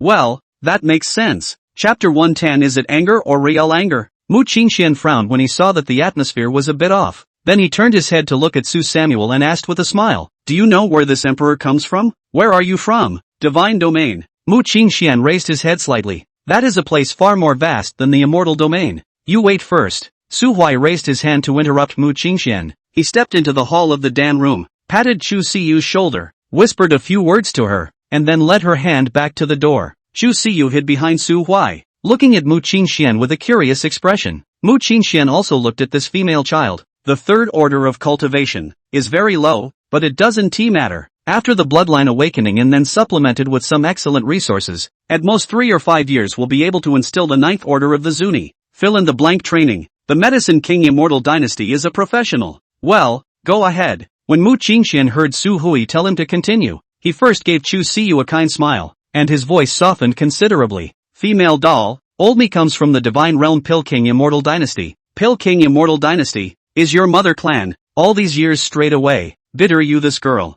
Pill King Immortal Dynasty? The mother clan? Chu Siyu blinked her eyes, and the hand she held with Su Hui tightened. That's right. Mu Qingxian laughed. 10 years ago, your mother returned to the Pill King Immortal Dynasty, but she never mentioned you, and it was only some time ago that she brought you up. I know your mother very well, and this time I came down to the world. I was also entrusted by her, and specially came to pick up. Snap. Mu Qingxuan's head suddenly lolled and blood oozed out from the corner of his mouth as he covered the right side of his face and looked at Su Huai, who was flinging his hands around in a daze. Diffractive Moon Grand Elder Huang Yuan looked like he had finally picked up the signal to attack, and without saying a word, he shook out a weapon that looked like a mace, and fired a great move at the venerable Mu Qingxian had brought with him. That venerable one wanted to immediately draw back and dodge, but with a lift of Huang Yuan's big hand, the long-running mountain protection formation suddenly lit up with a golden glow, locking him in place. Boom! The tidal wave of cyan-colored immortal power bombarded that immortal exalt, quickly shattering the protection he had hastily condensed and crazily invading his body. Mu Qingxian finally reacted as he raised his hand and slapped his palm at Huang Yuan.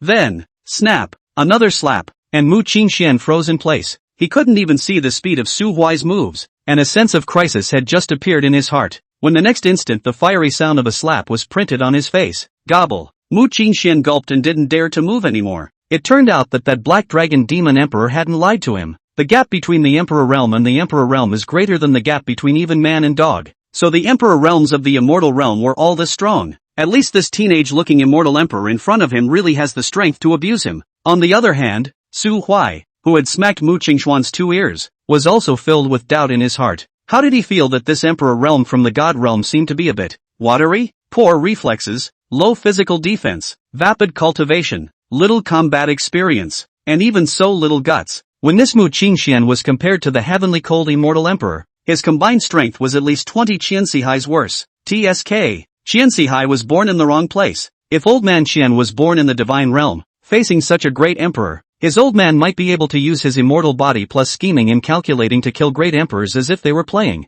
However, Su Huai did not show his contempt, but instead coldly looked at Mu Qingxian. If I ever hear half a false word come out of your mouth again, I'll make sure you don't walk out of the diffuse moon immortal sex gates. If you don't believe me, you can try. Grand Elder Huang Yuan immediately answered. Try and pass away. Hey, my holy son just single-handedly killed a great emperor yesterday morning, thwarting his bones and burning all his flesh and blood, even his soul to the point of being ground up. Not to mention that my family's patriarch is also a great emperor. If you dare to make a move, you will surely die. Huang Yuan grinned, frantically giving Mu Qingxian a mouthful of face. He had just instantly suppressed and exalted, and had the same doubts as Su Samuel. How come the divine realms exalted were so watery? Running into someone else's home turf and still not having the slightest defense mentality. What? Superior dog? Think I wouldn't dare touch you? This kind of feeling of personally suppressing his subordinates in the face of other great emperors, and other great emperors still don't dare to put a fart is simply too good. So that's what it's all about. Bullying people.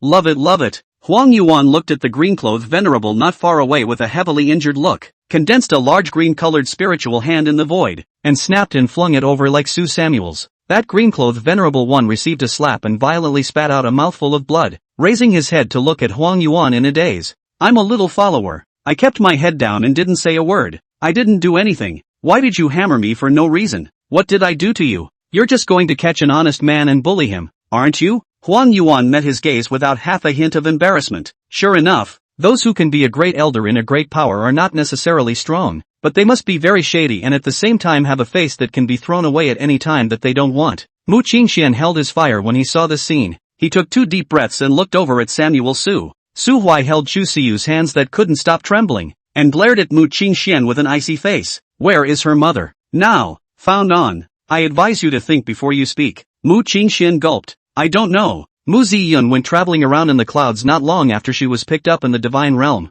and I don't know where she is now. Su Huai felt the hand he was holding stiffen a bit. He sighed. Grand Elder, please arrange for these 2 honored guests to stay in Sinking Moon Valley. Siyu is a bit unstable. I'll take her back to rest for a while first. Huang Yuan glanced at Mu Qingxian, wanting to speak. Su Huai understood Huang Yuan's concern. The Emperor realm was after all the Emperor realm, and even the weakest Emperor realm was far from being able to fight head-on against Azuni. It's good that you're relieved. If this honored guest breaks the rules of my diffuse moon immortal sect, I don't mind letting him, and the Pill King immortal dynasty behind him, know how serious the consequences of offending a 17-year-old Emperor realm to death will be. Mu Qingxuan's pupils shrunk slightly. 17 years old at the Emperor realm. This person actually wasn't deliberately pretending to be young with this appearance, but was really this young, and this body strength, completely not like with pills and resources piled up. Terrible. Su Huai was in no mood to pay attention to Mu Qingxuan's pupil earthquake. He was just regretting it now. Very much so. In his previous life, Chu Siyu had mentioned his parents to him, but the rhetoric was my mother died when I was 6 years old, and my father followed along not long after. Therefore, Su Huai always thought that Chu Siyu's parents died early. He thought Mu Qingxian met Chu Siyu. The most is to lure. With the future with the ideal of painting a big cake, promising some cultivation resources. What 3 years of Zunshur, 5 years of great emperors and so on. He knew Chu Siyu, knew that Chu Siyu didn't care about these things. The rich woman's dream was simple as hell. Have a home, have flowers, have spicy chicken, have someone to accompany her, nothing more. She was not enamored of the prosperous world, nor was she half interested in the strife of the human world, or in power. Su Hui is not a murderous person. He loves peace. At first thought, after all, the 2 sides are not much of a deadly enemy. Let Chu Siyu face to face to refuse is good. In case the Pill King immortal dynasty gave face to it at that time, it would be self-defense for him to strike again, and he would be on the side of justice. But Su Huai never expected that Mu Qingxian would give him a big one as soon as he opened his mouth. This pussy actually brought up Chuzio's mother, mentioned even if mother-in-law alive, Chu Siyu more than a close relative. Su Huai heart is also quite happy, but at the first moment, Su Huai, who had the power of fraud, realized that Mu Qingxian was lying. The lying part is the second half. Chu Siyu's mother Mu Ziyun did return to the Medicine King immortal dynasty, and it is also true that she has never mentioned to others that she has a daughter. But later Mu Qingxian said that it was Mu Ziyun who asked him to pick up Chu Siyu. Before and after contradictions. Is it Mu Ziyun's sudden enlightenment? Impossible. Hiding this news for 10 years already proved that she didn't want her daughter to get involved in the muddy waters of the Pill King immortal dynasty, so how could she suddenly change her mind? Since coming to pick up Chu Siyu was not Mu Ziyun's intention, Why would the Pill King Immortal Dynasty suddenly send someone to pick up Chu Siyu? Is it really about welcoming back the descendants of the bloodline? Impossible. Su Huai could see at a glance that the compassion on Mu Qingxuan's face was fake, and that there was only indifference in the depths of his eyes. Combined with some of the rest of the clues, Su Samuel's heart quickly had a not-so-good speculation. He sighed and didn't know how to get the words out. Chu Siyu was very well behaved. She listened to every word he said, but it was precisely this kind of well-behavedness that made it impossible for him to lie to her. In his previous life, Su Huai knew that Chu Siyu had a good relationship with her mother, and now that it was hard to know the news about her mother, could he resist not going to look for her? Samuel Su asked himself that he couldn't do it, but the problem is, poof, Su Huai held Chu Siyu and just walked into the house. Chu Siyu then suddenly jumped into his arms, followed by a small cry. Samuel Su, my mother, she is dead. That man is lying to me. Samuel Su pursed his lips and hugged her hard. Chu Siyu said as she cried, my mother told the day she left, told me that she was going to a very dangerous place, and would not come back. She said for me to be good alone. If one day someone claiming to be my family comes to me in her name, make sure you don't go with them, because she's long dead. Samuel So, I miss my mother. Samuel So, I don't want to go with them. Okay, we're not going with them. Su Huai let Chu Siyu bury her face in his chest and cry. He could feel that Chu Siyu's emotions contained more thoughts than sadness. In his previous life, Chu Siyu would also occasionally be inexplicably sad and secretly hide in a corner alone. At that time, Samuel So didn't understand, but now he did. Some thoughts do not disappear with the passage of time. Fade. It will only accumulate in the deepest part of the heart, become a gap forever. One touch, and you're in tears. Go ahead and cry it out. Su Huai gently stroked Chu Siyu's back, letting her vent her emotions in her arms. A quarter of an hour, half an hour. Chu Siyu cried for a long time. Her tears almost dried up, before she finally got tired of crying and slowly fell asleep with a sob. In fact, sometimes it's better to let your emotions out than to keep them pent up inside. In his previous life, Chu Siyu was quiet, and only pampered him, and after mentioning his parents, Su Huai was afraid of revealing her scars, so he never asked. Plus the life of a casual cultivator wasn't as easy and wonderful as one might think. Su Huai in his previous life almost half of the time in order to resources outside the fight with people, and therefore accumulated a large number of combat experience,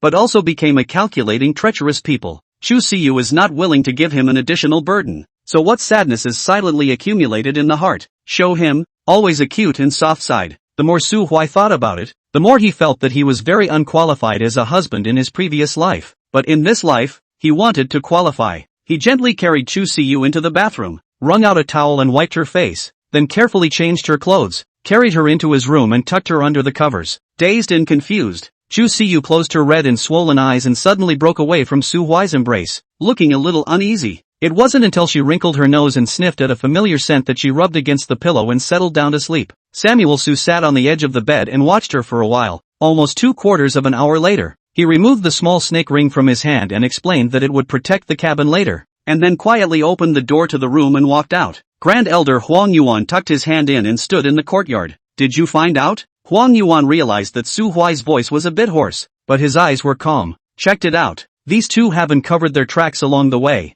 They came from the buried Star Mountain range. Su Samuel nodded. Great Elder, is your immortal ascension Dan still there? Still there. Why? Lend me one, and when I return, I'll give you two back. What's borrowing or not borrowing? It's originally yours. Take it and use it. Huang Yuan pulled out the treasured small porcelain bottle from his storage ring and stuffed it into Su Samuel's hand. Then, thank the Grand Elder first. Huang Yuan waved his hand and said with a straight face, what are you thanking for? Don't thank me. You're my diffuse moon immortal sex saint son, the second great emperor. This is all what I should do. Just what are you going to do with this next? Su Huai raised his head and looked at the blazing sun high above his head. The hour of noon is due for the execution. This was the most arrogant Su Samuel had ever been in this life. He strutted towards the residence that Huang Yuan had arranged for the Mu Qingxian duo. It was off the beaten path, and at the same time, it was within the shelter of the diffractive moon immortal sex mountain protection formation. So as long as the formation was unbroken, it could ensure that the aftermath of the battle wouldn't affect the mortals outside of the valley. When he was still about 1,000 meters away from Mu Qingxuan's residence, the power in Su Huai's body began to vaporize. With every step,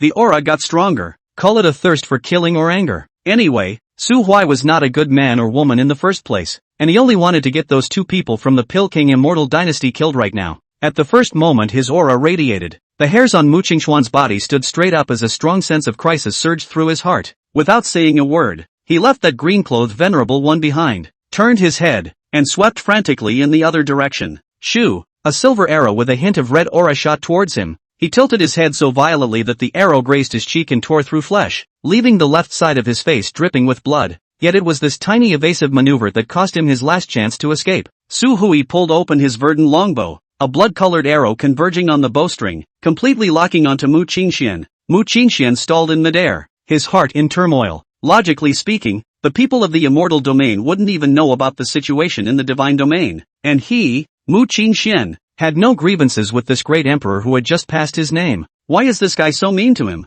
Are all the people of the immortal realm that mean? How on earth did that venerable senior take away Mu Hovenheart from the home of that emperor realm powerhouse called the Sky-Cold Emperor 8,000 years ago? Can you teach it? Waiting online. Quite urgent. Unfortunately, no one was able to teach him, and not long after that venerable who brought back Mu Hovenheart returned to the clan, he died in a relic left over from the desolate ancient period. Mu Qingxian could only clench his teeth and shout aloud. Stop! There's a misunderstanding. I've come a long way to pick up that girl child, to take her on a long journey. The divine realm is rich in resources, aura, and the laws are more complete than here. Not to mention that my Pill King Immortal Dynasty possesses a legacy that will allow that girl child to ascend to heaven in one step. This is a good thing. How can you stop her from running to a greater future for your own selfish reasons? Even if you want to stop it, there's no need to kill me. If I die, the Immortal Dynasty's side will definitely conduct an investigation, and there will be a second, third, and countless more of me coming here. Why don't you let me go back? And I can tell those elders in the clan that I can lie to them and say that the girl child is dead.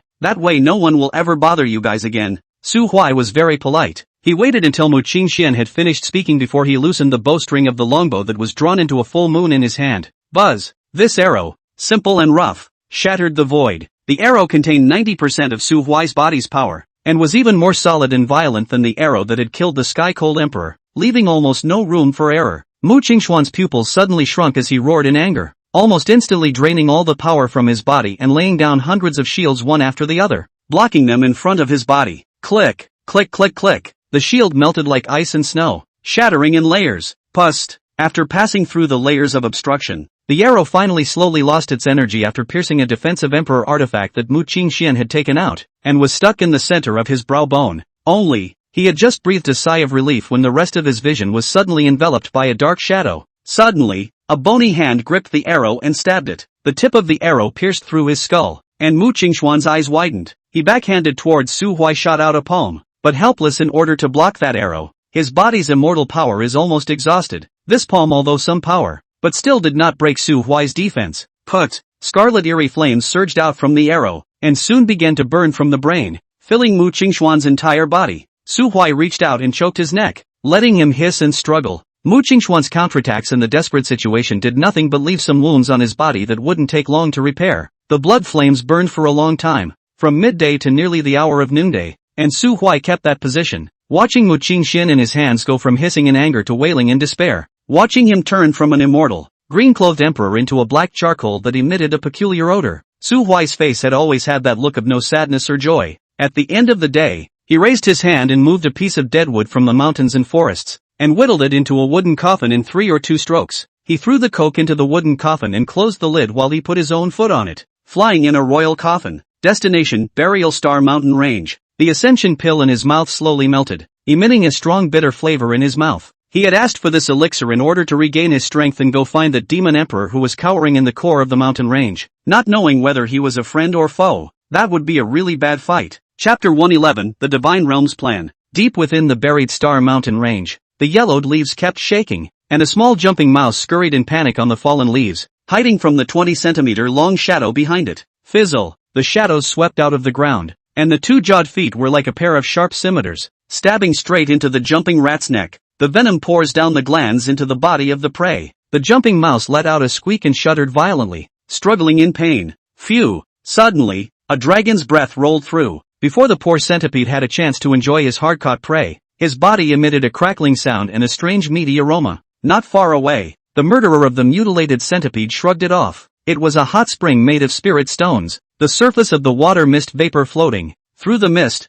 you can still vaguely see a huge creature covered with black scales, slowly shrinking in the pool, transformed into a man with a demonic appearance. What a dumbass! The man looked up in the direction of the diffuse moon immortal sect, sensing the aura that raced towards the burial star mountain range, and couldn't help but sigh. He stepped out of the hot spring, the water vapor on his body quickly evaporated, and a layer of pitch-black scales emerged, transforming into pitch-black armor. Boom! It was like a shooting star falling to the ground. There was a big splash in the hot springs. The demonic man stood at the edge of the water, quietly looking towards the wooden coffin that stood in the center of the hot springs, as well as the teenager who stood on top of it, looking at himself with a hostile face. The young man held a longbow, and silver light surged. Phew! The thundering strings startled, and the arrow vanished into the void. TSK, what hostility! The demonic man raised his hand slightly, and a pitch-black dragon wing unfolded behind him with a clamor, easily blocking the tentative arrow. The black dragon looked into the teenager's eyes, and it knew that an exchange of blows was absolutely unavoidable, not to the point of deciding between high and low, between life and death, but at least,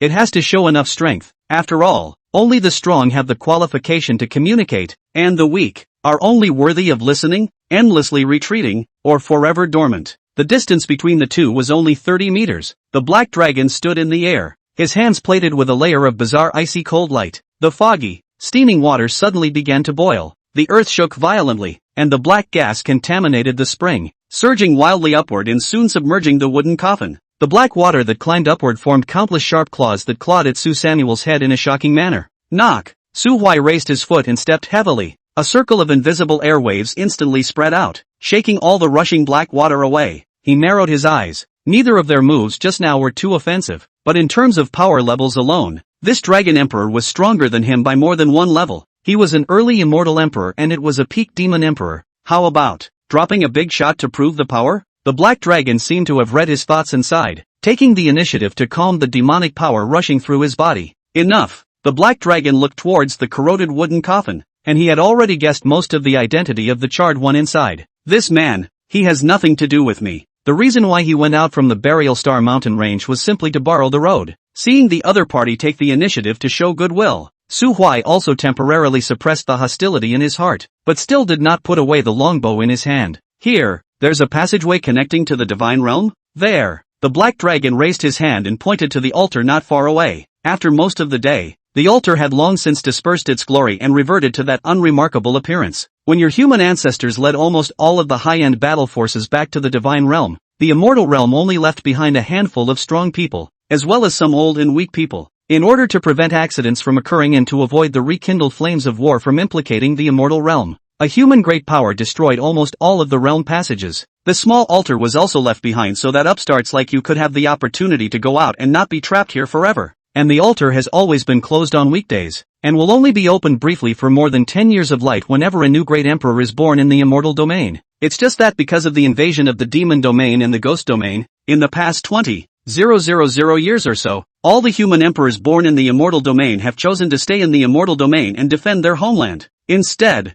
there are some fallen gods domain forces that will take the opportunity to send people down to the immortal domain to look for bloodline descendants left behind in the immortal domain. Su Huai looked at the altar. He had the urge to shoot it with an arrow. I'd advise you not to do that. The black dragon shook his head. The future is anyone's guess. If you destroy it now, once the fallen demon domain or the weeping ghost abyss falls, the immortal domain will become a true inferno on earth, and there will no longer be the slightest way back. Even if you don't think about the human race, you have to think about your beloved family and friends. And, with me, you can't destroy it. Samuel Su twisted his head to lock eyes with the black dragon. I'm Samuel So, and you? Just call me Blackwing directly. Fellow Daoist Blackwing, may I ask you for something? What is it? From now on, whenever anyone comes from the Pill King Immortal Dynasty, please kill them by blocking them for me. Fellow Daoist Blackwing. The black dragon lowered his eyes. What the hell did that idiot from the Pill King Immortal Dynasty do? Straight up offended someone? After weighing the pros and cons, the black dragon still nodded to Su Huai.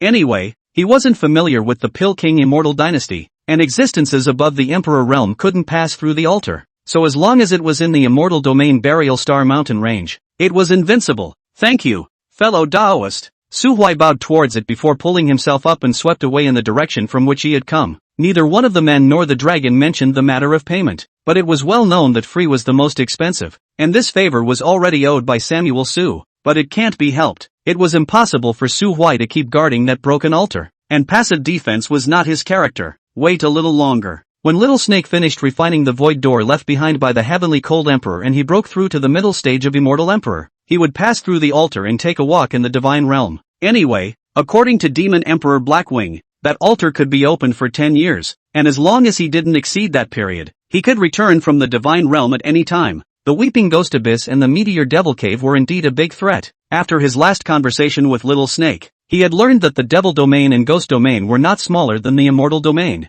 In these two worlds, the number of Demon Emperors and Ghost Emperors would only be greater than the number of human emperors in the Immortal Realm. It was only that they were also experiencing a disaster in their own world, and those Emperor Realm powerhouses were distracted. Mu Qingxuan's matter had sounded an alarm for Su Huai. The gears of fate had begun to turn, gradually deviating from the established track of his previous life. If one day the Devil Domain and the Ghost Domain are completely lost, the Emperor Realm powerhouses of these two worlds will all flock to the perishing Devil Cave and the Weeping Ghost Abyss. Or maybe the disasters of the Demon Realm and the Ghost Realm are also happening in the Immortal Realm. The consequences would be unimaginable. Su Hui was indeed strong, but he wasn't so strong that killing great emperors was like killing chickens, unless those great emperors were all the same watery goods as Mu Qingxian. So, like Blackwing said, he had to prepare a way back. At that time, in case the Immortal Domain fell, the demon race could head to the Divine Domain and seek refuge from the demon race's ancestors in the Divine Domain. What about the human race? The Medicine King Immortal Dynasty is already an enemy,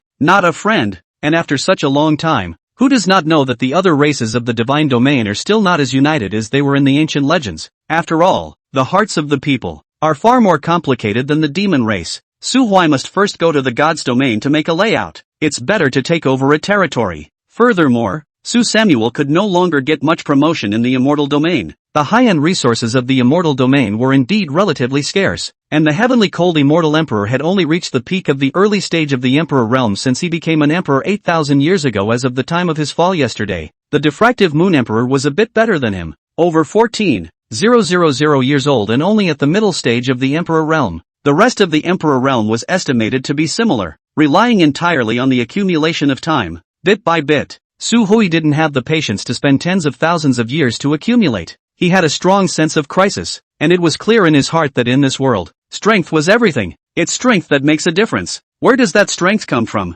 You can't go down the old path of Qiansihai and study the art of human pills for the sake of raising your own cultivation, and then turn the rest of the great emperors into pills and swallow them. Can you? Eliminating the miscellaneous options. If one wanted to continue to maintain today's rate of cultivation enhancement, there was only one path left to go to the divine realm to take. Fortunately, with the presence of the little snake that was originally from the God's Domain, he was at least not considered to be alone, and he was not left in the dark and smeared. At the edge of the buried Star Mountain range, the killing between the demon race and the human race still hadn't stopped. Only the human mortals had all migrated to safer places, and the edge of the mountain range had completely turned into a battlefield between cultivators and demonic beasts. This war was like raising a parasite. The dead men and demons lost everything. The living ones stood on their corpses and climbed up the ladder, becoming the true elite under the tempering of blood and fire. When Su Huai returned to the valley, the sky was already tinted with a faint reddish haze. He got into the bathroom and took a shower, then went back to his room and lay beside Chiziu. The little girl opened her eyes in a daze, then rolled over and threw one leg over him, her head resting against his chest as her eyes closed and she drifted back to sleep. Chapter 112, The Crane on the Peak is the Fertile One. The following noon, Chu Siyu quietly opened her eyes, glanced at the face that was close at hand, and hurriedly reclosed her eyes. There are two extremes of people in extreme sadness. Most people will suffer from insomnia throughout the night, and a small percentage will crave more sleep as an escape from reality. In fact, after crying yesterday morning, Chu Siyu's emotions were pretty much vented. Plus after sleeping for almost a day and a night, she couldn't sleep anymore even if she was greedy for sleep. This was the first time Chu Siyu had slept until high noon since her parents left more than 10 years ago. She's always been a hard-working chick. In the past, at this time, she had already finished refining a furnace of pills in the Dan room. Only today, for some reason, she slept extraordinarily peacefully. Surely Su Huai's lazy dog disease had infected her. In fact, Su Huai had also woken up a long time ago. He felt the body of the chick in his arms tremble, as if she wanted to sneak out of his embrace, but in a few seconds it was like she couldn't give it up and pressed back in. Gee, you ran away as soon as you said you'd sleep together before, but aren't you enjoying it now? Smack in the mouth. He didn't bother to poke the other side, and directly rolled over and pressed Chu Siyu underneath him. Chu Siyu's breathing was obviously shortened by a few points. She still had her eyes closed though, pretending she wasn't awake. Su Huai licked his lips and directly well, this time she finally wasn't open-eyed, and the two were still lying down. A position that could easily cause some special reactions and accelerate blood circulation, triggering the wisdom-lowering aura. Samuel Su's hand began to wander quietly. A piece of clothing was dropped to the floor with a swoosh. Immediately afterward, a smaller piece of clothing was thrown from the comforter and folded on top of that nightgown. There was no need for any guidance at this time. Chu Siyu followed her instincts and reached out to put her arms around Su Huai's neck. Dry fire, one shot, coo, of a dove. A slight muffled sound pulled back some sanity. Su Huai raised his head to look at Chu Siyu's face. Her face was red, the tips of her ears were burning, her hair was disheveled, and her eyes were pooling with watery mist. I'm hungry, line blah, I'm going to make you some dinner. Su Huai's voice had a hint of huskiness to it. He gritted his teeth and lowered his head and sucked hard on her neck, leaving a telltale strawberry mark before rolling out of bed and picking up his own top and diving into the kitchen. Chu Siyu shrank on the bed and shivered. She surreptitiously lifted the covers to take a peek and realized she had so many red, shallow marks on her body that she hastily recovered them to hide them. So horrible, almost got eaten. Something had just been pushing against her leg. Can't stand it, it'll kill you, it's horrible. She gulped and squirmed slowly like a fat hamster to the edge of the bed, then reached a hand out from under the covers and fumbled a few times on the floor to retrieve her clothes. There was a sibilant sound from the comforter. When the covers were lifted, she was a chick with clothes again. Climbing out of bed, he thumped his bare feet to the kitchen door, then hid behind the wall and peeked his head out to see Samuel Su, who was cooking in the kitchen. What are you doing? Samuel Su twisted his head and glanced at her. Noodles, are you eating? I want spicy chicken. Chu Siyu, you've really changed. In the past you were very accommodating to me, eating whatever you were given and never picking. Shozia shrunk her head. Then I want to eat noodles. Samuel Su wiped his own hands clean and walked over to pinch Chu Siyu's face. There are no more chickens in the house, so when I go to Medicine Spirit Peak in the afternoon to catch two, I'll make them for you to eat in the evening. Chu Siyu was tugged at her face and muttered a few words. Then you remember not to be flower present. Master Tiger will be angry if he knows. In case your master finds out, I'll say that you ordered me to do it, and have him expel you from the division. Not for a second. Shozia thought for 2 seconds. Or you can just catch one. Okay, no way. I'll catch it all for him. Su Huai released her face. Hurry up and go put your shoes on. Oh, Shozia ran back to her room to put on her shoes. Su Huai, on the other hand, turned back and fished the noodles in the pot into the seasoned sauce soup, and by the way, poured out the water used to cook the noodles, poured on the oil, and when it was hot, then cracked 2 eggs into the pot. 2 major events happened at Pill Spirit Peak. 4-1. Yesterday afternoon, Grand Elder Huang Yuan brought in a green-clothed alchemist who was covered in wounds and had a swollen nose. That alchemist was said to be able to refine 8th grade pills and was only 1 step away from being a 9th grade alchemist. In terms of alchemy alone, he could even rival Peak Master Chen Tai Ru Chen. Only he is not a guest of honor, but a captive who has been sealed in his cultivation. That's what the Grand Elder said anyway. To pay for his sins and do a good job for the Diffractive Moon Immortal Sect. If he doesn't know what's good for him, he will be karma'd at the waist and thrown into the sinking moon lake to feed the fish. That green-clothed alchemist turned white with fear, and that day he sat on the dais in the corner of the Dan room, diligently serving as a teacher to the disciples of Pill Spirit Peak. It had to be said that although this teacher Mu had been trained like a grandson in front of the Grand Elder, he did have a nose for teaching alchemy. Many disciples even felt that he spoke in more detail than Peak Master Chen, benefiting them greatly. Coupled with the fact that this teacher's character was too well trained by the great elders, there is absolutely no arrogance of high-level alchemists, almost always answering questions and teaching them all these low-level alchemists. In just 1 afternoon plus 1 morning, he had gained a large number of loyal listeners and had become the most popular lecturer in the entire den. As for the second big thing, that is, no matter how windy or rainy it was, Senior Sister Volume Wang Chu, who was almost the first to arrive at the Dan room every morning, was actually absent today. Could it be that the unscrupulous saint has captured him again? Damn it! The disciples of Pill Spirit Peak were all a bit indignant. Originally, everyone at Pill Spirit Peak earlier was kowtowing to the saint's son CP with Senior Sister Chu. But just yesterday, a certain elder who did not wish to disclose his name was intoxicated by another elder with immortal brew. And after drinking, he lost his tongue and passed out some secret information. The Holy Son of the Lord during the mission to the Heavenly Cold Palace night and day. Even live in the Heavenly Cold Palace female disciples of the bedchamber next to the night, but also a fox girl led back to the residence to spend the night. Outrageous! The male disciples and female disciples of Medicine Spirit Peak were furious. The male disciples were there because Lord Saint's son had taken up a woman as wonderful as Sister Chu and still had to womanize outside. They are calling for their goddess. The female disciples, on the other hand, were because Lord Saint's son let the Diffractive Moon Immortal Sect and the thousands of female disciples of the Pill Spirit Peak go unattended. in favor of picking up the female disciples of other sects. The sisters felt insulted. So, the women of the moon sect aren't as good looking as Tian Han's? Otherwise, why do you want to look at others instead of your own? It's too much. Fortunately, the diffractive moon immortal sect does not engage in any democratic referendum to select disciples, or else Su Huai is afraid that he would have stepped down last night. Chao Yi from Spirit Formation Peak had also heard these whispers. She was afraid that her good best friend with a sensitive mind would be upset if she knew about the news, and might even have a small conflict with Su Huai. So she ran to Medicine Spirit Peak early in the morning to comfort Chu Siyu, but after sitting in front of the damn room for the whole morning, he didn't even see Chu Siyu's shadow. Seeing that noon was about to pass, she was all set to go down the mountain to find Chu Siyu in the small valley and take her to eat spicy chicken before she saw two people, a man and a woman, slowly walking up Pill Spirit Peak. Su Huai didn't see Chao Yi and separated from Chu Siyu on the mountain path, because the damn room was built on the mountainside, but his goal was on the top of the mountain. It's the cranes at the top of the mountain that Old Man Chan raised himself. Not only is the meat tasty, but it's mainly fat. When Chao Yi saw Chu Siyu approaching the damn room, she hurriedly greeted her, but before she could open her mouth to greet her, her entire body suddenly froze in place. Holy, what did I see? Chu Siyu, you have a big strawberry mark on your neck. At this time, Chu Siyu also saw Chao Yi. She waved her hand at Chao Yi, a smile spreading across her face. Chao Yi, why are you here? Noticing that Chao Yi was looking at her neck, Chu Siyu's small face flushed and reached out to tug on her collar in an attempt to cover up the mark left by that Su Huai. Siyu, it's a mosquito bite. Hiss, mosquitoes in your house. They're huge. Chu Siyu was a bit at a loss for words and hurriedly pulled away from the topic. Chao Yi, you haven't said it yet. Today's Spirit Formation Peak is not a day of rest.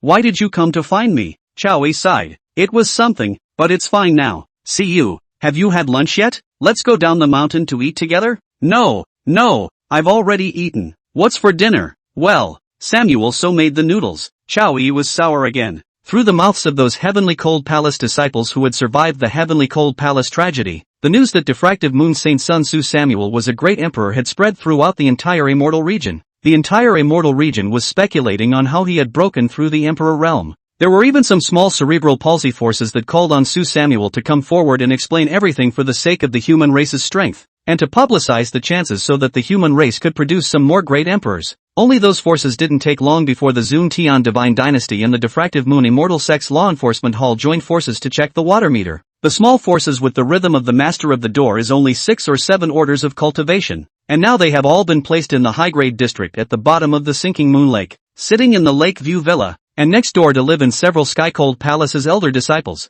all of whom are like-minded people. But it was such an Emperor Realm powerhouse who stomped his foot and the entire immortal realm would tremble 3 times that he actually had to cook for Chu Siyu. A third-order chick. It's so sour. The lemon it keeps circling me. Chao Yi looked at the sky and shed tears of envy. Su Huai, that dog is too double standard. She still can't forget the night she first met with Su Huai. He killed an old man of the Sky-Cold Palace, and then threw her a shovel. Chao Yi plowed the soil all night. Samuel Su watched the show from the sidelines with his hands tucked in. If at first Su Huai even showed 100% of the goodness of today's treatment of Chu Siyu, Chao Yi might really be moved. But unfortunately, he will always be a straight man of steel who likes to be in front of himself. TSK. Chao Yi retrieved her thoughts and shook her head. Oh Siyu, sometimes I really wonder if you saved the entire immortal realm in your previous life. Chu Siyu blinked, covered her mouth with her hand wrapped in her sleeve, and laughed. In the meantime, the other side. Samuel Su clapped his hands together and breezed over the fence. At a glance, he saw 2 big fat cranes posting in the wetland that Shintaro had deliberately built. Good man, how dare you show your love in front of me?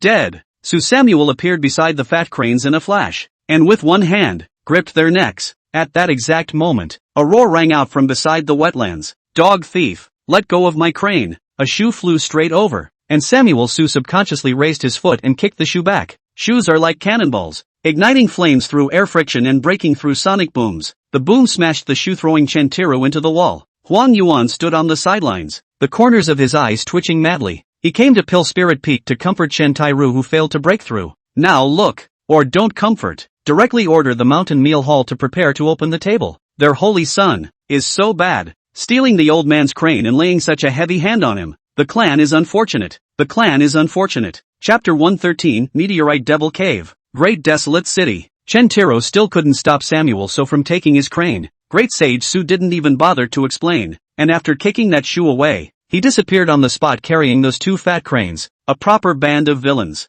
Forget it, old Chen. You can't beat him. Huang Yuan pulled back the enraged Chen Tairu and stabbed another arrow in his pale heart. Chen Tira took 2 deep breaths, dusted off the black ash on his face, and stood next to the wetland with one bare foot, looking up to the sky and sighing. It's not that he's really heartbroken about those 2 spirit cranes. After all, raising cranes is just to enhance the compulsion of the medicine spirit peak, and Su Samuel just sent him a 9th grade Dan furnace yesterday, so if he really opens his mouth to ask for a few cranes, can he not give it to him? Just, Grand Elder, old me failed to impact the 9th grade this time and disappointed you all. Huang Yuan shook his head smilingly. It's fine, everyone is used to it. Terry Chen. Su Huai did not stay in the Diffractive Moon Immortal sect for too long. After resting for roughly half a month or so, he departed for the fallen demon cave of the Sword Mound. At first, he wanted to go and cover the shift for the Diffractive Moon Emperor, but the Great Emperor told him that the situation in the Weeping Ghost Abyss was still quite stable, and that the Diffractive Moon Great Emperor had gotten used to being at the sitting of the Weeping Ghost Abyss, and that he might as well make a trip to the Meteor Devil Cave if he had the heart for it. The Sword Mound was sparsely populated,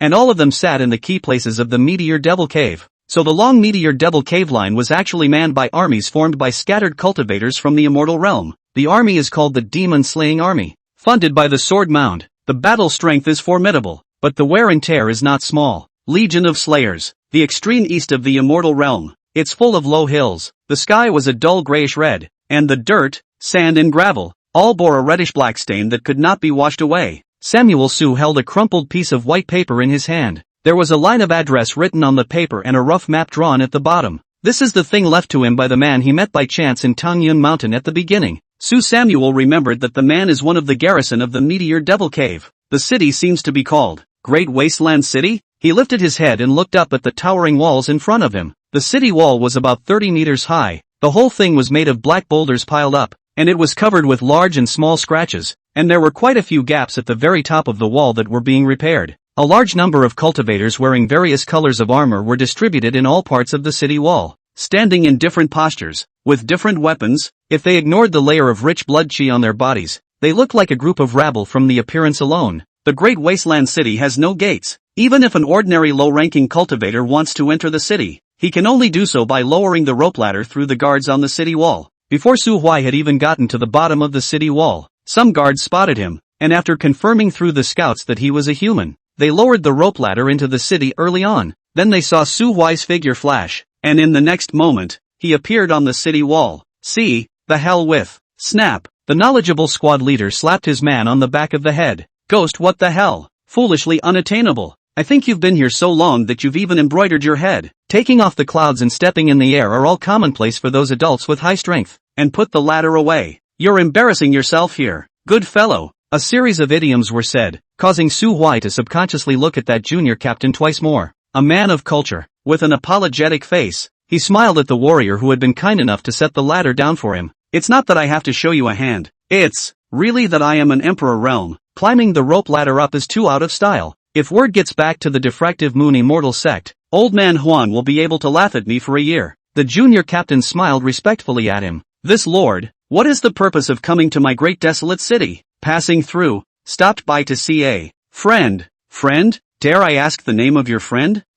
Seems to be called Liu Kanglin. General Ryu? The squad leader froze. General Liu is in his barracks in the city. I'll take your lordship there. Su Huai nodded gently. Then I'll trouble you. On the city wall, there is an inclined staircase leading to the city, and on the way, Su Samuel asked the captain about the battle in the Meteor Devil Cave. Su Huai's questions did not involve any military secrets, so the young captain knew everything along the way and answered every question. Most of the people living in the city were cultivators who were ready to take up weapons and fight with the demons. From the guards standing guard to the old man playing the pipa in front of his house, almost everyone was clad in armor. When Su Huai looked at the lute player a few more times, the junior captain explained softly beside him. That's old man Liu, an old man from the Great Wasteland City. When he was young, he married a musician and had 3 sons. Then his wife was lost, and all 3 sons joined the demon-slaying army, and all of them died in the Great Wasteland City. And then he came here, too, and stayed for rather more than 10 years, and in his spare time he liked to sit in the doorway and fiddle with his lute. Samuel Su nodded and withdrew his gaze. The barracks weren't located too far from the city walls. However, in about half a quarter of an hour, Su Huai walked into an empty house under the leadership of the small captain. The layout of the house looks like an eatery.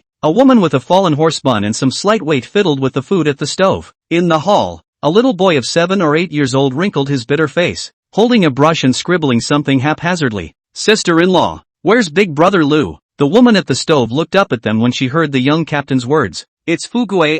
Your big brother Lu has gone to the military camp to make his rounds, and is about to return soon. What do you want with him? The junior captain scratched his head. No big deal. It's just that this lord said he's a friend of big brother Lu and was passing through the great wasteland city, so he came to take a look at him. Also, sister-in-law, I've said it hundreds of times, my name is Wang Fugue. Can you stop calling me Fugue? Isn't Wang Fugue rich? The woman turned her head and smiled kindly at Samuel Su. This little brother. I'm frying vegetables in my pot. I can't get away. You sit down for a while. It won't take long for old Lu to come back. The woman called out to the boy. Long. Pour a cup of tea for this guest and your uncle Fugue. The boy bumbled off to carry the kettle. Wang Fugue waved his hand. I won't need it, sister-in-law. He turned back to Samuel Su with a sarcastic smile. That, Lord, since we're already here, I'll go back to the city wall first. Well, many thanks to brother Wang for leading the way. No.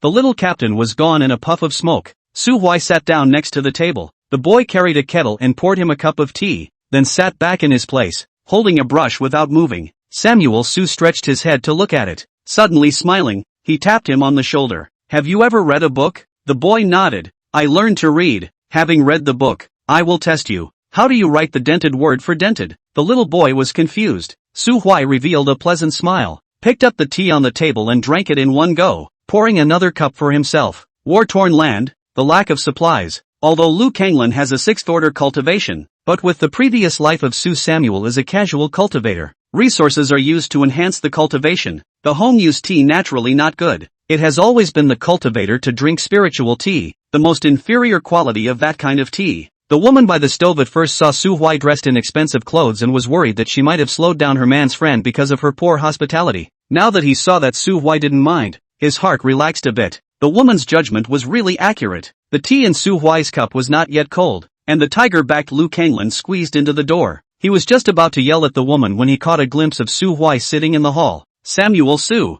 the sacred son of the diffractive moon. The woman by the stove froze. She was also a cultivator with a not-so-weak level of cultivation. What the words diffractive moon saint sun meant, of course she knew. Where did my man recognize the 9 heavenly dragons? Lu Kanglan is nothing formal. After all, the great wasteland city is closed to news. In addition to emergency military orders, the immortal region's internal news can only be heard every month when supplies are replenished. His information about Su Huai was still only at the level of diffractive moon saint sun. Su Huai was seriously injured by Zhang Jintian of Sky Cold Palace with a slap. He was still at the level of, completely unaware that just half a month ago, Su Samuel raised all the ashes of the Sky Cold Emperor. No, I should call you Lord Su now. Lord Su, I won't lie to you. When you held me down with a single move at Tanyan Mountain, I knew that you were by no means a pool fish. Sooner or later, you'll be famous in the immortal realm one day. Samuel Su tugged at the corner of his mouth, but before he could speak, the little boy holding the brush ran to Lu Kanglan's side and tugged on his hand. Dad,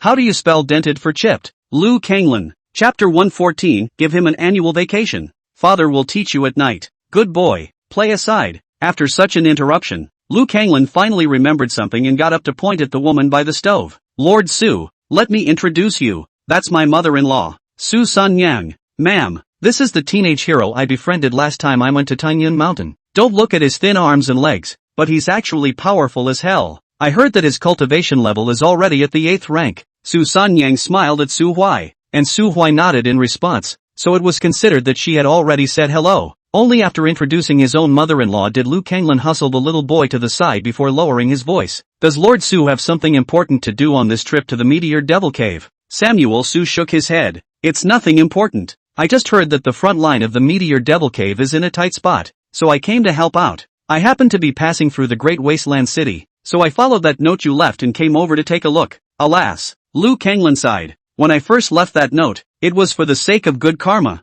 thinking that someday when you are short of a place to practice, you can come to the great wasteland city to stay for 2 years. But now it seems that the genus is a bit redundant. The great desolate city isn't considered dangerous, and the ones facing it are only small waves of demons. Even 6th-rank demons are rare. With Lord Su's cultivation, you would have to advance at least another 700 miles inward before you would encounter a battlefield infested with 8th-rank demons. No harm. None of that. Come on, drink. Su Huai took out several jars of fire spirit brew. The fire spirit brew was just mortal wine, and one could catalyze intoxication with spiritual energy at any time. It was like a drink for those with slightly stronger cultivation, so they were not afraid of getting drunk. Su San Nyong's skills are good, and the few dishes added to the wine are no worse than those of an ordinary restaurant. A meal down. Su Huainet listening to Lu Kanglin blow powerful, but it is Su San Yang will speak on some of the Great Wasteland City in the past war situation and interesting things. By the time Su Huai left the Great Wasteland City, the sky was already slightly dark. This place was not his goal, and the reason why he had come here was because he had listened to the admonition of the diffractive Moon Emperor. A cultivator's lifespan increases as his cultivation level rises. At the Emperor realm, both the body and the heart will gradually favor that absolute rationality side. Just like sky-cold Emperor Qian Qinghan. Qian Qinghan's character before he became an emperor would not necessarily be worse than Qian Zihai's when he was not yet lost, or else the two brothers would not have been able to stay together and depend on each other. But after becoming an emperor, in Qian Qinghan's heart, the status of self will be infinitely higher, and excess feelings will be gradually worn out. In the end, between the Gate of the Void and his wife, Qian Qinghan chose cultivation, and his brotherhood with Qian Zihai gradually faded. By the time he reached Su Huai's realm, he could already not eat or drink, not rest or sleep. His body was immaculate, and he almost lived the same life as the heavens, and his only desire might be to become stronger. Therefore, in order to maintain humanity, it is necessary to establish a sufficient number of bonds with the human world, in addition to maintaining as much as possible the habit of being human. In layman's terms, it's got to be smokin' hot. Su Huai didn't have much of a desireless feeling, but as a little old brother who was new to the emperor realm, it was always right to listen to the experience of some seniors. After all, he was going to enter the divine realm soon. Saying goodbye to Lu Kanglin, Su Huai once again looked back at the great desolate city that was filled with a sluggish aura. With a breeze, his figure disappeared without a trace. Fallen Devil's Cave, frontline. Emperor Huaifeng was dressed in gray cloth, and in his arms, he held a strange long sword that was 3 inches wide and 5 feet long. Ever since he received the diffractive Moon Emperor's transmission, he had been standing still at the highest point of Meteor Devil City, waiting for Samuel Su to arrive. Coming, he turned around and looked at Su Huai, who had changed into a black robe at some point, and grinned. Fellow Daoist Su, welcome to the Meteor Devil Cave. Su Huai nodded. I'm sorry, I was delayed for some hours on the road, so I made fellow Daoist Huaifeng wait for a long time. Ha ha, no harm done. Old me is already happy that fellow Daoist can come. We're leaving now? Wait a little longer. It's dark before we can move. Aha! Su Huai stood on the top of the city building, and looking over from here, he could see the dense black fog that filled the area not far away. Under the black mist is the Meteor Devil's Cave, which has made the people of the immortal realm scared, and is also the pass where the Devil's realm borders the immortal realm. Su Huai was invited to come to the Meteor Devil Cave on this trip in order to assist Great Emperor Huaifeng in killing a 9th-ranked demonic creature in the Devil Domain. That 9th-order demonic creature was originally at peak 9th-order cultivation, and some time ago, it seemed to have gotten some kind of chance and hid in the depths of the Meteor Devil Cave in seclusion. Once it was allowed to break through, the pressure to subdue the Meteor Devil Cave would increase indefinitely. Originally, Emperor Huaifeng had wanted to contact the Divine Emperor of the Zuntian Divine Dynasty to help, but coincidentally, news of Su Huai's breakthrough to the Emperor realm came out at this time. Then the primary candidate for reinforcements immediately changed from Zuntian Divine Emperor to Diffractive Moon Su Samuel. After all, the Divine Emperor still has to clamp down on the Burial Star Mountain range. It is best not to move if you can. Great Emperor Huaifeng had contacted Great Emperor Yenyu, but he was rejected by Great Emperor Yenyu, saying that Su Huai's realm was unstable and that he would naturally come to help him when the time came. So he waited left and right for most of a month, and finally waited for news from the Diffractive Moon Emperor. The goal of this trip for Great Emperor Huaifeng and Su Huai was to sneak into the depths of the Meteor Devil Cave and kill the 9th-order demonic creature that was about to break through.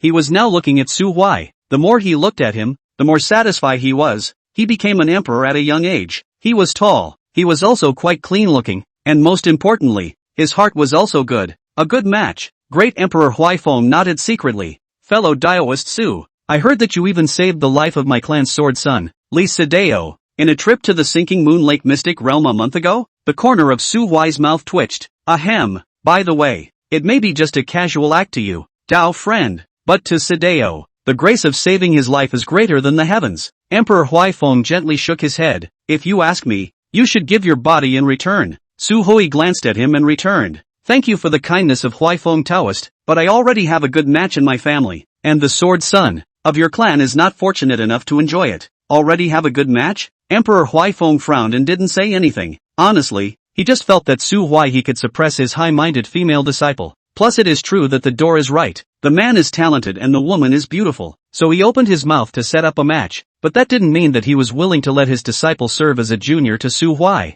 After all, although Lee Sedeo was only at the 8th rank right now, his sword heart was immaculate, and as long as he didn't die in the middle of the process, he would become an emperor in the future almost like a nail in the coffin. How can you be a little one for someone, fellow Daoist Huai Feng?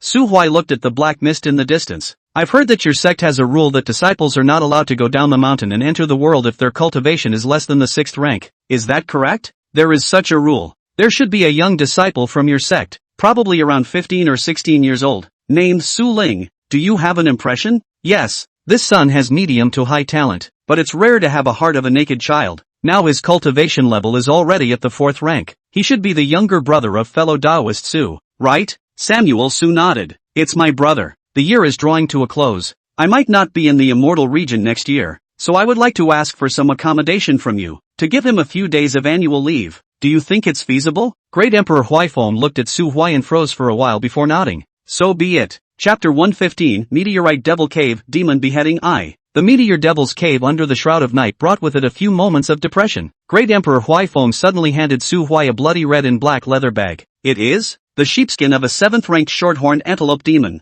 The Wyvern Emperor explained as he shrouded himself under the sheepskin. The depths of the Meteor Devil Cave cannot belong to the boundaries of our immortal domain. Although you and I are strong, immortal power is like dark night thunder and fire in a place like that. Extremely easy to recognize. Therefore try not to use your immortal power until you have successfully found your target, so as not to frighten the snakes. Clad in this skin, we'll be tainted with the scent of the short-horned demonic antelope, and we'll be able to save ourselves a lot of trouble. I understand. The sheepskin exudes an unpleasant odor, and can completely hide the breath of Su Huai and Emperor Huaifeng, and after putting it on and then applying the immortal power to camouflage a little, the two of them will be completely transformed into two sturdy antelope devils. Go! Great Emperor Huaifeng glanced at the sky that was completely plunged into darkness and led Su Huai to dart in the direction of the Meteor Devil Cave. Devil's Domain. The Wild West. The sky was strewn with a red and black haze of gray. The air was free of tiny eerie scents, and the earth was sprinkled with unidentifiable bits of blood and flesh, filling it with an oppressive aura.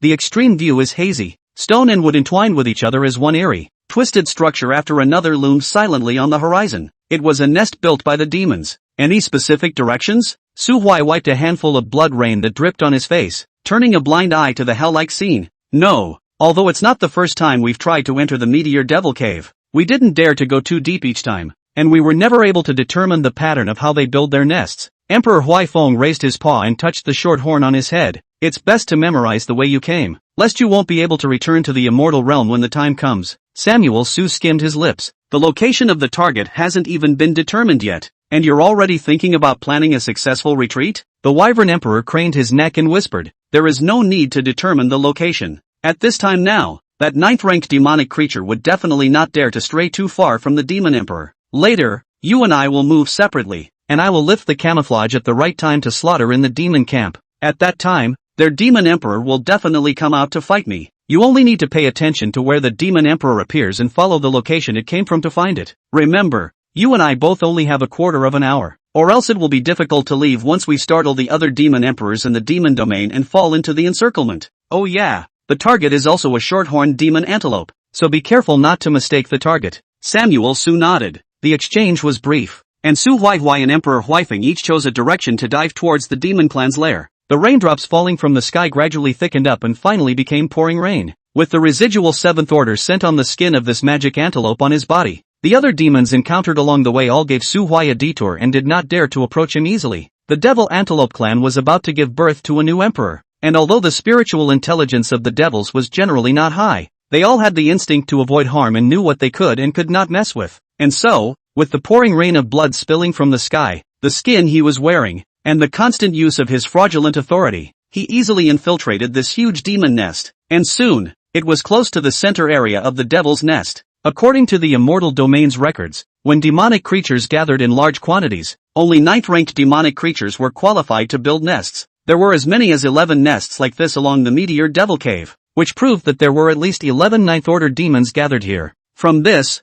it could be seen that the combined strength of the demon region was indeed a bit stronger than the immortal region. If it wasn't for the Meteor Devil Cave, a natural pass that was easy to defend and difficult to attack. As a battlefield, I'm afraid that with just the sword mounts few people, they would have already missed and fallen. Buzz. After approaching the central camp, larger, hideous-looking demons were no longer seen much. The neighborhood is inhabited by mostly female demons with delicate physique and not very strong strength, such as Chimera, Smoke Demon, Water Demon, etc. One could only say that a ninth-order demon lord still knew how to enjoy himself. Su Samuel paused at the entrance of the tent, and through the gap in the tent's hanging curtains brought up by the entry and exit of the demonesses, he could see the appearance of the demon lord inside. It was green and black, one-eyed, with 4 arms, and an inch of grass on its head, and the thin scarlet tongue licked the neck of a chimera from time to time. There was also a delicate and cute water demon in his arms, left and right. Damn it! Su Huai crouched for a while, mainly because his behavior of running to the entrance of the nest lord's tent to peep had already been noticed by the other demons, and if he rashly ran to the other demons' nests to explore at this time, it would easily cause suspicion. Now, they could only wait for Emperor Huaifeng to explode and attract the attention of these demons. Luckily, Emperor Huaifeng didn't make him wait too long. The gray-red haze was dispersed, and a huge light golden sword blade crossed the distant sky. The sword chi traveled across 30,000 miles. It tore a huge gaping hole in the earth, splitting a demon nest in two in the process. Before the demon lord in that demon nest could react, he died in Emperor Huaifeng's sneak attack that did not speak of martial virtues. Vile outlander. The entire plain boiled up because of this sword. Angry hissing sounds rang out one after another, and the demonic creatures surged out from their various nests like thousands of ants, layering on top of each other and surrounding Emperor Huaifeng. The lair that Su Huai was in was also thrown into chaos, and the one-eyed demonic monster in the camp rose up into the sky and joined in the siege of the great Emperor Huaifeng. The tent collapsed, and the small snake on Su Huai's finger suddenly began to flicker, taking advantage of the chaos to swoosh a small chimera in front of Su Huai. Asterisk asterisk asterisk asterisk. What are you doing?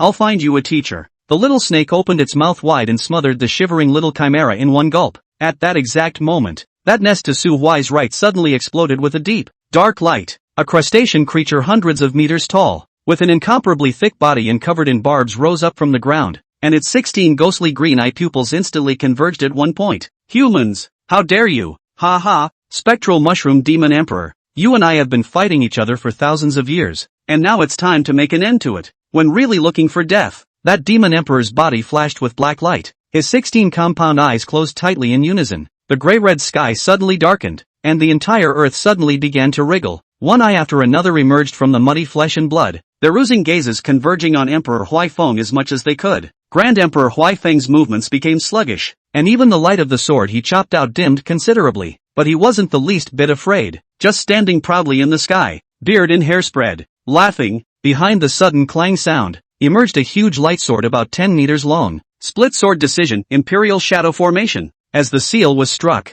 a golden circle of more than 100 meters was outlined behind Great Emperor Huaifeng. That huge light sword began to rotate. 1 circle, 2 circles, 3 circles. The more it rotated, the bigger it became. The more it rotated, thousands of identical sword shadows formed a sword array, giving a strong and extreme sense of oppression. The Devil Emperor was already prepared to receive this move. Arch-Emperor Huaifeng, however, suddenly changed his gesture. Go! Buzz! The sword shadow shook and suddenly burst out. However, the target was not the Demon Emperor, but the tidal wave of demonic creatures that surrounded him.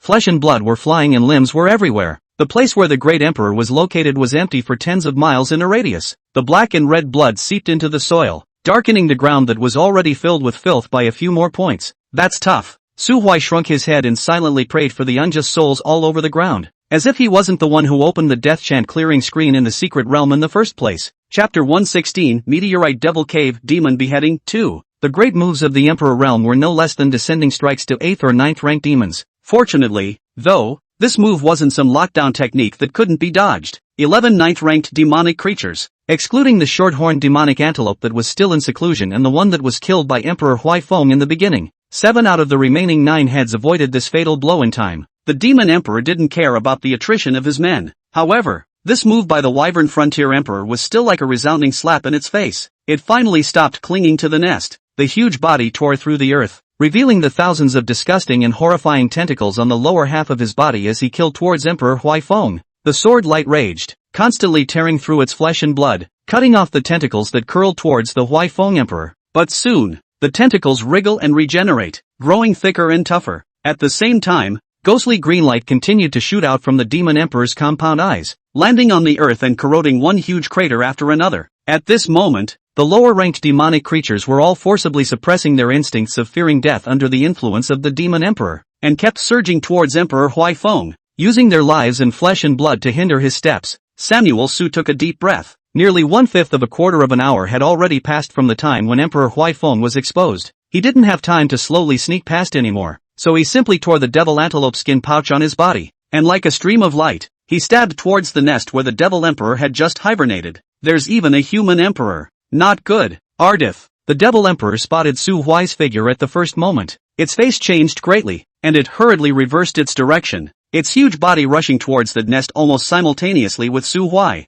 However, the lingering sword blade chopped from behind it, almost tearing apart most of its body. It stumbled. Although the speed of regeneration of flesh and blood was very fast, and in just a few seconds the wounds had been healed and smoothed out, but the damage and pain was real. With a flick of his long sword, Emperor Huaifeng split an 8th-ranked demonic creature that attempted to surprise his face in two before looking at the demon emperor and stroking his beard with a big smile. Ha ha, you mushroom, your opponent is me. If you don't kill this emperor, you still want to leave? Wyvern, the demon emperor hissed. It had fought against the great Emperor Huaifeng for thousands of years and understood each other better than anyone else. One mastered killing and slashing, his sword aura raging and slashing everything. One had thick skin and flesh, amazing recovery power, and almost no weaknesses, but no one dared to ignore the other's attack. Furthermore, if we force Huaifeng and that strange human race to jump over the wall in a hurry and give up killing the short-horned demon antelope Yaldiz, and turn back together to surround it, at that time, even if it could drag the other demon emperors to come to support it and leave Huaifeng in the demon domain forever along with that human emperor,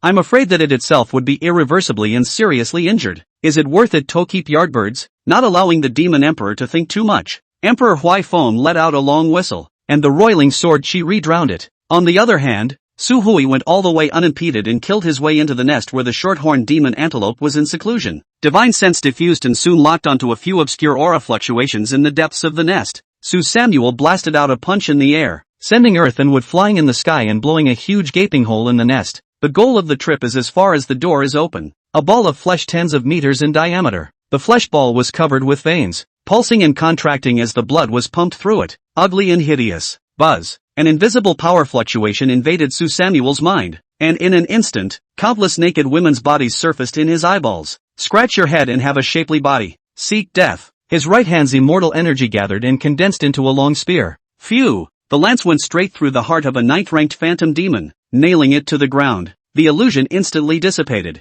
Su Hui snorted, completely not giving it the chance to open its mouth to speak. A flash of green light in his hand, pulling the bow and arrow, compressed the immortal power in his body crazily into the tip of the arrow. He knew that there must still be protection laid down by that demon emperor where the meatball was, but it doesn't even matter. Dislike face blasts. Block my arrow if you can. Clang! The bowstring let out a low whistle, and an intense silver light illuminated the entire night sky. The meatball surged crazily, and the silhouette of a short-horned devil antelope emerged in the sky above, hissing at Su Hui. Don't scream. Be quiet. Silver light burst out, and 3 layers of translucent shields filled with black gas appeared with a buzz near the meatball. The arrow rotated crazily, drilling through the first layer of the shield in just over 10 seconds, and the might did not diminish. The short-horned demon antelope silhouette's complexion changed, and a touch of determination and violence was added to the bottom of its eyes. The meatball began to shrink as it gave up on continuing to draw in magical energy, and a booming, powerful heartbeat suddenly sounded. The smile at the corner of Su Huai's mouth gave a slight lurch, then he turned his head and ran, frantically flying in the direction of Emperor Huaifeng. This demon antelope already had the status of a half-step great emperor, and seeing that there was no way to survive, he actually took the initiative to gather all the demonic energy into his heart, letting his heart be the first to reach the emperor level, and then blew up the emperor's heart, wanting to pull Su Samuel into the water. Damn! It's true that none of those who can cultivate to this realm on their own are soft. How is it possible to be that weak of a chicken to get a 1-2 punch? Wouldn't you say? Mu Qing Xian. Boom! Waves of black and red gas spilled out crazily from the meatball, instantly flooding the entire nest. The chimera that were nailed to the ground, as well as the demons that ran towards the nest in order to stop Samuel Su, all melted away in an instant, and their bones were corroded along with their souls, turning into wisps of black smoke. Dozens of miles around became a dead zone. Su Huai's body was also infested by the aftermath, and a large portion of his flesh and blood decayed, which was slowly repaired under the nourishment of immortal chi. Grass. No martial arts. He was acting as a bully in the immortal domain,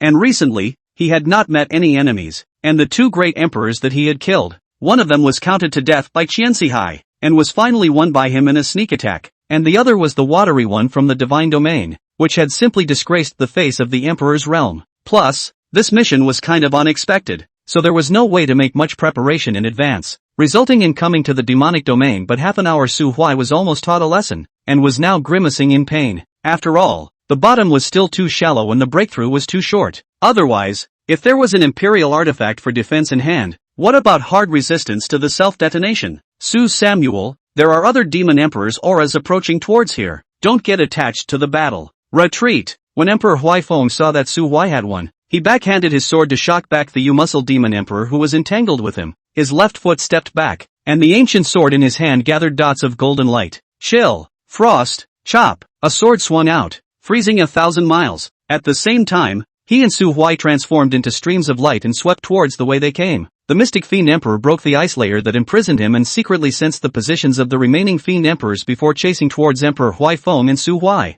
Having been delayed for such a while, it was no longer necessary for it to fight for its life. As long as it could hold the duo back for a moment, they would surely die under the siege of the arriving demon emperors. The demon race from all over the meteor devil cave converged together under the demon emperor's order, constantly attacking Su Huai and the two of them in an attempt to hinder their steps of evacuation. As Su Samuel flew and swept, he felt the aura of the rest of the demon emperors. Apart from the spectral mushroom demon emperor, there were 5 other emperor realm breaths flying in this direction, and 3 of them were also flying extremely smartly towards the entrance of the meteor devil cave, attempting to wait for a rabbit at the entrance and hijack them. Meow. Too bad you can't use space shuttle. Having accomplished his mission, Emperor Huaifeng was in a happy mood and didn't care much about Su Huai's complaints when he heard them. It can't be helped. Both of us are not good at spatial system spells, and the tunnels we constructed are not stable. It's just a matter of using them in normal times, and in this case, once we are interfered with, we will probably be swept into the spatial vortex, and if we can't come back, we're finished. It's okay,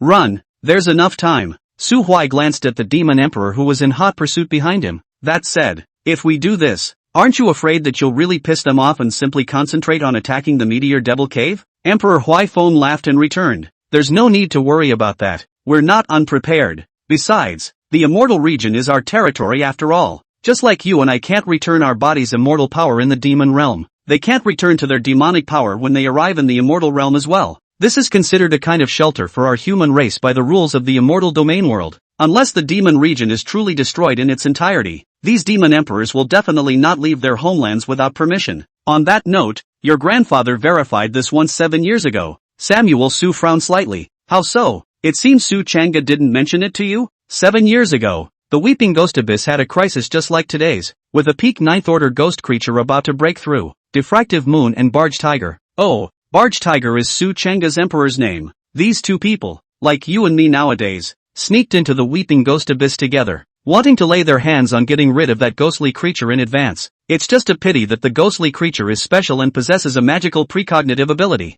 After foreseeing the crisis it was about to face, it informed the Ghost Emperor of the Weeping Ghost Abyss of this matter in advance, and then through the Ghost Soul Sacrifice, it devoured all ghosts below the Emperor realm stationed in the Weeping Ghost Abyss, becoming an emperor in advance. Later, when Diffractive Moon and Su Chang'e entered the Weeping Ghost Abyss, they faced 2 actual Ghost Emperors. It's naturally impossible for the rest of the Ghost Emperors in the Ghost Domain to give up their own garrisons just because of a single prophecy, and all of them have run to the Weeping Ghost Abyss to keep a watchful eye on the ghosts, but they're also prepared to support the Weeping Ghost Abyss at any time. This leads to Diffractive Moon and Su Chang'e being in a dead end. Later on, Su Chang'e detonated his own cultivation and forcibly killed that Ghost Emperor with the ability of precognition. You should know what happened afterward. Although Su Chang'e was brought back by Yenyu in a fight to the death, his cultivation was completely wasted and his body was irreversibly traumatized, so he could only rely on some pills to renew his life. Samuel Su was silent. At that time, the old man was still the commander of the Weeping Ghost Abyss, and the plan to infiltrate the Weeping Ghost Abyss to carry out a decapitation operation was most likely proposed by him himself.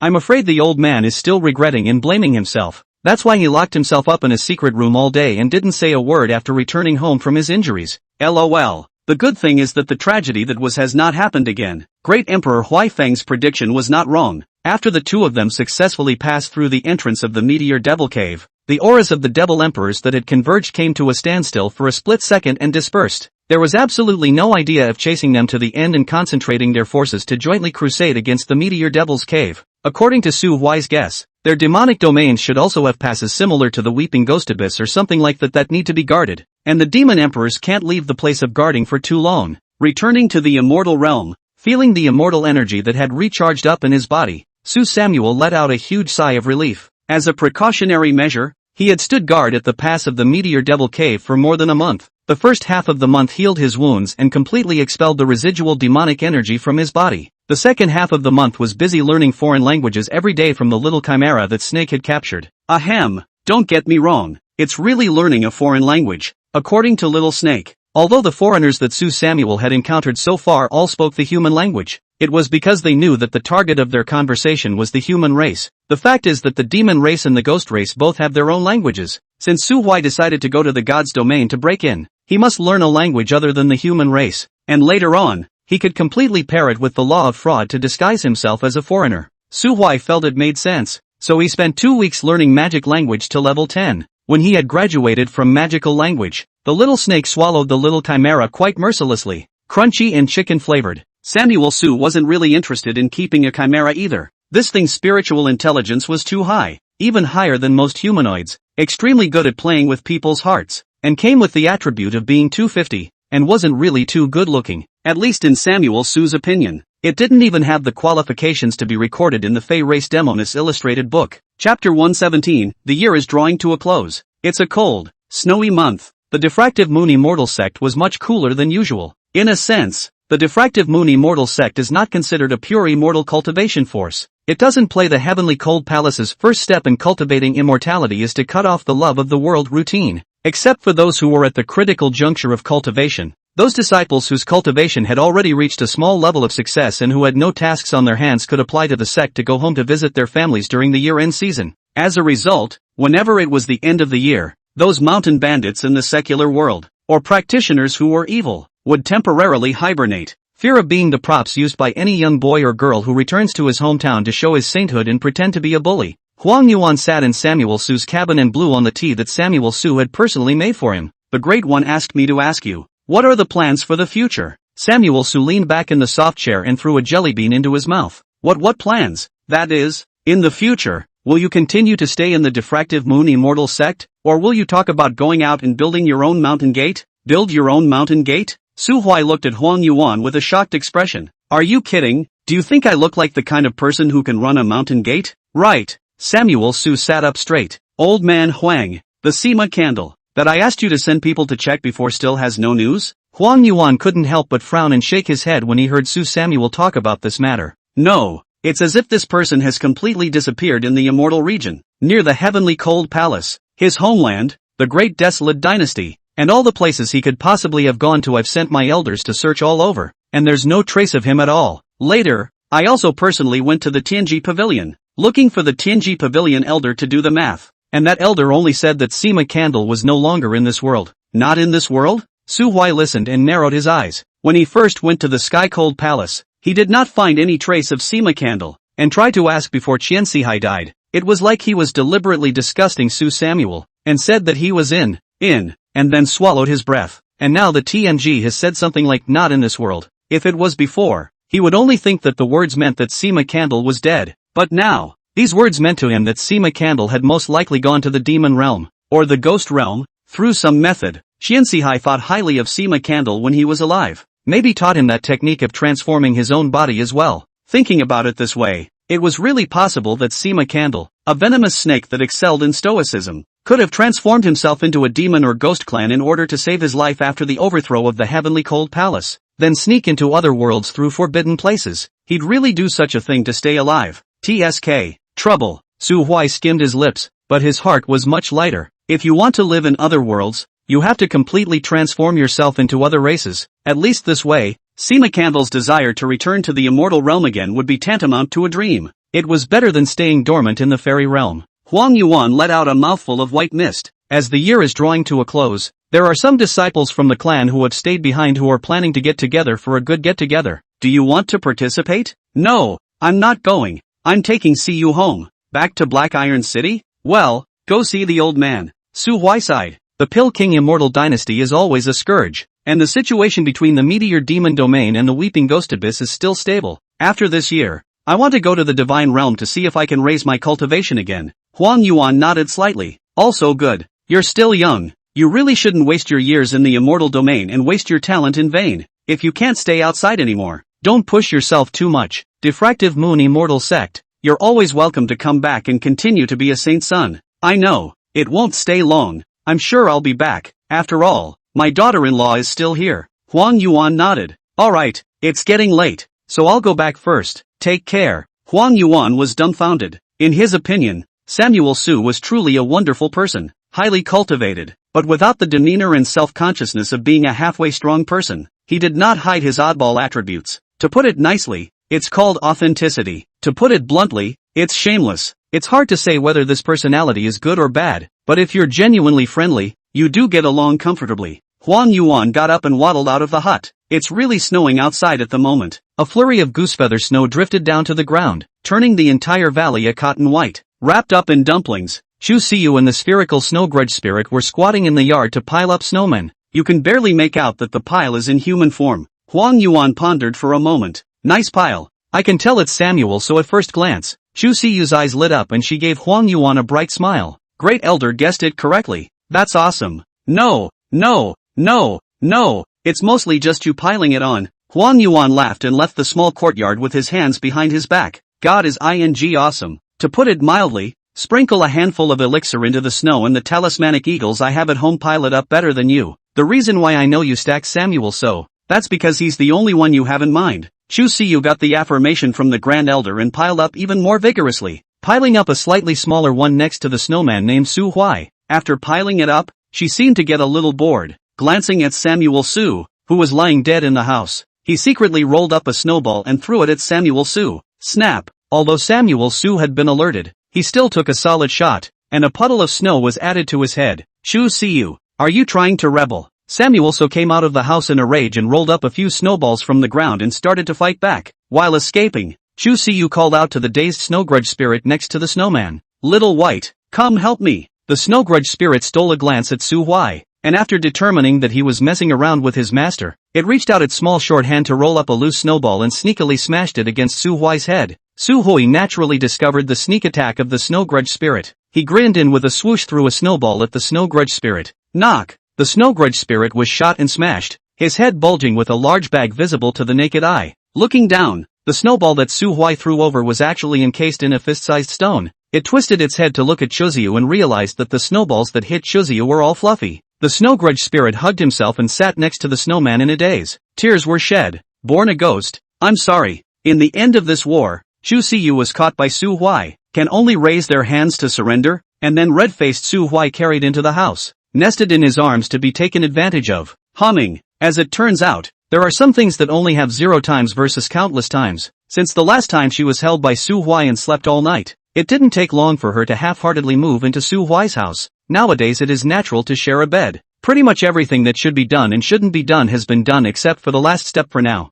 According to what Su Huai said, she would be 18 years old after the new year. Although there was no such thing as a bar mitzvah in the immortal realm, and many girls married at the age of 15 or 16, Su Huai seemed to be very obsessed with this particular number of 18. It's close to New Year's Eve now. However, what Chu Siyu was worried about was not that she was about to be eaten, but that she was worried about what Samuel Su said about taking her home. She knew she had a flawed personality and was very unpleasant to be around. Although she was much better now, she was still easily nervous to the point of speechlessness when facing strangers. Plus, when the time came, they were still facing Su Huai's relatives. I feel like I'm suffocating just thinking about it. What if both Samuel Su's father and grandfather don't like her because of this? Chapter 118 Black Iron City, Su Zhengheng. Calm and cozy days always go by fast. When the sinking moon valley was filled with red lanterns, it had already arrived at the day Su Samuel planned to return to Black Iron City. Chaui unleashed her banknote ability and rented a 4th-rank flying demonic beast that was huge in size and had a hut built on its back. Originally she was going to stay in the clan. After all, it was impossible for the Diffractive Moon Immortal Sect to send someone specifically to escort them, and disciples who wanted to go home to visit their relatives could only go on their own. In this case, the Diffractive Moon Immortal Sect would have to consider the casualty rate of the disciples. You can't take a vacation and have half your disciples die in the coming year, can you? So normally, disciples below the 5th rank were not qualified to leave the valley to visit their families. Xiaoyi was able to go back because they were traveling the same way as Su Huai and Chu Siyu and also knew each other. So it's 100% unlikely to be dangerous. Originally, Su Hui wanted to directly bring the two of them space shuttle seconds home, but it was rejected by Chu Siyu. She wasn't ready to face Samuel Su's parents right away. This chick was so coy that she ran ahead and bought a ton of gift stays before she left, based on the advice provided by Samuel Su. The gifts for Master Su were a variety of wines. The gift given to Su Zhengheng is a bottle of heart-clearing Dan. She also did not know why Su Samuel's father would like to eat this antidote to poison potion. Su Samuel's explanation is, his father is too deeply poisoned.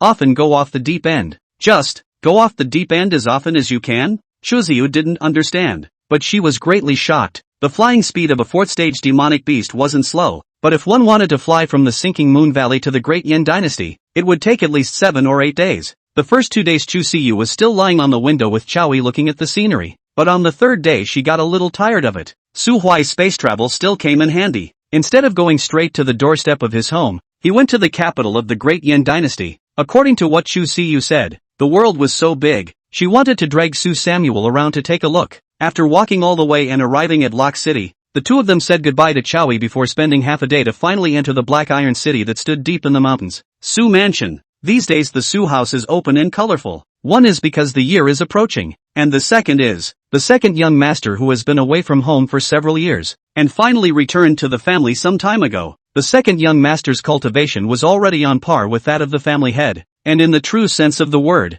he had become more blue than blue. Ever since the last time there was a visit from the diffuse moon immortal sex honored guests, the family head had looked lost in thought from time to time, and now that the second young master had returned, it had finally brought a few smiles to his face. In the Su family's main hall, Su Zhengheng was listening to his youngest son's account of what he had seen at the sword graveyard with a soft face, when suddenly a maid ran to the door, interrupting the scene of fatherly kindness and filial piety. Master, the eldest young master is back. My brother is back. Sitting next to Su Zhengheng, about 15 years old or so, the young man whose looks were 6 or 7 points similar to Su Huai suddenly became agitated. Not caring about his old man's face that suddenly became less natural, he got up and was about to rush outside. Second young master. The maid opened her mouth to call out to the teenager. The young master is heading for the old master's courtyard. Got it. Thanks for informing Auntie Lu. Looking at his youngest son's distant figure, Su Zhengheng looked up at the eaves outside the door and couldn't help but sigh. He still couldn't accept the fact that Samuel Su had risen to power. Su Huai's mother is just an ordinary woman, only a good-looking skin, but little knowledge of the pitiful, open and closed mouth is all the shortcomings of the parents. Chess and painting do not know. When I was young and foolish, I saw a moment of lust. Later, that woman gave birth to Samuel Su. This son had no spiritual roots since he was born and was unable to cultivate, causing Su Zhengheng, who was in his prime and spirited at the time, to lose face. He was unwilling to face reality, so he casually found a reason to go out for a break and traveled around the Great Yin Dynasty. And during that time, met Sullen's mother. Su Ling's mother was a true lady of the house, knowledgeable and courteous, some cultivation, but also play a good piano. The most important thing is to get along with Su Zhengheng. No matter what the topic, she can pick up a few sentences, far better than the woman at home who only fiddled with flowers and plants and chatted with the maids of honor about city gossip every day. Let's just say it was the wrong person at the right time. In the Dian dynasty, it was normal for heirs of large families to have 3 wives and 4 concubines, and Su Zhengheng, who considered himself to be a responsible person, confessed the matter to the 2 women. Su Huai's mother neither cried nor made a scene, and accepted the woman Su Zhengheng brought home with a calm face. Just haven't smiled since. Shortly thereafter he became bedridden and died of depression. Black Iron City was only a small city with a population of 100,000 or so, and the Su family, as the only hegemony in the city, anything that happened would become the talk of the small city's townspeople after dinner. I don't know when the rumor that the wild woman Su Zhengheng brought back had poisoned and killed his regular wife in order to compete for favor and ascend to the throne began to circulate. At that time, Su Zhengheng's second wife was pregnant. In the world of 3 wives and 4 concubines, she was not considered a vicious woman, and after coming to the Su family, she did not fight, did not even ask for a name, and even kept trying to get on good terms with Su Huai's mother. She didn't care about outside gossip, but after the death of her sister, Su Zhengheng's indifference and disgust towards the poor woman stung her deeply. After all, although he is a cultivator, but only the second order of cultivation, with ordinary people is not much difference. Sooner or later there will be the day of old age. At that time, the old oaths of the sea are faded into oblivion, And will he or she repeat the same mistakes? The thoughts in her heart became more and more certain with Su Zhengheng's indifference. And finally, on the day of Su Ling's full moon, she entrusted her son to the nurse and left Black Iron City alone. Su Zhengheng became a loner. He blamed it all on Samuel Su's mother. Along with that, he was also filled with hatred for Samuel Su, because Samuel Su is so much like his mother. Loss was never seen on his face. He didn't get along with the Su family elders, yet he was able to mingle with his subordinates. There was a strong smell of the city, neither noble nor elegant. Just, this disliked eldest son suddenly became the holy son of the immortal domain's top great sect, and then his cultivation climbed all the way up, and there were rumors that he had already become an emperor that flowed out some time ago. It's like a dream. Samuel Su suddenly had the script for the main character in the playbook. Speaking of dreams, Su Zhengheng also dreamed from time to time at night during this period of time. He dreamed of the flower-picking girl he had met on the outskirts of the city when he was young. I dreamed that I had transformed her with some false promises from an elf and a sea of wilderness flowers to a mortal girl who had lived in a compound for a long time. The laughter on the young girl's face remained undiminished despite the loss of the free-running wilderness. Until finally, he snuffed out all her hopes. The vows of the past are scattered to the winds. Unbearable. But when did the change of heart begin? Did it start with his fox friends mocking him for marrying a peasant girl? Is it from the fact that she can't get a word in edgewise on the topic she's talking about? Or did it start with the discovery of the rough calluses on her hands from growing flowers and plants? Doesn't matter. Maybe from the beginning. One is a scum. Su Zhengheng shrank into his chair, suddenly feeling that this winter, cold and piercing. Chapter 119, My Stupid Brother. And regardless of what Su Zhengheng thought, at least now Elder Su was happy. Especially after finding out that Samuel Su had left home for less than half a year and had really abducted a girl doll back. Looking at Chu Siyu's timid appearance as she stood beside Su Huai, and glancing down at the hands the two offspring were holding together, Su Chang'e even thought of a name for his great-grandson. How about Su Lin?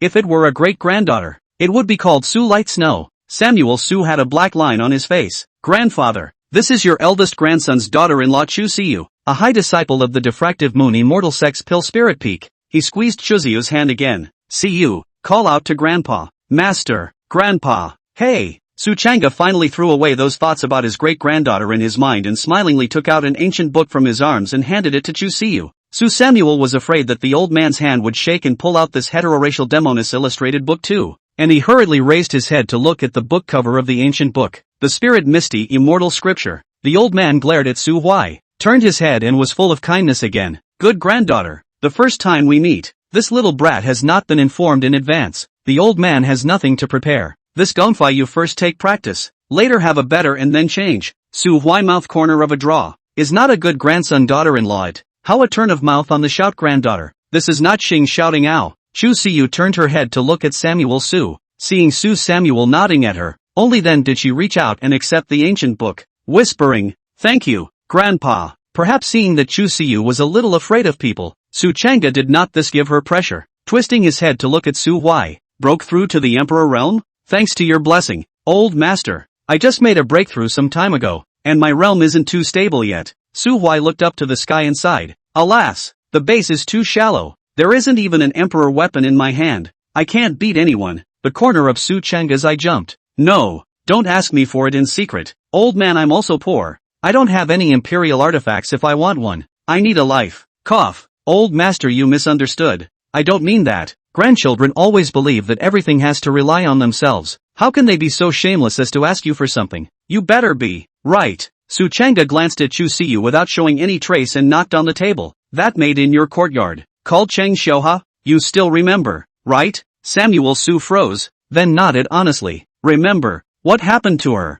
Some days ago that old friend of mine saw that she had some alchemy talent and brought her to the Green Cloud Cave. Green Cloud Cave? Samuel Su raised an eyebrow. There were many forces in the immortal region, and aside from the 4 transcendent forces, there were also some top-tier forces that had deep roots, but did not have a great emperor sitting at their side. The Green Cloud Cave is such a place. Su Samuel has some impression of this force, which is located in the south of the Yangtze River. The style of the clan is inclined to the middle. Indifferent, do not compete for fame and fortune, do not like to fight, and in general, rarely enter the world. It was very much in line with the image of those proper immortal cultivation sects that were isolated from the mundane world in Su Huai's impression. Cheng Xiaohou had such a chance, and Su Samuel was also happy for her. The mundane world of mortals was ultimately different from the cultivation world. The longevity alone is a world of difference. However, Once he thought that her master was most likely that half-assed alchemist who was dead set on losing face back then. Su Huai was worried about her future again. Brother! The ancient gate was pushed open with a snap,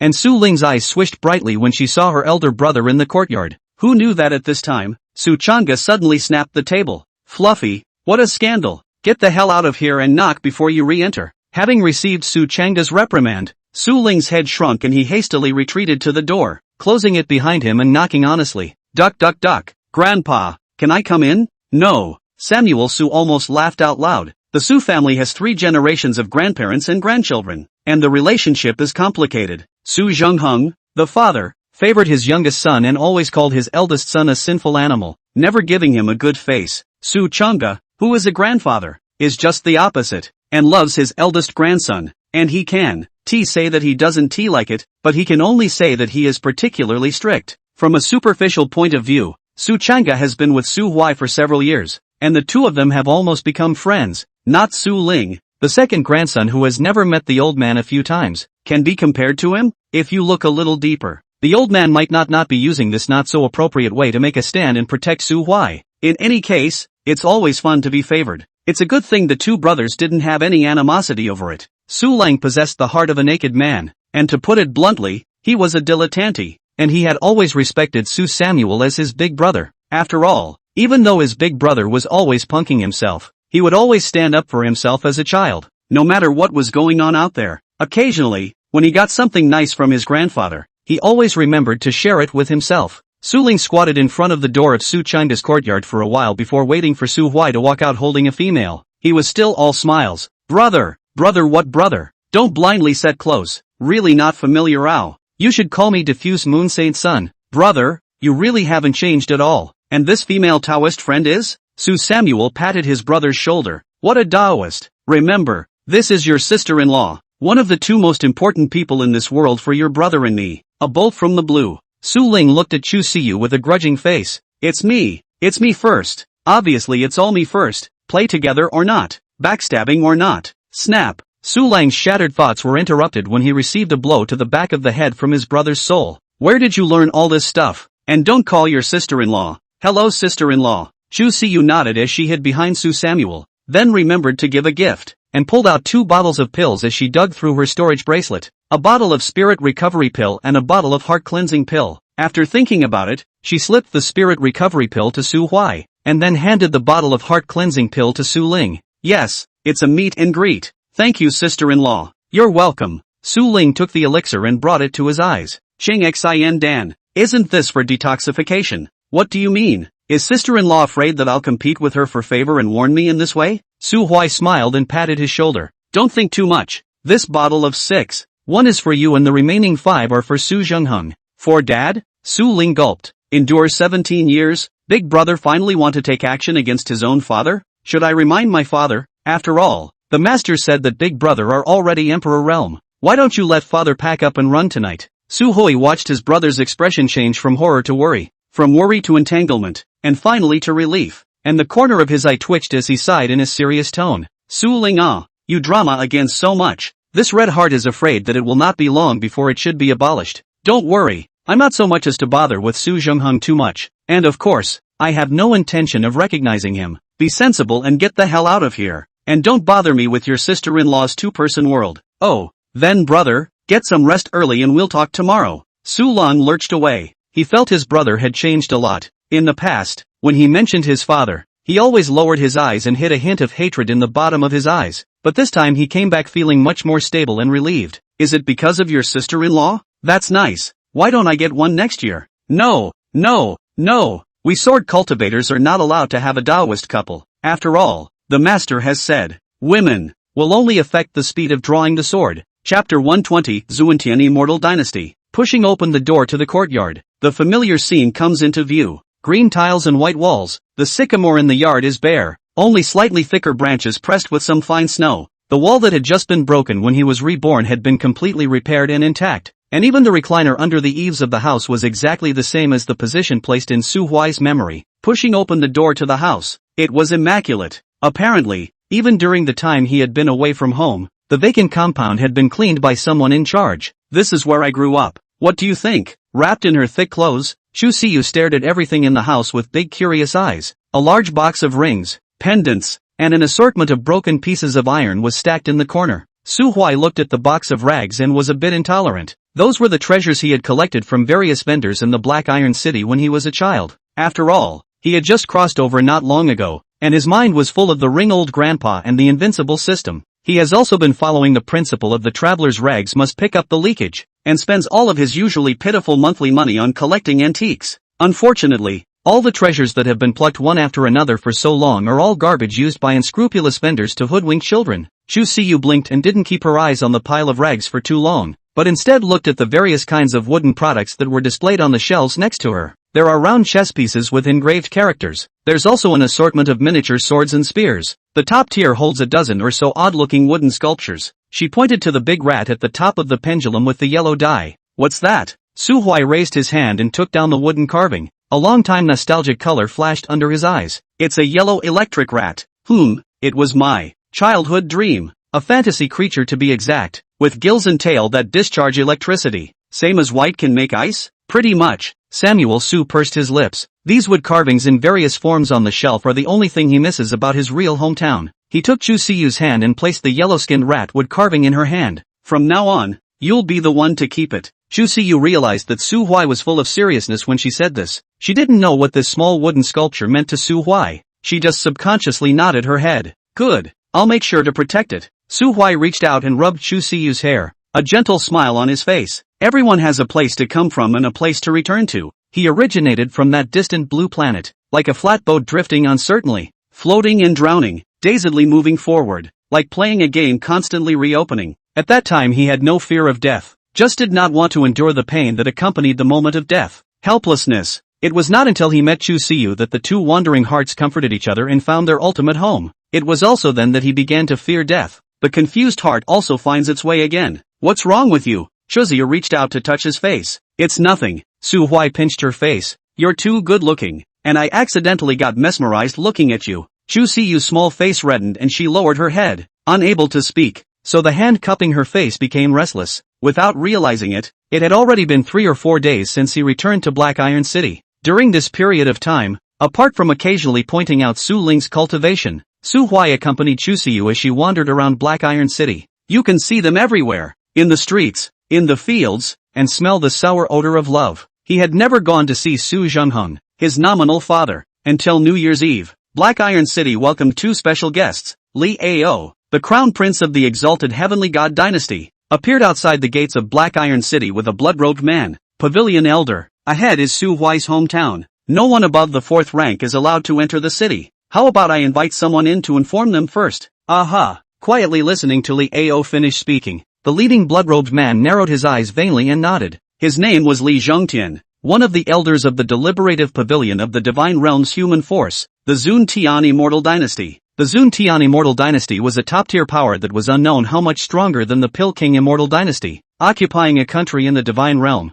and was considered to be a rich and powerful country with a fierce martial style. With such a strong power at his back, Li Zhongtian had pride in his heart. Don't look at the fact that his cultivation was as watery as Mu Qingxuan's, but that was because the position he held in the Zun Tian Immortal Dynasty was that of a civil minister, a position that was actually very low, and the matters he was in charge of didn't involve combat. Really compare the martial generals of the Immortal Dynasty. Their battle power in the same realm would not necessarily be much weaker than the stream of Black Dragon Demon Emperors, and the biggest difference between the Divine Realm and the Immortal Realm lies in the fact that the rules of the world are more complete, and the cultivation level of the cultivators will not be limited by resources and stuck at the Emperor Realm. God's domain. There is a real God. The word immortal in the Immortal Realm, in Li Zhongtian's opinion, was merely the vision of the previous generations after they were expelled to this realm. It's just a remote country place. Li Ao glanced at Li Zhongtian, who was pretending to be high and cold, calling him Pavilion Elder with a mouthful of words, but in reality, his heart was full of disdain and contempt.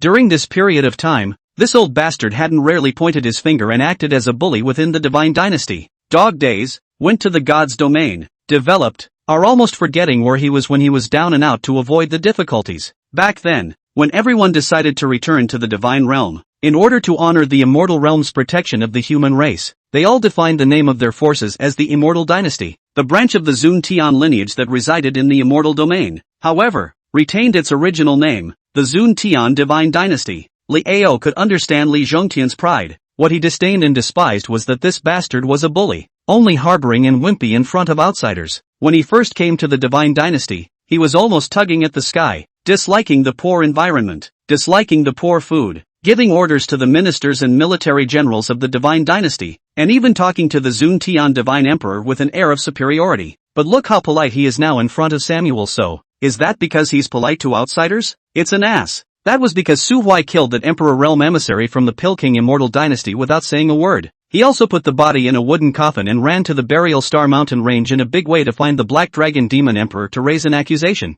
And later on, I heard that he was going to the Divine Realm, with the attitude that he was going to subvert the entire Pilking Immortal Dynasty with his own strength. It's too arrogant, too self-absorbed. But these days, tough ones are afraid of rash ones, and rash ones are afraid of desperate ones. Su Hui is just don't want to die in Li Zhongtian's eyes. This kind of fearless dilettante can't be messed with. On the contrary, he still had to come and contact Su Huai because he had already accomplished his mission. And those 5 Zunis he brought down to the realm were no one else but the 5 princes and princesses of the Zun Tian Immortal Dynasty. The Zun Tian Immortal Dynasty was about to break out into a national war with a ghost race power. Coincidentally at this time, the channel connecting the Immortal Domain and the Divine Domain opened, and the Immortal Dynasty's royal lord thought it over and simply sent a few outstandingly talented bloodline descendants to the Immortal Domain, just in case the Immortal Dynasty loses the war and the bloodline is broken. However, when Li Zhongtian's mission was completed and he wanted to return to the Divine Realm through the altar, the Black Dragon Demon Emperor refused to open the altar. That sinful beast actually said that opening the altar was too tiring, and that he, Li Zhongtian,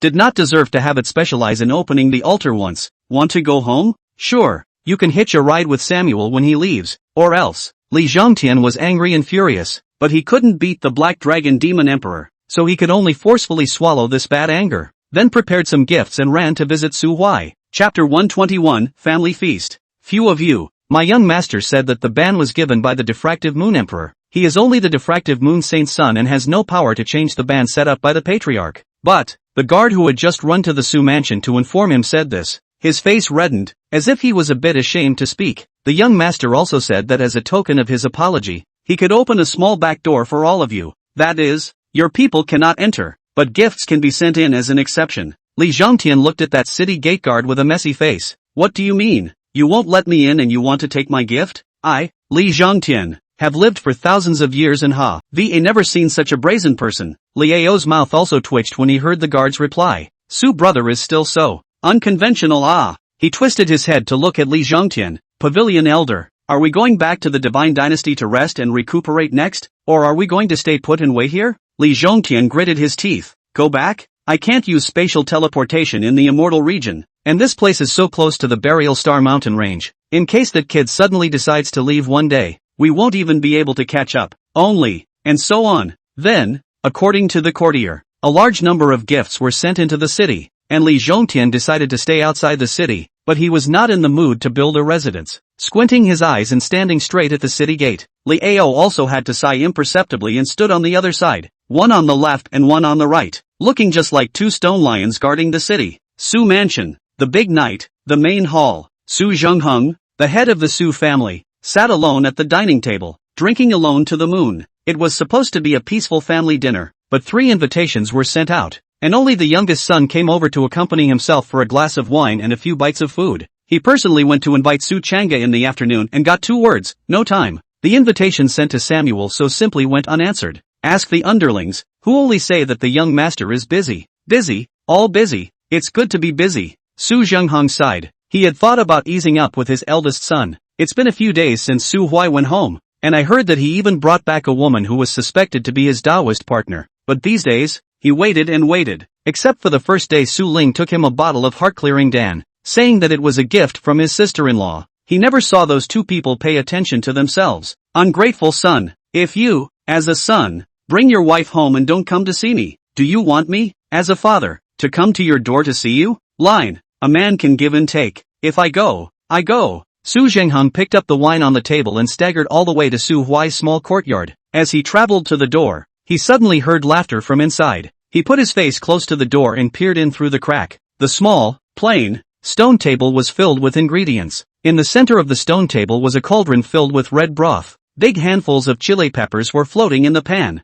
Su Chang'e, who was seated on the upper seat, was drinking wine while telling a few of his juniors about the interesting stories he had encountered during his youthful travels. On the left side of the table sat his own young son, less formal than when he had just eaten the family dinner with himself, and more pleasant from the bottom of his heart. On the right side of the table sat a woman with a gentle and lovely look, holding chopsticks in one hand and stuffing slices of meat into her mouth, while holding a cup of water in the other hand to quench the spice at any time. His forehead was covered in fine sweat, but his eyes were bright. This is the one rumored to be his daughter-in-law, isn't it? As for Samuel, from this angle, Su Zhenghong could only see Su Huai's back. While he was pouring food into that girl's bowl, he threw some ingredients into the pot that Su Zhenghong had never seen before. Ooh, 9th grade spirit medicine dragon mountain blood Ganoderma. People from the divine realm are generous. I should have known that the whole half of the mushroom soup pot. Su Ling, you eat less. You are still young. This thing is too potent. You can't grasp it. Let brother come. Su Ling, no,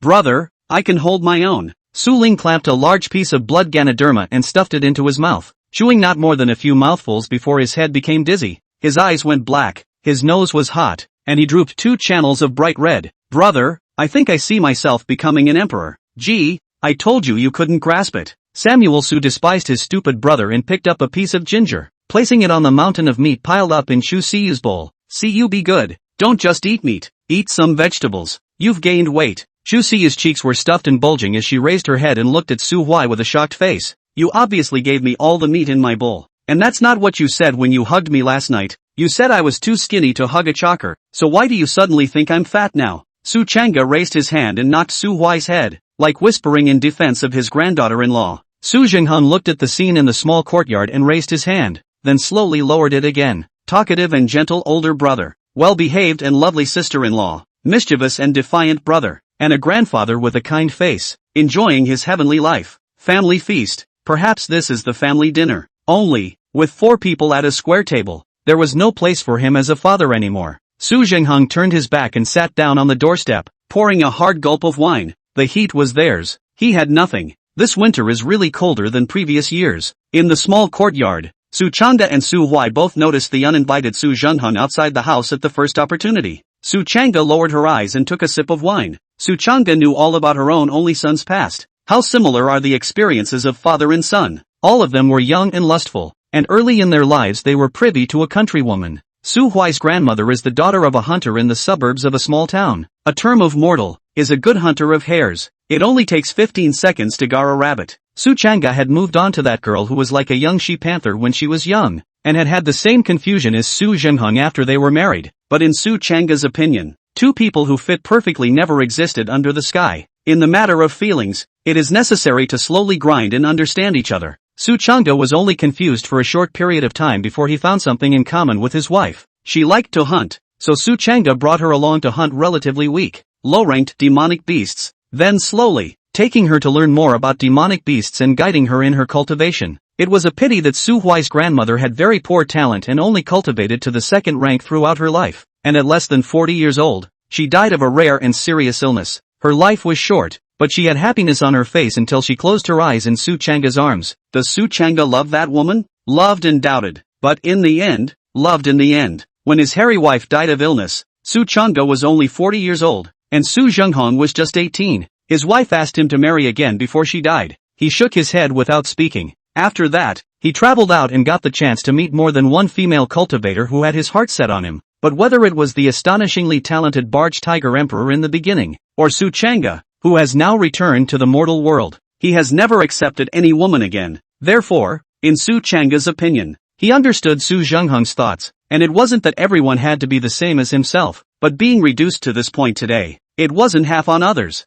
It's just a matter of blame. Chapter 122, Entering the Divine Realm for the first time. The first 9 days of the new year. A dark blue spirit crystal rippled a few times on the surface of the water, bouncing lightly for a few moments, and then as if it had suddenly lost its power, it quietly sank to the bottom of the lake, melting into the translucent lake water. Finished? Well, done. Samuel Su looked quietly at the rippling water. If someone could look down from a high altitude at this moment, they would be able to realize that the entire Black Iron City was lit up with one obscure node after another at the same instant. Those nodes were all the formations that Su Samuel had laid down with his own hands since he had returned home nearly a month ago, the threads of power with different attributes intertwined with each other. constructing a huge protective spell formation that encompassed the entire Black Iron City, just like an impregnable fortress. Combination Spirit Formation, Xuanwu's Protection. This was the Emperor formation that Su Huai had comprehended through dismantling those peculiar spell formations in Xianxihai and having occasional feelings, and consumed all the materials Su Samuel picked up from the Heavenly Cold Palace, but also borrowed a lot of spirit crystals with the diffractive Moon Emperor, only barely in the sinking Moon Valley in the Black Iron City, each one of the cloth.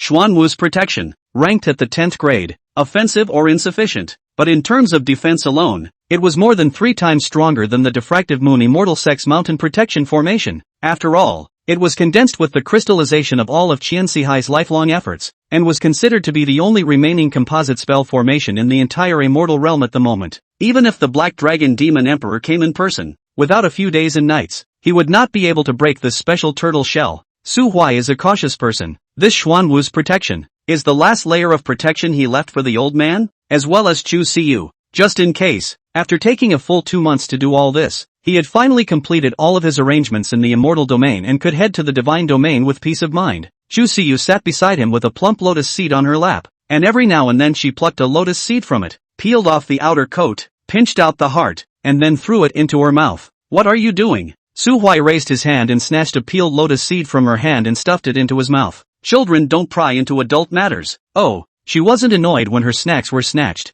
While repealing one and throwing it into his mouth to click a few times to chew and crunch it, he raised his head to look at Su Huai, who was full of composure, and the bottom of his eyes revealed a clear stupidity. Su Huai snatched away the whole lotus plant, then sat down beside her, picking all the lotus seeds off the plant, then peeling them one by one and putting them into her hand. "Rich girl, I'm leaving." Chu Siyu's chewing food movement slightly gave a start, and her tone carried a trace of imperceptible panic. "Where are you going?" Su Huai gently patted her head. "There are some shameless guys who keep trying to take you away from me and then let us be separated forever." So I was angry, and in order to whack those guys one by one and sink them in the lake to feed the fish, I had to go to a place far away to do hard labor and become stronger to do it. "So, when are you coming back?" 7th grade. Samuel Su took her into his arms. "When you are able to refine a 7th grade elixir, no matter how well I do outside, I will definitely return here, to your side." Chu Siyu leaned into his arms and nodded. "Then, be careful then. I'll be at home when you get back." Samuel Su looked down at the side of her face.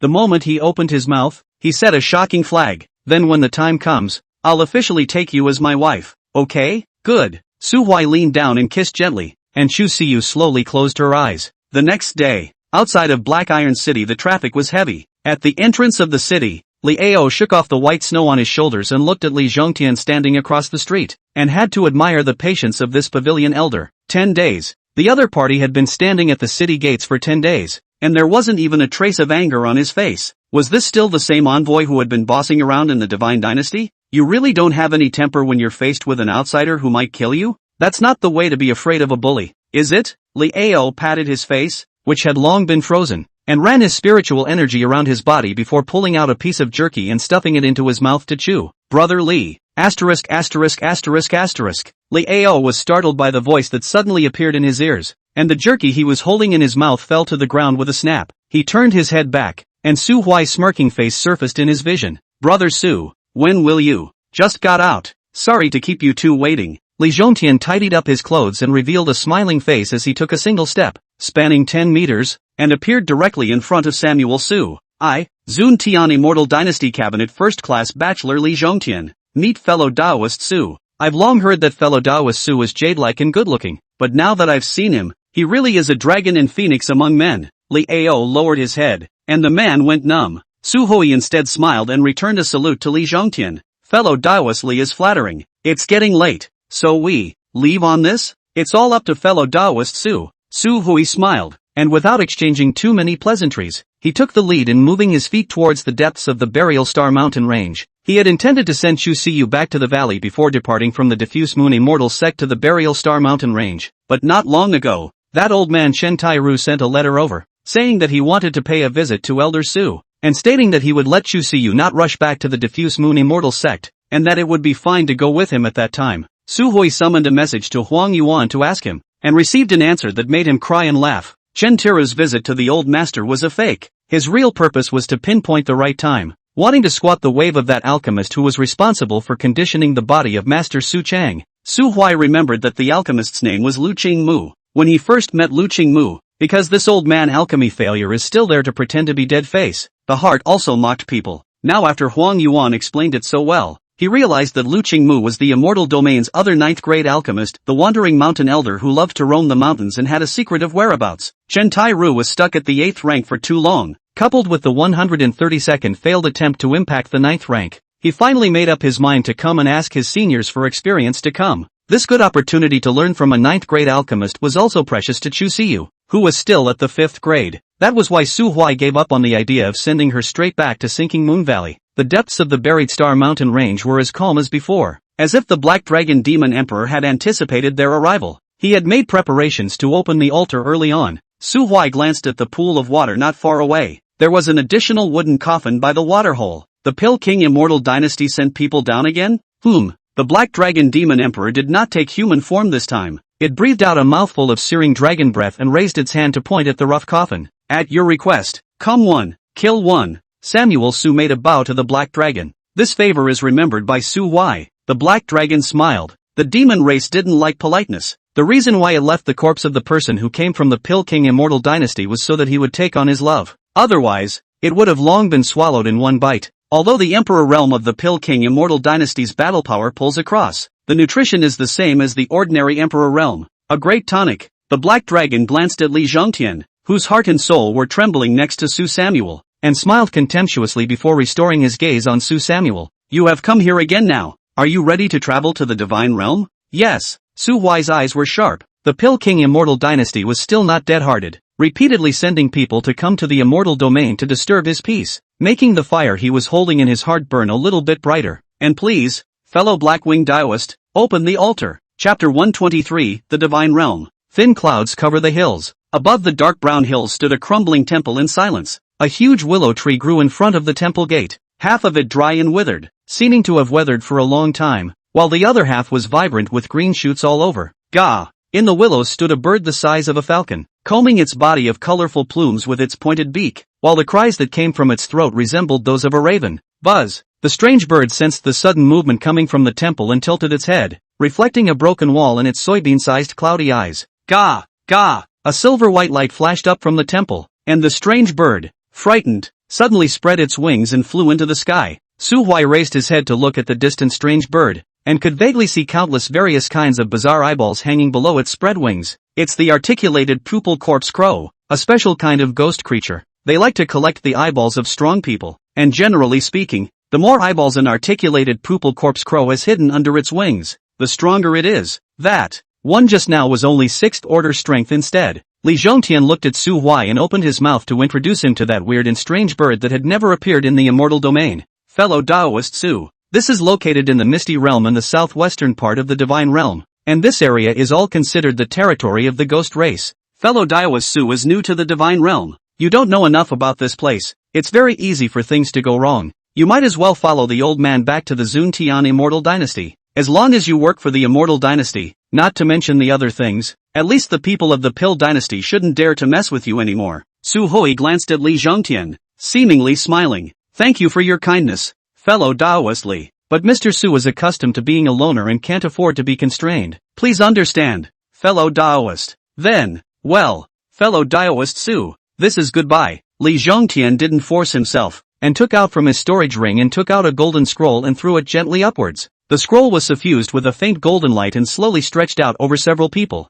Hundreds of thumb-sized runes sprinkled down from it, constructing a small teleportation spell formation on the ground that could only accommodate 2 or 3 people. Li Zhongtian was the first to step into the formation. Li Ao, who had entered the Divine Realm with the 2 of them, took a deep breath, arched his hand to Su Samuel to say goodbye, and followed closely behind. The golden light faded and the temple fell silent again. Samuel Su tucked his hands into his sleeves, took a deep breath, and stepped away from the temple door. God's domain. The heaven and earth energy here was different from the immortal realm, and he raised his hand, gathering power into his fingertips. Jabla. The good news was that the power was still there and hadn't decayed, and the bad news was that the rules of the world of the divine realm were indeed much more perfect, and even the space was much more solid than the immortal realm. With his emperor realm cultivation, he was already able to interfere with the void to a certain extent in the immortal realm, and his full force strike could even shatter space in a small area. But here, it only managed to leave a not-so-obvious white mark in the void. Keep your breath and don't use your power recklessly. The small snake ring on his hand flashed with a demonic red light.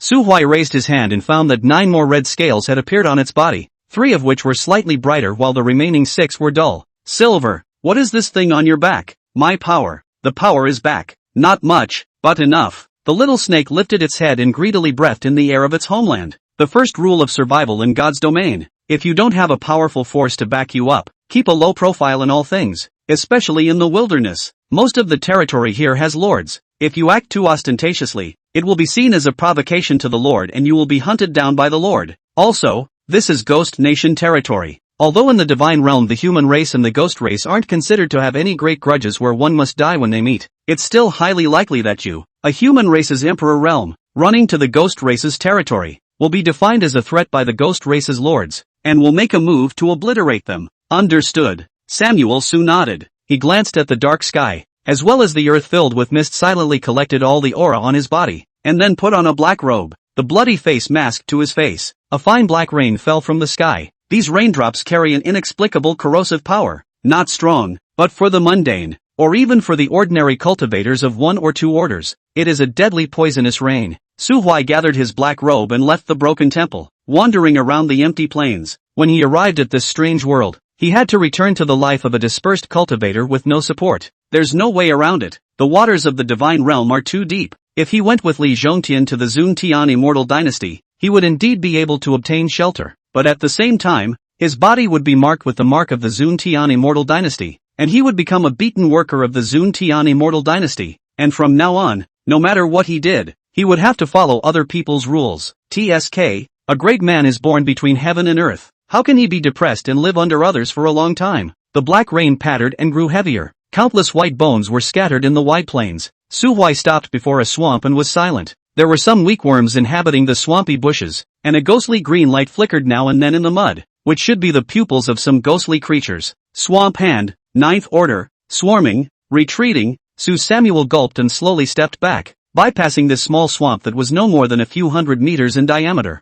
Swarming 9th order ghosts. What is the concept of that? Think about it. You stand in front of a large group of ferocious Qianxihai and Huang Yuan, coupled with the fact that the swamp hand was an extremely difficult ghostly creature. Even if Su Huai was now 1 level higher in rank, it would be impossible to quietly resolve such a large group of 9th rank ghostly creatures. Fortunately, it wasn't known whether it was due to the environment or a lack of motivation. The ghosts of the god's domain were naturally lazy and weren't as bloodthirsty and warlike as the weeping ghost of his side. Wearing a ghost face, Su Huai wandered around the earth, deliberately maintaining an aura of around the 7th rank on his body, not strong nor weak, but able to avoid at least 80% of unnecessary trouble. God's domain cannot see the sun in the daytime, but at night it can see 4 different round moons in 4 directions, respectively in the southeast, west, north and west. It's getting dark. Well, is anything going to happen when it gets dark? I suggest you find a place to rest first. In the land of the ghosts, darkness is a terrible time, especially for a human like you.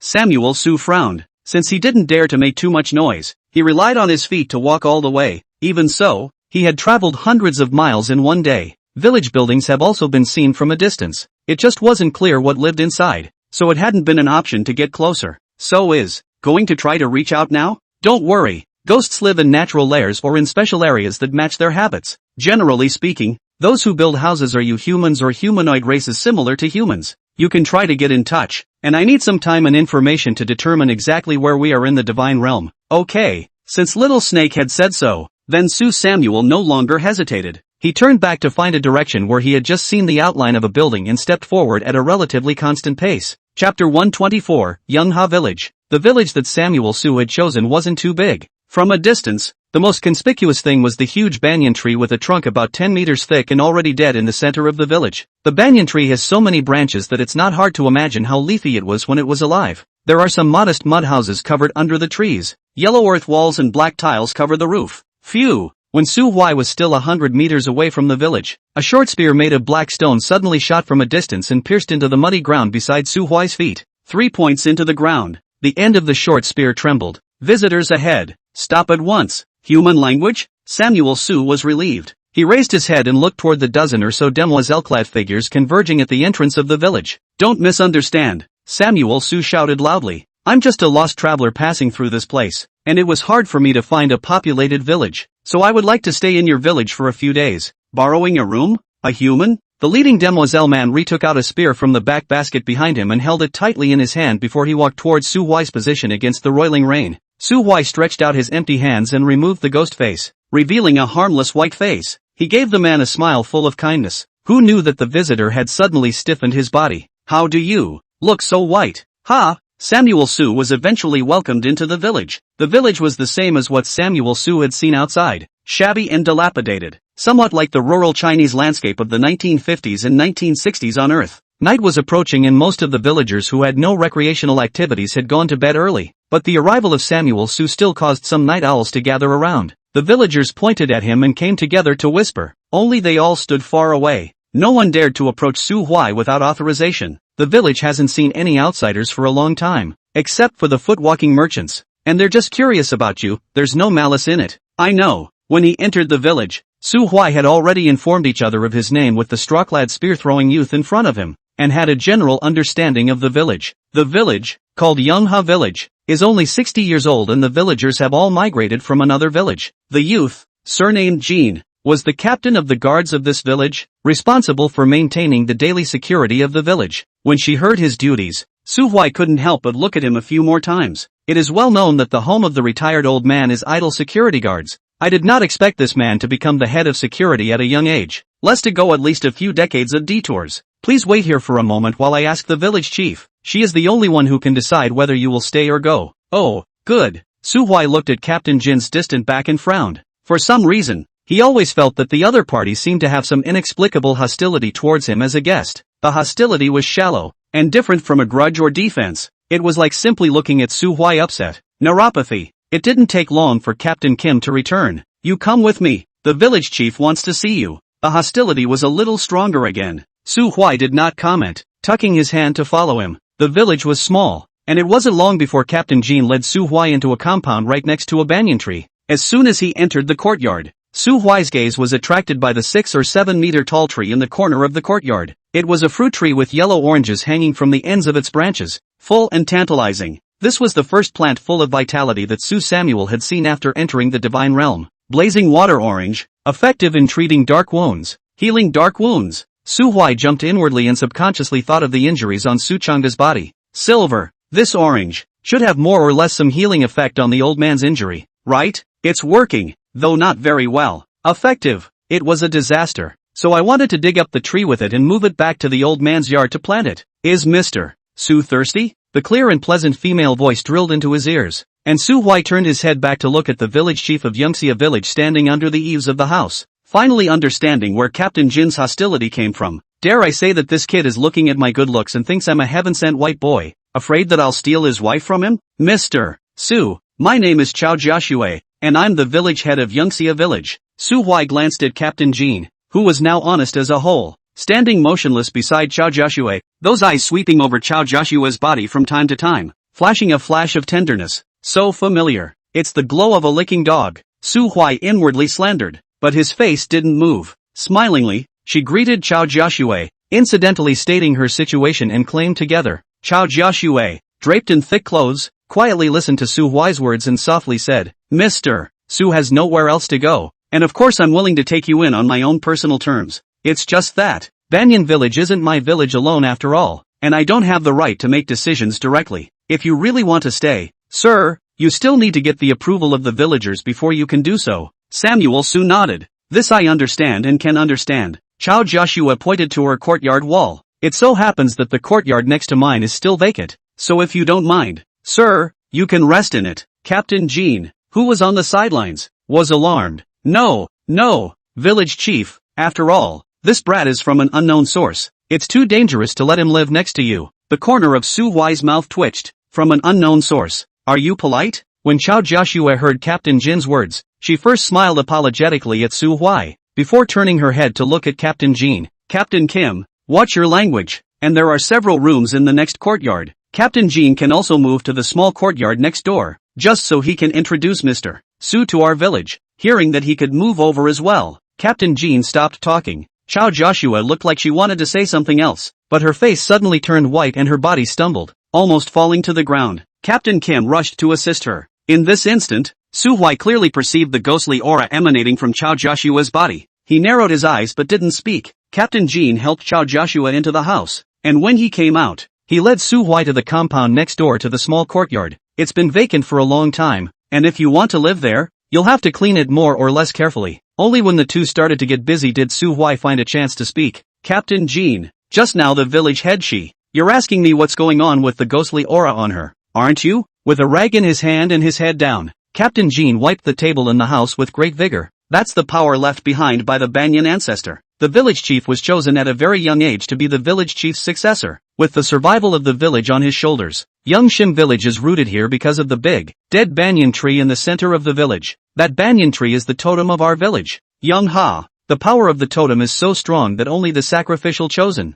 who have been exposed to the corpse of the banyan tree since childhood, are qualified to harness this power. As a result, every village chief is the strongest person in the village, at the cost of being contaminated by ghost chi, having a short lifespan, and possibly even being revolted by the totem. Samuel Su was silent. The cultivation level of everyone in this village was clear in his eyes. Most of the villagers were only at the first or second rank, no different from ordinary people. The security team led by Captain Jean was a bit stronger, but the average strength was only 4 or 5 orders, and Captain Jean himself was 7 orders. As for that Yangxia village chief, her apparent cultivation strength was not much more than the 3rd rank, but the moment the ghostly aura emerged from her body just now, Su Samuel smelled the flavor of the Emperor realm. Combined with Captain Jin's words, he suspected that the dead and dry banyan tree in the center of the village was most likely the remains of an Emperor realm ghost creature. Chao Jiaxue, or the entire Yangxia village, was stealing this power as a way to gain the ability to defend themselves. No wonder Yangha village has survived in the land of the ghost clan. Chapter 125, The Black Tiger.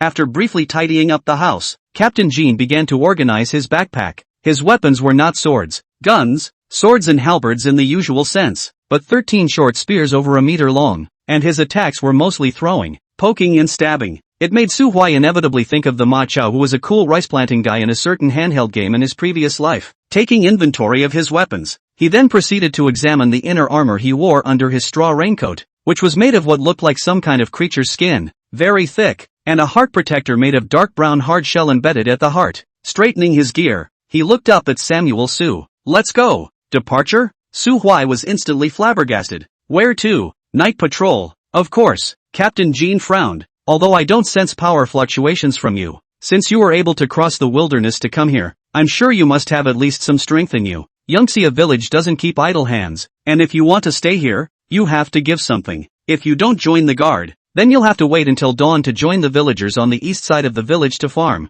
Captain Jin's gaze was sharp. Most importantly, there's no way I'm going to let you, a dangerous man of unknown origin, live next door to the village chief. Not even for a moment. Su Huai's tiger shook. Your village chief has recognized me, and you damn well still doubt me? You don't look like a good person. I let you into the village for the sake of friendship, but I'm the captain of the Yangxia village guards, and I must be responsible for the safety of the village chief. Tide, you're not being responsible. You're craving the mayor's body. You want to be you're a. Captain Jin's gaze chilled as he reached out and gripped a short spear. I just crave her. Why? I'm going to ask you one more time. Are you leaving or not? Su Huai narrowed his eyes. You're threatening me. You actually dare to threaten me. I am threatening you. What are you going to do? Oh, very well. Lead the way. Captain Kim looked slack-jawed and soporific. He had grown up with the village head Chao Joshua since childhood and was considered a childhood friend. And he knew Chao Joshua very well. The village chief Sama had been a nymphomaniac since he was a child, and the two had followed their elders to the great city of the human race once when they were young. There are many white and clean-looking, expensively dressed gentlemen in the city, and that time when he entered the city Captain Jean did not remember anything, but he remembered Chao Joshua's pair of starry eyes that stared at the gentleman and glowed. Sour, too sour. It was a good thing that it wasn't easy for them country folk to settle in a big city, and that journey was over quickly. Upon returning to the village, Captain Kim also thought about taking care of himself, but a teenager making a living in the wilderness walks in the sun all year long and grows up with blood and sweat, and no matter how much he's raised, he's still just a dark-skinned, athletic teenager at the end of the day. Rough face, stout hands and feet. It's not even comparable to a fine-skinned, girly little white boy like Su Huai. The first time he saw Su Huai at the entrance of the village, he felt that this man looked like those male gentlemen he remembered from his early childhood. Su Huai guessed right. The gold captain heart is actually some inferiority complex. Really is afraid of him. This white boy snatch away their own thoughts of a full 20 years of sweetheart. Fruity. Only after meeting him once, Chao Joshua arranged for this gentry to live next door to her. Captain Jean, who had an inferiority complex, felt that a green crown was about to appear on his head, so no matter from which angle he looked at Su Huai, he felt particularly bad. He also thought that he could provoke Su Huai, and it would be best to have a real man 1v1 battle, so that he could prove to Chao Jiashue, who lived next door, that all the little white men were just good-looking goods. Only a true man with power like himself is worthy of her. But who knows that the other side actually conceded. Sure enough, he's an unhelpful little white boy. Captain Jean snorted coldly and took the lead to walk out of the courtyard door. Su Huai smacked his lips and followed him with an indifferent attitude. It's not like he's the kind of middle-aged teenager who's hot-headed and likes to dislike the sky and the earth. Long past the age of willfulness and jealousy. Realize that there is no competition in the adult world. Only death and destruction. Uncle Dan not out of hand or already. One shot is all about killing and burying. Xiao Jin students, you are still too naive. By now, night had fully fallen. The village was dark and silent, and in the wilderness where ghosts were prevalent, any bit of firelight could be a pathfinder for the ghosts to feed on. Under the moonlight, Captain Jean whispered something like the 10 or so guardsmen in charge of the night patrol. After that, the team members dispersed in groups of 2 by 2, and only then did Captain Jean walk back to Su Samuel's side and said in a cold voice, "Let's go to the eastern ridge of the village." Okay, you lead the way. The place where the ridge is located is at the edge of the village, during which Captain Kim also has to pay attention to patrol some of the shady areas of the village, and incidentally, count the population. On the door of each house hang several small wooden signs with the names of the residents of the house. The duo made their way over to the inventory, and every now and then they could hear the cryptic whispers of women coming from some of the houses. Without evening entertainment, and unable to light their lamps, the sleepless inhabitants had to spend the first half of the long, boring night by engaging in the most primitive of human activities in their houses. It was only logical that it wasn't the first time that Captain Kim had taken a headcount, and that he was already pleased with the situation. But Samuel Su still saw a little unnatural look on his dark face. Pure. This baby is really too pure. Almost. It took a little over 2/4 of an hour for the two of them to reach the eastern edge of the village. The borders were nailed up with dense rows of wooden fences, which were planted with food crops supplied to the whole village, appearing a dark green in the moonlight. The crops on the field ridge Su Huai did not recognize. Think it should also be similar to sweet potatoes or potatoes. Captain Jean looked at the wooden house in the center of the field and suddenly frowned. Not right. In the past, at this time of the year, Uncle Nan should not even be in the house yet, waiting over here for us to come over and clear the place. Captain King removed a short spear and gripped it in his hand, while then he went over the fence and walked briskly toward the lone hut. 10 meters away from the hut, a faint smell of blood rushed to the tip of his nose. His complexion changed and he quickly rushed over. Bang! The door to the house was pushed open with a hand. An old man in his 60s lay on the ground, looking horrified and disemboweled. On top of him lay a beast with black and red fur, about the size of a tiger, with a mouth full of blood, gnawing at the old man's organs. Sinner! Immediately, Captain Jin's eyes turned red and he roared angrily, projecting his short spear in his hand with a swoosh. The tip of the spear lodged in the black tiger's forehead, catching on the cracks of the hard skull. The black tiger roared in anger at the pain,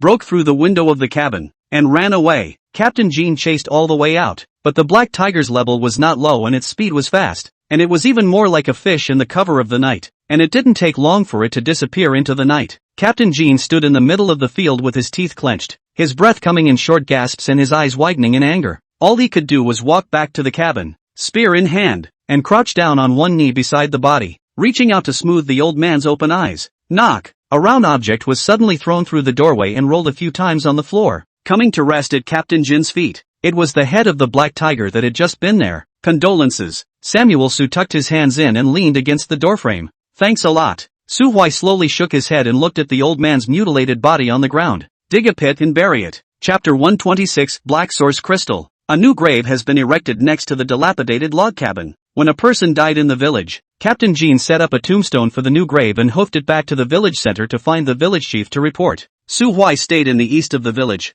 surveying the soybean-sized black crystal in his hand through the moonlight. The crystal originated from the black tiger beast that infiltrated the village and killed the old man. Is this crystal core? Not the nucleus? You're in luck. The little snake's eyes glowed red. Source crystal. There's a source crystal around here. Samuel Su froze. What is the source crystal? Source crystal is the condensation of power left behind after the death of creatures in the realm master realm. You can think of it as a natural elixir. It's a great tonic when eaten. What the heck is the Boundary Lord realm? It's the realm after the Emperor realm? Yes, there are 3 more realms after the Imperial realm. 11th Order Jinguo realm. The existence of this realm is already enough to be the king of the divine realm. The area we are in now is the territory of a Jinguo realm ghost, 12th order realm master realm. Existences in this realm can already open up small worlds on their own, utilizing the authority under their control to open up small worlds that are uniquely their own. Like the Pill King immortal dynasty you've been longing for, their strongest person is just a dying realm lord. The Zun Tian immortal dynasty, which is even stronger, only has 3 realm lords, and then after that, the strongest domain god realm. In the ancient age of desolation, those 4 supreme beings who fought to the death on behalf of their races were the domain gods. It's a pity that your human race hasn't produced a new domain god since that battle. Snake's tone was a bit saddened, but you don't have to worry too much about the Vulcan. Because of certain reasons, the domain god realm powerhouses of the divine realm are all retreating in secret places, and will not easily enter the world unless their clans suffer from an extinction crisis or there is some chance that can make their hearts flutter. Samuel Su was relieved after listening to Little Snake's science. Although Little Snake had previously been emphasizing that the Emperor realm wasn't considered weak in the divine realm, Su Samuel was still more or less clueless in his heart. Now that the realm behind the Emperor realm was clear, there was a goal. As long as he broke through 2 more great realms and became a 12th stage realm lord, he wouldn't have to take the great powers of the divine realm into consideration, even as long as one breaks through to the 11th order Jinguo realm, and so on. Previously, Su Huai had heard the words the method of ascending to God more than once from the mouth of that despondent green bird Loli in the immortal region,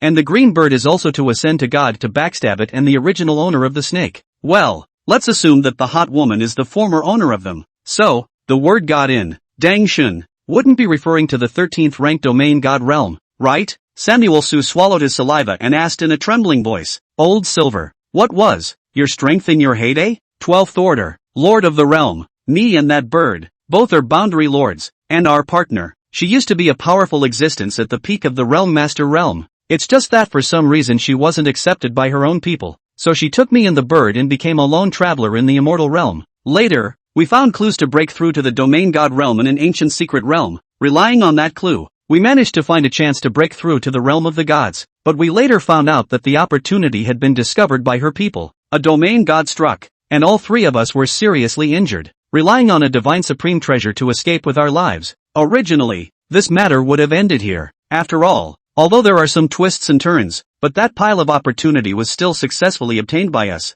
Coupled with her talent and understanding, sooner or later we'll be able to use this to break through the domain of God, to avenge the hatred. But that bird betrayed us. Not only did it secretly reveal our hiding place, but it also took advantage of our trust and laid a trap to assassinate her, causing her to be revolted and fail to break through. In the end, she was surrounded by several realm lords and was killed by the domain god, and her soul was destroyed. The bird and I barely survived, but we also turned against each other, and after a big battle both of us were near death and drifted down to the fairy realm. After that it was even targeted by the world rules of the immortal domain, and his cultivation was forcibly suppressed to the emperor realm. Authority has also been weakened by more than one layer. Su Huai opened his mouth wide, unable to speak. Good man, the thighs are actually around me. Did this mean that in today's era where domain gods didn't come out, as long as Little Snake regained his strength, someone Su, would now be able to walk horizontally in the divine realm? The Little Snake seemed to know what he was thinking and immediately poured cold water on him.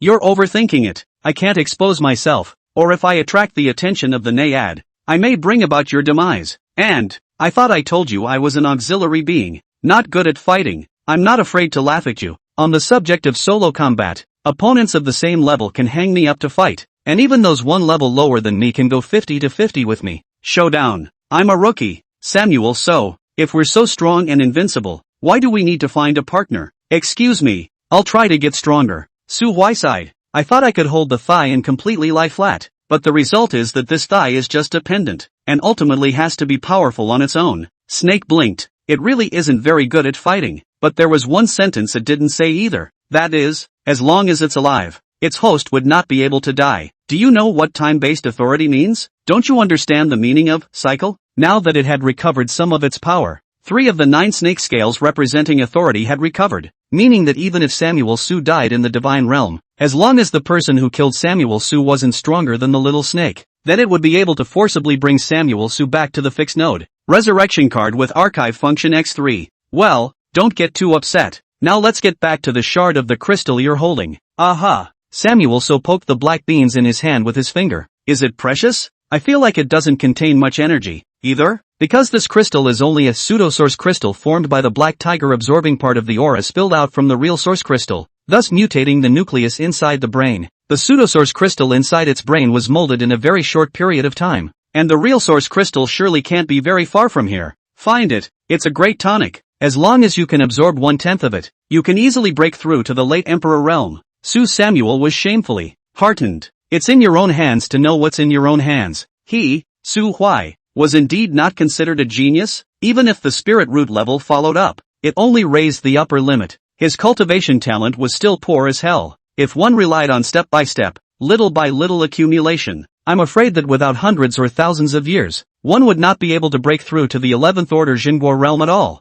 And that was even with the divine realm's abundant aura. He squeezed the pseudo-origin crystal in his hand, his eyes flickering. Captain Jean was also present when he had just peeled this crystal out of the black tiger's head, and looked like he was not at all surprised that such a small crystal core had appeared in the black tiger's brain. From this, it could be concluded that it should not be the first time that Captain Jean had seen this kind of pseudo-origin crystal. Elbow, ask him about it. Chapter 127 Migration Plan. Under the huge ancient banyan tree, Captain Kim hung his head low and recounted in a low voice to the village chief what had just happened. The village chief looked up at the gray-brown banyan tree in front of him with a deep sadness in his eyes. There is no need to cling to the sorrows of the departed. Brother Yuan Chong, the fault of Uncle Nan's death does not lie with you. It's just that the banyan ancestor has been withered and dead for more than 40 years, and it has sheltered us for more than 40 years. And now, the power left behind tends to dissipate. The protection on the fringes has faded and the power has contracted, which is what allowed the foreign spirits to enter the village's territory, causing the villagers to be killed.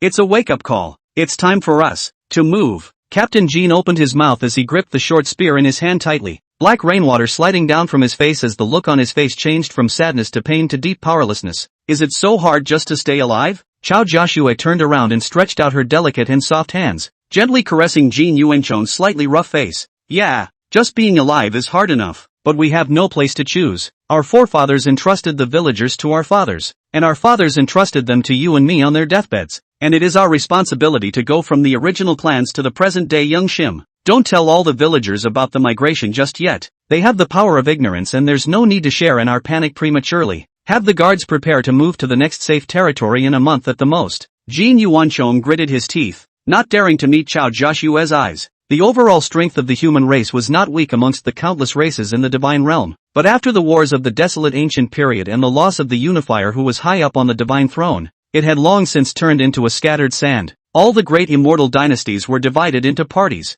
with only their own clan forces in mind. How could they care about them? The remnants scattered all over the divine realm, struggling to survive? Villages like Youngha village that rely on offbeat methods to struggle in the wilderness are not rare, but most of it is just getting by. Who knows which will come first, tomorrow or the accident? That outsider was able to catch up with the undertow tiger in the night and kill it in a short time. His strength is at least not weaker than mine. Can we ask for his help with this migration? Hearing Captain Jin's words, Chao Joshua nodded slightly. If he's willing, it couldn't be better. But, why should he help us? I want that orange tree in your yard. Samuel Su revealed himself from the shadows. He smiled slightly and waved at Kim Won Chong. Su Huai never wanted to play any pretending to be a pig, as long as it was necessary, plus the premise that it would not destroy his plans. He never hid his strength. According to Little Snake, exposing the strength of the Emperor realm might attract the attention of the lords of this region and be expelled or even hunted down. However, if one were to just display the strength of the Ninth Order Exalted Realm,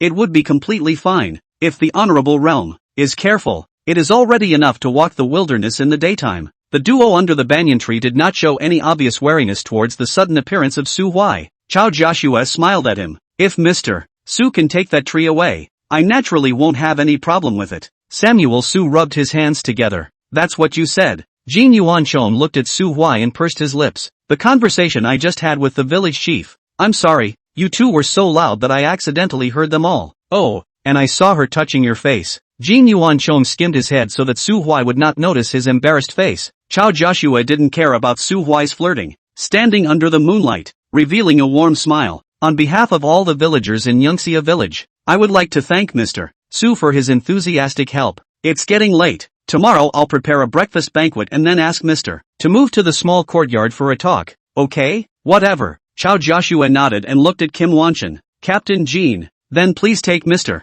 Su back to rest first. Yes, Captain Jean signaled to Samuel Su, then led him towards the courtyard not far away. He took out a blank wooden tablet and carved Su Huai's name before hanging it on the door along with the one engraved with his own name, but did not close the courtyard door. Su Huai sat in the courtyard and looked through the open gate at Chao Joshua standing under the banyan tree. Her eyes were closed and she stood motionless. In Su Samuel's line of sight, countless gray-green threads surged out from Chao Joshua's body, interconnecting with the withered ancient tree, seemingly performing some special ritual. He felt the layer of aura that had enveloped the village shrink inward in a big circle. Is this the power of the totem? Aha! Captain Jean unloaded the armor on his body, and the backpack of short spears fell to the ground with a dull sound. He paused and spoke. We are weak. There are a lot of resources in the wilderness, but it's very difficult to obtain them, and the resources allocated to individuals are simply not enough to maintain everyone's continued cultivation. Later on, in order to maintain a certain amount of force for self-preservation, everyone pooled their limited resources and supplied them to those with better cultivation talent. The rest of the people don't have the resources.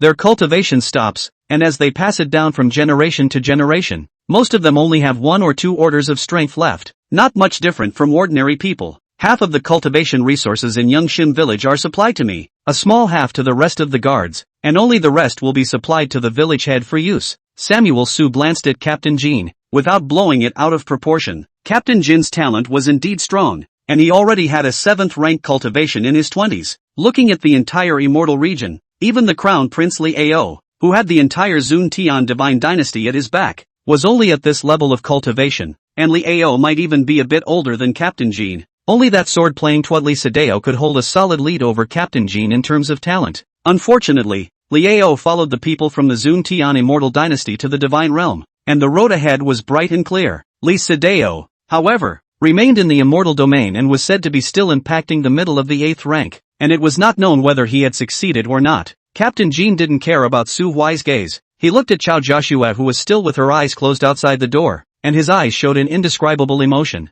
The village chief, who can explode to the 9th rank when necessary, is the strongest person in Yangshim village, but her power does not come from herself, but from the dead banyan tree. Once she leaves the area covered by the banyan tree, her power will decay rapidly and she will eventually become ordinary, and due to constant exposure to ghost chi, her body is poor and her lifespan is short. No one who has served as a totem priestess in history has ever lived past the age of 40. Samuel Su, a male child like you who was born into a great power and grew up without having to worry about life. Surely you can't imagine how hard we've worked to stay alive. Su Samuel tucked his hand in, without sorrow or joy. He gave Captain Kim a faint look. I'm a lot worse off than you are. Nonsense. Lying to you to do what? I'm only 17 years old. I have been swallowed into the stomach by a big snake with a wild tiger, cut off the head by robbers, and then it was even more evil cultivators captured to refine pills, and was counted. Ga away the waste. Then how can you still be alive? It's my secret. Samuel soon narrowed his eyes. Combining all the clues,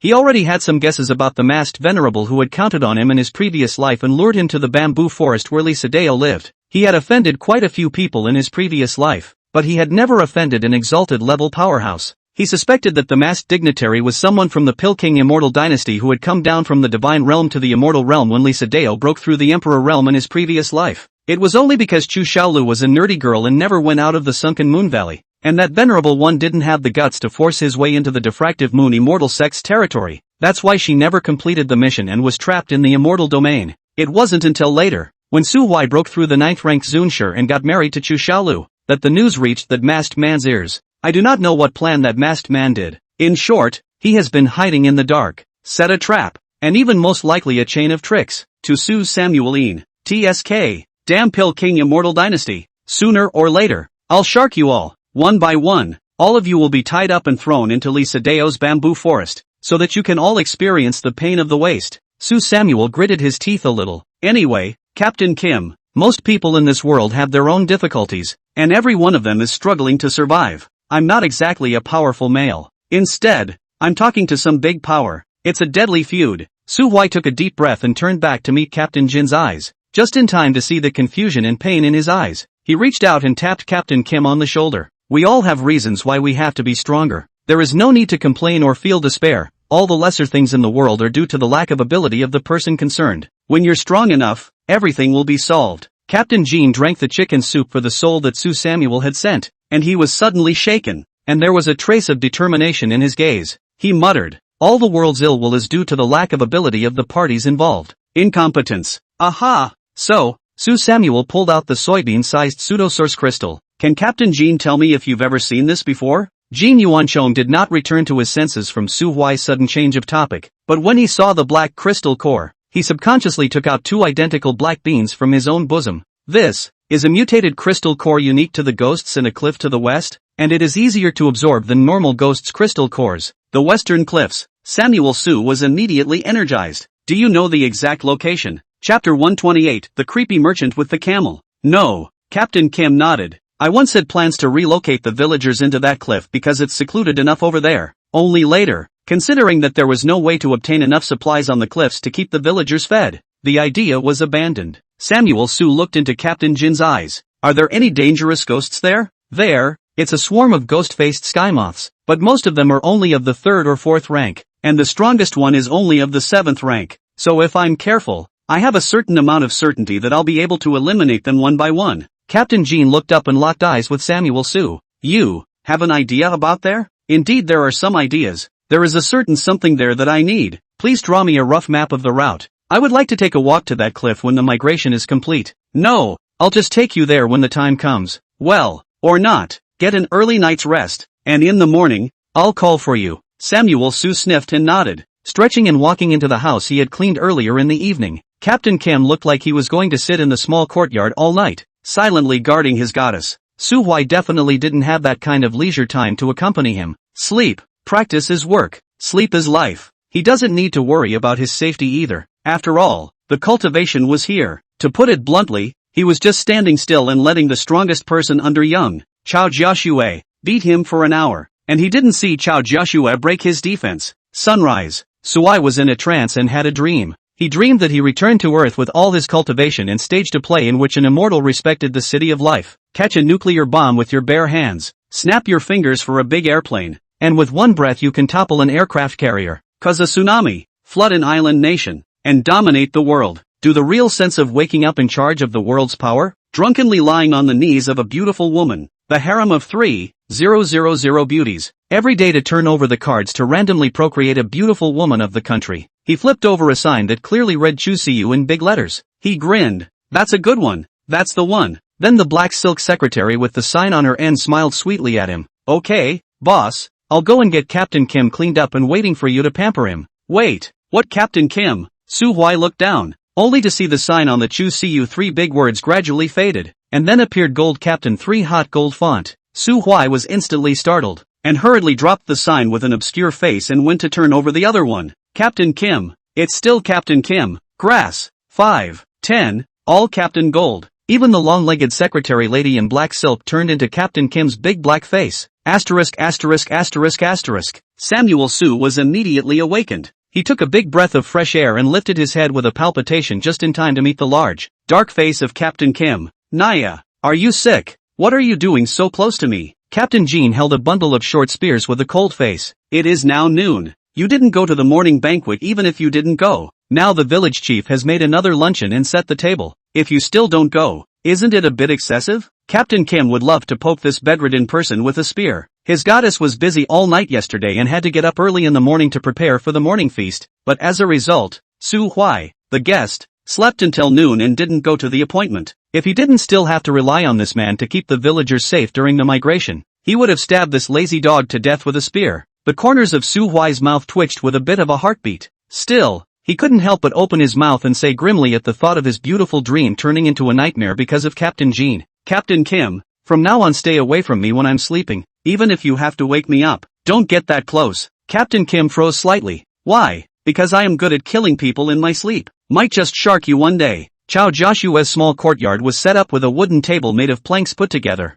2 meters long and about 1.5 wide. The table was set with some home-cooked food that looked slightly shabby. A small stack of bacon, a bowl of stew, plus 3 vegetables and a pot of soup. At one end of the table was a large plate of staples that looked almost like potatoes, with a basket of oranges next to it. It's far from a feast, but with a little thought, Su Huai understood roughly that these things were most likely all the food that the village chief could take out. Realized that this is Ghost Nation territory. Most ghostly creatures carry a very strong odor of decay and are inedible. Su Huai is not picky. He did not meet Chu Siyu in his previous lives before, almost mixed into beggars have experienced. A bun a penny, 2 buns on the river water can barely cross the whole day, can be called a money-saving people. At the dinner table, Chao Joshua told Su Samuel that after her talks with Captain Jean in the morning, they decided to move the village to the Dodo Bird Village, which is more than 200 miles away from here. The totem of the Dodo Village is a living 9th-order fairy bird, and the ancestors of the Dodo Village once saved the life of that fairy bird, so the fairy bird, being a ghost, would willingly take the Dodo Village with him. If possible, Captain Jean wanted to take all the villagers and merge them into Dodo Village. Then he would take Chao Joshua, the former village head, out of the wilderness and make his way to the big city. Otherwise, he could only stay in the wilderness for the rest of his life, not getting enough resources to cultivate, and his future was visible to the naked eye. These things don't interest Su Huai. He was only responsible for escorting one ride and then leaving the wilderness, referring to Snake's opinion before deciding where to go next. After the dish had passed the 5 flavors, Chao Joshua put down her chopsticks, wiped her mouth, and said to Su Huai, "Mr. Su, a traveler passed by our village in the morning and is now stationed at the village entrance. Mr. Su, can Su go to have a look, and if there is anything you can see, you can also trade down with the traders." Travelers. Su Huai's hand that was holding the food gave a slight beat. "It's so dangerous here, and there are travelers?" "Yes, the travelers roam all over the divine realm, selling goods and gathering wealth. They treat all territories equally, and can occasionally be found in even the most material poor and dangerous places in the world." Samuel Su blinked. A not-so-friendly thought came to mind. This kind of businessman should be easy to rob, right? Chapter 129 Golden Skeleton. In the late afternoon, Su Huai saw the businessman Chao Joshua spoke of in the crowd gathered at the village entrance. It was a golden humanoid skeleton, about 1 meter 2 or 3 tall, with a large head and dark blue flames in its eyes, standing motionless at the entrance of the village. He was leading a small camel, also golden in color, which carried 2 streaming chests on its back, and was rich at first sight. "Ha! Someone from 9 Treasures City?" The little snake's voice rang in his head, and Su Huai suddenly stopped and looked at the skeleton from a distance. 9 Treasure City? 9 Treasure City is the gathering place of the Golden Skull clan. They're the richest race in all of God's domain. Not a fan of fighting, a neutral force. Su Huai blinked and sensed carefully, realizing that the skeleton only seemed to have a power fluctuation of 2 or 3 orders. As if were weak? But if it's really that weak, what makes it able to hang around on the divine realm Earth so far? Weak? Hey, try robbing him? Seal lifted in minutes. Samuel Su rubbed his chin.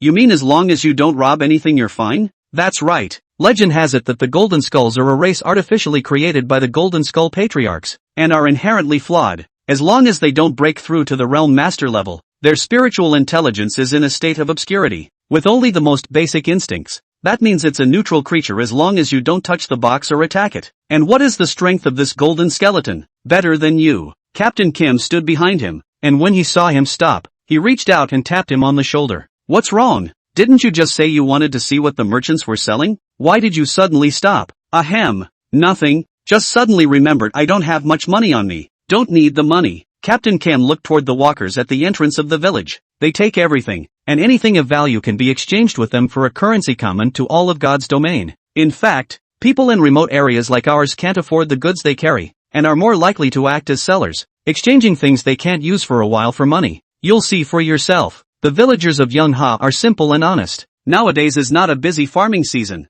The west side of the village responsible for the daily tending of the fields was sent by the village chief to take over the work of the village chief sent a special person to take over the work of the village chief. Last night's death of Uncle Nan alone. So for the time being, no one has found out the abnormalities that happened in the village. The villagers were busy with their own affairs as usual, and there was a large number of idlers who gathered at the entrance of the village to watch the merchants. Seeing the raw-faced Sohoi and then looking at him, they whispered to each other. Only because he had Captain Jean with him, the villagers' attitudes were mostly kind, and a few older villagers raised their hands to greet him. Su Huai smiled and responded one by one. The villagers on the sidelines took the initiative to make room for the duo. The little golden skeleton raised its head, the blue fire in its eyes jumping from one to the other, seemingly gazing at Su Samuel. A moment later, it patted the camel beside it, then unloaded the box on the left side of the camel, opened it up, and set it in front of Samuel Su.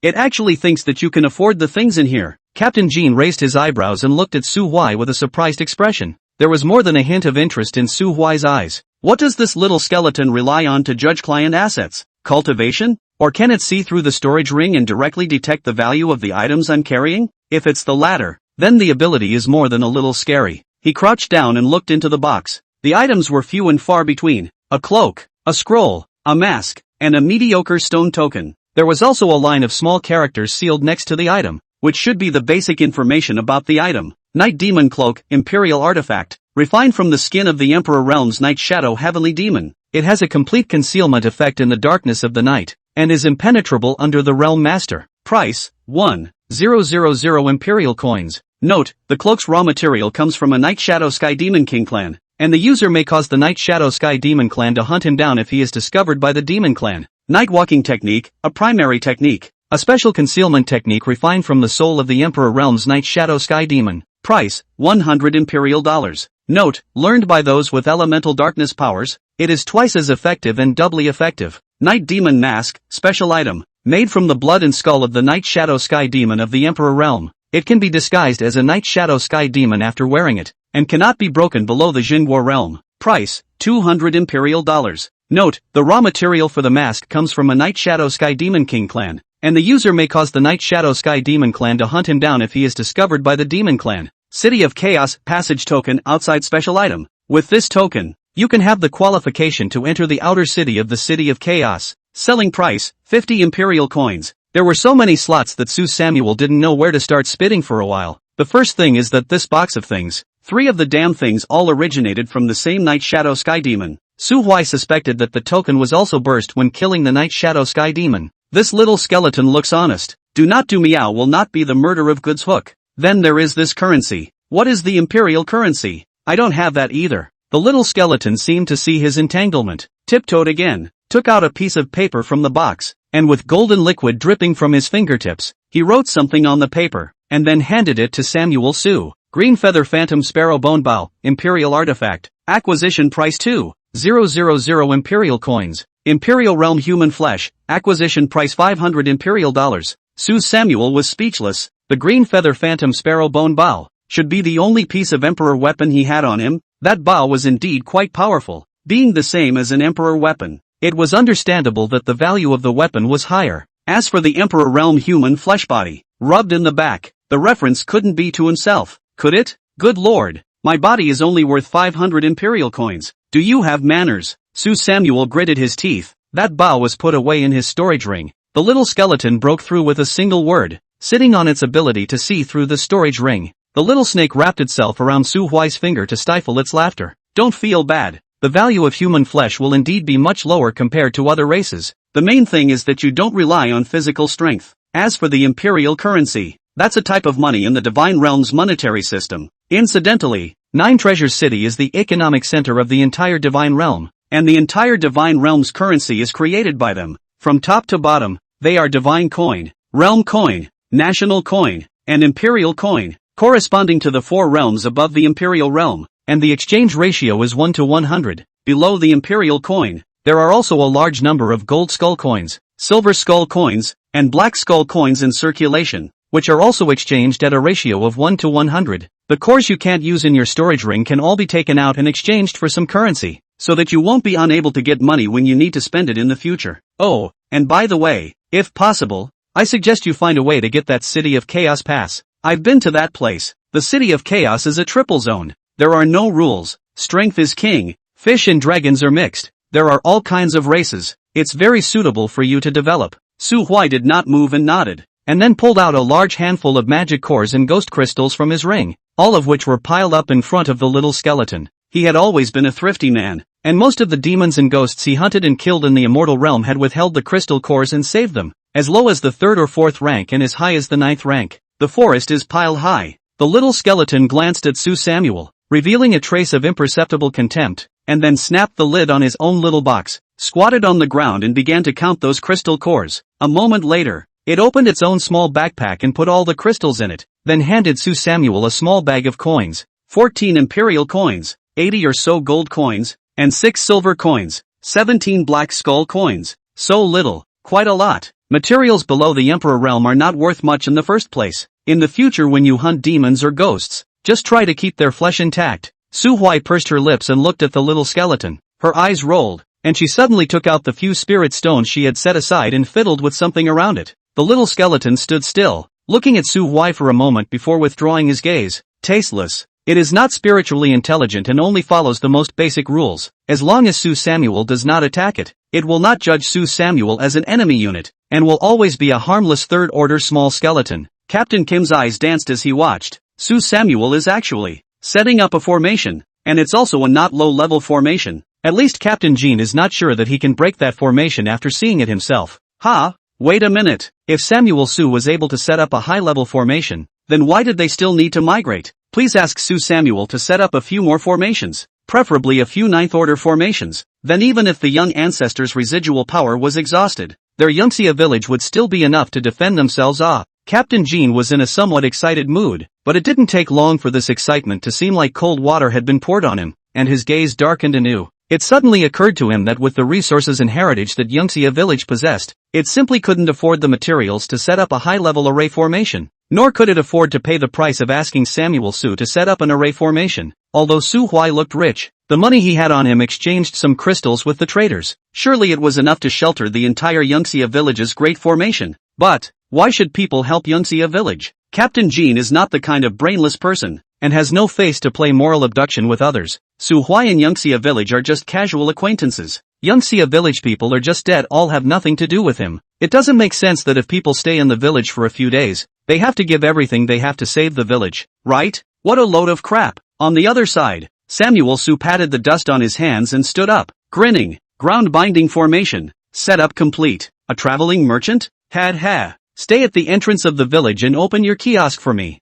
You're not going anywhere without my permission. Chapter 130, Fishing for the Hand of the Swamp. After arranging the formation, Su Samuel leaned to the side and began to plan how to get money. The City of Chaos token was priced at 50 Emperor coins, and he had 14 Emperor coins on him right now. And without being able to directly go down and forcefully rob him, the fastest way to get money was to go and kill an Emperor Realm ghost creature. However, hunting Emperor Realm ghosts would inevitably expose themselves to the ghost clans in this region. Su Samuel is very confident in his own strength, but the big late stage of the battle over steps only exists in the novels and books. He personally truly do not feel that he has reached this realm can still be oversteps against the enemy, the whole body and retreat. After all, there's a lesson to be learned from the past. In his previous life, he of the venerable realm couldn't even struggle a bit in front of that Emperor realm of Li Sadeo. Then what makes it possible to beat the Jinhua realm at the Emperor realm? If they couldn't draw attention to themselves, then they would have to give up the Emperor realm and would have to hunt ninth-order ghosts. Su Huai would like to take Captain Jean to get his hands on that source crystal first. However, according to what Little Snake said, the moment the Realm Master Source Crystal truly came out, it would definitely give off a very strong energy fluctuation. That is to say that Su Huai must immediately run away after taking the Source Crystal, or else if he was caught up by that Jinhua Realm Ghost Lord,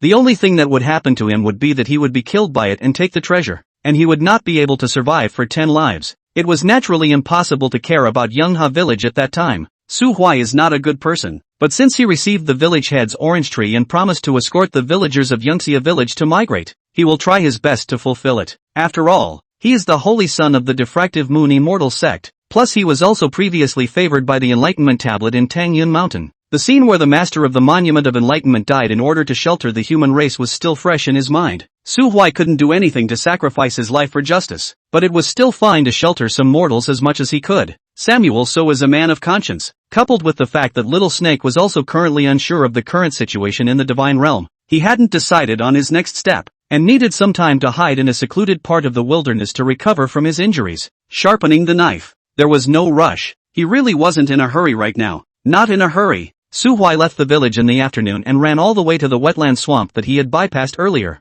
Swamp Hand, Swarm, 9th level. Su Huai was unwilling to mess with this extremely disgusting and difficult ghost creature before, but today he has no choice. A swamp hand made of dead leaves and dirt, filth and rotting corpses. It is a lazy, territorial ghostly creature. They are born in the mire, between the living and the dead, and all objects that fall into the mire, living or not, with or without a soul, are their sustenance. But the price of being powerful is a not-so-smart brain. They can't break through to the Emperor stage in their lifetime, and their spiritual intelligence can only stay at a level equivalent to that of a 5 or 6-year-old human toddler at most. And with a single attack, the solitary swamp hand is easy prey for other ghostly creatures. So most of the time, they just swarm and then silently lurk in the mud, motionless, waiting for their prey to come to them on their own. The sun is shining today. A swamp hand was spitting bubbles in boredom when suddenly a small puddle of water splashed up beside it. The dozens of pitch-black eyes that littered the palm of the hand opened at the same time. and the swamp hand realized that it had an additional fist-sized chunk of flesh not far from it. Aha! Snacks? It looked around and realized that none of its companions had noticed the piece of meat that just barely fit in their teeth, so it secretly twisted and turned, and a large mouth covered in sharp teeth opened in its hand and swallowed the piece of meat in one gulp. Hiss! This flavor! What kind of meat is this? A little on the top. Delicious. The swamp hand licked his teeth, somewhat regretting that he had eaten too quickly to savor the tempting, soft, delicious piece. It blinked and was just about to return to its nest when it suddenly realized that another piece of the same fresh meat had appeared not far ahead. Holding its breath, it cautiously moved forward, swallowed the meat again in one gulp, and, surveying its surroundings, it found another piece of meat not far away. Dozens of tiny black eyes curved in a pleasing arc as it moved carefully like that, bit by bit, step by step, following the guidance of the lumps of meat along the way, until we get close to the edge of the swamp. It clicked, and the last piece of meat actually hit a piece of metal of decent quality. Although the metal containing energy is more difficult to digest, but it also contains higher nutrition. It is important to realize that, like most beings in the world, there are class divisions among the group ghosts, though of the same 9th rank. The swamp hands that were relegated to the fringes of the group were the weakest ones in the pack. By digesting this piece of metal, it would be able to grow around in size, and when it encountered prey in the future, it would be able to grab a larger share without having to pick up the scraps of its companions. The swamp hand smacked its lips, but the piece of metal suddenly swooshed taut. A nearly invisible thread of silk reflected the harsh sunlight, and the swamp hand felt its mouth hooked. Then, with an irresistible force, it was instantly torn ashore and away from the swamp where it had taken up residence. Don't. Yeah, no. Degree delta degree. Pust. A knife stabbed into the palm. The berserk immortal power raged madly, and the swamp hand fluttered a few times, declaring that it had fluttered. Suhuai looked at the strange and disgusting-looking haunted house in front of him, holding his breath with a look of disgust. He used a small knife condensed with immortal power to slice through its grayish-white skin, and peeled out a dull crystalline core from the rotting flesh. Gee, I wonder if that skeleton takes the body of this thing.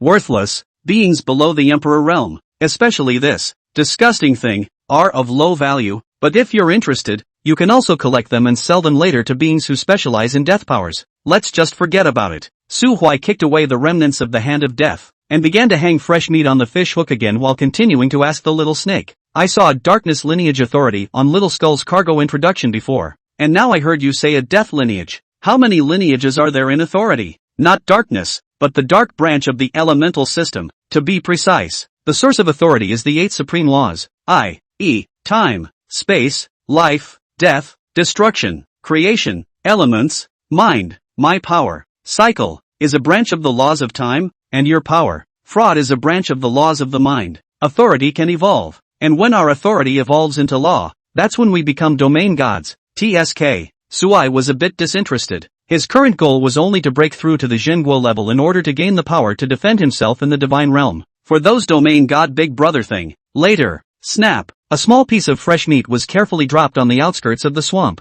waiting for the next cutie to take the bait. Youngha village. Without realizing it, dusk had arrived. The blue fire of the little golden skeleton's eyes flickered for a moment, and he stood up, bending down to pick up the wooden chest on the floor before snapping and settling it back on the camel. It carried its own small traveling bag and led the camel towards the next village. A mature traveler never spends the night in the same stall. Drifting in all directions is what makes a skeleton rotten. Snap! The little skeleton suddenly crashed into a transparent wall. The blue fire in its eyes flickered for a split second, a bit confused about the current situation. As traders with great treasures, each of the Golden Skull clansmen possesses a setting that borders on the harsh. In the earliest days when they began to walk the continent, some people had the wrong idea of trying to jam the skeleton bug by imprisoning them, so that they would always be trapped in the same place as a fixed trading point. There were even heartless beings who found the golden skeleton's tiny one adorable and utilized similar ways to restrict the freedom of the little skeletons, keeping them as pets. But the Golden Skull Patriarch had anticipated this. As a merchant, the Golden Skull Patriarch had some tolerance for this kind of behavior of forcibly leaving merchants behind and then running off to raise money himself.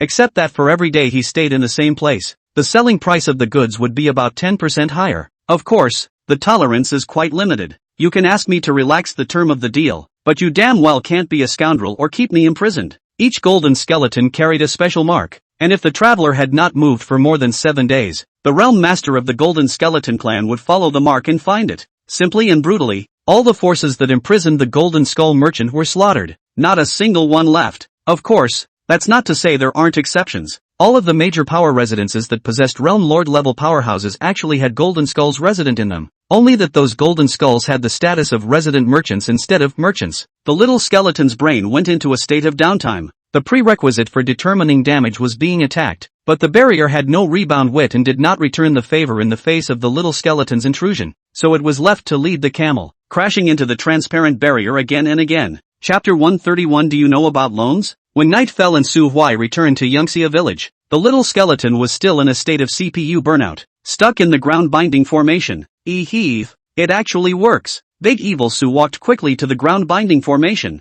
squatted in front of the little skeleton, and pulled out all of his afternoon's harvest. 9 dull, lightless 9th order crystal cores. There were 24 swamp hands in that swamp, and he fished away nearly half of them with his tawdry maneuvers. But that's where it stops. The attrition was a bit noticeable, and the group of swamp hands, even if they were stupid, had already realized that something was wrong. We were all spitting bubbles in the nest. How come the neighbor on the left disappeared while we were spitting? And in a flash, how come the guy on the right is gone too? Upon fishing the 9th swamp hand up, the entire swamp began to boil. The leader of the swamp hand finally discovered Su Huai, the evil thief who had seduced his men, and led his men in a clatter towards Su Huai. Su Huai naturally pulled his legs and ran, so a good stable harvesting point was gone. Su Huai wandered around the neighborhood, only to find that the 9th order ghosts' nests that he clearly remembered from yesterday were all empty. And I don't know what's going on. He had a sudden sense of foreboding in his heart. I want to sell something. The little skeleton that was playing the game of hitting the wall suddenly stopped itself,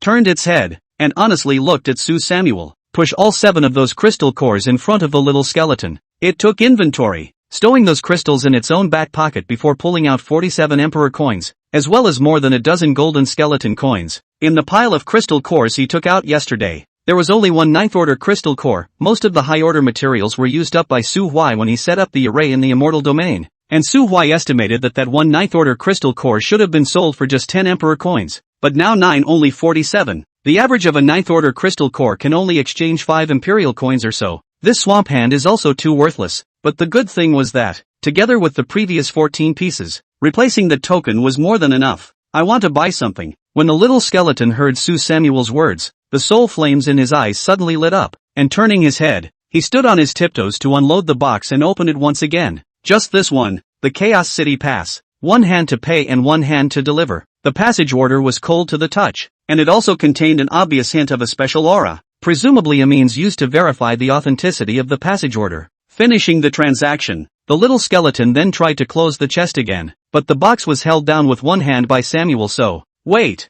for what? You're trying to rob me. The soul fire in the little skeleton's eyes began to flicker, an extra flash of tyrannical red in the mild blue color. Samuel Su hastily let go of his hand. I wasn't trying to rob you. I had a little business thing I wanted to talk to you about. Seeing the red light underneath the little skeleton's eyes continuing to get brighter, Su Samuel gulped and hurriedly pulled out his own green bird bone bow and slapped it on the case. Meanwhile, the fraudulent authority was quietly unleashed. Skullsan, have you ever heard of lending? The little skeleton's movements were lurched, and when he saw that Su Samuel had the intention of pulling out the handle of the bone bow to trade, the spell casting was immediately aborted. Cocking his head, he looked at Samuel Su. Samuel Su was relieved. Borrowing and lending, the most lucrative line of businessmen. Let me give you an example. You borrow me 2,000 empire coins now. I'll pay you back 2,100 in 3 days. You'll earn 100 empire coins for nothing. A no-cost deal. Isn't that a good deal? Of course, the longer you borrow, the more you'll earn, and if you're willing to lend me this money for a week, I'll pay you back 200 imperial coins then. If you're willing to lend me for a year, I'll give you back 20,000 imperial dollars. The flames in the little skeleton's eyes snapped. 20,000 imperial coins. All the stuff in the small box to the left of it doesn't add up to 10,000 imperial coins. As for the box on the right side of the camel, the human in front of him is not yet qualified to carry out the transaction of the box on the right side. But, in case Samuel so takes the money and runs, Su Huai also understood that he couldn't do this with empty gloves, and reached out to point at the green bird bone bow. You valued this bow at 2,000 imperial coins. That should be correct, right? The little skeleton nodded. Then this bow is my collateral. If I don't give you the money back by the deadline, it's yours, and you won't lose anything either way. Do you think so? The little skeleton stood still as its limited brain capacity began to calculate frantically. Although it was less than a realm lord, and its spiritual intelligence was weak, but that was weak in dealing with people. with more complex intrigues and schemes, and the ability to count was fundamental for a businessman, so it didn't take long for it to nod. This business,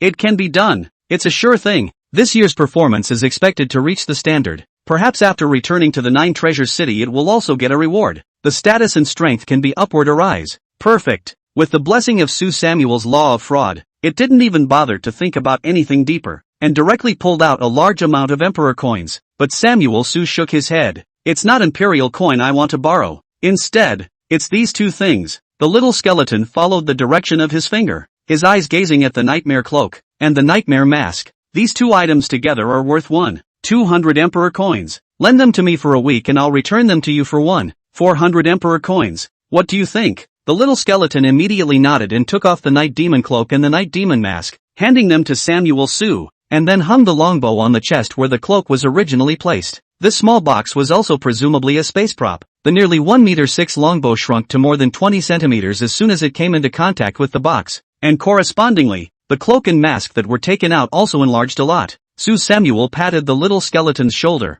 and the flames in its eyes showed no signs of turning red, so he thought that he recognized his client relationship with Sue Samuel. Good brother. In a week's time, I will definitely follow the agreement and return what I borrowed from you with interest. With a smile on his face, Su Huai turned his head towards his residence in Yangxia village. With the night demon cloak and mask, he could completely disguise himself as a night demon and leave the village at night to go out and explore, or perhaps hunt. Of course, the fact that the Golden Skull clan's monetary rules could be accepted and circulated smoothly throughout the divine realm at least proved that their credibility was guaranteed. Su Huai was not afraid of that little skeleton hacking his bow. As for that expensive interest, Su Samuel can only say that the setup is layer after layer. The little skeleton sees the profit, but does not see the risk behind the profit, or something else. The first deal was just a piece of bait. One who plays fraud himself never loses. Returning to his residence, Su Huai knocked on the door and found that Captain Jean didn't seem to be at home. Looked at the sky. This point is also not yet time for night patrol. Forget it. It's the same thing with the village chief. He walked over to the wall and subconsciously tumbled over it. Then he saw the red-faced Captain Jean standing at the entrance of the village chief's house like a protective beast of the house. Captain Jean watched Su Huai come over the wall. His eyes jumped out of the corner of his eyes, and he raised his hand to touch the short spear behind his back. Rub. Misunderstanding. This is a misunderstanding. I'm used to it. Ugh. I'm used to going over my dog's yard wall when I'm at home. Don guy. You said dog. Captain Jean burst into a rage. When did I, the head of Yangxia village, become your Taoist? You, shameless man. Samuel So. Forget it. Destroy it. Su Huai spread his hands. Turning over the courtyard wall of someone else's dream girl is his fault. The big deal is to eat a spear from him. Anyway, it can't break his own defense. But Captain Jean just snorted coldly, put away the short spear in his hand, and still stood at the door of the house with a red face, not moving a muscle. Why are you so red in the face? None of your business. Su Huai blinked,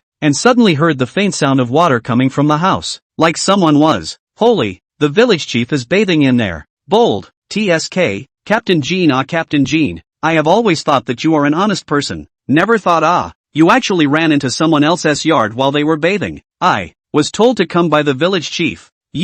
So I wish you two an early baby? Captain Jin's face reddened and he stood in the doorway of the house stammering, unable to speak. It was indeed the mayor who had asked him to come, and he stood in the doorway, and by taking a few steps back, he could turn his head and take in the view of the mayor out of the bath, but he didn't dare. Compared to Su Huai standing in the yard, the sound of the water flowing in his ears was even clearer, constantly titillating his heart. I don't know why, since last night, the village chief's attitude toward him suddenly became, bold, giving him a feeling of living in a dream. But he didn't dare to touch it easily because he was afraid that it was really just a dream that would be shattered at the slightest touch. Samuel Su grinned when he saw Captain Jin's appearance. Never mind, I'll leave you guys alone. Oh, right. I went out this afternoon and found that within 100 miles radius, some powerful ghosts seem to have all disappeared inexplicably. I'm going to go out and do some exploring later, so you should finish as soon as possible. I have a feeling that it might not be too peaceful for a few nights. If possible, it's best to inform the villagers and depart early to move away from this place. Speaking of business, Captain Jin's face was solemn as he frowned and nodded. I understand, and will step up my vigilance. Okay, I'll go first then.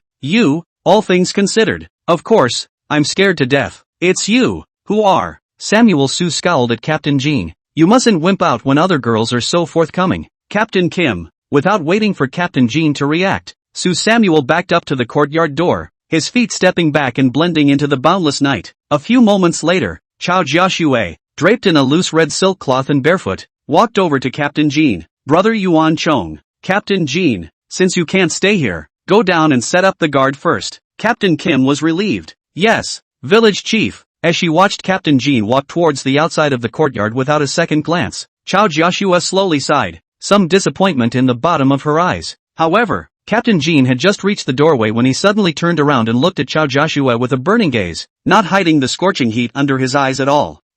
You wait for me to come back. The courtyard door was slammed heavily shut. Chao Jiaxue stood frozen in the room, and after a long time had passed, her face suddenly welled up with a bright red color. What a nerd! Chapter 132, Nightfall. The night in the wilderness of God's domain was silent and desolate. Su Huai was hidden in the night, and had already left Yangxia village with a distance of about 50 miles, encountering quite a few nocturnal predators along the way, but still not finding any ghosts above the 8th rank. He was currently covered in black and red armor, with a bizarre black-faced, red-bottomed cloak draped over his back, and his head was borne with legs and sharp, thin claws, walking the earth in the posture of a night shadow sky demon. Although it was not a ghost race, due to the night demon characteristics, there was nothing ungrateful that dared to actively mess with it. Ka Chao, treading on the dead branches on the ground, Su Huai raised his head to look at the desolate wilderness under the moonlight, but his brows became more and more furrowed. What's going on? Where did all those high-ranking ghosts go? The little snake wandered up from his fingertips and lay on Su Huai's shoulder.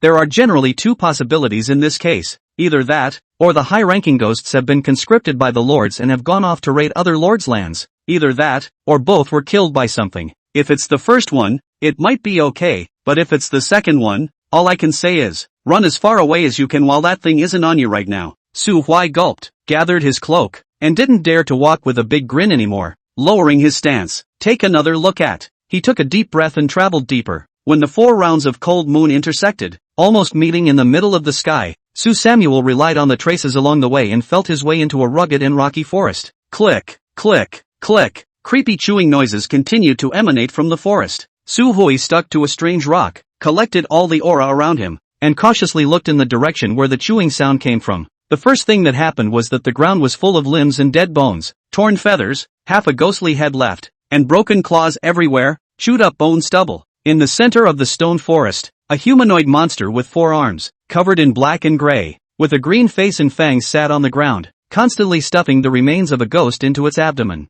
The monster was obese, with layers and layers of flesh and a ghostly green, disgusting liquid seeping out from under its skin. Upon closer inspection, it had only 4 eyes on its head, 2 pitch-black air holes, and neither ears nor a mouth. Well, the mouth is long on the abdomen and is a vertical mouth with rows and rows of sharp, pointed teeth arranged inside. Hiss! What is this thing? The little snake's eyes flickered, and a voice with a hint of gravity rang out from Su Samuel's mind. Demons! Deadly Hades Butcher! Butcher? Su Huai narrowed his eyes and communicated with the little snake through his consciousness. Kind of like the monsters in Resident Evil. What's a biohazard? Ahem. Nothing. What is the cultivation level of this butcher? Why can't I see through it a bit? Half-step Xingguo rank. TSK. TSK. This is the territory of a ghost lord, and the sudden appearance of a half-step Xingguo level demon. What this means is self-evident. It's here for a land grab? That's right. And appearing here without God's knowledge, presumably relying on hunting those 8th or 9th rank ghosts to obtain enough nutrition to break through to the Xingguo level. Samuel Su winced. He smelled the flavor of conspiracy in this matter. When it came to a Xingguo level powerhouse fight, it was no longer something that he, a tiny human weakling,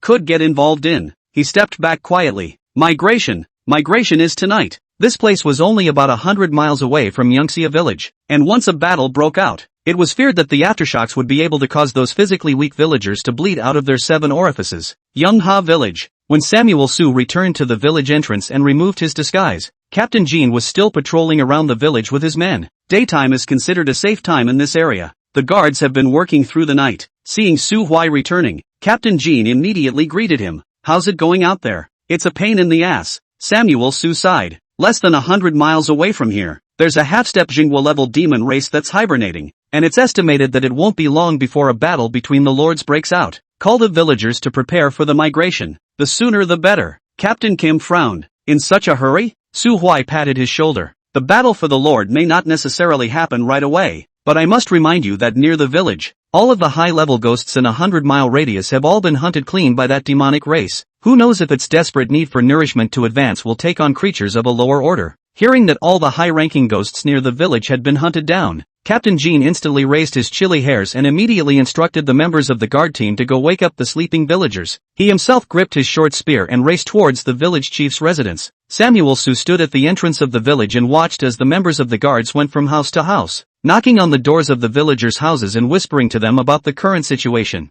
Most of the villagers didn't ask many questions and immediately began to pack up their fine things and pack their bags. There were several young, strong men, led by a member of the guard, who pushed up the cart from the village house and raced toward the farmland east of the village. Whether the crops in the field were ripe or not, they were all uprooted and thrown onto carts. Chao Joshua's governance of the village is really successful. Most of the older people had experienced the last migration, or had heard their fathers tell stories of the migration many times, and once they heard the urgency of the situation, they all began to pack in a muffled voice. Only a few young men in their teens and 20s, accustomed to a peaceful life, were a bit miffed at the decision to migrate in the middle of the night, but after being reprimanded by their fathers, they could only quickly pack their bags. Opinions are opinions, but everyone understands that the safety of the village depends on the village chief and the guards. The village's composition is simple and brutal. A dictatorship ruled by the strongest person, the village head, Chao Jiashue, and the head of the guard, Kim Won-chong. If you don't listen, then stay and wait to die.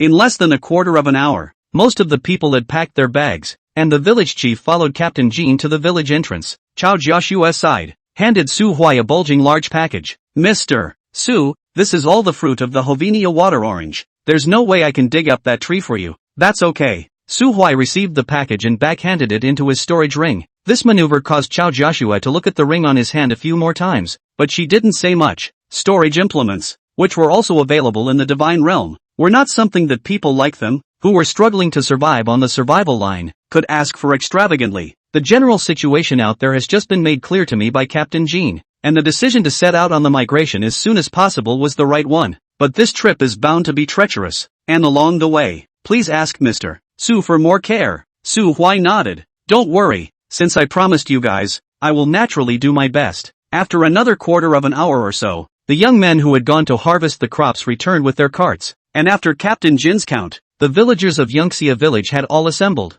The few green men found Uncle Nan's grave mound, but they didn't open their mouths to ask anything more. People struggling to survive on the survival line have their priorities in mind, and there are not so many wise, even if they have doubts. They all have to hold them in and wait for the migration to be completed before they speak. However, Chao Joshua still briefly explained the dilemma that everyone was facing right now. The death of Uncle Nan, the imminent exhaustion of the banyan tree's power, and the impending irresistible disaster the village was now facing were told together. The panic was short-lived. Instead, those who had confusion and dissatisfaction in their hearts about the late-night migration were silenced, and the urgency about the migration became greater. Ready to go. Aha! The line wasn't long. The villagers combined only managed to reach 200. Chao Joshua and Captain Jean were in charge of opening the road. The guards were escorting the left and right, and Su Samuel volunteered to break the back. Interestingly enough, after Su Huai quietly undid the ground binding formation, that little skeleton actually led the camel and followed the migratory group unhurriedly. I don't know if they just happened to be on their way or if they wanted to wait for Samuel so to pay back the loan in a week before leaving. Chapter 133 Migration. The team is too big. Losing the cover of the banyan tree's aura, the flesh and blood aura emanating from the several hundred humanoids was particularly obvious in the wilderness. Along the way, there were constantly all sorts of low-ranked ghosts running around harassing and attacking. Most of them were taken care of by Captain Jean and Samuel Su. On the contrary, it was that little skeleton. Su Samuel realized that those predators in the wilderness seemed to be invisible to it. Even if they passed by it, they didn't even give it a second glance. The Golden Skull clan is, indeed, magical. In fact, the villages between the wildernesses are all separate, but not all without communication. The destination of Chao Joshua's migration this trip, Dodo Bird Village, was the largest human village within the surrounding 1,000 miles. After all, having been sheltered by a 9th-ranked ghost creature, that 9th-ranked ghost creature also happened to be the heir of the Emperor Realm ghost creature of that region. Rare ghost creatures would not give it face. It's true what they say, you have to have a background to be a gangster. You have to have power. In short,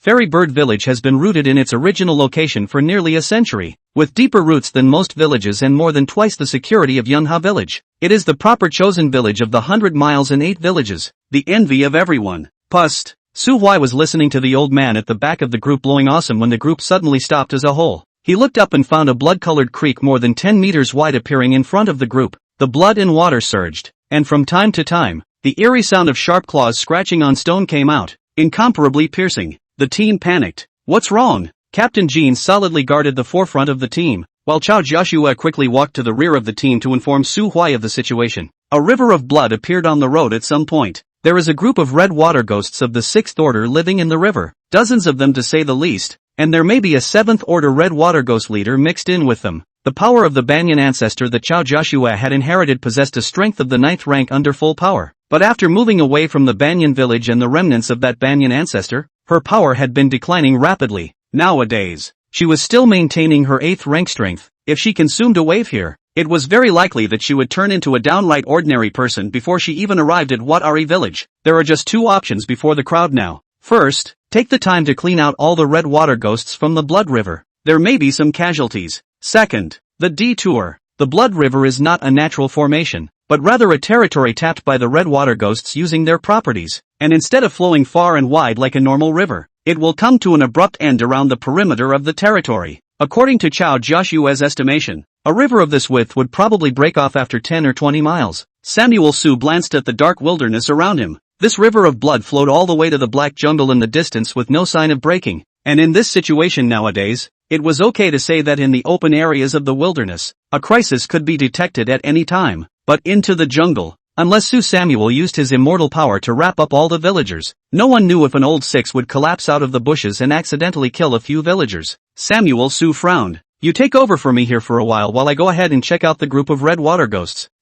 Yeah. Samuel Su walked to the front of the line with his hand in his pocket. Captain Kim was holding up a spear with a stony face as he confronted something in the river. The red water ghost, with a slender body shaped like a monkey, sharp mouth and fangs, and hair as bright red as blood, also grasped some green tough water grass in its hand, as if it wanted to entangle all the prey that stepped into the river and drag them into the river for drowning. A group of red water ghosts bared their heads in the middle of the river, grinning broadly at the group. This was the reason for the villagers' riot. What to do? Captain Kim asked Samuel So for advice. Ever since Su Hui had pulled out a large handful of crystal cores to trade with the traders, he and Chao Joshua had understood in their hearts that Su Hui's strength was definitely stronger than they had imagined. It was at least 9th order strength. It is the thickest thigh of the migratory operation on this trip. Su Hui raised his hand to signal Captain Jean to be at ease, then looked at the red water ghost in the river with a strange face. How do these ghosts look so much like the red-faced legend that he pretended to be when he was in the immortal domain? He dug around in his storage ring and took out the blood-colored mask that he hadn't used for a long time and covered his face.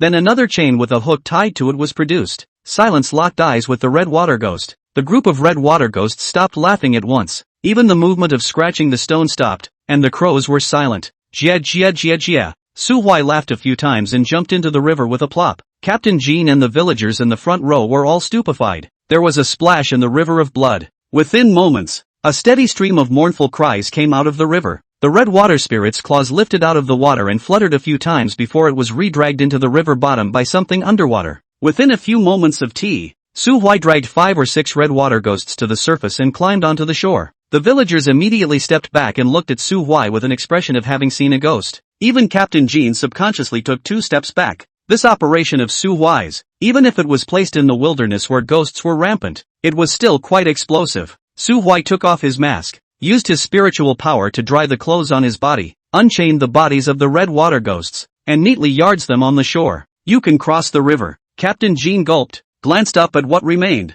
The red water ghosts that had fled a mile away and were looking at them with horror on their faces, and with the corners of his mouth twitching, he could only raise his hand and give the order. Cross the river. He was the first to jump into the water and stayed in the center of the river to escort the villagers crossing the river. The villagers suppressed the fear in their hearts and jumped into the water one by one, swimming desperately toward the other side. The red water ghosts were stupid, but as soon as they saw Su Hui standing on the bank and playing with the red ghost face, they all shivered and froze in place. The people on the shore don't know what just happened, but underwater they see it clearly. The devil caught a red water ghost and pressed it against the rocks at the bottom of the river, then broke their 10 fingers hard and twisted their claws into twists. By the time the red water ghosts let out a scream, they'd immediately have a mouthful of teeth knocked out. Finally digging up the crystals, the body hangs directly from the chain. It's too damn scary for ghosts. There was nothing that Samuel Su could do about it. It was still too close to Samuel Lower Village, and after learning that deadly underworld butcher was hunting high-ranking ghosts, He didn't quite dare to even release his 8th or ninth ranking aura fluctuations anymore. This ING place is too dangerous. He wanted to hurry up and finish the escort mission now,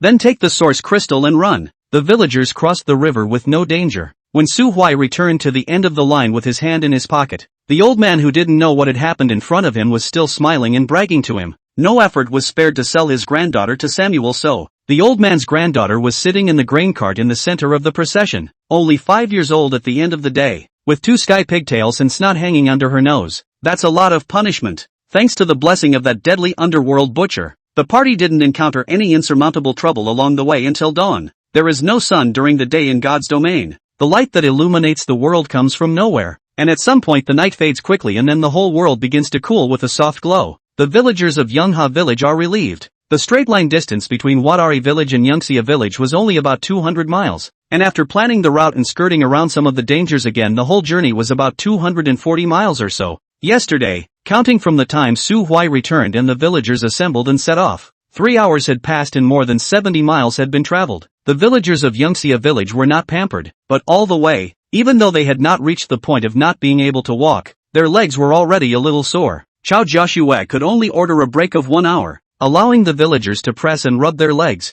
and then instructing the members of the escort team with cultivation to use their spiritual power to help them soothe their sore muscles. Su Huai leaned against a cart, peeled an orange, and watched the serious-faced Captain Jean run like a lapdog to press Chao Joshua's feet. TSK, lick dog. This orange is so damn sour. Chapter 134 Alchemy Giant Meeting. Immortal Domain. Black Iron City. While Su Huai was lamenting that the orange was souring his teeth, Chen Teru, who had gotten Su Chang'a's permission, finally entered the Black Iron City as he wished, and together with that 9th-grade alchemist Lu Qingmu, who had come to renew Su Chang'a's life, stayed in Su Chang'a's courtyard. Chu Siyu did continue to live in Su Huai's small courtyard. Now, the entire Su house knew that this somewhat shy and fearful little girl was the Su family's great young grandmother. This is also the only female talker in the Su house after Su Zhengheng's main wife died of depression and his side wife ran away with a bucket. No exaggeration. Nowadays, in the hearts of the Su family's subordinates, Chu Siyu's position as a great young grandmother is still especially above the head of the family, the elder. There were even whispers that on the night of the New Year's Eve, the old master had a reunion dinner with the 2 young masters, as well as the youngest grandma, in the youngest master's courtyard. Only the head of the family is rejected. The subordinates of the mansion are not stupid, and all of them have a good grasp of the situation in the family. They still treated Su Zhengheng with respect and regarded him as the head of the family, even from an objective point of view, because Su Zhengheng was kind to the entire Black Iron City, light on taxes and loved the people, and was a good city lord. All of them still loved him. However, the subordinates in their hearts and minds all understand that although the head of the family has not yet abdicated, the family power of the Su family is no longer on him. Can't you see that none of the guests at the Su residence have gone to see the family head these days? During the New Year's period, the lord of the Great Yan dynasty also came to a trip to the Black Iron City, was blocked outside the city, is not angry, with a few carriages of gifts, opened his mouth to ask Su Huai Su Xingzi where. Most of the gifts on the gift list were for the old dowager and young master, with only a few token gifts for the head of the family. Obviously, these power lords who were closer to the rank of the Black Iron City were all more or less knowledgeable about the Su family's situation. Knowing that the head of the Su family is at odds with the Su family's eldest son, it's a statement coming, and Su Zhengheng has also looked away. Self-inflicted sins. No one can blame, only blame themselves. Solely, he had been locking himself up in the main hall, just waiting to take care of the troublesome political affairs ahead of time, then handing over the power to Su Chang'e and going to travel the immortal realm on his own. Samuel So's small courtyard. The young girl dressed in a pale green disciple's robe followed a familiar route and arrived in front of the small courtyard where she used to work in the past days. Cheng Xiaoho was a little nervous in her heart. She had already heard from Aunt Lu about the news of the young master bringing his Taoist partner home. Although there was that slight loss of heart, I quickly adjusted my mind. This trip to come has no other meaning, purely some curiosity about the woman who was cheated home by the young master, and incidentally, was urged by his master to come to communicate with the young disciple of the Diffractive Moon Immortal Sect's chief alchemist. Lu Qingmu, the old man, was understanding that his young disciple had some teenage feelings for Su Huai. Since the acceptance of Cheng Xiaoho as a disciple, that Cheng Xiaoho naturally counts as half of his granddaughter, and now that he learned that Su Huai brought Chen Tairu's youngest disciple home, Lu Qingmu's heart in the end is a little resentful. The same are all 16 or 17 years old. The same are all just learning alchemy not long ago. The same are all taught by renowned masters. And I'm still one rank higher than that 8th rank little hot chick. Chen Teru, What makes my disciple worse than others? Go on, apprentice, the time has come to prove yourself. Unfortunately, Cheng Xiaoho's rebellious character doomed her to the impossibility of having a mind to compete with others. Cheng Xiaoho admits that she does have some feelings for the young master, but it's far from the level of destroy if you can't get it or blacken if you can't get it. She raised her hand and knocked on the courtyard door. Who? Big Young. Cough. Chu's senior sister. I am Cheng Xiaoho, a disciple of the Qingyan Cave Heaven. It is your master who asked me to come over to invite you over to Grandpa Sua's courtyard for a moment. Chu Siyu, who was concocting pills in the courtyard, made a move. The step of collecting the pills was wrong by one section, and all of a sudden, the pills that could have produced 3 pills were left with only 2 pills. A 5th grade spirit recovery pill. She could already manage to refine 3 of them in one furnace. This talent was truly unique. But right now Chu Siyu's attention wasn't on the freshly baked potion. Instead she stared blankly, her cleverly less obvious brain working frantically. Chang Shua. She had heard of this name. It was Su Huai's maid, and to have Su Huai's grandfather specifically mention it, it must not be a mere master-servant relationship. And she is also an alchemist, and she also calls Su Huai's grandfather as Grandpa Su just like herself. Damn, the competitor showed up to mess with it. Chu Siyu clenched her fists, packed up the pills, then put away the alchemy furnace, thumped to the door and opened it. The 2 young girls met for the first time and looked at each other. One wore the disciple robes of the sect, ethereal and dusty, with an aura like a fairy, and one wore a big flowery jacket bought by Su Huai, and although her appearance was better, her aura was like a naive village girl. Senior sister Chu? Aha, it's me, I know you. Seeing Cheng Xiaoho, the sense of urgency in Chu Siyu's heart had even overpowered her fear of strangers. She subconsciously compared herself to Cheng Xiaoho, deeply aware of the preferences of Su Huai. Thought for some reason become a little less awake. Chu Hanbach's first concern is not the other party's face, but the other party's capital. Damn, she's older than me. Senior sister Chu, do you want to change your clothes? Chu Siyu looked down, her small face reddened, and she immediately ran back into the house to change her clothes. When the 2 women arrived at Su Changa's small courtyard together a quarter of an hour later, Chu Siyu had also changed into the diffractive moon immortal sex moon white disciple robe. 3 old men are drinking tea in the courtyard. Lu Chengmu was showing off something with Chen Tairu. Chen Tairu laughed without saying anything, and Su Changgo had a cold face that couldn't help. At their age, they had already looked down on their own achievements, and the competition was nothing more than disciples under their doors. Seeing his own disciple bring someone back, Lu Chengmu first smiled at Chu Siyu and nodded before opening his mouth. Little Wa, come, let this chief alchemist of the diffractive moon immortal sect see your talent. Cheng Xiaoho opened his mouth and could only perform a junior salute to Chen Tiru before taking out an 8th grade Dan furnace under Lu Qingmu's smug gaze. Lu Qingmu smiled as he stroked his beard. Qingxian Cauldron, 8th grade Dan furnace. The old man got it at an auction by fluke. Just right for a novice like Xiao He to use. Su Changga wanted to say something. Chen Tiru still smiled without saying anything. Little Wa, open the furnace to refine pills. Yes, master. Cheng Xiaoho's talent for alchemy was indeed good, only coming into contact with alchemy and learning for a few months before being able to refine a 2nd grade healing Dan. Already more talented than most alchemists, the steps were one-dimensional and organized, and even Chen Tiro couldn't pick any faults. Only after Cheng Xiaoho finished her performance did Chen Tiro look smilingly at Chu Siyu, who was not far away beside her. Siyu, how about you demonstrate as well? Refining the pills you're best at nowadays and letting Master Lu give you some pointers? Chu Siyu pursed her lips. Her most skillful elixir, nowadays, is naturally the 5th product to return to the Spirit Dan, but now people first refined a 2nd product elixir. You backhandedly refined a 5th product. This big face hit is also too hard. There is no grievance, not so much a master. However, Chu Siyu also didn't want to brush off her master's face in front of outsiders, so she had to take out her own Dan furnace. Lu Qingmu was instantly breathless. Scratch that. 9th grade Dan furnace. Is the diffractive moon immortal sect so rich and generous now? Chen Tiro smiled faintly. This tripod is named Wu Yu. It was gifted by my diffractive moon saint's son. I'm not hiding it from Master Lu. My clan saint's son is a filial son, and even at my age, I was also favored by him, and was given a 9th grade Qingtai. Yanagi Aoki bristled. Old man, 8th grade chicken. It's not enough to show off your disciples, but you want to show off your son, don't you? Chu Siyu, on the other hand, had her eyes on the nose and her nose on the heart. Goddamn Wu Yu. Obviously as Chen Tiru on the spot blind made up the name. And the master of the Dan furnace. Body oil green. Green to let a person panic. What's that got to do with green? Chen Tiru did not know that his simple little disciple was polluted by Su Samuel for a long time, and at the moment is in the heart of the crazy spit him. He saw Lu Qingmu defeated look, suddenly felt all over the body comfort. See you, Start. Yes. Chu Siyu stood still, started the fire with spiritual energy, and under Lu Qingmu's dumbfounded look, threw the medicinal herbs into the Dan furnace brainlessly, coming up with a big pot of stew. The spiritual power calcined more than that, and it didn't take long to refine the pure medicinal liquid, which then intermingled with each other and converged into the prototype of the elixir. Fire out of Dan. Chu Siyu drew out a third-grade spirit recovery pill and placed it next to the second-grade healing pill that Cheng Xiaohou had refined. He then put away the Dan furnace and stood aside with his hands hanging down. Chen Tiro glanced at Chu Siyu and smiled,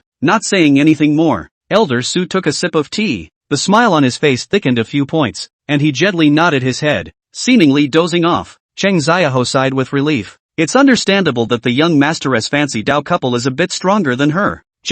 She still disgraced her master in the end. Ryu Aoki didn't feel ashamed. He glanced at Chu Siyu, then at the spirit recovery pill, then at Chu Siyu again. Cheng Shua couldn't understand. How could he not? Nima that forced 17-year-old venerable Su Huai was already scary. How come his chosen dowager is so scary too? 3 products back to the spirit Dan cannot scare him, but this alchemy technique, this flame control, this condensation speed. Lu Qingmu, a 9th product alchemy at a glance. Chu Siyu at least 5 products, a 17-year-old 5th grade alchemist, and under his sole perception, although Chu Siyu only took out an elixir, but the furnace can still lie a handful, at least 8 or 9. This is a demon. The heart is tired. Give up, my disciple. It's not that master won't help you, but the enemy is too scary. Chapter 135 Watatori Village. After the juniors had revealed their alchemy talents, Lu Qingmu quickly found an opportunity to shift the focus and infinitely elevate the topic of alchemy. After all, Chen Tiro was only an 8th order, with rich theoretical knowledge, but when it came to specific operations, as well as some special pharmacology, he was completely unable to keep up with Lu Qingmu,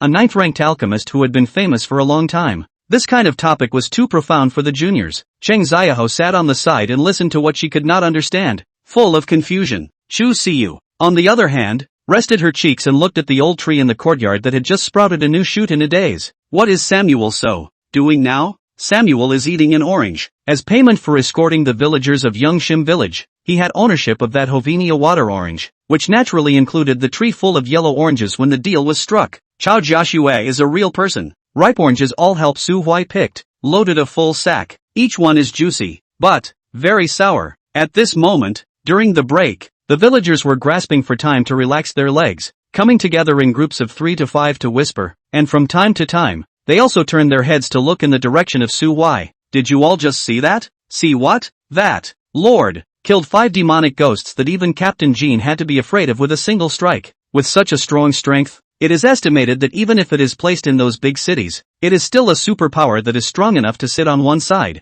isn't it? The old man holding his 5-year-old granddaughter, who not long ago was blowing awesome with Samuel Su, arched an eyebrow. Superpower? Humph. It's closer than when I was young. The few people next to the old uncle looked at each other, and more than a few smiles appeared on their faces in unison. Yes, Uncle San, you're too strong. As we all know, Uncle San is invincible in the divine realm, a supreme powerhouse lurking in our village. The big man sitting on the left knocked on his pipe and picked up. Last time the brothers encountered 5th order ghosts at the entrance of the village. Uncle San killed them cleanly with one punch. The middle-aged man on the right grinned and slapped his thigh heavily. What's that to you? The reason why our Yangxia village has been peaceful for more than 40 years is because Uncle San secretly cleansed the ghosts and kept us safe. Blow. Just blow hard. Uncle San doesn't care what you mortals think. Back in the day he holds a lordly evil spirit. I saw it with my own eyes. Ha! The pattern is too small. That year Uncle San held the sky with one hand and turned his back on all beings. Even the village chief and Captain Jean could only look up from the ground. After a few people said that, they looked at each other and laughed out loud. And the old man called San was not annoyed, grinning a mouthful of big yellow teeth, holding his granddaughter and having fun with them. Not far away, Su Huai almost didn't strain to laugh out loud. If he hadn't seen through that old uncle's mundane nature with a single glance, he would have almost truly thought that the other party was some invincible powerhouse hidden in the mountains. Mundane people don't have as many hookups, and their desires are negligible. The villagers built a small fire and cooked some food and shared it, barely enough to satisfy their hunger. An hour later, at Captain Jin's call, the group started off again, traveling towards Watari village. Most of the ghostly creatures preferred darkness, and although they did not fear the light, they would rarely come out to roam the wilderness during the day. As such, the journey during the day was easier than at night, and on the premise that the higher-ranked ghosts had been slaughtered, The party basically wouldn't be in much danger as long as they avoided the nests of some of the middle and lower ranked ghosts. After a whole day of walking and stopping, the crowd, who were holding their breath, finally arrived at the wasteland not far from Watari village before nightfall. From afar, a guard from Watari village ran over to inquire about the situation, and then brought Captain Jean and Chao Joshuet into the village first to exchange ideas. Negotiations are normal. Just as Samuel Su had to make a contribution if he wanted to stay temporarily in Yangshim village, no one would accept a group of refugees unconditionally. After about half an hour, Captain Jean and Chao Joshuet returned to the head of the group in Yangxia village. The other side's conditions are harsh. Chao Joshuet's face was a bit ugly. After merging with them, the villagers of Yangha village can only live in the outermost part of the village, unconditionally helping them to reclaim the wasteland, but they can only get food and water to barely survive. And Captain Jean and I can't stay together or have any more contact with the villagers of Yangha village unless I marry the village chief's son and Captain Jean marries the village chief's daughter. Captain Jin's forehead bulged with veins. Su Huai was somewhat understanding of the other party's thoughts. There's nothing else. I'm afraid that Chao Joshuet and Captain Jean will take advantage of their turf to quietly develop and eventually turn the tables on them. Su Huai could even imagine that even if Chao Joshuet and Captain Jean agreed to the other party's conditions, they would not be able to obtain any cultivation resources in the future. Captain Kim will also become a toolman for the Wataru village and will only be able to do some of the most grueling, tiring, and dangerous things. No way. In this kind of world, refugees begging to be taken in are already considered good enough if they can survive. Samuel Su didn't offer any comments on Chao Joshua's discussion with Captain Jean. He was just an outsider. The villagers of Yangxia village formed a circle, and Captain Jean did not hide anything, informing the villagers of all the conditions of Dodo Bird village one by one. Then, the first and last referendum since the founding of the village was initiated. Either stay in Wataru village as a laborer. The Wataru village chief is not an evil person. He is only afraid of Captain Jean and Chao Joshua who hold the power, and will not be too harsh on the refugees. This could be guaranteed. After all, it wasn't the first time that Watatori village had taken in refugees fleeing from other villages, and the refugees weren't subject to any other kind of bullying except for a little bit of hard work. Either that, or give up Dodo Bird village and pick a new address to build a village. But without the power of Young Zhu to shelter the village, who knows how long the village can exist. Most of the villagers looked bad, and a not-so-small argument arose in the meantime. There were even quite a few people who turned their heads to look at Samuel Su. There was prayer and hope in his eyes. Samuel Su turned his back, indicating that there was no way he would stay and babysit for this group of strangers. Don't look at me. We don't know each other well. We really don't. Eventually, the results of the referendum came in. 181 to 13. Most people choose to belong to the village of Watari. They have families, they have children, and they don't have the courage and capital to gamble on a future where they can't see tomorrow. Then, there was the matter of notifying the people of Watatori village to come and receive the refugees. Every villager would run up to Chao Joshua and Captain Jean before they left, and no matter how old or young they were, they all bowed deeply to the two young men. Initially resources are pooled to train a few, then the few have the duty to protect the village. However, by Captain Jin's generation, most of the villagers were only mortal, and had long since lost the ability to provide for Captain Jean and the others, and most of Captain Jin's cultivation resources could only be obtained by himself. Sheltering the village has also become a conviction engraved in the blood, asking for nothing in return. Su Huai stood beside Captain Jean and watched the last two villagers push their carts away, a hint of imperceptible determination hidden in his eyes. He had left the comfort zone of the immortal region alone, and to a lesser extent, he had done so in order to guard Chizuyu. On a larger scale, it was the fear that one day the diffractive moon immortal sect, and even the entire immortal realm, would become the second Yangxia village. Everything in this world is fake, only power is the only truth. Chao Joshua lowered her eyes. After all, Yangshim village has become one of the many villages in history that will only be told in the stories of old men and the songs of young children. She, the village chief, also put down the duties on her body, somewhat frustrated and confused, and could only subconsciously approach Captain Jean for a hint of security. Brother Yuan Chong, where are we going next? Captain Jean held his spear in his right hand and held his left hand with Chao Joshua, trying to put on a reliable appearance. I have another agreement with Samuel So. Su Huai glanced at him with a face full of disgust. Forget it, let's just do what we initially said. You'll draw me a roadmap and I'll just get there on my own. No, Captain Kim was righteous. A man's word is his bond. Samuel So, what I'm about to do is dangerous, and you'll slow me down if you're there. Not to mention the fact that you have a family. With you, then I'll draw you a map. Chapter 136, Source Crystal. The map drawn by Captain Kim is easy to understand. Using Yongha village as a base point, You can see a red maple forest about 30 miles to the left out of the village, and then another 20 miles or so to the right. There is the cliff. The map also recorded some of the more conspicuous terrain features along the road to ensure that Samuel Su would not deviate from the route and go further and further away. It took a day and a night to travel from Yungxia village to Wadari village, but returning from Wadari village to Yungxia village would only take half an hour or so. Even if he couldn't reveal his breath and strength, the night was still silent. Samuel followed the route all the way, not far from that swamp hand habitat, but suddenly gulped and carefully plopped down on the ground. He saw the deadly underworld butcher. It stood in the center of the swamp, the dark brown sludge just barely above his waist, the swarm of swamp hands constantly tearing at him, tiny eyes radiating eerie light that blasted against the rough skin of the deadly undertaker. But it was all for naught. The deadly Stygian butcher reached down and peeled a swamp hand off his body and shoved it straight into the maw of his abdomen. Snap!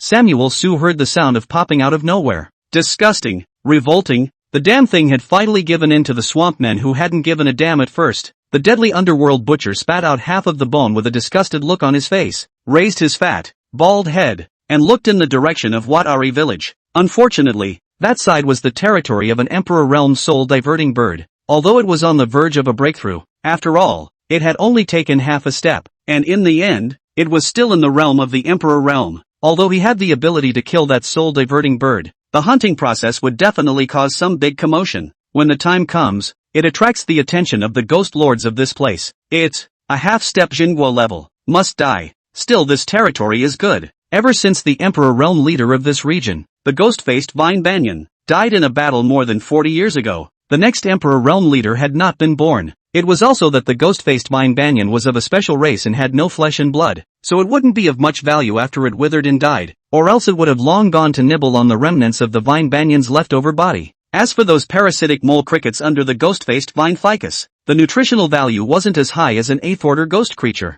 Samuel Su didn't know what the deadly underworld butcher was thinking. He tried to minimize his presence. It wasn't that he was afraid of dying at the hands of the other party. With his strength, even if he couldn't do it, he still had no problem running away. The reason he didn't want to be exposed was the same as the deadly underworld butcher. That ghost race lord. That's the existence that really needs to be scorned.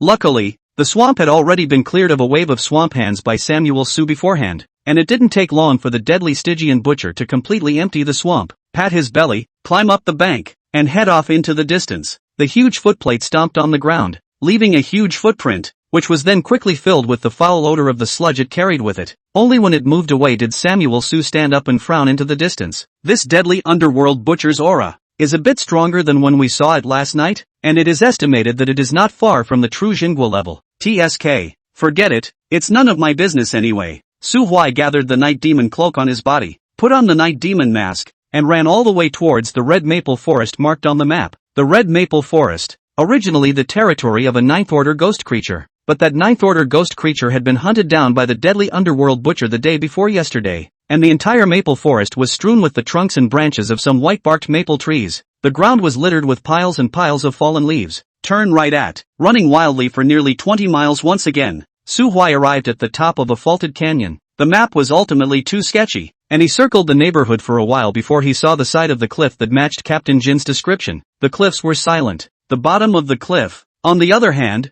was filled with a thick layer of fog. In Su Huai's perception, the seemingly plain cliff face was plopped with moths with a wingspan of nearly half a meter, with grayish back wings that almost perfectly blended into the mountain rocks. This is a colony of ghost-faced sky moths. As Captain Jin had said, most of the ghost-faced sky moths were only at the 3rd or 4th rank, and the strongest one was only at the 7th rank. This was the reason why the swarms of ghost-faced sky moths were able to survive the deadly underworld butcher's predation. Silver, can you sense the source crystal? Wait a minute. The little snake's eyes flashed red as its perception swept over the cliff inch by inch before slowly probing towards the thick fog at the bottom of the cliff. It was half an hour before the little snake withdrew its gaze. At the bottom of the cliff, buried deep. The bottom of the cliff?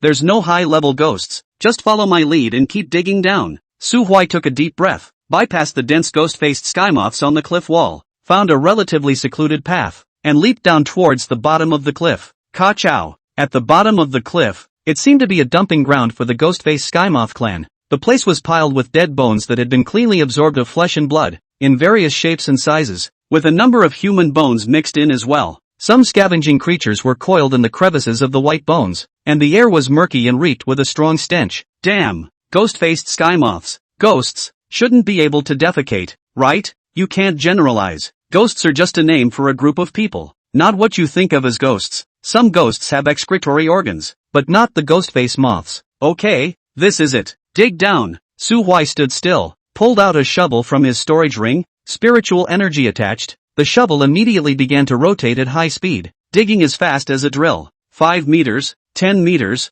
30 meters. It wasn't until he was nearly 170 meters deeper into the ground that the shovel attached with immortal power crumbled out with a clang. Su Huai's eyes lit up and he hurriedly took out the second shovel, carefully clearing away the top layer of dirt and rocks under his feet. A glistening white bone came into view. Upon closer inspection, there was still some crystalline thick liquid running through the bones. This is the marrow spirit liquid. Samuel Su was shocked. It was rumored that during the ancient times, some Emperor Realm experts of the body refining school would refine their body parts, such as their fists, fingers, feet, and heads, into another kind of special Emperor weapon. Those who have achieved great success will derive a special marrow spirit liquid from the bones of the quenching area, which can be applied to the body to strengthen the body and bones to a great extent. Few people have been able to verify it though. Samuel Su swallowed his saliva and buried his head in his hands. Not long after, a strangely shaped, 5 or 6 meter sized white skull was completely presented in front of Su Huai's eyes. The skull was glistening like jade, and large swathes of medullary spirit liquid flowed through it, causing Su Huai's heart to beat frantically. Medulla liquid. So much medulla liquid. This amount is enough even for a bath, not to mention applying it. Wait a minute. Since it's on the skull, isn't it on the rest of the bones too? Don't be greedy. The little snake landed on the skull and rubbed its tail over the 2 raised stubs of bone at the top of the skull. Judging by the shape of the breaks, a pair of sharp horns should have been growing in that area at one time. This is the remains of a demon lord, Hammerbones, a type of dragon. This kind of dragon beasts are most proud of their head armor and garden horns, so the medullary spirit liquid in the skull is the most pure, and even if there are other parts, they are most likely to be refuted. And don't you forget it. What is the real purpose of our trip? Su Huai was slightly stunned, and then immediately dug a landing spot next to the skull and began to dig around it. When the skull of the giant beast was fully visible, the little snake climbed onto Su Huai's shoulder. Try to see if you can put it in a storage ring. Okay. Samuel covered the skull with his spiritual energy and tried to put it into the storage ring, but the skull did not move. It's done. It's certain now that the source crystal is inside the skull. The rank of the source crystal is too high. It's no longer something that an unusual storage device can hold. Now, dig in, and be ready to run. Samuel Su gulped. Being dusted in the skull was nothing, but once the source crystal was revealed, it immediately erupted with a characteristic energy fluctuation that any Emperor realm would be able to detect. Not to mention that High Lord. Chapter 137, Scarecrow of Fear. Samuel Su had the idea of just packing the entire skull away with him, but then he turned his head and realized that this method would not work. The reason why the source crystal was in a closed state was because it was wrapped in bones. But if Su Huai wanted to refine the source crystal, sooner or later, he would have to take it out of the bones, and the skeleton itself contained a notable amount of energy, which meant that now that it was buried deep in the ground, the fluctuations in its aura were not strong. If you bring the ground, at least the dead Plutonian butcher will certainly not let go of this piece of fat meat in the mouth. Difficult to get. The best way is to digest it immediately. Click. The entire skull was finally fully excavated. What now? Go out first? Take out the source crystal first. Aren't you afraid of being found out? I've told you before. This kind of good stuff, for the time being, it's not something you and I can keep to ourselves. As long as you touch it, you're sure to be found out. Hiss. Flesh hurts. What's wrong with you? God's domain. There are many heavenly materials and treasures. I was at least once a famous adventurer in God's domain, so I won't let you worry about cultivation resources. As long as you are roughly familiar with the current pattern of God's domain, there are as many similar things as you want. Samuel So, remember, in this world, only one's own life is the most important. The rest of the things should be discarded when necessary to give up. Su Huai sighed as he gazed at the giant beast skull, clearing away the mud and sand adhering to the crevices of the skull. A dark red film of flesh and blood covering the eye sockets on either side of it can be clearly seen. It was this film that isolated most of the energy fluctuations of the source crystal, with only an extremely tiny amount leaking out through the skeleton, affecting a limited area on the surface. How do you take it? Crack the skull? Just peel off the film. There shouldn't be any danger. Don't worry. This layer of film is just after its death. Pure flesh and blood essence condensation. Dead things, using the Emperor Realm cultivation. Tearing it is not difficult. Su Huai nodded, wrapped his arm with immortal energy and poked it towards the film with force. Knock. Fingers felt like they were poking it hard. Thick leather. And the film didn't budge. Rub. Su Huai gritted his teeth, condensed his immortal energy, and used a pirated version of the Great Desolate Imprisoning Heavenly Finger before tearing a bull-sized hole in the film. It was also at this instant that an unspeakable energy crazily leaked out from the broken hole, surging out of the ground through the tunnels excavated by Su Huai, and then spreading out to the entire wilderness. Brush! The ghost-faced sky moths that densely covered the cliffs suddenly rioted, commanding to detach themselves from the rocky walls, revealing the hideous ghostly faces at the base of their wings, and rushing towards the deep valley in an overwhelming manner. In the same vein were the surviving low and middle-ranked ghosts in the wilderness, all of which were like sharks that had smelled blood and flooded into the valley. In just a few moments, a vast tide of ghosts was formed. The deadly underworld butcher who was walking on the earth suddenly raised his head and stared dead on in the direction where Su Huai was, while stepping away and sprinting forward, running towards the cliff. The power fluctuations of the source crystal were not limited to this, at least for thousands of miles around. All the creatures of the 9th rank and above had more or less sensed this power. However, unlike the low and middle-ranked ghosts that mindlessly rushed forward, they quickly gave up on this seemingly within-reach opportunity after weighing the pros and cons. Watatori Village. The 9th-ranked dodo soul bird that used to rest in its nest in the center of the village, guarding the dodo bird village, suddenly lifted its wings and flew up high into the sky, and after taking a deep look at the direction from which the energy was coming out, it swept through the night and landed on a dark crooked-necked tree. Father, you go over there to take a look. After all, it is near our territory. To see what? A pair of round green pupils lit up in the bushes. It was a dodo soul bird that was no more than 1 or 20 centimeters in size, the size of a pigeon. It twisted its head and combed the plumes on its body, its tone flat, yet with a hint of resignation. This is the land of the Dread Lords. Everything in the territory, including your life and mine, is the property of the Lord? Go and get nothing. Why get involved? The 9th Order Soul Diversion bird lowered its head. My child understands. Before the words of the conversation between the father and son of the dodo soul bird had completely fallen, the clear and cold moonlight was suddenly covered by the black crows that covered the sky. An eerie aura surged from afar. The young dodo bird hid in the black canopy, carefully surveying the huge scarecrow with 4 twisted, hideous faces in the shadow of the flock of crows. That is the town lord of this wilderness, a special ghostly creature. Fierce scarecrow, block the hole first. I'm already in the way. Su Huai shrank underground, maintaining a silver-white array disc with both hands, blocking all those ghost-faced sky moths that had surged into the tunnel. It had to be said that the ghost-faced sky moth confirmed that the insect was as its name suggested, and the ghostly faces under its wings varied, but they all belonged to the kind of ugly faces that suddenly appeared in front of the eyes and could make people have good nightmares for several days in a row. The source crystal that was taken out was only the size of an egg, black in color, and not much different from ordinary crystal cores if you only look at it from the outside. The small snake coiled around the source crystal, finding the right angle, and then suddenly opened its mouth, silver light flashing on its sharp teeth. Click! The source crystal shattered into 3 parts in Su Huai's dumbfounded gaze. The little snake rolled up 3 pieces of debris and threw the smallest one directly into Su Huai's mouth. The remaining 2 pieces were shoved into his right and left hands. That small piece is enough for you. As long as you can get out of here safely and find a place to retreat, it should be enough for you to try to impact the Jinguo realm.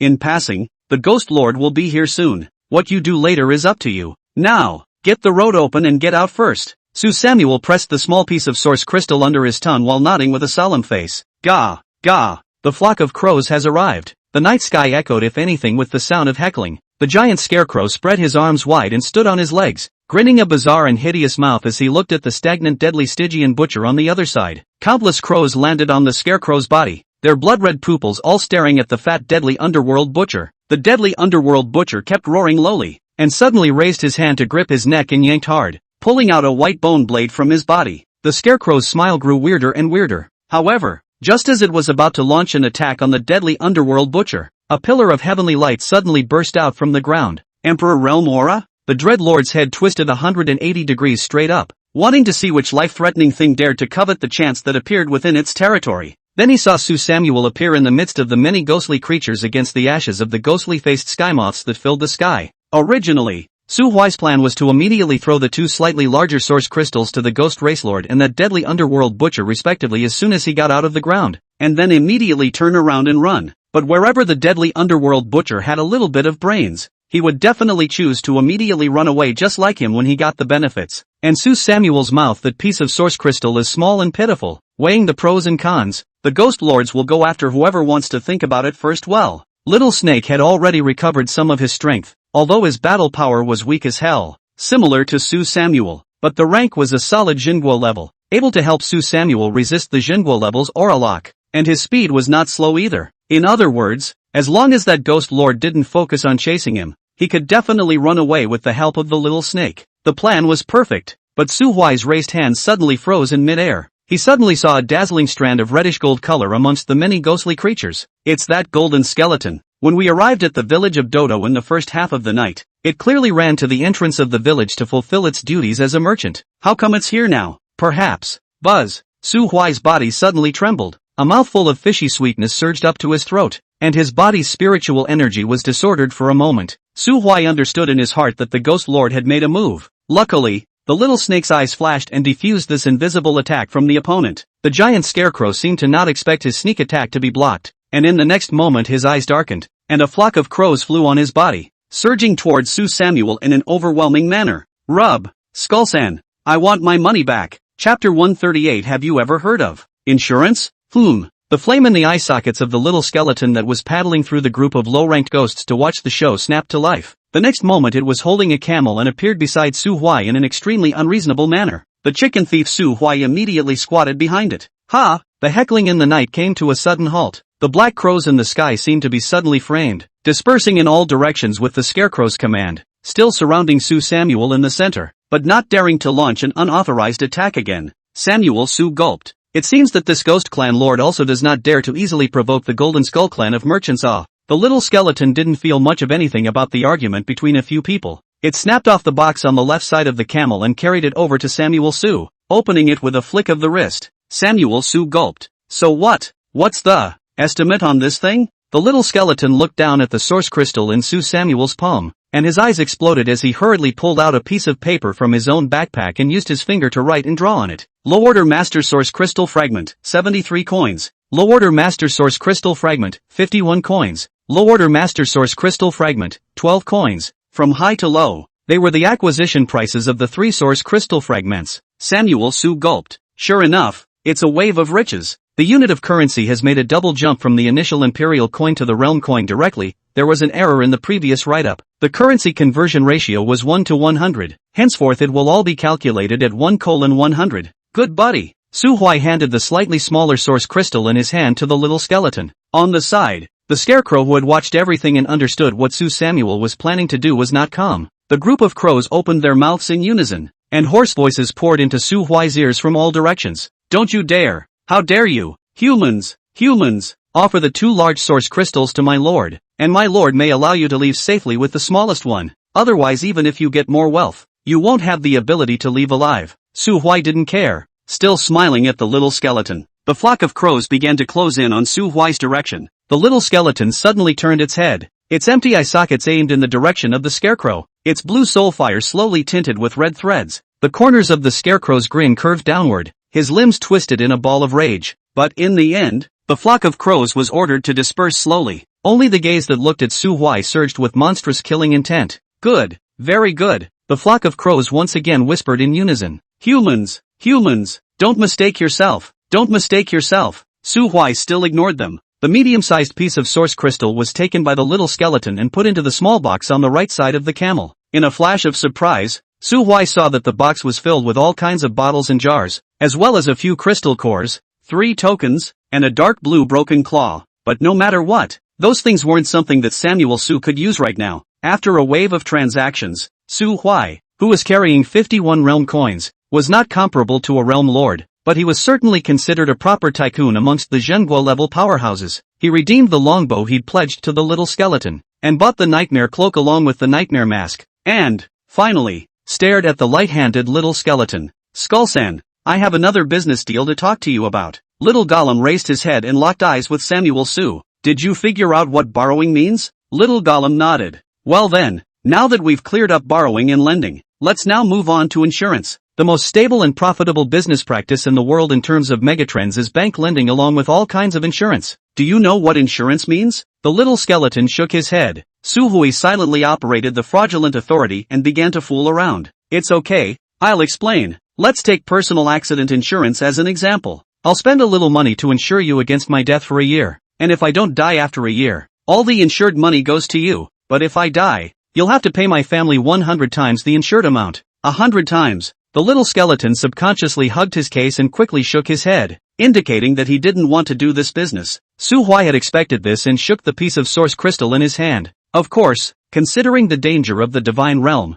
the insurance industry is really difficult to spread. So, premiums have to go up too. And the compensation has to be adjusted to about 10 times. The little skeleton still shook his head, stating that not to mention 10 times, when it came into my backpack, it would be impossible to get me to shell out twice as much. Samuel Su coughed lightly. I can be your first client. And the premium is this source crystal fragment worth 73 realm coins that I'm holding. The insurance is for 1 year. 1 year later, as long as I'm still alive with all 5 limbs, this source crystal fragment will be yours. It's a no-brainer. The blue fire in the little skeleton's eyes snapped. 1 year, White gets 73 realm coins. It was important to know that there was also a hierarchy between the traders of the Golden Skull clan. The core of the clan was naturally the group with the highest rank. They were qualified to stay in the ancestral land to dive into cultivation, receiving the teachings of the old ancestors within the clan, with inexhaustible resources. This type of golden skeleton usually managed to break through the sector masters and drastically increase their spiritual intelligence, so they didn't need to live in a muddled way anymore. Secondly,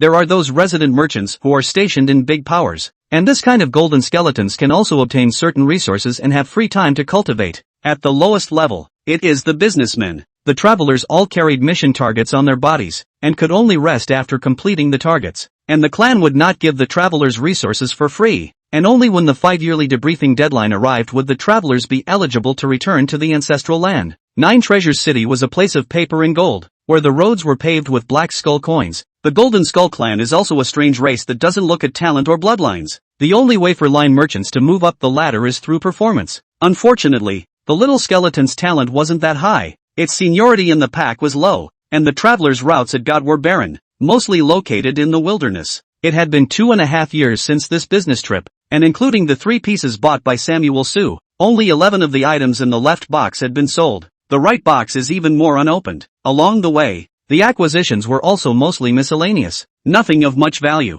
It was also the source crystal remnant that Su Samuel had just sold that helped it fulfill a large portion of its trading target. But with just over 2 years to go before the debriefing, what about the small half-dozen targets that remain? The little skeleton's soulfire began to flutter. Agree to the sale of Su Samuel. The probability that the goal of this line of business can be accomplished, but also overfulfilled. It is very likely that after the duty visit will be able to be promoted to the resident businessman, but in case Su Samuel died, it would lose the vast majority of its fortune on its body, including the contents of the box on the right side of the camel. To know that it is only a small businessman, the full outbreak under the only Jinbo realm of the middle strength. If Su Samuel in which provoked to the sector master or something, the risk is too great. Let's just forget about it. Oh yeah, I won't mess with boundary lord level enemies, and if I'm killed by a boundary lord level enemy, then there's no need for you to compensate me. Beep. The little skull went down on the spot. It stretched out its short golden arm and took the piece of source crystal in Su Huai's hand. This business, the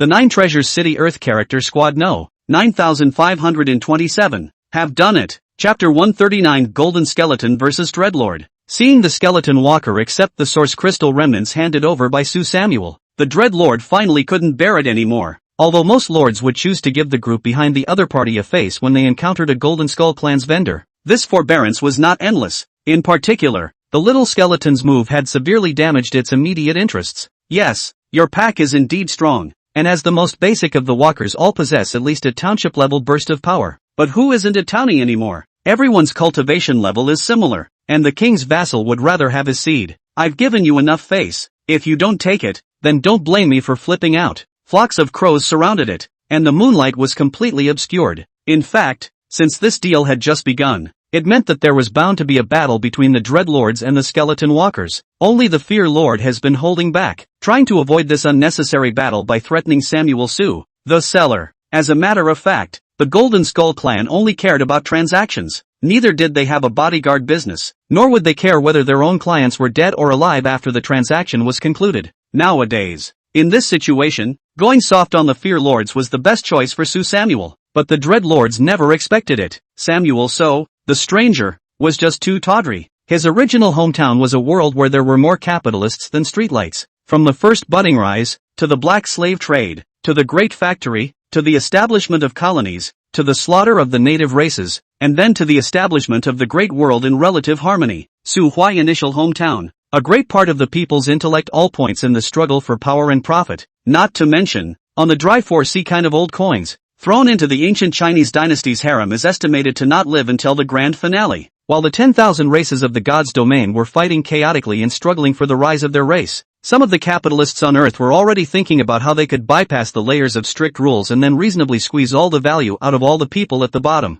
The sets are even more endless. Any mature business system to get the gods' domain is a downward spiral. For example, Su Huai. He said a few words, relying on a so-called insurance to circumvent the neutrality of the golden skull. He temporarily put himself on the skeleton business commodity label. What else can I say? The Dreadlord can only look up to the heavens and curse the vile strangers in his heart, then return to the most primitive and effective solution of the divine realm, force. It didn't even bother to put in a few harsh words with the golden skeleton that had been neglected and crippled, and the overwhelming swarms of crows were already rushing towards the little skeleton's body with a pitch-black aura of fear. Attack ruled. Established. Counterattack mode on. Backup hidden energy on. Skeleton armor. Merge. Ignite. Skullsan. Su Hui silently gathered all his spiritual energy into a shield, playing the role of a shrunken head turtle under the little snake's silent reinforcement. And with a doggy grin, he opened his big mouth to dub the little skeleton that couldn't speak. The little skeleton didn't disappoint Samuel Su either. The blue soul fire of his eyes suddenly went out, followed by a violent and incomparable blood flame that lit up with a loud bang. The bones of his body crackled, and the little skeleton expanded wildly in a way that was neither scientific nor metaphysical. And in just a second, it turned from a harmless skeletal mongrel into a giant skeleton that was more than 10 meters tall. The blood-red soul fire kept pulsing as it corrupted the Dreadlord, who was barely taller than his waist, and raised his arm to hold it remotely. Boo! Several clouds of blood flames exploded from the Dreadlord's body,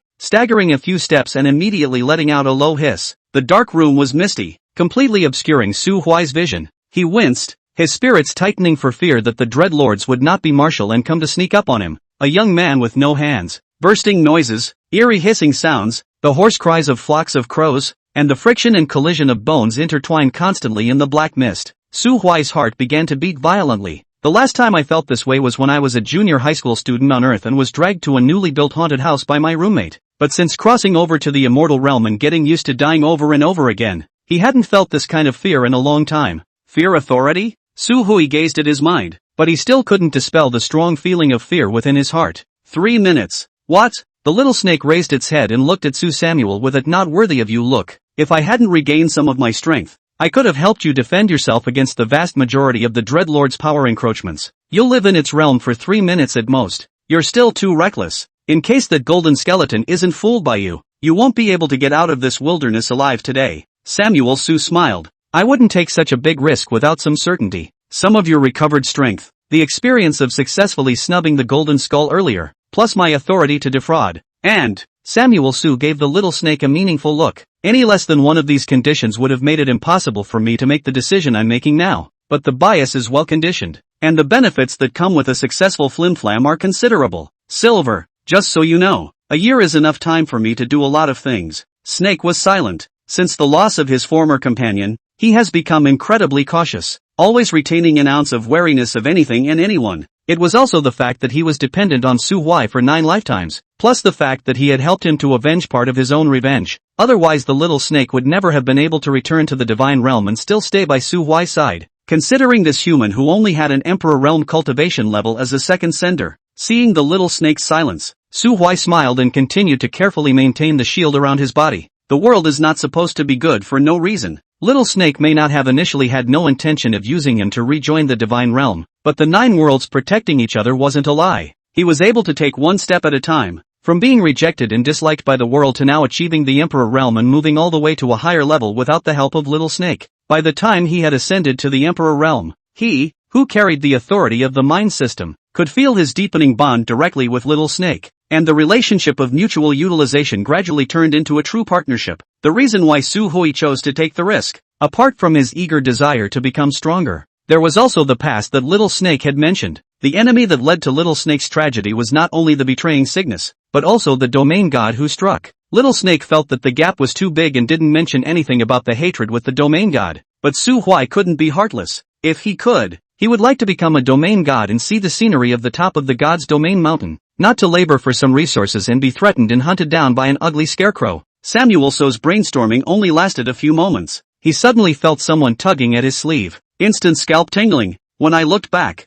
I was fortunate not to be confronted with an imaginary ghostly face with 7 bleeding orifices, but a camel's head with red eyes, a dull expression, and a constantly squirming mouth. The camel's mouth was still chewing on the ragged piece of cloth that he had bitten off from Su Huai's sleeve, and after attracting Su Huai's attention, he picked up the 2 boxes on his back, laid down on the ground, and looked up at Su Huai. What do you mean? Lets you ride on it. Ride? Ride up? The corner of Su Huai's mouth twitched. This camel didn't get bigger with the skeleton. Its size was still small. Even when it was standing, its height was just as high as an adult Alaskan dog. Riding it is very anticlimactic. Okay, what the mind thinks is one thing, what the body does is another. Su Huai was very well behaved and rode on the camel's back. Before he could reach for the reins, the camel took a single step and countless blurry scenes flashed before his eyes with a crash. But in the blink of an eye, 1 person and 1 camel appeared on top of a snowy mountain. Hiss. Space-based skills. The golden camel stood aside, tilting its head and sticking its tongue out in an effort to reach a pine needle-counted leaf next to it,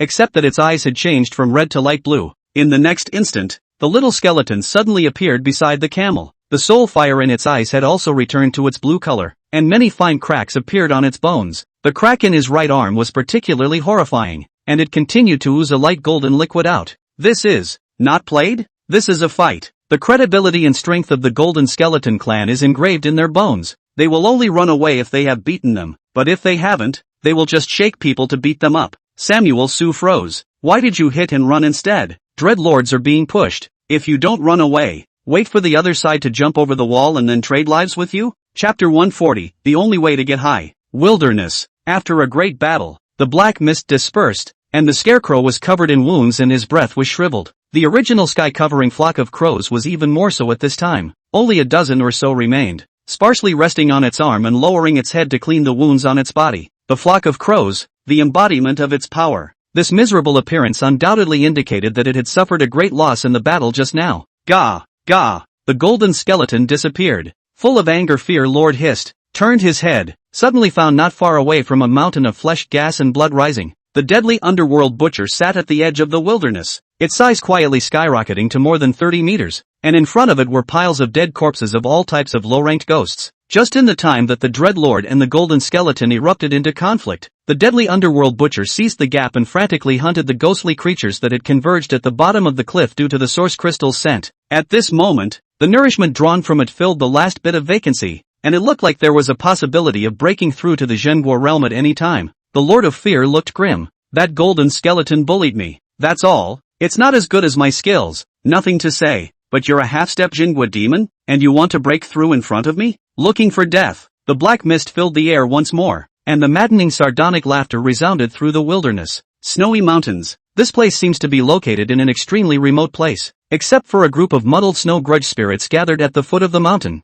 The long years of snow, turning the mountain completely into a pure white world, uninhabited. Su Huai dug a cave about 4 or 5 meters deep on the snowy mountain and sat down at the end of the cave, silently refining the smallest fragment of source crystal. The little skeleton with nothing to do was quiet. Perhaps it had also suffered some injuries in the battle with the Dread Lord, and the soul fire in its eyes had dimmed quite a bit. It stood still most of the time, quietly fuming, seeing the light golden blood constantly dripping from the cracks of its arm. Su Huai thought about it and took a small porcelain vase to place where its blood was falling, attempting to collect those special blood. The little skeleton didn't care. Instead, he looked down at the more and more blood stored in that porcelain vase. Once the small porcelain vase was filled, the soul fire in his eyes jumped gently, and he reached out to pick it up, cocking his head for a moment to survey it. Then he stepped forward to Su Huai and gave a white paper with a list of acquisitions written on it. Blood of a low-grade gold skeleton, special, price, 12 Trinidad and Tobago dollars. Samuel, so, it's really not very spiritual. After Su Huai shook his head and refused to sell its blood, the little skeleton walked back to where he had just stood, put the porcelain vase back to its original position, and continued to look at the snowy mountains in a daze. Forget it, hurry up and refine the source crystal.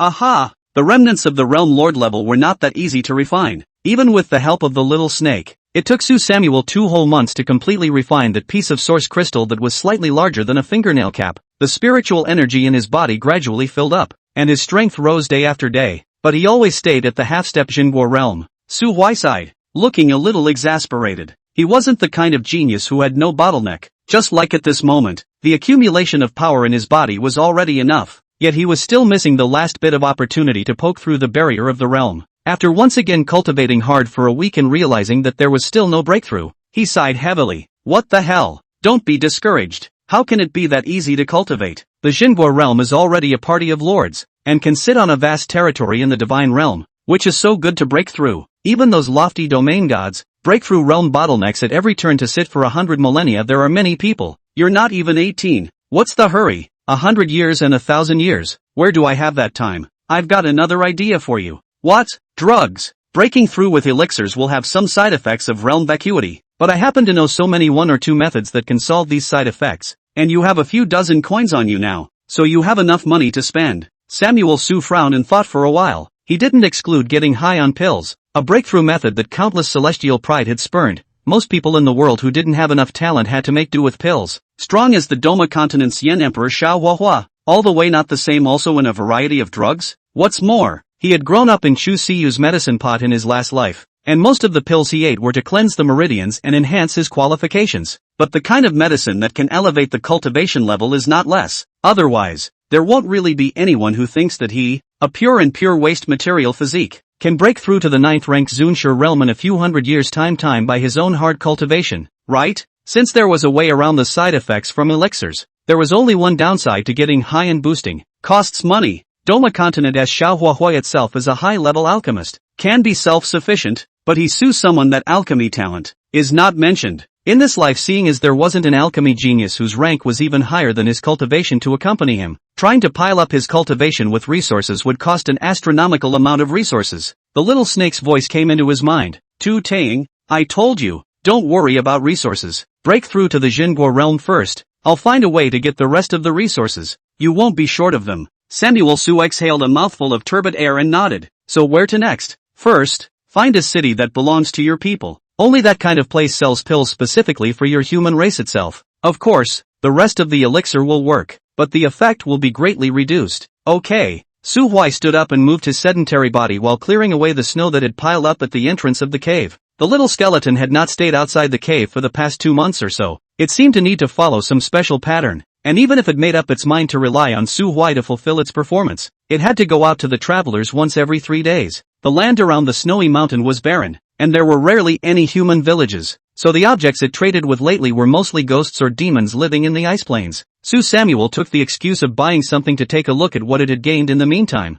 That box loaded with source crystal debris. Little skeleton is still not willing to give Su Samuel C, but the camel left that box, originally by Su Samuel, scraped a wave. There is only a book of Night Shadow Heavenly Devil's Gong method. At this time, he actually restocked in some unknown way, and added a whole set of Night Shadow Sky Demon clan body parts. The Nightmare Cloak, the Nightmare Mask, is exactly the same. Su Samuel seriously doubt that the Night Shadow Sky Devil. This community is not annoyed with the Golden Skull clan. Were they captive as a wholesale source of goods for merchants? At the top of the small box was an additional twisted, dark red wooden severed limb. Fearful branch, priced at 7,000 imperial dollars. Remarks, originates from the body fragment of a Xingguo realm fear scarecrow. The Emperor realm that has not comprehended the authority will refine it with a lower probability of obtaining the fear authority. Samuel Su skimmed his lips. There were a large number of Emperor realms that had not comprehended power. For example, that weakling Great Emperor Mu Qingxian of the Pill King Immortal Dynasty, and then that Zun Tian Immortal Dynasty Emperor realm Li Zhongtian who was on the same path together last time. Were all in vain of Emperor realm status, but not Emperor realm strength. However, the several Emperor realms in the immortal domain must have more or less already had the beginnings of their own authority. The value of this stump to the immortal domain people is far less than an imperial weapon. Skull-san, I'm outta here. The little skeleton raised its head and glanced at Su Samuel, still dumbfounded and without the slightest fluctuation of emotions. Samuel Su blinked, and for a moment he wanted to persuade the little skeleton to carry out another drop taxi business, but after deep thought I gave it up. Lending or insurance, although with the nature of flimsy, but at least the small skeleton to get a huge benefit is indeed real, and then snubbing it to open some miscellaneous business, in case it is discovered by those spiritually sane sector master-level elders in its clan. It's not unlikely that the next skeleton merchant's chest will contain items such as human skin cloaks and human skin masks. Su Huai sighed and set off on the journey to the divine realm. The little skeleton was about 10 meters away from him, leading a camel that had been hanging behind him expressionlessly. Well, it's different than it was at first over 2 months ago. This time, at least there was company. Su Huai withdrew the remaining light that glanced behind him and hiked across the snowy plain, leaving a line of footprints that were neither deep nor shallow. Chapter 141 Linjian City. Linjian City. Su Huai stood under the towering city wall, looking at the human soldiers who were covered in black armor and holding long spears. A slight ripple rippled in his heart. Leaving the snowy mountains for nearly a week, he had encountered countless villages similar to Yangxia village along the way. Following the villagers' guidance, we finally arrived at the prosperous place that they said was out of reach. This was the first large city belonging to the human race that Su Huai saw after he came to the divine realm. It was said that the lord of Linjiang City was a powerful person in the middle stage of the Zhenguo realm, and had sheltered the city for 1,000 years. There were not many teams entering the city. Most of them were people from the surrounding villages that had a certain degree of self-protection, and came to the city to sell some specialties and the ghost materials they had accumulated. Then, through the city's bazaar, he would buy back some of the cultivation resources that were supplied to the cultivators in the village. Su Huai saw 2 carriages carrying the blazing water orange kind of spirit fruit at the city gate, stopping at the gate to be inspected by the guards. Those guards first collected the entry fee according to the number of people, then asked a few questions, used a magic weapon similar in appearance to a demon shining mirror to sweep a few times in the entry queue, and finally issued a piece of yellow paper stamped with a seal to let people enter the city. Su Huai was just behind those carriages. After handing over the 10 silver skeleton coins for the entry fee, the clerk sitting on the side of the gate began to interrogate. Name? Samuel Su gulped. Xian Sihai. Cultivation? Late Imperial Realm. That clerk's hand holding the pen froze motionless and raised his head to look at Su Huai for a few moments. You may enter the city and stay for 3 days, during which time do not cause trouble in the city, or else the law enforcement team has the right to suppress or even strike you down. You must leave the city within 3 days. Aha! Without any unnecessary nonsense. The mirror artifact swept over Su Huai's body, confirming that he was a human, and the clerk quickly stamped his release. Su Huai took the yellow paper and looked at it for a few moments. It's something like a temporary ID card to prevent outsiders from staying in town. There is also a note below that the stay can be extended through an exorbitant renewal service that costs the same regardless of cultivation. 10 silver skeleton coins a day. The enforcement team has the right to carry out violent evictions if they have not left after the statute of limitations has expired and are not willing to renew their fees. Putting away the proof of identity in his hand, Su Samuel began to roam around the city. Instead of following him into the city, the little skeleton stayed at the city gates, diligently doing its job as a traveling merchant. Su Huai blinked. It wasn't a full-time bodyguard after all. It was already good enough to follow itself all the way. Surely it couldn't be close protection. Most of the city is filled with ordinary people running around for a living. Taverns and inns, vendors and pawns, and even greenhouses and gambling houses. Little brother, come in and play. Today, there is a flower girl sitting on the stage playing music. Many heavenly talents fight with poetry and lyrics. If you win the first prize, you can also spend the night with the flower girl. I don't have any money. The girl who greeted Su Huai with a handkerchief had her footsteps lurched, then twisted her head with a face full of obscurity and re-greeted a middle-aged man with a rich body. Samuel Su skimmed his lips. What kind of heavenly pride would hang out in a greenhouse and drink poetry? Ask Lee Sadeo if he goes to a greenhouse. If it's not as good as Lee Sadeo, then I'm not quite recognizing your family's Tianjiao. In short, what the immortal domain has, this city has the same quite a lot, and even let Su Huai gave birth to a kind of God's domain is very peaceful illusion. It wasn't until he walked into the cultivator-only bazaar and looked at the corpses of demon after demon on the tabletops and floor stalls that he returned from the bustling bazaar to a world full of bloodshed and killing.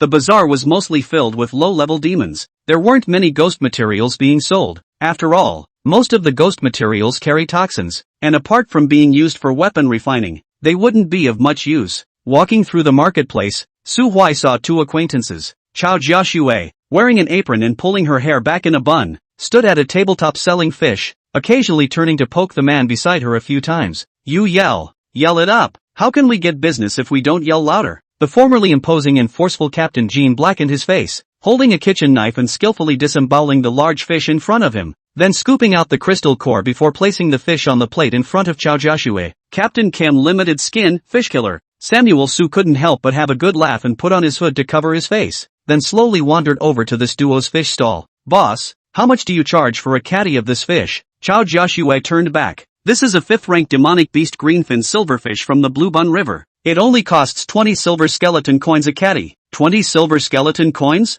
Samuel Su picked up a fish and weighed it. Do you keep this fish cooked? Ah, ha, I asked you if this fish is cooked. Chao Jiaxue closed her mouth and didn't speak. She looked good, because she had been a village chief for a long time. She had a competent temperament on her body. At the same time, Her features were born with a hint of flirtatiousness. During the time he had been living off of selling fish in Linjiang City, he hadn't encountered many Hans who had nothing better to do. In her opinion, Samuel Su belonged to the category of having nothing to do. Obviously, Captain Jean thought the same thing, snapping and chopping the kitchen knife on the tablet. Carrying a short spear in his right hand, he looked viciously at Su Samuel. What do you mean? If you don't want this fish, I'll take this fish if it's cooked. Samuel Su raised his head and showed his face. Chao Jiashua and Captain Jean immediately froze. Su, Shu, my name is Qiansihai now, don't get dressed up. Captain Jean retrieved his own short spear and expressed his contempt for Su Huai's behavior of hiding his head. What brings you here to sell fish? Captain Jean bowed his head unwilling to speak and began to silently pack up the fish stall, while Chao Jiashua smiled and explained to Su Huai.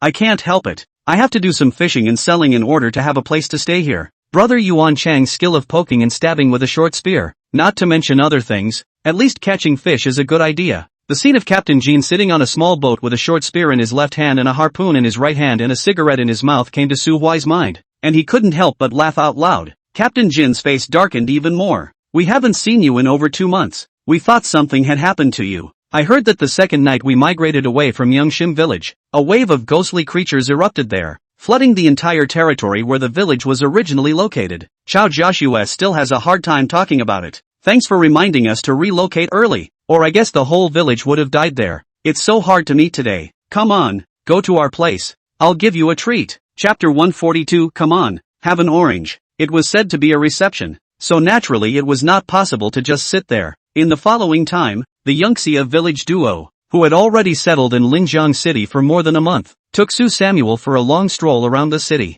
bought a lot of food at the market. Incidentally, it also helped Su Huai to find the most important target location of his visit to Jiangcheng, the Chamber of Commerce. It was reasonable to say that the largest business group in the Divine Realm was the merchants and resident merchants derived from the 9 treasure city and scattered all over the Divine Realm. However, the Golden Skull clan's resident merchant allocation was very strict, and only forces that were at least due to a late-stage Jingguo realm sitting on the scene and had a sufficiently broad territorial scope were qualified to be allocated a Golden Skull resident merchant. Linjiang City was clearly not qualified, so the biggest store in the city is the exchange set up by the Human Chamber of Commerce called Shop 13. The exchange is spread over 3 floors and is large, but the stuff for sale isn't how high-end. The only few pieces of Emperor Realm materials were even tied up in the store as the treasure of the town. The things here are not as valuable as the chest on Skeleton Sang's back. How could there be the elixir I need? Seeing the look of disappointment on Su Huai's face, Captain Jean, who had been following beside him in silence, suddenly explained, "You can do it again tomorrow night if you need something with a higher grade." Come back tomorrow night? There was some doubt in Su Huai's demeanor.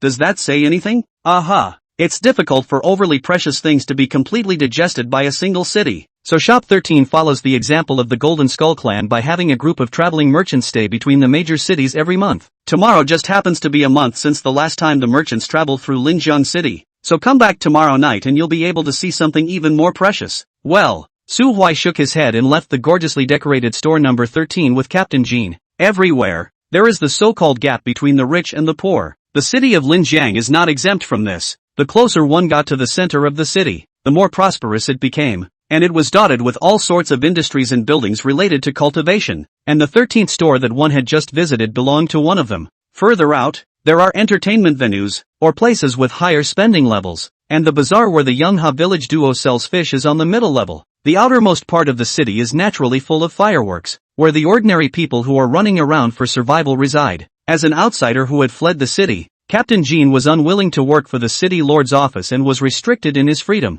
so naturally he could only struggle on the edge as a casual cultivator. The house they rented is in the remote place of Linjiang City, as well as the corner near the city wall, in case Linjiang City is attacked. Naturally the first unlucky. Most of the people living here are poor people from the lower class. The residence was a simple 4-square courtyard, barely sheltered from the wind and rain, and the rent was only 2 gold skeleton coins a month. Fortunately, Chao Jiashua is a woman who loves life. After unloading the burden of the village head, Captain Jean is responsible for the forked fish to feed the family, and she is responsible for matters of living. A simple small home in order, but also on the ground is considered to be happy. Hold on, I'll move a table out. The perfect meal for this setting, where old friends are reunited, is a simple yet delicious hot pot. Captain Jean drank a little wine and finally talked more, talking about the process of the two of them groping their way through 9 deaths to reach Linjiang City. During that time, the only remaining banyan tree legacy power in Chao Joshua's body was also depleted. and she was now a civilized woman who had begun cultivation all over again.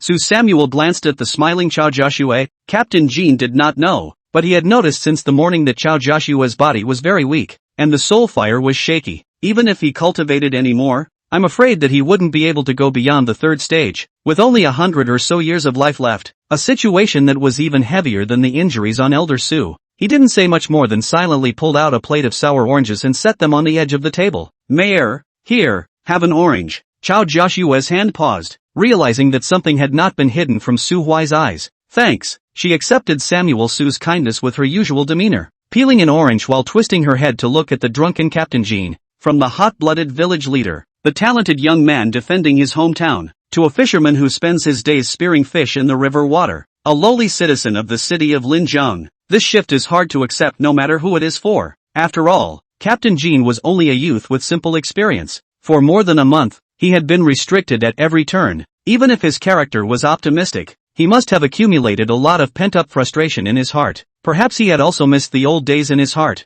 and even regretted that he hadn't led the villagers and people to start a new stove and go for a spell to establish a second Yangshim village. Chao Joshua looked at the chattering Captain Jean and arched her eyebrows to wipe the wine stains from the corners of his mouth. Captain Jean didn't know anything about it, and continued to talk about the thrilling journey the two of them had been on, sensing Chao Joshua's intimacy and giggling as he gave her a large piece of meat. Samuel, so, I clearly didn't eat any oranges today, so why are my back teeth still so sore? Crunch! The door to the small courtyard was suddenly pushed open. A young girl wearing a light yellow dress walked into the courtyard, smelling the rich aroma of the hot pot. She couldn't help but frown and glanced at the three of Su Huai. TCH, foxy and unthinking. Just a fish seller for life. Seeing the young girl enter the room and close the door after dropping two words, Captain Jin's complexion sank, but the smile on Chao Joshua's face did not diminish, and she only faintly glanced at the young girl's back. It was only Su Huai, who almost didn't tense up. The maiden might not remember him much, but he hadn't forgotten the maiden yet. Pale yellow maxi dress,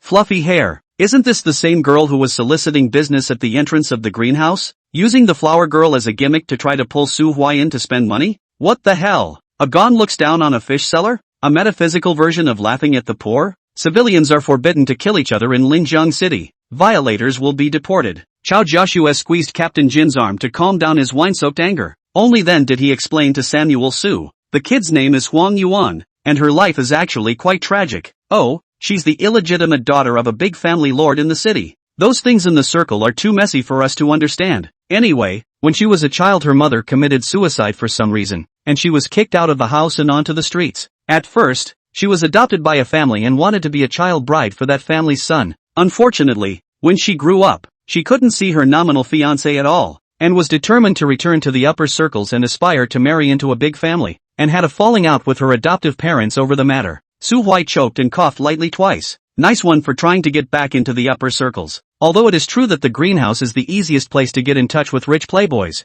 and in ancient times there were a lot of talented and powerful people who took greenhouse women as concubines. But, can reach that level at least it must be a flower leader.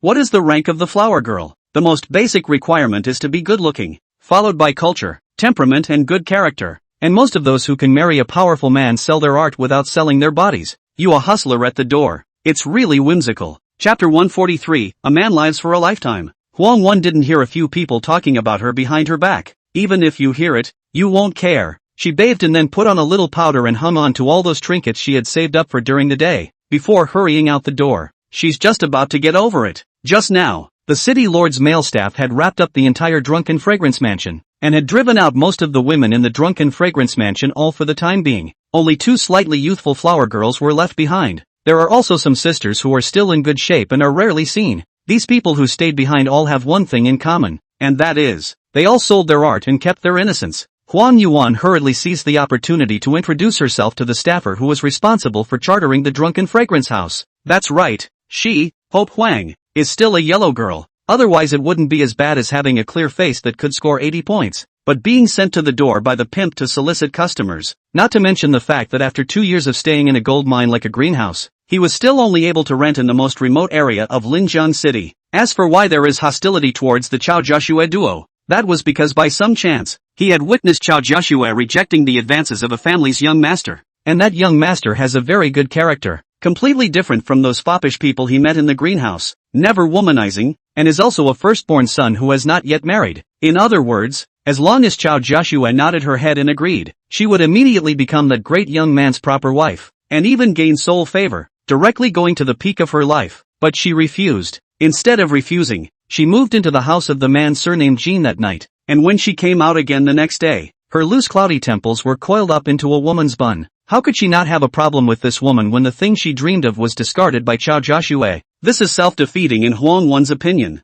Well, she had been lying in wait for an opportunity for over 2 years. The prince of the city lord's house, that is a young city lord. Even if she couldn't climb up to the young city lord's high branch, as long as she could climb up to his friend, Huang Yuan would already be satisfied. And the young city lord's friend would definitely not be a commoner. Hurry up and get over here and change. Should all be able to dance? It won't be now, it's time to go. Lun Yang, you hurry and take them down to get ready. A scholarly staff member holding an iron bone fan was at the center of the dispatch, while the bod called Luma led a group of girls in to change their costumes and concentrated in the backyard to line up the dances. This set of clothing has very little fabric, lightweight material. In addition to the key parts of the fabric is thicker, the rest of the position from afar are hidden. There is a kind of hazy beauty. The dance in the greenhouse is naturally not a proper dance. The scale is large and the action is titillating, just the basics. Always ready to marry into a big family. Huang Wen has learned to dance, and she's even pretty good at it. Dusk, Captain Jean, who had given himself a day's vacation, had dispersed his drunkenness, and lay down in a lounge chair in the courtyard with Samuel Su to chat. The recliner was taken out by Samuel So. This kind of extremely enjoyable and leisurely item, Su Samuel had several more stored in his storage ring. Duck duck duck. There was a knock on the door of the small courtyard. Captain Jean twisted his head to look at it. He wanted to get up to open the door, but the recliner seemed to have been inflicted with a special effect that actually sealed him to it, not wanting to move a muscle. So it was only possible to yell at the top of my lungs. Who? My humble servant Qianan, the city lord's mansion steward, has come on behalf of the young city lord to invite Mr. Qiansihai to the drunken fragrance house for a gathering. My young city master has already set up a banquet. Captain Kim froze. Qiansihai? Who? Samuel Su twisted his head and glanced at him. Me. Oh, it's for you. So get the door. Samuel Su couldn't speak, and lay back in his chair, seemingly torn between whether or not to give that what's-her-name young city lord a face and leave the comfortable chair underneath him. Chao Joshua sighed and walked out of the kitchen,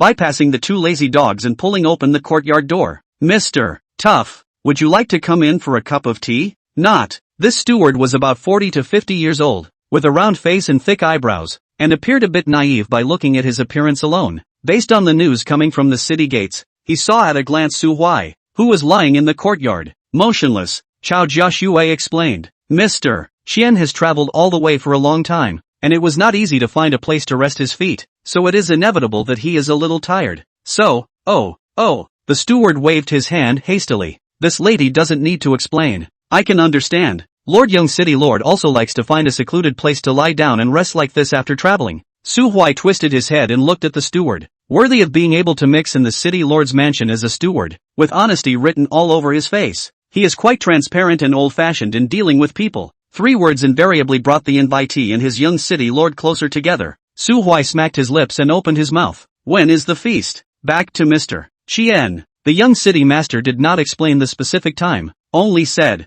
that when Mr. Qian arrives, then when the banquet will start. Xing Bia, you go back and turn in first. I'll be there in about half an hour. Mr. Xia, then, I will take my leave first. The steward clasped his fists and stepped back. It also saluted Chao Jiaxue as well. Please bear with me, ma'am, if I have disturbed you much. Steward Qian is polite. Samuel So yawned. He came and went like the wind, with no fixed abode. But Captain Jean and his duo had decided to put down roots in Linjiang City, and would definitely not leave the place in a short time. Therefore, he didn't mind giving the other party some face when they had given enough face. It wouldn't hurt to make a friend. Just, drunken fragrance house. Samuel Su twisted his head to look at Captain Jean. Captain Jean, drunken fragrance house, going or not? Captain Jean was bored and was just about to open his mouth to agree when he suddenly felt cool air rising from the back of his neck. He reacted with a righteous look on his face. Drunken fragrance house? Isn't that a greenhouse? The greenhouse. Su Huai nodded. The corner of his mouth picked up. Goading. A man can't live his whole life without going to a brothel once? Captain Jean, you're not a rakier, are you? Afraid that your village chief Sama will reprimand you? Don't be afraid. She's not the village chief anymore. If you're a man, stand up and come with me to the greenhouse. Captain Jin's cold hairs stood straight up and he skimmed his head to ignore Su Huai. This pussy is so bad. He tried to screw me over as soon as he got here. Chao Joshua appeared behind Captain Jean and smiled as she massaged his shoulders. The force was just right and Captain Jean grimaced in comfort. She twisted her head to look at Samuel. So, does Mr. Su go to the Smoky and the Bandit often? The corners of Su Huai's mouth twitched and he was silent. Mayor, don't ask. It would be rude to ask anymore. Chapter 144. Drunken Immortal House. The most luxurious private room on the second floor. Damask silk. Woven silk curtains. This small hall full of ambiguous atmosphere. At the moment set up 3 tables carved out of white jade. On the table were some exquisite and expensive pastries and snacks, as well as a fruit plate made of various types of spiritual fruits. And the women serving the wine stood on both sides, holding wine pots that were worth tens of times more than themselves in their hands. Mr. Chien,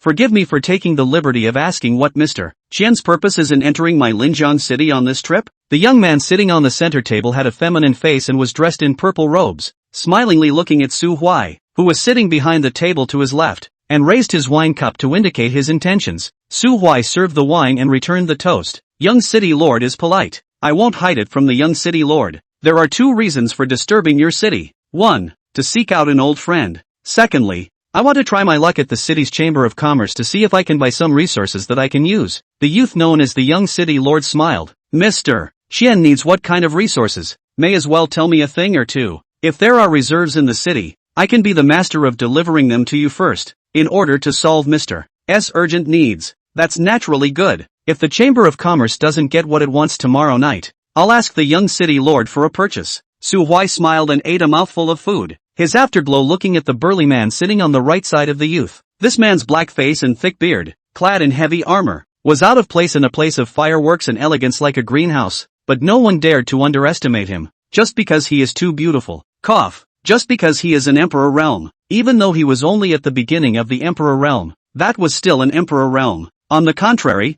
this young city master is in the late 8th order, and even the Zunshi realm is less than that. No wonder that it is still necessary to bring a bodyguard to invite Su Samuel to come to the banquet. The genus is a bit of a disgrace to his old man. Su Huai came to the banquet has been a quarter of an hour. This young city master chat is mostly some test his bottom of the topic, but Su Huai can understand this. If the diffractive moon immortal sect when came a strange venerable, Huang Yuan also surely have to find out the other side of the bottom of the details. How normal so a question and answer. Su Huai also did not cover up anything. We chat openly is good. Why do you have to pretend to be secretive? In other people's territory deliberately attract suspicion. Pretend to be a pig to eat a tiger to attract other people to hit their own face? After the words were said, this young city lord didn't intentionally make things difficult for Su Huai, and soon diverged the topic to talk about some interesting things about Linjiang City and chat about the pattern of the city's neighborhood. The pre-feast discussions were cordial. When the food had passed 3 rounds, the wine had passed 5 flavors, and the nagging was almost over, the young city lord clapped his hands. Not far in front of several people, a dance floor slowly rose. Misty, dozens of lightly veiled and graceful women slowly danced on the dance floor. At its center, 3 pre-selected flower girls in large red dance costumes began to stretch their bodies. Su Huai looked at him with a gaze tinged with criticism for a while before turning his head to look at the youth. The young city lord is quite elegant. Ha ha, the young city lord let out a light laugh. Food and color. A man's life may have different preferences and views on food, clothing, weapons, kung fu and many other foods, but on the matter of beauty,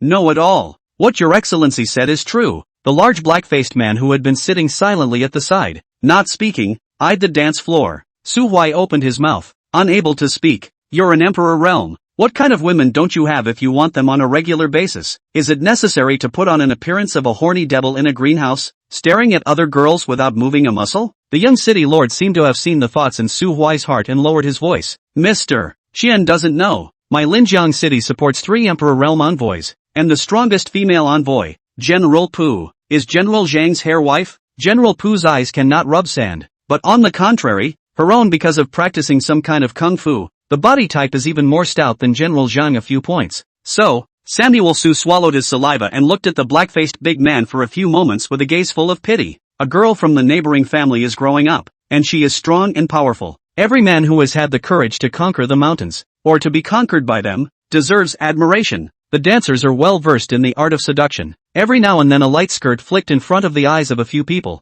The black-faced man was just watching and didn't dare to get his hands on it, but the young city lord obviously didn't have those concerns. He scooped up a dancer in his arms with both hands. Su Huai glanced and realized that the dancer that the young city lord fished into his arms looked a bit familiar. The invention was that Huang Yuan, who had been mentioned by Chao Joshua only in the afternoon. Huang Yuan was also a bit flattered. She had just seen Su Huai's face when she was dancing, and her heart went out of focus because of the shock, and her dance steps slowed down a beat. That moment just happened to be captured by the young city lord. Used to eating mountains of food, the young city lord found a few pleasures in clumsy girls like Huang Yuan, so with a single reach, he took Huang Yuan, who was a beat slower in her dancing steps. Huang Yuan's heart was beating fast. Some of the dancers cast envious glances at her. Su Huai, however, the corner of his mouth twitched. He finally knew why this girl gave him a strong sense of dissonance. Hope Huang Yuan, I'm so sorry, how did you become a gold digger, elder? Su Huai picked up a cup of wine and looked at Huang Yuan, who was nestled in the arms of the young city lord with a shy face, but his head automatically substituted the old face of the eldest elder. He immediately averted his eyes, not daring to look at it again, because, one more look and it will explode. When the song ended, the musicians picked up some soft tunes, and a dozen or so dancers danced diligently, showing off their soft and slender waists, as well as their long and slender legs. Those three flower girls didn't need to dance anymore. The girls had the good sense to walk up to the bleachers. The one with the most discerning eyes suddenly quickened his pace towards the young city lord sitting in the center seat. The other one immediately reacted and also quickly accelerated his steps towards Su Huai. The last one froze for a split second, staring wide-eyed at the two good sisters who grew up together, and then twisted his head to look at the bladder and waist. Looking as black and strong as a bear, General Zhang could only gulp, and walked over full of sadness. Damn it, too little es. If he was destined to commit himself, the young lord had a handsome face, and the guests the young lord had invited were still clean-cut. Who would want to be with General Zhang if they had a choice? If ugly, it is just, after all, the strength of the chapter general is here. Can follow him is not aggrieved. The key is, chapter general, that situation is destined to be just one night of torture. It is impossible to redeem her. Life, so gray. The young city lord wrapped one arm around the other and embraced them left and right. Turning back to Su Samuel, he smiled. Mr. Chien, the women here are all virgins in their second 8 years of age, and under the rule of Linjiang City, there is no such thing as forceful buying and selling. They enter here are all voluntary. Mr. Chien, see which despite take away. If you later think that she is cumbersome, give a sum of money to ransom their bodies. Raised in the city do not need to have other interferences. The woman beside him sat on the sidelines and poured wine for Su Huai. Su Huai picked up a drink and took a few more glances at the red dress that resembled a streamlined wedding dress on her. Touching is impossible to touch. Hugging is also impossible. It's impossible to even touch it. For women engaged in this kind of profession, Su Samuel said that he would not express any opinion. Anyway, the heart does not like, even if it is a virgin. He is not likely to have too much contact. At most a few more white whoring looks with the eyes. If you really are out there and you've got this flower food, the rich woman in the family will cry. As for going into a greenhouse, the one who went into the greenhouse is Jianxi Hai. It is none of my business, Su Huai. If you don't believe me, ask the young lord of Linjiang City. In a short while, the young city lord and General Zhang brought a few women into the private room on the third floor of the Drunken Immortal building respectively. The young girl beside Su Huai blinked her eyes and took the initiative to lean over towards Su Huai to beg for a sticker. Samuel Su moved his butt, allowing her to stick it. Girl, please behave yourself. What? 3 question marks surfaced on that young girl's head. You've come to a greenhouse and you're telling the girl to behave herself? Chapter 145, Captain Jean, your gift has arrived. After thinking twice, Samuel Su still took the man away. Or else what? If he really left on his own, it was inevitable that the young city lord would still have some suspicions. What? You're saying you're clean as a king? We're all men. What are you pretending to be? Hiss, etc. It can't be that you can't blah blah blah. Samuel Su could care less about people looking at him as a bad guy, or as a rogue, or even as a person. But to say he can't, that's never to be tolerated. So, he led the shy-faced girl out of the greenhouse and outside a courtyard, then crouched down in the corner under the girl's confused expression, coughed softly and whispered something. Within 2 minutes, a man came out of the yard carrying a short spear and walked to the corner with an airy face. There is a disease you surnamed Su, surnamed Chien, in the middle of the night to call for souls. You are not invited to go to the greenhouse to have fun. Come back for what? Su Huai took Captain Jean by the shoulders. Good brother, you're the best brother I've ever had. I could tell this afternoon that you actually wanted to go to the greenhouse with me, didn't you? It's only because of the residual power of the village chief that I didn't dare to go, and that's why I held back my refusal. Right, Captain Jean froze, and Samuel Su didn't give him a chance to open his mouth, tapping him heavily on the shoulder. So, good buddy, I brought you back a present. Look, a fresh flower girl. Hurry up and lead it in. No need to thank me. Hiss. Captain Jean sucked in a breath of cold air. What the hell is this a gift? You are trying to kill me. A pair of red eyes suddenly lit up in the darkness. Chao Jiaxue, who heard the commotion and ran out from the house, was lying on the wall with a murderous aura. Samuel Su was immediately righteous. Captain Jean, I've brought back the flower girl you asked me to bring you. Don't worry, this is something that heaven knows. You know, and I know. The village chief will definitely not know. Uing. Brother Wonsong. Captain Jean was just about to open his mouth to retort when a sweet voice suddenly floated behind him. Instant chills ran down his back, and a fine cold sweat oozed from his forehead. Samuel Su hurriedly skipped and took the innocent girl away from the murder scene where the tragedy was about to take place. He gave the girl a sum of money enough for an ordinary person to live a dull life for the rest of her life, and then sent her away with a sulky look on her face. 3 imperial coins was enough for an ordinary person to buy a property, become a permanent resident of Linjiang City, and do a small business of sorts with the remaining money. As for how this girl chooses her life in the future, whether she is willing to be ordinary or return to the drunken immortal house to continue to sink into the dust, it is none of his Su Samuel's business. The karma is over, so go with your heart and be at ease. The Su-bandit villain tucked his hand in and leaned against the wall, laughing for a while. Let the doggone Captain Kim give him dog food. The master has to come out to fight alone. Why do you have to be in love with your wife every day? Sour to me. Su Hui smiled and laughed, looking at the bright moon in the sky. Suddenly quiet. He's a little homesick. The next day, when Su Samuel returned to the small courtyard after a night of basking in the moon under the city wall, Captain Jean was already up and dressed. He was holding a cup of hot water in his right hand with his left arm around his waist, and he leaned against the doorway of the house with a grim, hollowed-out look on his face. When Su Hui took a look, his heart sank. It's broken. Instead of being punished, the son of a was rewarded with a whole night. As soon as Captain Jean saw Su Hui, he immediately showed his teeth and went inside to take out his short spear. Asterisk asterisk asterisk asterisk. Don't do it. I'll pay. What are you going to pay with? Su Hui snapped out 5 emperor coins. Enough. Captain Jean snorted coldly and reached out to put away the imperial coins on the table. To save face and live to suffer, 5 imperial coins. He could not earn this much even if he sold fish for a year in Linjiang City, but it was just a drop in the bucket for Su Samuel. At least with this money, Chao Joshua wouldn't have to get up early and follow him to sell fish. Say, what do you need me to go do for you? As long as I can do it. To the fire. Samuel so rubbed his hands together. Then, come with me to the greenhouse? Captain Jin's face darkened and he squeezed the short spear in his hand. Ahem. Just kidding. Just kidding. We're all friends, so that few dollars will be for food for the next 2 days. And make sure lunch is hearty. In the morning, 2 large men with nothing to do ran out to fish where Captain King was fishing, going in empty-handed and returning empty-handed. Lunch was made by Chao Jiaxue, a table of ingredients, most of which were waste replenishers, as well as a few pieces of high-grade demonic beast meat that was extremely precious to the Yangxia village duo, and a jar of good wine. The cost of this meal was at least half an imperial coin. Chao Jiaxue still had that gentle and virtuous look.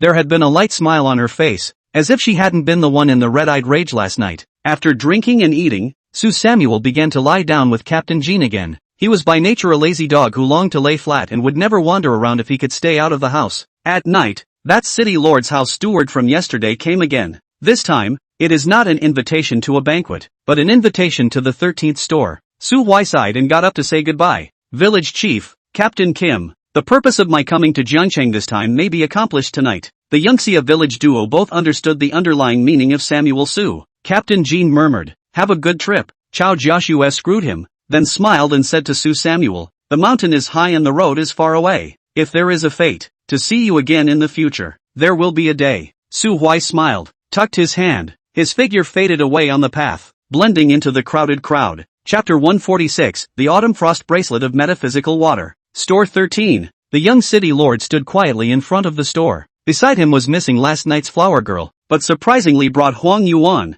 still followed by General Zhang, who was more than 2 meters tall, with a tanned face and a stout body. After leaving the greenhouse, General Zhang also resumed the dutiful look and followed behind the young city lord without saying a word. Good evening, Mr. Chen. The young city lord smiled at Su Hui. Yesterday, they ate together, and also shopped at the kiln together. For the young city lord, Su Hui accepted his goodwill. Then the two of them were already considered friends. Huang Yuan raised her head to look at Su Hui, then quickly lowered her head again. Sorry, there was a bit of a delay, making the young city lord wait for a long time. Hey, no harm done, we have just arrived. Since we have all the people, let's not stand outside and go in together. How about it? So very good. Please, young city lord first. Today's shop 13 does look different than last night. All the counters in the hall disappeared and the back door, which had been closed yesterday, was opened, revealing a wide corridor hundreds of meters in length. Pure white and flawless fluorescent stone chandeliers hang above the gallery, while the sides are filled with a variety of glazed booths. Every 5 meters, a waiter takes care of the reception.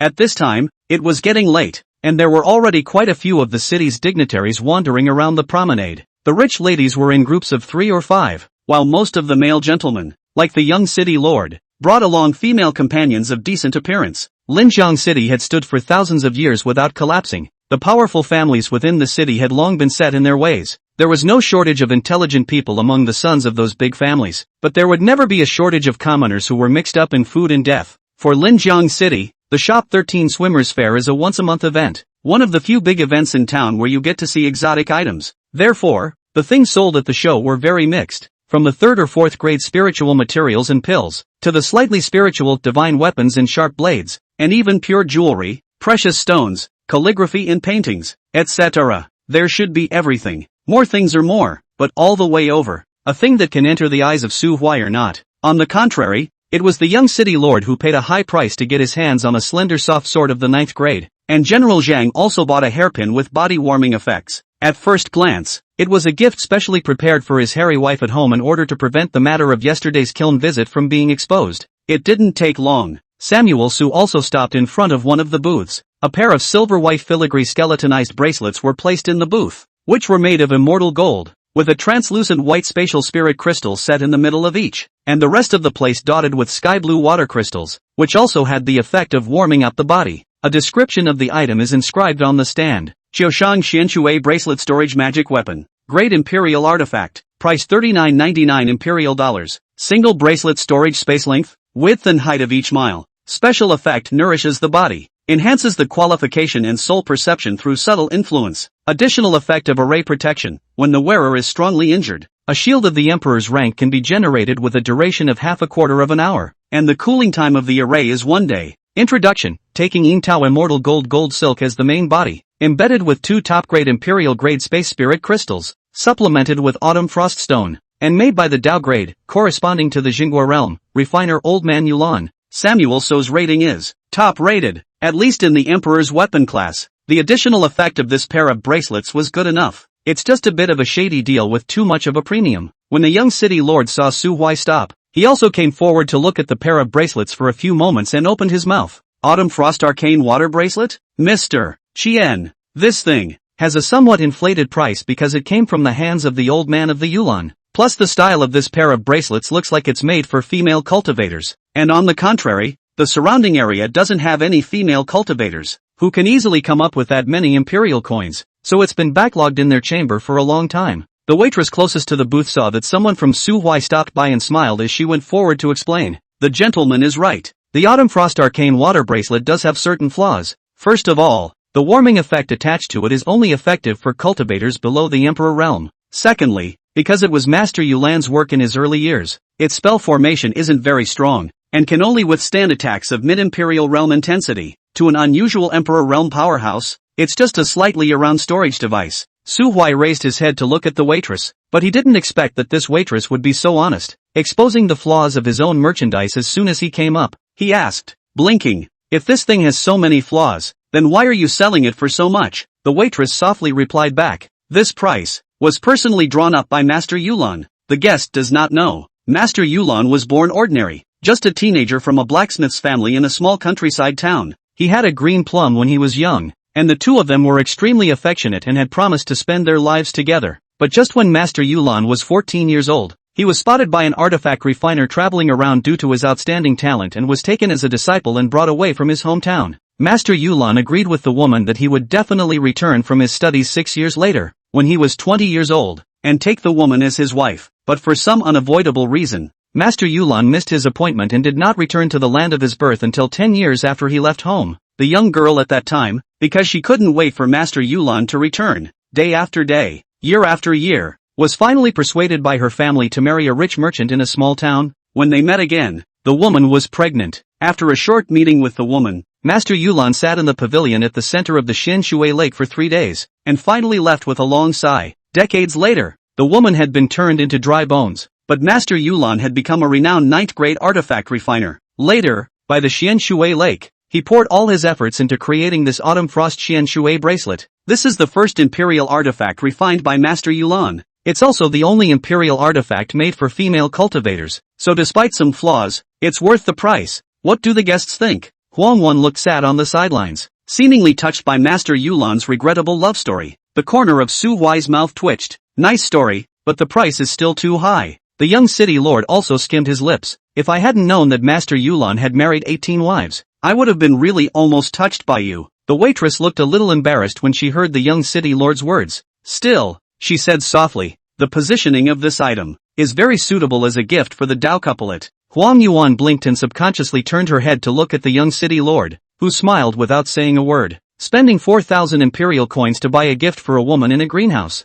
His father wasn't even that generous, and if he as a son was really that cerebral palsy, he would probably be hanged and beaten at the city gates tomorrow. We're all out to have fun. How many faces do you have? You want me to lose everything in one night? What's with the diamonds? Can't you be a little pushy? Huang Wan looked back and immediately lowered her head. Instead, Samuel Su reached out and tapped on the glazed booth a few times. I'll take it. Wrap it up. A boundary coin flipped out from between his fingers and was held down on the stage. The few people accompanying him immediately stared in disbelief. When the young city lord looked at Su Huai now, he saw 3 big words written clearly on his face. Injustice. Mr. Chen. This is not worth it. As long as the person who receives it is happy, it's worth it. Mr. Chen is really rich and generous. Dare I ask, the person who is fortunate enough to receive this gift is hair wife at home. The young city lord subconsciously twisted his head to look at Captain Zhang. General Zhang knew that this guy, the young city lord, was comparing Mr. Chen to him. His old face reddened and he twisted his head to not meet the young city lord's eyes. After all, the same were all in the emperor realm. The same were all sneaking around the greenhouse last night. The same were all buying gifts for his hairy wife. And the gifts that this one in front of him bought with him could be described as worlds apart. General Zhang's eyes wandered for a split second, as if he had figured something out, and immediately glared back at the young city lord.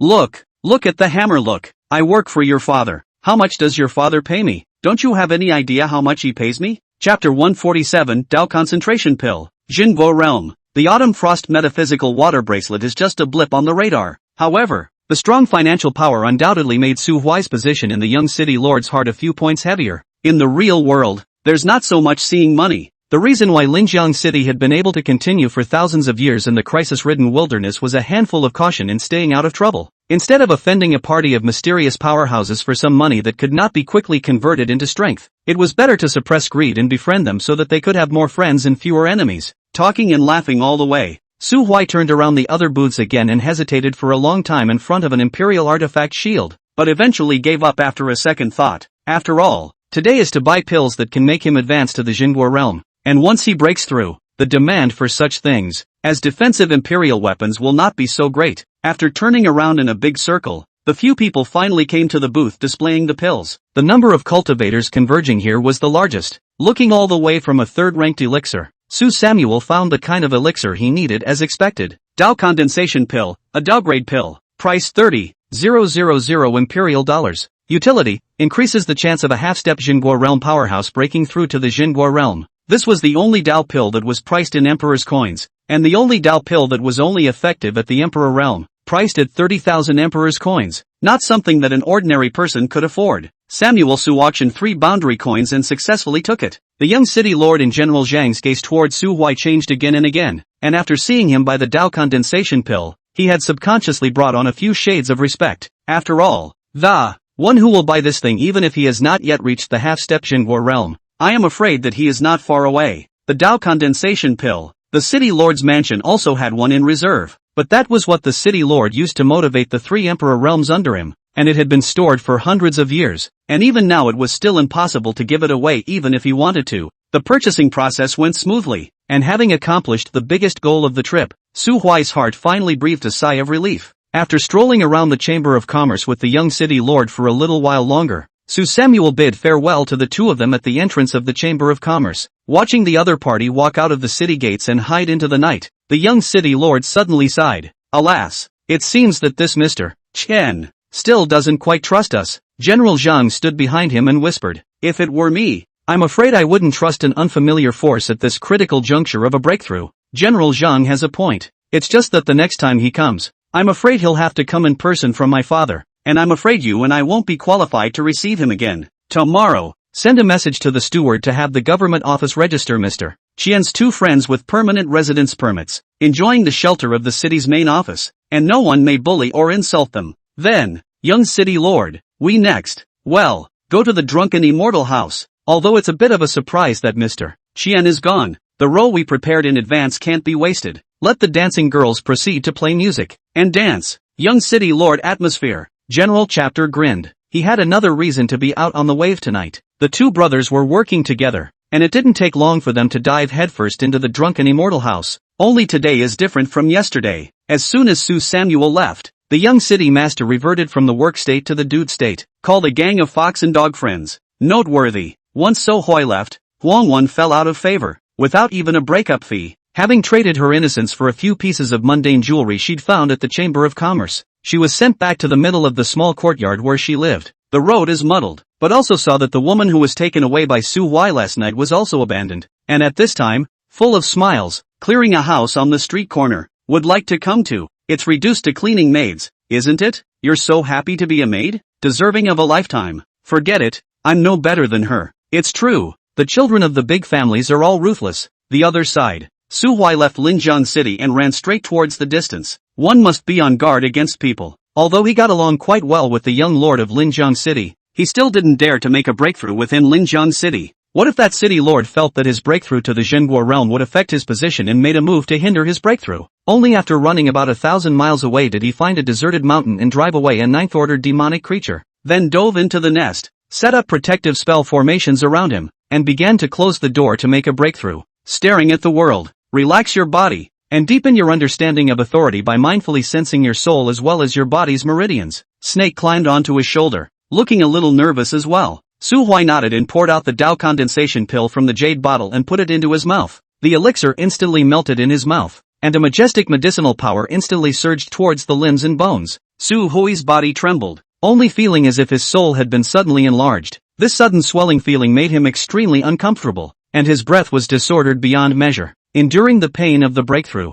he followed the little snake's instructions and began to guide the medicinal power to swim through the meridians around his body, widening the spirit sea bit by bit and repairing the tiny meridians that had been cracked by the medicinal power. That little bit of pain was not a problem for Samuel Su, but it was as hard as a person who had already been too propped up to eat anything, but was forced to pry open his mouth and fill his stomach with another big pot of porridge. This feeling had been going on for almost a week. A week later, Su Hui finally felt the realm loosen up. A tiny seed appeared in the spiritual sea. Has finally broken through? Only, before he had time to breathe a sigh of relief, that seed began to crazily absorb the immortal energy in his body, and after the immortal energy was finished, he still couldn't get enough of it and began to absorb his flesh and blood. In a short moment, after the seed was completely stabilized, a wave of qi instantly exploded from Su Samuel's body, instantly flattening all the mountains, rivers, grass and trees within a 5-mile radius of him. Zhenguo border. Becoming. Samuel Su clenched his fists. At this moment, his feet are floating, his immortal power is deficient, and his bones are as thin as firewood. The disadvantages of using pills to break through great realms are unprecedentedly serious. But think about it. The pills that the rich woman gave him in his last life had all been improved, not to mention the excellent quality, and the side effects were all of the smallest kind. And this time eat the condensed Taoist Dan. It's hard to go from luxury to frugality. Take it easy. The small snake had somehow turned into 3 or 4 meters long and was coiled not far from him. A jade bowl suddenly floated in front of him. Drink this. Samuel Su looked down into the bowl. It was a bowl of silvery white liquid with a strange, exotic fragrance and a very faint hint of blood. He lifted his head to look at Snake, whose breath was weak, and then he lowered his eyes and said nothing, picking up the bowl of blood and drinking it. If Su Hui had a system right now, a line of special tips would probably pop up. Taking the special creature Jinguiguo Realm Cyclic Serpent Origin Essence Blood X1 has cleared all negative effects. The power of qi and blood once again filled up, the breath gradually stabilized, and the body returned to its original appearance, even a few points stronger than the original. Congratulations on your breakthrough. Even if you were to be placed in the divine realm, as long as you don't mess with the lord of the realm, you would be considered to have enough power to protect yourself. The world is as big as you can go. Thanks. Su Huai made a double entendre, not knowing whether he was thanking the little snake for its blessing or the bowl of blood. Snake was silent for a moment. Where do you want to go next? Well, wanted to try out the current strength first, determine the strength and then consider the next step. Although I've always been invincible at the same level, the higher my cultivation level, the greater the gap between the minor realms. You can try out an opponent first. Who are you going to call? A certain scarecrow that I have a problem with. Su Huai raised his hand. Nowadays, his strength was already enough to support him to strike some moves that had been conceived in his mind long ago, but suffered from not having enough power to vent. The township, in turn, can destroy the country. Although the 8th order of strength could theoretically do the job of destroying the country. But there is a gap between countries. Taking the example of Samuel So's home world, some countries have only 4 islands, while others can span 2 continents. At the same time,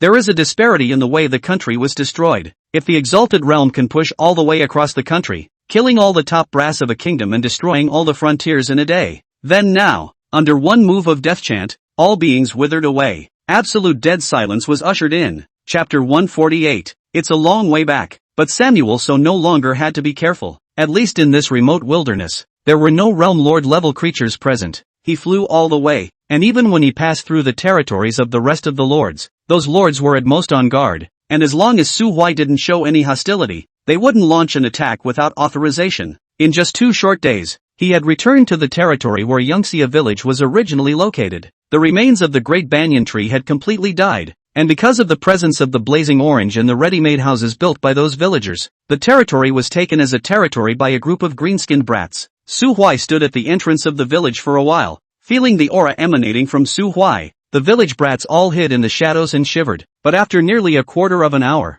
Su Huai did not perceive the air of a flock of crows flying either. He frowned. It's been a quarter of an hour and you still haven't sensed me? Or is waiting for me to come to you? Gee, that's okay. He cocked his head and took one step, instantly disappearing from the spot. Inside the Dreadlord's territory was no different than when he left. Those places where the Emperor realm aura was entrenched also remained unchanged, including the Dodo bird village where the human race gathered. The villagers were not affected in any way and still maintained the fine tradition of working at sunrise and resting at sunset. The first time Su Huai appeared, the 9th-ranked fairy soul bird from the fairy bird village discovered his aura, and without saying a word, it directly lifted its wings and flew south. Samuel Su smiled and hung back without slowing down. It didn't take long for the 9th order soul diversion bird to fly under a large tree that was black with a purple color. Chirp! With a long sound, a black shadow the size of a sparrow suddenly shot out from the canopy. Dang! The black shadow had a sharp beak and carried a terrifyingly sharp aura. Thinking that this strike was the strongest sure kill strike of this Emperor realm soul fairy bird,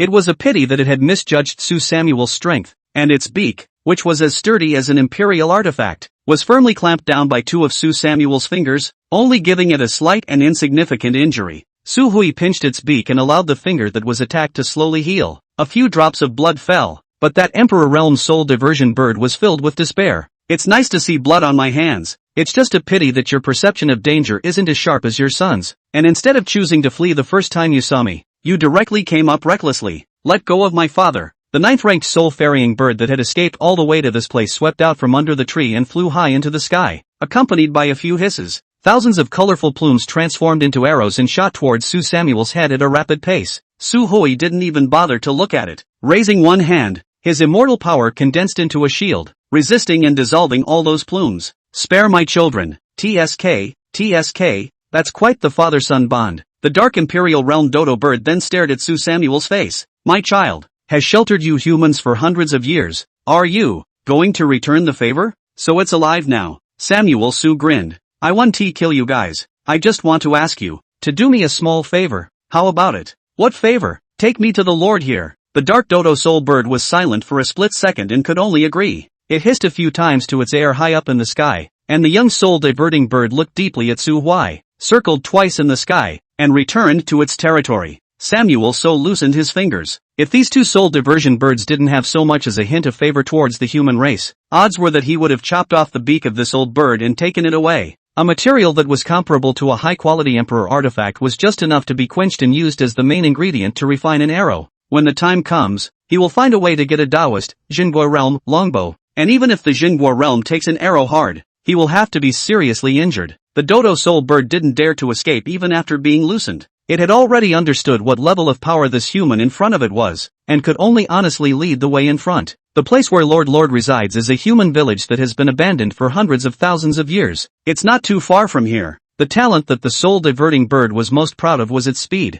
and in just a few breaths of time, it carried Su Samuel across hundreds of miles and arrived in the middle of a wilderness. Standing on the high slopes and looking down were large tracts of farmland. The farmland had been barren for a long time, covered in waist-high yellow weeds, with a few crooked scarecrows scattered among them, but none of them were obviously the Dread Lord. Over there is the residence of his lordship. Su Huai looked in the direction that the soul-diverting bird was guiding him, and saw only a weathered ruin, and a fenced-in, solitary farmhouse. When his line of sight touched the entrance of the fence, Su Huai suddenly had his pupils shrink, and a creepy feeling arose in his heart. On the slender bamboo pole, there was a scarecrow head with no breath hanging from it. Is it dead? Crunch! The old door of the farmhouse was suddenly pushed open. A young man dressed in white bent over and drilled out from it, raising his head to look at the direction where Su Huai was. He wore a half-white mask on his face with countless bizarre patterns drawn on it, and in the upper left corner of the mask was engraved a heptagonal intricate pattern with a number written in the center of the pattern. 7. Ah, we have a visitor. Alas, a human, unfortunately, is not exactly fodder for research. The youth clapped his hands, and a creature dripping with disgusting green slime tore open the door of the farmhouse and squeezed out of it. Samuel soon narrowed his eyes slightly. It's the deadly underworld butcher. It wasn't accurate to say it was a dead Stygian butcher though. After all, it had a simple cross made of black wood sticking out of its back where the spine had been, and it seemed to be the torso of what had once been a Dread Lord, with black, red-eyed ravens standing all over it. Turns out it was a stitch monster. The youth withdrew his gaze towards Su Huai, and with his hands behind his back, he took a step towards the southeast. The sewing monster, on the other hand, followed him in lockstep,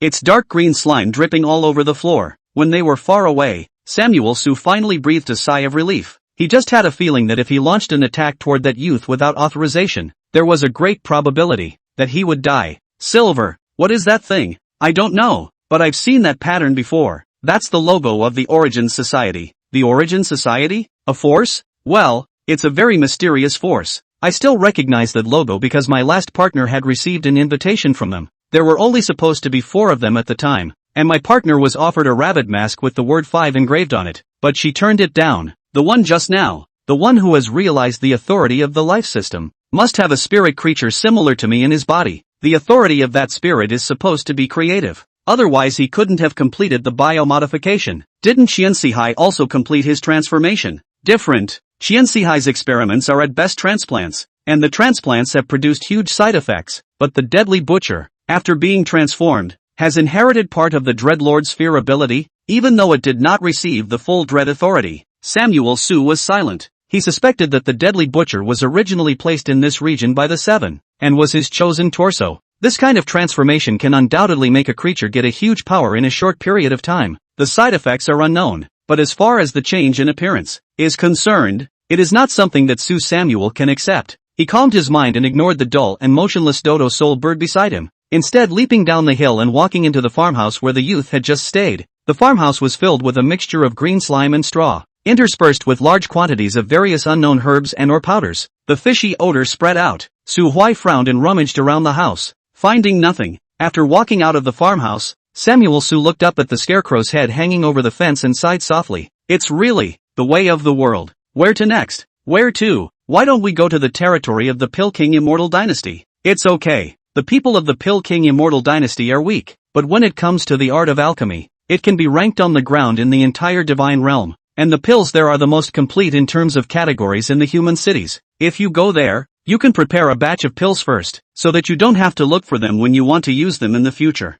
Furthermore, your current strength. If you indicate your identity as a casual cultivator, you might even be invited by them into the Pill King Immortal Dynasty to be an envoy. Hey, offering? I'm just afraid they won't be able to afford the offerings when the time comes. Chapter 149 Medicine King City. The large god's domain was filled with 10,000 races. In the ancient times, the 5 races of spirit, human, ghost, devil and demon were the 5 strongest races in the world. However, in order to compete for certain illusory things, the 5 clans mixed and fought endlessly, and gradually went into decline. Since the ancient times when the 5 supreme clans fought for supremacy, 4 of them were expelled from the divine realm and disappeared for a while, and then tens of thousands of years, rest and recuperation of the 4 tribes' re-entry into the divine realm. The ghosts, the devil 2 tribes by virtue of innate advantages gradually back to the divine realm stage, and now has occupied a large portion of the divine realm wilderness. There is a revival of the trend, and the demon race. Because of certain historical legacy problems, the road to revival is not smooth, but instead, it has been greatly hunted, captive, and reduced to one of the bottom races. The human race, which had been allied with the demon race, had also been torn apart after some of the higher-ups felt that the distribution of resources was uneven,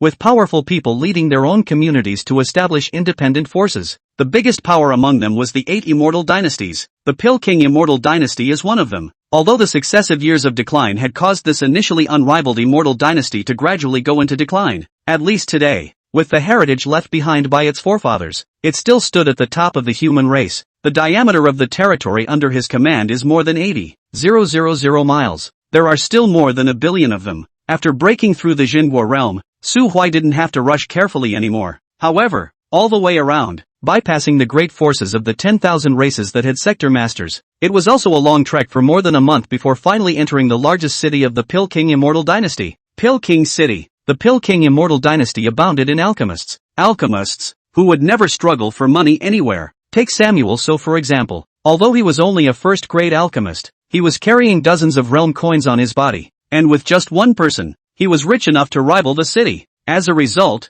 the residents of Pill King City were affluent and had excellent welfare, living in 2 different worlds from the villagers in the wilderness who were struggling to survive. Su Huai stood on the streets of the bustling Pill King City and couldn't help but sigh. Billions of descendants. I think it's hundreds of thousands of descent folk is more like it. After leaving Pill King City, the territorial boundaries of the Pill King Immortal Dynasty would be no different from the wilderness. All the major cities have city lords sitting at the helm and a high degree of autonomy. Only a small token offering was given to the Medicine King Immortal Dynasty every year. There are even some strong, shameless city lords who ask for money from Pill King City under the guise of struggling to survive. Don't pay? If you don't pay, you'll break away from the Pill King Immortal Dynasty. In this case, the entire Medicine King Immortal Dynasty has long been the same as the Eastern Zhou in the history of Su Huai's hometown, where the vassals rose up side by side and the royal family existed in name only. No wonder the Mujahideen, as a royal family, are in a hurry to revive. The Pill King Immortal Dynasty, which has lost its deterrent power, actually has only this prosperous royal city as its real territory. Mr. Su,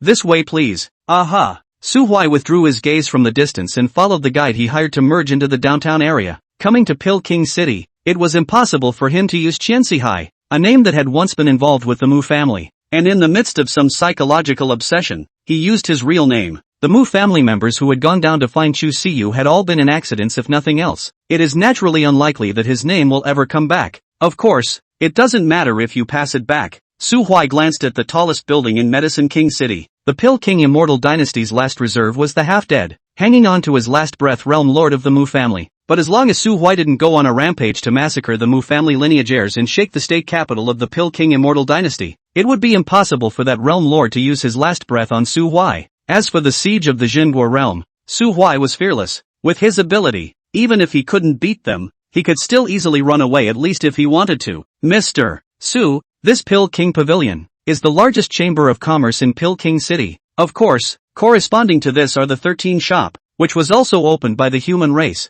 as well as the 9 Treasures Merchant House in the east of the city, which was opened by the 9 Treasures City. Mr. Su, look at, right here. Su Huai nodded and walked into the Pill King Pavilion. Not long after Su Huai set foot on the journey to the Pill King Immortal Dynasty, that little skeleton drilled out of nowhere and then followed him all the way. When Su Huai entered the Medicine King Immortal Dynasty, it disappeared with another twist of its head. Samuel So expressed his understanding. Pill King City, this kind of big city. There is a golden skeleton clan of merchants stationed. The little skeleton sneakily takes Su Huai punch performance, this kind of thing. Naturally can't let its superiors find out. The Pill King Pavilion is divided into 4 floors, with the first floor being a free trade bazaar for the sale of some similar medicinal herbs, spirit minerals, and all sorts of other primitive materials and miscellaneous items. The second floor is for the sale of items below the Emperor realm. The third floor covers rare items from the Emperor realm to the Realm Lord realm, while the fourth floor is the auction venue. But today's row sale list doesn't have any noteworthy rare items, mostly things that are hard to define their value.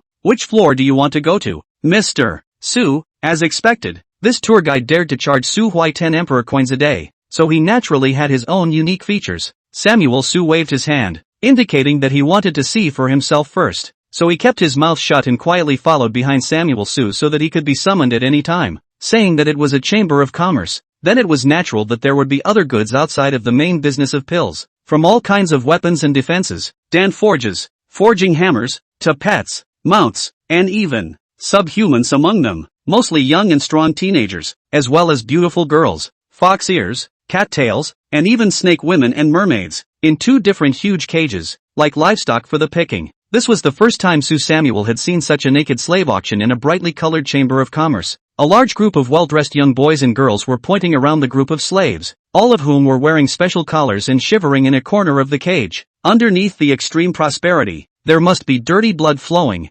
Now, it seemed that the decline of the Pill King immortal dynasty had in fact long had obvious signs. Sooner or later, this piece of fat and oily meat, Pill King City, would be divided up by wild wolves and jackals, on the premise of still retaining a trace of the remaining power of the realm master level. What they need is not an instant combatant, not a vague future star. Even if they did welcome back Chu Siyu, that simple little white rabbit would not be able to save the Medicine King immortal dynasty. What the Pill King immortal dynasty desperately needed was a leader who had the drive, heart and cunning to control everything. For example, Xian Sihai, or he, Su Huai. After strolling around the first floor, Su Huai, who felt tasteless, directly crossed the second floor and walked up to the third floor. There are no more slave display cases here. But come to think of it, an Emperor Realm cultivation was considered high level no matter where one was. If one could really tame an Emperor Realm captive, the Pill King immortal dynasty wouldn't have been able to take it out and sell it. Show me the potions section first. Okay, Mr. Su, please follow me. The elixir area.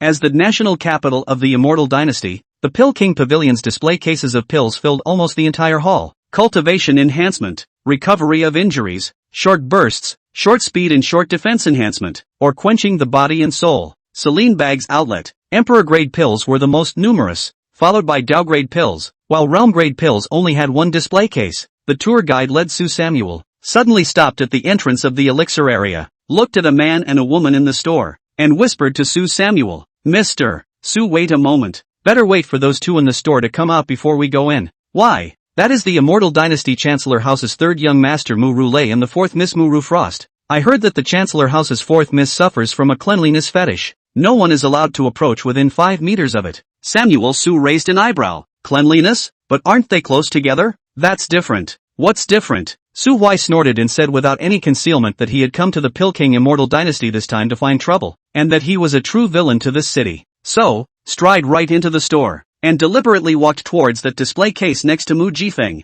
Mu Zhilei immediately just frowned, blocking in front of his own sister, narrowing his eyes at Su Huai. Please get out first. On what grounds? Is this store owned by your family? Mu Rulei's eyes flashed a cold light. The Pill King Pavilion is the property of the royal family's first line. Naturally it has nothing to do with the Prime Minister's house. But in the Pill King city, very few who dare to talk to him like this. The Emperor Realm aura quietly spread out, and Mu Zhulei spoke once more, speaking in a deep voice. My housemate has a serious case of cleanliness. Is it any of my business? Or do you think I'm dirty? What? You can off if you don't want to stay with me. Nobody's asking you to stay here. You're crazy. The veins on his forehead jumped. Mu Zhulei twisted his head and glanced at the crowd of onlookers, suddenly calming down. Dare I ask your name? Your father's name is Samuel, so, if you have the guts, come and cut me. Mu Zhulei didn't answer again, pulling his sister and leaving the area without a word. Mr. Su. That tour guide suddenly stepped forward and looked at Su Huai with a tangled face. Mr. Su is so bold as to offend the Prime Minister's office. I'm afraid that if I continue to be your guide, I'll have to suffer from an unwarranted disaster as well. I'm sorry, let's leave it at that then. No, I mean, have to add money. There's some background behind me, too. How about adding 50 Emperor coins for me to continue to guide you, sir? 500 Emperor coins to escort you, sir, out of the city. And 3,000 Emperor coins to keep you, sir, roaming around the city without any worries? Not how. Su Huai's face darkened, lowered his head and no longer paid attention to the tour guide who was in the guise of Brother Gakken, and looked at the elixirs in the display cabinet on his own.